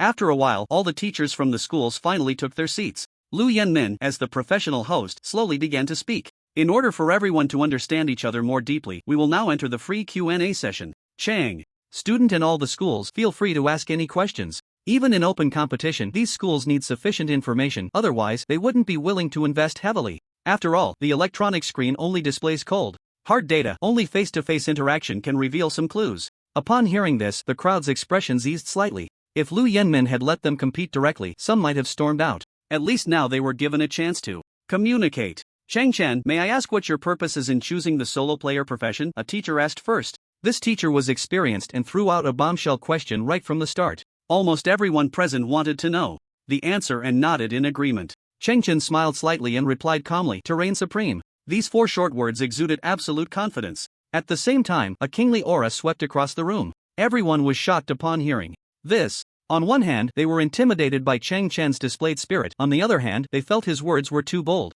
Although to reign supreme is the ultimate dream of every awakened individual, it was unprecedented for someone his age to speak so frankly in front of so many big shots. Was he confident or arrogant? At that moment, another slightly older teacher continued to press. Having dreams at a young age is fine, but you still need to be practical. Since you are so confident, may I ask how a solo player, a profession without late-game skills, can achieve to reign supreme? This question struck a chord with everyone. The biggest reason hindering their bidding today was precisely the term solo player. Even though everyone knew Chen possessed extraordinary strength and had created miracles, this was still the early stage, and the consensus was that solo players lacked high-level skills and had weak attack power in the later stages. This notion had been ingrained in the minds of all Blue Star inhabitants for over 100 years, so even if they saw Chen's perfect score, they still couldn't make up their minds. In fact, Wang Keifu and Chong Yuansheng also harbored this thought to some extent. After listening, Chen shook his head. He understood the crowd's feelings. After all, such deeply rooted beliefs had been established for too long.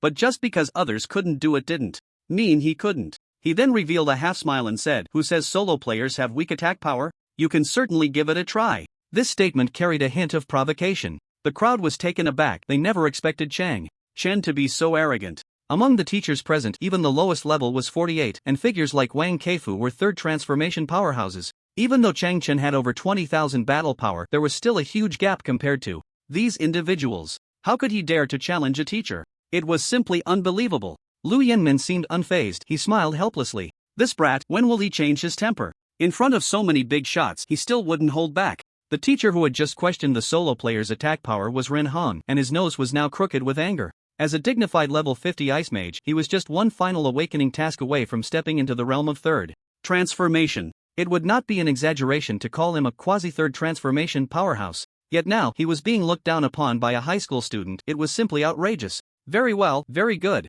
Today's youth are truly arrogant. I won't bully you. I will suppress my strength to level 21 to match you. If you can defeat me, from now on, I won't let out a single fart and I'll even blow you. Ren Hong had a violent temper, and everyone present knew it. He was now willingly acting as the touchstone, and the crowd was eager to watch the show. After all, they had nothing to lose. Even some teachers started to cheer, fanning the flames from behind. Lu Yanmin was afraid that Chen would pull something today, so he arranged for the classroom for the group interview to be very large, allowing the two to compete without any issues. Since both sides agree to the duel, let's proceed according to the usual sparring rules, just to the point. Soon, both sides arrived at the center of the classroom, and the match officially began. Although Ren Hong had suppressed his strength to level 21, his rich experience was still present. In battles between the same level, experience often mattered more. This was also the reason for his confidence in accepting the challenge. The Icebound Master was the second-tier advanced profession of the Ice Mage. It took ice magic to the extreme, capable of using frost to create deadly weapons, and was a melee-type mage profession that fully utilized ice attribute attacks. Therefore, unlike traditional magic professions, Ren Hong had quite impressive close combat abilities and did not rely heavily on ranged casting. With both hands forming seals, a 2-meter-long ice spirit spiral spear appeared in his hand after 2 seconds. This was one of the hallmarks of the Icebound Master, able to condense weapons for combat using the energy of ice. Old Ren is still strong. The speed of this skill release is simply astonishing. Isn't it a bit excessive to pull out his trump card against a high school student? Who cares about face now? He just got ridden by Chen. If he doesn't step up, won't he be laughed at? The reason Ren Hong could condense weapons so quickly was due to special techniques. However, this did not belong to combat power itself, so even when suppressing his strength, he could still use it. Frosty Ice Spear. Ren Hong showed a disdainful expression and shouted, and immediately the ice spirit spiral spear flew out at an incredible speed. Is this considered fast? Let me show you what true speed is. At that moment, the flowing light 1,000-blade umbrella in Chen's hand instantly transformed into a machine gun form. Following that, the green machine gun fired an exaggerated number of bullets at an extremely rapid rate. This time, luck was on his side, triggering 3 passives, bringing the total number of bullets to an astonishing 55. At the same time, the entire process from weapon transformation to attack took less than a second. The speed of his attack and the fluidity of his movements left the crowd dumbfounded. What kind of freakish speed is this? How could a level 21 student be so fast? That weapon in his hand is actually a unique silver weapon? What is happening in this world? At this moment, countless question marks floated in everyone's minds. This information was clearly not something that could be found in paper materials. Only by witnessing it firsthand could one appreciate how terrifying Chen's strength was. In an instant, countless bullets not only shattered the flying ice spirit spiral spear but also continued to fly towards Ren Hong. Ah! A scream rang out, and Ren Hong fell to the ground, hit all over. The entire battle lasted less than 5 seconds, and both sides only used one skill. The difference was that Chen was still standing gracefully, while Ren Hong had already lost consciousness. Holding the flowing light 1,000-blade umbrella, Chen swept it across the crowd and said with great authority, "Who else is unconvinced?" For a moment, the classroom was silent as a grave. Although Ren Hong had suppressed his strength, it shouldn't be possible to be taken out in one move, right? Chen's profession was definitely a free agent, not a mobile cannon. The number of bullets he just fired was a bit too exaggerated. How did he manage that? If every free agent could reach his level, there would be no point in playing other professions at all. They wouldn't have as many skills. And their damage wouldn't be on the same level. What's the point? Yes, that's the feeling. I was wondering how Ding Hong and the others got killed. It turns out this kid's attack power is so outrageous. Chang Yusheng was visibly excited, as if he had discovered a treasure. The previous grievances were nothing at all. If Chang Chen could join the Demon Spirit University, he could even go on stage to apologize. Wang Keifu's eyes also narrowed, and he was incredibly shocked. How come Huang Tian has such a freakish friend and didn't tell me sooner? Damn it, I just got beaten to the punch by Chang Yusheng. What a loss. At this moment, Wang Keifu even felt a bit resentful towards Huang Tian, thinking that he should have learned something else instead of riddles. Such important information should have been shared directly. Meanwhile, the other teacher's eyes also revealed a hint of fervor. A free agent with no lack of attack power, what kind of monster profession is that? Such talent is worth any cost to recruit. Our Jialan Academy is willing to offer 2 A-grade skill books plus 8 million blue star coins as an enrollment scholarship. Damn, our Luyun University can offer 3 pieces of top-notch equipment and waive all tuition fees plus a house in the capital. You guys are too stingy. As long as you join our Inglan High School, you'll have a salary equal to that of a department head plus 5 A-grade skill books. The teachers from various universities had gone mad. They had entered a frenzied mode of snatching up talent. Various exaggerated offers were continuously thrown out, and the trend was only escalating. Wang Keifu had already fallen behind Chang Yusheng, and now he had to act decisively. Gritting his teeth, he said, "Our Blue Sky Academy promises that as long as you are willing to join, we will grant you access to the school's skill library at A-grade level." Everyone was stunned after hearing this. Wang Keifu was really ruthless this time, opening the school's skill library means that as long as Cheng Chen has the ability, he can learn any A-grade skill he wants. Such an offer was simply unprecedented. No student in the history of Blue Sky Academy had ever received such treatment. Chang Yusheng was nearly furious. You Blue Sky Academy are shameless. Although Blue Sky Academy and Demon Spirit University were both among the top 10 in Xia country, Blue Sky Academy was generally stronger. The conditions Wang Keifu had just offered were already his limit. Even if Chang Yusheng offered the same deal now, it wouldn't be as attractive. After all, Blue Sky Academy had more secret realms and special skill books than Demon Spirit University. Wang Keifu's all-in move left everyone dumbfounded. Time passed second by second, and almost all the schools had made astonishing offers. However, their expressions were not very good because Wang Keifu had offered too much. Now only the Oracle University had not spoken up, which surprised Cheng Chen. The recruitment teacher from Oracle University, Chen Yilei, had been very low-key from the beginning, even inconspicuous. Everyone noticed that Cheng Chen had not spoken and instead turned his gaze towards Chen Yilei. Many thought he was waiting for all the schools to make their offers before announcing his decision, so at this moment, many urged him.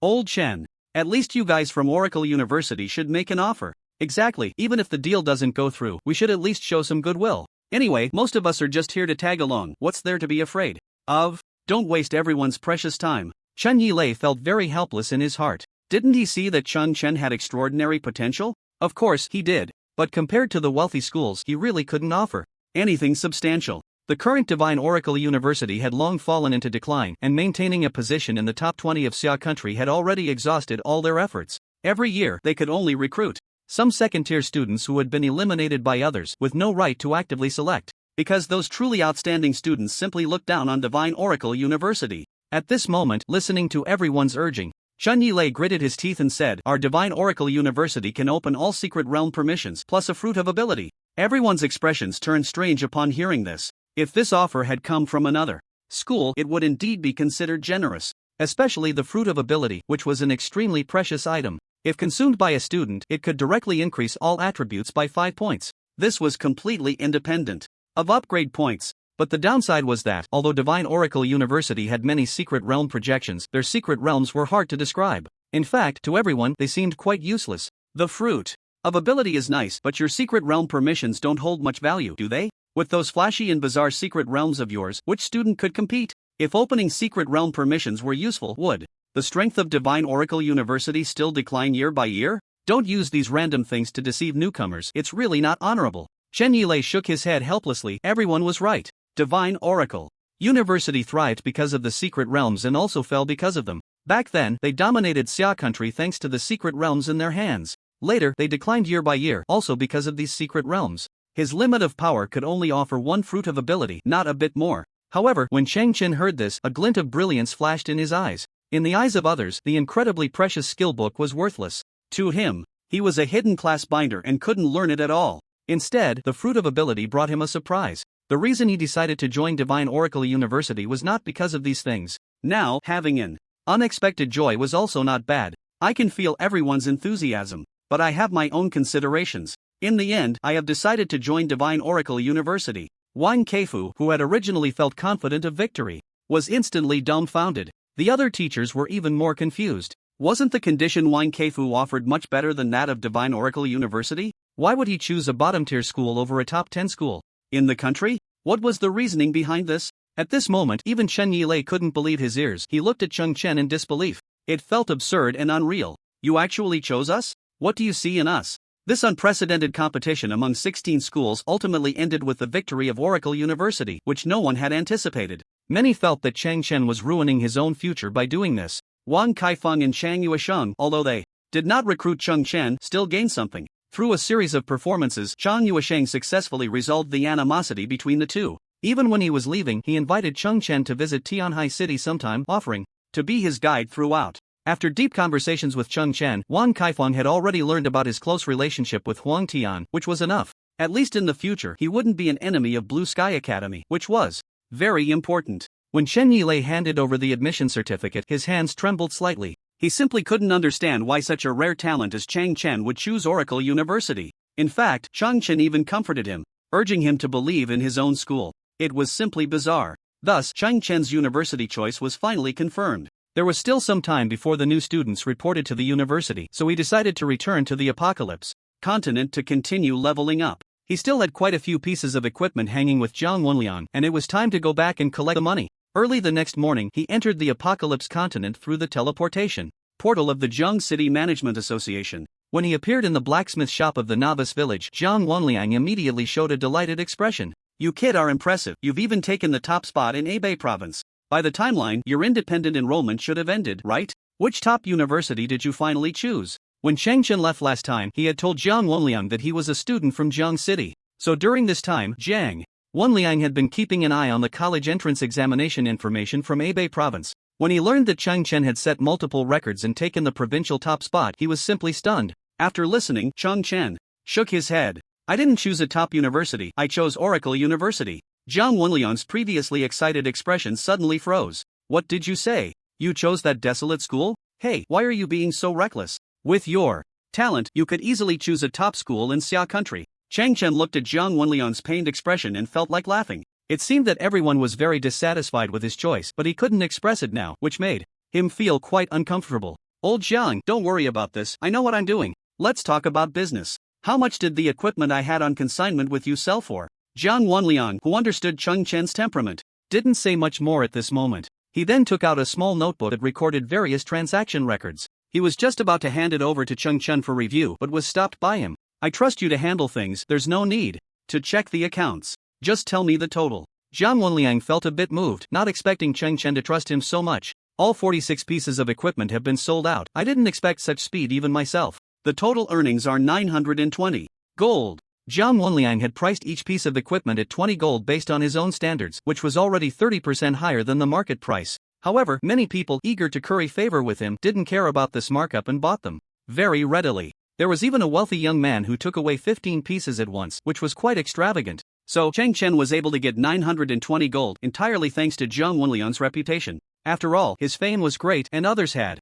needs from him. You actually sold so many, old Jiang, you're impressive. Just give me 800 gold, the extra can be considered a handling fee. Although Jiang Wenliang had joked before about wanting to share the profits, Cheng Chen had refused variously at that time. But now he took the initiative to say he would give a handling fee, which had a different meaning. When Jiang Wenliang heard this, he immediately became displeased. Are you treating me like an outsider? Do I lack this little bit of money? I was just joking with you before. Cheng Chen smiled and said, I was joking with you too. Just accept this money, otherwise I won't seek your cooperation in the future. Cheng Chen had previously refused on purpose to tease this interesting old man. He certainly knew that this batch of equipment could sell for so much money, and it was definitely someone buying it out of respect for old Jiang. He was never a stingy person, he understood the principle of reciprocity. Hearing this, a warm feeling flowed through Jiang Wenliang's heart. He knew that the young man in front of him was someone who valued relationships. Money was really not that important, but since he insisted on giving it, he really couldn't refuse. At the same time, only in this way could their future cooperation increase. Even brothers keep clear accounts. If the benefits are uneven, it would be hard to go far together. Alright then, the old man will graciously accept it. What are your plans next? After all, there's still some time before school starts. Jiang Wenliang knew that with Cheng Chen's current strength, staying in the novice village was no longer meaningful. He definitely needed to move deeper into the Apocalypse continent. I'm planning to go to Thunder City and take care of some matters along the way. Thunder City was the closest main city to the novice village, requiring about 3 days of walking. This was the first long-distance destination for most newcomers after leaving the novice village. Not only were there various new buildings, but there were also higher-level secret realms nearby. If Cheng Chen wanted to further enhance his strength, he certainly couldn't stay here any longer. He calculated that with the 800 gold he just received, his total assets had reached 933 gold. For a student who hadn't even entered university yet, this was simply unimaginable. With such a large sum of money in hand, he naturally wanted to spend it. He still hadn't secured the materials to upgrade the glimmering thousand blades umbrella to the second stage. Having money and not spending it was like having worthless paper. At the same time, he had the black card given by Zhong Hongshan, so he naturally had to visit the auction house. That's true, there are no endless banquets in the world, you need to see a broader world. When Jiang Wenliang said this, a hint of loneliness actually appeared in his eyes. Chen keenly caught this information. He had always been curious why someone with such forging skills like old Jiang would stay in the novice village. It seemed he was a person with a story. Does old Jiang have something he can't say? Chen asked tentatively. Jiang Wenliang suddenly averted his gaze, quickly shaking his head. No, don't think too much. I have a token here. If you want to participate in the advanced blacksmith assessment, it might come in handy. It's getting late and the journey is far, you should hurry. Cheng Chen's eyes narrowed. He had already seen that Jiang Wenliang had something on his mind, but since he was unwilling to speak, he couldn't force it. He then calmly took the token and cupped his fists to leave. As he walked away from the blacksmith shop, he suddenly turned back. I noticed that old Jiang's expression when he took out the token was quite precious. Could it be that his unspoken troubles are related to this token? When Cheng Chen left the novice village, he learned all 5 secondary professions: herb gathering, alchemy, mining, skinning, and leatherworking in one go. In addition, he had already reached an intermediate level in blacksmithing. Cheng Chen had mastered 6 secondary professions during the novice stage, which was unimaginable for others and required a substantial amount of gold to support. At the same time, to facilitate his gathering, he spent a fortune to purchase a beginner's space ring. Although he spent a total of 150 gold coins, with his current wealth this amount was nothing. As the living dictionary of the apocalypse, he remembered exactly where rare plants, minerals, or large numbers of beasts could be found. It was incredibly easy for Cheng Chen to practice these secondary professions, far beyond what others could compare to. Spending 150 gold now was to earn more money in the future while quickly enhancing his strength. The journey to Thunder City was long, and since Cheng Chen's level was not high enough to use a mount, he could only walk there. During this time on the road, he couldn't afford to waste any time. Cheng Chen walked, stopped, hunted monsters, mined, and gathered herbs, feeling very content. What should have taken 3 days to reach took him a full 8 days to arrive at 2/3 of the way. Cheng Chen followed the 4 lights policy: to exhaust all resources, gather all herbs, skin all beasts, and kill all monsters. Wherever he went, it was a scene of devastation. Almost all the rare herb gathering spots, mining points, and large hunting areas along the way were completely wiped out by him. In just 8 days, with Cheng Chen's extremely abnormal efficiency, not only was his experience points about to reach the maximum, but he was also just 1 step away from leveling up to 22. At the same time, his 3 basic gathering skills, herb gathering, mining, and skinning, had all reached about 90% experience. He was just 1 step away from advancing to intermediate. Meanwhile, he had also collected a massive amount of resources, and once he reached Thunder City, he could quickly practice alchemy and leatherworking. This was truly a perfect balance of leveling up and advancing secondary professions. If someone had followed him the whole way, they would have been astonished by his incredible efficiency. Only someone extremely familiar with the map and possessing extraordinary strength could achieve such a state. Both were indispensable. And coincidentally, Cheng Chen met both criteria. With a scream, another prairie lion fell under Cheng Chen's blade. He bent down, took out a small knife, and began skinning with great skill. At this rate, before I reach Thunder City, my 3 major basic gathering skills will be maxed out. Just as he was about to put the lion's skin into the space ring, a strange sound suddenly came from the distance. Roar! Roar! Roar! That's the sound of Fuzzrick. Cheng Chen's eyes narrowed, and he immediately showed an excited expression. Fuzzrick was a very famous mobile treasure trove in the game Apocalypse. It was a giant stone man, over 5 meters tall, covered in hard rock, with various plants growing in the crevices of the stone. Although it was a level 27 rare outdoor boss with a health pool of 8,000 points, defeating it had a small chance of dropping a level 40 epic purple item.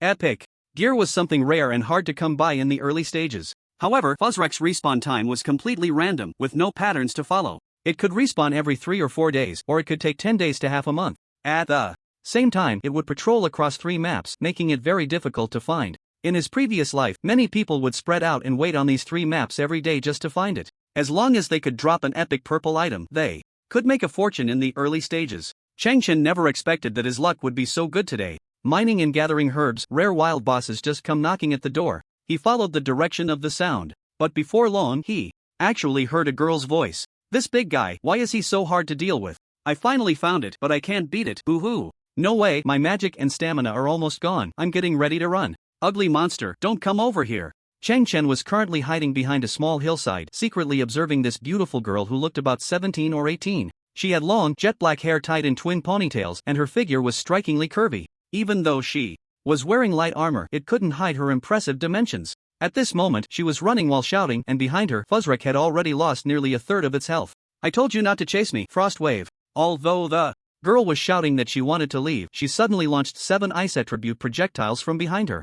Bang bang bang. A series of numbers floated above Fuzzrek, and its entire body was covered in a layer of icy sand. Instantly, its movement speed was reduced by 50%, and the girl finally caught her breath. Immediately after, she boldly turned around and thrust her spear. Take this, Mrs. Meteor Flash Strike. She suddenly transformed into a streak of light, stabbing forward 5 times in quick succession. The final sweep knocked Fuzzrek down to the ground. Chen, witnessing this scene, was somewhat surprised. This girl is only level 24, but her attack speed is clearly extraordinary. Her talent is definitely top-notch. With Chen's sharp eyes, he could see at a glance that something was off about the girl in front of him. She possessed an attack speed far beyond that of ordinary people, even faster than his own. How astonishing was that? It should be noted that he himself not only had an agility bonus of over 100 points but also had the passive skills of basic attack speed and the baptism of the secret realm. Under the effect of these 3 enhancements, he was still not as fast as the girl. This made Chen, who is usually calm and collected, rarely show a surprised expression.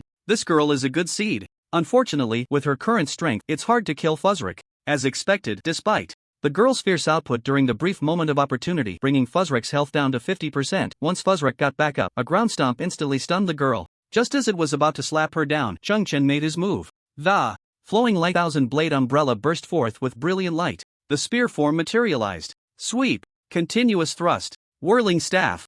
Continuous thrust. Double hammer strike. A dazzling series of moves left Fuzzrek with no way to defend itself. Although Chen's attack speed was slightly slower than the girl's, he excelled in timing his strikes perfectly, and his damage was extremely high. This was a capability the girl completely lacked. He fully utilized the connections between various skills, keeping Fuzzrek in a controlled state at all times. In no time, Fuzzrek's health was reduced to about 20%. Meanwhile, behind Chen, 9 dark attribute projectiles had already gathered. Projectiles launch. 9 dark purple orbs shot out rapidly, a blinding light flashed, and Fuzzrek instantly fell to the ground. At the same time, a golden light flashed on Chen, and he finally reached level 22. The girl had just woken up from her daze. When she saw Fuzzrek's corpse, she showed an expression of disbelief. Then, when her gaze turned to Chen, the girl was even more stunned. So handsome. Ah no, so strong. At that moment, a dazzling purple light emitted from Fuzzrek's corpse. Congratulations on obtaining the epic weapon Jordan Staff.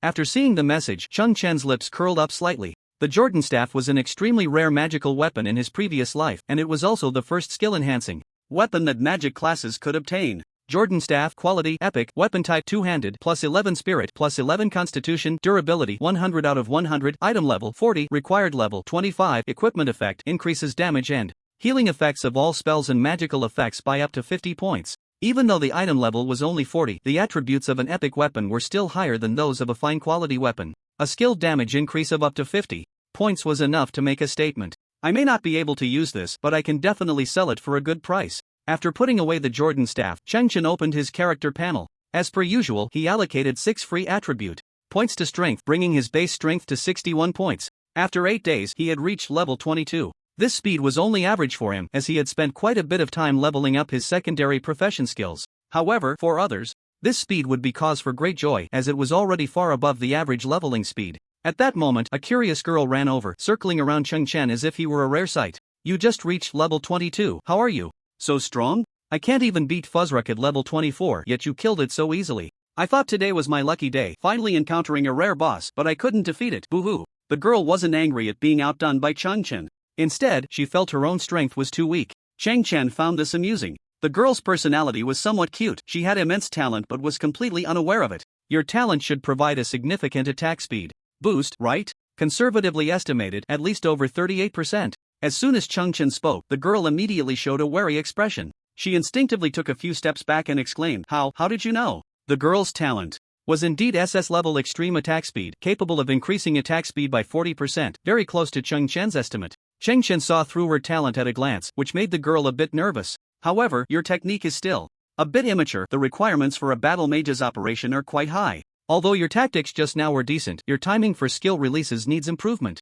Chong Chen ignored the girl's wary expression and pointed out her issues instead. Upon hearing this, the girl's eyes lit up. You're a free class and you understand battle mages? Chong Chen smiled slightly, not explaining anything, and then walked forward. The girl thought for a moment and followed him. Thus, the two continued towards Thunder City. Although Chong Chen didn't speak along the way, one monster after another fell victim to his slaughter. Moreover, he used only battle mage skills. The girl, being intelligent, realized that Chong Chen was intentionally guiding her, so she remained silent and observed carefully. It was a shocking sight. Chong Chen's understanding of battle mages far exceeded the girl's imagination. The various skills he used were simply exquisite. Who exactly is he? This is too impressive. Even the teachers at school can't compare to him. The girl was mesmerized as Chong Chen opened a whole new door for her. After a long while, the two finally arrived near Thunder City. Chong Chen suddenly stopped and put away the flowing light thousand blades umbrella. The girl still wore an expression of longing, as if she hadn't had enough. I am Ling Ruoshi, thank you for your guidance. At this point, Ling Ruoshi bowed deeply to express her gratitude. However, as she lowered her head, her springtime beauty was fully revealed to Chong Chen. That deep valley was even more unfathomable. Even Chong Chen, who was usually composed, couldn't help but steal a few glances. For a moment, he even thought about grabbing those twin ponytails. He then awkwardly coughed a few times, seemingly reminding the girl to pay attention to her appearance. Ling Ruoshi seemed to realize something, and quickly turned around, her little face turning bright red. So annoying. She had never encountered such a situation before, and for a moment, she didn't know what to do. Chong Chen never expected that Ling Ruoshi would suddenly bend down. The sudden exposure had nothing to do with him. However, at that awkward moment, a thunderous sound suddenly echoed from afar. At the same time, the originally sunny day suddenly darkened. Moments later, a blood moon hung high in the sky, and the sounds of demonic beasts echoed around. Almost simultaneously, the crowd within a 20-mile radius centered around Thunder City received the message. The blood moon rises, the world changes, a beast horde has appeared in the Thunder City area. The beast horde will arrive in 5 minutes, please prepare accordingly.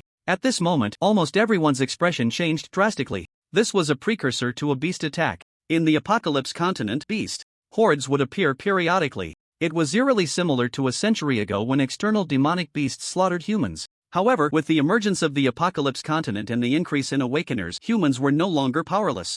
My god, I thought today was a lucky day, but it turns out to be a day of misfortune. I actually encountered a monster siege. We're still some distance from Thunder City, I'm going to die here, boo-hoo. Ling Ruoshi was somewhat at a loss. 5 minutes was clearly not enough to reach Thunder City. When facing a monster siege, there was only one way to survive. That was to stay firmly within the main city and not leave. As long as the beast horde wasn't particularly fierce, the high-level NPCs and defensive weapons within the main city would be sufficient to handle it. However, Chong Chen's current position was definitely not going to reach Thunder City in 5 minutes, which was very dangerous. In his previous life, he could easily survive and even take on beast hordes alone. But now, he was only level 22, just out of the novice phase, and it was impossible for him to handle such a situation. At this moment, his brain began to work rapidly. Beast tides are generally divided into 3 levels: small, medium, and large. Thunder City is just a beginner's main city. This area shouldn't have a medium-level beast tide. Now I can only see if there are any hiding places nearby. As Chong Chen thought, his gaze swept around. Moments later, his eyes focused, and he revealed a look of joy. Got it. He then grabbed the girl's hand and forcefully swung her onto his back. Ling Ruoshi, still in a daze, was startled by Chong Chen's sudden attack, causing her heart to race. She had never had such close contact with a male before. And now, just after being seen by this strange man, she was being pulled by him and carried on his back. Although this stranger was handsome, well-built, and powerful, it made Ling Ruoshi's heart race even faster. You bad guy, what are you doing? Blushing, Ling Ruoshi pounded Chong Chen while nervously shouting, if you want to live, be quiet. Chong Chen shook her off, adjusted his posture, and supported Ling Ruoshi's bottom with both hands, then activated the speed of his travel boots. His body began to accelerate instantly. Where are your hands? You can't put them there. Chong Chen ran wildly, the roars of the demon beasts echoing behind him. Ling Ruoshi walked along, gradually understanding his intentions. He wants to save me? But this position is a bit too ambiguous. Ling Ruoshi realized that Chong Chen wasn't intentionally taking advantage of her. Although her face was slightly flushed, even her ears were red, she no longer struggled, allowing Chong Chen to carry her, burying her head behind him. He's so fast. If Chong Chen could hear Ling Ruwashi's thoughts, he would probably be infuriated. He was struggling to carry this girl, running at full speed, not knowing how many dangers he had avoided along the way. At this moment, he was drenched in sweat, panting heavily. And all he got in return was one word: fast. How frustrating. As time passed, the number of demon beasts around them gradually increased. Chen had just activated the sprint of his travel boots, so the situation was slightly better. But now, he was starting to feel overwhelmed. After all, he had to dodge danger while carrying a girl, which was truly exhausting. Although Ling Ruwashi had a pleasant scent, Chen had no time to enjoy it. Hold on tighter, there are more and more demon beasts. I can only hold you with one hand at most, the other hand needs to fight. Chen looked at the increasing number of demon beasts around them, realizing that they couldn't just keep running. Although Ling Ruwashi was shy, she wasn't a delicate young lady. She understood how hard Chen was working to save her. I've rested enough, I still have some fighting strength left. How about I get down and help you? Although Ling Ruwashi had just fought a fierce battle with Fuzzrick and was somewhat weak, she still had some combat ability. She didn't want Chen to struggle too much, so she proactively offered to help share the burden. But little did she know, Chen's next words would infuriate her. With your half-baked skills, you should just rest properly. Women only slow me down when I draw my sword. Ling Ruwashi was furious after hearing this. She didn't expect her good intentions to be rejected by Chen. Humph. Ling Ruwashi pouted, wrapping her arms around Chen's neck and hugging him tightly. You wanted me to hold on tighter, right? Then let me show you. She wanted to express her dissatisfaction in this way. However, Chen's feelings were completely different. Although he was a bit out of breath, what he felt more was a certain softness rubbing against his back. It was clearly making it even harder for him to breathe. My goodness, is this girl a fairy? In such a critical moment, I'm about to die from exhaustion, and what are you doing? Chen could only endure the double pressure while fighting fiercely. At this moment, he even regretted not letting her down earlier. There's an abandoned well ahead, you'll have to bear with it for a bit, Chen said, while wielding the flowing light 1000-blade umbrella to fight off enemies.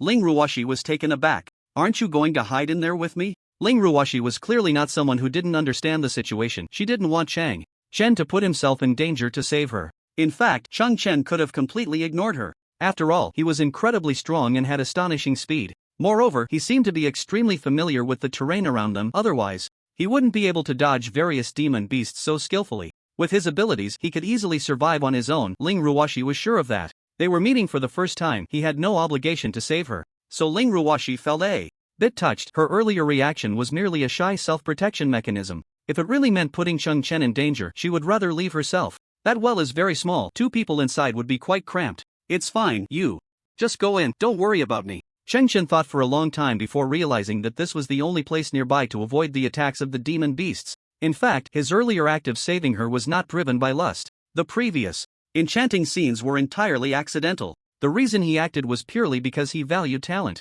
Currently, his team only had Huang Tian, which was clearly insufficient. The girl in front of him, although inexperienced, had exceptional talent. Coupled with her profession as a battle mage, she would be of great use in the future. Thus, Chen felt a sense of compassion and decided to help her escape. With his confidence, even without this well, he would definitely not die. Faced with a massive number of demon beasts, he might not be able to fight them, but could he not run away? Historically, demon beasts attacking cities had time limits, and with his various means, it wouldn't be difficult to hold out. A few minutes later, Chen, carrying Ling Ruwashi, finally arrived at the edge of the well. Ling Ruwashi glanced at the well opening and found it indeed quite narrow. Hurry down, I'll buy you some time. Ling Ruwashi scanned the surroundings and was shocked by the sheer number of demon beasts. If it weren't for Chen's extraordinary strength, she wouldn't have made it here, nor would she have survived. At that moment, she gritted her teeth and made an astonishing decision. Suddenly, she dashed from behind Chen to the front and wrapped her arms around his waist. Then, with all her might, Ling Ruwashi actually jumped into the well while holding onto Chen. Chen had been focused on the demon beasts and never expected Ling Ruwashi to suddenly embrace him. He exclaimed in shock, "What are you doing?"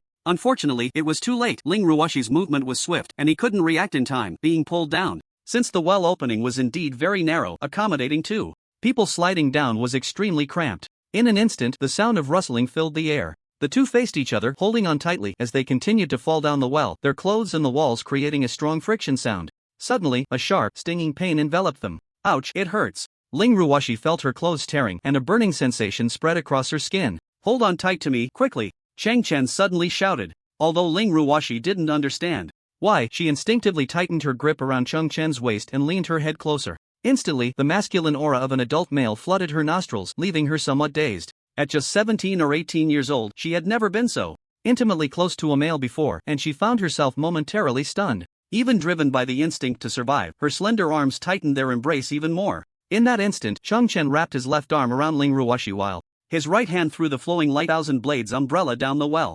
Sword form. Wide blade. The falling flowing light thousand blades umbrella instantly transformed into a streak of light, becoming a wide-bladed long sword. This was the super transformation ability granted by the liquid metal. Even in the same form, the size could be adjusted. The wide-bladed long sword pierced into the wall, wedged horizontally below, but it was not stable. Extend. The long sword emitted a dazzling light and instantly lengthened. Crack. The sword tip stabbed fiercely into the wall, and at that moment the two landed right on top of it. We are saved. Ling Ruoshi exclaimed joyfully. But the next second, she noticed the very ambiguous position they were in. Their faces were less than 3 centimeters apart. She could even feel Chen's breath clearly. This made Ling Ruoshi's heart race wildly, and her breathing became rapid. Suddenly, she let out a scream.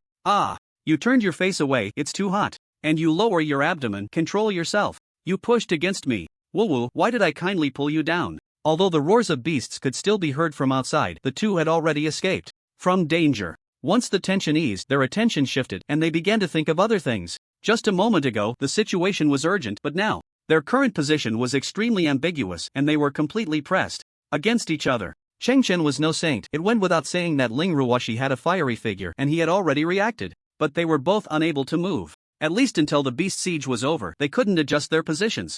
After today's events, you mustn't say anything outside, did you hear? Ling Ruoshi knew it was a special situation, so she didn't dwell on it too much. However, she was still an innocent young woman and naturally had to think about her reputation. Chen awkwardly nodded. Although he was trying hard to control himself, the effect was minimal. Even when Ling Ruoshi spoke to him, he turned his gaze and saw a patch of white, which made him react again. You bad guy, turn around quickly. You were peeking just now, weren't you? Ling Ruoshi said angrily. Chen quickly turned his head, coughed a few times to cover his embarrassment. He felt wronged. Damn it, it's already like this, how can I control myself? I'm not a saint who can remain unperturbed. It's my little brother who's full of energy. What does that have to do with me? By the way, I still don't know your name. Ling Ruoshi tried to change the subject to ease the current awkward and ambiguous atmosphere. Chen. Chen was extremely uncomfortable now. He couldn't turn his head, and even his breathing had to be careful. Otherwise, if he wasn't careful, he would bump into the car lights again. Ling Ruoshi looked at his struggle to endure, and suddenly felt like laughing. Although she had been taken advantage of, she knew Chen didn't mean it.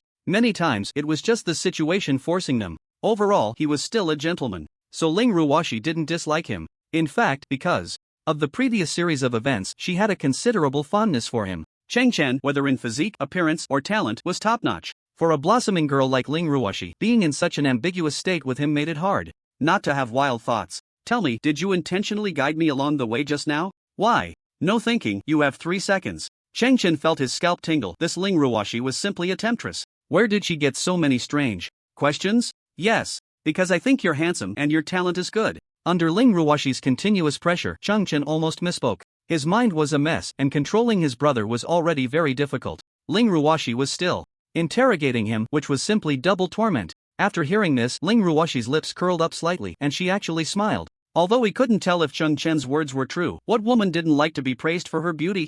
Moreover, this compliment came from a handsome guy, which made her even happier. But when she smiled, it moved her body, making Chen uncomfortable again. In such a small space, any slight movement would bring them even closer together. Although Chen was still in the position of turning his head, he could clearly feel 2 soft things rubbing against his chest. I have a suggestion, you should talk less. Otherwise, you'll blame me again later. Chen couldn't hold it in any longer and finally reminded her. Ling Ruoshi also realized that she had just lost her composure, and her small face turned red again. At the same time, she made a barely audible sound, a soft Just like that, the dry well finally calmed down. However, for Chen, every minute and second was torment. He even felt that his willpower had transcended the ordinary. If this willpower were placed in a cultivation novel, he could at least be a true disciple. He didn't know how long had passed when he looked up at the sky, hoping the beast siege would end soon. The current state was truly unbearable. But for some reason, this time the siege lasted a very long time. According to custom, it should have ended in 2 or 3 hours. Yet, it had already been over 4 hours, and even the sky had darkened, but outside, the roars of the beast still echoed. At the same time, he looked down and found that Ling Ruoshi had actually fallen asleep in his embrace. She even subconsciously shifted her head to make herself more comfortable, resting directly against Chen's chest. No way, you can sleep in this position? That's too exaggerated. Ling Ruoshi had first gone through a tough battle today and then remained in a state of high tension, which left her mentally and physically exhausted. This was what allowed her to fall asleep in such extreme conditions. Chang Chen shook his head with a wry smile. He had no choice but to let Ling Ruoshi sleep. As night fell, the sounds of the beasts had not yet disappeared. Eventually, Chang Chen could no longer resist his fatigue and fell into a deep sleep. When the sunlight of the next day shone into the well, Ling Ruoshi finally woke up. Immediately, she let out a deafening scream. "Ah, bad guy, where did you put your hand?" The loud noise startled Chang Chen awake from his dreams. At that moment, he suddenly realized that he had his left arm around Ling Ruoshi's slender waist and his right hand resting on her bottom. He quickly withdrew his right hand, only to have his elbow hit the wall, sending a sharp pain through him. "Ouch! That hurts." Ling Ruoshi looked at Chang Chen's flustered appearance and let out a silver bell-like laugh once again. She knew that Chang Chen was most likely not intentional. He might have unconsciously changed positions in his sleep. Chang Chen was also puzzled. No wonder he felt something particularly good in his dream. It turned out he had placed it in the wrong spot. At this moment, the beast siege had long since ended, and the two could finally go out. We can go out now, right? But how do we get up?" Ling Ruoshi was a bit troubled. The two were in a face-to-face, tightly pressed position, making it impossible to exert any force. Chang Chen finally found an opportunity to counterattack, so he pretended to ponder. "Oh right, how do we get up? We won't be stuck here forever, will we?" Upon hearing this, Ling Ruoshi immediately felt a bit shy. She knew Chang Chen was definitely teasing her on purpose. "You just want to bully me, right? You're so capable, you must have a way." Chang Chen felt an inexplicable sense of satisfaction at this moment. "Little demon girl, I'll let you off this time, but later you'll get a taste of my strength." He then slowly raised his left arm and shot a claw towards the well opening. Clang! The claw caught onto the stones outside, and Chang Chen pulled with force. With a whoosh, the rope successfully pulled both of them out of the dry well. Feeling the vast space again, both of them felt a sense of relief. But after a moment, they exchanged glances, and then Ling Ruoshi looked down at herself and suddenly screamed, "Turn around quickly, don't look." It turned out that because of the previous fall, the space was narrow, and their clothes had rubbed against the well wall, causing many places to tear. Chang Chen, being a man, was fine. He merely revealed his strong muscles. But Ling Ruoshi was different. Her entire body was now partially exposed, making one want to nosebleed. At that moment, Chang Chen's ironclad masculinity flared up. "It's okay, I'll help you sew a piece of clothing. Congratulations on successfully making a simple leather outfit. Congratulations on successfully making a simple leather skirt." Although Chang Chen had a large amount of leather in his spatial ring, he hadn't practiced his leather working skills at all in the past few days. He could only grit his teeth and hurriedly make the simplest leather clothes. "Here, wear this. My leather working skills aren't high, and this is all I can manage for now." Chang Chen handed the clothes and skirt to Ling Ruoshi. Ling Ruoshi covered her chest with her left hand, slightly crouching her body, and took the clothes with her right hand, fearing another wardrobe malfunction. "Step back a bit, no peeking." Chang Chen smiled wryly and shook his head, then turned to leave. "Is it really necessary? Am I that kind of person?" After a while, he saw Ling Ruoshi cautiously walking out from behind a large rock. However, the next second, Chang Chen almost had a nosebleed. Due to his skill level being too low, the hastily made simple leather outfit was not very fitting. To be precise, it was too short. The lengths of the top and skirt were not quite right. With Ling Ruoshi's tall figure and her curvy silhouette, wearing these clothes made her look stunning. Because the top was too short, her slim waist was fully exposed. What was supposed to be a leather outfit had turned into a crop top, and her long legs were completely uncovered by the leather skirt, her snow-white skin exposed, incredibly alluring. "Is this your craftsmanship? Are you doing this on purpose?" Ling Ruoshi stomped her foot in anger. Chang Chen touched his nose, feeling a bit embarrassed. In fact, he could have made a leather coat just now, which would have covered her up. He didn't know why he only made 2 pieces. Perhaps he was too confident in his skills, thinking that even with 0 leatherworking experience, he could easily make satisfactory clothes and skirts. However, the reality proved that Chang Chen was overestimating himself. There was no choice, he gritted his teeth and made a leather coat. "Congratulations on successfully making a simple leather coat." When he took out the coat, Ling Ruoshi's face darkened. You still say it wasn't on purpose. Why didn't you make the coat sooner?" Chang Chen knew this was his fault and explained, "Sorry, I was too confident in my skills." After putting on the coat, Ling Ruoshi shot him a glare and said irritably, I knew you men were the worst. My mom once told me to be careful of bad men outside. My mom also said there isn't a good man in this world. Turns out she was right." Chang Chen wanted to retort but held back. He felt sorry for her dad, it was too pitiful. But on the other hand, although this young girl was exceptionally talented, she was a bit too naive. If she hadn't encountered a good person like him this time, the consequences would have been unimaginable. Chang Chen thought to himself. Although Ling Ruoshi was a bit angry just now when she recalled how Chang Chen had desperately saved her earlier, her anger dissipated instantly. She was never unreasonable and naturally understood that Chang Chen was not a shameless person. Then she noticed Chang Chen hadn't spoken for a long time, and thought he was angry, so she quickly explained, You're not mad, are you? What I said just now was all out of anger, please don't take it seriously." However, at that moment, Chang Chen suddenly burst into laughter. Because Ling Ruoshi, dressed in a full set of leather gear, looked utterly ridiculous. The top was made of tiger skin, the skirt of leopard skin, and the coat was sewn from bobcat skin. Coupled with Chen's rushed leatherworking skills, to put it simply, everything was completely mismatched. As soon as Chen laughed, he regretted it. He felt a murderous aura and immediately took off running.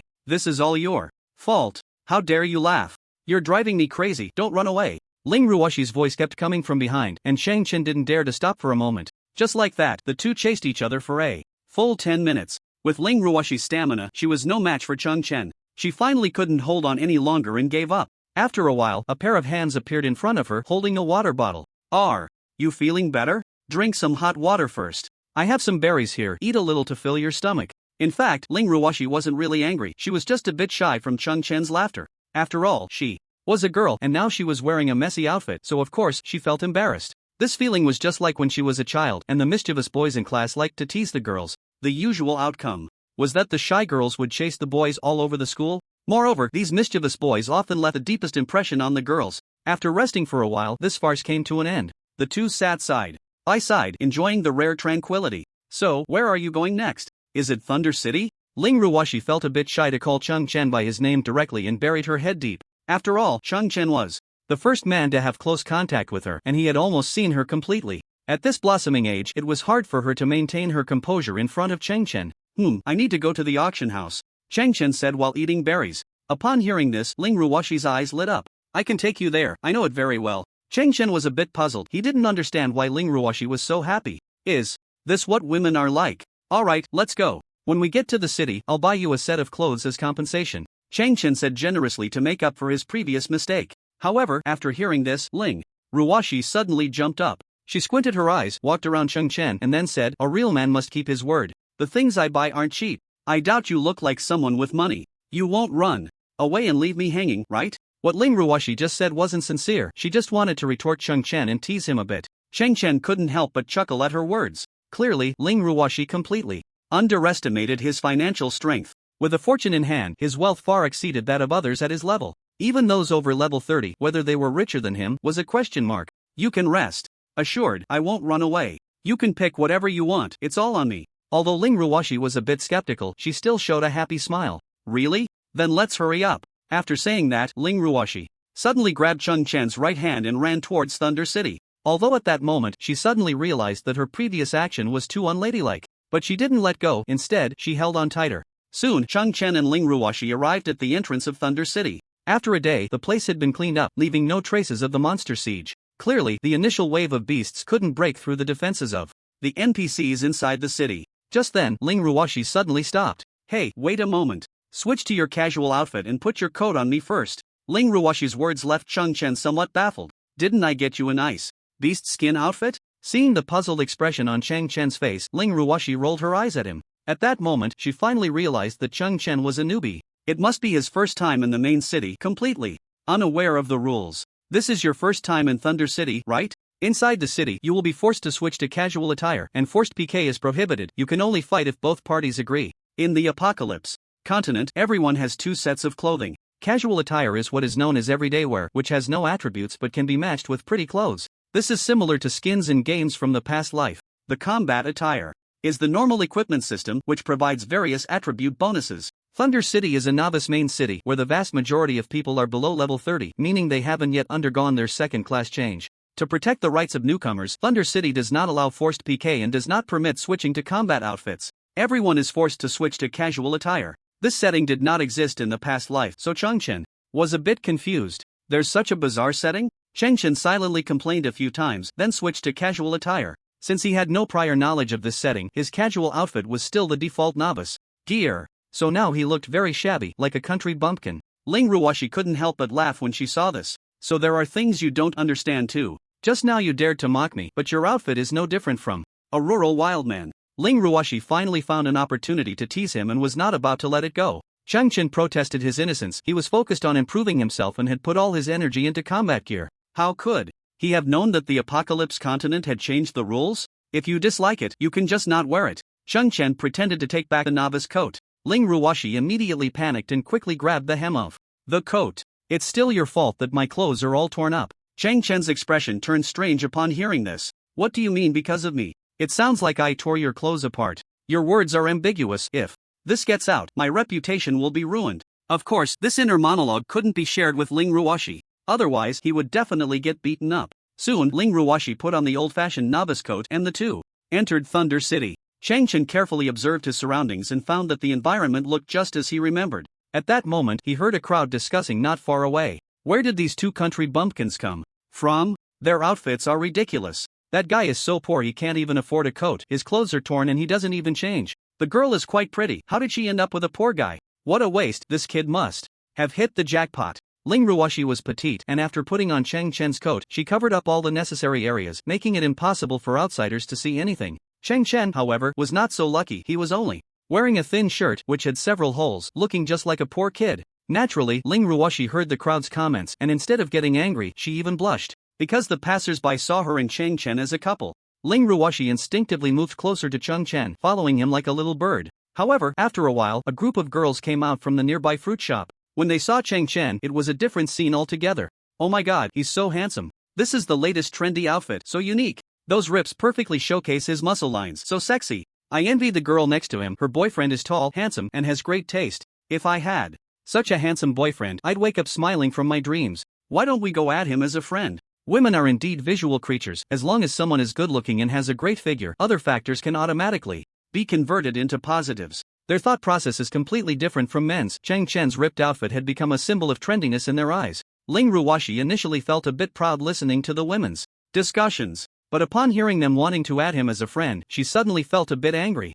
Why are you walking so slowly, dragging your feet? The tailor shop is just ahead, let's hurry. After saying that, Ling Ruoshi forcibly grabbed Chen's hand and moved forward. Chen was momentarily dumbfounded. What did I do wrong? Everyone is clearly walking at a normal speed, why am I the one walking slowly? As a typical straight man, Chen naturally didn't understand what Ling Ruoshi was thinking. Soon, the two finally arrived at the tailor shop, where various beautiful clothes caught their eyes. As soon as Ling Ruoshi entered, she was captivated by the new styles. There was no helping it, it was the nature of a girl. The shop assistant was a middle-aged woman in her 30s. When she saw Ling Ruoshi's appearance, she couldn't help but sigh at her beauty. However, when her gaze shifted to Chen, a look of disdain appeared on her face. This tailor shop was a high-end store in Thunder City, and the various everyday clothes inside were quite expensive. Chen's current poor boy attire was something the middle-aged woman deemed unaffordable. Ling Ruoshi was so focused on the beautiful clothes that she naturally didn't notice the shop assistant's expression. Chen, on the other hand, immediately sensed that the woman looked down on him. His expression gradually turned cold. Chen, do you think these few pieces suit me? Ling Ruoshi quickly picked out several of the latest outfits. You won't know until you try them on, Chen said cheerfully. Okay, I'll go change, and you can help me decide. Ling Ruoshi was filled with joy as she prepared to head to the fitting room. Just then, the female shop assistant said in a somewhat sarcastic tone, our clothes are quite expensive. If you get them dirty, you might not be able to afford the compensation. Ling Ruoshi then realized that in her excitement, she had forgotten to check the prices. Oh no, they're so expensive. The price per item exceeds 30 gold coins. Forget it, let's go look at other stores. Ling Ruoshi knew Chen didn't have much money. Although she had previously said she wanted to buy the most expensive ones, she was just teasing Chen. She was always understanding and naturally wouldn't let Chen lose face. Just as Ling Ruoshi was pulling Chen's hand, preparing to leave, a teasing expression appeared on Chen's face. It's fine, you can just look here. Ling Ruoshi was somewhat puzzled. She didn't understand why Chen, who clearly had no money, would want to put on a brave face. Chen smiled, signaling her not to ask and just to go look. This attitude made the female shop assistant a bit unhappy, but she couldn't openly stop them. After all, there was no rule against letting customers try on clothes. If they got dirty or damaged, that would be a different story. He could only keep a close watch on Ling Ruoshi, ready to intervene at the first sign of trouble. Chen, on the other hand, stood by coldly, saying nothing. After a while, Ling Ruoshi came out, her heart full of joy, wearing a beautiful white floral dress. Chen, do I look good in this? This outfit showcased Ling Ruoshi's stunning figure completely, and even Chen, who had strong self-control, couldn't help but nod. Not bad, it suits you well. After receiving the compliment, Ling Ruoshi smiled happily. However, after a moment, she showed a troubled expression. The beautiful dress cost a staggering 35 gold coins. Although she was now level 24, her total assets were barely 150 gold coins. This price was simply too high. In the Apocalypse continent, everyday clothing, lacking any attributes, was considered a luxury, so the prices were not low. According to the demand theory of Marlowe's, human needs are divided into 5 levels: physiological, safety, social, esteem, and self-actualization in ascending order. This forms a pyramid-like structure. The lower the level of need, the greater the human desire for it. As the level rises, this desire gradually diminishes. After all, the majority of people are either starving or ordinary, and luxury goods are often pursued by the upper class. Humans only elevate their needs when their survival is assured. If one can't even afford food, what spiritual pursuits can there be? If safety needs correspond to combat equipment and personal combat power, then social needs relate to quality of life. Clearly, everyday clothing is meant to enhance happiness, placing it at the third level of needs, thus making it quite valuable. This is also one of the main ways for tailors to earn money. The apocalypse continent, as a world completely integrated with reality, has social conditions no different from the outside world. It's okay, if you like it, just buy it. Did you find anything else? Chen said this very calmly, leaving Ling Ruoshi and the female shop assistant both surprised. Ling Ruoshi even pulled Chen to a corner and said earnestly in a low voice, "This is very expensive. You didn't misread the price, did you?" Although Ling Ruoshi felt happy hearing Chen's earlier words, she still didn't believe he was a hidden wealthy person. After all, Chen didn't even know about the mandatory daily attire setting in Thunder City and was still wearing starting gear at level 22. Such a person didn't seem like a rich man at all. However, at that moment, Chen threw a heavy bundle of bags from his pocket. When the bags hit the table, they made a loud noise. Clearly, they were filled with money, and quite a lot of it. Now both Ling Ruoshi and the female shop assistant were stunned. Judging by the size of the money bag, the number of gold coins inside must exceed 300. Chen was only level 22, how could he possibly have so much money? Ling Ruoshi suddenly felt that the handsome man in front of her had become even more mysterious. The female shop assistant, on the other hand, felt incredibly complicated. She had thought Chen was a poor kid, but who would have guessed he could pull out so much money at once? It was simply unbelievable. However, as a saleswoman, changing her demeanor was a basic skill. The female shop assistant immediately became extremely enthusiastic and began to introduce the clothing in the store. "Miss, please follow me, we have new styles just arrived over here. This one is..." Ling Ruoshi glanced at Chen, and after receiving his nod, she excitedly followed along. However, at that moment, Chen's expression darkened. His money was not so easy to earn, and once the clothes were chosen, it would be his time to act. Half an hour later, Ling Ruoshi had selected 2 pieces of clothing totaling 40 gold coins. Although she knew Chen was wealthy, she couldn't spend recklessly. Even the dress she had previously liked, she felt was too expensive and put it back.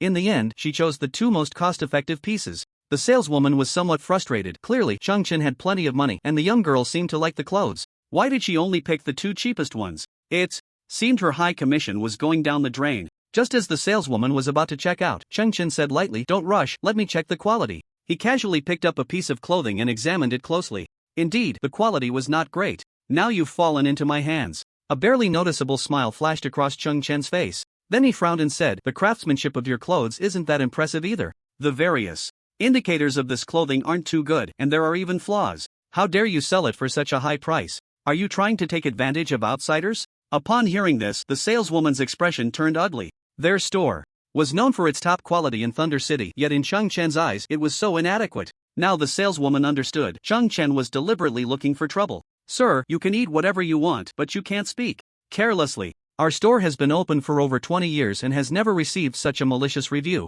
You shouldn't speak without thinking." The saleswoman, having worked here for many years, was not a pushover and retaliated decisively. "Oh, then call your boss out. I can teach him how a tailor should really do their job." This was quite an impolite remark. At that moment, a beautiful woman slowly walked out from the back room. "Sir, you have quite the attitude. I am the owner of this tailor shop. Did you just say you want to teach me how to do my job?" The beautiful woman seemed to be a tough character as well, her tone quite cold. Chen carefully examined her and found that this beautiful woman was likely under 40, with an impeccable figure and demeanor, truly exuding charm. The material composition of this clothing should be 50% silk, 40% mink fur, and 10% wool. For clothing at this price point, how dare you include wool? What's worse is that this batch of clothing had issues during dyeing. The original color should have been a shade lighter, it has clearly darkened now. Is this what you call top quality, deceiving customers with inferior goods? Although Chen had not learned the tailoring profession now, in his past life he was a master tailor. He hadn't learned it now simply because he didn't need it at the moment, but that didn't mean he didn't understand. Just like alchemy and leatherworking, although he hadn't started practicing, his theoretical knowledge was unbeatable. With his rich experience, while his practical skills might not be great, being a verbal champion was completely within his capability. "Sorry, but nitpicking is my specialty." Sure enough, after hearing this, the beautiful woman's expression changed dramatically, revealing disbelief. How did you see that? This is absolutely impossible." Don't be fooled by Chen's usual silence. It doesn't mean he can't roast people. On the contrary, when he starts roasting, most people are no match for him. He is a terrifying presence in Zuan, with parents backing him up. In his past life, He once battled with others on a game forum for 3 days and nights, ultimately forcing someone to delete their account. It was simply terrifying. If you want to keep something a secret, don't do it. Since you dare to open a business, don't think about doing anything shady. Chen now held the absolute upper hand, and his momentum grew stronger. The three people present had different expressions. Ling Ruoshi felt an indescribable charm emanating from the man before her. That confident demeanor was incredibly impactful. What else is there that you don't know? Ling Ruoshi's face was filled with admiration. The female clerk, on the other hand, felt a sense of fear. She already knew that Chen was an expert, and not just any kind. Reflecting on her previous behavior, an ominous premonition arose within her. Lastly, the beautiful woman was in turmoil. Having run a tailoring business for over a decade, she never expected that her little tricks would be seen through by the young man before her. She had indeed made a mistake with this batch of clothes. To make up for the loss, she had stuffed in a bit of wool. She thought such a small amount would go unnoticed. Most buyers indeed didn't know. But today, it was ruthlessly exposed. In Thunder City, her clothes were the most expensive. Her shop had always attracted numerous customers due to its excellent quality. If this matter got out, her shop's reputation would take a severe hit. There were other tailoring shops in the city, and if other owners found out, they would surely laugh out loud. They would be more than happy to stir the pot and tarnish her reputation. Forgive me for not recognizing the great talent before me. So you are a hidden master tailor. This matter is my fault. I was indeed blinded by greed before. But I promise I will never make the same mistake again. I ask you, sir, to show mercy and not spread this matter. I can offer you sufficient compensation. The beautiful woman had stood firm in Thunder City for many years, so her methods and spirit were certainly not small. At this moment, she decisively admitted her mistake and expressed goodwill, hoping to downplay the situation. She even referred to the younger Chen as sir. The title sir is not to be used lightly. Only someone with a certain prestige in a field can be called sir. The beautiful woman had lowered her stance significantly. However, at that moment, Ling Ruoshi said indignantly, "Just now, your clerk looked down on us." Ling Ruoshi had already been angry, and now that she had the chance, she naturally wanted to vent. Upon hearing this, the beautiful woman's expression darkened immediately. The female clerk's face showed fear. She knew she was done for. "Boss, it was my fault for not recognizing talent just now." But the beautiful woman didn't listen to her explanation and coldly said, "You have some nerve to neglect my esteemed guest. You don't need to come in tomorrow. I will settle your wages up to today." The beautiful woman was not to be trifled with. She decisively cut ties, fearing that the previous unpleasantness would affect her shop. This tailoring shop was something she had worked hard for many years to build, and it was not easy at all. "I've already fired the clerk. Please calm down. Today, you can take any clothes you like from the shop. I will pay. Additionally, here is a small token of respect. I hope you will accept it." When a beautiful woman makes up her mind, there is no hesitation. Not only did she let Chen take advantage of her, but she even offered a hush money, a truly admirable tactic. "How can I accept this? I just had a moment of professional habit, so I pointed out some issues. Since it wasn't intentional, just don't do it again in the future." Chen was not a foolish person. He was quite satisfied with the beautiful woman's handling of the situation. After receiving a delicate box, he gestured for Ling Ruoshi to choose boldly, since someone else was footing the bill. Ling Ruoshi was instantly overjoyed. It wasn't Chen's money anymore, so she could choose without worry. "I wanted this one just now. That one is nice too. I really like the style. This color is beautiful. I'll take it. By the way, help Chen pick a few pieces. He dresses too embarrassingly." Though the beautiful woman maintained her elegance on the surface, every word from Ling Ruoshi pierced her heart. "Oh dear, have some mercy. Don't empty my store." Ling Ruoshi genuinely liked the clothes, but she also wanted to vent her frustrations. So this time, she picked up 8 pieces in one go, totaling an astonishing 260 gold, almost half a month's revenue for the beautiful woman. Though her heart was bleeding, the beautiful woman still faced everything with a smile. In the end, Chen, under great reluctance, was forced by Ling Ruoshi to change into a new outfit, and he instantly looked different. When he walked out of the fitting room, both Ling Ruoshi and the beautiful woman were stunned. "So he looks this handsome in decent clothes?" Ling Ruoshi's gaze couldn't tear away from Chen. Even the experienced beautiful woman couldn't help but steal a few more glances. "Stop looking. I've already packed the other clothes for you. Come back next time when you have time." The beautiful woman's reminder finally pulled Ling Ruoshi back to reality. She realized she had just lost her composure, her face slightly flushed. But she also felt that the beautiful woman's words were hinting at her. So, just as she was about to leave, she suddenly turned back and said, "The boss is too polite. We will definitely come back." As soon as she finished speaking, she grabbed Chen and ran out. Laughter like silver bells echoed outside. At this moment, only the beautiful woman was left in the room, feeling disheveled. "I was just being polite. Why did you take it seriously? If you come a few more times, will my little shop still be open?" This shopping trip not only allowed Ling Ruoshi to get 8 pieces of the latest clothing for free, but Chen also received a considerable hush money, a huge windfall. Quick, see how much that old woman gave you. It was unclear whether Ling Ruoshi was quite confident about her age and looks or if she was wary of the beautiful woman. She actually called the 30-something, still charming shop owner an old woman. Chen couldn't help but chuckle. Women's competitive spirit was truly terrifying. He then opened the exquisite iron box and a considerable number of gold coins came into view. Looks like the old woman scammed quite a bit of money. She actually took out 300 gold as hush money. After counting carefully, Ling Ruoshi reported truthfully. Even Chen was a bit surprised. 300 gold was no small amount. The beautiful woman's decisiveness exceeded his expectations. Now his wealth had reached an astonishing 1,070 gold. In the novice main city, Thunder City, he was already among the wealthiest of the wealthy. I didn't expect to make money just by buying clothes. To stumble upon such good fortune is really nice. Chen's wealth increased again and his mood was quite good. At this moment, Ling Ruoshi, now dressed in new clothes, regained her radiance. Under the sunlight, she radiated an astonishing beauty. Are you not going to the auction house? Let's go, I'll lead the way. Then, under the envious gazes of passers-by, Ling Ruoshi pulled Chen and ran off into the distance. In the Apocalypse continent, there are 3 levels of auction houses, each catering to different tiers of people. The auction house in Thunder City is classified as a primary auction house, with a maximum item level of 30. If one desires higher level items, they must go to larger cities. The purpose of this classification is to facilitate better management. High-level individuals rarely visit low-level maps, and establishing a higher-level auction house would be a waste of resources. In the auction house, there are 2 types of transactions: entrusted trading and auction trading. Entrusted trading involves the owner placing items for sale in the trading house, and the trading data across the entire Xia Kingdom will refresh synchronously. As soon as someone places an order, the item will be transported, making it very convenient. This method only allows for fixed pricing. Whatever price is set is the selling price. Even if the item is rare, there is no room for temporary price increases. There have been many instances where inexperienced individuals, unable to recognize valuable materials, sold premium items as trash. There are also many professional flippers who specifically wait at auction houses to profit from the price differences of these newcomers. For this reason, entrusted trading mainly targets items that are in high demand but have a relatively low unit price. If one seeks greater profits, they must utilize the auction trading model.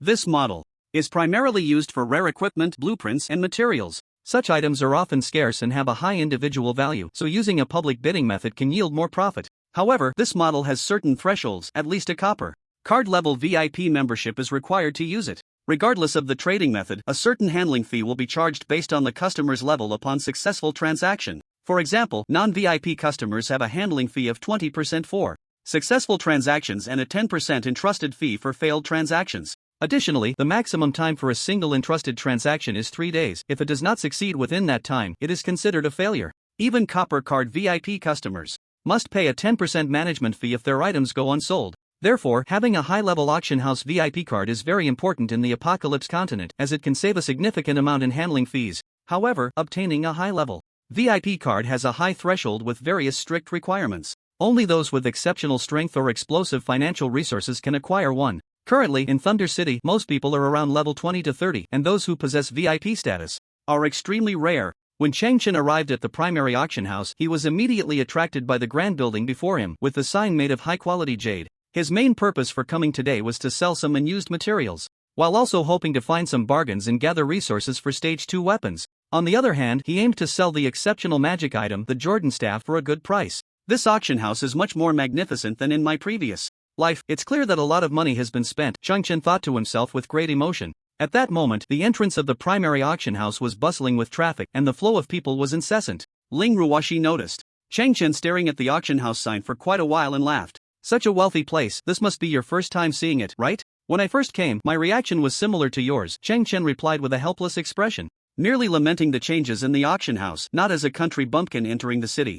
Let's go, I'll take you inside. Then, Ling Ruoshi skillfully led Chen into the auction house. Inside the hall, there were many service windows, all designated for entrusted trading. If one wants to consign items, they can simply queue at the window. Just then, Ling Ruoshi ran to a nearby service desk, threw out a card, and asked, when does the next auction start, and are there any private rooms available? The staff member named Hao Jian, upon seeing the color of the card, showed a slight change in expression. Dear Silver Card VIP, hello. The next auction will start in 10 minutes. Currently, there is only one luxury box left. I will arrange it for you right away. Hao Jian's words immediately drew the surprise of the surrounding crowd. At the same time, their gazes towards Ling Ruoshi became envious. In Thunder City, possessing a bronze card was already quite impressive, yet this little girl before them actually held a silver card. Clearly, her identity was not ordinary. She must be the daughter of a wealthy family. It was precisely for this reason that Hao Jian's attitude was exceptionally polite. Meanwhile, Chen was also a bit surprised. No wonder this girl said she was familiar with the auction house. It turns out she is a distinguished silver card user. In fact, along the way, Chen had speculated multiple times about Ling Ruoshi's identity. A girl like her, who was inexperienced yet highly talented, likely had an extraordinary background. With her current abilities, it was impossible for her to possess a silver card. Most likely, it was a convenience granted to her by her elders. Since the girl has taken out her card, I won't make a fuss about it. The auction house's VIP system has a minimum level of bronze card users, followed by silver, gold, diamond, black, and red cards, with increasing levels of prestige. In a novice city like Thunder City, being able to present a silver card essentially grants the highest privileges. Therefore, the black card in Chen's hand was not of much use. However, at that moment, a trio led by a young man swaggered over. Is there still a box available? We, Wei Juanji and Wei Xiao, want to participate in the auction. A fierce-looking man was very arrogant, clearly a lackey of Wei Xiao. This put Hao Jian in a difficult position. I'm sorry, esteemed guest, but the last luxury box was just reserved by this young lady. She is our silver card VIP. Hao Jian thought that mentioning Ling Ruoshi's identity would calm the situation, but it only added fuel to the fire. Upon hearing this, Wei Juanji displayed a disdainful expression and mocked. A mere silver card can be considered a VIP? He then took out a card from his pocket and tossed it towards Hao Jian. Take a good look at what color this is. Hao Jian caught the card and was instantly shocked. It's actually a gold card. The surrounding crowd also clearly saw this and showed expressions of shock. Wei Juanji clearly enjoyed the astonishment of the onlookers, and he said leisurely, as far as I know, your auction house has a priority system. Since there is still one room left, it belongs to me. Wei Juanji was not wrong. The auction house always prioritized users based on card levels. If there was only one room left, higher level users would definitely take precedence. Hao Jian was truly in a bind, but he could only follow the rules. I'm sorry, miss, but now I can only inconvenience you a bit. I will arrange the best ordinary box for you. At this point, Ling Ruoshi was unhappy. She was about to step forward to argue but was stopped by Chen. She saw Chen shake his head at her, so she held back. Wei Juanji took a deep look at Chen, then laughed heartily as he walked inside. At this moment, Ling Ruoshi asked in confusion. We clearly arrived first, and that person just agreed to give us the room. He is being unreasonable. Why can't I argue with him? Chen, however, wore a dark expression with a hint of amusement. It's fine, just play along with him. Because Wei Juanji's rank was very high, Hao Jian personally went to receive him. Therefore, Chen and Ling Ruoshi were guided by other staff to a regular box numbered 996. Although this box had been meticulously cleaned, Ling Ruoshi was still very angry. That person just now was so annoying, it made me furious. Chen poured a cup of tea for Ling Ruoshi and said, Calm down, don't be anxious, the good show has just begun. This statement immediately piqued Ling Ruoshi's interest. The good show has just begun? Do you have a way to deal with him? After spending some time together, Ling Ruoshi had come to regard Chen as an all-powerful treasure chest. At this moment, she was very excited, propping her hands on the table and leaning forward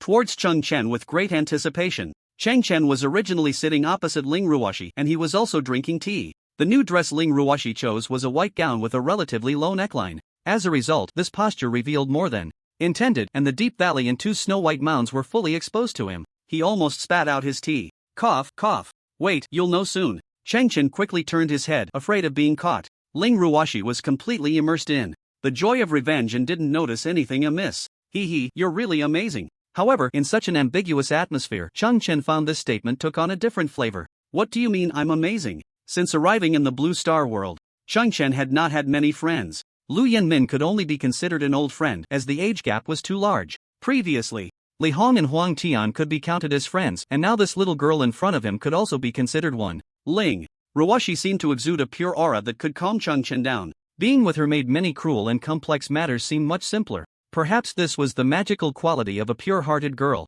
Gradually, his flirtatious remarks and inner thoughts began to increase. Although Chen had just taken out the black card and could easily secure a room, that was not the optimal solution. After all, one could participate in the auction from any box, it was just a matter of the environment being slightly different. Even if Wei Juanji was pushed to a regular box, it wouldn't have a significant impact on him, merely a matter of face. Chen had always believed in repaying grudges. He had just noticed that Wei Juanji was a level 26 elemental master. This was crucial information.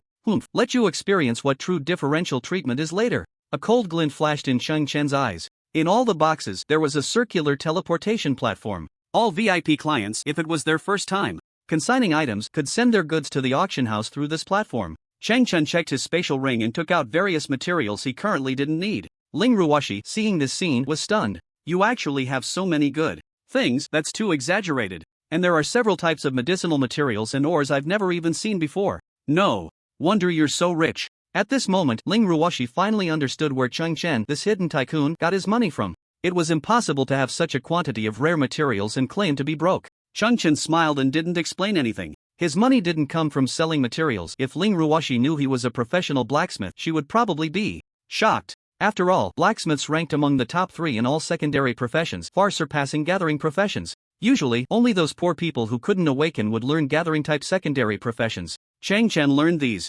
skills purely for convenience on the road. Before the items were sent to the auction house, the owner could set some limited conditions. For example, the starting price, the amount for each bid, the range of redeemable items, special notes, etc. are all very user-friendly. The first item registered by Chen was called launchy grass, which is the main material for making the great blue potion. Although it can't be considered extremely rare, it is in high demand. In just 8 days, he collected 56 stalks of launchy grass, which is already quite impressive. For a novice herbalist, having 1/8 of his efficiency would be a cause for celebration. The market price of launchy grass is about 50 silver coins each, but due to low production, the consignment trade won't list too many at once. Therefore, they are usually snapped up by unscrupulous merchants and then resold at a high price. As a result, those in need can hardly buy it at the original price. This phenomenon of price inflation is somewhat similar to the graphics card market in Chen's previous life. Launchy grass, current quantity 10, starting price 2 gold coins. Each bid must not be lower than 20 silver coins. Notes, none.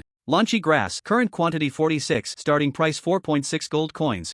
Each bid must not be lower than 50 silver coins. Notes, purchases by those with the surname Wei are prohibited. Chen intentionally set the starting price lower than the market price to facilitate price inflation. As a seasoned merchant, he is well aware of such basic operations. As for why he divided it into 2 parts, with the latter part having a lower starting price than the former, it was naturally to provoke Wei Juanji. After setting the relevant conditions, a smile appeared on his lips. Let me give you a little taste first, then you can just stare in disbelief later. He then threw in various unnecessary rare materials, all of which were marked with a prohibition on purchases by those with the surname Wei. And now for the final highlight. Jordan staff, current quantity 1, starting price 100 gold coins. Each bid must not be lower than 10 gold coins. Notes, those with the surname Wei must bid at least 100 gold coins each time. Beside him, Ling Ruoshi laughed uncontrollably at Chen's series of cunning moves. Even the turbulent waves in front of her were shaking, dazzling to the eyes. You're really devious. These items are useful for elementalists. It's either a bidding prohibition or a multiple bidding requirement.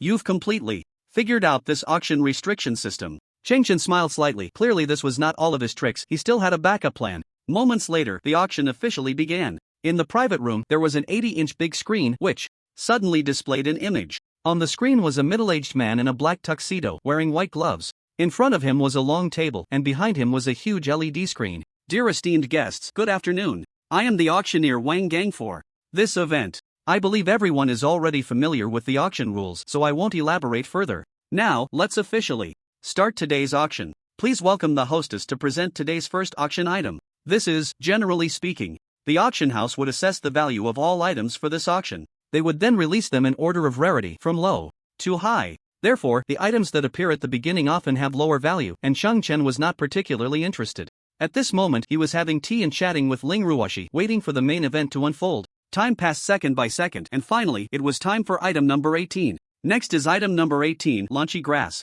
Those who have studied herbal medicine must know its uses. It is an essential main material for making the great blue potion. Although its value is not particularly high, today's quantity is sufficient. Item number 18, launchy grass, a total of 10 stalks, starting price 2 gold coins.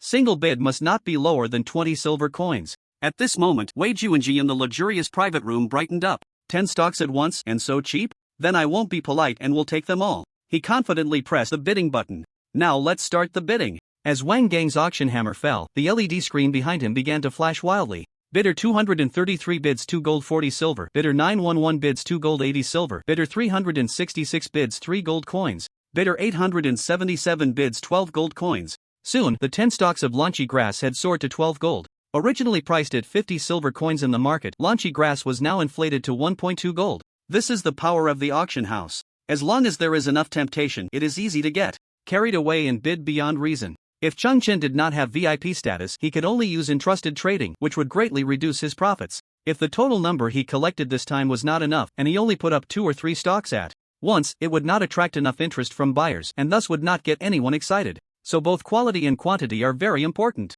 At that moment, a new bid came in. Bidder 414 bids 15 gold. As soon as this price came out, it basically dashed everyone's hopes. The Awakeners in Thunder City were not particularly high in level. For those who hadn't even reached the second transition, spending 15 gold to buy 10 stalks of lunchy grass was a bit too expensive. The current unit price had already reached 3 times the original price, making it too low in cost effectiveness. Now counting down, 3, 2, 1, sold. Congratulations to bidder 414 for winning item 18. Wang Gang slammed down the auction hammer and this round of bidding ended. He then sent the 10 stalks of lunchy grass to room 414 via the teleportation platform. Room 414 was none other than Wei Juanji. After a flash of white light on the teleportation platform in front of him, 10 stalks of lunchy grass appeared. Although a bit pricey, it's worth it. Getting 10 stalks of lunchy grass all at once is not easy. I can indulge in the big blue bottles again. However, just as he was feeling this way, Wang Gang on the screen spoke again. Next is item 19, and this time it is still lunchy grass, but the quantity has reached an astonishing 46 stalks. The starting price is 4.6 gold, and each bid must not be lower than 50 silver. As soon as this news came out, all the magic system buyers present today went crazy. 46 stalks of lunchy grass, that's 46 big blue potions, and the minimum unit price is only 10 silver, even lower than before. Although the magic system does not lack output, it lacks blue. Having so many big blue bottles on hand brings a sense of security. Many wealthy magic users share a common nickname, Medicine King. As long as the supply is sufficient, many times they can win against the strong with the weak. Sure enough, the flashing speed of the LED screen began to accelerate and the bids were higher, clearly indicating that many people were interested. Bidder 126 bids 6 gold, bidder 422 bids 7 gold, bidder 762 bids 8 gold. Wei Juanji's eyes lit up at this point. As a well-known rich second generation, he is a famous top medicine king, and this time he would not miss out. I'm going to secure these lunchy grass, let you all raise the price for a while. Later, I'll crush you all. Wei Juanji had plenty of money in hand. He looked down on raising the price by 1 gold at a time, with others considering it very embarrassing. What he wanted was the feeling of overwhelming the entire scene with a single move. Even if he was throwing money, he wanted to do it with flair. That was his style. Soon, the highest bid had been raised to 65 gold, with the average unit price breaking through to 1.5 gold. This level was already on par with his previous bid. It's my turn to act. Wei Juanji's mouth curled into a hint of disdain, but when he pressed the number 80 gold, he was instantly dumbfounded. Sorry, due to the owner's request, awakeners with the surname Wei are prohibited from participating in this bidding. Please wait for the next opportunity. To hell with you, who is targeting me? Wei Juanji felt the pain of having money that he couldn't spend for the first time. In his view, as long as he offered 80 gold, he could easily secure it. But now he could only watch helplessly as others placed bids, unable to participate himself. In the end, the final price for item 19 was 70 gold, with an average unit price of 1.52 gold. Wei Juanji was furious. This price was even lower than his bid, yet 46 stalks of lunchy grass were taken away. 46 bottles of big blue medicine just handed over to someone else. Not being able to spend money and even watching poorer people obtain the items he desired was the greatest insult to a professional rich second generation. Don't let me find out who you are or you'll pay for it. However, Wei Juanji still hadn't realized the seriousness of the situation. He was suppressing his anger and continued to participate in the subsequent auction. As time passed, they arrived at item 28. Next up is item 28, Sangyan Shin Bone. It is the shin bone of the Sangyan beast, extremely hard, and is excellent forging material. With it, there is a high probability of enhancing the attributes of equipment. The starting price is 15 gold coins, and each bid must not be lower than 1 gold coin. When Chen saw the words Sangyan, his eyelids twitched.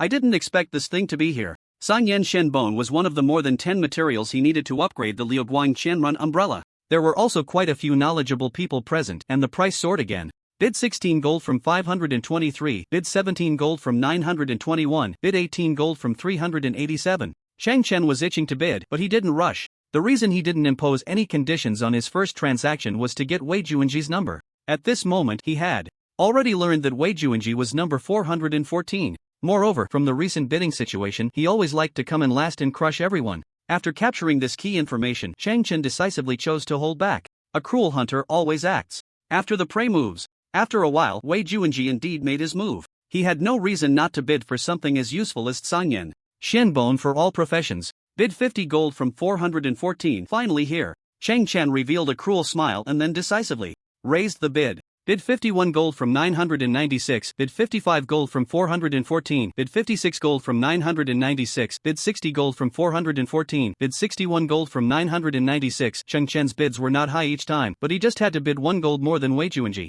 This provocative behavior instantly raised Wei Juanji's blood pressure. Who is this 996 daring to openly oppose me? You want to compete, huh? Come on, I'll play with you. The two then entered a tug-of-war. As the price soared, other buyers gasped in shock. In no time, it had skyrocketed to 451 gold. This price even put some pressure on Wei Juanji. However, Chen remained calm. Including the profits from the previous launchy grass, his total assets had reached an astonishing 1155 gold, becoming a $1,000 household before the second transition was simply unimaginable. Even if Wei Juanji was rich, that money was exchanged for blue star coins. He was a rich second generation, but not a fool. He couldn't help but feel the pain of spending money. Moreover, the exchange of blue star coins for gold coins had limits based on different levels. It wasn't an unlimited exchange. Spending 451 gold on a material had already exceeded his psychological expectations. At this moment, whether he wanted to or not, he could only choose to give up. After all, the auction wasn't over yet, and his money could be used in more useful places.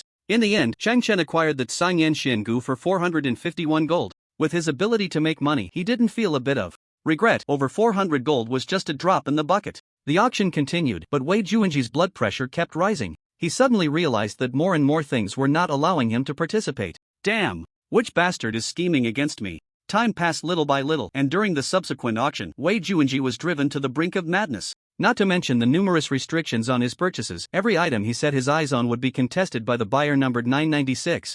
Moreover, his bids were always just 1 gold coin more than his own. Despite his usual lavish spending, he found himself unable to compete financially. This made Wei Juanji feel deeply humiliated. You two, go out now and search one by one. You must find buyer number 996 for me. After the auction ends, I want to see who has the audacity to do this. Since Wei Juanji was in the open and Chen was in the shadows, he could only resort to the most foolish method, manual searching. Just then, Wang Gang on the screen suddenly became excited. Ladies and gentlemen, the next item is the last one of this round. And it is a very rare treasure, so please pay close attention. Item number 88, an epic weapon, Jordan's staff. It grants an 11-point bonus to both spirit and physique, plus an additional 50 points of magic damage. What's more crucial is that it can be equipped at just level 25. Such a good item, I don't need to elaborate further. Starting price is 100 gold coins, and each bid must be no less than 10 gold coins. Please place your bids. As soon as Jordan's staff appeared, everyone went crazy. At that moment, even those who weren't magic-type professions had their eyes shining. At the sight of this weapon, they might not be able to use it themselves, but they could help their friends bid for it. With a starting price of only 100 gold coins, it was practically a bargain. Many people immediately communicated with their friends, asking what their psychological price point was. Moments later, the lights on the LED screen were unstoppable. Bid 110 gold coins from number 622, bid 120 gold coins from number 521, bid 130 gold coins from number 798. Such a good item as Jordan's staff was worth every magic-type profession selling their possessions. Money could be earned again, but if they missed out on Jordan's staff today, they might not encounter it again for a long time. Therefore, the number and quality of bidders this time exceeded all expectations. In just 2 minutes, the price had soared to 520 gold, and it showed no signs of stopping. Wei Juanji looked at the attributes of Jordan's staff, already drooling. But then his expression suddenly changed, fearing he might not have the bidding rights again. Damn it, this thing won't prevent me from bidding again, will it? To confirm his suspicion, he didn't wait until the last moment to act.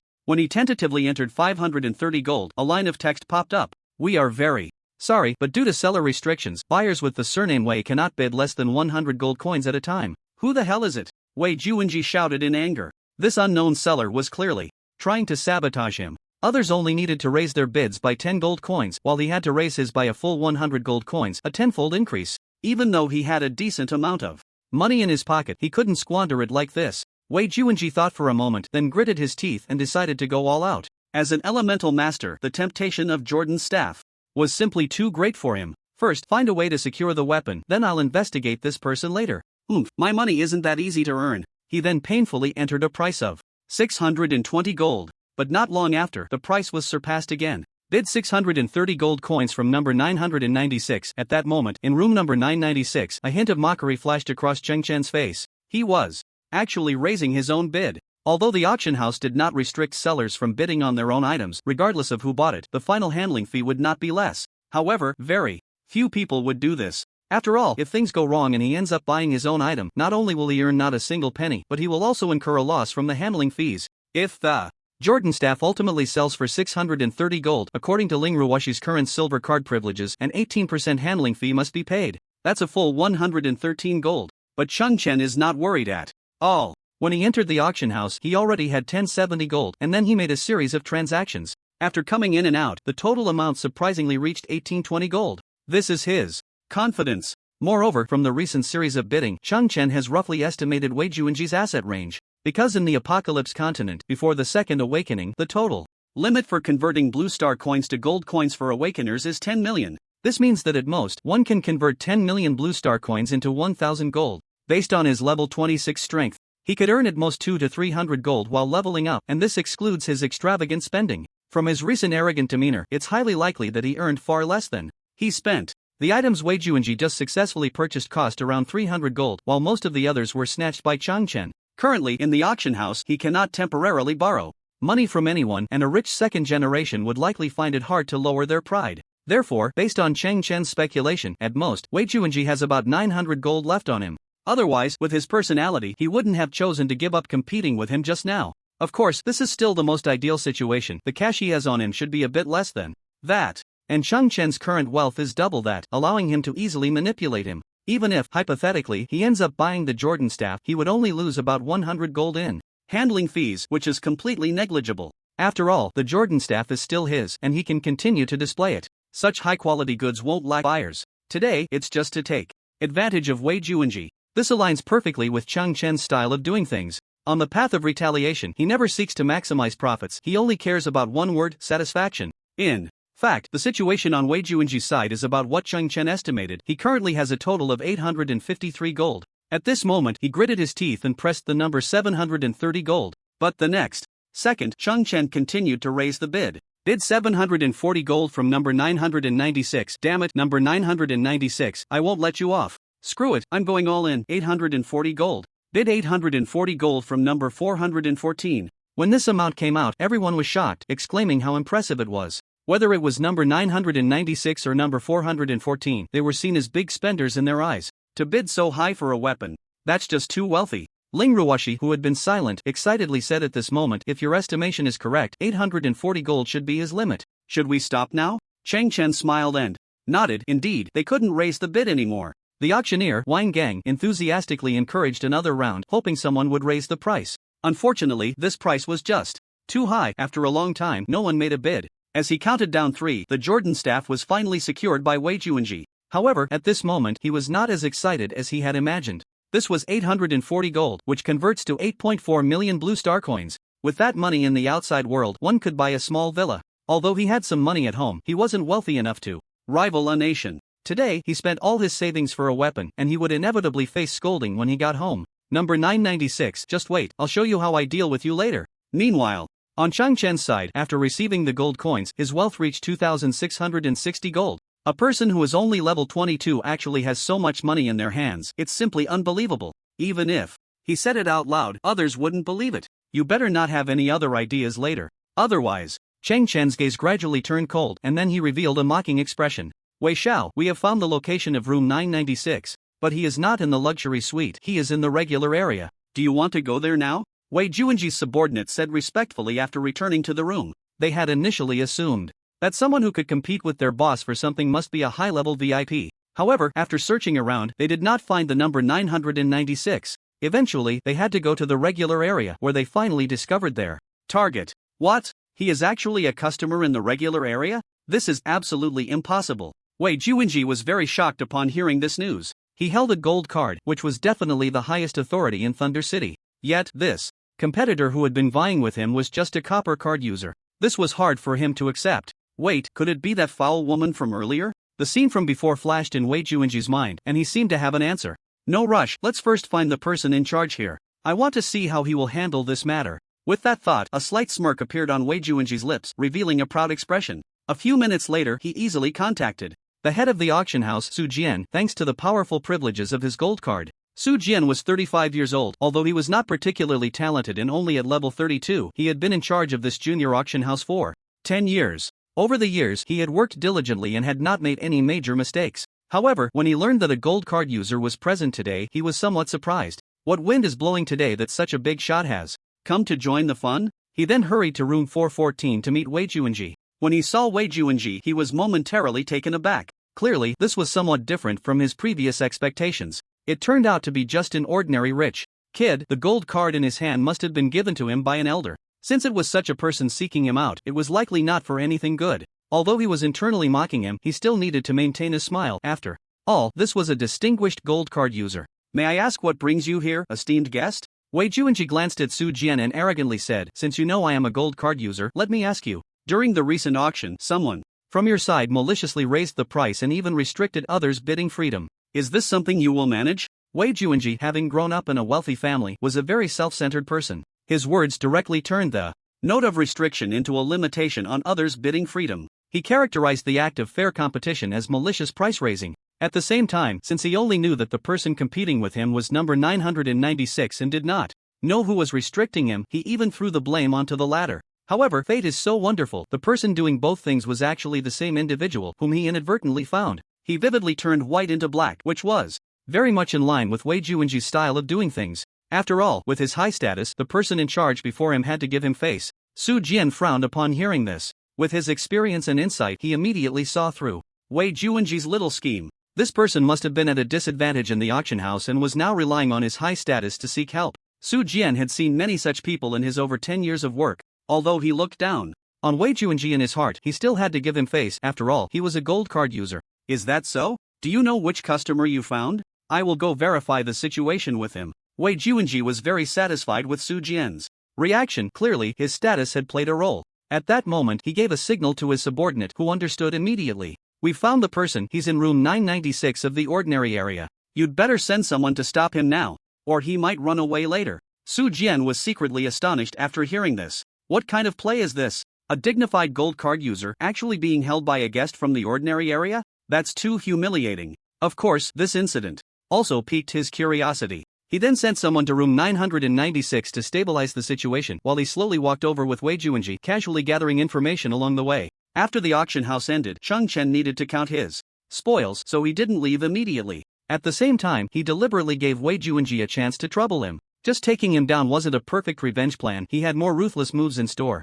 When he and Ling Ruoxi reached the auction hall, a staff member finally blocked his path. At that moment, a trace of barely perceptible mockery flashed across Chen's face. Sure enough, there were blind fools looking for death. After the staff explained their purpose, it wasn't long before Su Jian and Wei Juanji arrived at the hall. When Su Jian saw Chen and Ling Ruoxi, his expression became somewhat strange. What on earth is going on today? The troublemaker is actually this young? Su Jian had worked at the auction house for many years, and his appearance naturally attracted the attention of those around him. Why is even Su Jian here? Something big must be happening. Did you not see the person next to him? He's a gold card user. What? There's such a person in our Thunder City? Exactly, when he took out the gold card just now, he looked so smug. Offending such a rich second generation, this man and woman are in trouble. The crowd's discussions were clearly heard by Wei Juanji. He was thoroughly enjoying the thrill that his identity brought. Ling Ruoxi was now somewhat nervous, clearly sensing that the situation was turning unfavorable. She instinctively moved closer to Chen. Chen gently patted her hand, signaling her not to panic. This small gesture made Ling Ruoxi feel both shy and happy. She nodded slightly. It seemed that as long as she was by Chen's side, all difficulties were no problem, and she felt very secure. You little brat, I ask you, were you just deliberately raising the price against me? Wei Juanji spoke with an exceptionally disdainful tone. He felt that this pair of dog men and women were already in deep trouble. However, Chen calmly replied with 2 words. Yes. Wei Juanji's proud expression suddenly froze. He originally thought that with such a strong momentum on his side, and with the auction house's person in attendance, Chen would definitely be submissive and very afraid. He might even kneel down and beg for mercy. However, the facts proved he was overthinking. It was all just his fantasy. Chen's calmness surprised everyone present. Su Jian's eyes flashed with intrigue, his curiosity piqued. At that moment, one of Wei Juanji's subordinates, wanting to show off, immediately mocked. Do you know who our young master Wei is? You actually dare to oppose him. Are you tired of living? Chen immediately laughed upon hearing this. Of course I know, isn't he just a hypocrite? Who here doesn't know? As soon as he finished speaking, many people burst into laughter. In fact, many had wanted to complain for a long time but didn't dare to speak out due to Wei Juanji's identity. You're looking for death, Wei Juanji said angrily. Just then, Chen's eyes suddenly flashed with cold light. What are you even worth? The entire venue was shocked. Everyone thought they had misheard. Chang Chen actually dared to openly humiliate Wei Juanji in front of so many people. His audacity was too great. Moreover, Su Jian was standing right beside him, which was a huge loss of face for him. As expected, Su Jian, who had originally planned to mediate, immediately darkened his expression. The young people nowadays are indeed quite arrogant. I just wonder how much of that bravado is backed by real strength. As the saying goes, one should not only consider the monk's face but also the Buddha's. After all, he was a second-tier powerhouse and managed the auction house in Thunder City. Chang Chen's earlier behavior was simply dismissive of him. He couldn't understand where a mere level 22 rogue got a confidence to say such things. Wei Juanji saw Su Jian speak and knew the situation was developing in the direction he wanted. However, at that moment, Chang Chen not only did not back down but provocatively took out several items. When Wei Juanji saw what they were, his anger surged. So it was you targeting me. You little brat, you're dead. To further infuriate Wei Juanji, Chang Chen decisively revealed several materials that had previously been restricted from him. He had kept these for this very moment. When Su Jian had just walked over with Wei Juanji, he had already roughly understood the situation. Initially, restricting bidding and raising prices were within the rules, so he didn't want to get involved. He planned to just say a few casual words and retreat. But Chang Chen's earlier attitude and his current arrogance made him change his mind. As the supervisor of the auction house, he had the authority to revoke VIP privileges below the silver card level. Chang Chen only had Ling Ruoxi with a silver card, and he was well aware of that. This was completely within his rights. However, just as he was about to speak, Wei Juanji could no longer hold back. You arrogant waste, since you're so cocky, do you dare to duel me to the death? Due to the strict prohibition of forced PKs in Thunder City, meaning no mandatory battles without both parties' consent, this rule was established to protect the interests of many newcomers.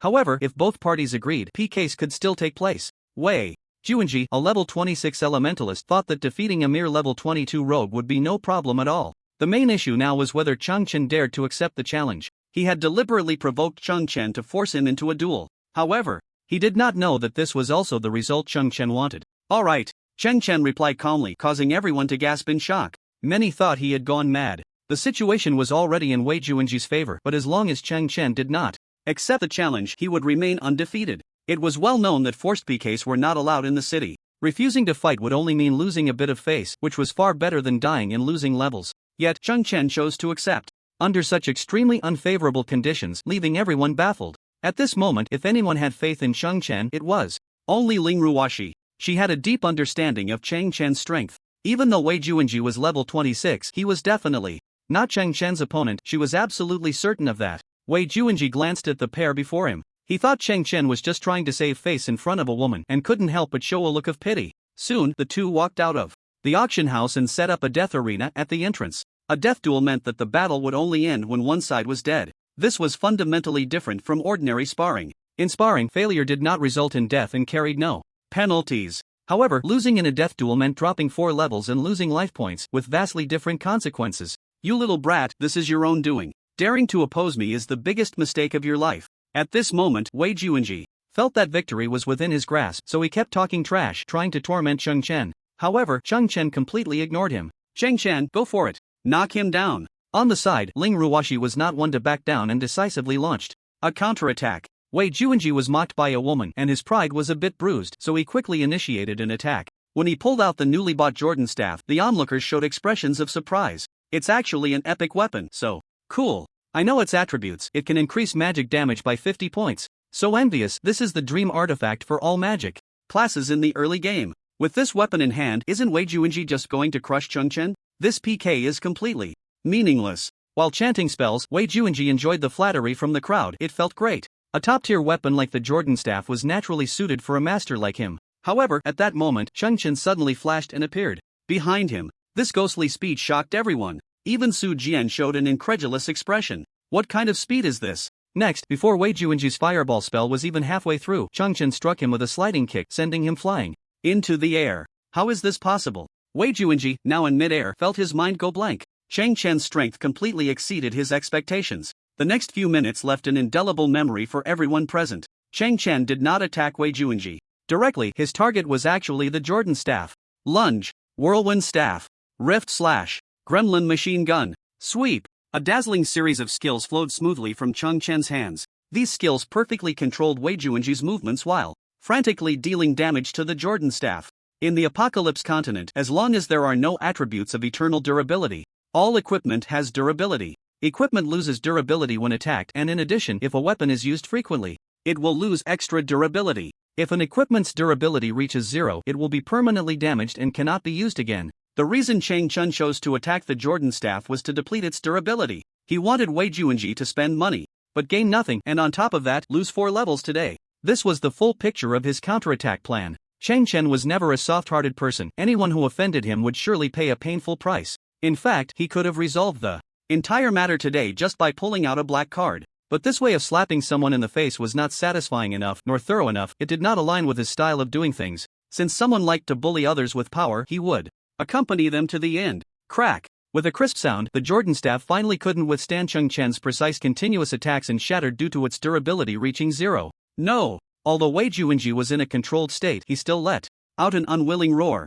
After the Jordan staff shattered, Chen naturally did not hold back anymore. A few seconds later, Wei Juanji fell to the ground, now on the brink of death. He had been completely unable to fight back, leaving the onlookers dumbfounded. At that moment, Chen took out a card in front of everyone. Everyone, including Ling Ruoshi, was petrified. When Su Jian saw the color of the card, his expression changed drastically and his back instantly became soaked. Chen squatted down with a mocking expression and slapped Wei Juanji's face with the card. Slap! Slap! The sound of the card hitting his cheek continuously stimulated Wei Juanji's brain. Take a good look. What color is this? Chen returned Wei Juanji's earlier words verbatim, fully loaded with sarcasm. Wei Juanji widened his eyes and upon seeing the color of the card, immediately showed a look of fear. Black card. The next moment, he gasped his last breath. The entire venue fell into silence. Oh my god, I can't be seeing this wrong. Is that a black card in his hand? What level is a black card anyway? I'm not quite sure. A bunch of old-timers. The black card is the second level, just below the red card.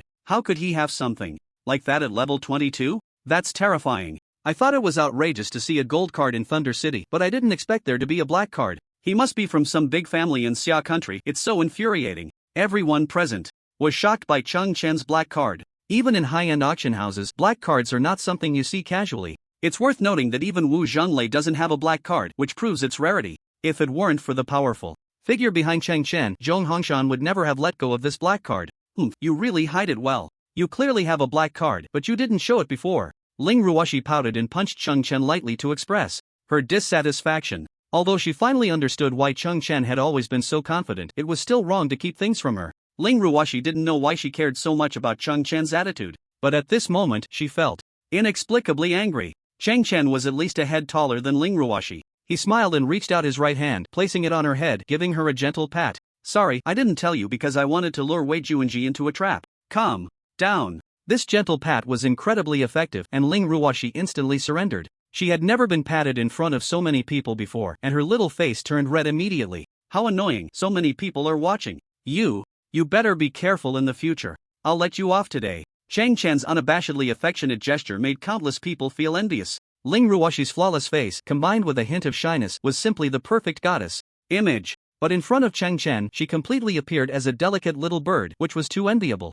At that moment, a very anxious voice came from the side. I was blind and didn't recognize the great mountain. I apologize for my previous rudeness. Please don't take offense, esteemed guest. This matter today is entirely Wei Juanji's own fault. He has no one to blame. I have a small token of appreciation here. Please accept it, esteemed guest. Su Jian's hair stood on end the moment he saw the black card. He never would have thought that someone as young as Chen would actually possess a black card. He was extremely relieved that Wei Juanji, that fool, had interrupted him earlier. Otherwise, his fate wouldn't have been much better. To resolve the misunderstanding with Chen, he had to make a significant concession. However, Chen showed a half-smile, clearly not intending to accept it. Just then, a passerby suddenly screamed. I remember. Now, he's the top scholar from Hebei province, known as the Monster Wanderer, Chen. His potential assessment is said to be SSS level, and he completed the college entrance examination in just 30 minutes. No wonder he beat Wei Juanji.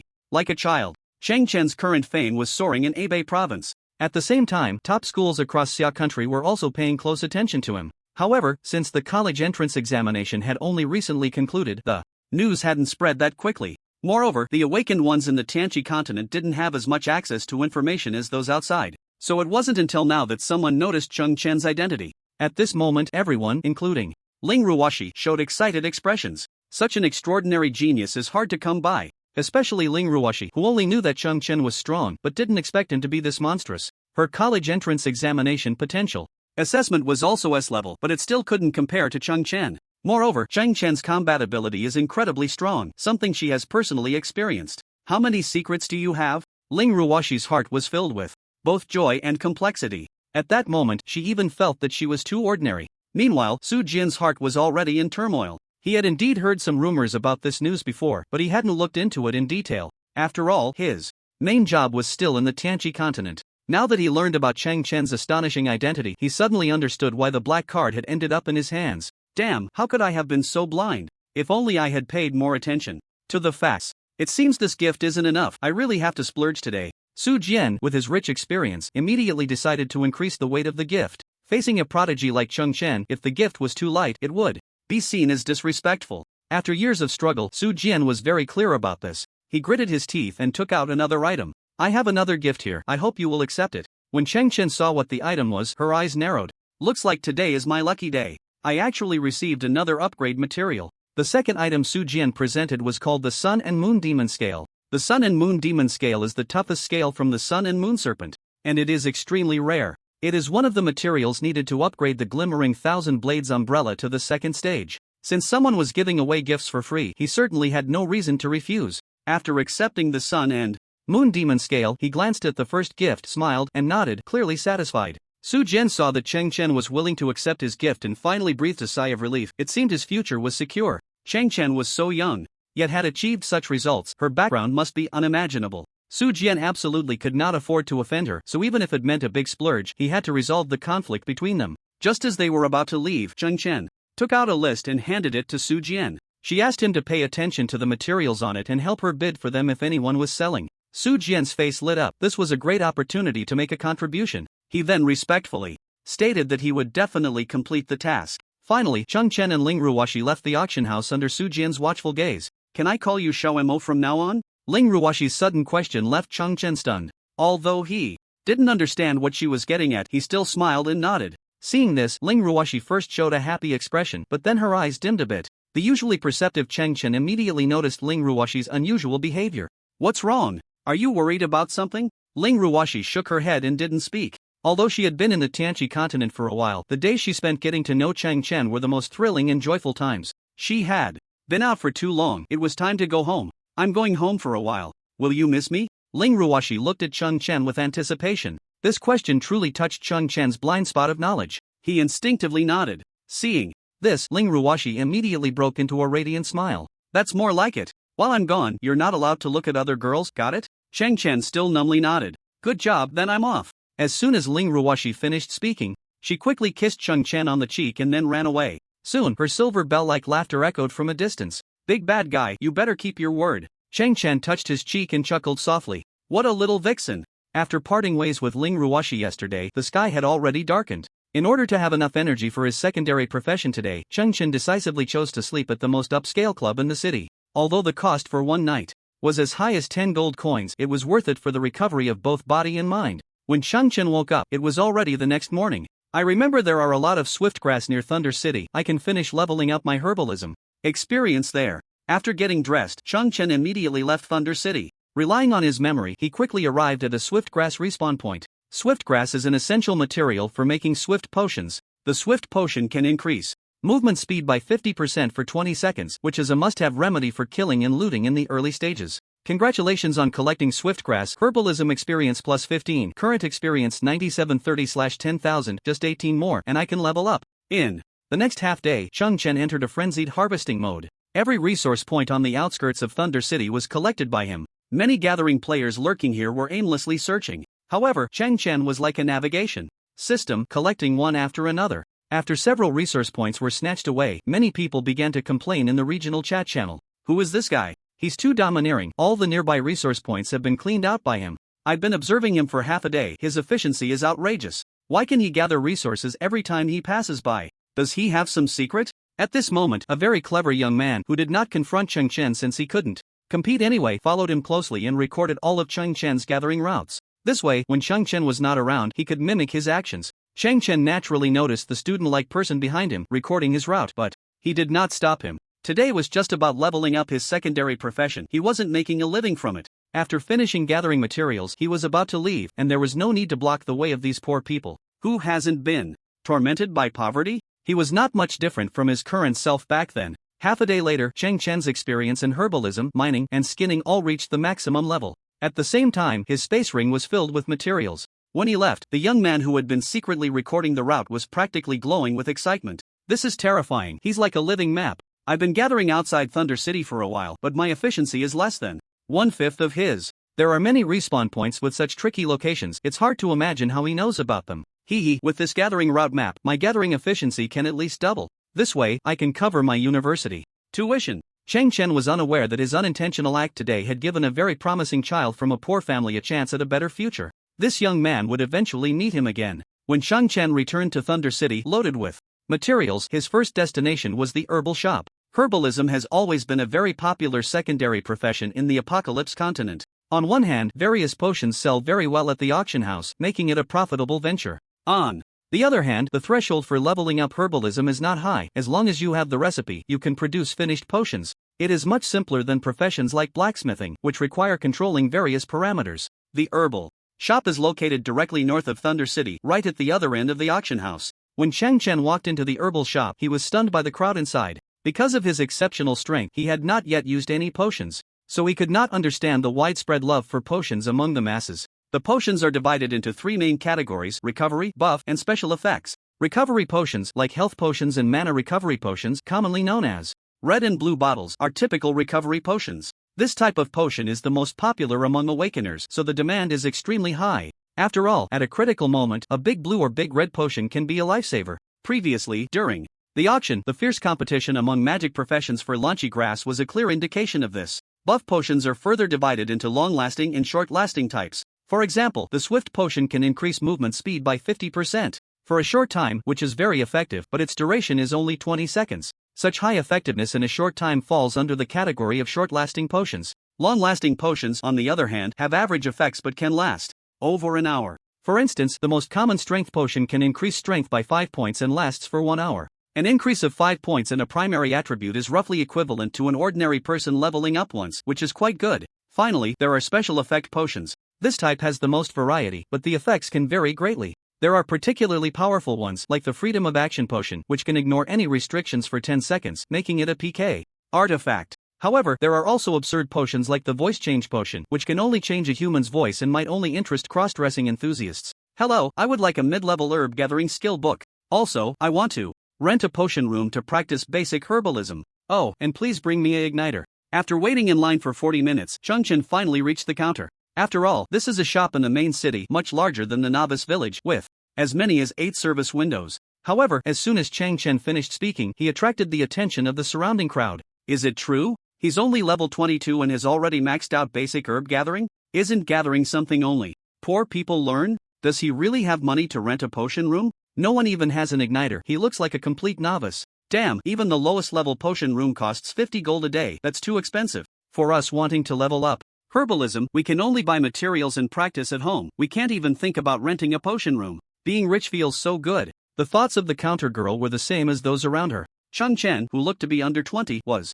really that wealthy? The mid-level herb gathering skill book is 100 gold each. The igniter is 10 gold each. Additionally, the potion rooms are available in low, medium, and high tiers with different prices. Low tier is 50 gold a day, medium tier is 150 gold a day, and high tier is 400 gold a day. May I ask which price tier you need and how many days you want to rent? The rental fee for potion rooms is so high for a special reason. First, as long as you pay to rent a potion room, the herbal shop will provide a certain amount of free materials. Secondly, the various equipment in the potion room is very complete, which can improve the success rate of potion making. Most importantly, practicing herbalism in the potion room grants experience bonuses. This is the most crucial point. The low, medium, and high-tier potion rooms provide experience bonuses of 30%, 50%, and 80% respectively. Of course, their prices also increase accordingly and exponentially. Chen did not hesitate at all and smiled, saying, "Please give me the most expensive one." At this statement, the entire room was shocked. Is this the world of the wealthy?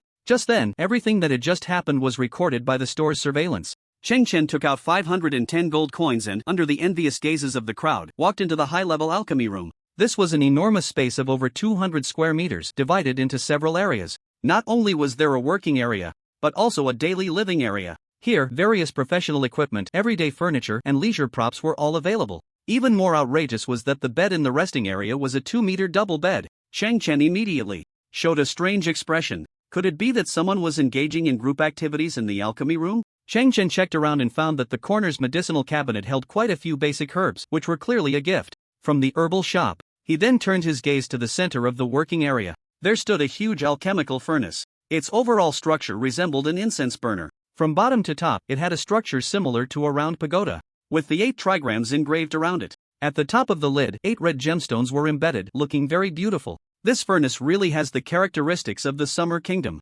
Chen smiled. In fact, on the Apocalypse continent, due to the distinctions between countries and cultures, the combat and living professions in various countries on Blue Star have certain differences, more or less. For example, in the Summer Kingdom, most people use one-handed swords for the sword soul profession, while in the West, the majority use great swords. Similarly, in herbalism, people from the Summer Kingdom prefer using alchemical cauldrons and furnaces, while Westerners prefer test tubes and beakers. This is a typical cultural difference. Let's try making a bottle of Swift Potion to test the feel. Chen opened the herbalism panel and a long list of formulas popped up. Basic Life Potion restores 500 health points. Main ingredient formula, Bruise Grass X1. Basic Mana Potion restores 300 mana points. Main ingredient formula, Thorn Algae X1. Stone Skin Potion increases armor by 200 points, lasts for 30 seconds. Main ingredient formula, Blood Withering Vine X1. Swift Potion increases movement speed by 50%, lasts for 20 seconds. Main ingredient formula, Swallow Grass X1. The so-called main ingredient formula refers to the essential raw materials required to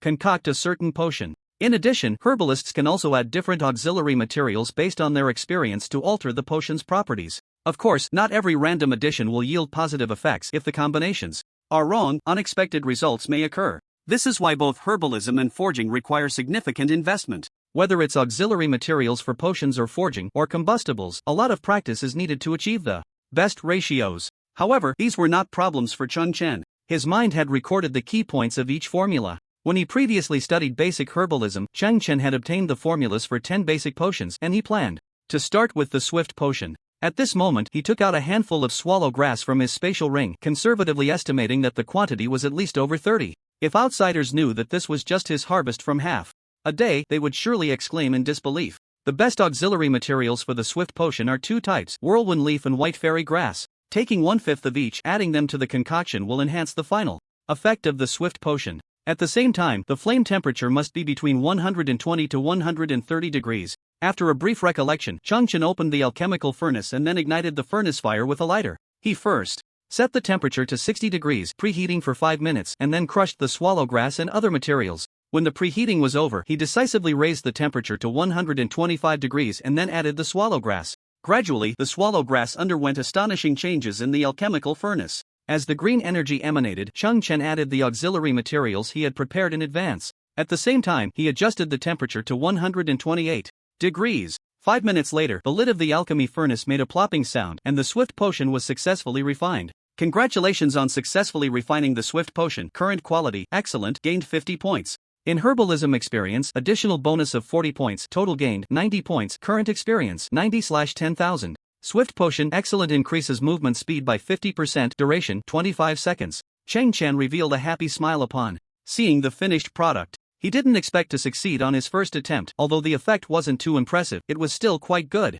After all, in his past life, the success or quality of alchemy had random variables involved. Now that he was truly mixing the potions, there was a certain difference. An 80% experience bonus is indeed very comfortable. This 400 gold was well spent. Next, I need to make some fine adjustments to see if I can find a better formula. Excitement shone in Chen's eyes as his hands began to move. 3 hours later, half of the swift grass on the alchemy table had been consumed. After continuous attempts, Chen finally achieved the perfect ratio. Just then, the alchemy furnace made another sound and a new Swift Potion was produced. Congratulations on successfully refining the Swift Potion. Current quality, fine, gained 100 points in herbalism experience, additional bonus of 80 points, total gained 180 points. Current experience, 2300/10,000. Swift Potion, fine, increases movement speed by 80%, duration 1 minute. I did it! I didn't expect to refine a fine-grade potion. The base experience value actually doubled, and its effect has increased by more than double compared to before. After all, today was his first time personally refining potions, and the smile on his face was unstoppable.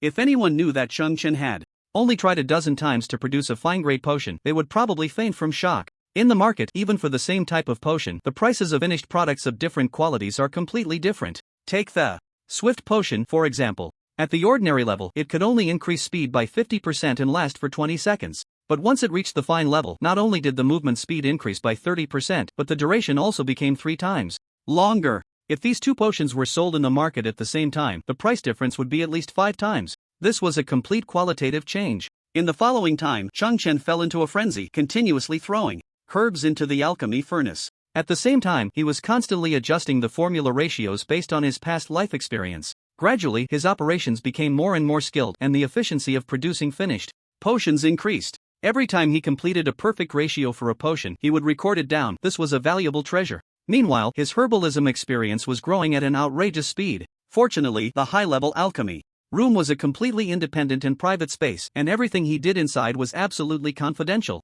Otherwise, people outside would surely be shot to death, because the leveling efficiency was simply too exaggerated.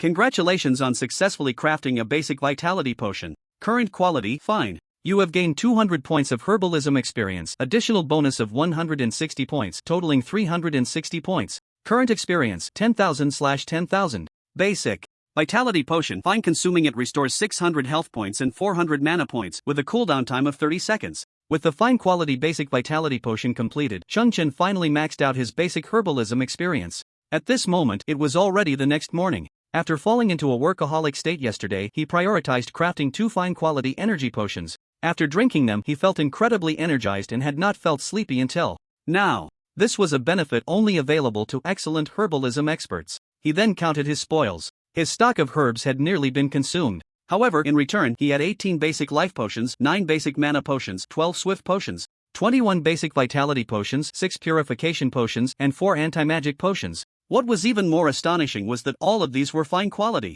With his experience points increasing yesterday, the efficiency of the alchemy furnace gradually improved, and coupled with his growing proficiency in potion making, Chen went from taking 7 or 8 minutes to brew a potion to only needing 2 or 3 minutes. That was why he could achieve such impressive results today. It seems that 400 gold was still a bit of a loss. I haven't even rented the room for 24 hours, and I've already maxed out my experience. Chen, due to his rapid leveling up, actually had thoughts of wastefulness. If others knew what he was thinking, they would probably cry out in disbelief. Not to mention the terrifying leveling speed. Even the 400 gold daily rental fee was something an ordinary person could hardly afford. It's time to go out. First, I'll learn the intermediate herbalism skill book on the way, then head to the next target. Chen tidied up the alchemy room briefly before stepping outside. When he returned to the main hall of the herbal shop, almost everyone's gaze turned towards him. Look, it's him. He spent 510 gold in one go yesterday. Didn't he rent the alchemy room for a day? How is he out already? Maybe that's what rich people are like. Even if it's a 400 gold a day room, they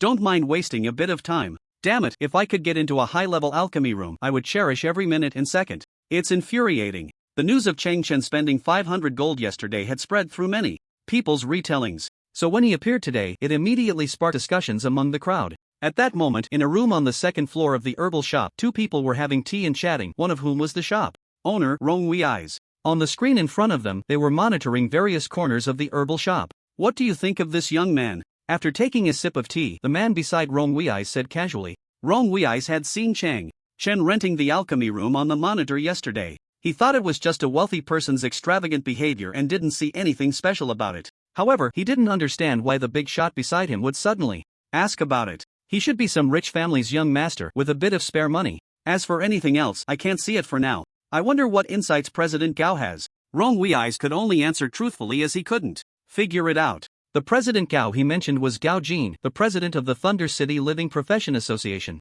Although Gao Jin was not an awakened one and had no combat power, his status was not to be underestimated, as he had achievements in the 3 main secondary professions: herbalism, forging, and tailoring. Except for forging, which has not reached an advanced level, he has achieved advanced levels in the other 2 professions, which is quite astonishing. The Life Profession Association is an organization in the Apocalypse continent that specifically manages non-awakened individuals. Since non-awakened individuals inherently lack combat power, they naturally rank lower when facing awakened ones. Therefore, many high-level masters have united to establish such an organization. Any merchant or craftsman within the borders of the Xia Kingdom and the Apocalypse continent will join the Life Profession Association. Only by concentrating their strength can they gain sufficient influence. If certain awakened individuals bully those in life professions, the association may even blacklist them if deemed necessary after a complaint.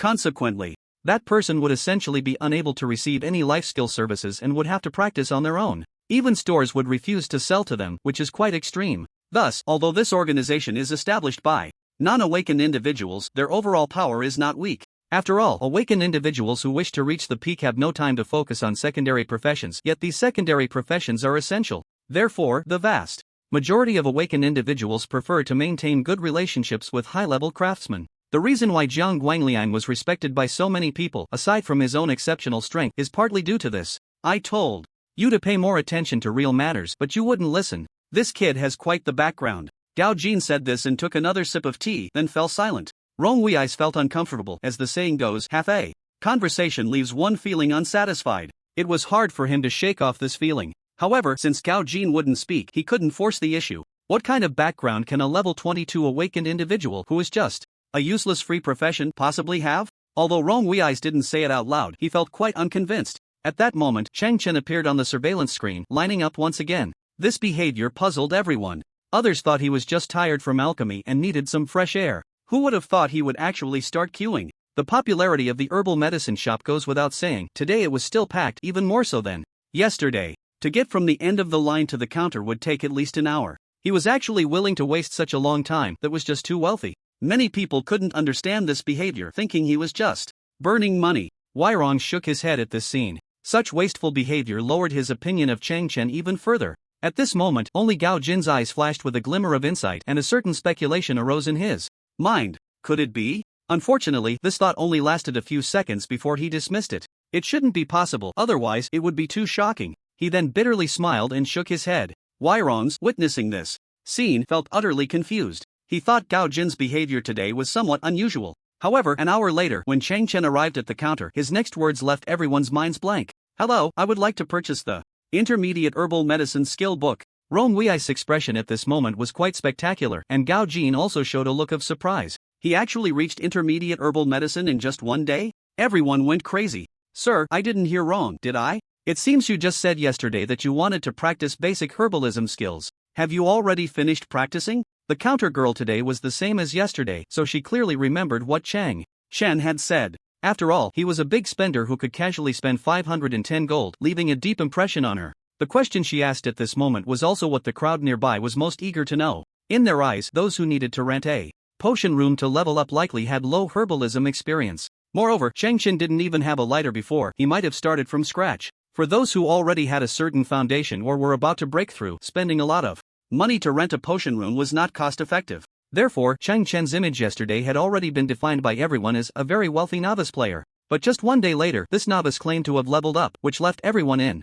disbelief. Could it be that he was already close to breaking through? No, someone close to breaking through couldn't possibly lack a lighter. So what had he used to start a fire and refine potions before? The more they thought about it, the stranger and more shocked they became. He couldn't have possibly leveled up from basic to intermediate herbalism in just one day, could he? The thought sent chills down countless spines. What kind of monstrous efficiency was this? At this moment, the expressions of the two on the second floor were also different. Wei Rongzi seemed to have begun to understand the meaning of Gao Jin's earlier words. This Chen indeed seemed a bit extraordinary. Meanwhile, Gao Jin wore a strange expression. Could it be that I really guessed right? This kid is truly a prodigy. Facing the crowd's shock, Chen didn't find it surprising at all. Yes, I have finished practicing. Can you sell me intermediate herbalism now? Once everyone received a definite reply, the scene became somewhat uncontrollable. Is this the descent of Shenong? When did refining potions become so easy? I have a very talented herbalist friend who took 4 months to reach intermediate level and spent countless gold. How did he do it? This is a bit too outrageous. Truly, people are compared to each other, and it makes one feel inferior. After a while, someone shouted again. Isn't he the one who made Su Jianbaoan scrape before? Wow, it really seems to be him. Chen, that name sounds familiar. Wait, could it be that person? At this moment, the atmosphere in the herbal shop was instantly ignited. Everyone was first shocked by Chen's lightning-fast leveling speed. Then someone revealed his astonishing actions at the auction house. Finally, even his true identity was exposed. 3 explosive pieces of news, one surpassing the other. Chen's name finally spread widely in Thunder City. And Rong Weizi, who had been staring at the screen, was stunned. He had calculated everything, but he never expected Chen's background to be so terrifying. With the university not yet in session, did that mean such an extraordinary Chen was still a high school student? It felt a bit like a fairy tale. Rong Weizi even felt a bit outdated at this moment. His thoughts and vision had completely fallen behind the times. Are young people today this fierce? Rong Weizhe felt it was unbelievable. Just then, Gao Jin patted Rong Weizhe on the shoulder and sighed. Old Rong, you should go out more often. The world has gradually become more exciting. After that, Gao Jin left the herbal shop. Chen never expected that he would have such a significant influence now. Many people rushed over, hoping to get to know him. Friend requests flooded in and they just wouldn't stop. In the end, Chen exerted a tremendous effort to finally walk out of the herbal shop. As for the hundreds of friend requests, he ignored them all. Currently, his friend list only has 2 people, one is Huang Tian and the other is Ling Ruoxi. As for the others, they are simply not in the same world as him and there is no need for communication, they would ultimately just become a burden. No, it seems I need to change my plans temporarily. There are too many people in the city right now. If I continue to farm leather, who knows what kind of commotion it will cause. It looks like I need to take a break for now. There's a great leveling spot near Thunder City. Let's go check the goods first. With this thought, Chen decisively changed direction and ran towards the outskirts of the city. The first gift Su Jian had given him was a good item, and he just happened to have the opportunity to test it out. Without hesitation, Chen left the city and headed north. After walking for more than half a day, the sky had darkened and he finally arrived at a village. Not having a mount is really annoying, this travel speed is just too slow. Chen complained as he reached the outskirts of the village. This village was called Nightshade Town. From the name alone, it seemed unremarkable and there were plenty of humanoid NPCs in the village. However, if one was deceived by such an illusion, the consequences would be dire. In fact, the villagers of Nightshade Town were all transformed from vengeful spirits. During the day, their vision was very limited, so close proximity was required for them to attack. Because of this, daytime in Nightshade Town was very suitable for solo farming. One could simply lure them over one by one. But at night, things were not so fortunate. The vengeful spirits' vision expanded at least 5-fold and they would engage in battle from a distance, launching fierce attacks. Leveling in Nightshade Town during the day and at night was not on the same level of difficulty. The average level of the vengeful spirits here was around level 25 and they were all elite monsters. They had a characteristic of being able to resurrect. What was even more troublesome was that the closer it got to midnight, the faster they resurrected. When Chen just arrived, there were still some people leveling up here. However, as night deepened, more and more people left. At night, the speed at which the vengeful spirits respawned was something ordinary players could not withstand. Since the vengeful spirits appeared as humans when not in combat, they were scattered in various corners of the village. What was even more troublesome was that there were no lights in Nightshade Town at night. This also hinted at the immense danger present here at night. If one wanted to efficiently farm monsters, they had to lure them all out and then concentrate on killing them. This way, their bodies would remain in place and upon resurrection, they could happily level up. However, it was very difficult for one person to accomplish this. After all, there were quite a few houses in the town and many villagers lived upstairs, making it quite a hassle to lure them out. In his previous life, teams usually came here to level up collectively. The number of people didn't need to be particularly large, just one tank, one area damage dealer, and one healer would suffice. The healer would follow the tank, going through all the houses and then lure the monsters out. This way, the damage-dealing classes could unleash their skills wildly in the spacious square outside. Now, Chen was alone, and to achieve this, he would need some external help. Chen took out a pair of glasses from his space ring. This was the first grand gift Su Jian had given him. Night vision goggles. When worn, they allow you to gain vision at night through thermal imaging. This was a piece of functional equipment made from advanced engineering. Although it had no attributes, it was the best auxiliary item available at the moment. A cruel smile appeared on Chen's lips. The night of slaughter officially begins. Spirit Summon, Adiyen, Semintech, Revos, Binis. Contract Summon, Flit, Sandel, Aosu, Lewis. Mage Summon, Goblin Heater. Provocation Puppet, Shululu. The long-awaited reporting the names made its appearance once again. As Chen finished his summoning incantation, a group of summoned beasts had already gathered around him. Next, everyone has only one task. That is to draw all the monsters in the vicinity into battle. But be sure not to attack continuously, focus on defense and evasion. I will buff you. After issuing the command, Chen quickly set up several ghost formations while applying all the defensive buffs he could. He himself put on night vision goggles and the surrounding darkness instantly became as bright as day. Thus, he led a large group of summoned creatures into the nearest house. Freeze spell, rock throw, taunt. The summoned creatures were very obedient, drawing the aggro of all the monsters in the building. Although their levels were not high and their health points were not many, they had Chen, the newbie caretaker, with decent mental attributes, so the defensive buffs were quite strong. The vengeful spirits followed closely after being attacked. Chen did not linger. After drawing the aggro of all the vengeful spirits in the building, he jumped directly from the highest window. The flowing light thousand blades umbrella opened in the air, providing ample cushioning. Let's go to the next building. A large number of summoned creatures followed Chen, while 7 or 8 vengeful spirits had already gathered behind them. Roar!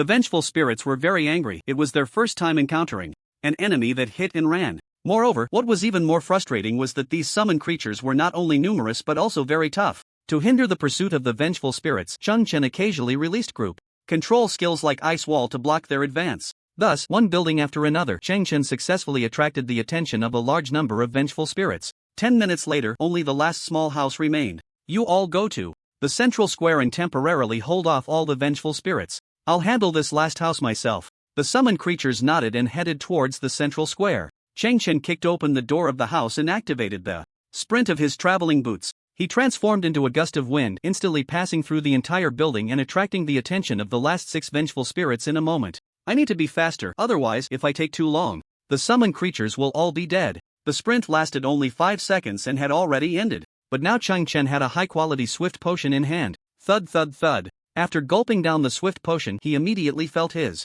body become much lighter as the 80% movement speed boost took effect. He then dashed towards the central square. The vengeful spirits behind him were dumbfounded. This speed was simply unbelievable. Chen's speed already far exceeded that of his peers, and now with the percentage boost, it increased by another 80%, which was terrifying. He covered a distance of several hundred meters in just 5 or 6 seconds. This speed could even rub Usain Bolt into the ground. Meanwhile, the summoned creatures had mostly perished, leaving only the more resilient Binace, Shululu, and Goblin Heater. Fortunately, they haven't all died. The vengeful spirits are still gathered together. Chen's lips curled up slightly, revealing a proud smile. At this critical moment, a huge fishing net suddenly shot out from his right sleeve. He unleashed the rogue's signature move, casting the net. The last 6 vengeful spirits chasing from a distance were all ensnared by the fishing net.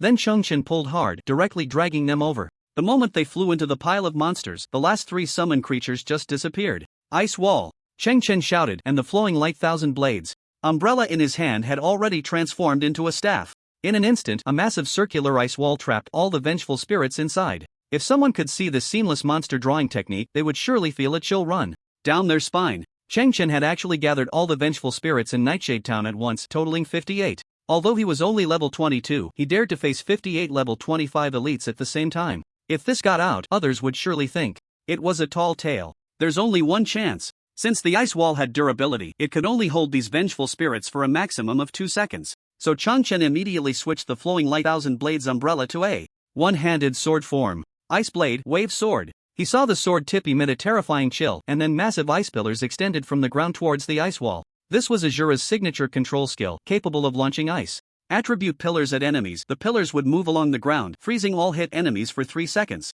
Sizzle, sizzle. The speed of the ice pillars under Chen's insane attack speed boost became very fast. In almost just 1 second, all the trapped vengeful spirits were hit. Instantly, a large number of damage numbers jumped out wildly. Although the damage of the ice pillars was low, it excelled in indiscriminate group freezing. If Chen's attack speed hadn't been sufficient, he clearly wouldn't have been able to hold out until the pillars reached the monster group. Next up, it's my showtime. A cold light flashed in Chen's eyes, and he immediately retreated explosively. Since the effect of the swift potion lasted for 1 minute and hadn't ended yet, his speed was still insane. The 3 seconds of freezing time was enough for him to retreat nearly 100 meters. And this distance just happened to be the maximum attack range of the second turn skill he had secretly learned at the altar. Quantum Explosion. Quantum Explosion LV1. Launch a light attribute quantum bomb at enemies, dealing light attribute damage to enemies within 10 meters and having a certain chance to induce an electric state in them. Can control the launch position within 100 meters. Cooldown time 20 seconds.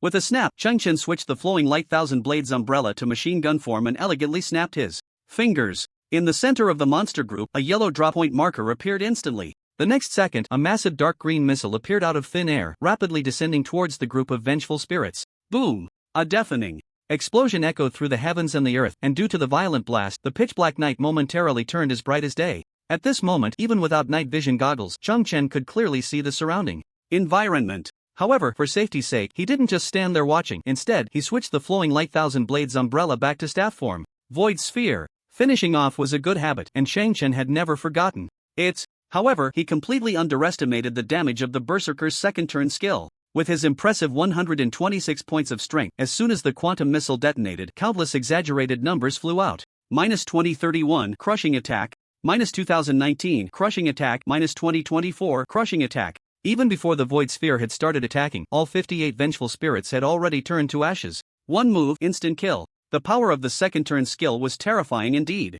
The quantum explosion, a large-scale second-generation weapon, is simply a dimensional strike when used on maps below level 30. If anyone had witnessed that astonishing scene just now, they would probably have fainted. It was truly outrageous. Chen looked at the mass of vengeful spirits' corpses before him, his eyes gleaming with excitement. Just from this wave, his experience points had increased by 1/48. Now I've successfully gathered their bodies together. Soon, they will collectively resurrect on the spot. After that, it will just be a simple mechanical upgrade. The reason Chen exerted so much effort to pull these vengeful spirits out of the house was for this moment. After the vengeful spirits die, their resurrection time gradually speeds up with the night. When the time surpasses midnight, the resurrection speed reaches its peak. At this time, it only takes 10 minutes for all the vengeful spirits to resurrect on the spot, making them extremely troublesome. Therefore, at night, almost no one dares to come to Nightshade Town. The total number of vengeful spirits in Nightshade Town is fixed. As long as Chen stays here, he can infinitely farm them. The subsequent upgrade activities won't even require summoning creatures. He just needs to time it right and unleash a quantum explosion to solve everything. Sure enough, when the 10 minutes were up, the vengeful spirits' corpses lying on the ground suddenly began to tremble. They're about to resurrect. Chen quickly retreated several dozen meters, and as the vengeful spirits just resurrected, he snapped his fingers again. Moments later, the dark green quantum missile arrived as expected. Boom! The 58 vengeful spirits had just resurrected and hadn't even reacted before being blown to ashes again. At the same time, Chen's experience points also increased by 1 segment. This method of leveling up is indeed the most comfortable. Chen was very satisfied with the current efficiency. At this rate, he would level up in a few hours. Such efficiency was unimaginable to others. Thus, in the early morning of Nightshade Town, a loud bang would echo every 10 minutes. This commotion continued until 6 a.m. When Chen erupted in a layer of golden light, he finally reached level 23. At this moment, the sun was about to rise, and a ray of sunlight pierced through the endless night. After blowing up vengeful spirits all night, Chen was feeling a bit fatigued.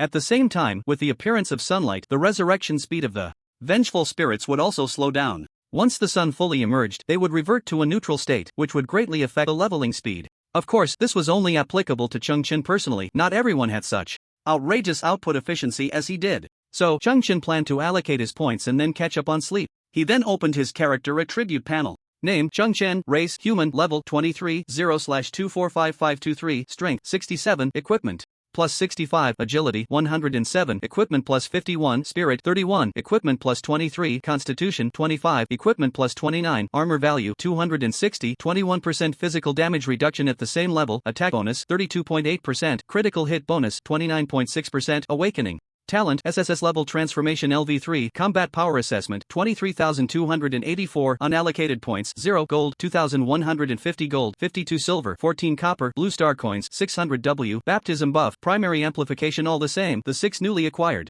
free attribute points would be added to strength, further enhancing his damage. Now with 67 base strength, it was gradually catching up to his agility attribute. Even considering equipment bonuses, the gap between the two attributes was already quite small. Before level 30, I can break 100 in both base attributes. It's almost dawn. I guess people will start coming to level up soon. I'll find a spot to sleep for a bit and continue grinding when it's quiet. At night, the reason Chen decisively chose to rest instead of using energy potions to keep grinding was simple. On one hand, he was indeed a bit tired after grinding the vengeful spirits all night. A good sleep was definitely more comfortable than forcing himself to regain energy. At the same time, the resurrection speed of the vengeful spirits during the day was too slow, and he was too lazy to grind. On the other hand, and this was the main reason, his quantum explosion could not be exposed yet. After all, the quantum explosion was a second-tier skill he had sneakily learned in advance from the altar. This was completely against the current world's rules, so once it got out, it would definitely bring him huge trouble. Innocent people can suffer for having something precious. Chen understood this principle well.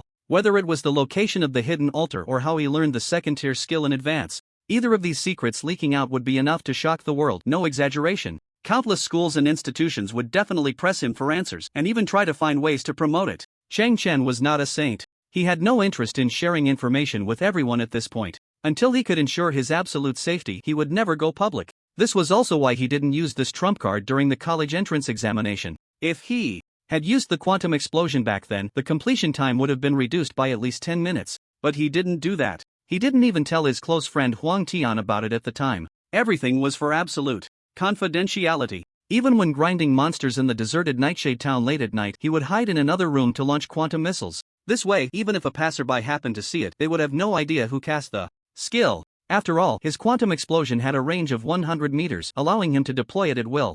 Such caution was to avoid exposing his trump card. He didn't want his name to appear in every newspaper and magazine in Xia country.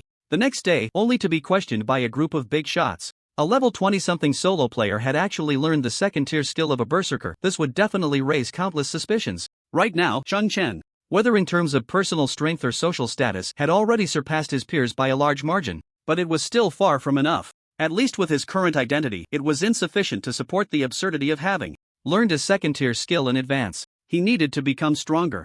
After Chen left Nightshade Town, a while later, quite a few people arrived one after another. At this time, a level 28 berserker named Li Ru walked in. He had been leveling here for several days and was quite efficient. He had planned to have a big grind today. However, when he entered the outermost house of Nightshade Town, he showed a puzzled expression. Strange, where is everyone? He then turned around and left, entering the opposite house. But he still didn't see any NPCs. Where did all the monsters go? A few minutes later, when he reached the plaza hall, he was shocked. Wow, why are all the vengeful spirits gathered here? How do we fight this? Slowly, another group of people arrived. When they also discovered this astonishing fact, they were dumbfounded. With so many vengeful spirits gathered together, how could they even fight?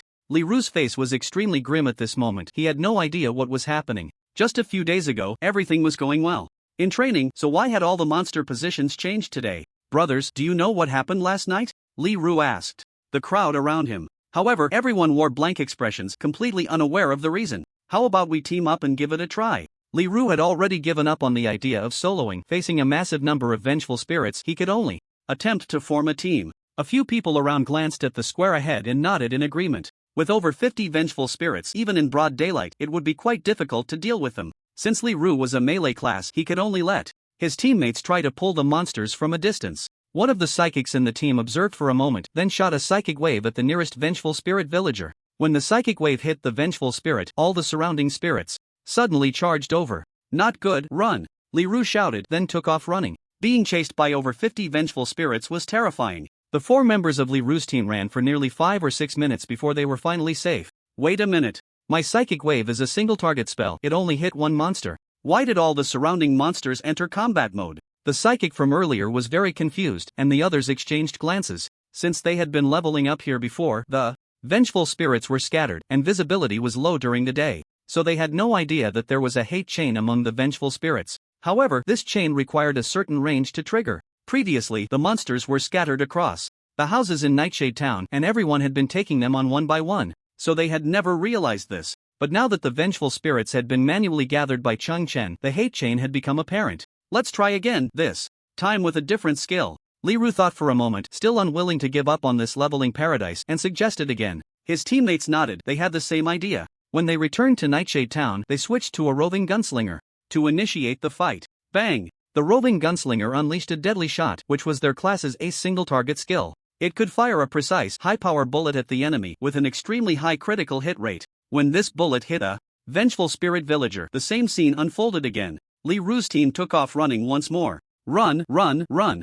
After a while, everyone collapsed outside Nightshade Town, sweat pouring down. Each person wore a look of disappointment. At this rate, Nightshade Town, this leveling paradise, seemed to be ruined. These vengeful spirits might have a chain reaction of hate after gathering, so one action triggers a response from all. Li Ru, having the highest level among them, naturally had a broader perspective and experience. After 2 attempts, he finally found the reason. Is there really no other way? I just enjoyed one day, and now I can't level up. It's really frustrating. Yeah, big guy, can you think of a solution for us? Even if it takes longer to fight, I can accept it. These teammates were all lower level than Li Ru, and having just seen him analyze the situation, they now placed their hopes on him. Li Ru thought hard, his mind nearly exploding, but he still couldn't come up with a solution. He then shook his head helplessly. With our current strength, we probably can't handle it. Over 50 level 26 elites. To deal with such a lineup, we need at least 3 experts close to level 30. But reaching their level, there's really no need to come to Nightshade Town to level up. There are much better options. Sigh, it seems this leveling paradise is done for. I don't even know what happened yesterday, it changed overnight. When everyone saw that Li Ru had reached a final conclusion, they knew there was no hope left. In the end, they could only leave here with difficulty and seek other places to level up. However, after these people left, Li Ru did not leave. Even if he couldn't level up, he wanted to know why such a huge change had occurred here after just one night. He was unwilling to accept it and was very curious. I won't leave tonight. I have to see what exactly happened. Li Ru then left Nightshade Town, planning to find another spot to level up during the day. When night fell, he would sneak back in under the cover of darkness. After all the monsters in Nightshade Town were now concentrated in the square. If he was careful on the outskirts, he would basically be fine. Thus, after he left Nightshade Town, many others came to level up one after another. However, without exception, they were all stunned by the clustered vengeful spirits. Some stubborn ones even stepped up to challenge, but unfortunately, they all ended in miserable defeat. There were even 2 people who were killed instantly due to slow reactions. Thus, this once sacred leveling ground had now turned into a death trap.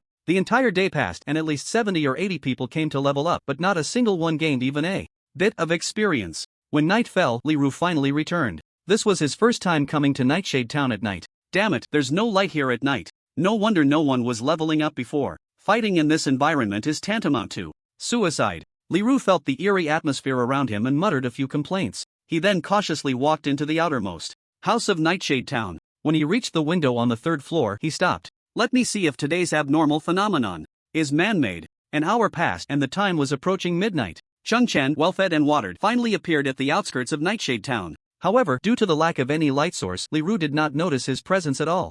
He could only hope to see the situation here clearly through the light of his skills later. Chen, on the other hand, had no such problem. After putting on his night vision goggles, he could see everything around him clearly. At that moment, he discovered Liru through thermal imaging. So late, and there's still someone here? At the same time, Chen became alert. He then activated the ghost cloak he had never used before, and his figure instantly vanished into the night. 2 minutes later, he quietly appeared behind Liru, who was completely unaware. Even though Chen was 4 levels lower than him, he still went undetected, which was enough to demonstrate the terror of the ghost form. Damn it, I've been waiting for an hour, and there's not a single sound. Could it be that I guessed wrong? No, Nightshade Town was fine before, how could it suddenly change like this? No, I need to be patient and wait a little longer. If I find out this was man-made, just wait until I get my hands on you. Feeling lonely and unable to bear it any longer, Liru had been waiting for over an hour and his patience was wearing thin, so he began to talk to himself. He hated the instigator of losing his precious leveling ground to the core. If his guess was correct, he would definitely strike without hesitation.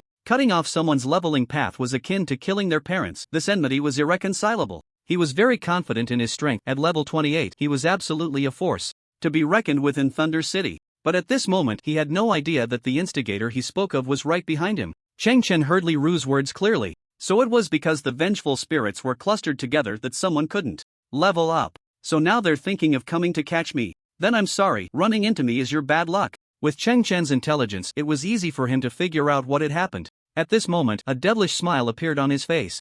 Liru, who was complaining, suddenly felt a sharp pain in the back of his head, and then everything went black. Chen, behind him, unleashed the title spell Soul Impact, instantly knocking him unconscious. This dizziness was different from skills of other professions. It attacked from the soul level. Therefore, a person in a dazed state had no memory and lost the ability to perceive their surroundings. Chen then activated the sprint of the travel boots, grabbed Liru, and jumped out of the window. After reaching the ground, he ran wildly and quickly arrived at the outskirts of the square. The entire process was astonishingly fast, taking only 3 seconds. In the last second before Liru was about to awaken, Chen delivered a flying kick, sending Liru into the center of the square. Chen then swiftly dodged into a nearby building. The next second, Liru finally woke up from the soul impact state. Why do I feel like I'm flying? Even the wind feels chilly. When Liru opened his eyes, he suddenly realized he was indeed flying and heading straight towards a group of vengeful spirits. What happened? No! Just as Liru landed, the vengeful spirits immediately noticed him and swarmed over. With a scream, Liru's life points instantly dropped to 0.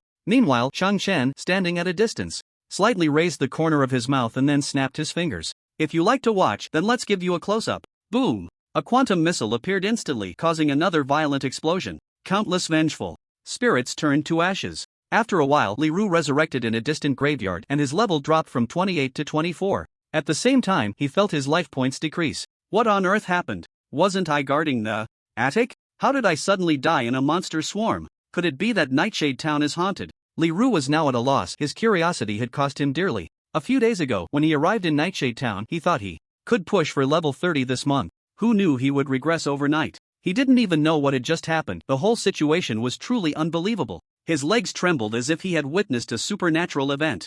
No, I must spread the word. Nightshade Town is haunted. Liru felt goosebumps all over and ran wildly towards the main city. He was terrified. He couldn't stay in that ghostly place for even a second. However, Chen was unaware that his sudden action had attracted more curious onlookers the next day. He was still hiding in a room, eliminating vengeful spirits every so often, living quite comfortably. Early the next morning, Liru, looking panicked, arrived at the Thunder Tavern. This was a place for leisure and entertainment in Thunder City, and everyone liked to exchange information here. As soon as Li Ru walked into the tavern, his fearful expression immediately caught everyone's attention. Many people who knew him showed puzzled expressions. When they saw Li Ru's level had dropped to 24, they were even more shocked. Li Ru, did someone kill you, or was it a monster?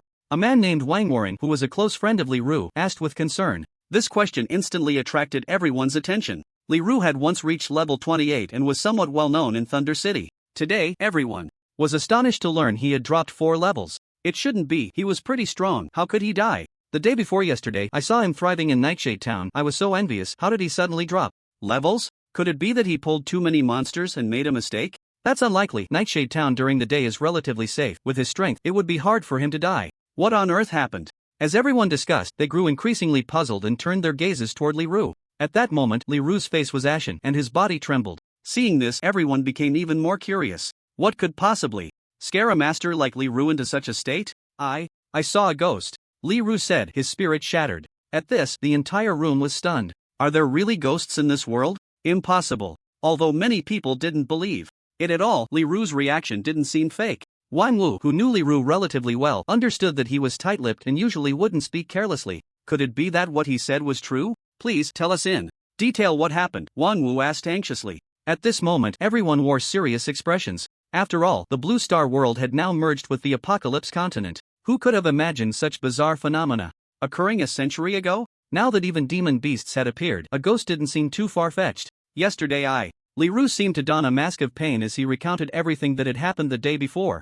A few minutes later, the Thunder Tavern fell into silence. After hearing his story, more and more people began to believe it. Although some raised doubts, suggesting that he might have been ambushed while on watch, this viewpoint was immediately refuted. Li Ru's level was as high as 28, making him one of the top existences in the entire Thunder City area. It was absolutely impossible for anyone to silently attack him. He was a berserker. The berserker was currently a popular and powerful class, not so easily dealt with. Moreover, the place where he ultimately died was right in the center of the square. Who could sneak attack him without being noticed and then throw him hundreds of meters away to the central square in just a few seconds? Perhaps only a high-level player could do that. But Thunder City was a novice main city. Where would such high-level players come from? Even if there were, why would they target Li Ru? As everyone pondered, the situation grew increasingly bizarre. Why don't we go take a look tonight? If there really is a ghost, we can all team up to eliminate it. Who knows, we might even get amazing rewards. In the tavern, there were some bold individuals who began to calculate.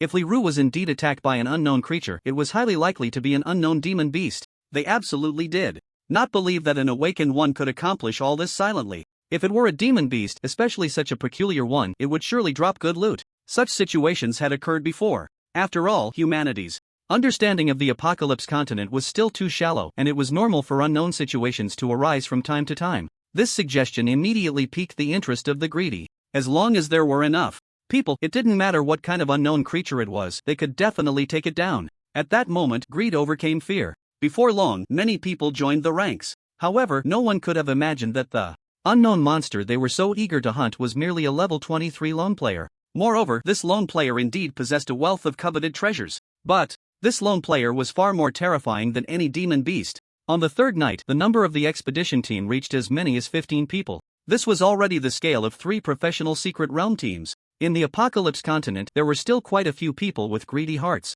As long as the temptation was great enough, there would always be bold individuals willing to take risks. After a day of calming down, Li Ru's emotions and state had improved significantly. To explore the truth behind his death, he acted as a guide, leading everyone to the outskirts of Nightshade Town under the cover of darkness. Last time, I was hiding in this house. You all know what happened afterward. Li Ru pointed to a dilapidated house in the distance, still feeling a lingering fear. Everyone gasped as they looked. This house was indeed quite a distance from the central square. To have brought Li Ru to the square in such a short time was truly impressive strength. Just then, someone suddenly raised a question. What do you think? If it was a beast attacking Li Ru? It clearly had the chance to launch a direct ambush, so why go through the trouble of throwing him into a crowd of vengeful spirits? That seems a bit unreasonable. Once this question was asked, everyone fell silent. What this person said was actually correct. They could have directly killed Li Ru, so why knock him out and move him? Moreover, under normal circumstances, even if Li Ru was knocked out and unable to move, he would still have some awareness of his surroundings. So why did he completely lose his memory of that time?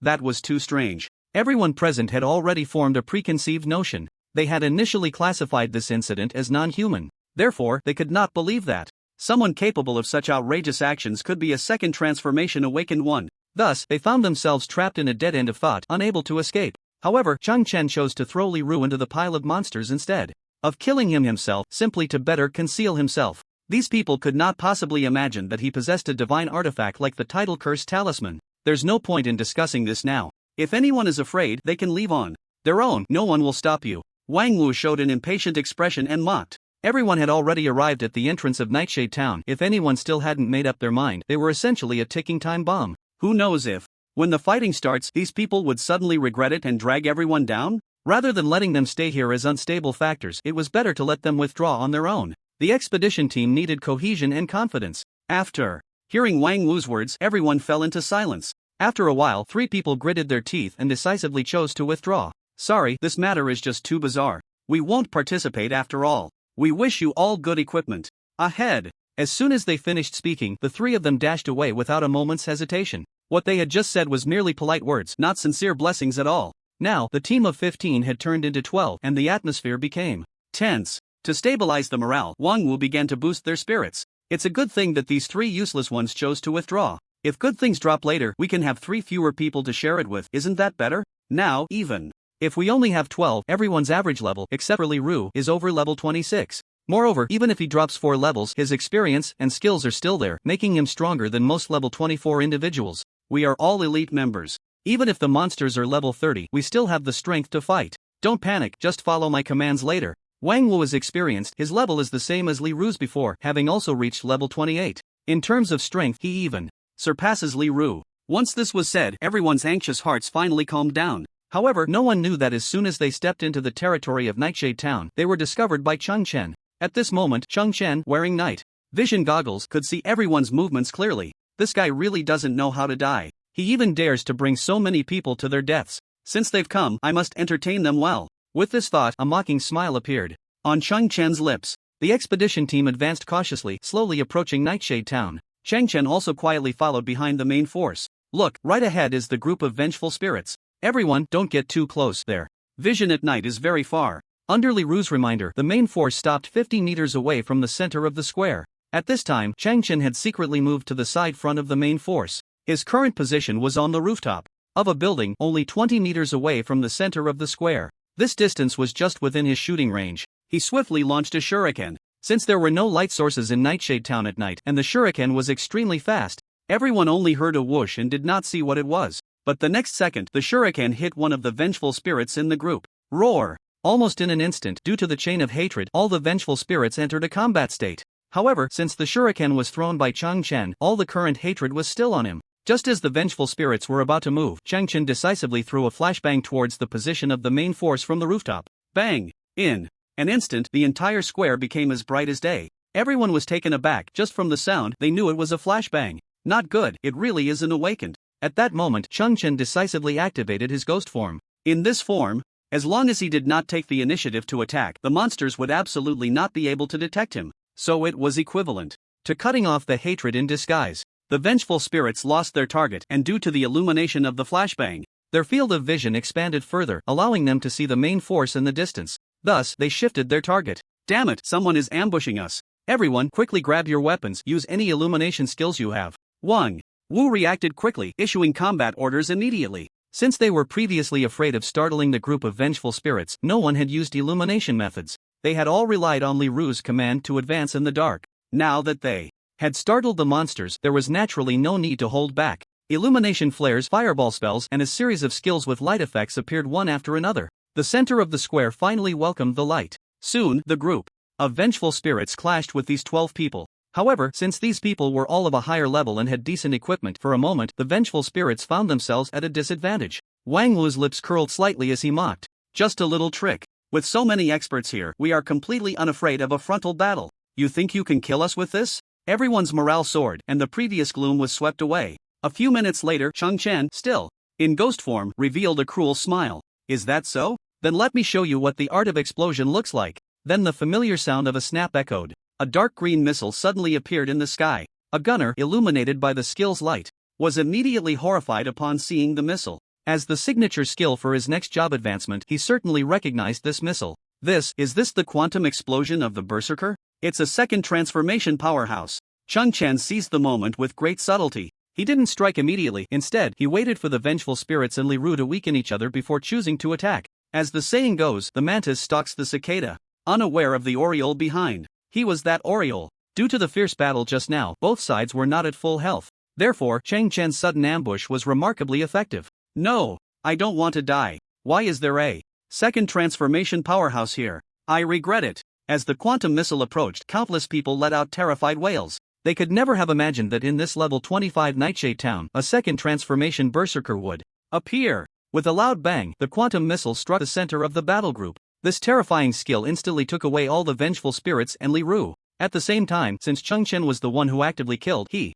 instantly eliminated 12 awakened ones, turning his name blood red. In the Apocalypse continent, actively killing incurs a red name penalty. Normally, killing one person increases the PK value by 100 points. When the PK value exceeds 300 points, the name turns red. This means one becomes a wanted target. If killed in this state, the chance of dropping equipment increases. Moreover, as the PK value rises, the chance of dropping equipment continues to rise. When the PK value exceeds 1000 points, the chance of dropping equipment upon death exceeds 20%. This is a very serious penalty. Furthermore, the more troublesome part is that as long as awakened ones know the enemy's name, they can issue a bounty for any red-named character on the bulletin board in the main city. If someone can kill the target, they will receive the bounty. Unfortunately, these 12 unfortunate souls never saw who attacked them. Nightshade Town was pitch black even. With skill-assisted lighting, the effect was quite limited, and everyone couldn't find the hidden hand. They even thought the enemy was a second transformation berserker. So even if they wanted to return to the city to issue a bounty, they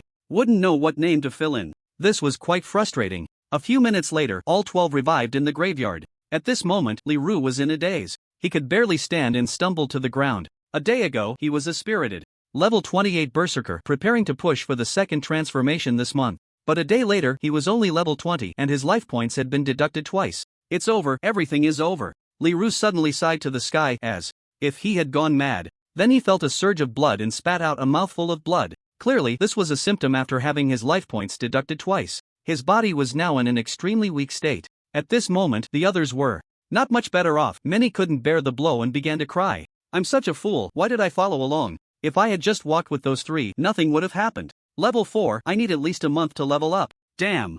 You, Wang Wu, it's all your fault for that terrible idea, I can't stand you. Countless people pointed their fingers at Wang Wu. After all, they didn't even know who had killed them, so they could only vent their anger on him. Wang Wu was equally disheartened. He never expected to end up in this situation today. Why was there a second transformation powerhouse there? He's already second transformation. Does he still get experience for killing level 25 vengeful spirits? I'm so wronged. But just after Wang Wu's frustrated shouts, he suddenly thought of something and a glimmer of hope returned to his eyes. Wait, maybe we still have a chance for revenge. He killed 12 of us at once. He must be in a red name state now. And he's a super red name with a PK value over 1200. If we immediately surround Nightshade Town, we will definitely find him. We don't need to fight him head-on, just knowing his name is enough. We can put a bounty on him later. With his strength and the equipment he dropped, it must be good stuff. Wang Wu was very unwilling to die like this without understanding. He wanted revenge. If he couldn't fight him, couldn't he hire someone to do it? As long as the price was high enough, there would definitely be a second-turn expert willing to help.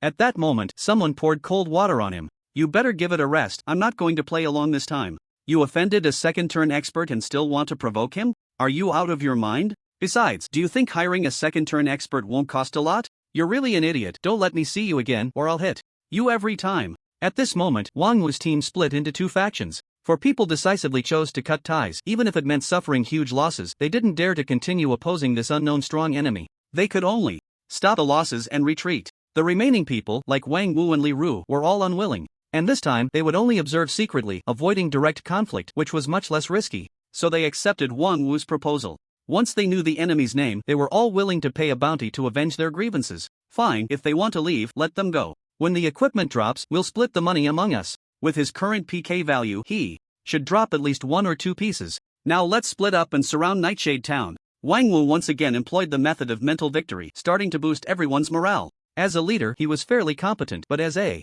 decision-maker, he was very much a failure. Just then, not far from the graveyard, the air began to shift. Moments later, Chen's figure appeared behind a large rock. It turned out that after killing everyone, he activated his ghost cloak and followed them to the graveyard. He had heard everything they had just discussed. There are still 8 blind fools who want to put a bounty on me. PK values are not hard to eliminate quickly. Let me send you all home. First, then I'll go eliminate my red name. For others, PK values might be something to fear. But for Chen, there were many special techniques to quickly eliminate a red name, so it was nothing to worry about. With his current strength, no one in the Thunder City area was his match. If it weren't for the fact that his identity couldn't be exposed, he wouldn't even bother to eliminate his red name. Then let's go in a counterclockwise order, one by one. A cruel smile flashed across Chen's lips, and then his figure disappeared into the night. Li Ru and the others thought that under the cover of night they could hide well. In fact, the places they chose to hide were quite clever. If one didn't search carefully, it would indeed be hard to find them. But they didn't know that Chen had artifact night vision goggles. Using infrared imaging, he easily located these hiding individuals. Ah! With a scream, the first unlucky one fell. In the next half hour, cries of despair pierced the night sky one after another. Even if someone tried to run, they couldn't escape Chen's clutches. At this moment, Chen seemed to have truly become a ghost, continuously reaping the souls of the crowd. After this battle, for the next 2 to 3 months, no one dared to come to Nightshade Town at night. The legend of the ghost gradually spread. This place became a forbidden zone of death. The last expedition team suffered a complete defeat, and everyone paid a heavy price. Except for the 3 who initially chose to leave, no one else managed to escape unscathed. The others lost at least 4 levels. Especially Li Ru, who participated from start to finish, died 3 times and dropped 12 levels, rendering him useless. Now, not to mention being wanted, no one, including Wang Wu, dares to go to Nightshade Town again. They also do not dare to seek out the mysterious second transformation powerhouses. Even when someone casually mentions Nightshade Town, Wang Wu becomes tense and trembles involuntarily. That night left a permanent psychological scar on everyone. They felt as if they were truly fighting against phantoms, unable to see anyone from beginning to end. It was simply terrifying. This tragic situation, after being artistically processed by others, had its story effect amplified several times. Now, in the entire Thunder City area, no one dares to go to Nightshade Town at night. Even at 6 p.m. every evening, even if the sun hasn't set, all the leveling players in Nightshade Town leave in unison, not daring to linger for even a minute. Moreover, those who come the next morning consciously push their arrival time to after 8 a.m. In the past, people would rush to claim spots as soon as dawn broke, but now, even if given 100 times their courage, they wouldn't dare to come early. What if the phantoms haven't left? Wouldn't that be courting death? The current Nightshade Town has undergone such a strange transformation that Chen never anticipated. He can now say he is quite happy every day. Sleeping during the day and grinding monsters at night is simply wonderful. After the flies stopped bothering him, his leveling efficiency rose again. In the next 6 days, his level actually reached 25. An average of 1 level every 3 days. This efficiency is enough to look down on others. School is about to start. I need to prepare to go back. But before I leave, I should max out my leatherworking profession. After so many days, it shouldn't cause a stir anymore, right? In a few days, it will be the day for new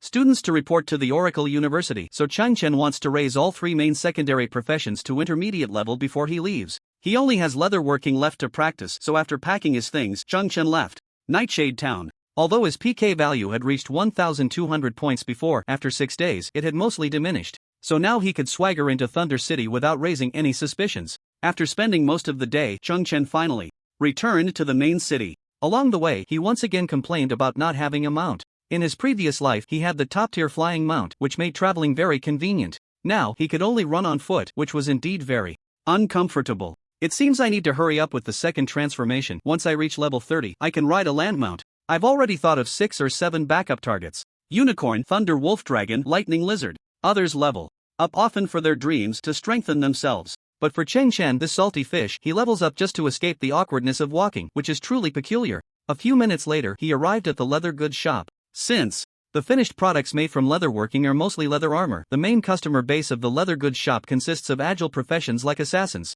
At the same time, the general attributes of leather armor are most suitable for those with high mobility, high evasion, and high burst damage, those with 3 highs. Chen, as a free agent, perfectly fits this standard. He not only meets the 3 highs but also has high attack speed and high critical hit. So when he chose his secondary profession, he prioritized learning leatherworking and temporarily gave up tailoring. Compared to the herbal shop that caters to all professions, the customer base of the leather goods store is much smaller. So the popularity here is somewhat lacking. Chen arrived at the counter in just 10 minutes today. Hello, may I help you? The counter girl flashed a professional smile. Chen thought for a moment and then said, I need a set of top-tier leather crafting tools plus a mid-level skinning skill book. Just like before at the herbal shop, to do a good job, one must first have the right tools. Having a set of top-tier tools can yield twice the result with half the effort. After hearing this, the counter girl smiled and said, a set of top-tier leather crafting tools costs 200 gold coins, and the mid-level skinning skill book is 100 gold coins. Do you need anything else? Chen shook his head,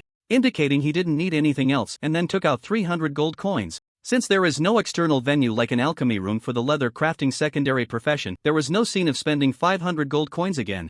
Today. Meanwhile, some time had passed since the last incident and the initial excitement had died down. Therefore, Chen's appearance this time did not cause much of a stir. With less monetary motivation, people's attitudes tend to be more calm. Only a few recognized him and approached to ask for a friend request, but unfortunately, they were ruthlessly rejected by Chen. However, after Chen left the leather goods store, the counter girl wrote a small note and handed it to the person next to her. The note simply read 5 words: "Target has appeared." This note was then sent to the Thunder City Life Profession Association. Knock, knock, knock. With the sound of knocking, someone delivered the note to the president's office. He finally decided to show up. This time it's the leather crafting secondary profession. Are you thinking of creating another miracle? Well, if you can really do it, I suppose I could make an exception. After reading the note, Gao Jin revealed a rare smile. Ever since Chen went missing last time, he had been keeping people on watch, so he received the news immediately today. However, Chen was unaware of all this. He held a bag of tools and requested a suite at the most upscale club in Thunder City.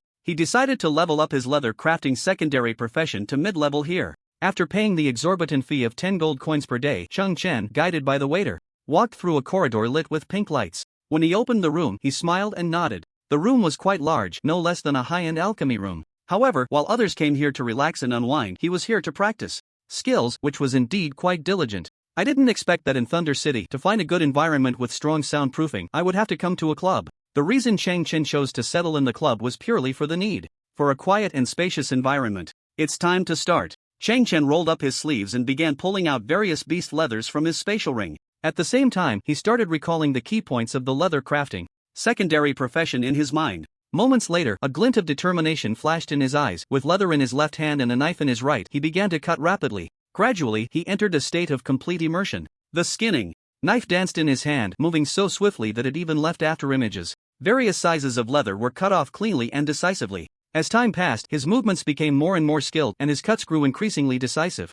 Chen had been at it for a full 3 days. Once he entered a state of complete immersion, he forgot to eat and sleep every day. Even when the waitstaff brought meals at regular intervals, he would only take a few bites before diving back into his work. Moreover, due to the room's exceptional soundproofing, he couldn't hear any sounds from the activities next door. Over these days, various leather equipment had gradually piled up in the room. His leather working experience was growing at an astonishing rate each day. Congratulations on successfully crafting a fine wolfskin hat. Current quality excellent. Gained 100 points of leatherworking experience. Current experience value 10,000/10,000. These 3 days have exhausted me. I've finally maxed out my experience points. After seeing this line of information, Chen wiped the sweat from his forehead and finally let out a sigh of relief. He even felt that he should be more tired than the couple next door. Others only moved their fingers a few times each day and could still enjoy physical and mental pleasure. But he had been working continuously for 3 whole days, only to feel utterly drained. If it weren't for the fact that school starts tomorrow, I would really want to relax properly.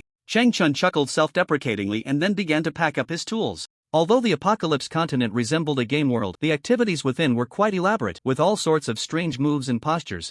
Not inferior to the outside world at all. Some with unique tastes could even find special pleasures. Of course, Chen was a normal person with a normal orientation. He had no strange thoughts. Forget it, I'll find a chance to relax after college. Stabilizes. Half an hour later, when Chen returned to the leather goods shop and needed to purchase an intermediate leatherworking skill book, someone began to spread the news. Gao Jin finally smiled upon receiving the information. What? A prodigy. He actually managed to raise his leatherworking to intermediate level in such a short time. Such talent deserves my personal visit. Gao Jin first noticed Chen at the herbal medicine shop. Initially, he was somewhat shocked when he learned about Chen's college entrance examination results, but he had no other thoughts. After all, he was not an awakened, so he placed more importance on the potential of life professions. Although the status of secondary professions was lower than that of combat professions, reaching the peak was still not easy. It wasn't as if becoming an awakened meant one could casually practice a secondary profession and achieve success. On the contrary, in the Apocalypse continent, awakened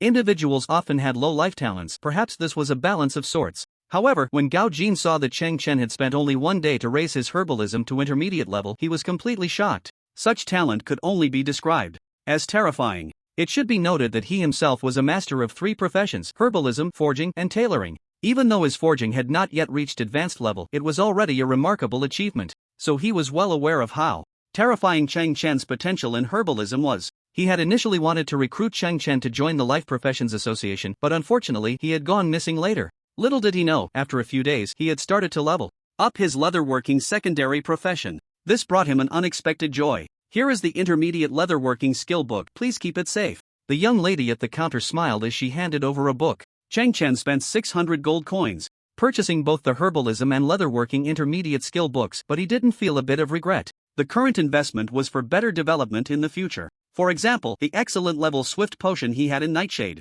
Town had helped him quite a bit. Clearly, these investments had immediate effects. When Chang Chen accepted the skill book and prepared to leave, a hearty laugh came from outside the door. Truly, heroes emerge from youth. At such a young age, this young friend has managed to elevate both herbalism and leatherworking to an intermediate level. This talent is indeed rare. The visitor was none other than Gao Jin. His appearance immediately stirred the crowd. He is the president of the Thunder City Life Profession Association. Is what he just said true? This Chang Chen is also a freak. Not only is his combat talent exceptional, but now his life skills are also outrageous. Is there no room for others? Damn, I wonder what's going on in his head. Are secondary professions really that easy to practice? I feel like it's really hard. It's true, just a while ago I saw him buy an intermediate skill book at the herbal shop. From Gao Jin's words, the crowd finally learned of Chang Chen's terrifying talent. They all showed expressions of awe. In the Apocalypse continent, many possess talent in either combat or life professions. However, someone like Chang Chen, excelling in both fields, is truly a rarity.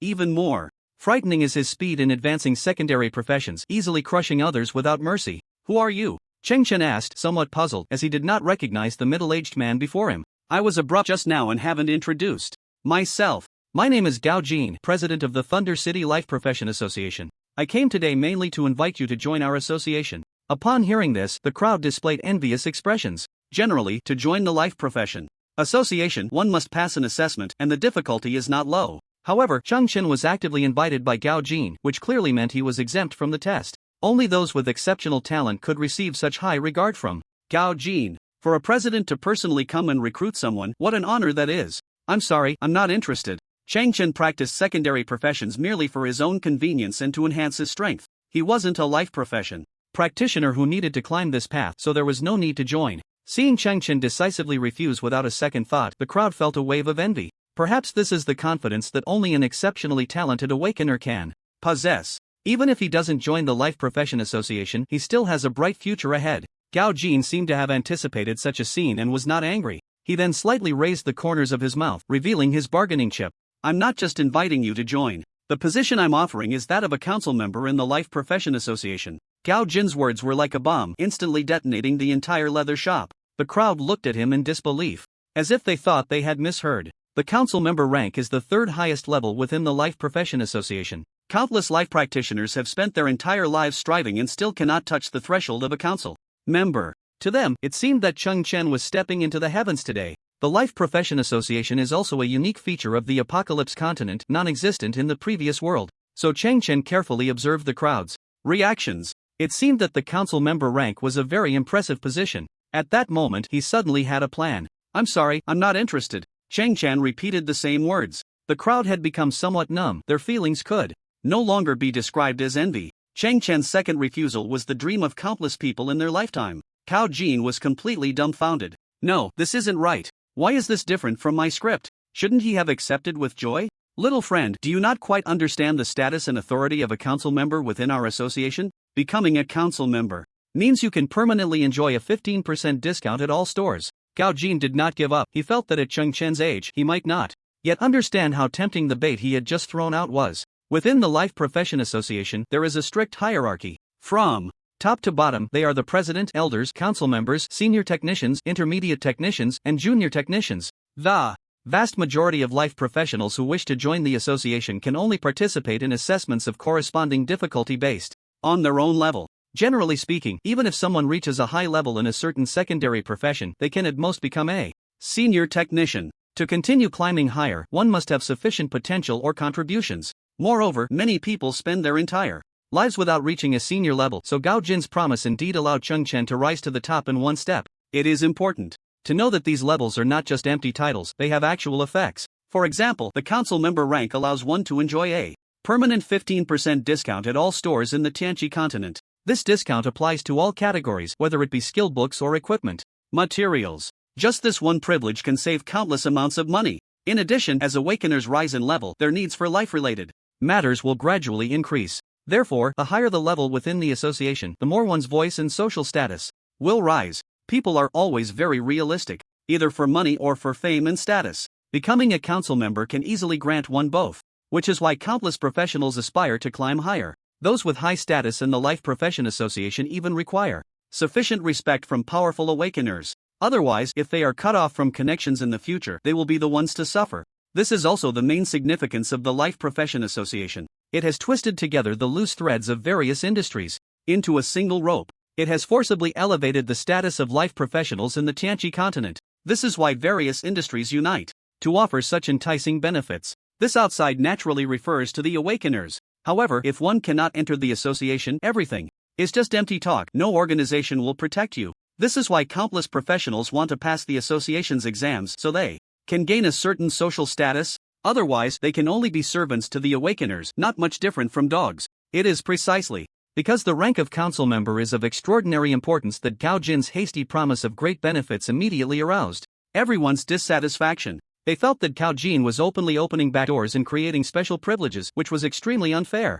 But who is Gao Jin? He is a master with 3 professions, and his status in Thunder City is quite transcendent. He has always acted with great decisiveness. Whoever can practice basic herbalism in 1 day and basic leatherworking in 3 days like Chen, Gao Jin, will definitely not be stingy with the position of council member. Once this statement was made, it became the most powerful counterattack weapon. Who could compare to such a freak? So everyone fell silent instantly, even if they were still unconvinced in their hearts.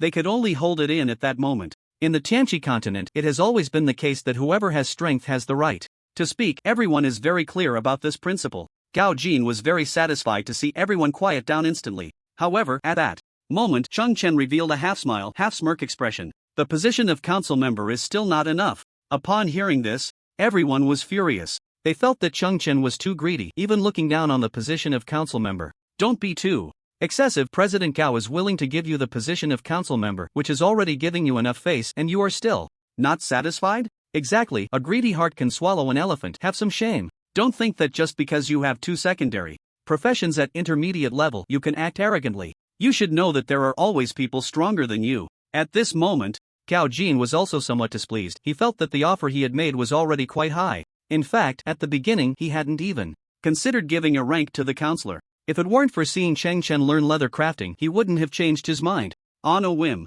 Since the establishment of the Life Profession Association, no one had ever received such treatment. But Chen was still not satisfied? You are currently not in the gathering system, and only 2 of your secondary professions have reached intermediate level.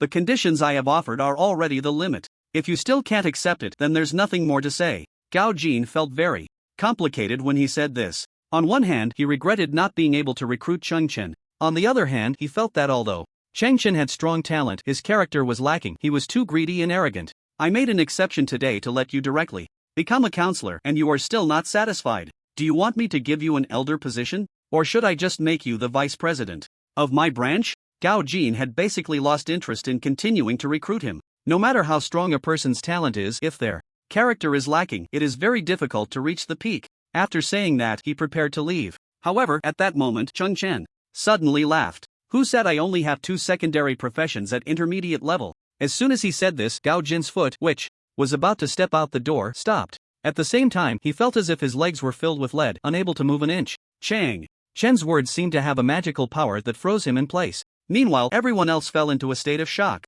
Could it be that he had a 3rd intermediate secondary profession? How could that be possible? The room fell into dead silence. After a moment, Gao Jin suddenly turned around and asked excitedly, "Is what you just said true?" Chen nodded slightly but did not continue speaking. He needed Gao Jin to raise the stakes. After receiving an accurate reply, Gao Jin suddenly laughed. "It seems I underestimated you. If you really have 3 secondary professions at intermediate level, what would it matter if I give you an elder position? Come on, please. Start your performance." At this moment, Gao Jin felt as if he had discovered an unknown treasure, watching Chen with great interest. The others were in an uproar. This was an elder position. It represented a status just below the president and also came with a 20% discount at the store. But could Chen, so young, really manage to train 3 secondary professions to intermediate level? Everyone turned their gaze to Chen, waiting for his response. A 20% store discount is not bad. I didn't expect that the skills I practiced casually would bring such a pleasant surprise. Chen calculated in his heart and felt that Gao Jin's new conditions were acceptable.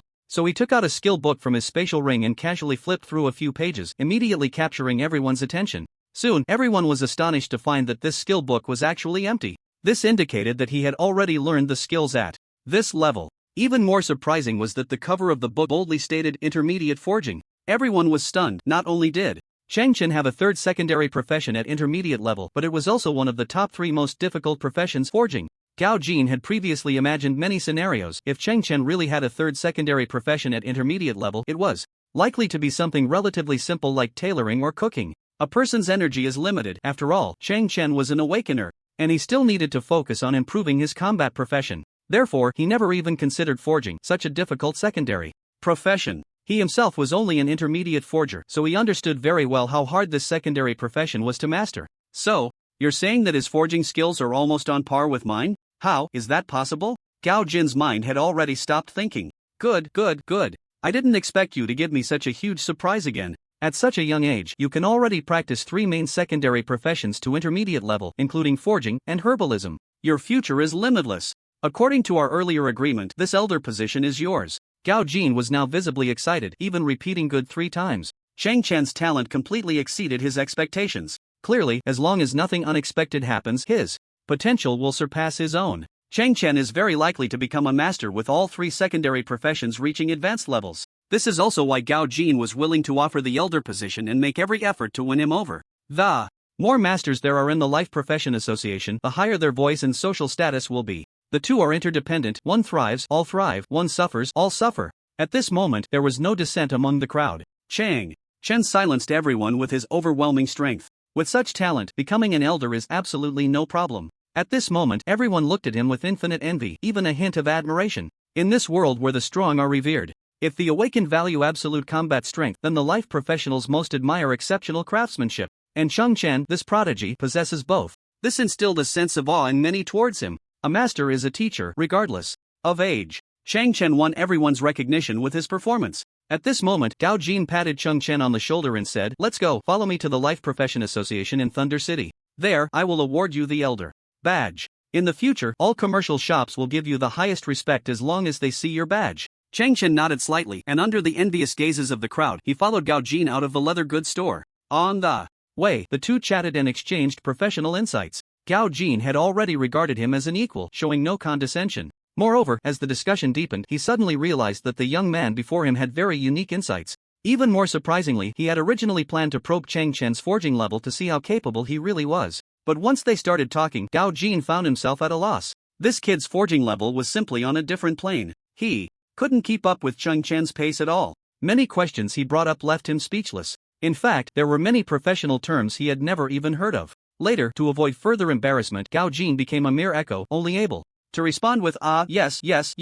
He gradually became more of a listener than a speaker, completely taking on the role of a student, with Chen leading the conversation. Those who witnessed this scene along the way were stunned. It was the first time they had seen Master Gao Jin display such humility. What on earth was happening in this world? Countless people's worldviews began to collapse. However, Gao Jin didn't care about any of that. He was frantically absorbing knowledge from Chong. Even terms he didn't understand at the moment, he silently noted down to study later. After more than 10 minutes, Chen finally finished explaining part of the forging knowledge. Gao Jin's scalp was already tingling from listening. Was this guy possibly the reincarnation of Oyezi? Where did he learn such terrifying knowledge? Did the Mangpa soup fail him at birth? Moreover, I even feel like he has only shown the tip of the iceberg. Is he really just an intermediate forger like me? Why do I feel like an apprentice in front of him? As they walked, Gao Jin's heart was already in turmoil. A series of question marks filled his mind. It's no wonder he was overthinking. Even a high-level forger like Zhang Wenliang was just a junior in front of Chen. At that moment, Chen suddenly asked a question. "President Gao, may I ask what the relationship is between the Blacksmith Association and your Life Profession Association?" Gao Jin's expression immediately turned strange upon hearing this. He then sighed softly and said, "It's quite embarrassing to say. The Blacksmith Association is the only organization in the Tianqi continent that exists outside the Life Profession Association. We have no authority to interfere with their actions." Upon hearing this, Chong Chen's mind was filled with many thoughts. All life professions had been incorporated, so why was the Blacksmith Association the only exception? Was it because of their high status? Were they unwilling to be subordinate to others? Gao Jin noticed the confusion on Cheng Chen's face and continued to explain. Those old folks in the Blacksmith Association have a very high opinion of themselves. They believe their status is the highest among all life professions, so they are completely unwilling to join us. Sometimes, in order to showcase their strength and status, they even go against us. Unfortunately, we don't have any true forging masters within our ranks, so we really can't compete with them in the field of blacksmithing. By the end, Gao Jin showed a very regretful expression. Although the Life Profession Association's status was already quite high, it still needed that last piece to be complete. The Blacksmith Association was held by a group of stubborn old folks who refused to budge, leaving the Life Profession Association with no way to deal with it. After all, Gao Jin was just the president of the Life Profession Association in Thunder City, and there were higher-ups above him. If they couldn't handle it, he didn't dare to think about it himself. But at that moment, he turned his gaze to Cheng Chen. Perhaps in the future, you can create a miracle? He didn't say this out loud, fearing it would put too much pressure on Cheng Chen. However, based on his current display of forging talent, there was indeed hope. If a forging genius could emerge within the Life Profession Association who could overshadow the Blacksmith Association, perhaps there would be a turning point. Thus, the two continued forward, and after 10 minutes, they finally arrived at the entrance of the Life Profession Association in Thunder City. Cheng Chen looked around and found that the grandeur here was no less than that of the auction house. Gao Jin noticed his expression and said proudly, "How about it? Not bad, right? Although our association's financial resources can't compare to the auction house overall, it's not much worse." After all, the Life Profession Association controlled the vast majority of high-level craftsmen, and the shops in major cities were also their properties, so their financial resources were naturally impressive. Otherwise, they wouldn't be able to offer such generous treatment. Cheng Chen nodded slightly in agreement. The two then walked through the association's main door, where many people were resting and chatting inside. The association was also a place for most life professionals to relax, with all kinds of facilities available. When they saw the president bringing in a young man, they were somewhat surprised. Who is this kid that the president personally leads him? I guess he's a descendant of some big family here to take the assessment? To gain the president's recognition at such a young age, he must have good talent. Everyone thought Cheng Chen was there to take the entrance exam, but in the next second, everyone widened their eyes in disbelief. Gao Jin actually took Cheng Chen to the second floor, which was the place for high-level meetings. Wasn't the assessment hall on the first floor? Why was the president taking him to the second floor? Everyone was stunned. Gao Jin ignored the astonishment of the crowd and, a few minutes later, led Cheng Chen up to the second floor. At the deepest part of the corridor on the second floor, there was a magnificent hall, which was the meeting room for the senior members of the Thunder City Life Profession Association. At this moment, there were 7 or 8 people in the meeting room, all of whom held at least the position of counselor, and there were even 2 elder-level figures present. These individuals were all outstanding in their respective secondary professions in Thunder City, clearly holding significant status. As soon as Gao Jin entered, everyone immediately stopped talking and simultaneously greeted, "Hello, President Gao." Gao Jin smiled and nodded, signaling them not to be too formal. As a master who was proficient in 3 professions, Gao Jin was undoubtedly the highest-ranking life profession practitioner in Thunder City. Therefore, he received the highest courtesy upon entering. However, when everyone saw Cheng Chen behind him, they all showed expressions of confusion. Who is this kid? Why did the president bring him to such a place? Could he be a relative? The murmurs of the crowd were clearly heard by Gao Jin. When he reached the center of the hall, he waved his hand to signal everyone to stop discussing, as he had something to say. "Ladies and gentlemen, today I want to announce an exciting piece of news. This young friend beside me is named Cheng Chen. Starting today, he will be joining our Life Profession Association. Let's give him a warm welcome." As soon as these words were spoken, everyone was stunned. What a joke! Cheng Chen is not even 20 years old, and he is being allowed to join. Moreover, even if he were to join, he shouldn't be brought to such a place. Although everyone was puzzled and somewhat uncomfortable, they could only force themselves to applaud out of respect for Gao Jin. However, the applause was sparse and not at all synchronized. It didn't seem like a warm welcome for Cheng Chen. But there was one exception, and that was Wei Rongzi. As the owner of the herbal shop in Thunder City, Wei Rongzi naturally had a high level of herbalism. Thus, he was one of the few counselors in the Life Profession Association. He had witnessed Cheng Chen's abilities and also knew how much Gao Jin valued him. So only his applause was very enthusiastic, and he genuinely wished Cheng Chen well. However, his enthusiasm stood out awkwardly against the indifference of the others. The atmosphere in the meeting hall instantly became awkward. Wei Rongzi even stopped clapping after a while. This feeling of being a crane standing among chickens made him feel somewhat socially dead. Since entering the meeting room, Cheng Chen had been observing these people. He naturally noticed their indifference towards him. It seems these people aren't much better than the Blacksmith Association, Cheng Chen quickly concluded, noting that the high-ranking members present were all quite arrogant and didn't even bother to look at him. Gao Jin saw the scene and awkwardly touched his nose. He had just mentioned that the people from the Blacksmith Association were self-important, forgetting to mention that his side was quite similar. Denigrating the enemy to elevate oneself was a normal tactic. He himself looked down on that group of old stubborns, so he naturally spoke harshly about them, while he had to be more tactful regarding his own side. After all, everyone present were masters in their respective fields. Their status outside was quite high, and even powerful awakeners had to treat them with respect. With such social status, over time, it was natural for their personalities to change, which was hard to avoid. Classmate Chang is this year's top scholar from Hebei province, and his college entrance examination talent assessment has reached SSS level, showing great strength. His joining is a significant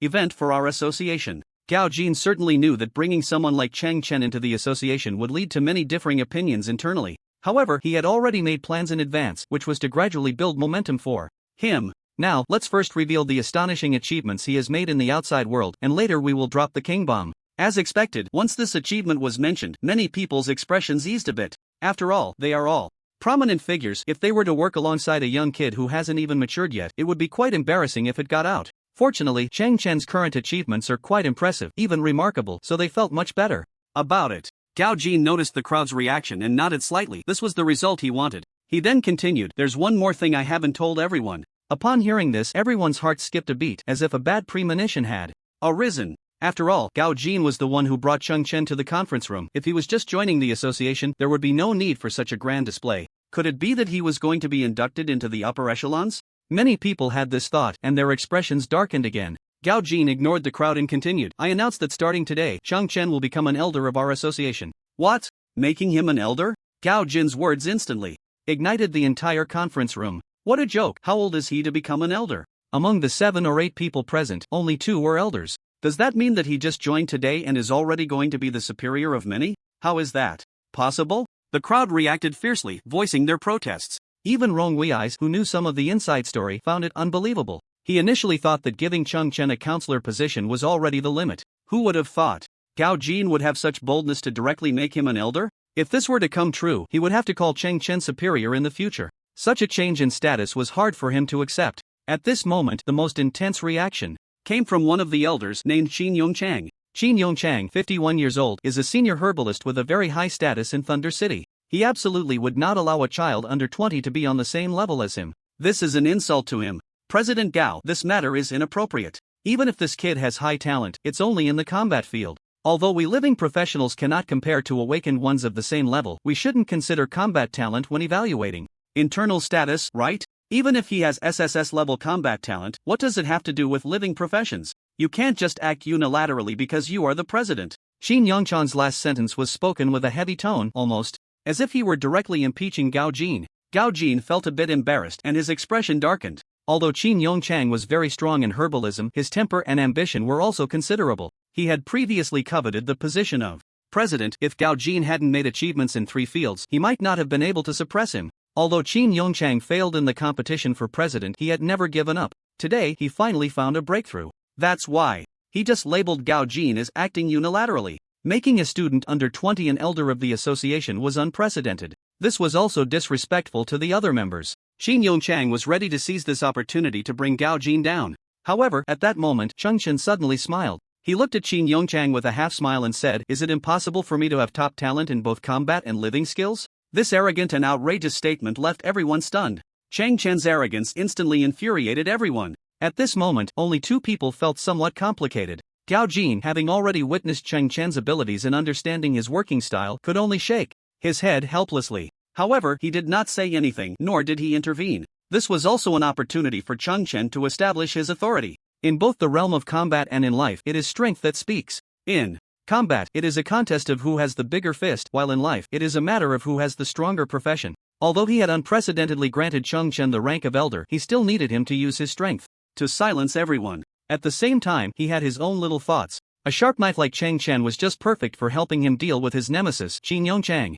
I hope you can still be as arrogant as you are now. Gao Jin silently mocked in his heart, yet a smile appeared on his face. This strange reaction caught everyone off guard. Besides him, Wei Ron's feelings were even more complicated. On one hand, he knew some of Chen's abilities but not completely, so he couldn't quite understand why Chen dared to be so arrogant. Even if he had broken through to intermediate herbalism, who among those present was not a master? This level of strength might earn enough respect outside, but here it was completely insufficient. On the other hand, he found it hard to accept that someone as young as Chen was about to become his superior. If this really happened, where would he put his old face? Many others shared the same sentiment. Thus, everyone's attitude was exceptionally intense. Qin Yongchang fixed his gaze on Chen, then snorted coldly. I didn't expect you to be so young yet so full of yourself. Don't think that just because you have President Gao backing you, you can act so recklessly. Everyone here is your elder and skilled craftsman, and we won't tolerate your arrogance. Qin Yongchang's words were quite clever. They not only struck at Chen's arrogant spirit but also elevated the status of those present. This, in turn, narrowed the distance between him and everyone else, making more people willing to maintain a united front. As long as there were enough opponents, even if Gao Jin was the president, he could not act unilaterally. Qin Yongchang was blatantly rallying allies. As expected, once he said this, many people nodded slightly. Clearly, everyone recognized his statement, and a few even began to openly oppose. President Gao, I hope you reconsider this matter. Our association's current status is naturally related to our strict assessment system. If you really allow him to become an elder today, countless people will laugh at us. In the future, our Thunder City Life Profession Association will surely become a laughingstock among other main city colleagues. This statement made the seriousness of the situation very clear. The underlying tone even carried a hint of threat. The atmosphere in the conference room had dropped to freezing point. However, Gao Jin did not speak, instead looking at Chen with a half-smile, as if to say, come on, please start your performance. With his understanding of Chen, he was completely at ease even with an open contest. In his view, Chen's ingenious ideas and unfathomable operations were beyond the comprehension of these old stubborns. Chen had actually already thought of a countermeasure. He suddenly shook his head and said mockingly, so it turns out to be a bunch of frogs at the bottom of a well. No wonder the Blacksmith Association doesn't respect you. This statement maximized the level of sarcasm and struck at everyone's sore spot.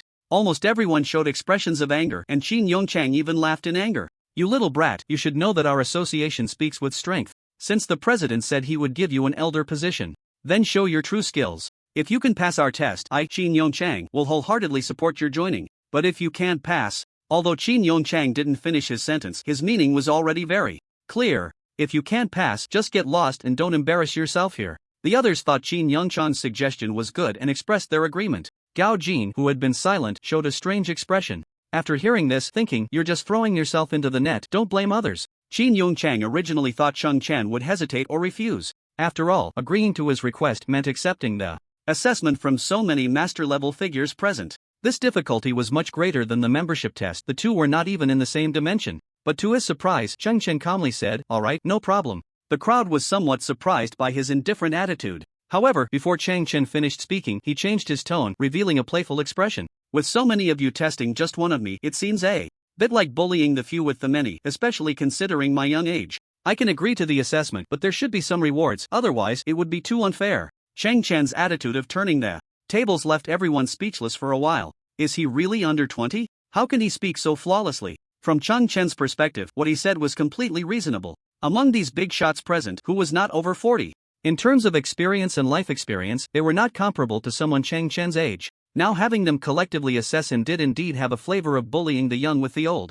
Many people twitched their lips, clearly feeling a bit embarrassed. In this situation, Chen's final proposal for rewards was not unreasonable. Since he dared to accept such an outrageous test, it was only natural to receive some rewards. At that moment, another elder figure, Chui Feng, stood up. Well, what you just said does have some merit. I promise, as long as you can pass their collective test, all the questioners will give you a reward. Although Chui Feng usually spoke little, his status within the association was extremely high. He was even a notch above Qin Yongchang, second only to Gao Jin. Now that he had spoken, and many others felt Chen's request was not too excessive, they tacitly accepted it, and no one voiced opposition. In fact, in their hearts, they did not believe they would lose. Since it was a gamble they wouldn't lose, why not make grand promises? Chui Feng's initiative surprised Gao Jin. Could it be that Elder Chui has seen some clues? It shouldn't be, he usually doesn't bother with such matters. Why has he suddenly stood up today, and does he seem to have some expectations? For Chen? This unusual phenomenon left Gao Jin puzzled. Chen nodded slightly after hearing this. In his view, such a free gamble was certainly worth accepting.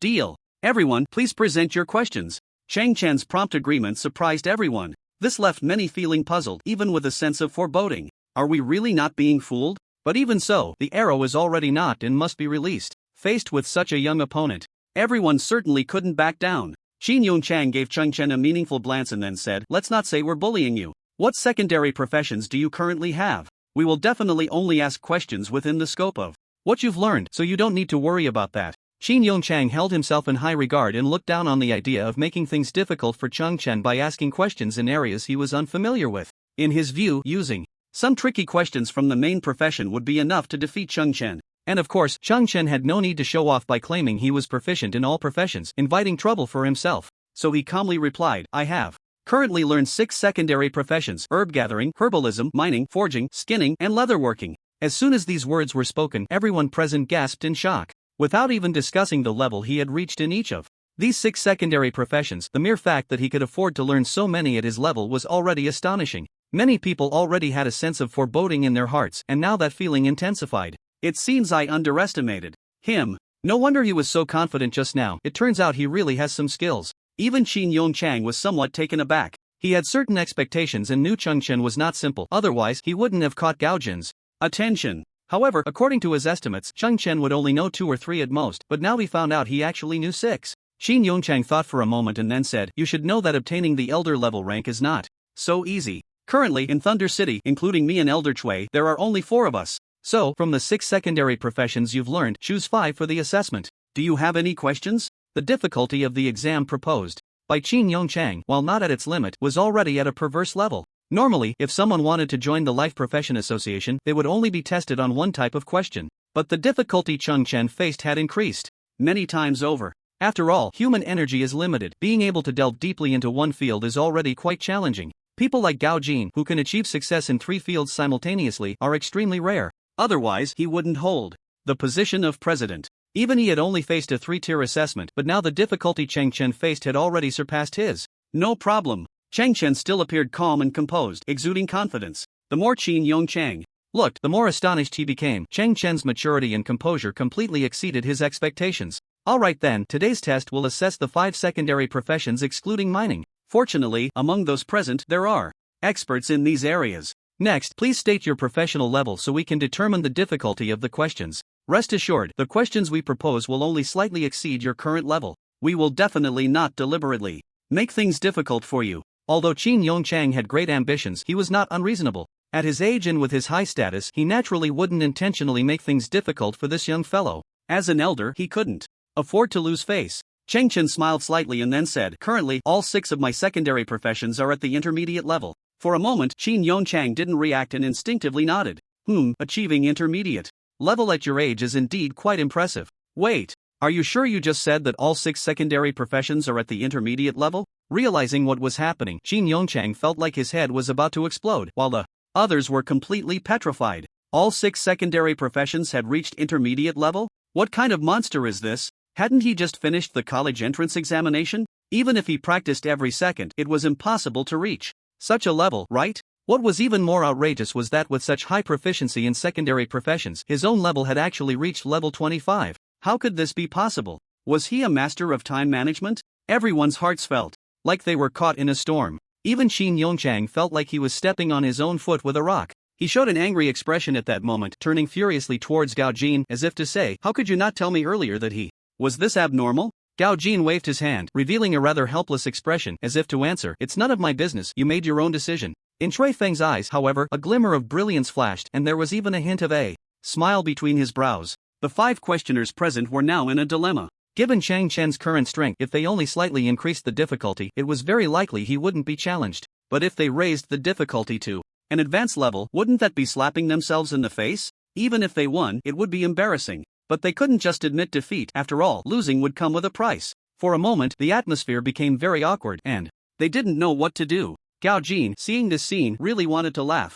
But due to his position as the president, he ultimately held it in. This group of people, used to being high and mighty, had now fallen into Cheng Chen's hands, essentially tying themselves up. Gao Jin recalled how he had just been asking Chong Chen for advice, and now he felt an inexplicable sense of satisfaction. You will all experience the awkwardness I felt earlier. Just as everyone was silent, Chen suddenly walked to the center of the conference room. He looked around and said with a half-smile, are you all troubled by the difficulty of the questions? This statement was like a slap in the face to everyone, and Chong Chen's annoying expression was truly hard to control. Time is tight, so how about this, let's speed things up. I'll ask each of you one question. As long as you can answer correctly, I'll concede a point. It's a best of 5, and as long as I get 3 points, I win this match. This reversal of roles left all five, including Qin Yongchang, flustered. What was going on? Who was really testing whom? How did it turn into you asking the questions? At this moment, Qin Yongchang's heart was on high alert. He even dared to conclude that Chen was not someone to be underestimated. In fact, he was specifically invited by Gao Jin to target him.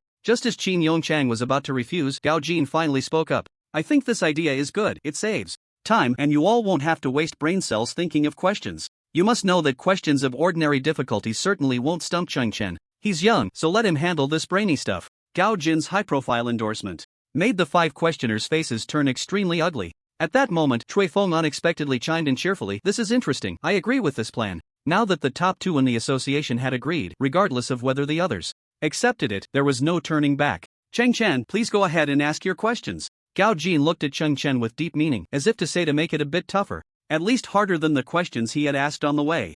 You just mentioned the distinction between soft and hard iron, and how is the quenching method operated? Can you really use the cutting method to judge the quality of leather? It's simply unbelievable. Is there really ghost mushrooms in the miasma-filled swamps? How do you know? After Chen asked 5 questions in a row, not a single one of the 5 people, including Qin Yongchang, could answer. Some of the questions they had never even heard of. At first, they were a bit angry, thinking Chen was just making up some bizarre theories to trick them into winning. However, later, when Chen answered each question in detail, everyone was shocked. Chen's theoretical knowledge was completely beyond everyone's imagination. This exam aimed at Chen unexpectedly turned into a live Q&A session. But the one answering was not the masters present, but Chen. Even those who hadn't posed questions couldn't help but join in the inquiry. Thus, a scene emerged where a group of people surrounded Chen, pressing him for answers. Rong Wei stood by, dazed, his mind blank. What on earth is going on in this kid's head? Where did he get such terrifying knowledge? This competition has lost its meaning, there's no doubt he has won, and it's a crushing victory. The shock in Rong Wei's heart was beyond words. After a struggle of thought, he also joined the crowd. Such a good opportunity, he couldn't miss it, otherwise he would fall behind. The only ones who could remain calm were Gao Jin and Chui Feng. Gao Jin asked Chui Feng beside him with deep meaning, Old Chui, did you see the signs earlier? Although Chui Feng was slightly weaker than Gao Jin in strength, his seniority and age were the highest among everyone. When the Thunder City Vocational Association was established, Chui Feng had put in a lot of effort to smooth out various forces, so Gao Jin had always respected him.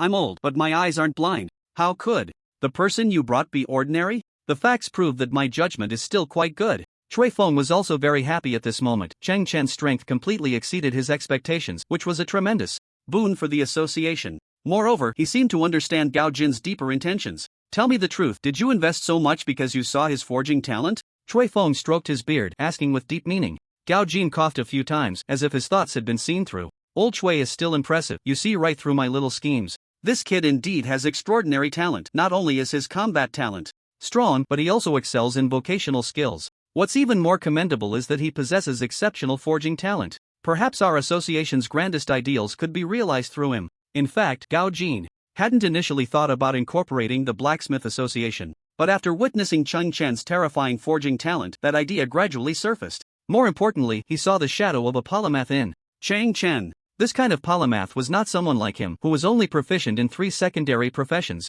Rather, it was a true genius who excelled in all fields. If they could bring Chen into the vocational association, it would undoubtedly be a blessing for them. Who knows how far such a prodigy like Chen will grow in the future? The higher his strength and status, the more the association would benefit. Right now, he might be benefiting from the association, but Gao Jin firmly believed that Chen, this piece of gold, would soon shine throughout the entire Apocalypse continent. By that time, it would be the association benefiting from Chen's brilliance. In Gao Jin's eyes, this investment was simply a surefire deal. He looked at Chen as if he were seeing a golden legend. This sudden Q&A session lasted a full hour. When Chen wrapped up the topic, everyone wore expressions of lingering interest. They even felt that activities like today should happen once a month in the future.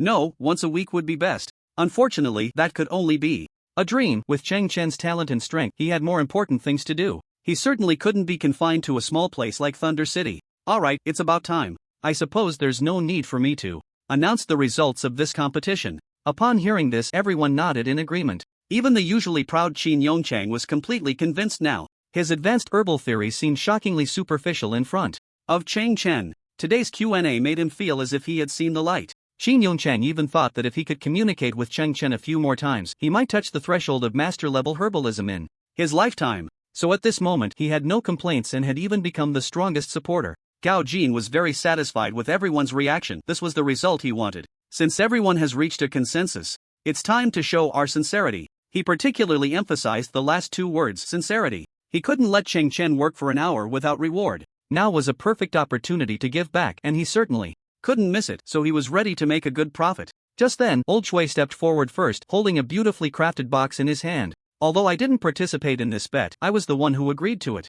Now that you have one, I naturally need to show my appreciation. He then opened the box in front of everyone. Instantly, a dazzling light swept across the entire hall. Moments later, Rong Wei suddenly exclaimed, This is a devil fruit? Everyone was stunned when they saw Chui Feng's gift. Devil fruits were priceless items. If auctioned, they could easily fetch thousands of gold. But now he was voluntarily offering it to Chen as compensation, which was simply unbelievable. At this moment, even Chen was a bit surprised. He didn't expect Chui Feng to be so generous. However, what everyone didn't know was that he still had another devil fruit, which he had intentionally kept without consuming. Given the gift offered for free, Chen certainly had no reason to refuse. Thank you for Elder Chui's generous gift. I will graciously accept it. Chui Feng smiled and nodded, then turned his gaze to Qin Yongchang and the others. He didn't give such a heavy gift for free. This was to set an example and establish a tone. If the gifts these people offered later were vastly inferior in value to the devil fruit, they wouldn't need to be presented and embarrass themselves. Chen, being so clever, immediately understood Chui Feng's intention. He then emphasized, I didn't expect everyone to be so generous, I can only accept it all. After this statement, the hearts of the five, including Qin Yongchang, began to bleed. Meanwhile, Chen's heart was blooming with joy. Today was truly a day of great fortune. Today, I truly thank everyone for their gifts. The day after tomorrow, I will report in, and we shall meet again. Chen walked out of the Life Profession Association's door, waving to the crowd. At this moment, a delicate lavender badge adorned his chest, the mark of an elder rank in the Life Profession Association. From now on, no matter which main city shop in the Tianqi continent he visited, he would permanently enjoy a 20% discount. Moreover, this badge would grant him a prestigious status. Anyone from the Life Profession Association with a lower rank than him would have to pay their respects upon meeting him. It was the rule. Today, Chen had gained unimaginable benefits, and a happy smile radiated from his face. More importantly, in addition to this elder badge, he had also acquired several valuable items. For instance, the second ability fruit, and 5 rare materials: meteorite iron, poison dragon vine, ghostly tiger skin. Each of these 5 materials was a treasure, worth its weight in gold. In fact, meteorite iron was one of the main materials needed to upgrade his glimmering 1000-blade umbrella to the second tier. Now, he had found a total of 12 upgrade materials, with 3 already in hand, bringing him closer to the day of weapon upgrade. However, unlike Chen's excited expression, Qin Yongchang and the others wore long faces. Sometimes, the desire to stab someone is hard to hide. They had tried to steal a chicken but ended up losing a rice grain, losing both the lady and the soldiers. As Chen walked away, Gao Jin said with a half-smile, You guys are something else. Stop looking like you've lost your mother. Trust me, being able to send things out today, you will all thank me in the future. If this had been said half a day ago, Qin Yongchang and the others might have scoffed, thinking Gao Jin was just being sarcastic. But after witnessing Chen's terror, they gradually began to believe his words. Chen, of course, did not hear their recent discussions. He was heading towards the portal to the outside world. Just as he arrived near the portal, the long-awaited mechanical voice appeared. Due to the host successfully obtaining the Life Profession Association Elder badge and elevating 6 sub-professions to intermediate level, the transformation system has been upgraded to LV4, unlocking Ability 2. Ability 2, the host can choose one of the currently manufacturable potions and convert its effect into a passive ability. All passive levels are raised to LV4. Gatling gun, passive, LV4. When using any firearm to attack, there is a 35% chance to fire 15 Gatling bullets at the target, with a 100% hit rate. Increased by 5% probability. Sweep, passive, LV4. When attacking, there is a 20% chance to cause a group knockdown effect in a fan-shaped area within 5 meters. Increased by 5% probability, while increasing the range by 1 meter. Congratulations, wave slash, passive, LV4. When attacking, there is a 35% chance to unleash a wave slash, which transforms into 8 sword chi to attack enemies, dealing damage multiplied by strength attribute x 1.9, and the body becomes invincible for 0.5 seconds after triggering. Increased by 1 sword chi, 0.1 damage. Coefficient, 0.1 seconds of invincibility. Congratulations, weapon switch, passive, LV4. The cooldown time for switching all weapons is permanently reduced by 60%.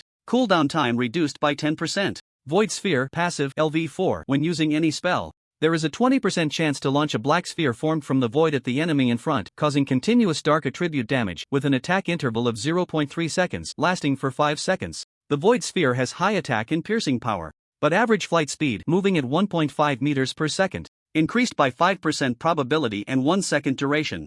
Dazzling Pattern Dark Attribute Passive LV4. The maximum duration of dazzling patterns is 3 minutes, with a maximum of 10 attribute. Dazzling patterns existing simultaneously. Increase duration by 1 minute, add 1 limit. Critical Hit Passive LV4 increases base critical hit rate by 24%, increase critical hit rate by 2%. Basic Attack Speed Passive LV4 increases base attack speed by 18%, increase attack speed by 2%. For a clearer understanding, the relative increase data compared to LV3 is listed separately. Chen stared at the frantically scrolling information in front of him, stunned. So, increasing the experience of secondary professions can also upgrade the transformation system? And it has also unlocked the second special ability. This sudden change plunged Chen into a state of excitement. When the transformation system first came out, the column for Ability 2 displayed a row of question marks. He never expected that practicing a secondary profession could activate a second ability. If this pattern continues, does it mean that the transformation system will not be limited to skills in the future? Although Chen still couldn't fully grasp the upgrade conditions of the system, the more he thought about it, the more excited and happy he became. Setting aside the new ability for now, just the passive upgrades alone were already enough to be considered monstrous. It's important to note that although the critical hit and attack speed passives were not his transformations, they were still legitimate passive skills, so they upgraded as well. Such a huge improvement made him beam with joy. He quickly checked the changes in his attributes. Name: Chen Race. Human level 25 0/314421. Strength 73. Equipment plus 65. Agility 107. Equipment plus 51. Spirit 31. Equipment plus 23. Constitution 25. Equipment plus 29. Armor value 260. 21% physical damage reduction at the same level. Attack bonus 34.8%. Critical hit bonus 31.6%. Awakening talent SSS level transformation LV4 combat power assessment 26021. Unallocated points 0 gold coins 1520 gold 52 silver 14 copper blue star coins 600 W baptism buff. Basic amplification. After the comprehensive enhancement, Chen's combat power had already surpassed 26,000 points, an increase of 3,000 points. Having such combat power at level 25 is unimaginable to outsiders, far exceeding others of the same level. Meanwhile, Chen's base strength had also reached 73 points. If the equipment bonuses are counted, the difference between strength and agility was only 20 points, which is extremely impressive. When Chen reaches level 30, he will become a monster with both base strength and agility exceeding 100. Moreover, he still had 2 rare ability fruits left uneaten. If consumed, they could add plus 10 points to all attributes. Therefore, the current character panel data does not represent all of Chen's strength. With his tendency to always keep a backup plan, he decided to use these 2 ability fruits at a critical moment. This boost is indeed very powerful. As for the new ability, I won't rush to transform it. After all, I just learned intermediate herbalism, and there's still room for improvement in the formulas. If I rush to transform, I might regret it later. Chen had always been very cautious. He was not blinded by the sudden boost. Although each time he learned an advanced skill book, it came with some formulas, it was not comprehensive. Many precious formulas were obtained from quests or dropped by bosses. Therefore, in order to maximize his improvement, he ultimately decided to suppress his desires and wait until he had more options before making a decision. Making such a decision requires immense willpower. Not everyone can resist such a huge temptation and give up the opportunity to improve themselves. It is clear that Chen possesses a strong psychological quality, which is one of the essential conditions for reaching the peak. It's time to go back. Chen sighed, then entered the portal leading to the outside world. When Chen returned to Jiangqing No. 1 High School, he was stunned by the scene before him. What happened? Why are there so many students and parents here today? It wasn't just Chen who was about to step into the halls of university. Jiangqing No. 1 High School was currently thriving in the northern part of Hubei province, and it was also the time for middle school students to report early. This year, the students applying to Jiangqing No. 1 High School were no longer limited to Jiangqing City but had expanded to the entire northern Hubei province. Therefore, many students from outside the city needed to set off early, creating such a bustling scene. The moment Chen stepped through the school gate, someone noticed him. Everyone, look! It's Senior Chen. Wow, he's real, so handsome. Senior, can you sign for us? You will always be our idol. A group of infatuated girls reacted the strongest and rushed over immediately. Chen's name had already echoed throughout northern Hubei province. It could be said without hesitation that he was a household name. From elderly grandpas and grandmas in their 70s and 80s to elementary school students as young as 7 or 8, no one didn't know him. Chen had only planned to say goodbye to Lu Yanmin and the others and never expected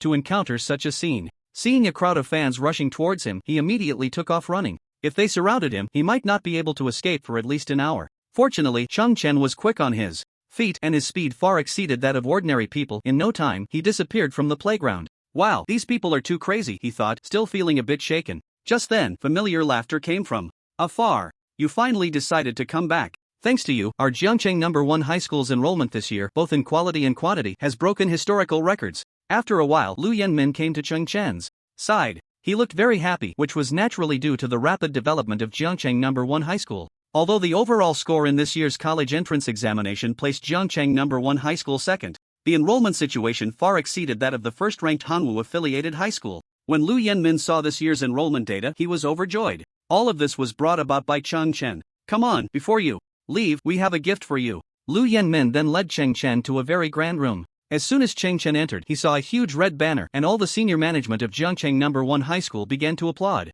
Farewell to Honorary Principal Cheng Chen, wishing you a bright future and the courage to scale new heights. Seeing this extremely official slogan, Cheng Chen's face darkened. Are they trying to be awkward? It couldn't really be blamed on Lu Yenmin and the others. These old men added up to hundreds of years, and they really couldn't come up with anything creative. Lu Yenmin seemed to feel a bit embarrassed as well, so he made a gesture to signal everyone to stop.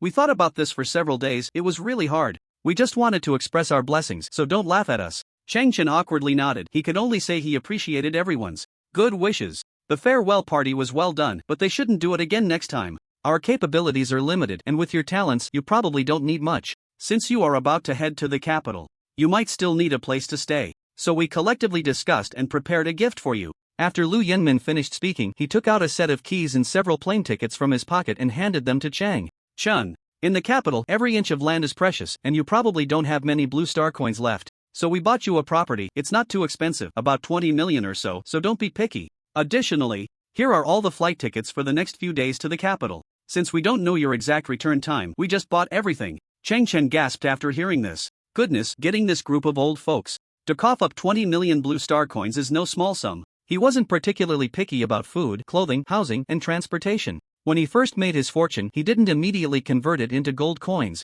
But, since this was the intention of Lu Yenmin and the others, he felt it would be rude to decline. Compared to living in a school dormitory, he clearly preferred to have his own private space. At the same time, a warm feeling flowed through him. Because they didn't know when he would return, Lu Yenmin simply bought tickets for all time slots. The cost of those tickets was trivial compared to 20 million blue star coins. But Cheng Chen could distinctly feel the warmth of home. Thank you all, then I will graciously accept. Cheng Chen took the items, a long-lost smile appearing on his face. Just as Lu Yenmin had said before, Jiangcheng No. 1 high school would always be his home. It's getting late, the next flight is in 3 hours. Hurry home and pack your things. Make sure to come back often. If you face any grievances out there, Jiangcheng No. 1 high school will always support you to the end. When he said the last sentence, Lu Yenmin's face showed a rare seriousness. He wasn't joking, it came from the heart. The old acquaintances behind him, like Kong Yang, also nodded seriously. The cohesion of Jiangcheng No. 1 high school was unprecedented now, and this was naturally due to Cheng Chen's presence. Everyone present hoped that Cheng Chen could make a name for himself so they could share in the glory, because he was a child from Jiangcheng going out into the world. Cheng Chen glanced at everyone, feeling their passionate expectations. He then bowed deeply and said solemnly, "Thank you all for your care all this time. I will not tarnish the reputation of Jiangcheng No. 1 high school." This spa was not for a single person but for Jiangcheng No. 1 high school, his first true home since his arrival in this world. After a brief exchange of pleasantries, Cheng Chen left the school and returned to the home he had missed for so long. He looked at the furnishings in the house and smiled. Goodbye, I wonder when I will return next. In this world, he was all alone, with no attachments.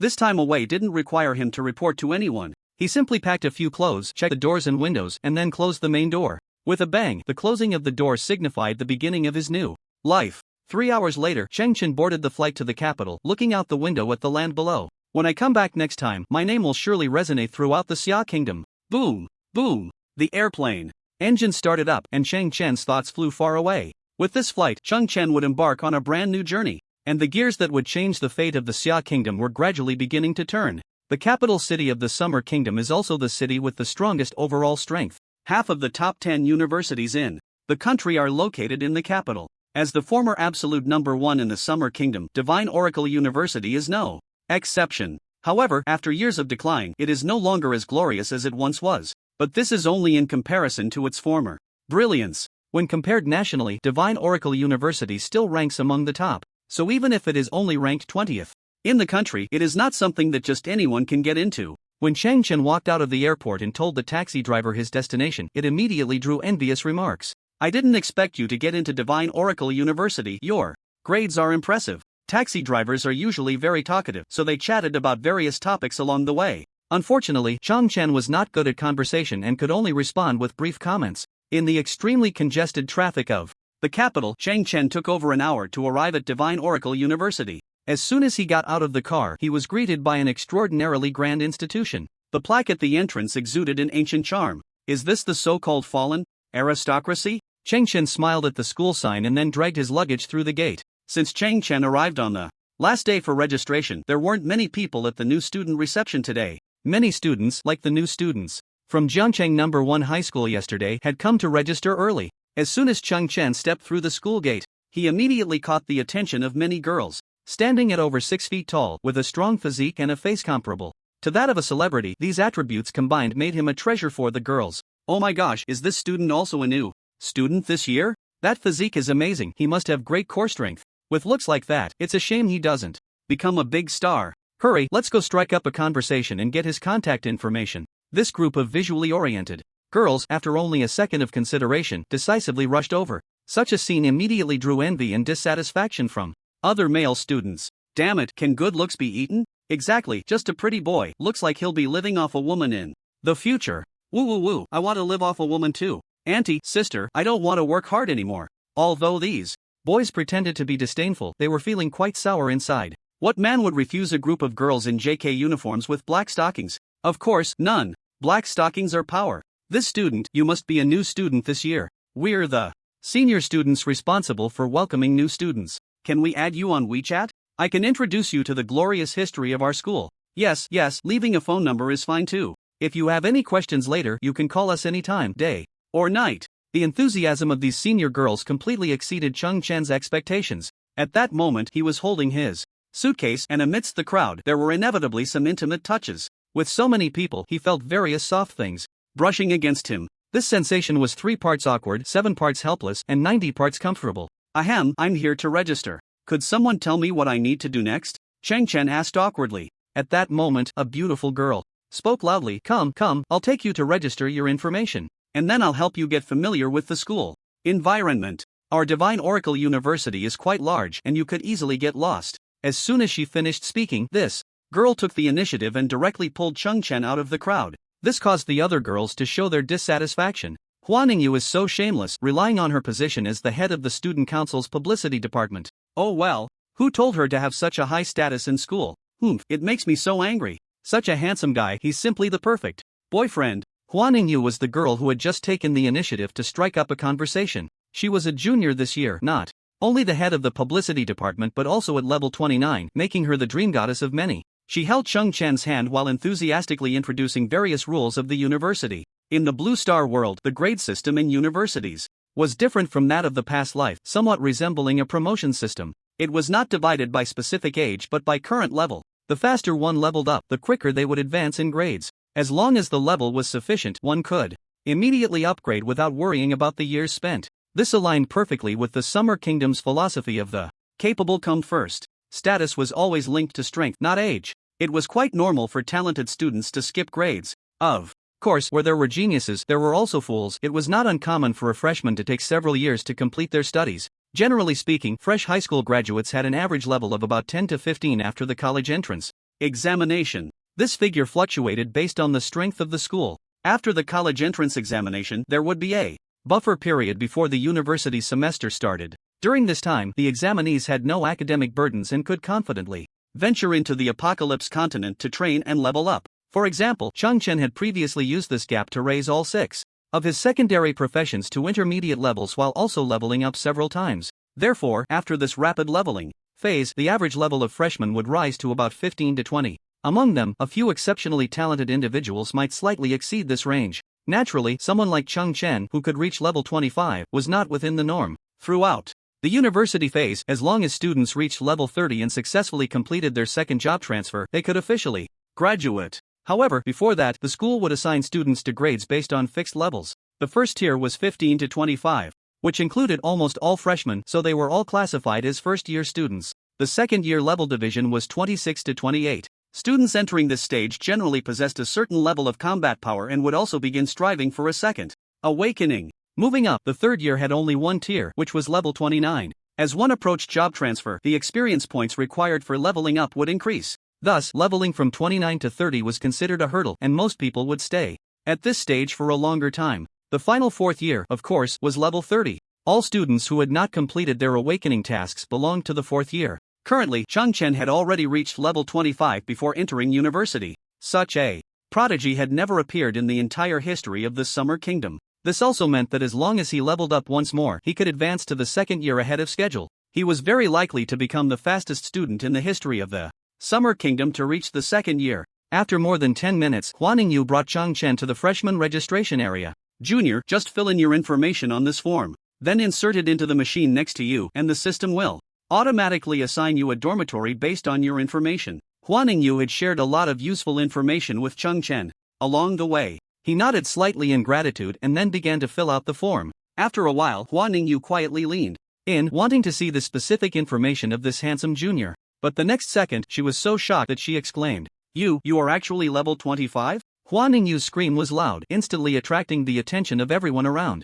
I didn't hear wrong, did I? A new student actually reached level 25? Is that true? Let me see. Wow, how did our school recruit such a monster this year? We're doomed. The entrance test the day after tomorrow. We're going to be crushed by him. Everyone was instantly stunned when they were drawn in by Huaningyu's scream. The form in Chen's hand was so glaring, especially the level column, it was practically mocking everyone. It was only now that everyone realized there were monsters who could reach level 25 without even entering university. If he continued at this leveling speed, wouldn't he graduate very soon? This was a bit too outrageous. However, Chen paid no attention to the crowd. After filling out the information, he placed it into the machine as required. 1 minute later, the machine emitted a sound. Identity verification complete. All information is accurate. New student Chen of Divine Domain University, current level 25, top scholar of Hebei province this year, profession, free agent, initial evaluation, SSS level, assigned to a luxury dormitory. The luxury dormitory is a single room located in Zone Z on campus, room number 001. After hearing the system's evaluation, everyone went crazy. They never expected that the tall boy in front of them was actually the top scholar of the province. And even more outrageous was that his initial evaluation reached SSS level. It's known that a typical top scholar can only achieve an S-level evaluation, which is already quite remarkable. Now, Chen had directly crossed 2 levels, setting an unprecedented record. Besides that, the single-room luxury dormitory made everyone envious. At Divine Domain University, the dormitory allocation is determined by strength. Zone Z is located at the deepest part of Divine Domain University, where the environment is beautiful and the school even uses high technology to create a spring-like climate all year-round. Generally, first-year students are assigned to 6-person or 4-person rooms. The lack of privacy, random roommate composition, and various other factors can lead to unpleasant situations. If one ends up sharing a room with someone who has foot odor or body odor, the discomfort is needless to say. The conditions are simply not on the same level, which is why other students were so envious. Of course, because the conditions of the luxury dormitory are so good, there are not many rooms available. There are only 36 rooms in total, just enough for 9 rooms per grade. To stay here, one must at least achieve an S-level evaluation. If one's strength does not meet the standard, even if there are empty rooms, one will not be allowed to stay. This is a strict rule. Now, Chen not only moved into the luxury dormitory in Zone Z, but his number was also 001, which was quite interesting. According to convention, the earlier the number, the higher the system's evaluation of the student. Chen secured room number 1 right away, indicating that his potential had already been preliminarily recognized by the system as the top of this year's new students. As for why it was preliminary, that would involve the entrance test a day after tomorrow. Chen, you're amazing. I didn't expect you to be the top scholar of the province. No wonder you qualify for the luxury dormitory. Huaningyu's expression was very excited at this moment. She originally thought Chen was just handsome, but she didn't expect his strength to be so formidable. He was the perfect boyfriend template. She couldn't let this opportunity slip by. Let me take you to Zone Z. You might not find your way alone. Huaningyu was ready to seize the moment, but Chen ruthlessly rejected her. No need, Senior Huaningyu, I can manage on my own. Although the girl in front of him was quite attractive, Chen felt her enthusiasm was a bit excessive. He wasn't too fond of women with such strong ulterior motives. Huaningyu showed a disappointed expression after hearing this, but she still nodded. A forced relationship is not sweet. She certainly understood that. Anyway, the days ahead are still long, and I have plenty of opportunities, so there's no need to rush. You definitely can't escape my grasp. Huaningyu looked at Chen's back and secretly made up her mind. She believed that with her looks and abilities, Chen would eventually fall at her feet. Half an hour later, Chen finally arrived at Zone Z. Huaningyu was right. Xinyu University was indeed surprisingly large. Let's settle down here for now. I've just enrolled and have a lot to take care of. I don't have time to check out the property that Director Liu and the others sent. In fact, this was a miscalculation on Liu Yanmin's part.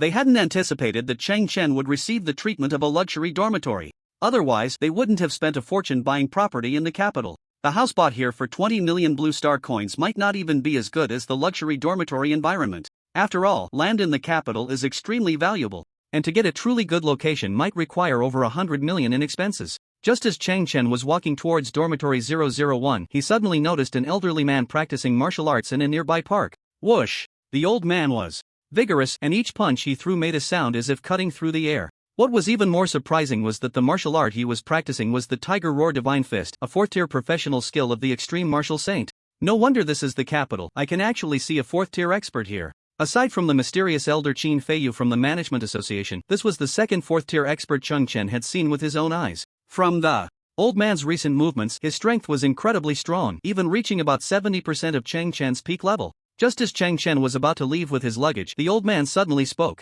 Excuse me, are you a new student at Xinyu University this year? The use of "we" already indicated the old man's identity. He was actually a teacher at Xinyu University? Chen was somewhat surprised. Hadn't Xinyu University been in decline for many years? How could there still be 4th-tier experts? The next moment, Chen seemed to get his answer. After finishing his punches, the old man coughed a few times, as if he had some hidden ailment. At this moment, Chen replied, neither humble nor arrogant, "Yes, I was just assigned to stay here." Upon hearing the words "assigned to stay," the old man suddenly smiled. Then he asked with great significance, "What's your number?" Although Chen didn't understand what the old man meant, he honestly replied, 001. What? A flash of surprise suddenly appeared in the old man's eyes. "What's your name?" Chen suddenly felt a bit annoyed. Although the old man was very strong, he was asking too many details. "Are you checking my household registration?" Though displeased, he didn't show it and calmly said, "Chen, you can go now." After the old man finished speaking, he continued to practice his punches. Chen was utterly baffled and thought to himself, this person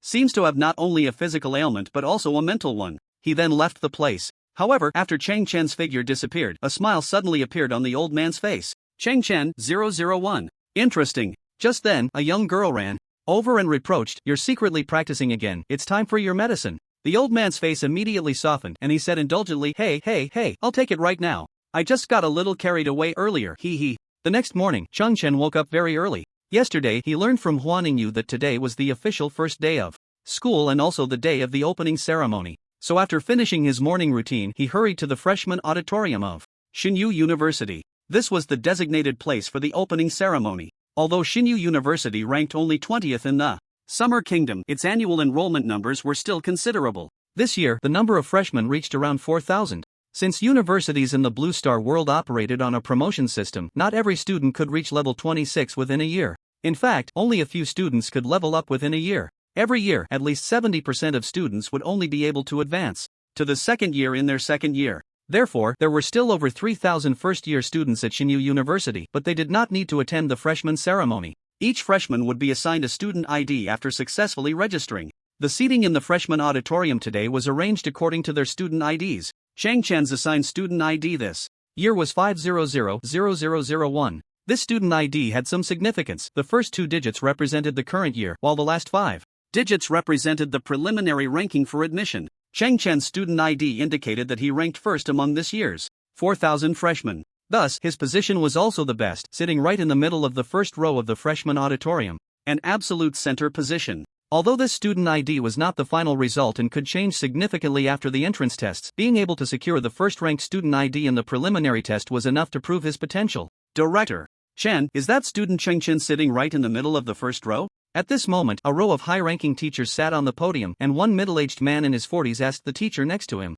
This Director Chen was naturally Chen Yilei from the admissions office of Xinyu University, the teacher who had recruited Chen from Jiangcheng No. 1 High School. The one who had just inquired was the director of the Academic Affairs Office, Lei Junjie, who held a position half a rank higher than Chen Yilei. When Chen entered, Chen Yilei had already noticed him. He smiled broadly and said, "Yes, that's him. But I still don't understand why he chose our school." At this point, Chen Yilei let out a bitter laugh. In fact, it wasn't just him, even the other teachers couldn't figure it out. When he brought back the good news, many people couldn't believe it. With Chen's terrifying talent, he could have chosen any top university in the Summer Kingdom. Now that he chose Xinyu University, it was hard to tell whether it was a blessing or a curse. Who is this year's representative for the freshmen? Is it him? Lei Junjie asked, somewhat puzzled. At this moment, Chen Yilei shook his head helplessly. No, it's not him. He reported too late and we didn't have time to communicate with him. So this year, we chose another very outstanding student. Upon hearing the phrase very outstanding, Lei Junjie instinctively asked, how outstanding? How does he compare to Chen? This question put Chen Yilei in a bit of a dilemma. He wondered if there was anyone in the Summer Kingdom who was more outstanding than Chen. Wasn't he in a different dimension? After all, he had defeated a teacher who was on the verge of a third promotion. However, even though he thought this way, he couldn't say it. What kind of teacher would belittle their own student?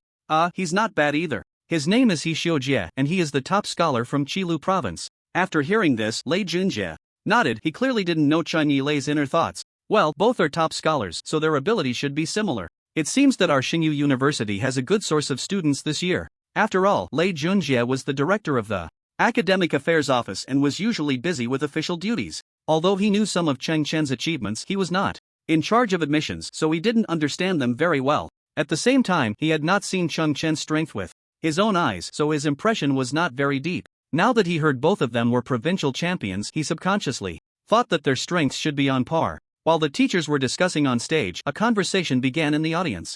Chen had just sat down for a short while when a new student next to him took the initiative to talk to him. You are this year's champion from Hebei province, right? My name is He Xiujie, and I am this year's champion from Qilu province. You may be excellent, but I should be technically superior at the moment. After all, I was notified by the school earlier that I would be speaking on stage as the representative of the new students today. He Xiujie said this with a rather proud expression. Although he was somewhat surprised when he learned that his student number was not 001, he was glad that the school arranged for him to be the representative, which proved his potential. It is known that the representative of each school's new students is often the most promising student. Moreover, the preliminary ranking determined by the school system is not the final result. Everything will be settled after the entrance test. He Xiujie had always held the top position in Qilu province, so he was very confident that he was better than Chen. Furthermore, Chen's profession was a free agent, while he was a promising mage, destined to become a windwalker at level 30. In his view, their futures were certainly not on the same level. Even though Chen's level was slightly higher than his now, the free agent profession was destined to have no future, so he was very confident. Chen, after hearing this, felt no fluctuation in his heart and even wanted to laugh. I don't think I know you? This sentence nearly drove He Xiujie mad with anger. Chen's implication was probably, who are you? Are we close? Let you be arrogant for a while. By tomorrow, I will let you know who the real number one is. Just then, the teacher on the podium began to speak, ending their conversation. Hello, new students, and welcome to Xingyu University. I can assure you that you will not regret your choice today. Next was a long speech lasting 20 minutes, during which Chen nearly fell asleep. However, after finally getting through it, it was time for this annoying guy next to him to give a speech, and Chen felt a bit speechless. Before going on stage, He Xiujie cast a proud glance at Chen as if to show off. However, Chen couldn't be bothered to pay attention to him. If today's entrance ceremony were not mandatory for new students, he wouldn't have even bothered to come. After He Xiujie went on stage, he spoke passionately for more than 10 minutes. Clearly, he had experienced similar scenes many times before. His speech was also quite high level, earning him a round of applause at the end. After finishing his speech, He Xiujie specifically glanced at Chen, wanting to showcase his style. However, he found that Chen didn't even lift his head and was instead playing a matching game. Your time to be arrogant is only limited to today.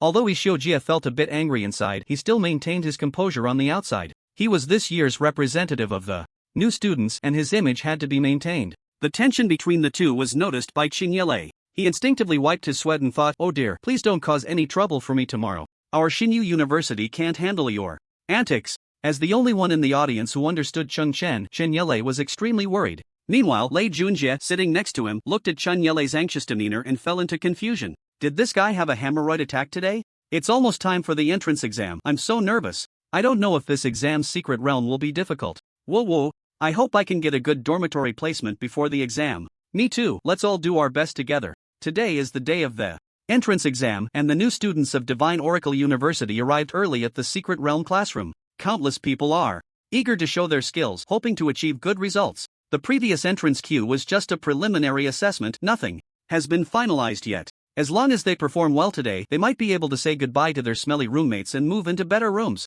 With 10 minutes left before the exam starts, He Xiujie has already arrived at the venue. He looks around, seemingly searching for someone.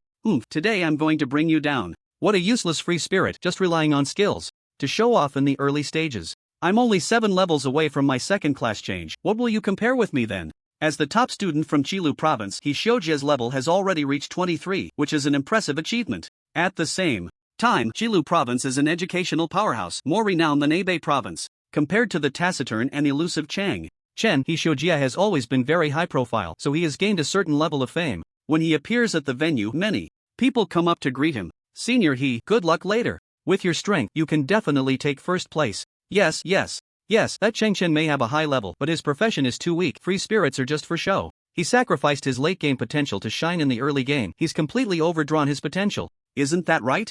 In my opinion, he even exploited loopholes in the exam. He's a distorted product of exam-oriented education. Most of these people are from Chilu province, so they are well aware of Hishoujia's strength. This is a great opportunity to build connections, and they naturally won't let it slip by. At the same time, they don't really understand Cheng Chen's true strength, even attributing his good results to over-promotion. The impression that free spirits lack late-game capabilities has been deeply rooted in Xia country for over 100 years. It cannot be completely overturned by 1 or 2 good results. Moreover, everyone comes from different places and hasn't seen Cheng Chen's combat power firsthand, so they aren't taking it seriously at the moment. Many envious people have even thrown out all sorts of mudslinging. After all, everyone still vividly remembers the scene of Cheng Chen's enrollment yesterday. Hishoujia, who has a social confidence, calmly handles everyone's flattery while maintaining a very humble attitude. This only improves their impression of him. A few minutes later, Cheng Chen finally arrives at the secret realm classroom. He actually isn't very interested today. After all, most of the people around him are little kids around level 17 or 18, and winning against them wouldn't mean much. Cheng Chen's current level is 25, and in terms of true strength, he has even surpassed ordinary second-class strong players. Participating in the entrance exam is like a dimensionality reduction strike for him. However, Hishoujia knows none of this. Upon seeing Cheng Chen, he reveals a provocative expression, but unfortunately he is still ignored. This person is really disgusting, extremely boring. Cheng Chen can't be bothered to pay attention to such self-satisfied idiots showing a look of disdain. Everyone sees this reaction, so they start to defend Hishoujia, criticizing Cheng Chen harshly. Just 2 minutes before the exam starts, Lei Junji appears at the front of the venue. Dear students, today is your first important exam. This not only relates to your ranking but also to your future at Divine Oracle University. Students ranked higher will receive more resource allocation, so show us what you've got and strive for good results. Lei Junjie's brief opening remarks were met with enthusiastic applause from everyone. He then scanned the audience, focusing his gaze on Cheng Chen and Hishoujia. Well, this year our school has 2 top students, which is quite commendable. I just wonder who will come out on top later? Soon, 2 minutes passed, and the portal in the center of the secret classroom suddenly burst forth with golden light. All the students then entered one by one. The entrance exam for the Oracle University officially began. Old Chen, who do you think is more promising between Cheng Chen and Hishoujia? Lei Junjie asked Chen Yilei beside him. This question had a very simple answer for Chen Yilei. He almost blurted out that it was obviously Cheng Chen, but he held back in the end. To maintain enough neutrality, he couldn't be too straightforward. After all, when Director Lei asked yesterday, he hadn't exaggerated much either. So at this moment, Chen Yilei pretended to think for a while, then feigned indecision. That's really hard to say. Let's just see the final results. Such an answer left Lei Junjie somewhat puzzled. Isn't that equivalent to saying nothing? I asked you to predict, and you said to wait for the results. What do I need your prediction for? In Lei Junjie's view, Chen Yilei's reaction was a bit strange. However, he couldn't think of any other reason and had to let it go. Just then, the large screen above the secret classroom displayed an image. It recorded the information of all the students participating in the exam. This information was arranged by level. Cheng Chen, at level 25, ranked first. Hishoujia, at level 23, ranked second. Many teachers who came to observe immediately began to chat upon seeing this scene. I wonder which of these 2 will take first place. Hishoujia is a good prospect. Our Magic Academy must recruit him. His second class is Windwalker, not purely magical. Our War Academy won't let him go easily. I heard his combat IQ is also very high. He doesn't necessarily have to join you.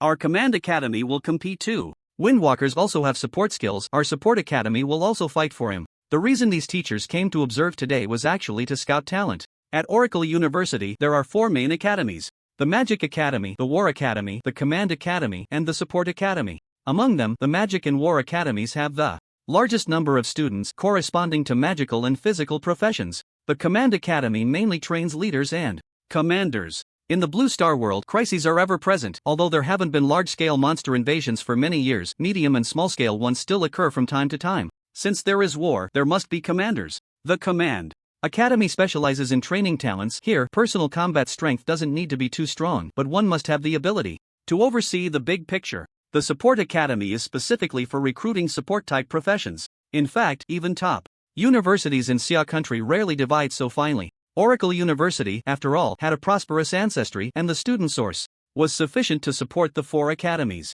Although it has declined now, this tradition has been preserved. However, because of this, other schools often joke about Oracle University, saying their framework is larger than anyone else's, yet they have very few outstanding students, always engaging in flashy things that are of little use. Because there are so few good students, the 4 academies often compete fiercely for a promising candidate. Clearly, He Xiujie is the hot cake in their eyes. Although Chen has a higher level, he is not as highly regarded. On one hand, the late-stage issues of The Wanderer have always been criticized, while on the other hand, there is the issue of selection. For a profession like The Wanderer, which academy should he go to? It seems he could go to any of the 4 academies. But he can't be admitted to all of them at the same time, right? Today's test secret realm is the Blood Red Monastery. I wonder how everyone will perform. It shouldn't be a big problem, after all, only the first half is open. Yeah, if the last 2 areas were also opened, I estimate no one would be able to pass. While the students entered the secret realm, a group of teachers also sat down, as they had tasks today. The secret realm being tested at Divine Domain University is called the Blood Red Monastery. This is a mid-level secret realm with 2 difficulty levels, a hard difficulty for levels 20 to 30 and an extremely hard difficulty for levels 30 to 40. The Blood Red Monastery has a total of 4 areas, and if the entire secret realm is cleared, the overall difficulty will reach extremely hard. The recommended level of 30 to 40 is clearly beyond what these students can handle. Therefore, today's secret realm only opens the first 2 areas, the graveyard and the library. Together, these 2 areas have 3 bosses and 1 rare elite. Even so, the final boss in the library is at level 28. The difficulty of this secret realm is already the highest among all universities in Xia country. Other schools typically arrange secret realms around level 25 for their entrance tests. This difficulty is just slightly higher than the college entrance examination, making it the most suitable level for training freshmen. However, all secret realms at Divine Domain University have exceptionally high difficulties. The Blood Red Monastery is already one of the simplest secret realms. Due to the high difficulty, Divine Domain University is the only school in the country that grades in segments. They do not expect all students to clear the secret realm. The teachers will review their battle records afterward and grade them based on their performance at different stages. Such a situation is indeed unavoidable, as the difficulty of the secret realm is extreme. The entrance test is an examination that all universities in Xia country hold every year at the start of the school year. Since the college entrance examination in Xia country does not have a unified national question set but is instead independently set by each province, the quality of teaching varies across provinces, leading to differences in strength. Therefore, independent question setting within provinces can better suit the performance of local students. However, this also brings another problem. Without a unified standard, it is difficult for universities to intuitively assess the level of all students. After all, they come from all corners of the country, and the exam questions are certainly different. For example, if the top students from 2 provinces are placed together without witnessing their exam situations firsthand, it is hard to determine who is stronger. Thus, schools conduct entrance tests to quickly gauge the true abilities of students and better arrange their learning processes. Generally speaking, the top students from each province do not have significant differences, though Chen is an exception. A few minutes later, all students entered the secret realm. The screen at the front of the hall displayed changing information. Behind each student's basic information, the current test difficulty and area information appeared. Since all students first cleared the graveyard area and then the library, the display text was hard graveyard area. However, when Chen entered the secret realm, he heard the system's voice. Due to your profession being the hidden class binder, the highest difficulty is automatically activated. Today's assessment difficulty has been raised from hard to extremely hard. Good luck. After hearing this, Chen was stunned for a few seconds. I almost forgot about another hidden feature of the binder. Today, I've been raised to the 30 to 40 level range. This is interesting. At this moment, Chen was not panicking at all. In fact, he felt a hint of excitement. If he had to clear a secret realm at level 20, he would likely find it very boring, but now everything was different. In fact, the default highest difficulty feature of the binder was triggered only now for a reason. First of all, this feature only takes effect for the secret realm projection, meaning that only the elastic secret realms will be forced to increase in difficulty. Fixed secret realms, like those in the Apocalypse continent, do not have selectable difficulty, so it cannot take effect. As for the junior secret realms at the high school stage, Chen directly brushed through at normal difficulty to seize ownership, which was already the highest level, so it also did not take effect. After entering university, starting from the intermediate secret realms, the feature of the spellbinder enforcing the highest difficulty will frequently appear. However, Chen was unaware that while he was walking deeper into the cemetery area. An explosion had already occurred outside. What happened? Why does Chen's information show an extreme difficulty? Wasn't today's test not opening the later weapon storage and church area? Is it a problem with the secret realm projection, or did he actively choose to increase the difficulty? Countless teachers could hardly believe their eyes. According to past experience, to fully clear the blood-colored monastery, one would need to reach at least level 30, with quasi-second transition strength to have a chance. It should be noted that the final boss area in the church has 2 bosses present at the same time. Moreover, their levels are as high as level 38. Extreme difficulty is many times harder than difficult. In the eyes of the crowd, although Chen is level 25, the possibility of him passing this extreme assessment is less than 1%. He will most likely only score some technical points. Full clearance is impossible. Teacher sighed, unsure whether it was in regret or reproach.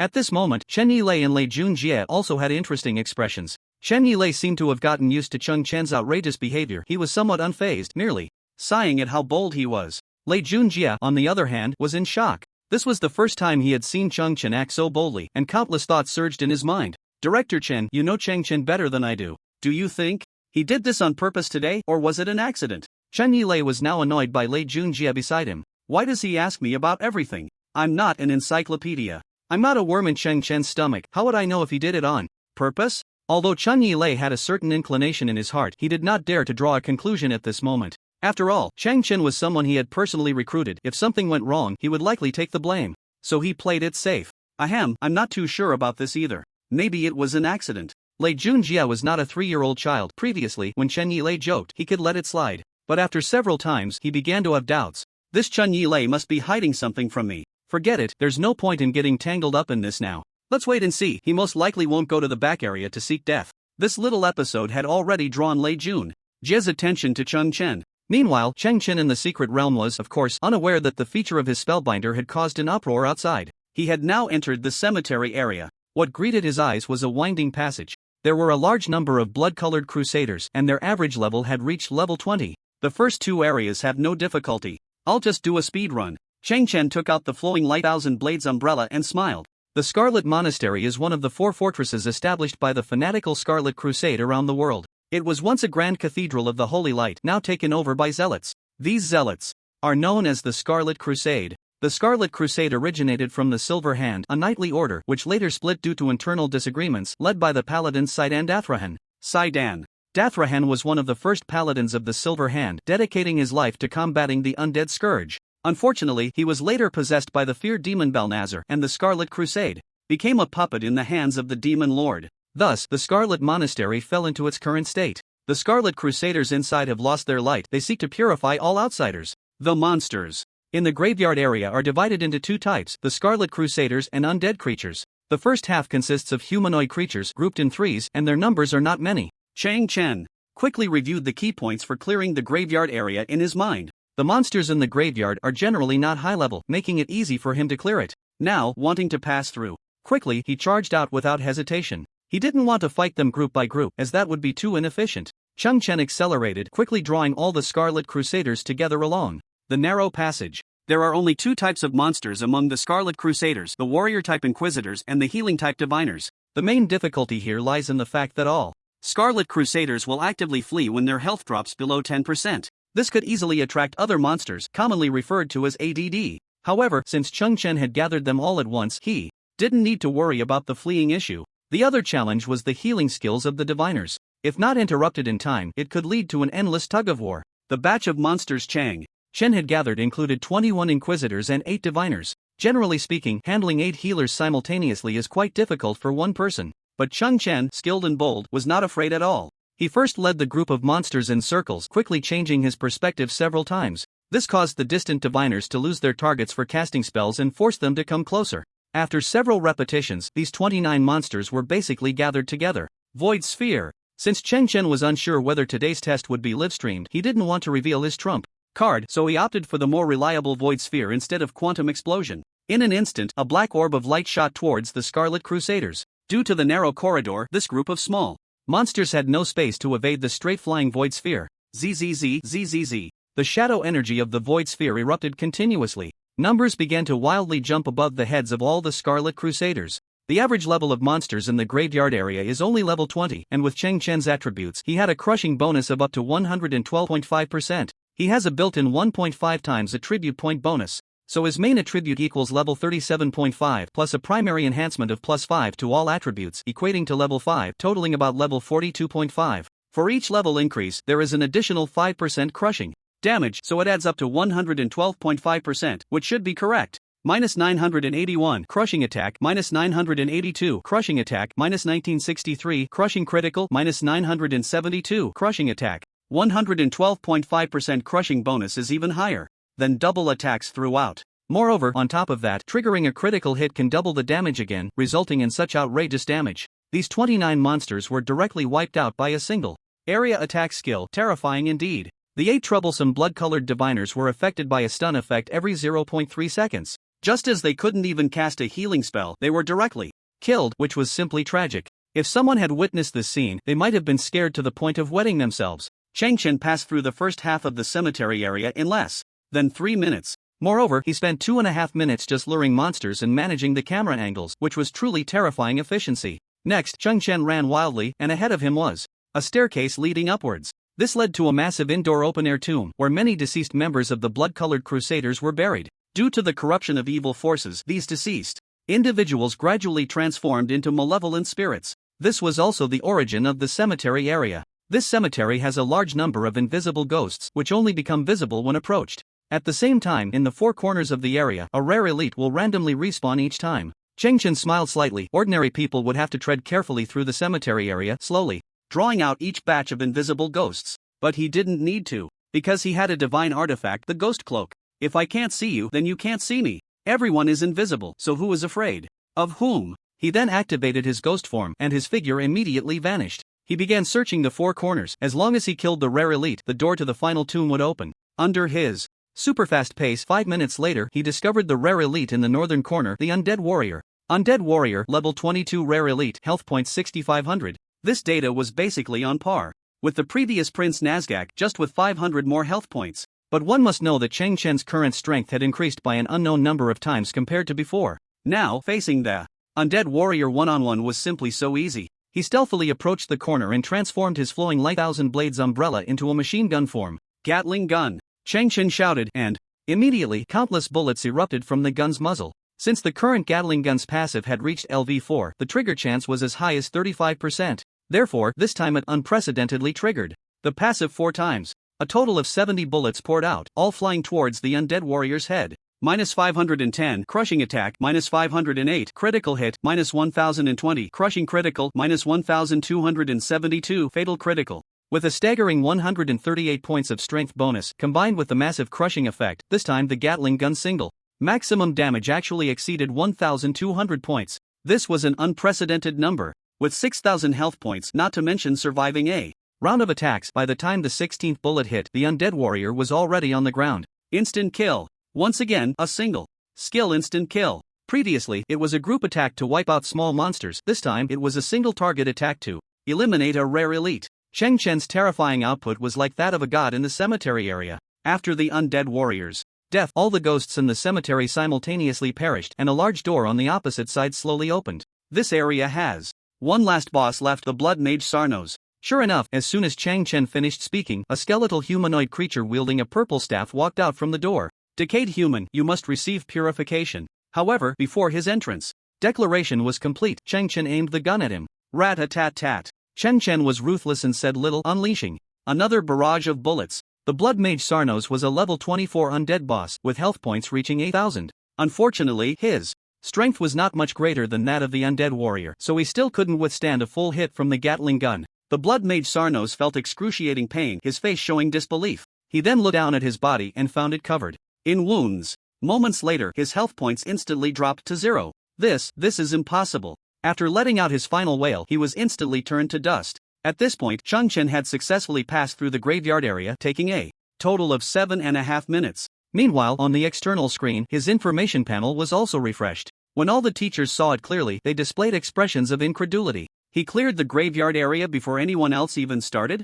In 7.5 minutes, he cleared the tomb area, a record that left all the teachers speechless for half a day. Now, 90% of the people hadn't even made it past the blood-colored Crusader corridor in the first half. I've decided to change strategies. We at the War Academy are set on Chen. You can forget it. Does it even need your change? Our Mage Academy has already reserved him. You're full of crap. When did you reserve him? I didn't know anything about it. Our Command Academy hasn't spoken yet. Do you think only you two are after him? Exactly, our Support Academy also. Never mind, he probably wouldn't look at us anyway. Many teachers who had previously held high hopes for Hishujie were now won over by Chang Chen's performance. They no longer cared about any so-called scattered professions and were ready to extend an olive branch to clear the tomb area in 7.5 minutes. Even if you brought a well-prepared second transformation graduate to grind, it would be impossible to achieve. Not recruiting such a student would be a sign of insanity. Chang Chen clearly possessed exceptional strength and superb tactical skills, otherwise he wouldn't have achieved such an exaggerated result.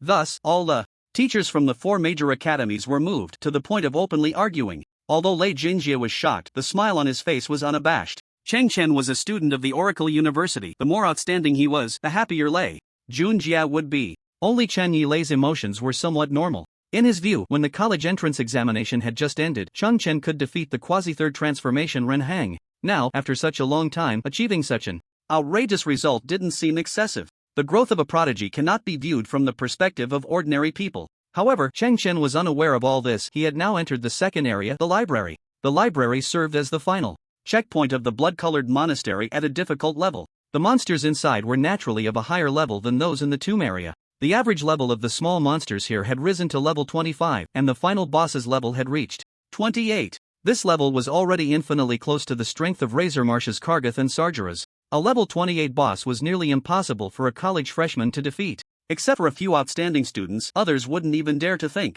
about it. But this was no challenge for Chang Chen, as his attributes and equipment far exceeded the standard of his peers. Not to mention, he also had an extremely abnormal passive bonus, a unique advantage. The number 1 boss in the library, I remember, has 3 blood-colored warhounds. With my current attack power, taking them down together is no problem. Chang Chen quickly recalled the characteristics of the library and immediately took action. The area of the library was slightly smaller than the tomb area, but it was still a straight path to the end. Moreover, there were no front and back sections. The entire library was guarded by the blood-colored crusaders. The 2 bosses were also mid-level figures among the crusaders. Inside the library, as soon as the door opened, there was a circular open-air garden. In a side-independent courtyard, the number 1 boss dog trainer Loxi was very close by. The blood-colored monastery was a very popular outdoor dungeon in the past life because the dungeon map was small, making it efficient to grind. Then, on the left side of the courtyard, there was an entrance leading to a long U-shaped corridor. At the end of this path was a circular reading room where the level 28 final boss, Mage Duan, was located. Chang Chen charged in again at the same monster drawing speed as before. However, this time, his route conveniently avoided dog trainer Loxi. Instead, he directly entered the U-shaped corridor from the left entrance and finally turned back at the door of the circular reading room. This time, the number of monsters he drew exceeded 50. The blood-colored crusaders in the library are divided into 3 types: the blood-colored priests who excel at healing, the blood-colored heroes who are skilled at interrupting and silencing, and the blood-colored defenders with astonishing defensive capabilities. Because of the presence of the silencing blood-colored heroes, Chang Chen was particularly cautious while pulling monsters this time, maintaining a safe distance. If he accidentally got silenced while pulling a group of monsters and couldn't use his skills, even he could be instantly killed. Along the way, Chang Chen maneuvered around the pillars in the corridor to avoid being seen 3 or 4 times, finally gathering a large number of blood-colored crusaders together. Only with his impressive agility of 158 points, along with the assistance of travel boots and swiftness potions, could he pull monsters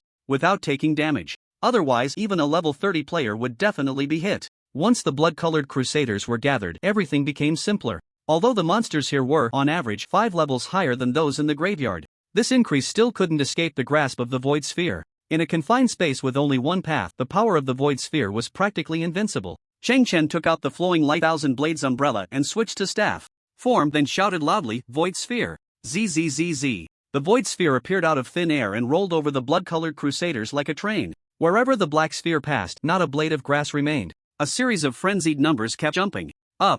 -866 crushing attack, -866 crushing attack, -1733 crushing critical hit, -862 crushing attack. Under such terrifying damage, the blood-colored crusader army, with an average health of around 3,000, was instantly wiped out. Fortunately, this time the entrance exam at the Oracle University did not have a live broadcast. Otherwise, the teachers outside might have been scared to death by this terrifying damage. Of course, they could not have imagined that Cheng Chen, as a solo class, had such outrageous attack power. Otherwise, the teachers would have convened an emergency meeting to study it collectively. After spending 8 minutes, Chen successfully cleared all the small monsters in the library. Now he only had 2 bosses left to defeat. I remember that the wizard Duan has a big move that is an indiscriminate attack. Why not just pull them together and kill them? As a top-tier wizard, Duan's strongest move is Arcane Explosion. This skill deals massive arcane damage to all targets within a 10-meter radius centered on him. The final library is a circular room with a diameter of only 9 meters, so as long as Arcane Explosion is released, it is guaranteed to hit.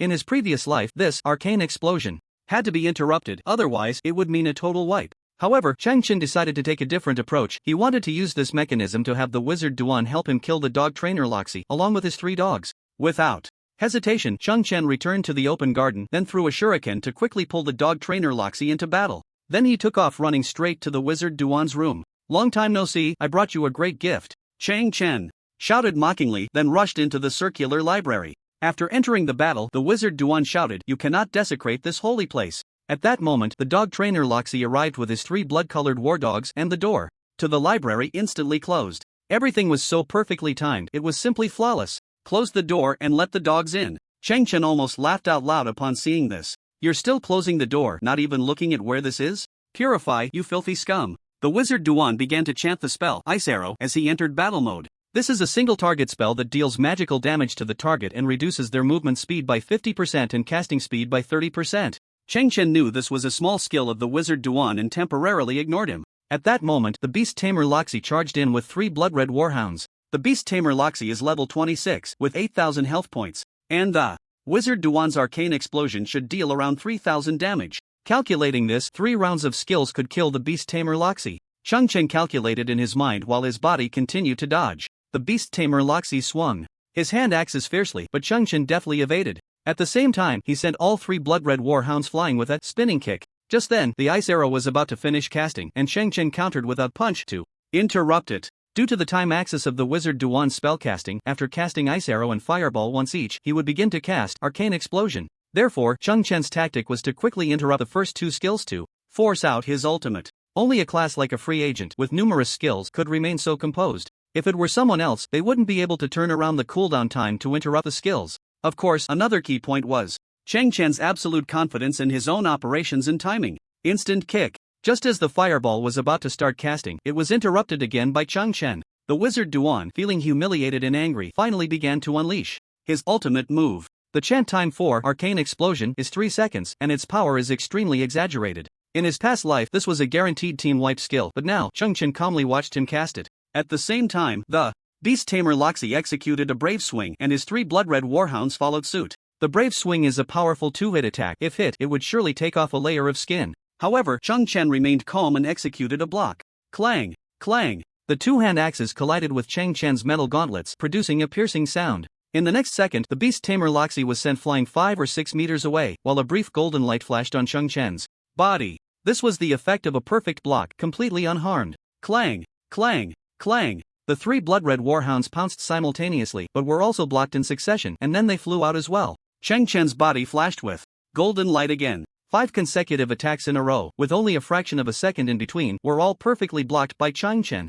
Such terrifying reflexes were simply unbelievable. If the teachers outside could see this scene, they would probably be left speechless. After all, only a 3rd transformation melee powerhouse could perform a perfect block so easily. The difficulty of Chen's recent maneuvers was even higher than a perfect block. He had blocked 5 times in a row. Terrifying to the extreme. Taste my terrifying power. The wizard Duan finally completed his chant and shouted arrogantly. But at that instant, Chen clasped his hands together and a golden protective shield appeared out of thin air, which was the Chi Master's Chi Shield. Bang! The purple arcane energy erupted wildly from the center of the wizard Duan, spreading outwards. The beast tamer Loxi, who had just gotten up from the ground, didn't even have time to react before his health dropped by a third. The 3 blood-red warhounds beside him were even instantly killed. Although Chen's Chi Shield was shattered in 1 hit, he himself suffered no damage. At that moment, the flowing light thousand blades umbrella in his hand emitted a dazzling glow, and after a moment, it transformed into a one-handed sword. Erosion of Holy Mang. Immediately, a dark green ghost formation appeared in the library. At the same time, spots appeared on the 2 bosses in the room. This was a sign of reduced magical defense. However, his actions were not yet finished. Blade Soul of Kazan. Another ghost formation appeared out of thin air. Chen took advantage of the gap to cast 2 ghost formations in quick succession. On one hand, it was to lower the magical defense of the beast tamer, Loxi, allowing the damage from the arcane explosion to increase further. On the other hand, it was to enhance his own power attributes, making it easier to attack the wizard Duan next. Although the three blood-colored military dogs had low attack power, they could disrupt Cheng Chen's attack rhythm. Now that they had all died, Cheng Chen felt much more relaxed. In front of him were two bosses, one a pure mage who could only chant spells, and the other a pure warrior whose blocks could perfectly defend. The subsequent battle completely fell into his rhythm. Whenever the wizard Duan released ice, arrows or fireballs, Cheng Chen would interrupt him and deal some damage in the process. The beast tamer, Loxi, could not break through Cheng Chen's perfect block, being knocked back time and again. The moment the second arcane explosion occurred, Cheng Chen decisively unleashed the wave split slash on the beast tamer, Loxi. -619, crushing attack, -737, critical attack, -620, crushing attack, -740, crushing attack, -1208, crushing critical, -3421, friendly damage. Cheng Chen not only utilized the 0.5 seconds of invincibility from the wave split slash to avoid the damage from the arcane explosion but also dealt a significant amount of output. A series of damage numbers popped up, with the last one reaching an astonishing 3,421 points. However, this damage was not caused by Cheng Chen, but rather the effect of the wizard Duan's arcane explosion. The reason for the extra damage was naturally due to the reduction in magical defense. Under such terrifying damage, the beast tamer, Loxi, died instantly. Next, it's your turn, Cheng Chen shouted, and the flowing light thousand blades umbrella in his hand instantly switched to machine gun form. Now in a 1v1 duel, he could finally unleash his output without restraint. Against this kind of magic-based boss, continuous and efficient output skills were undoubtedly the most suitable. Gatling Gun Barrage. The passive ability of the Gatling gun had now reached LV4 and the triggering probability had significantly increased. This time, it triggered the passive ability 4 times in a row, and a barrage of bullets flew out wildly. -327, critical attack, -270, crushing attack, -539, crushing attack, -270, crushing attack, -651, critical hit. Although the single damage this time was not as exaggerated as before, the sheer number of bullets made up for it. A total of 70 bullets hitting 2/3 brought the wizard Duan down. The passive ability of the Gatling gun, when used against monsters of a lower level, was simply a dimensional strike. With Cheng Chen's current terrifying attributes, no monster could withstand the continuous 4 passive attacks. This was the super strong attribute advantage brought by the Spellbinder, and it was Cheng Chen's unique trump card. After the wizard Duan died, the chest behind him suddenly opened. Cheng Chen walked over and picked up a key, which was the key to unlock the door to the armory in the third area. The crushing battle is too boring. Next, let's see if the armory in the church area can bring me some excitement. Cheng Chen's lips curled slightly, and then he turned and left, heading towards the armory.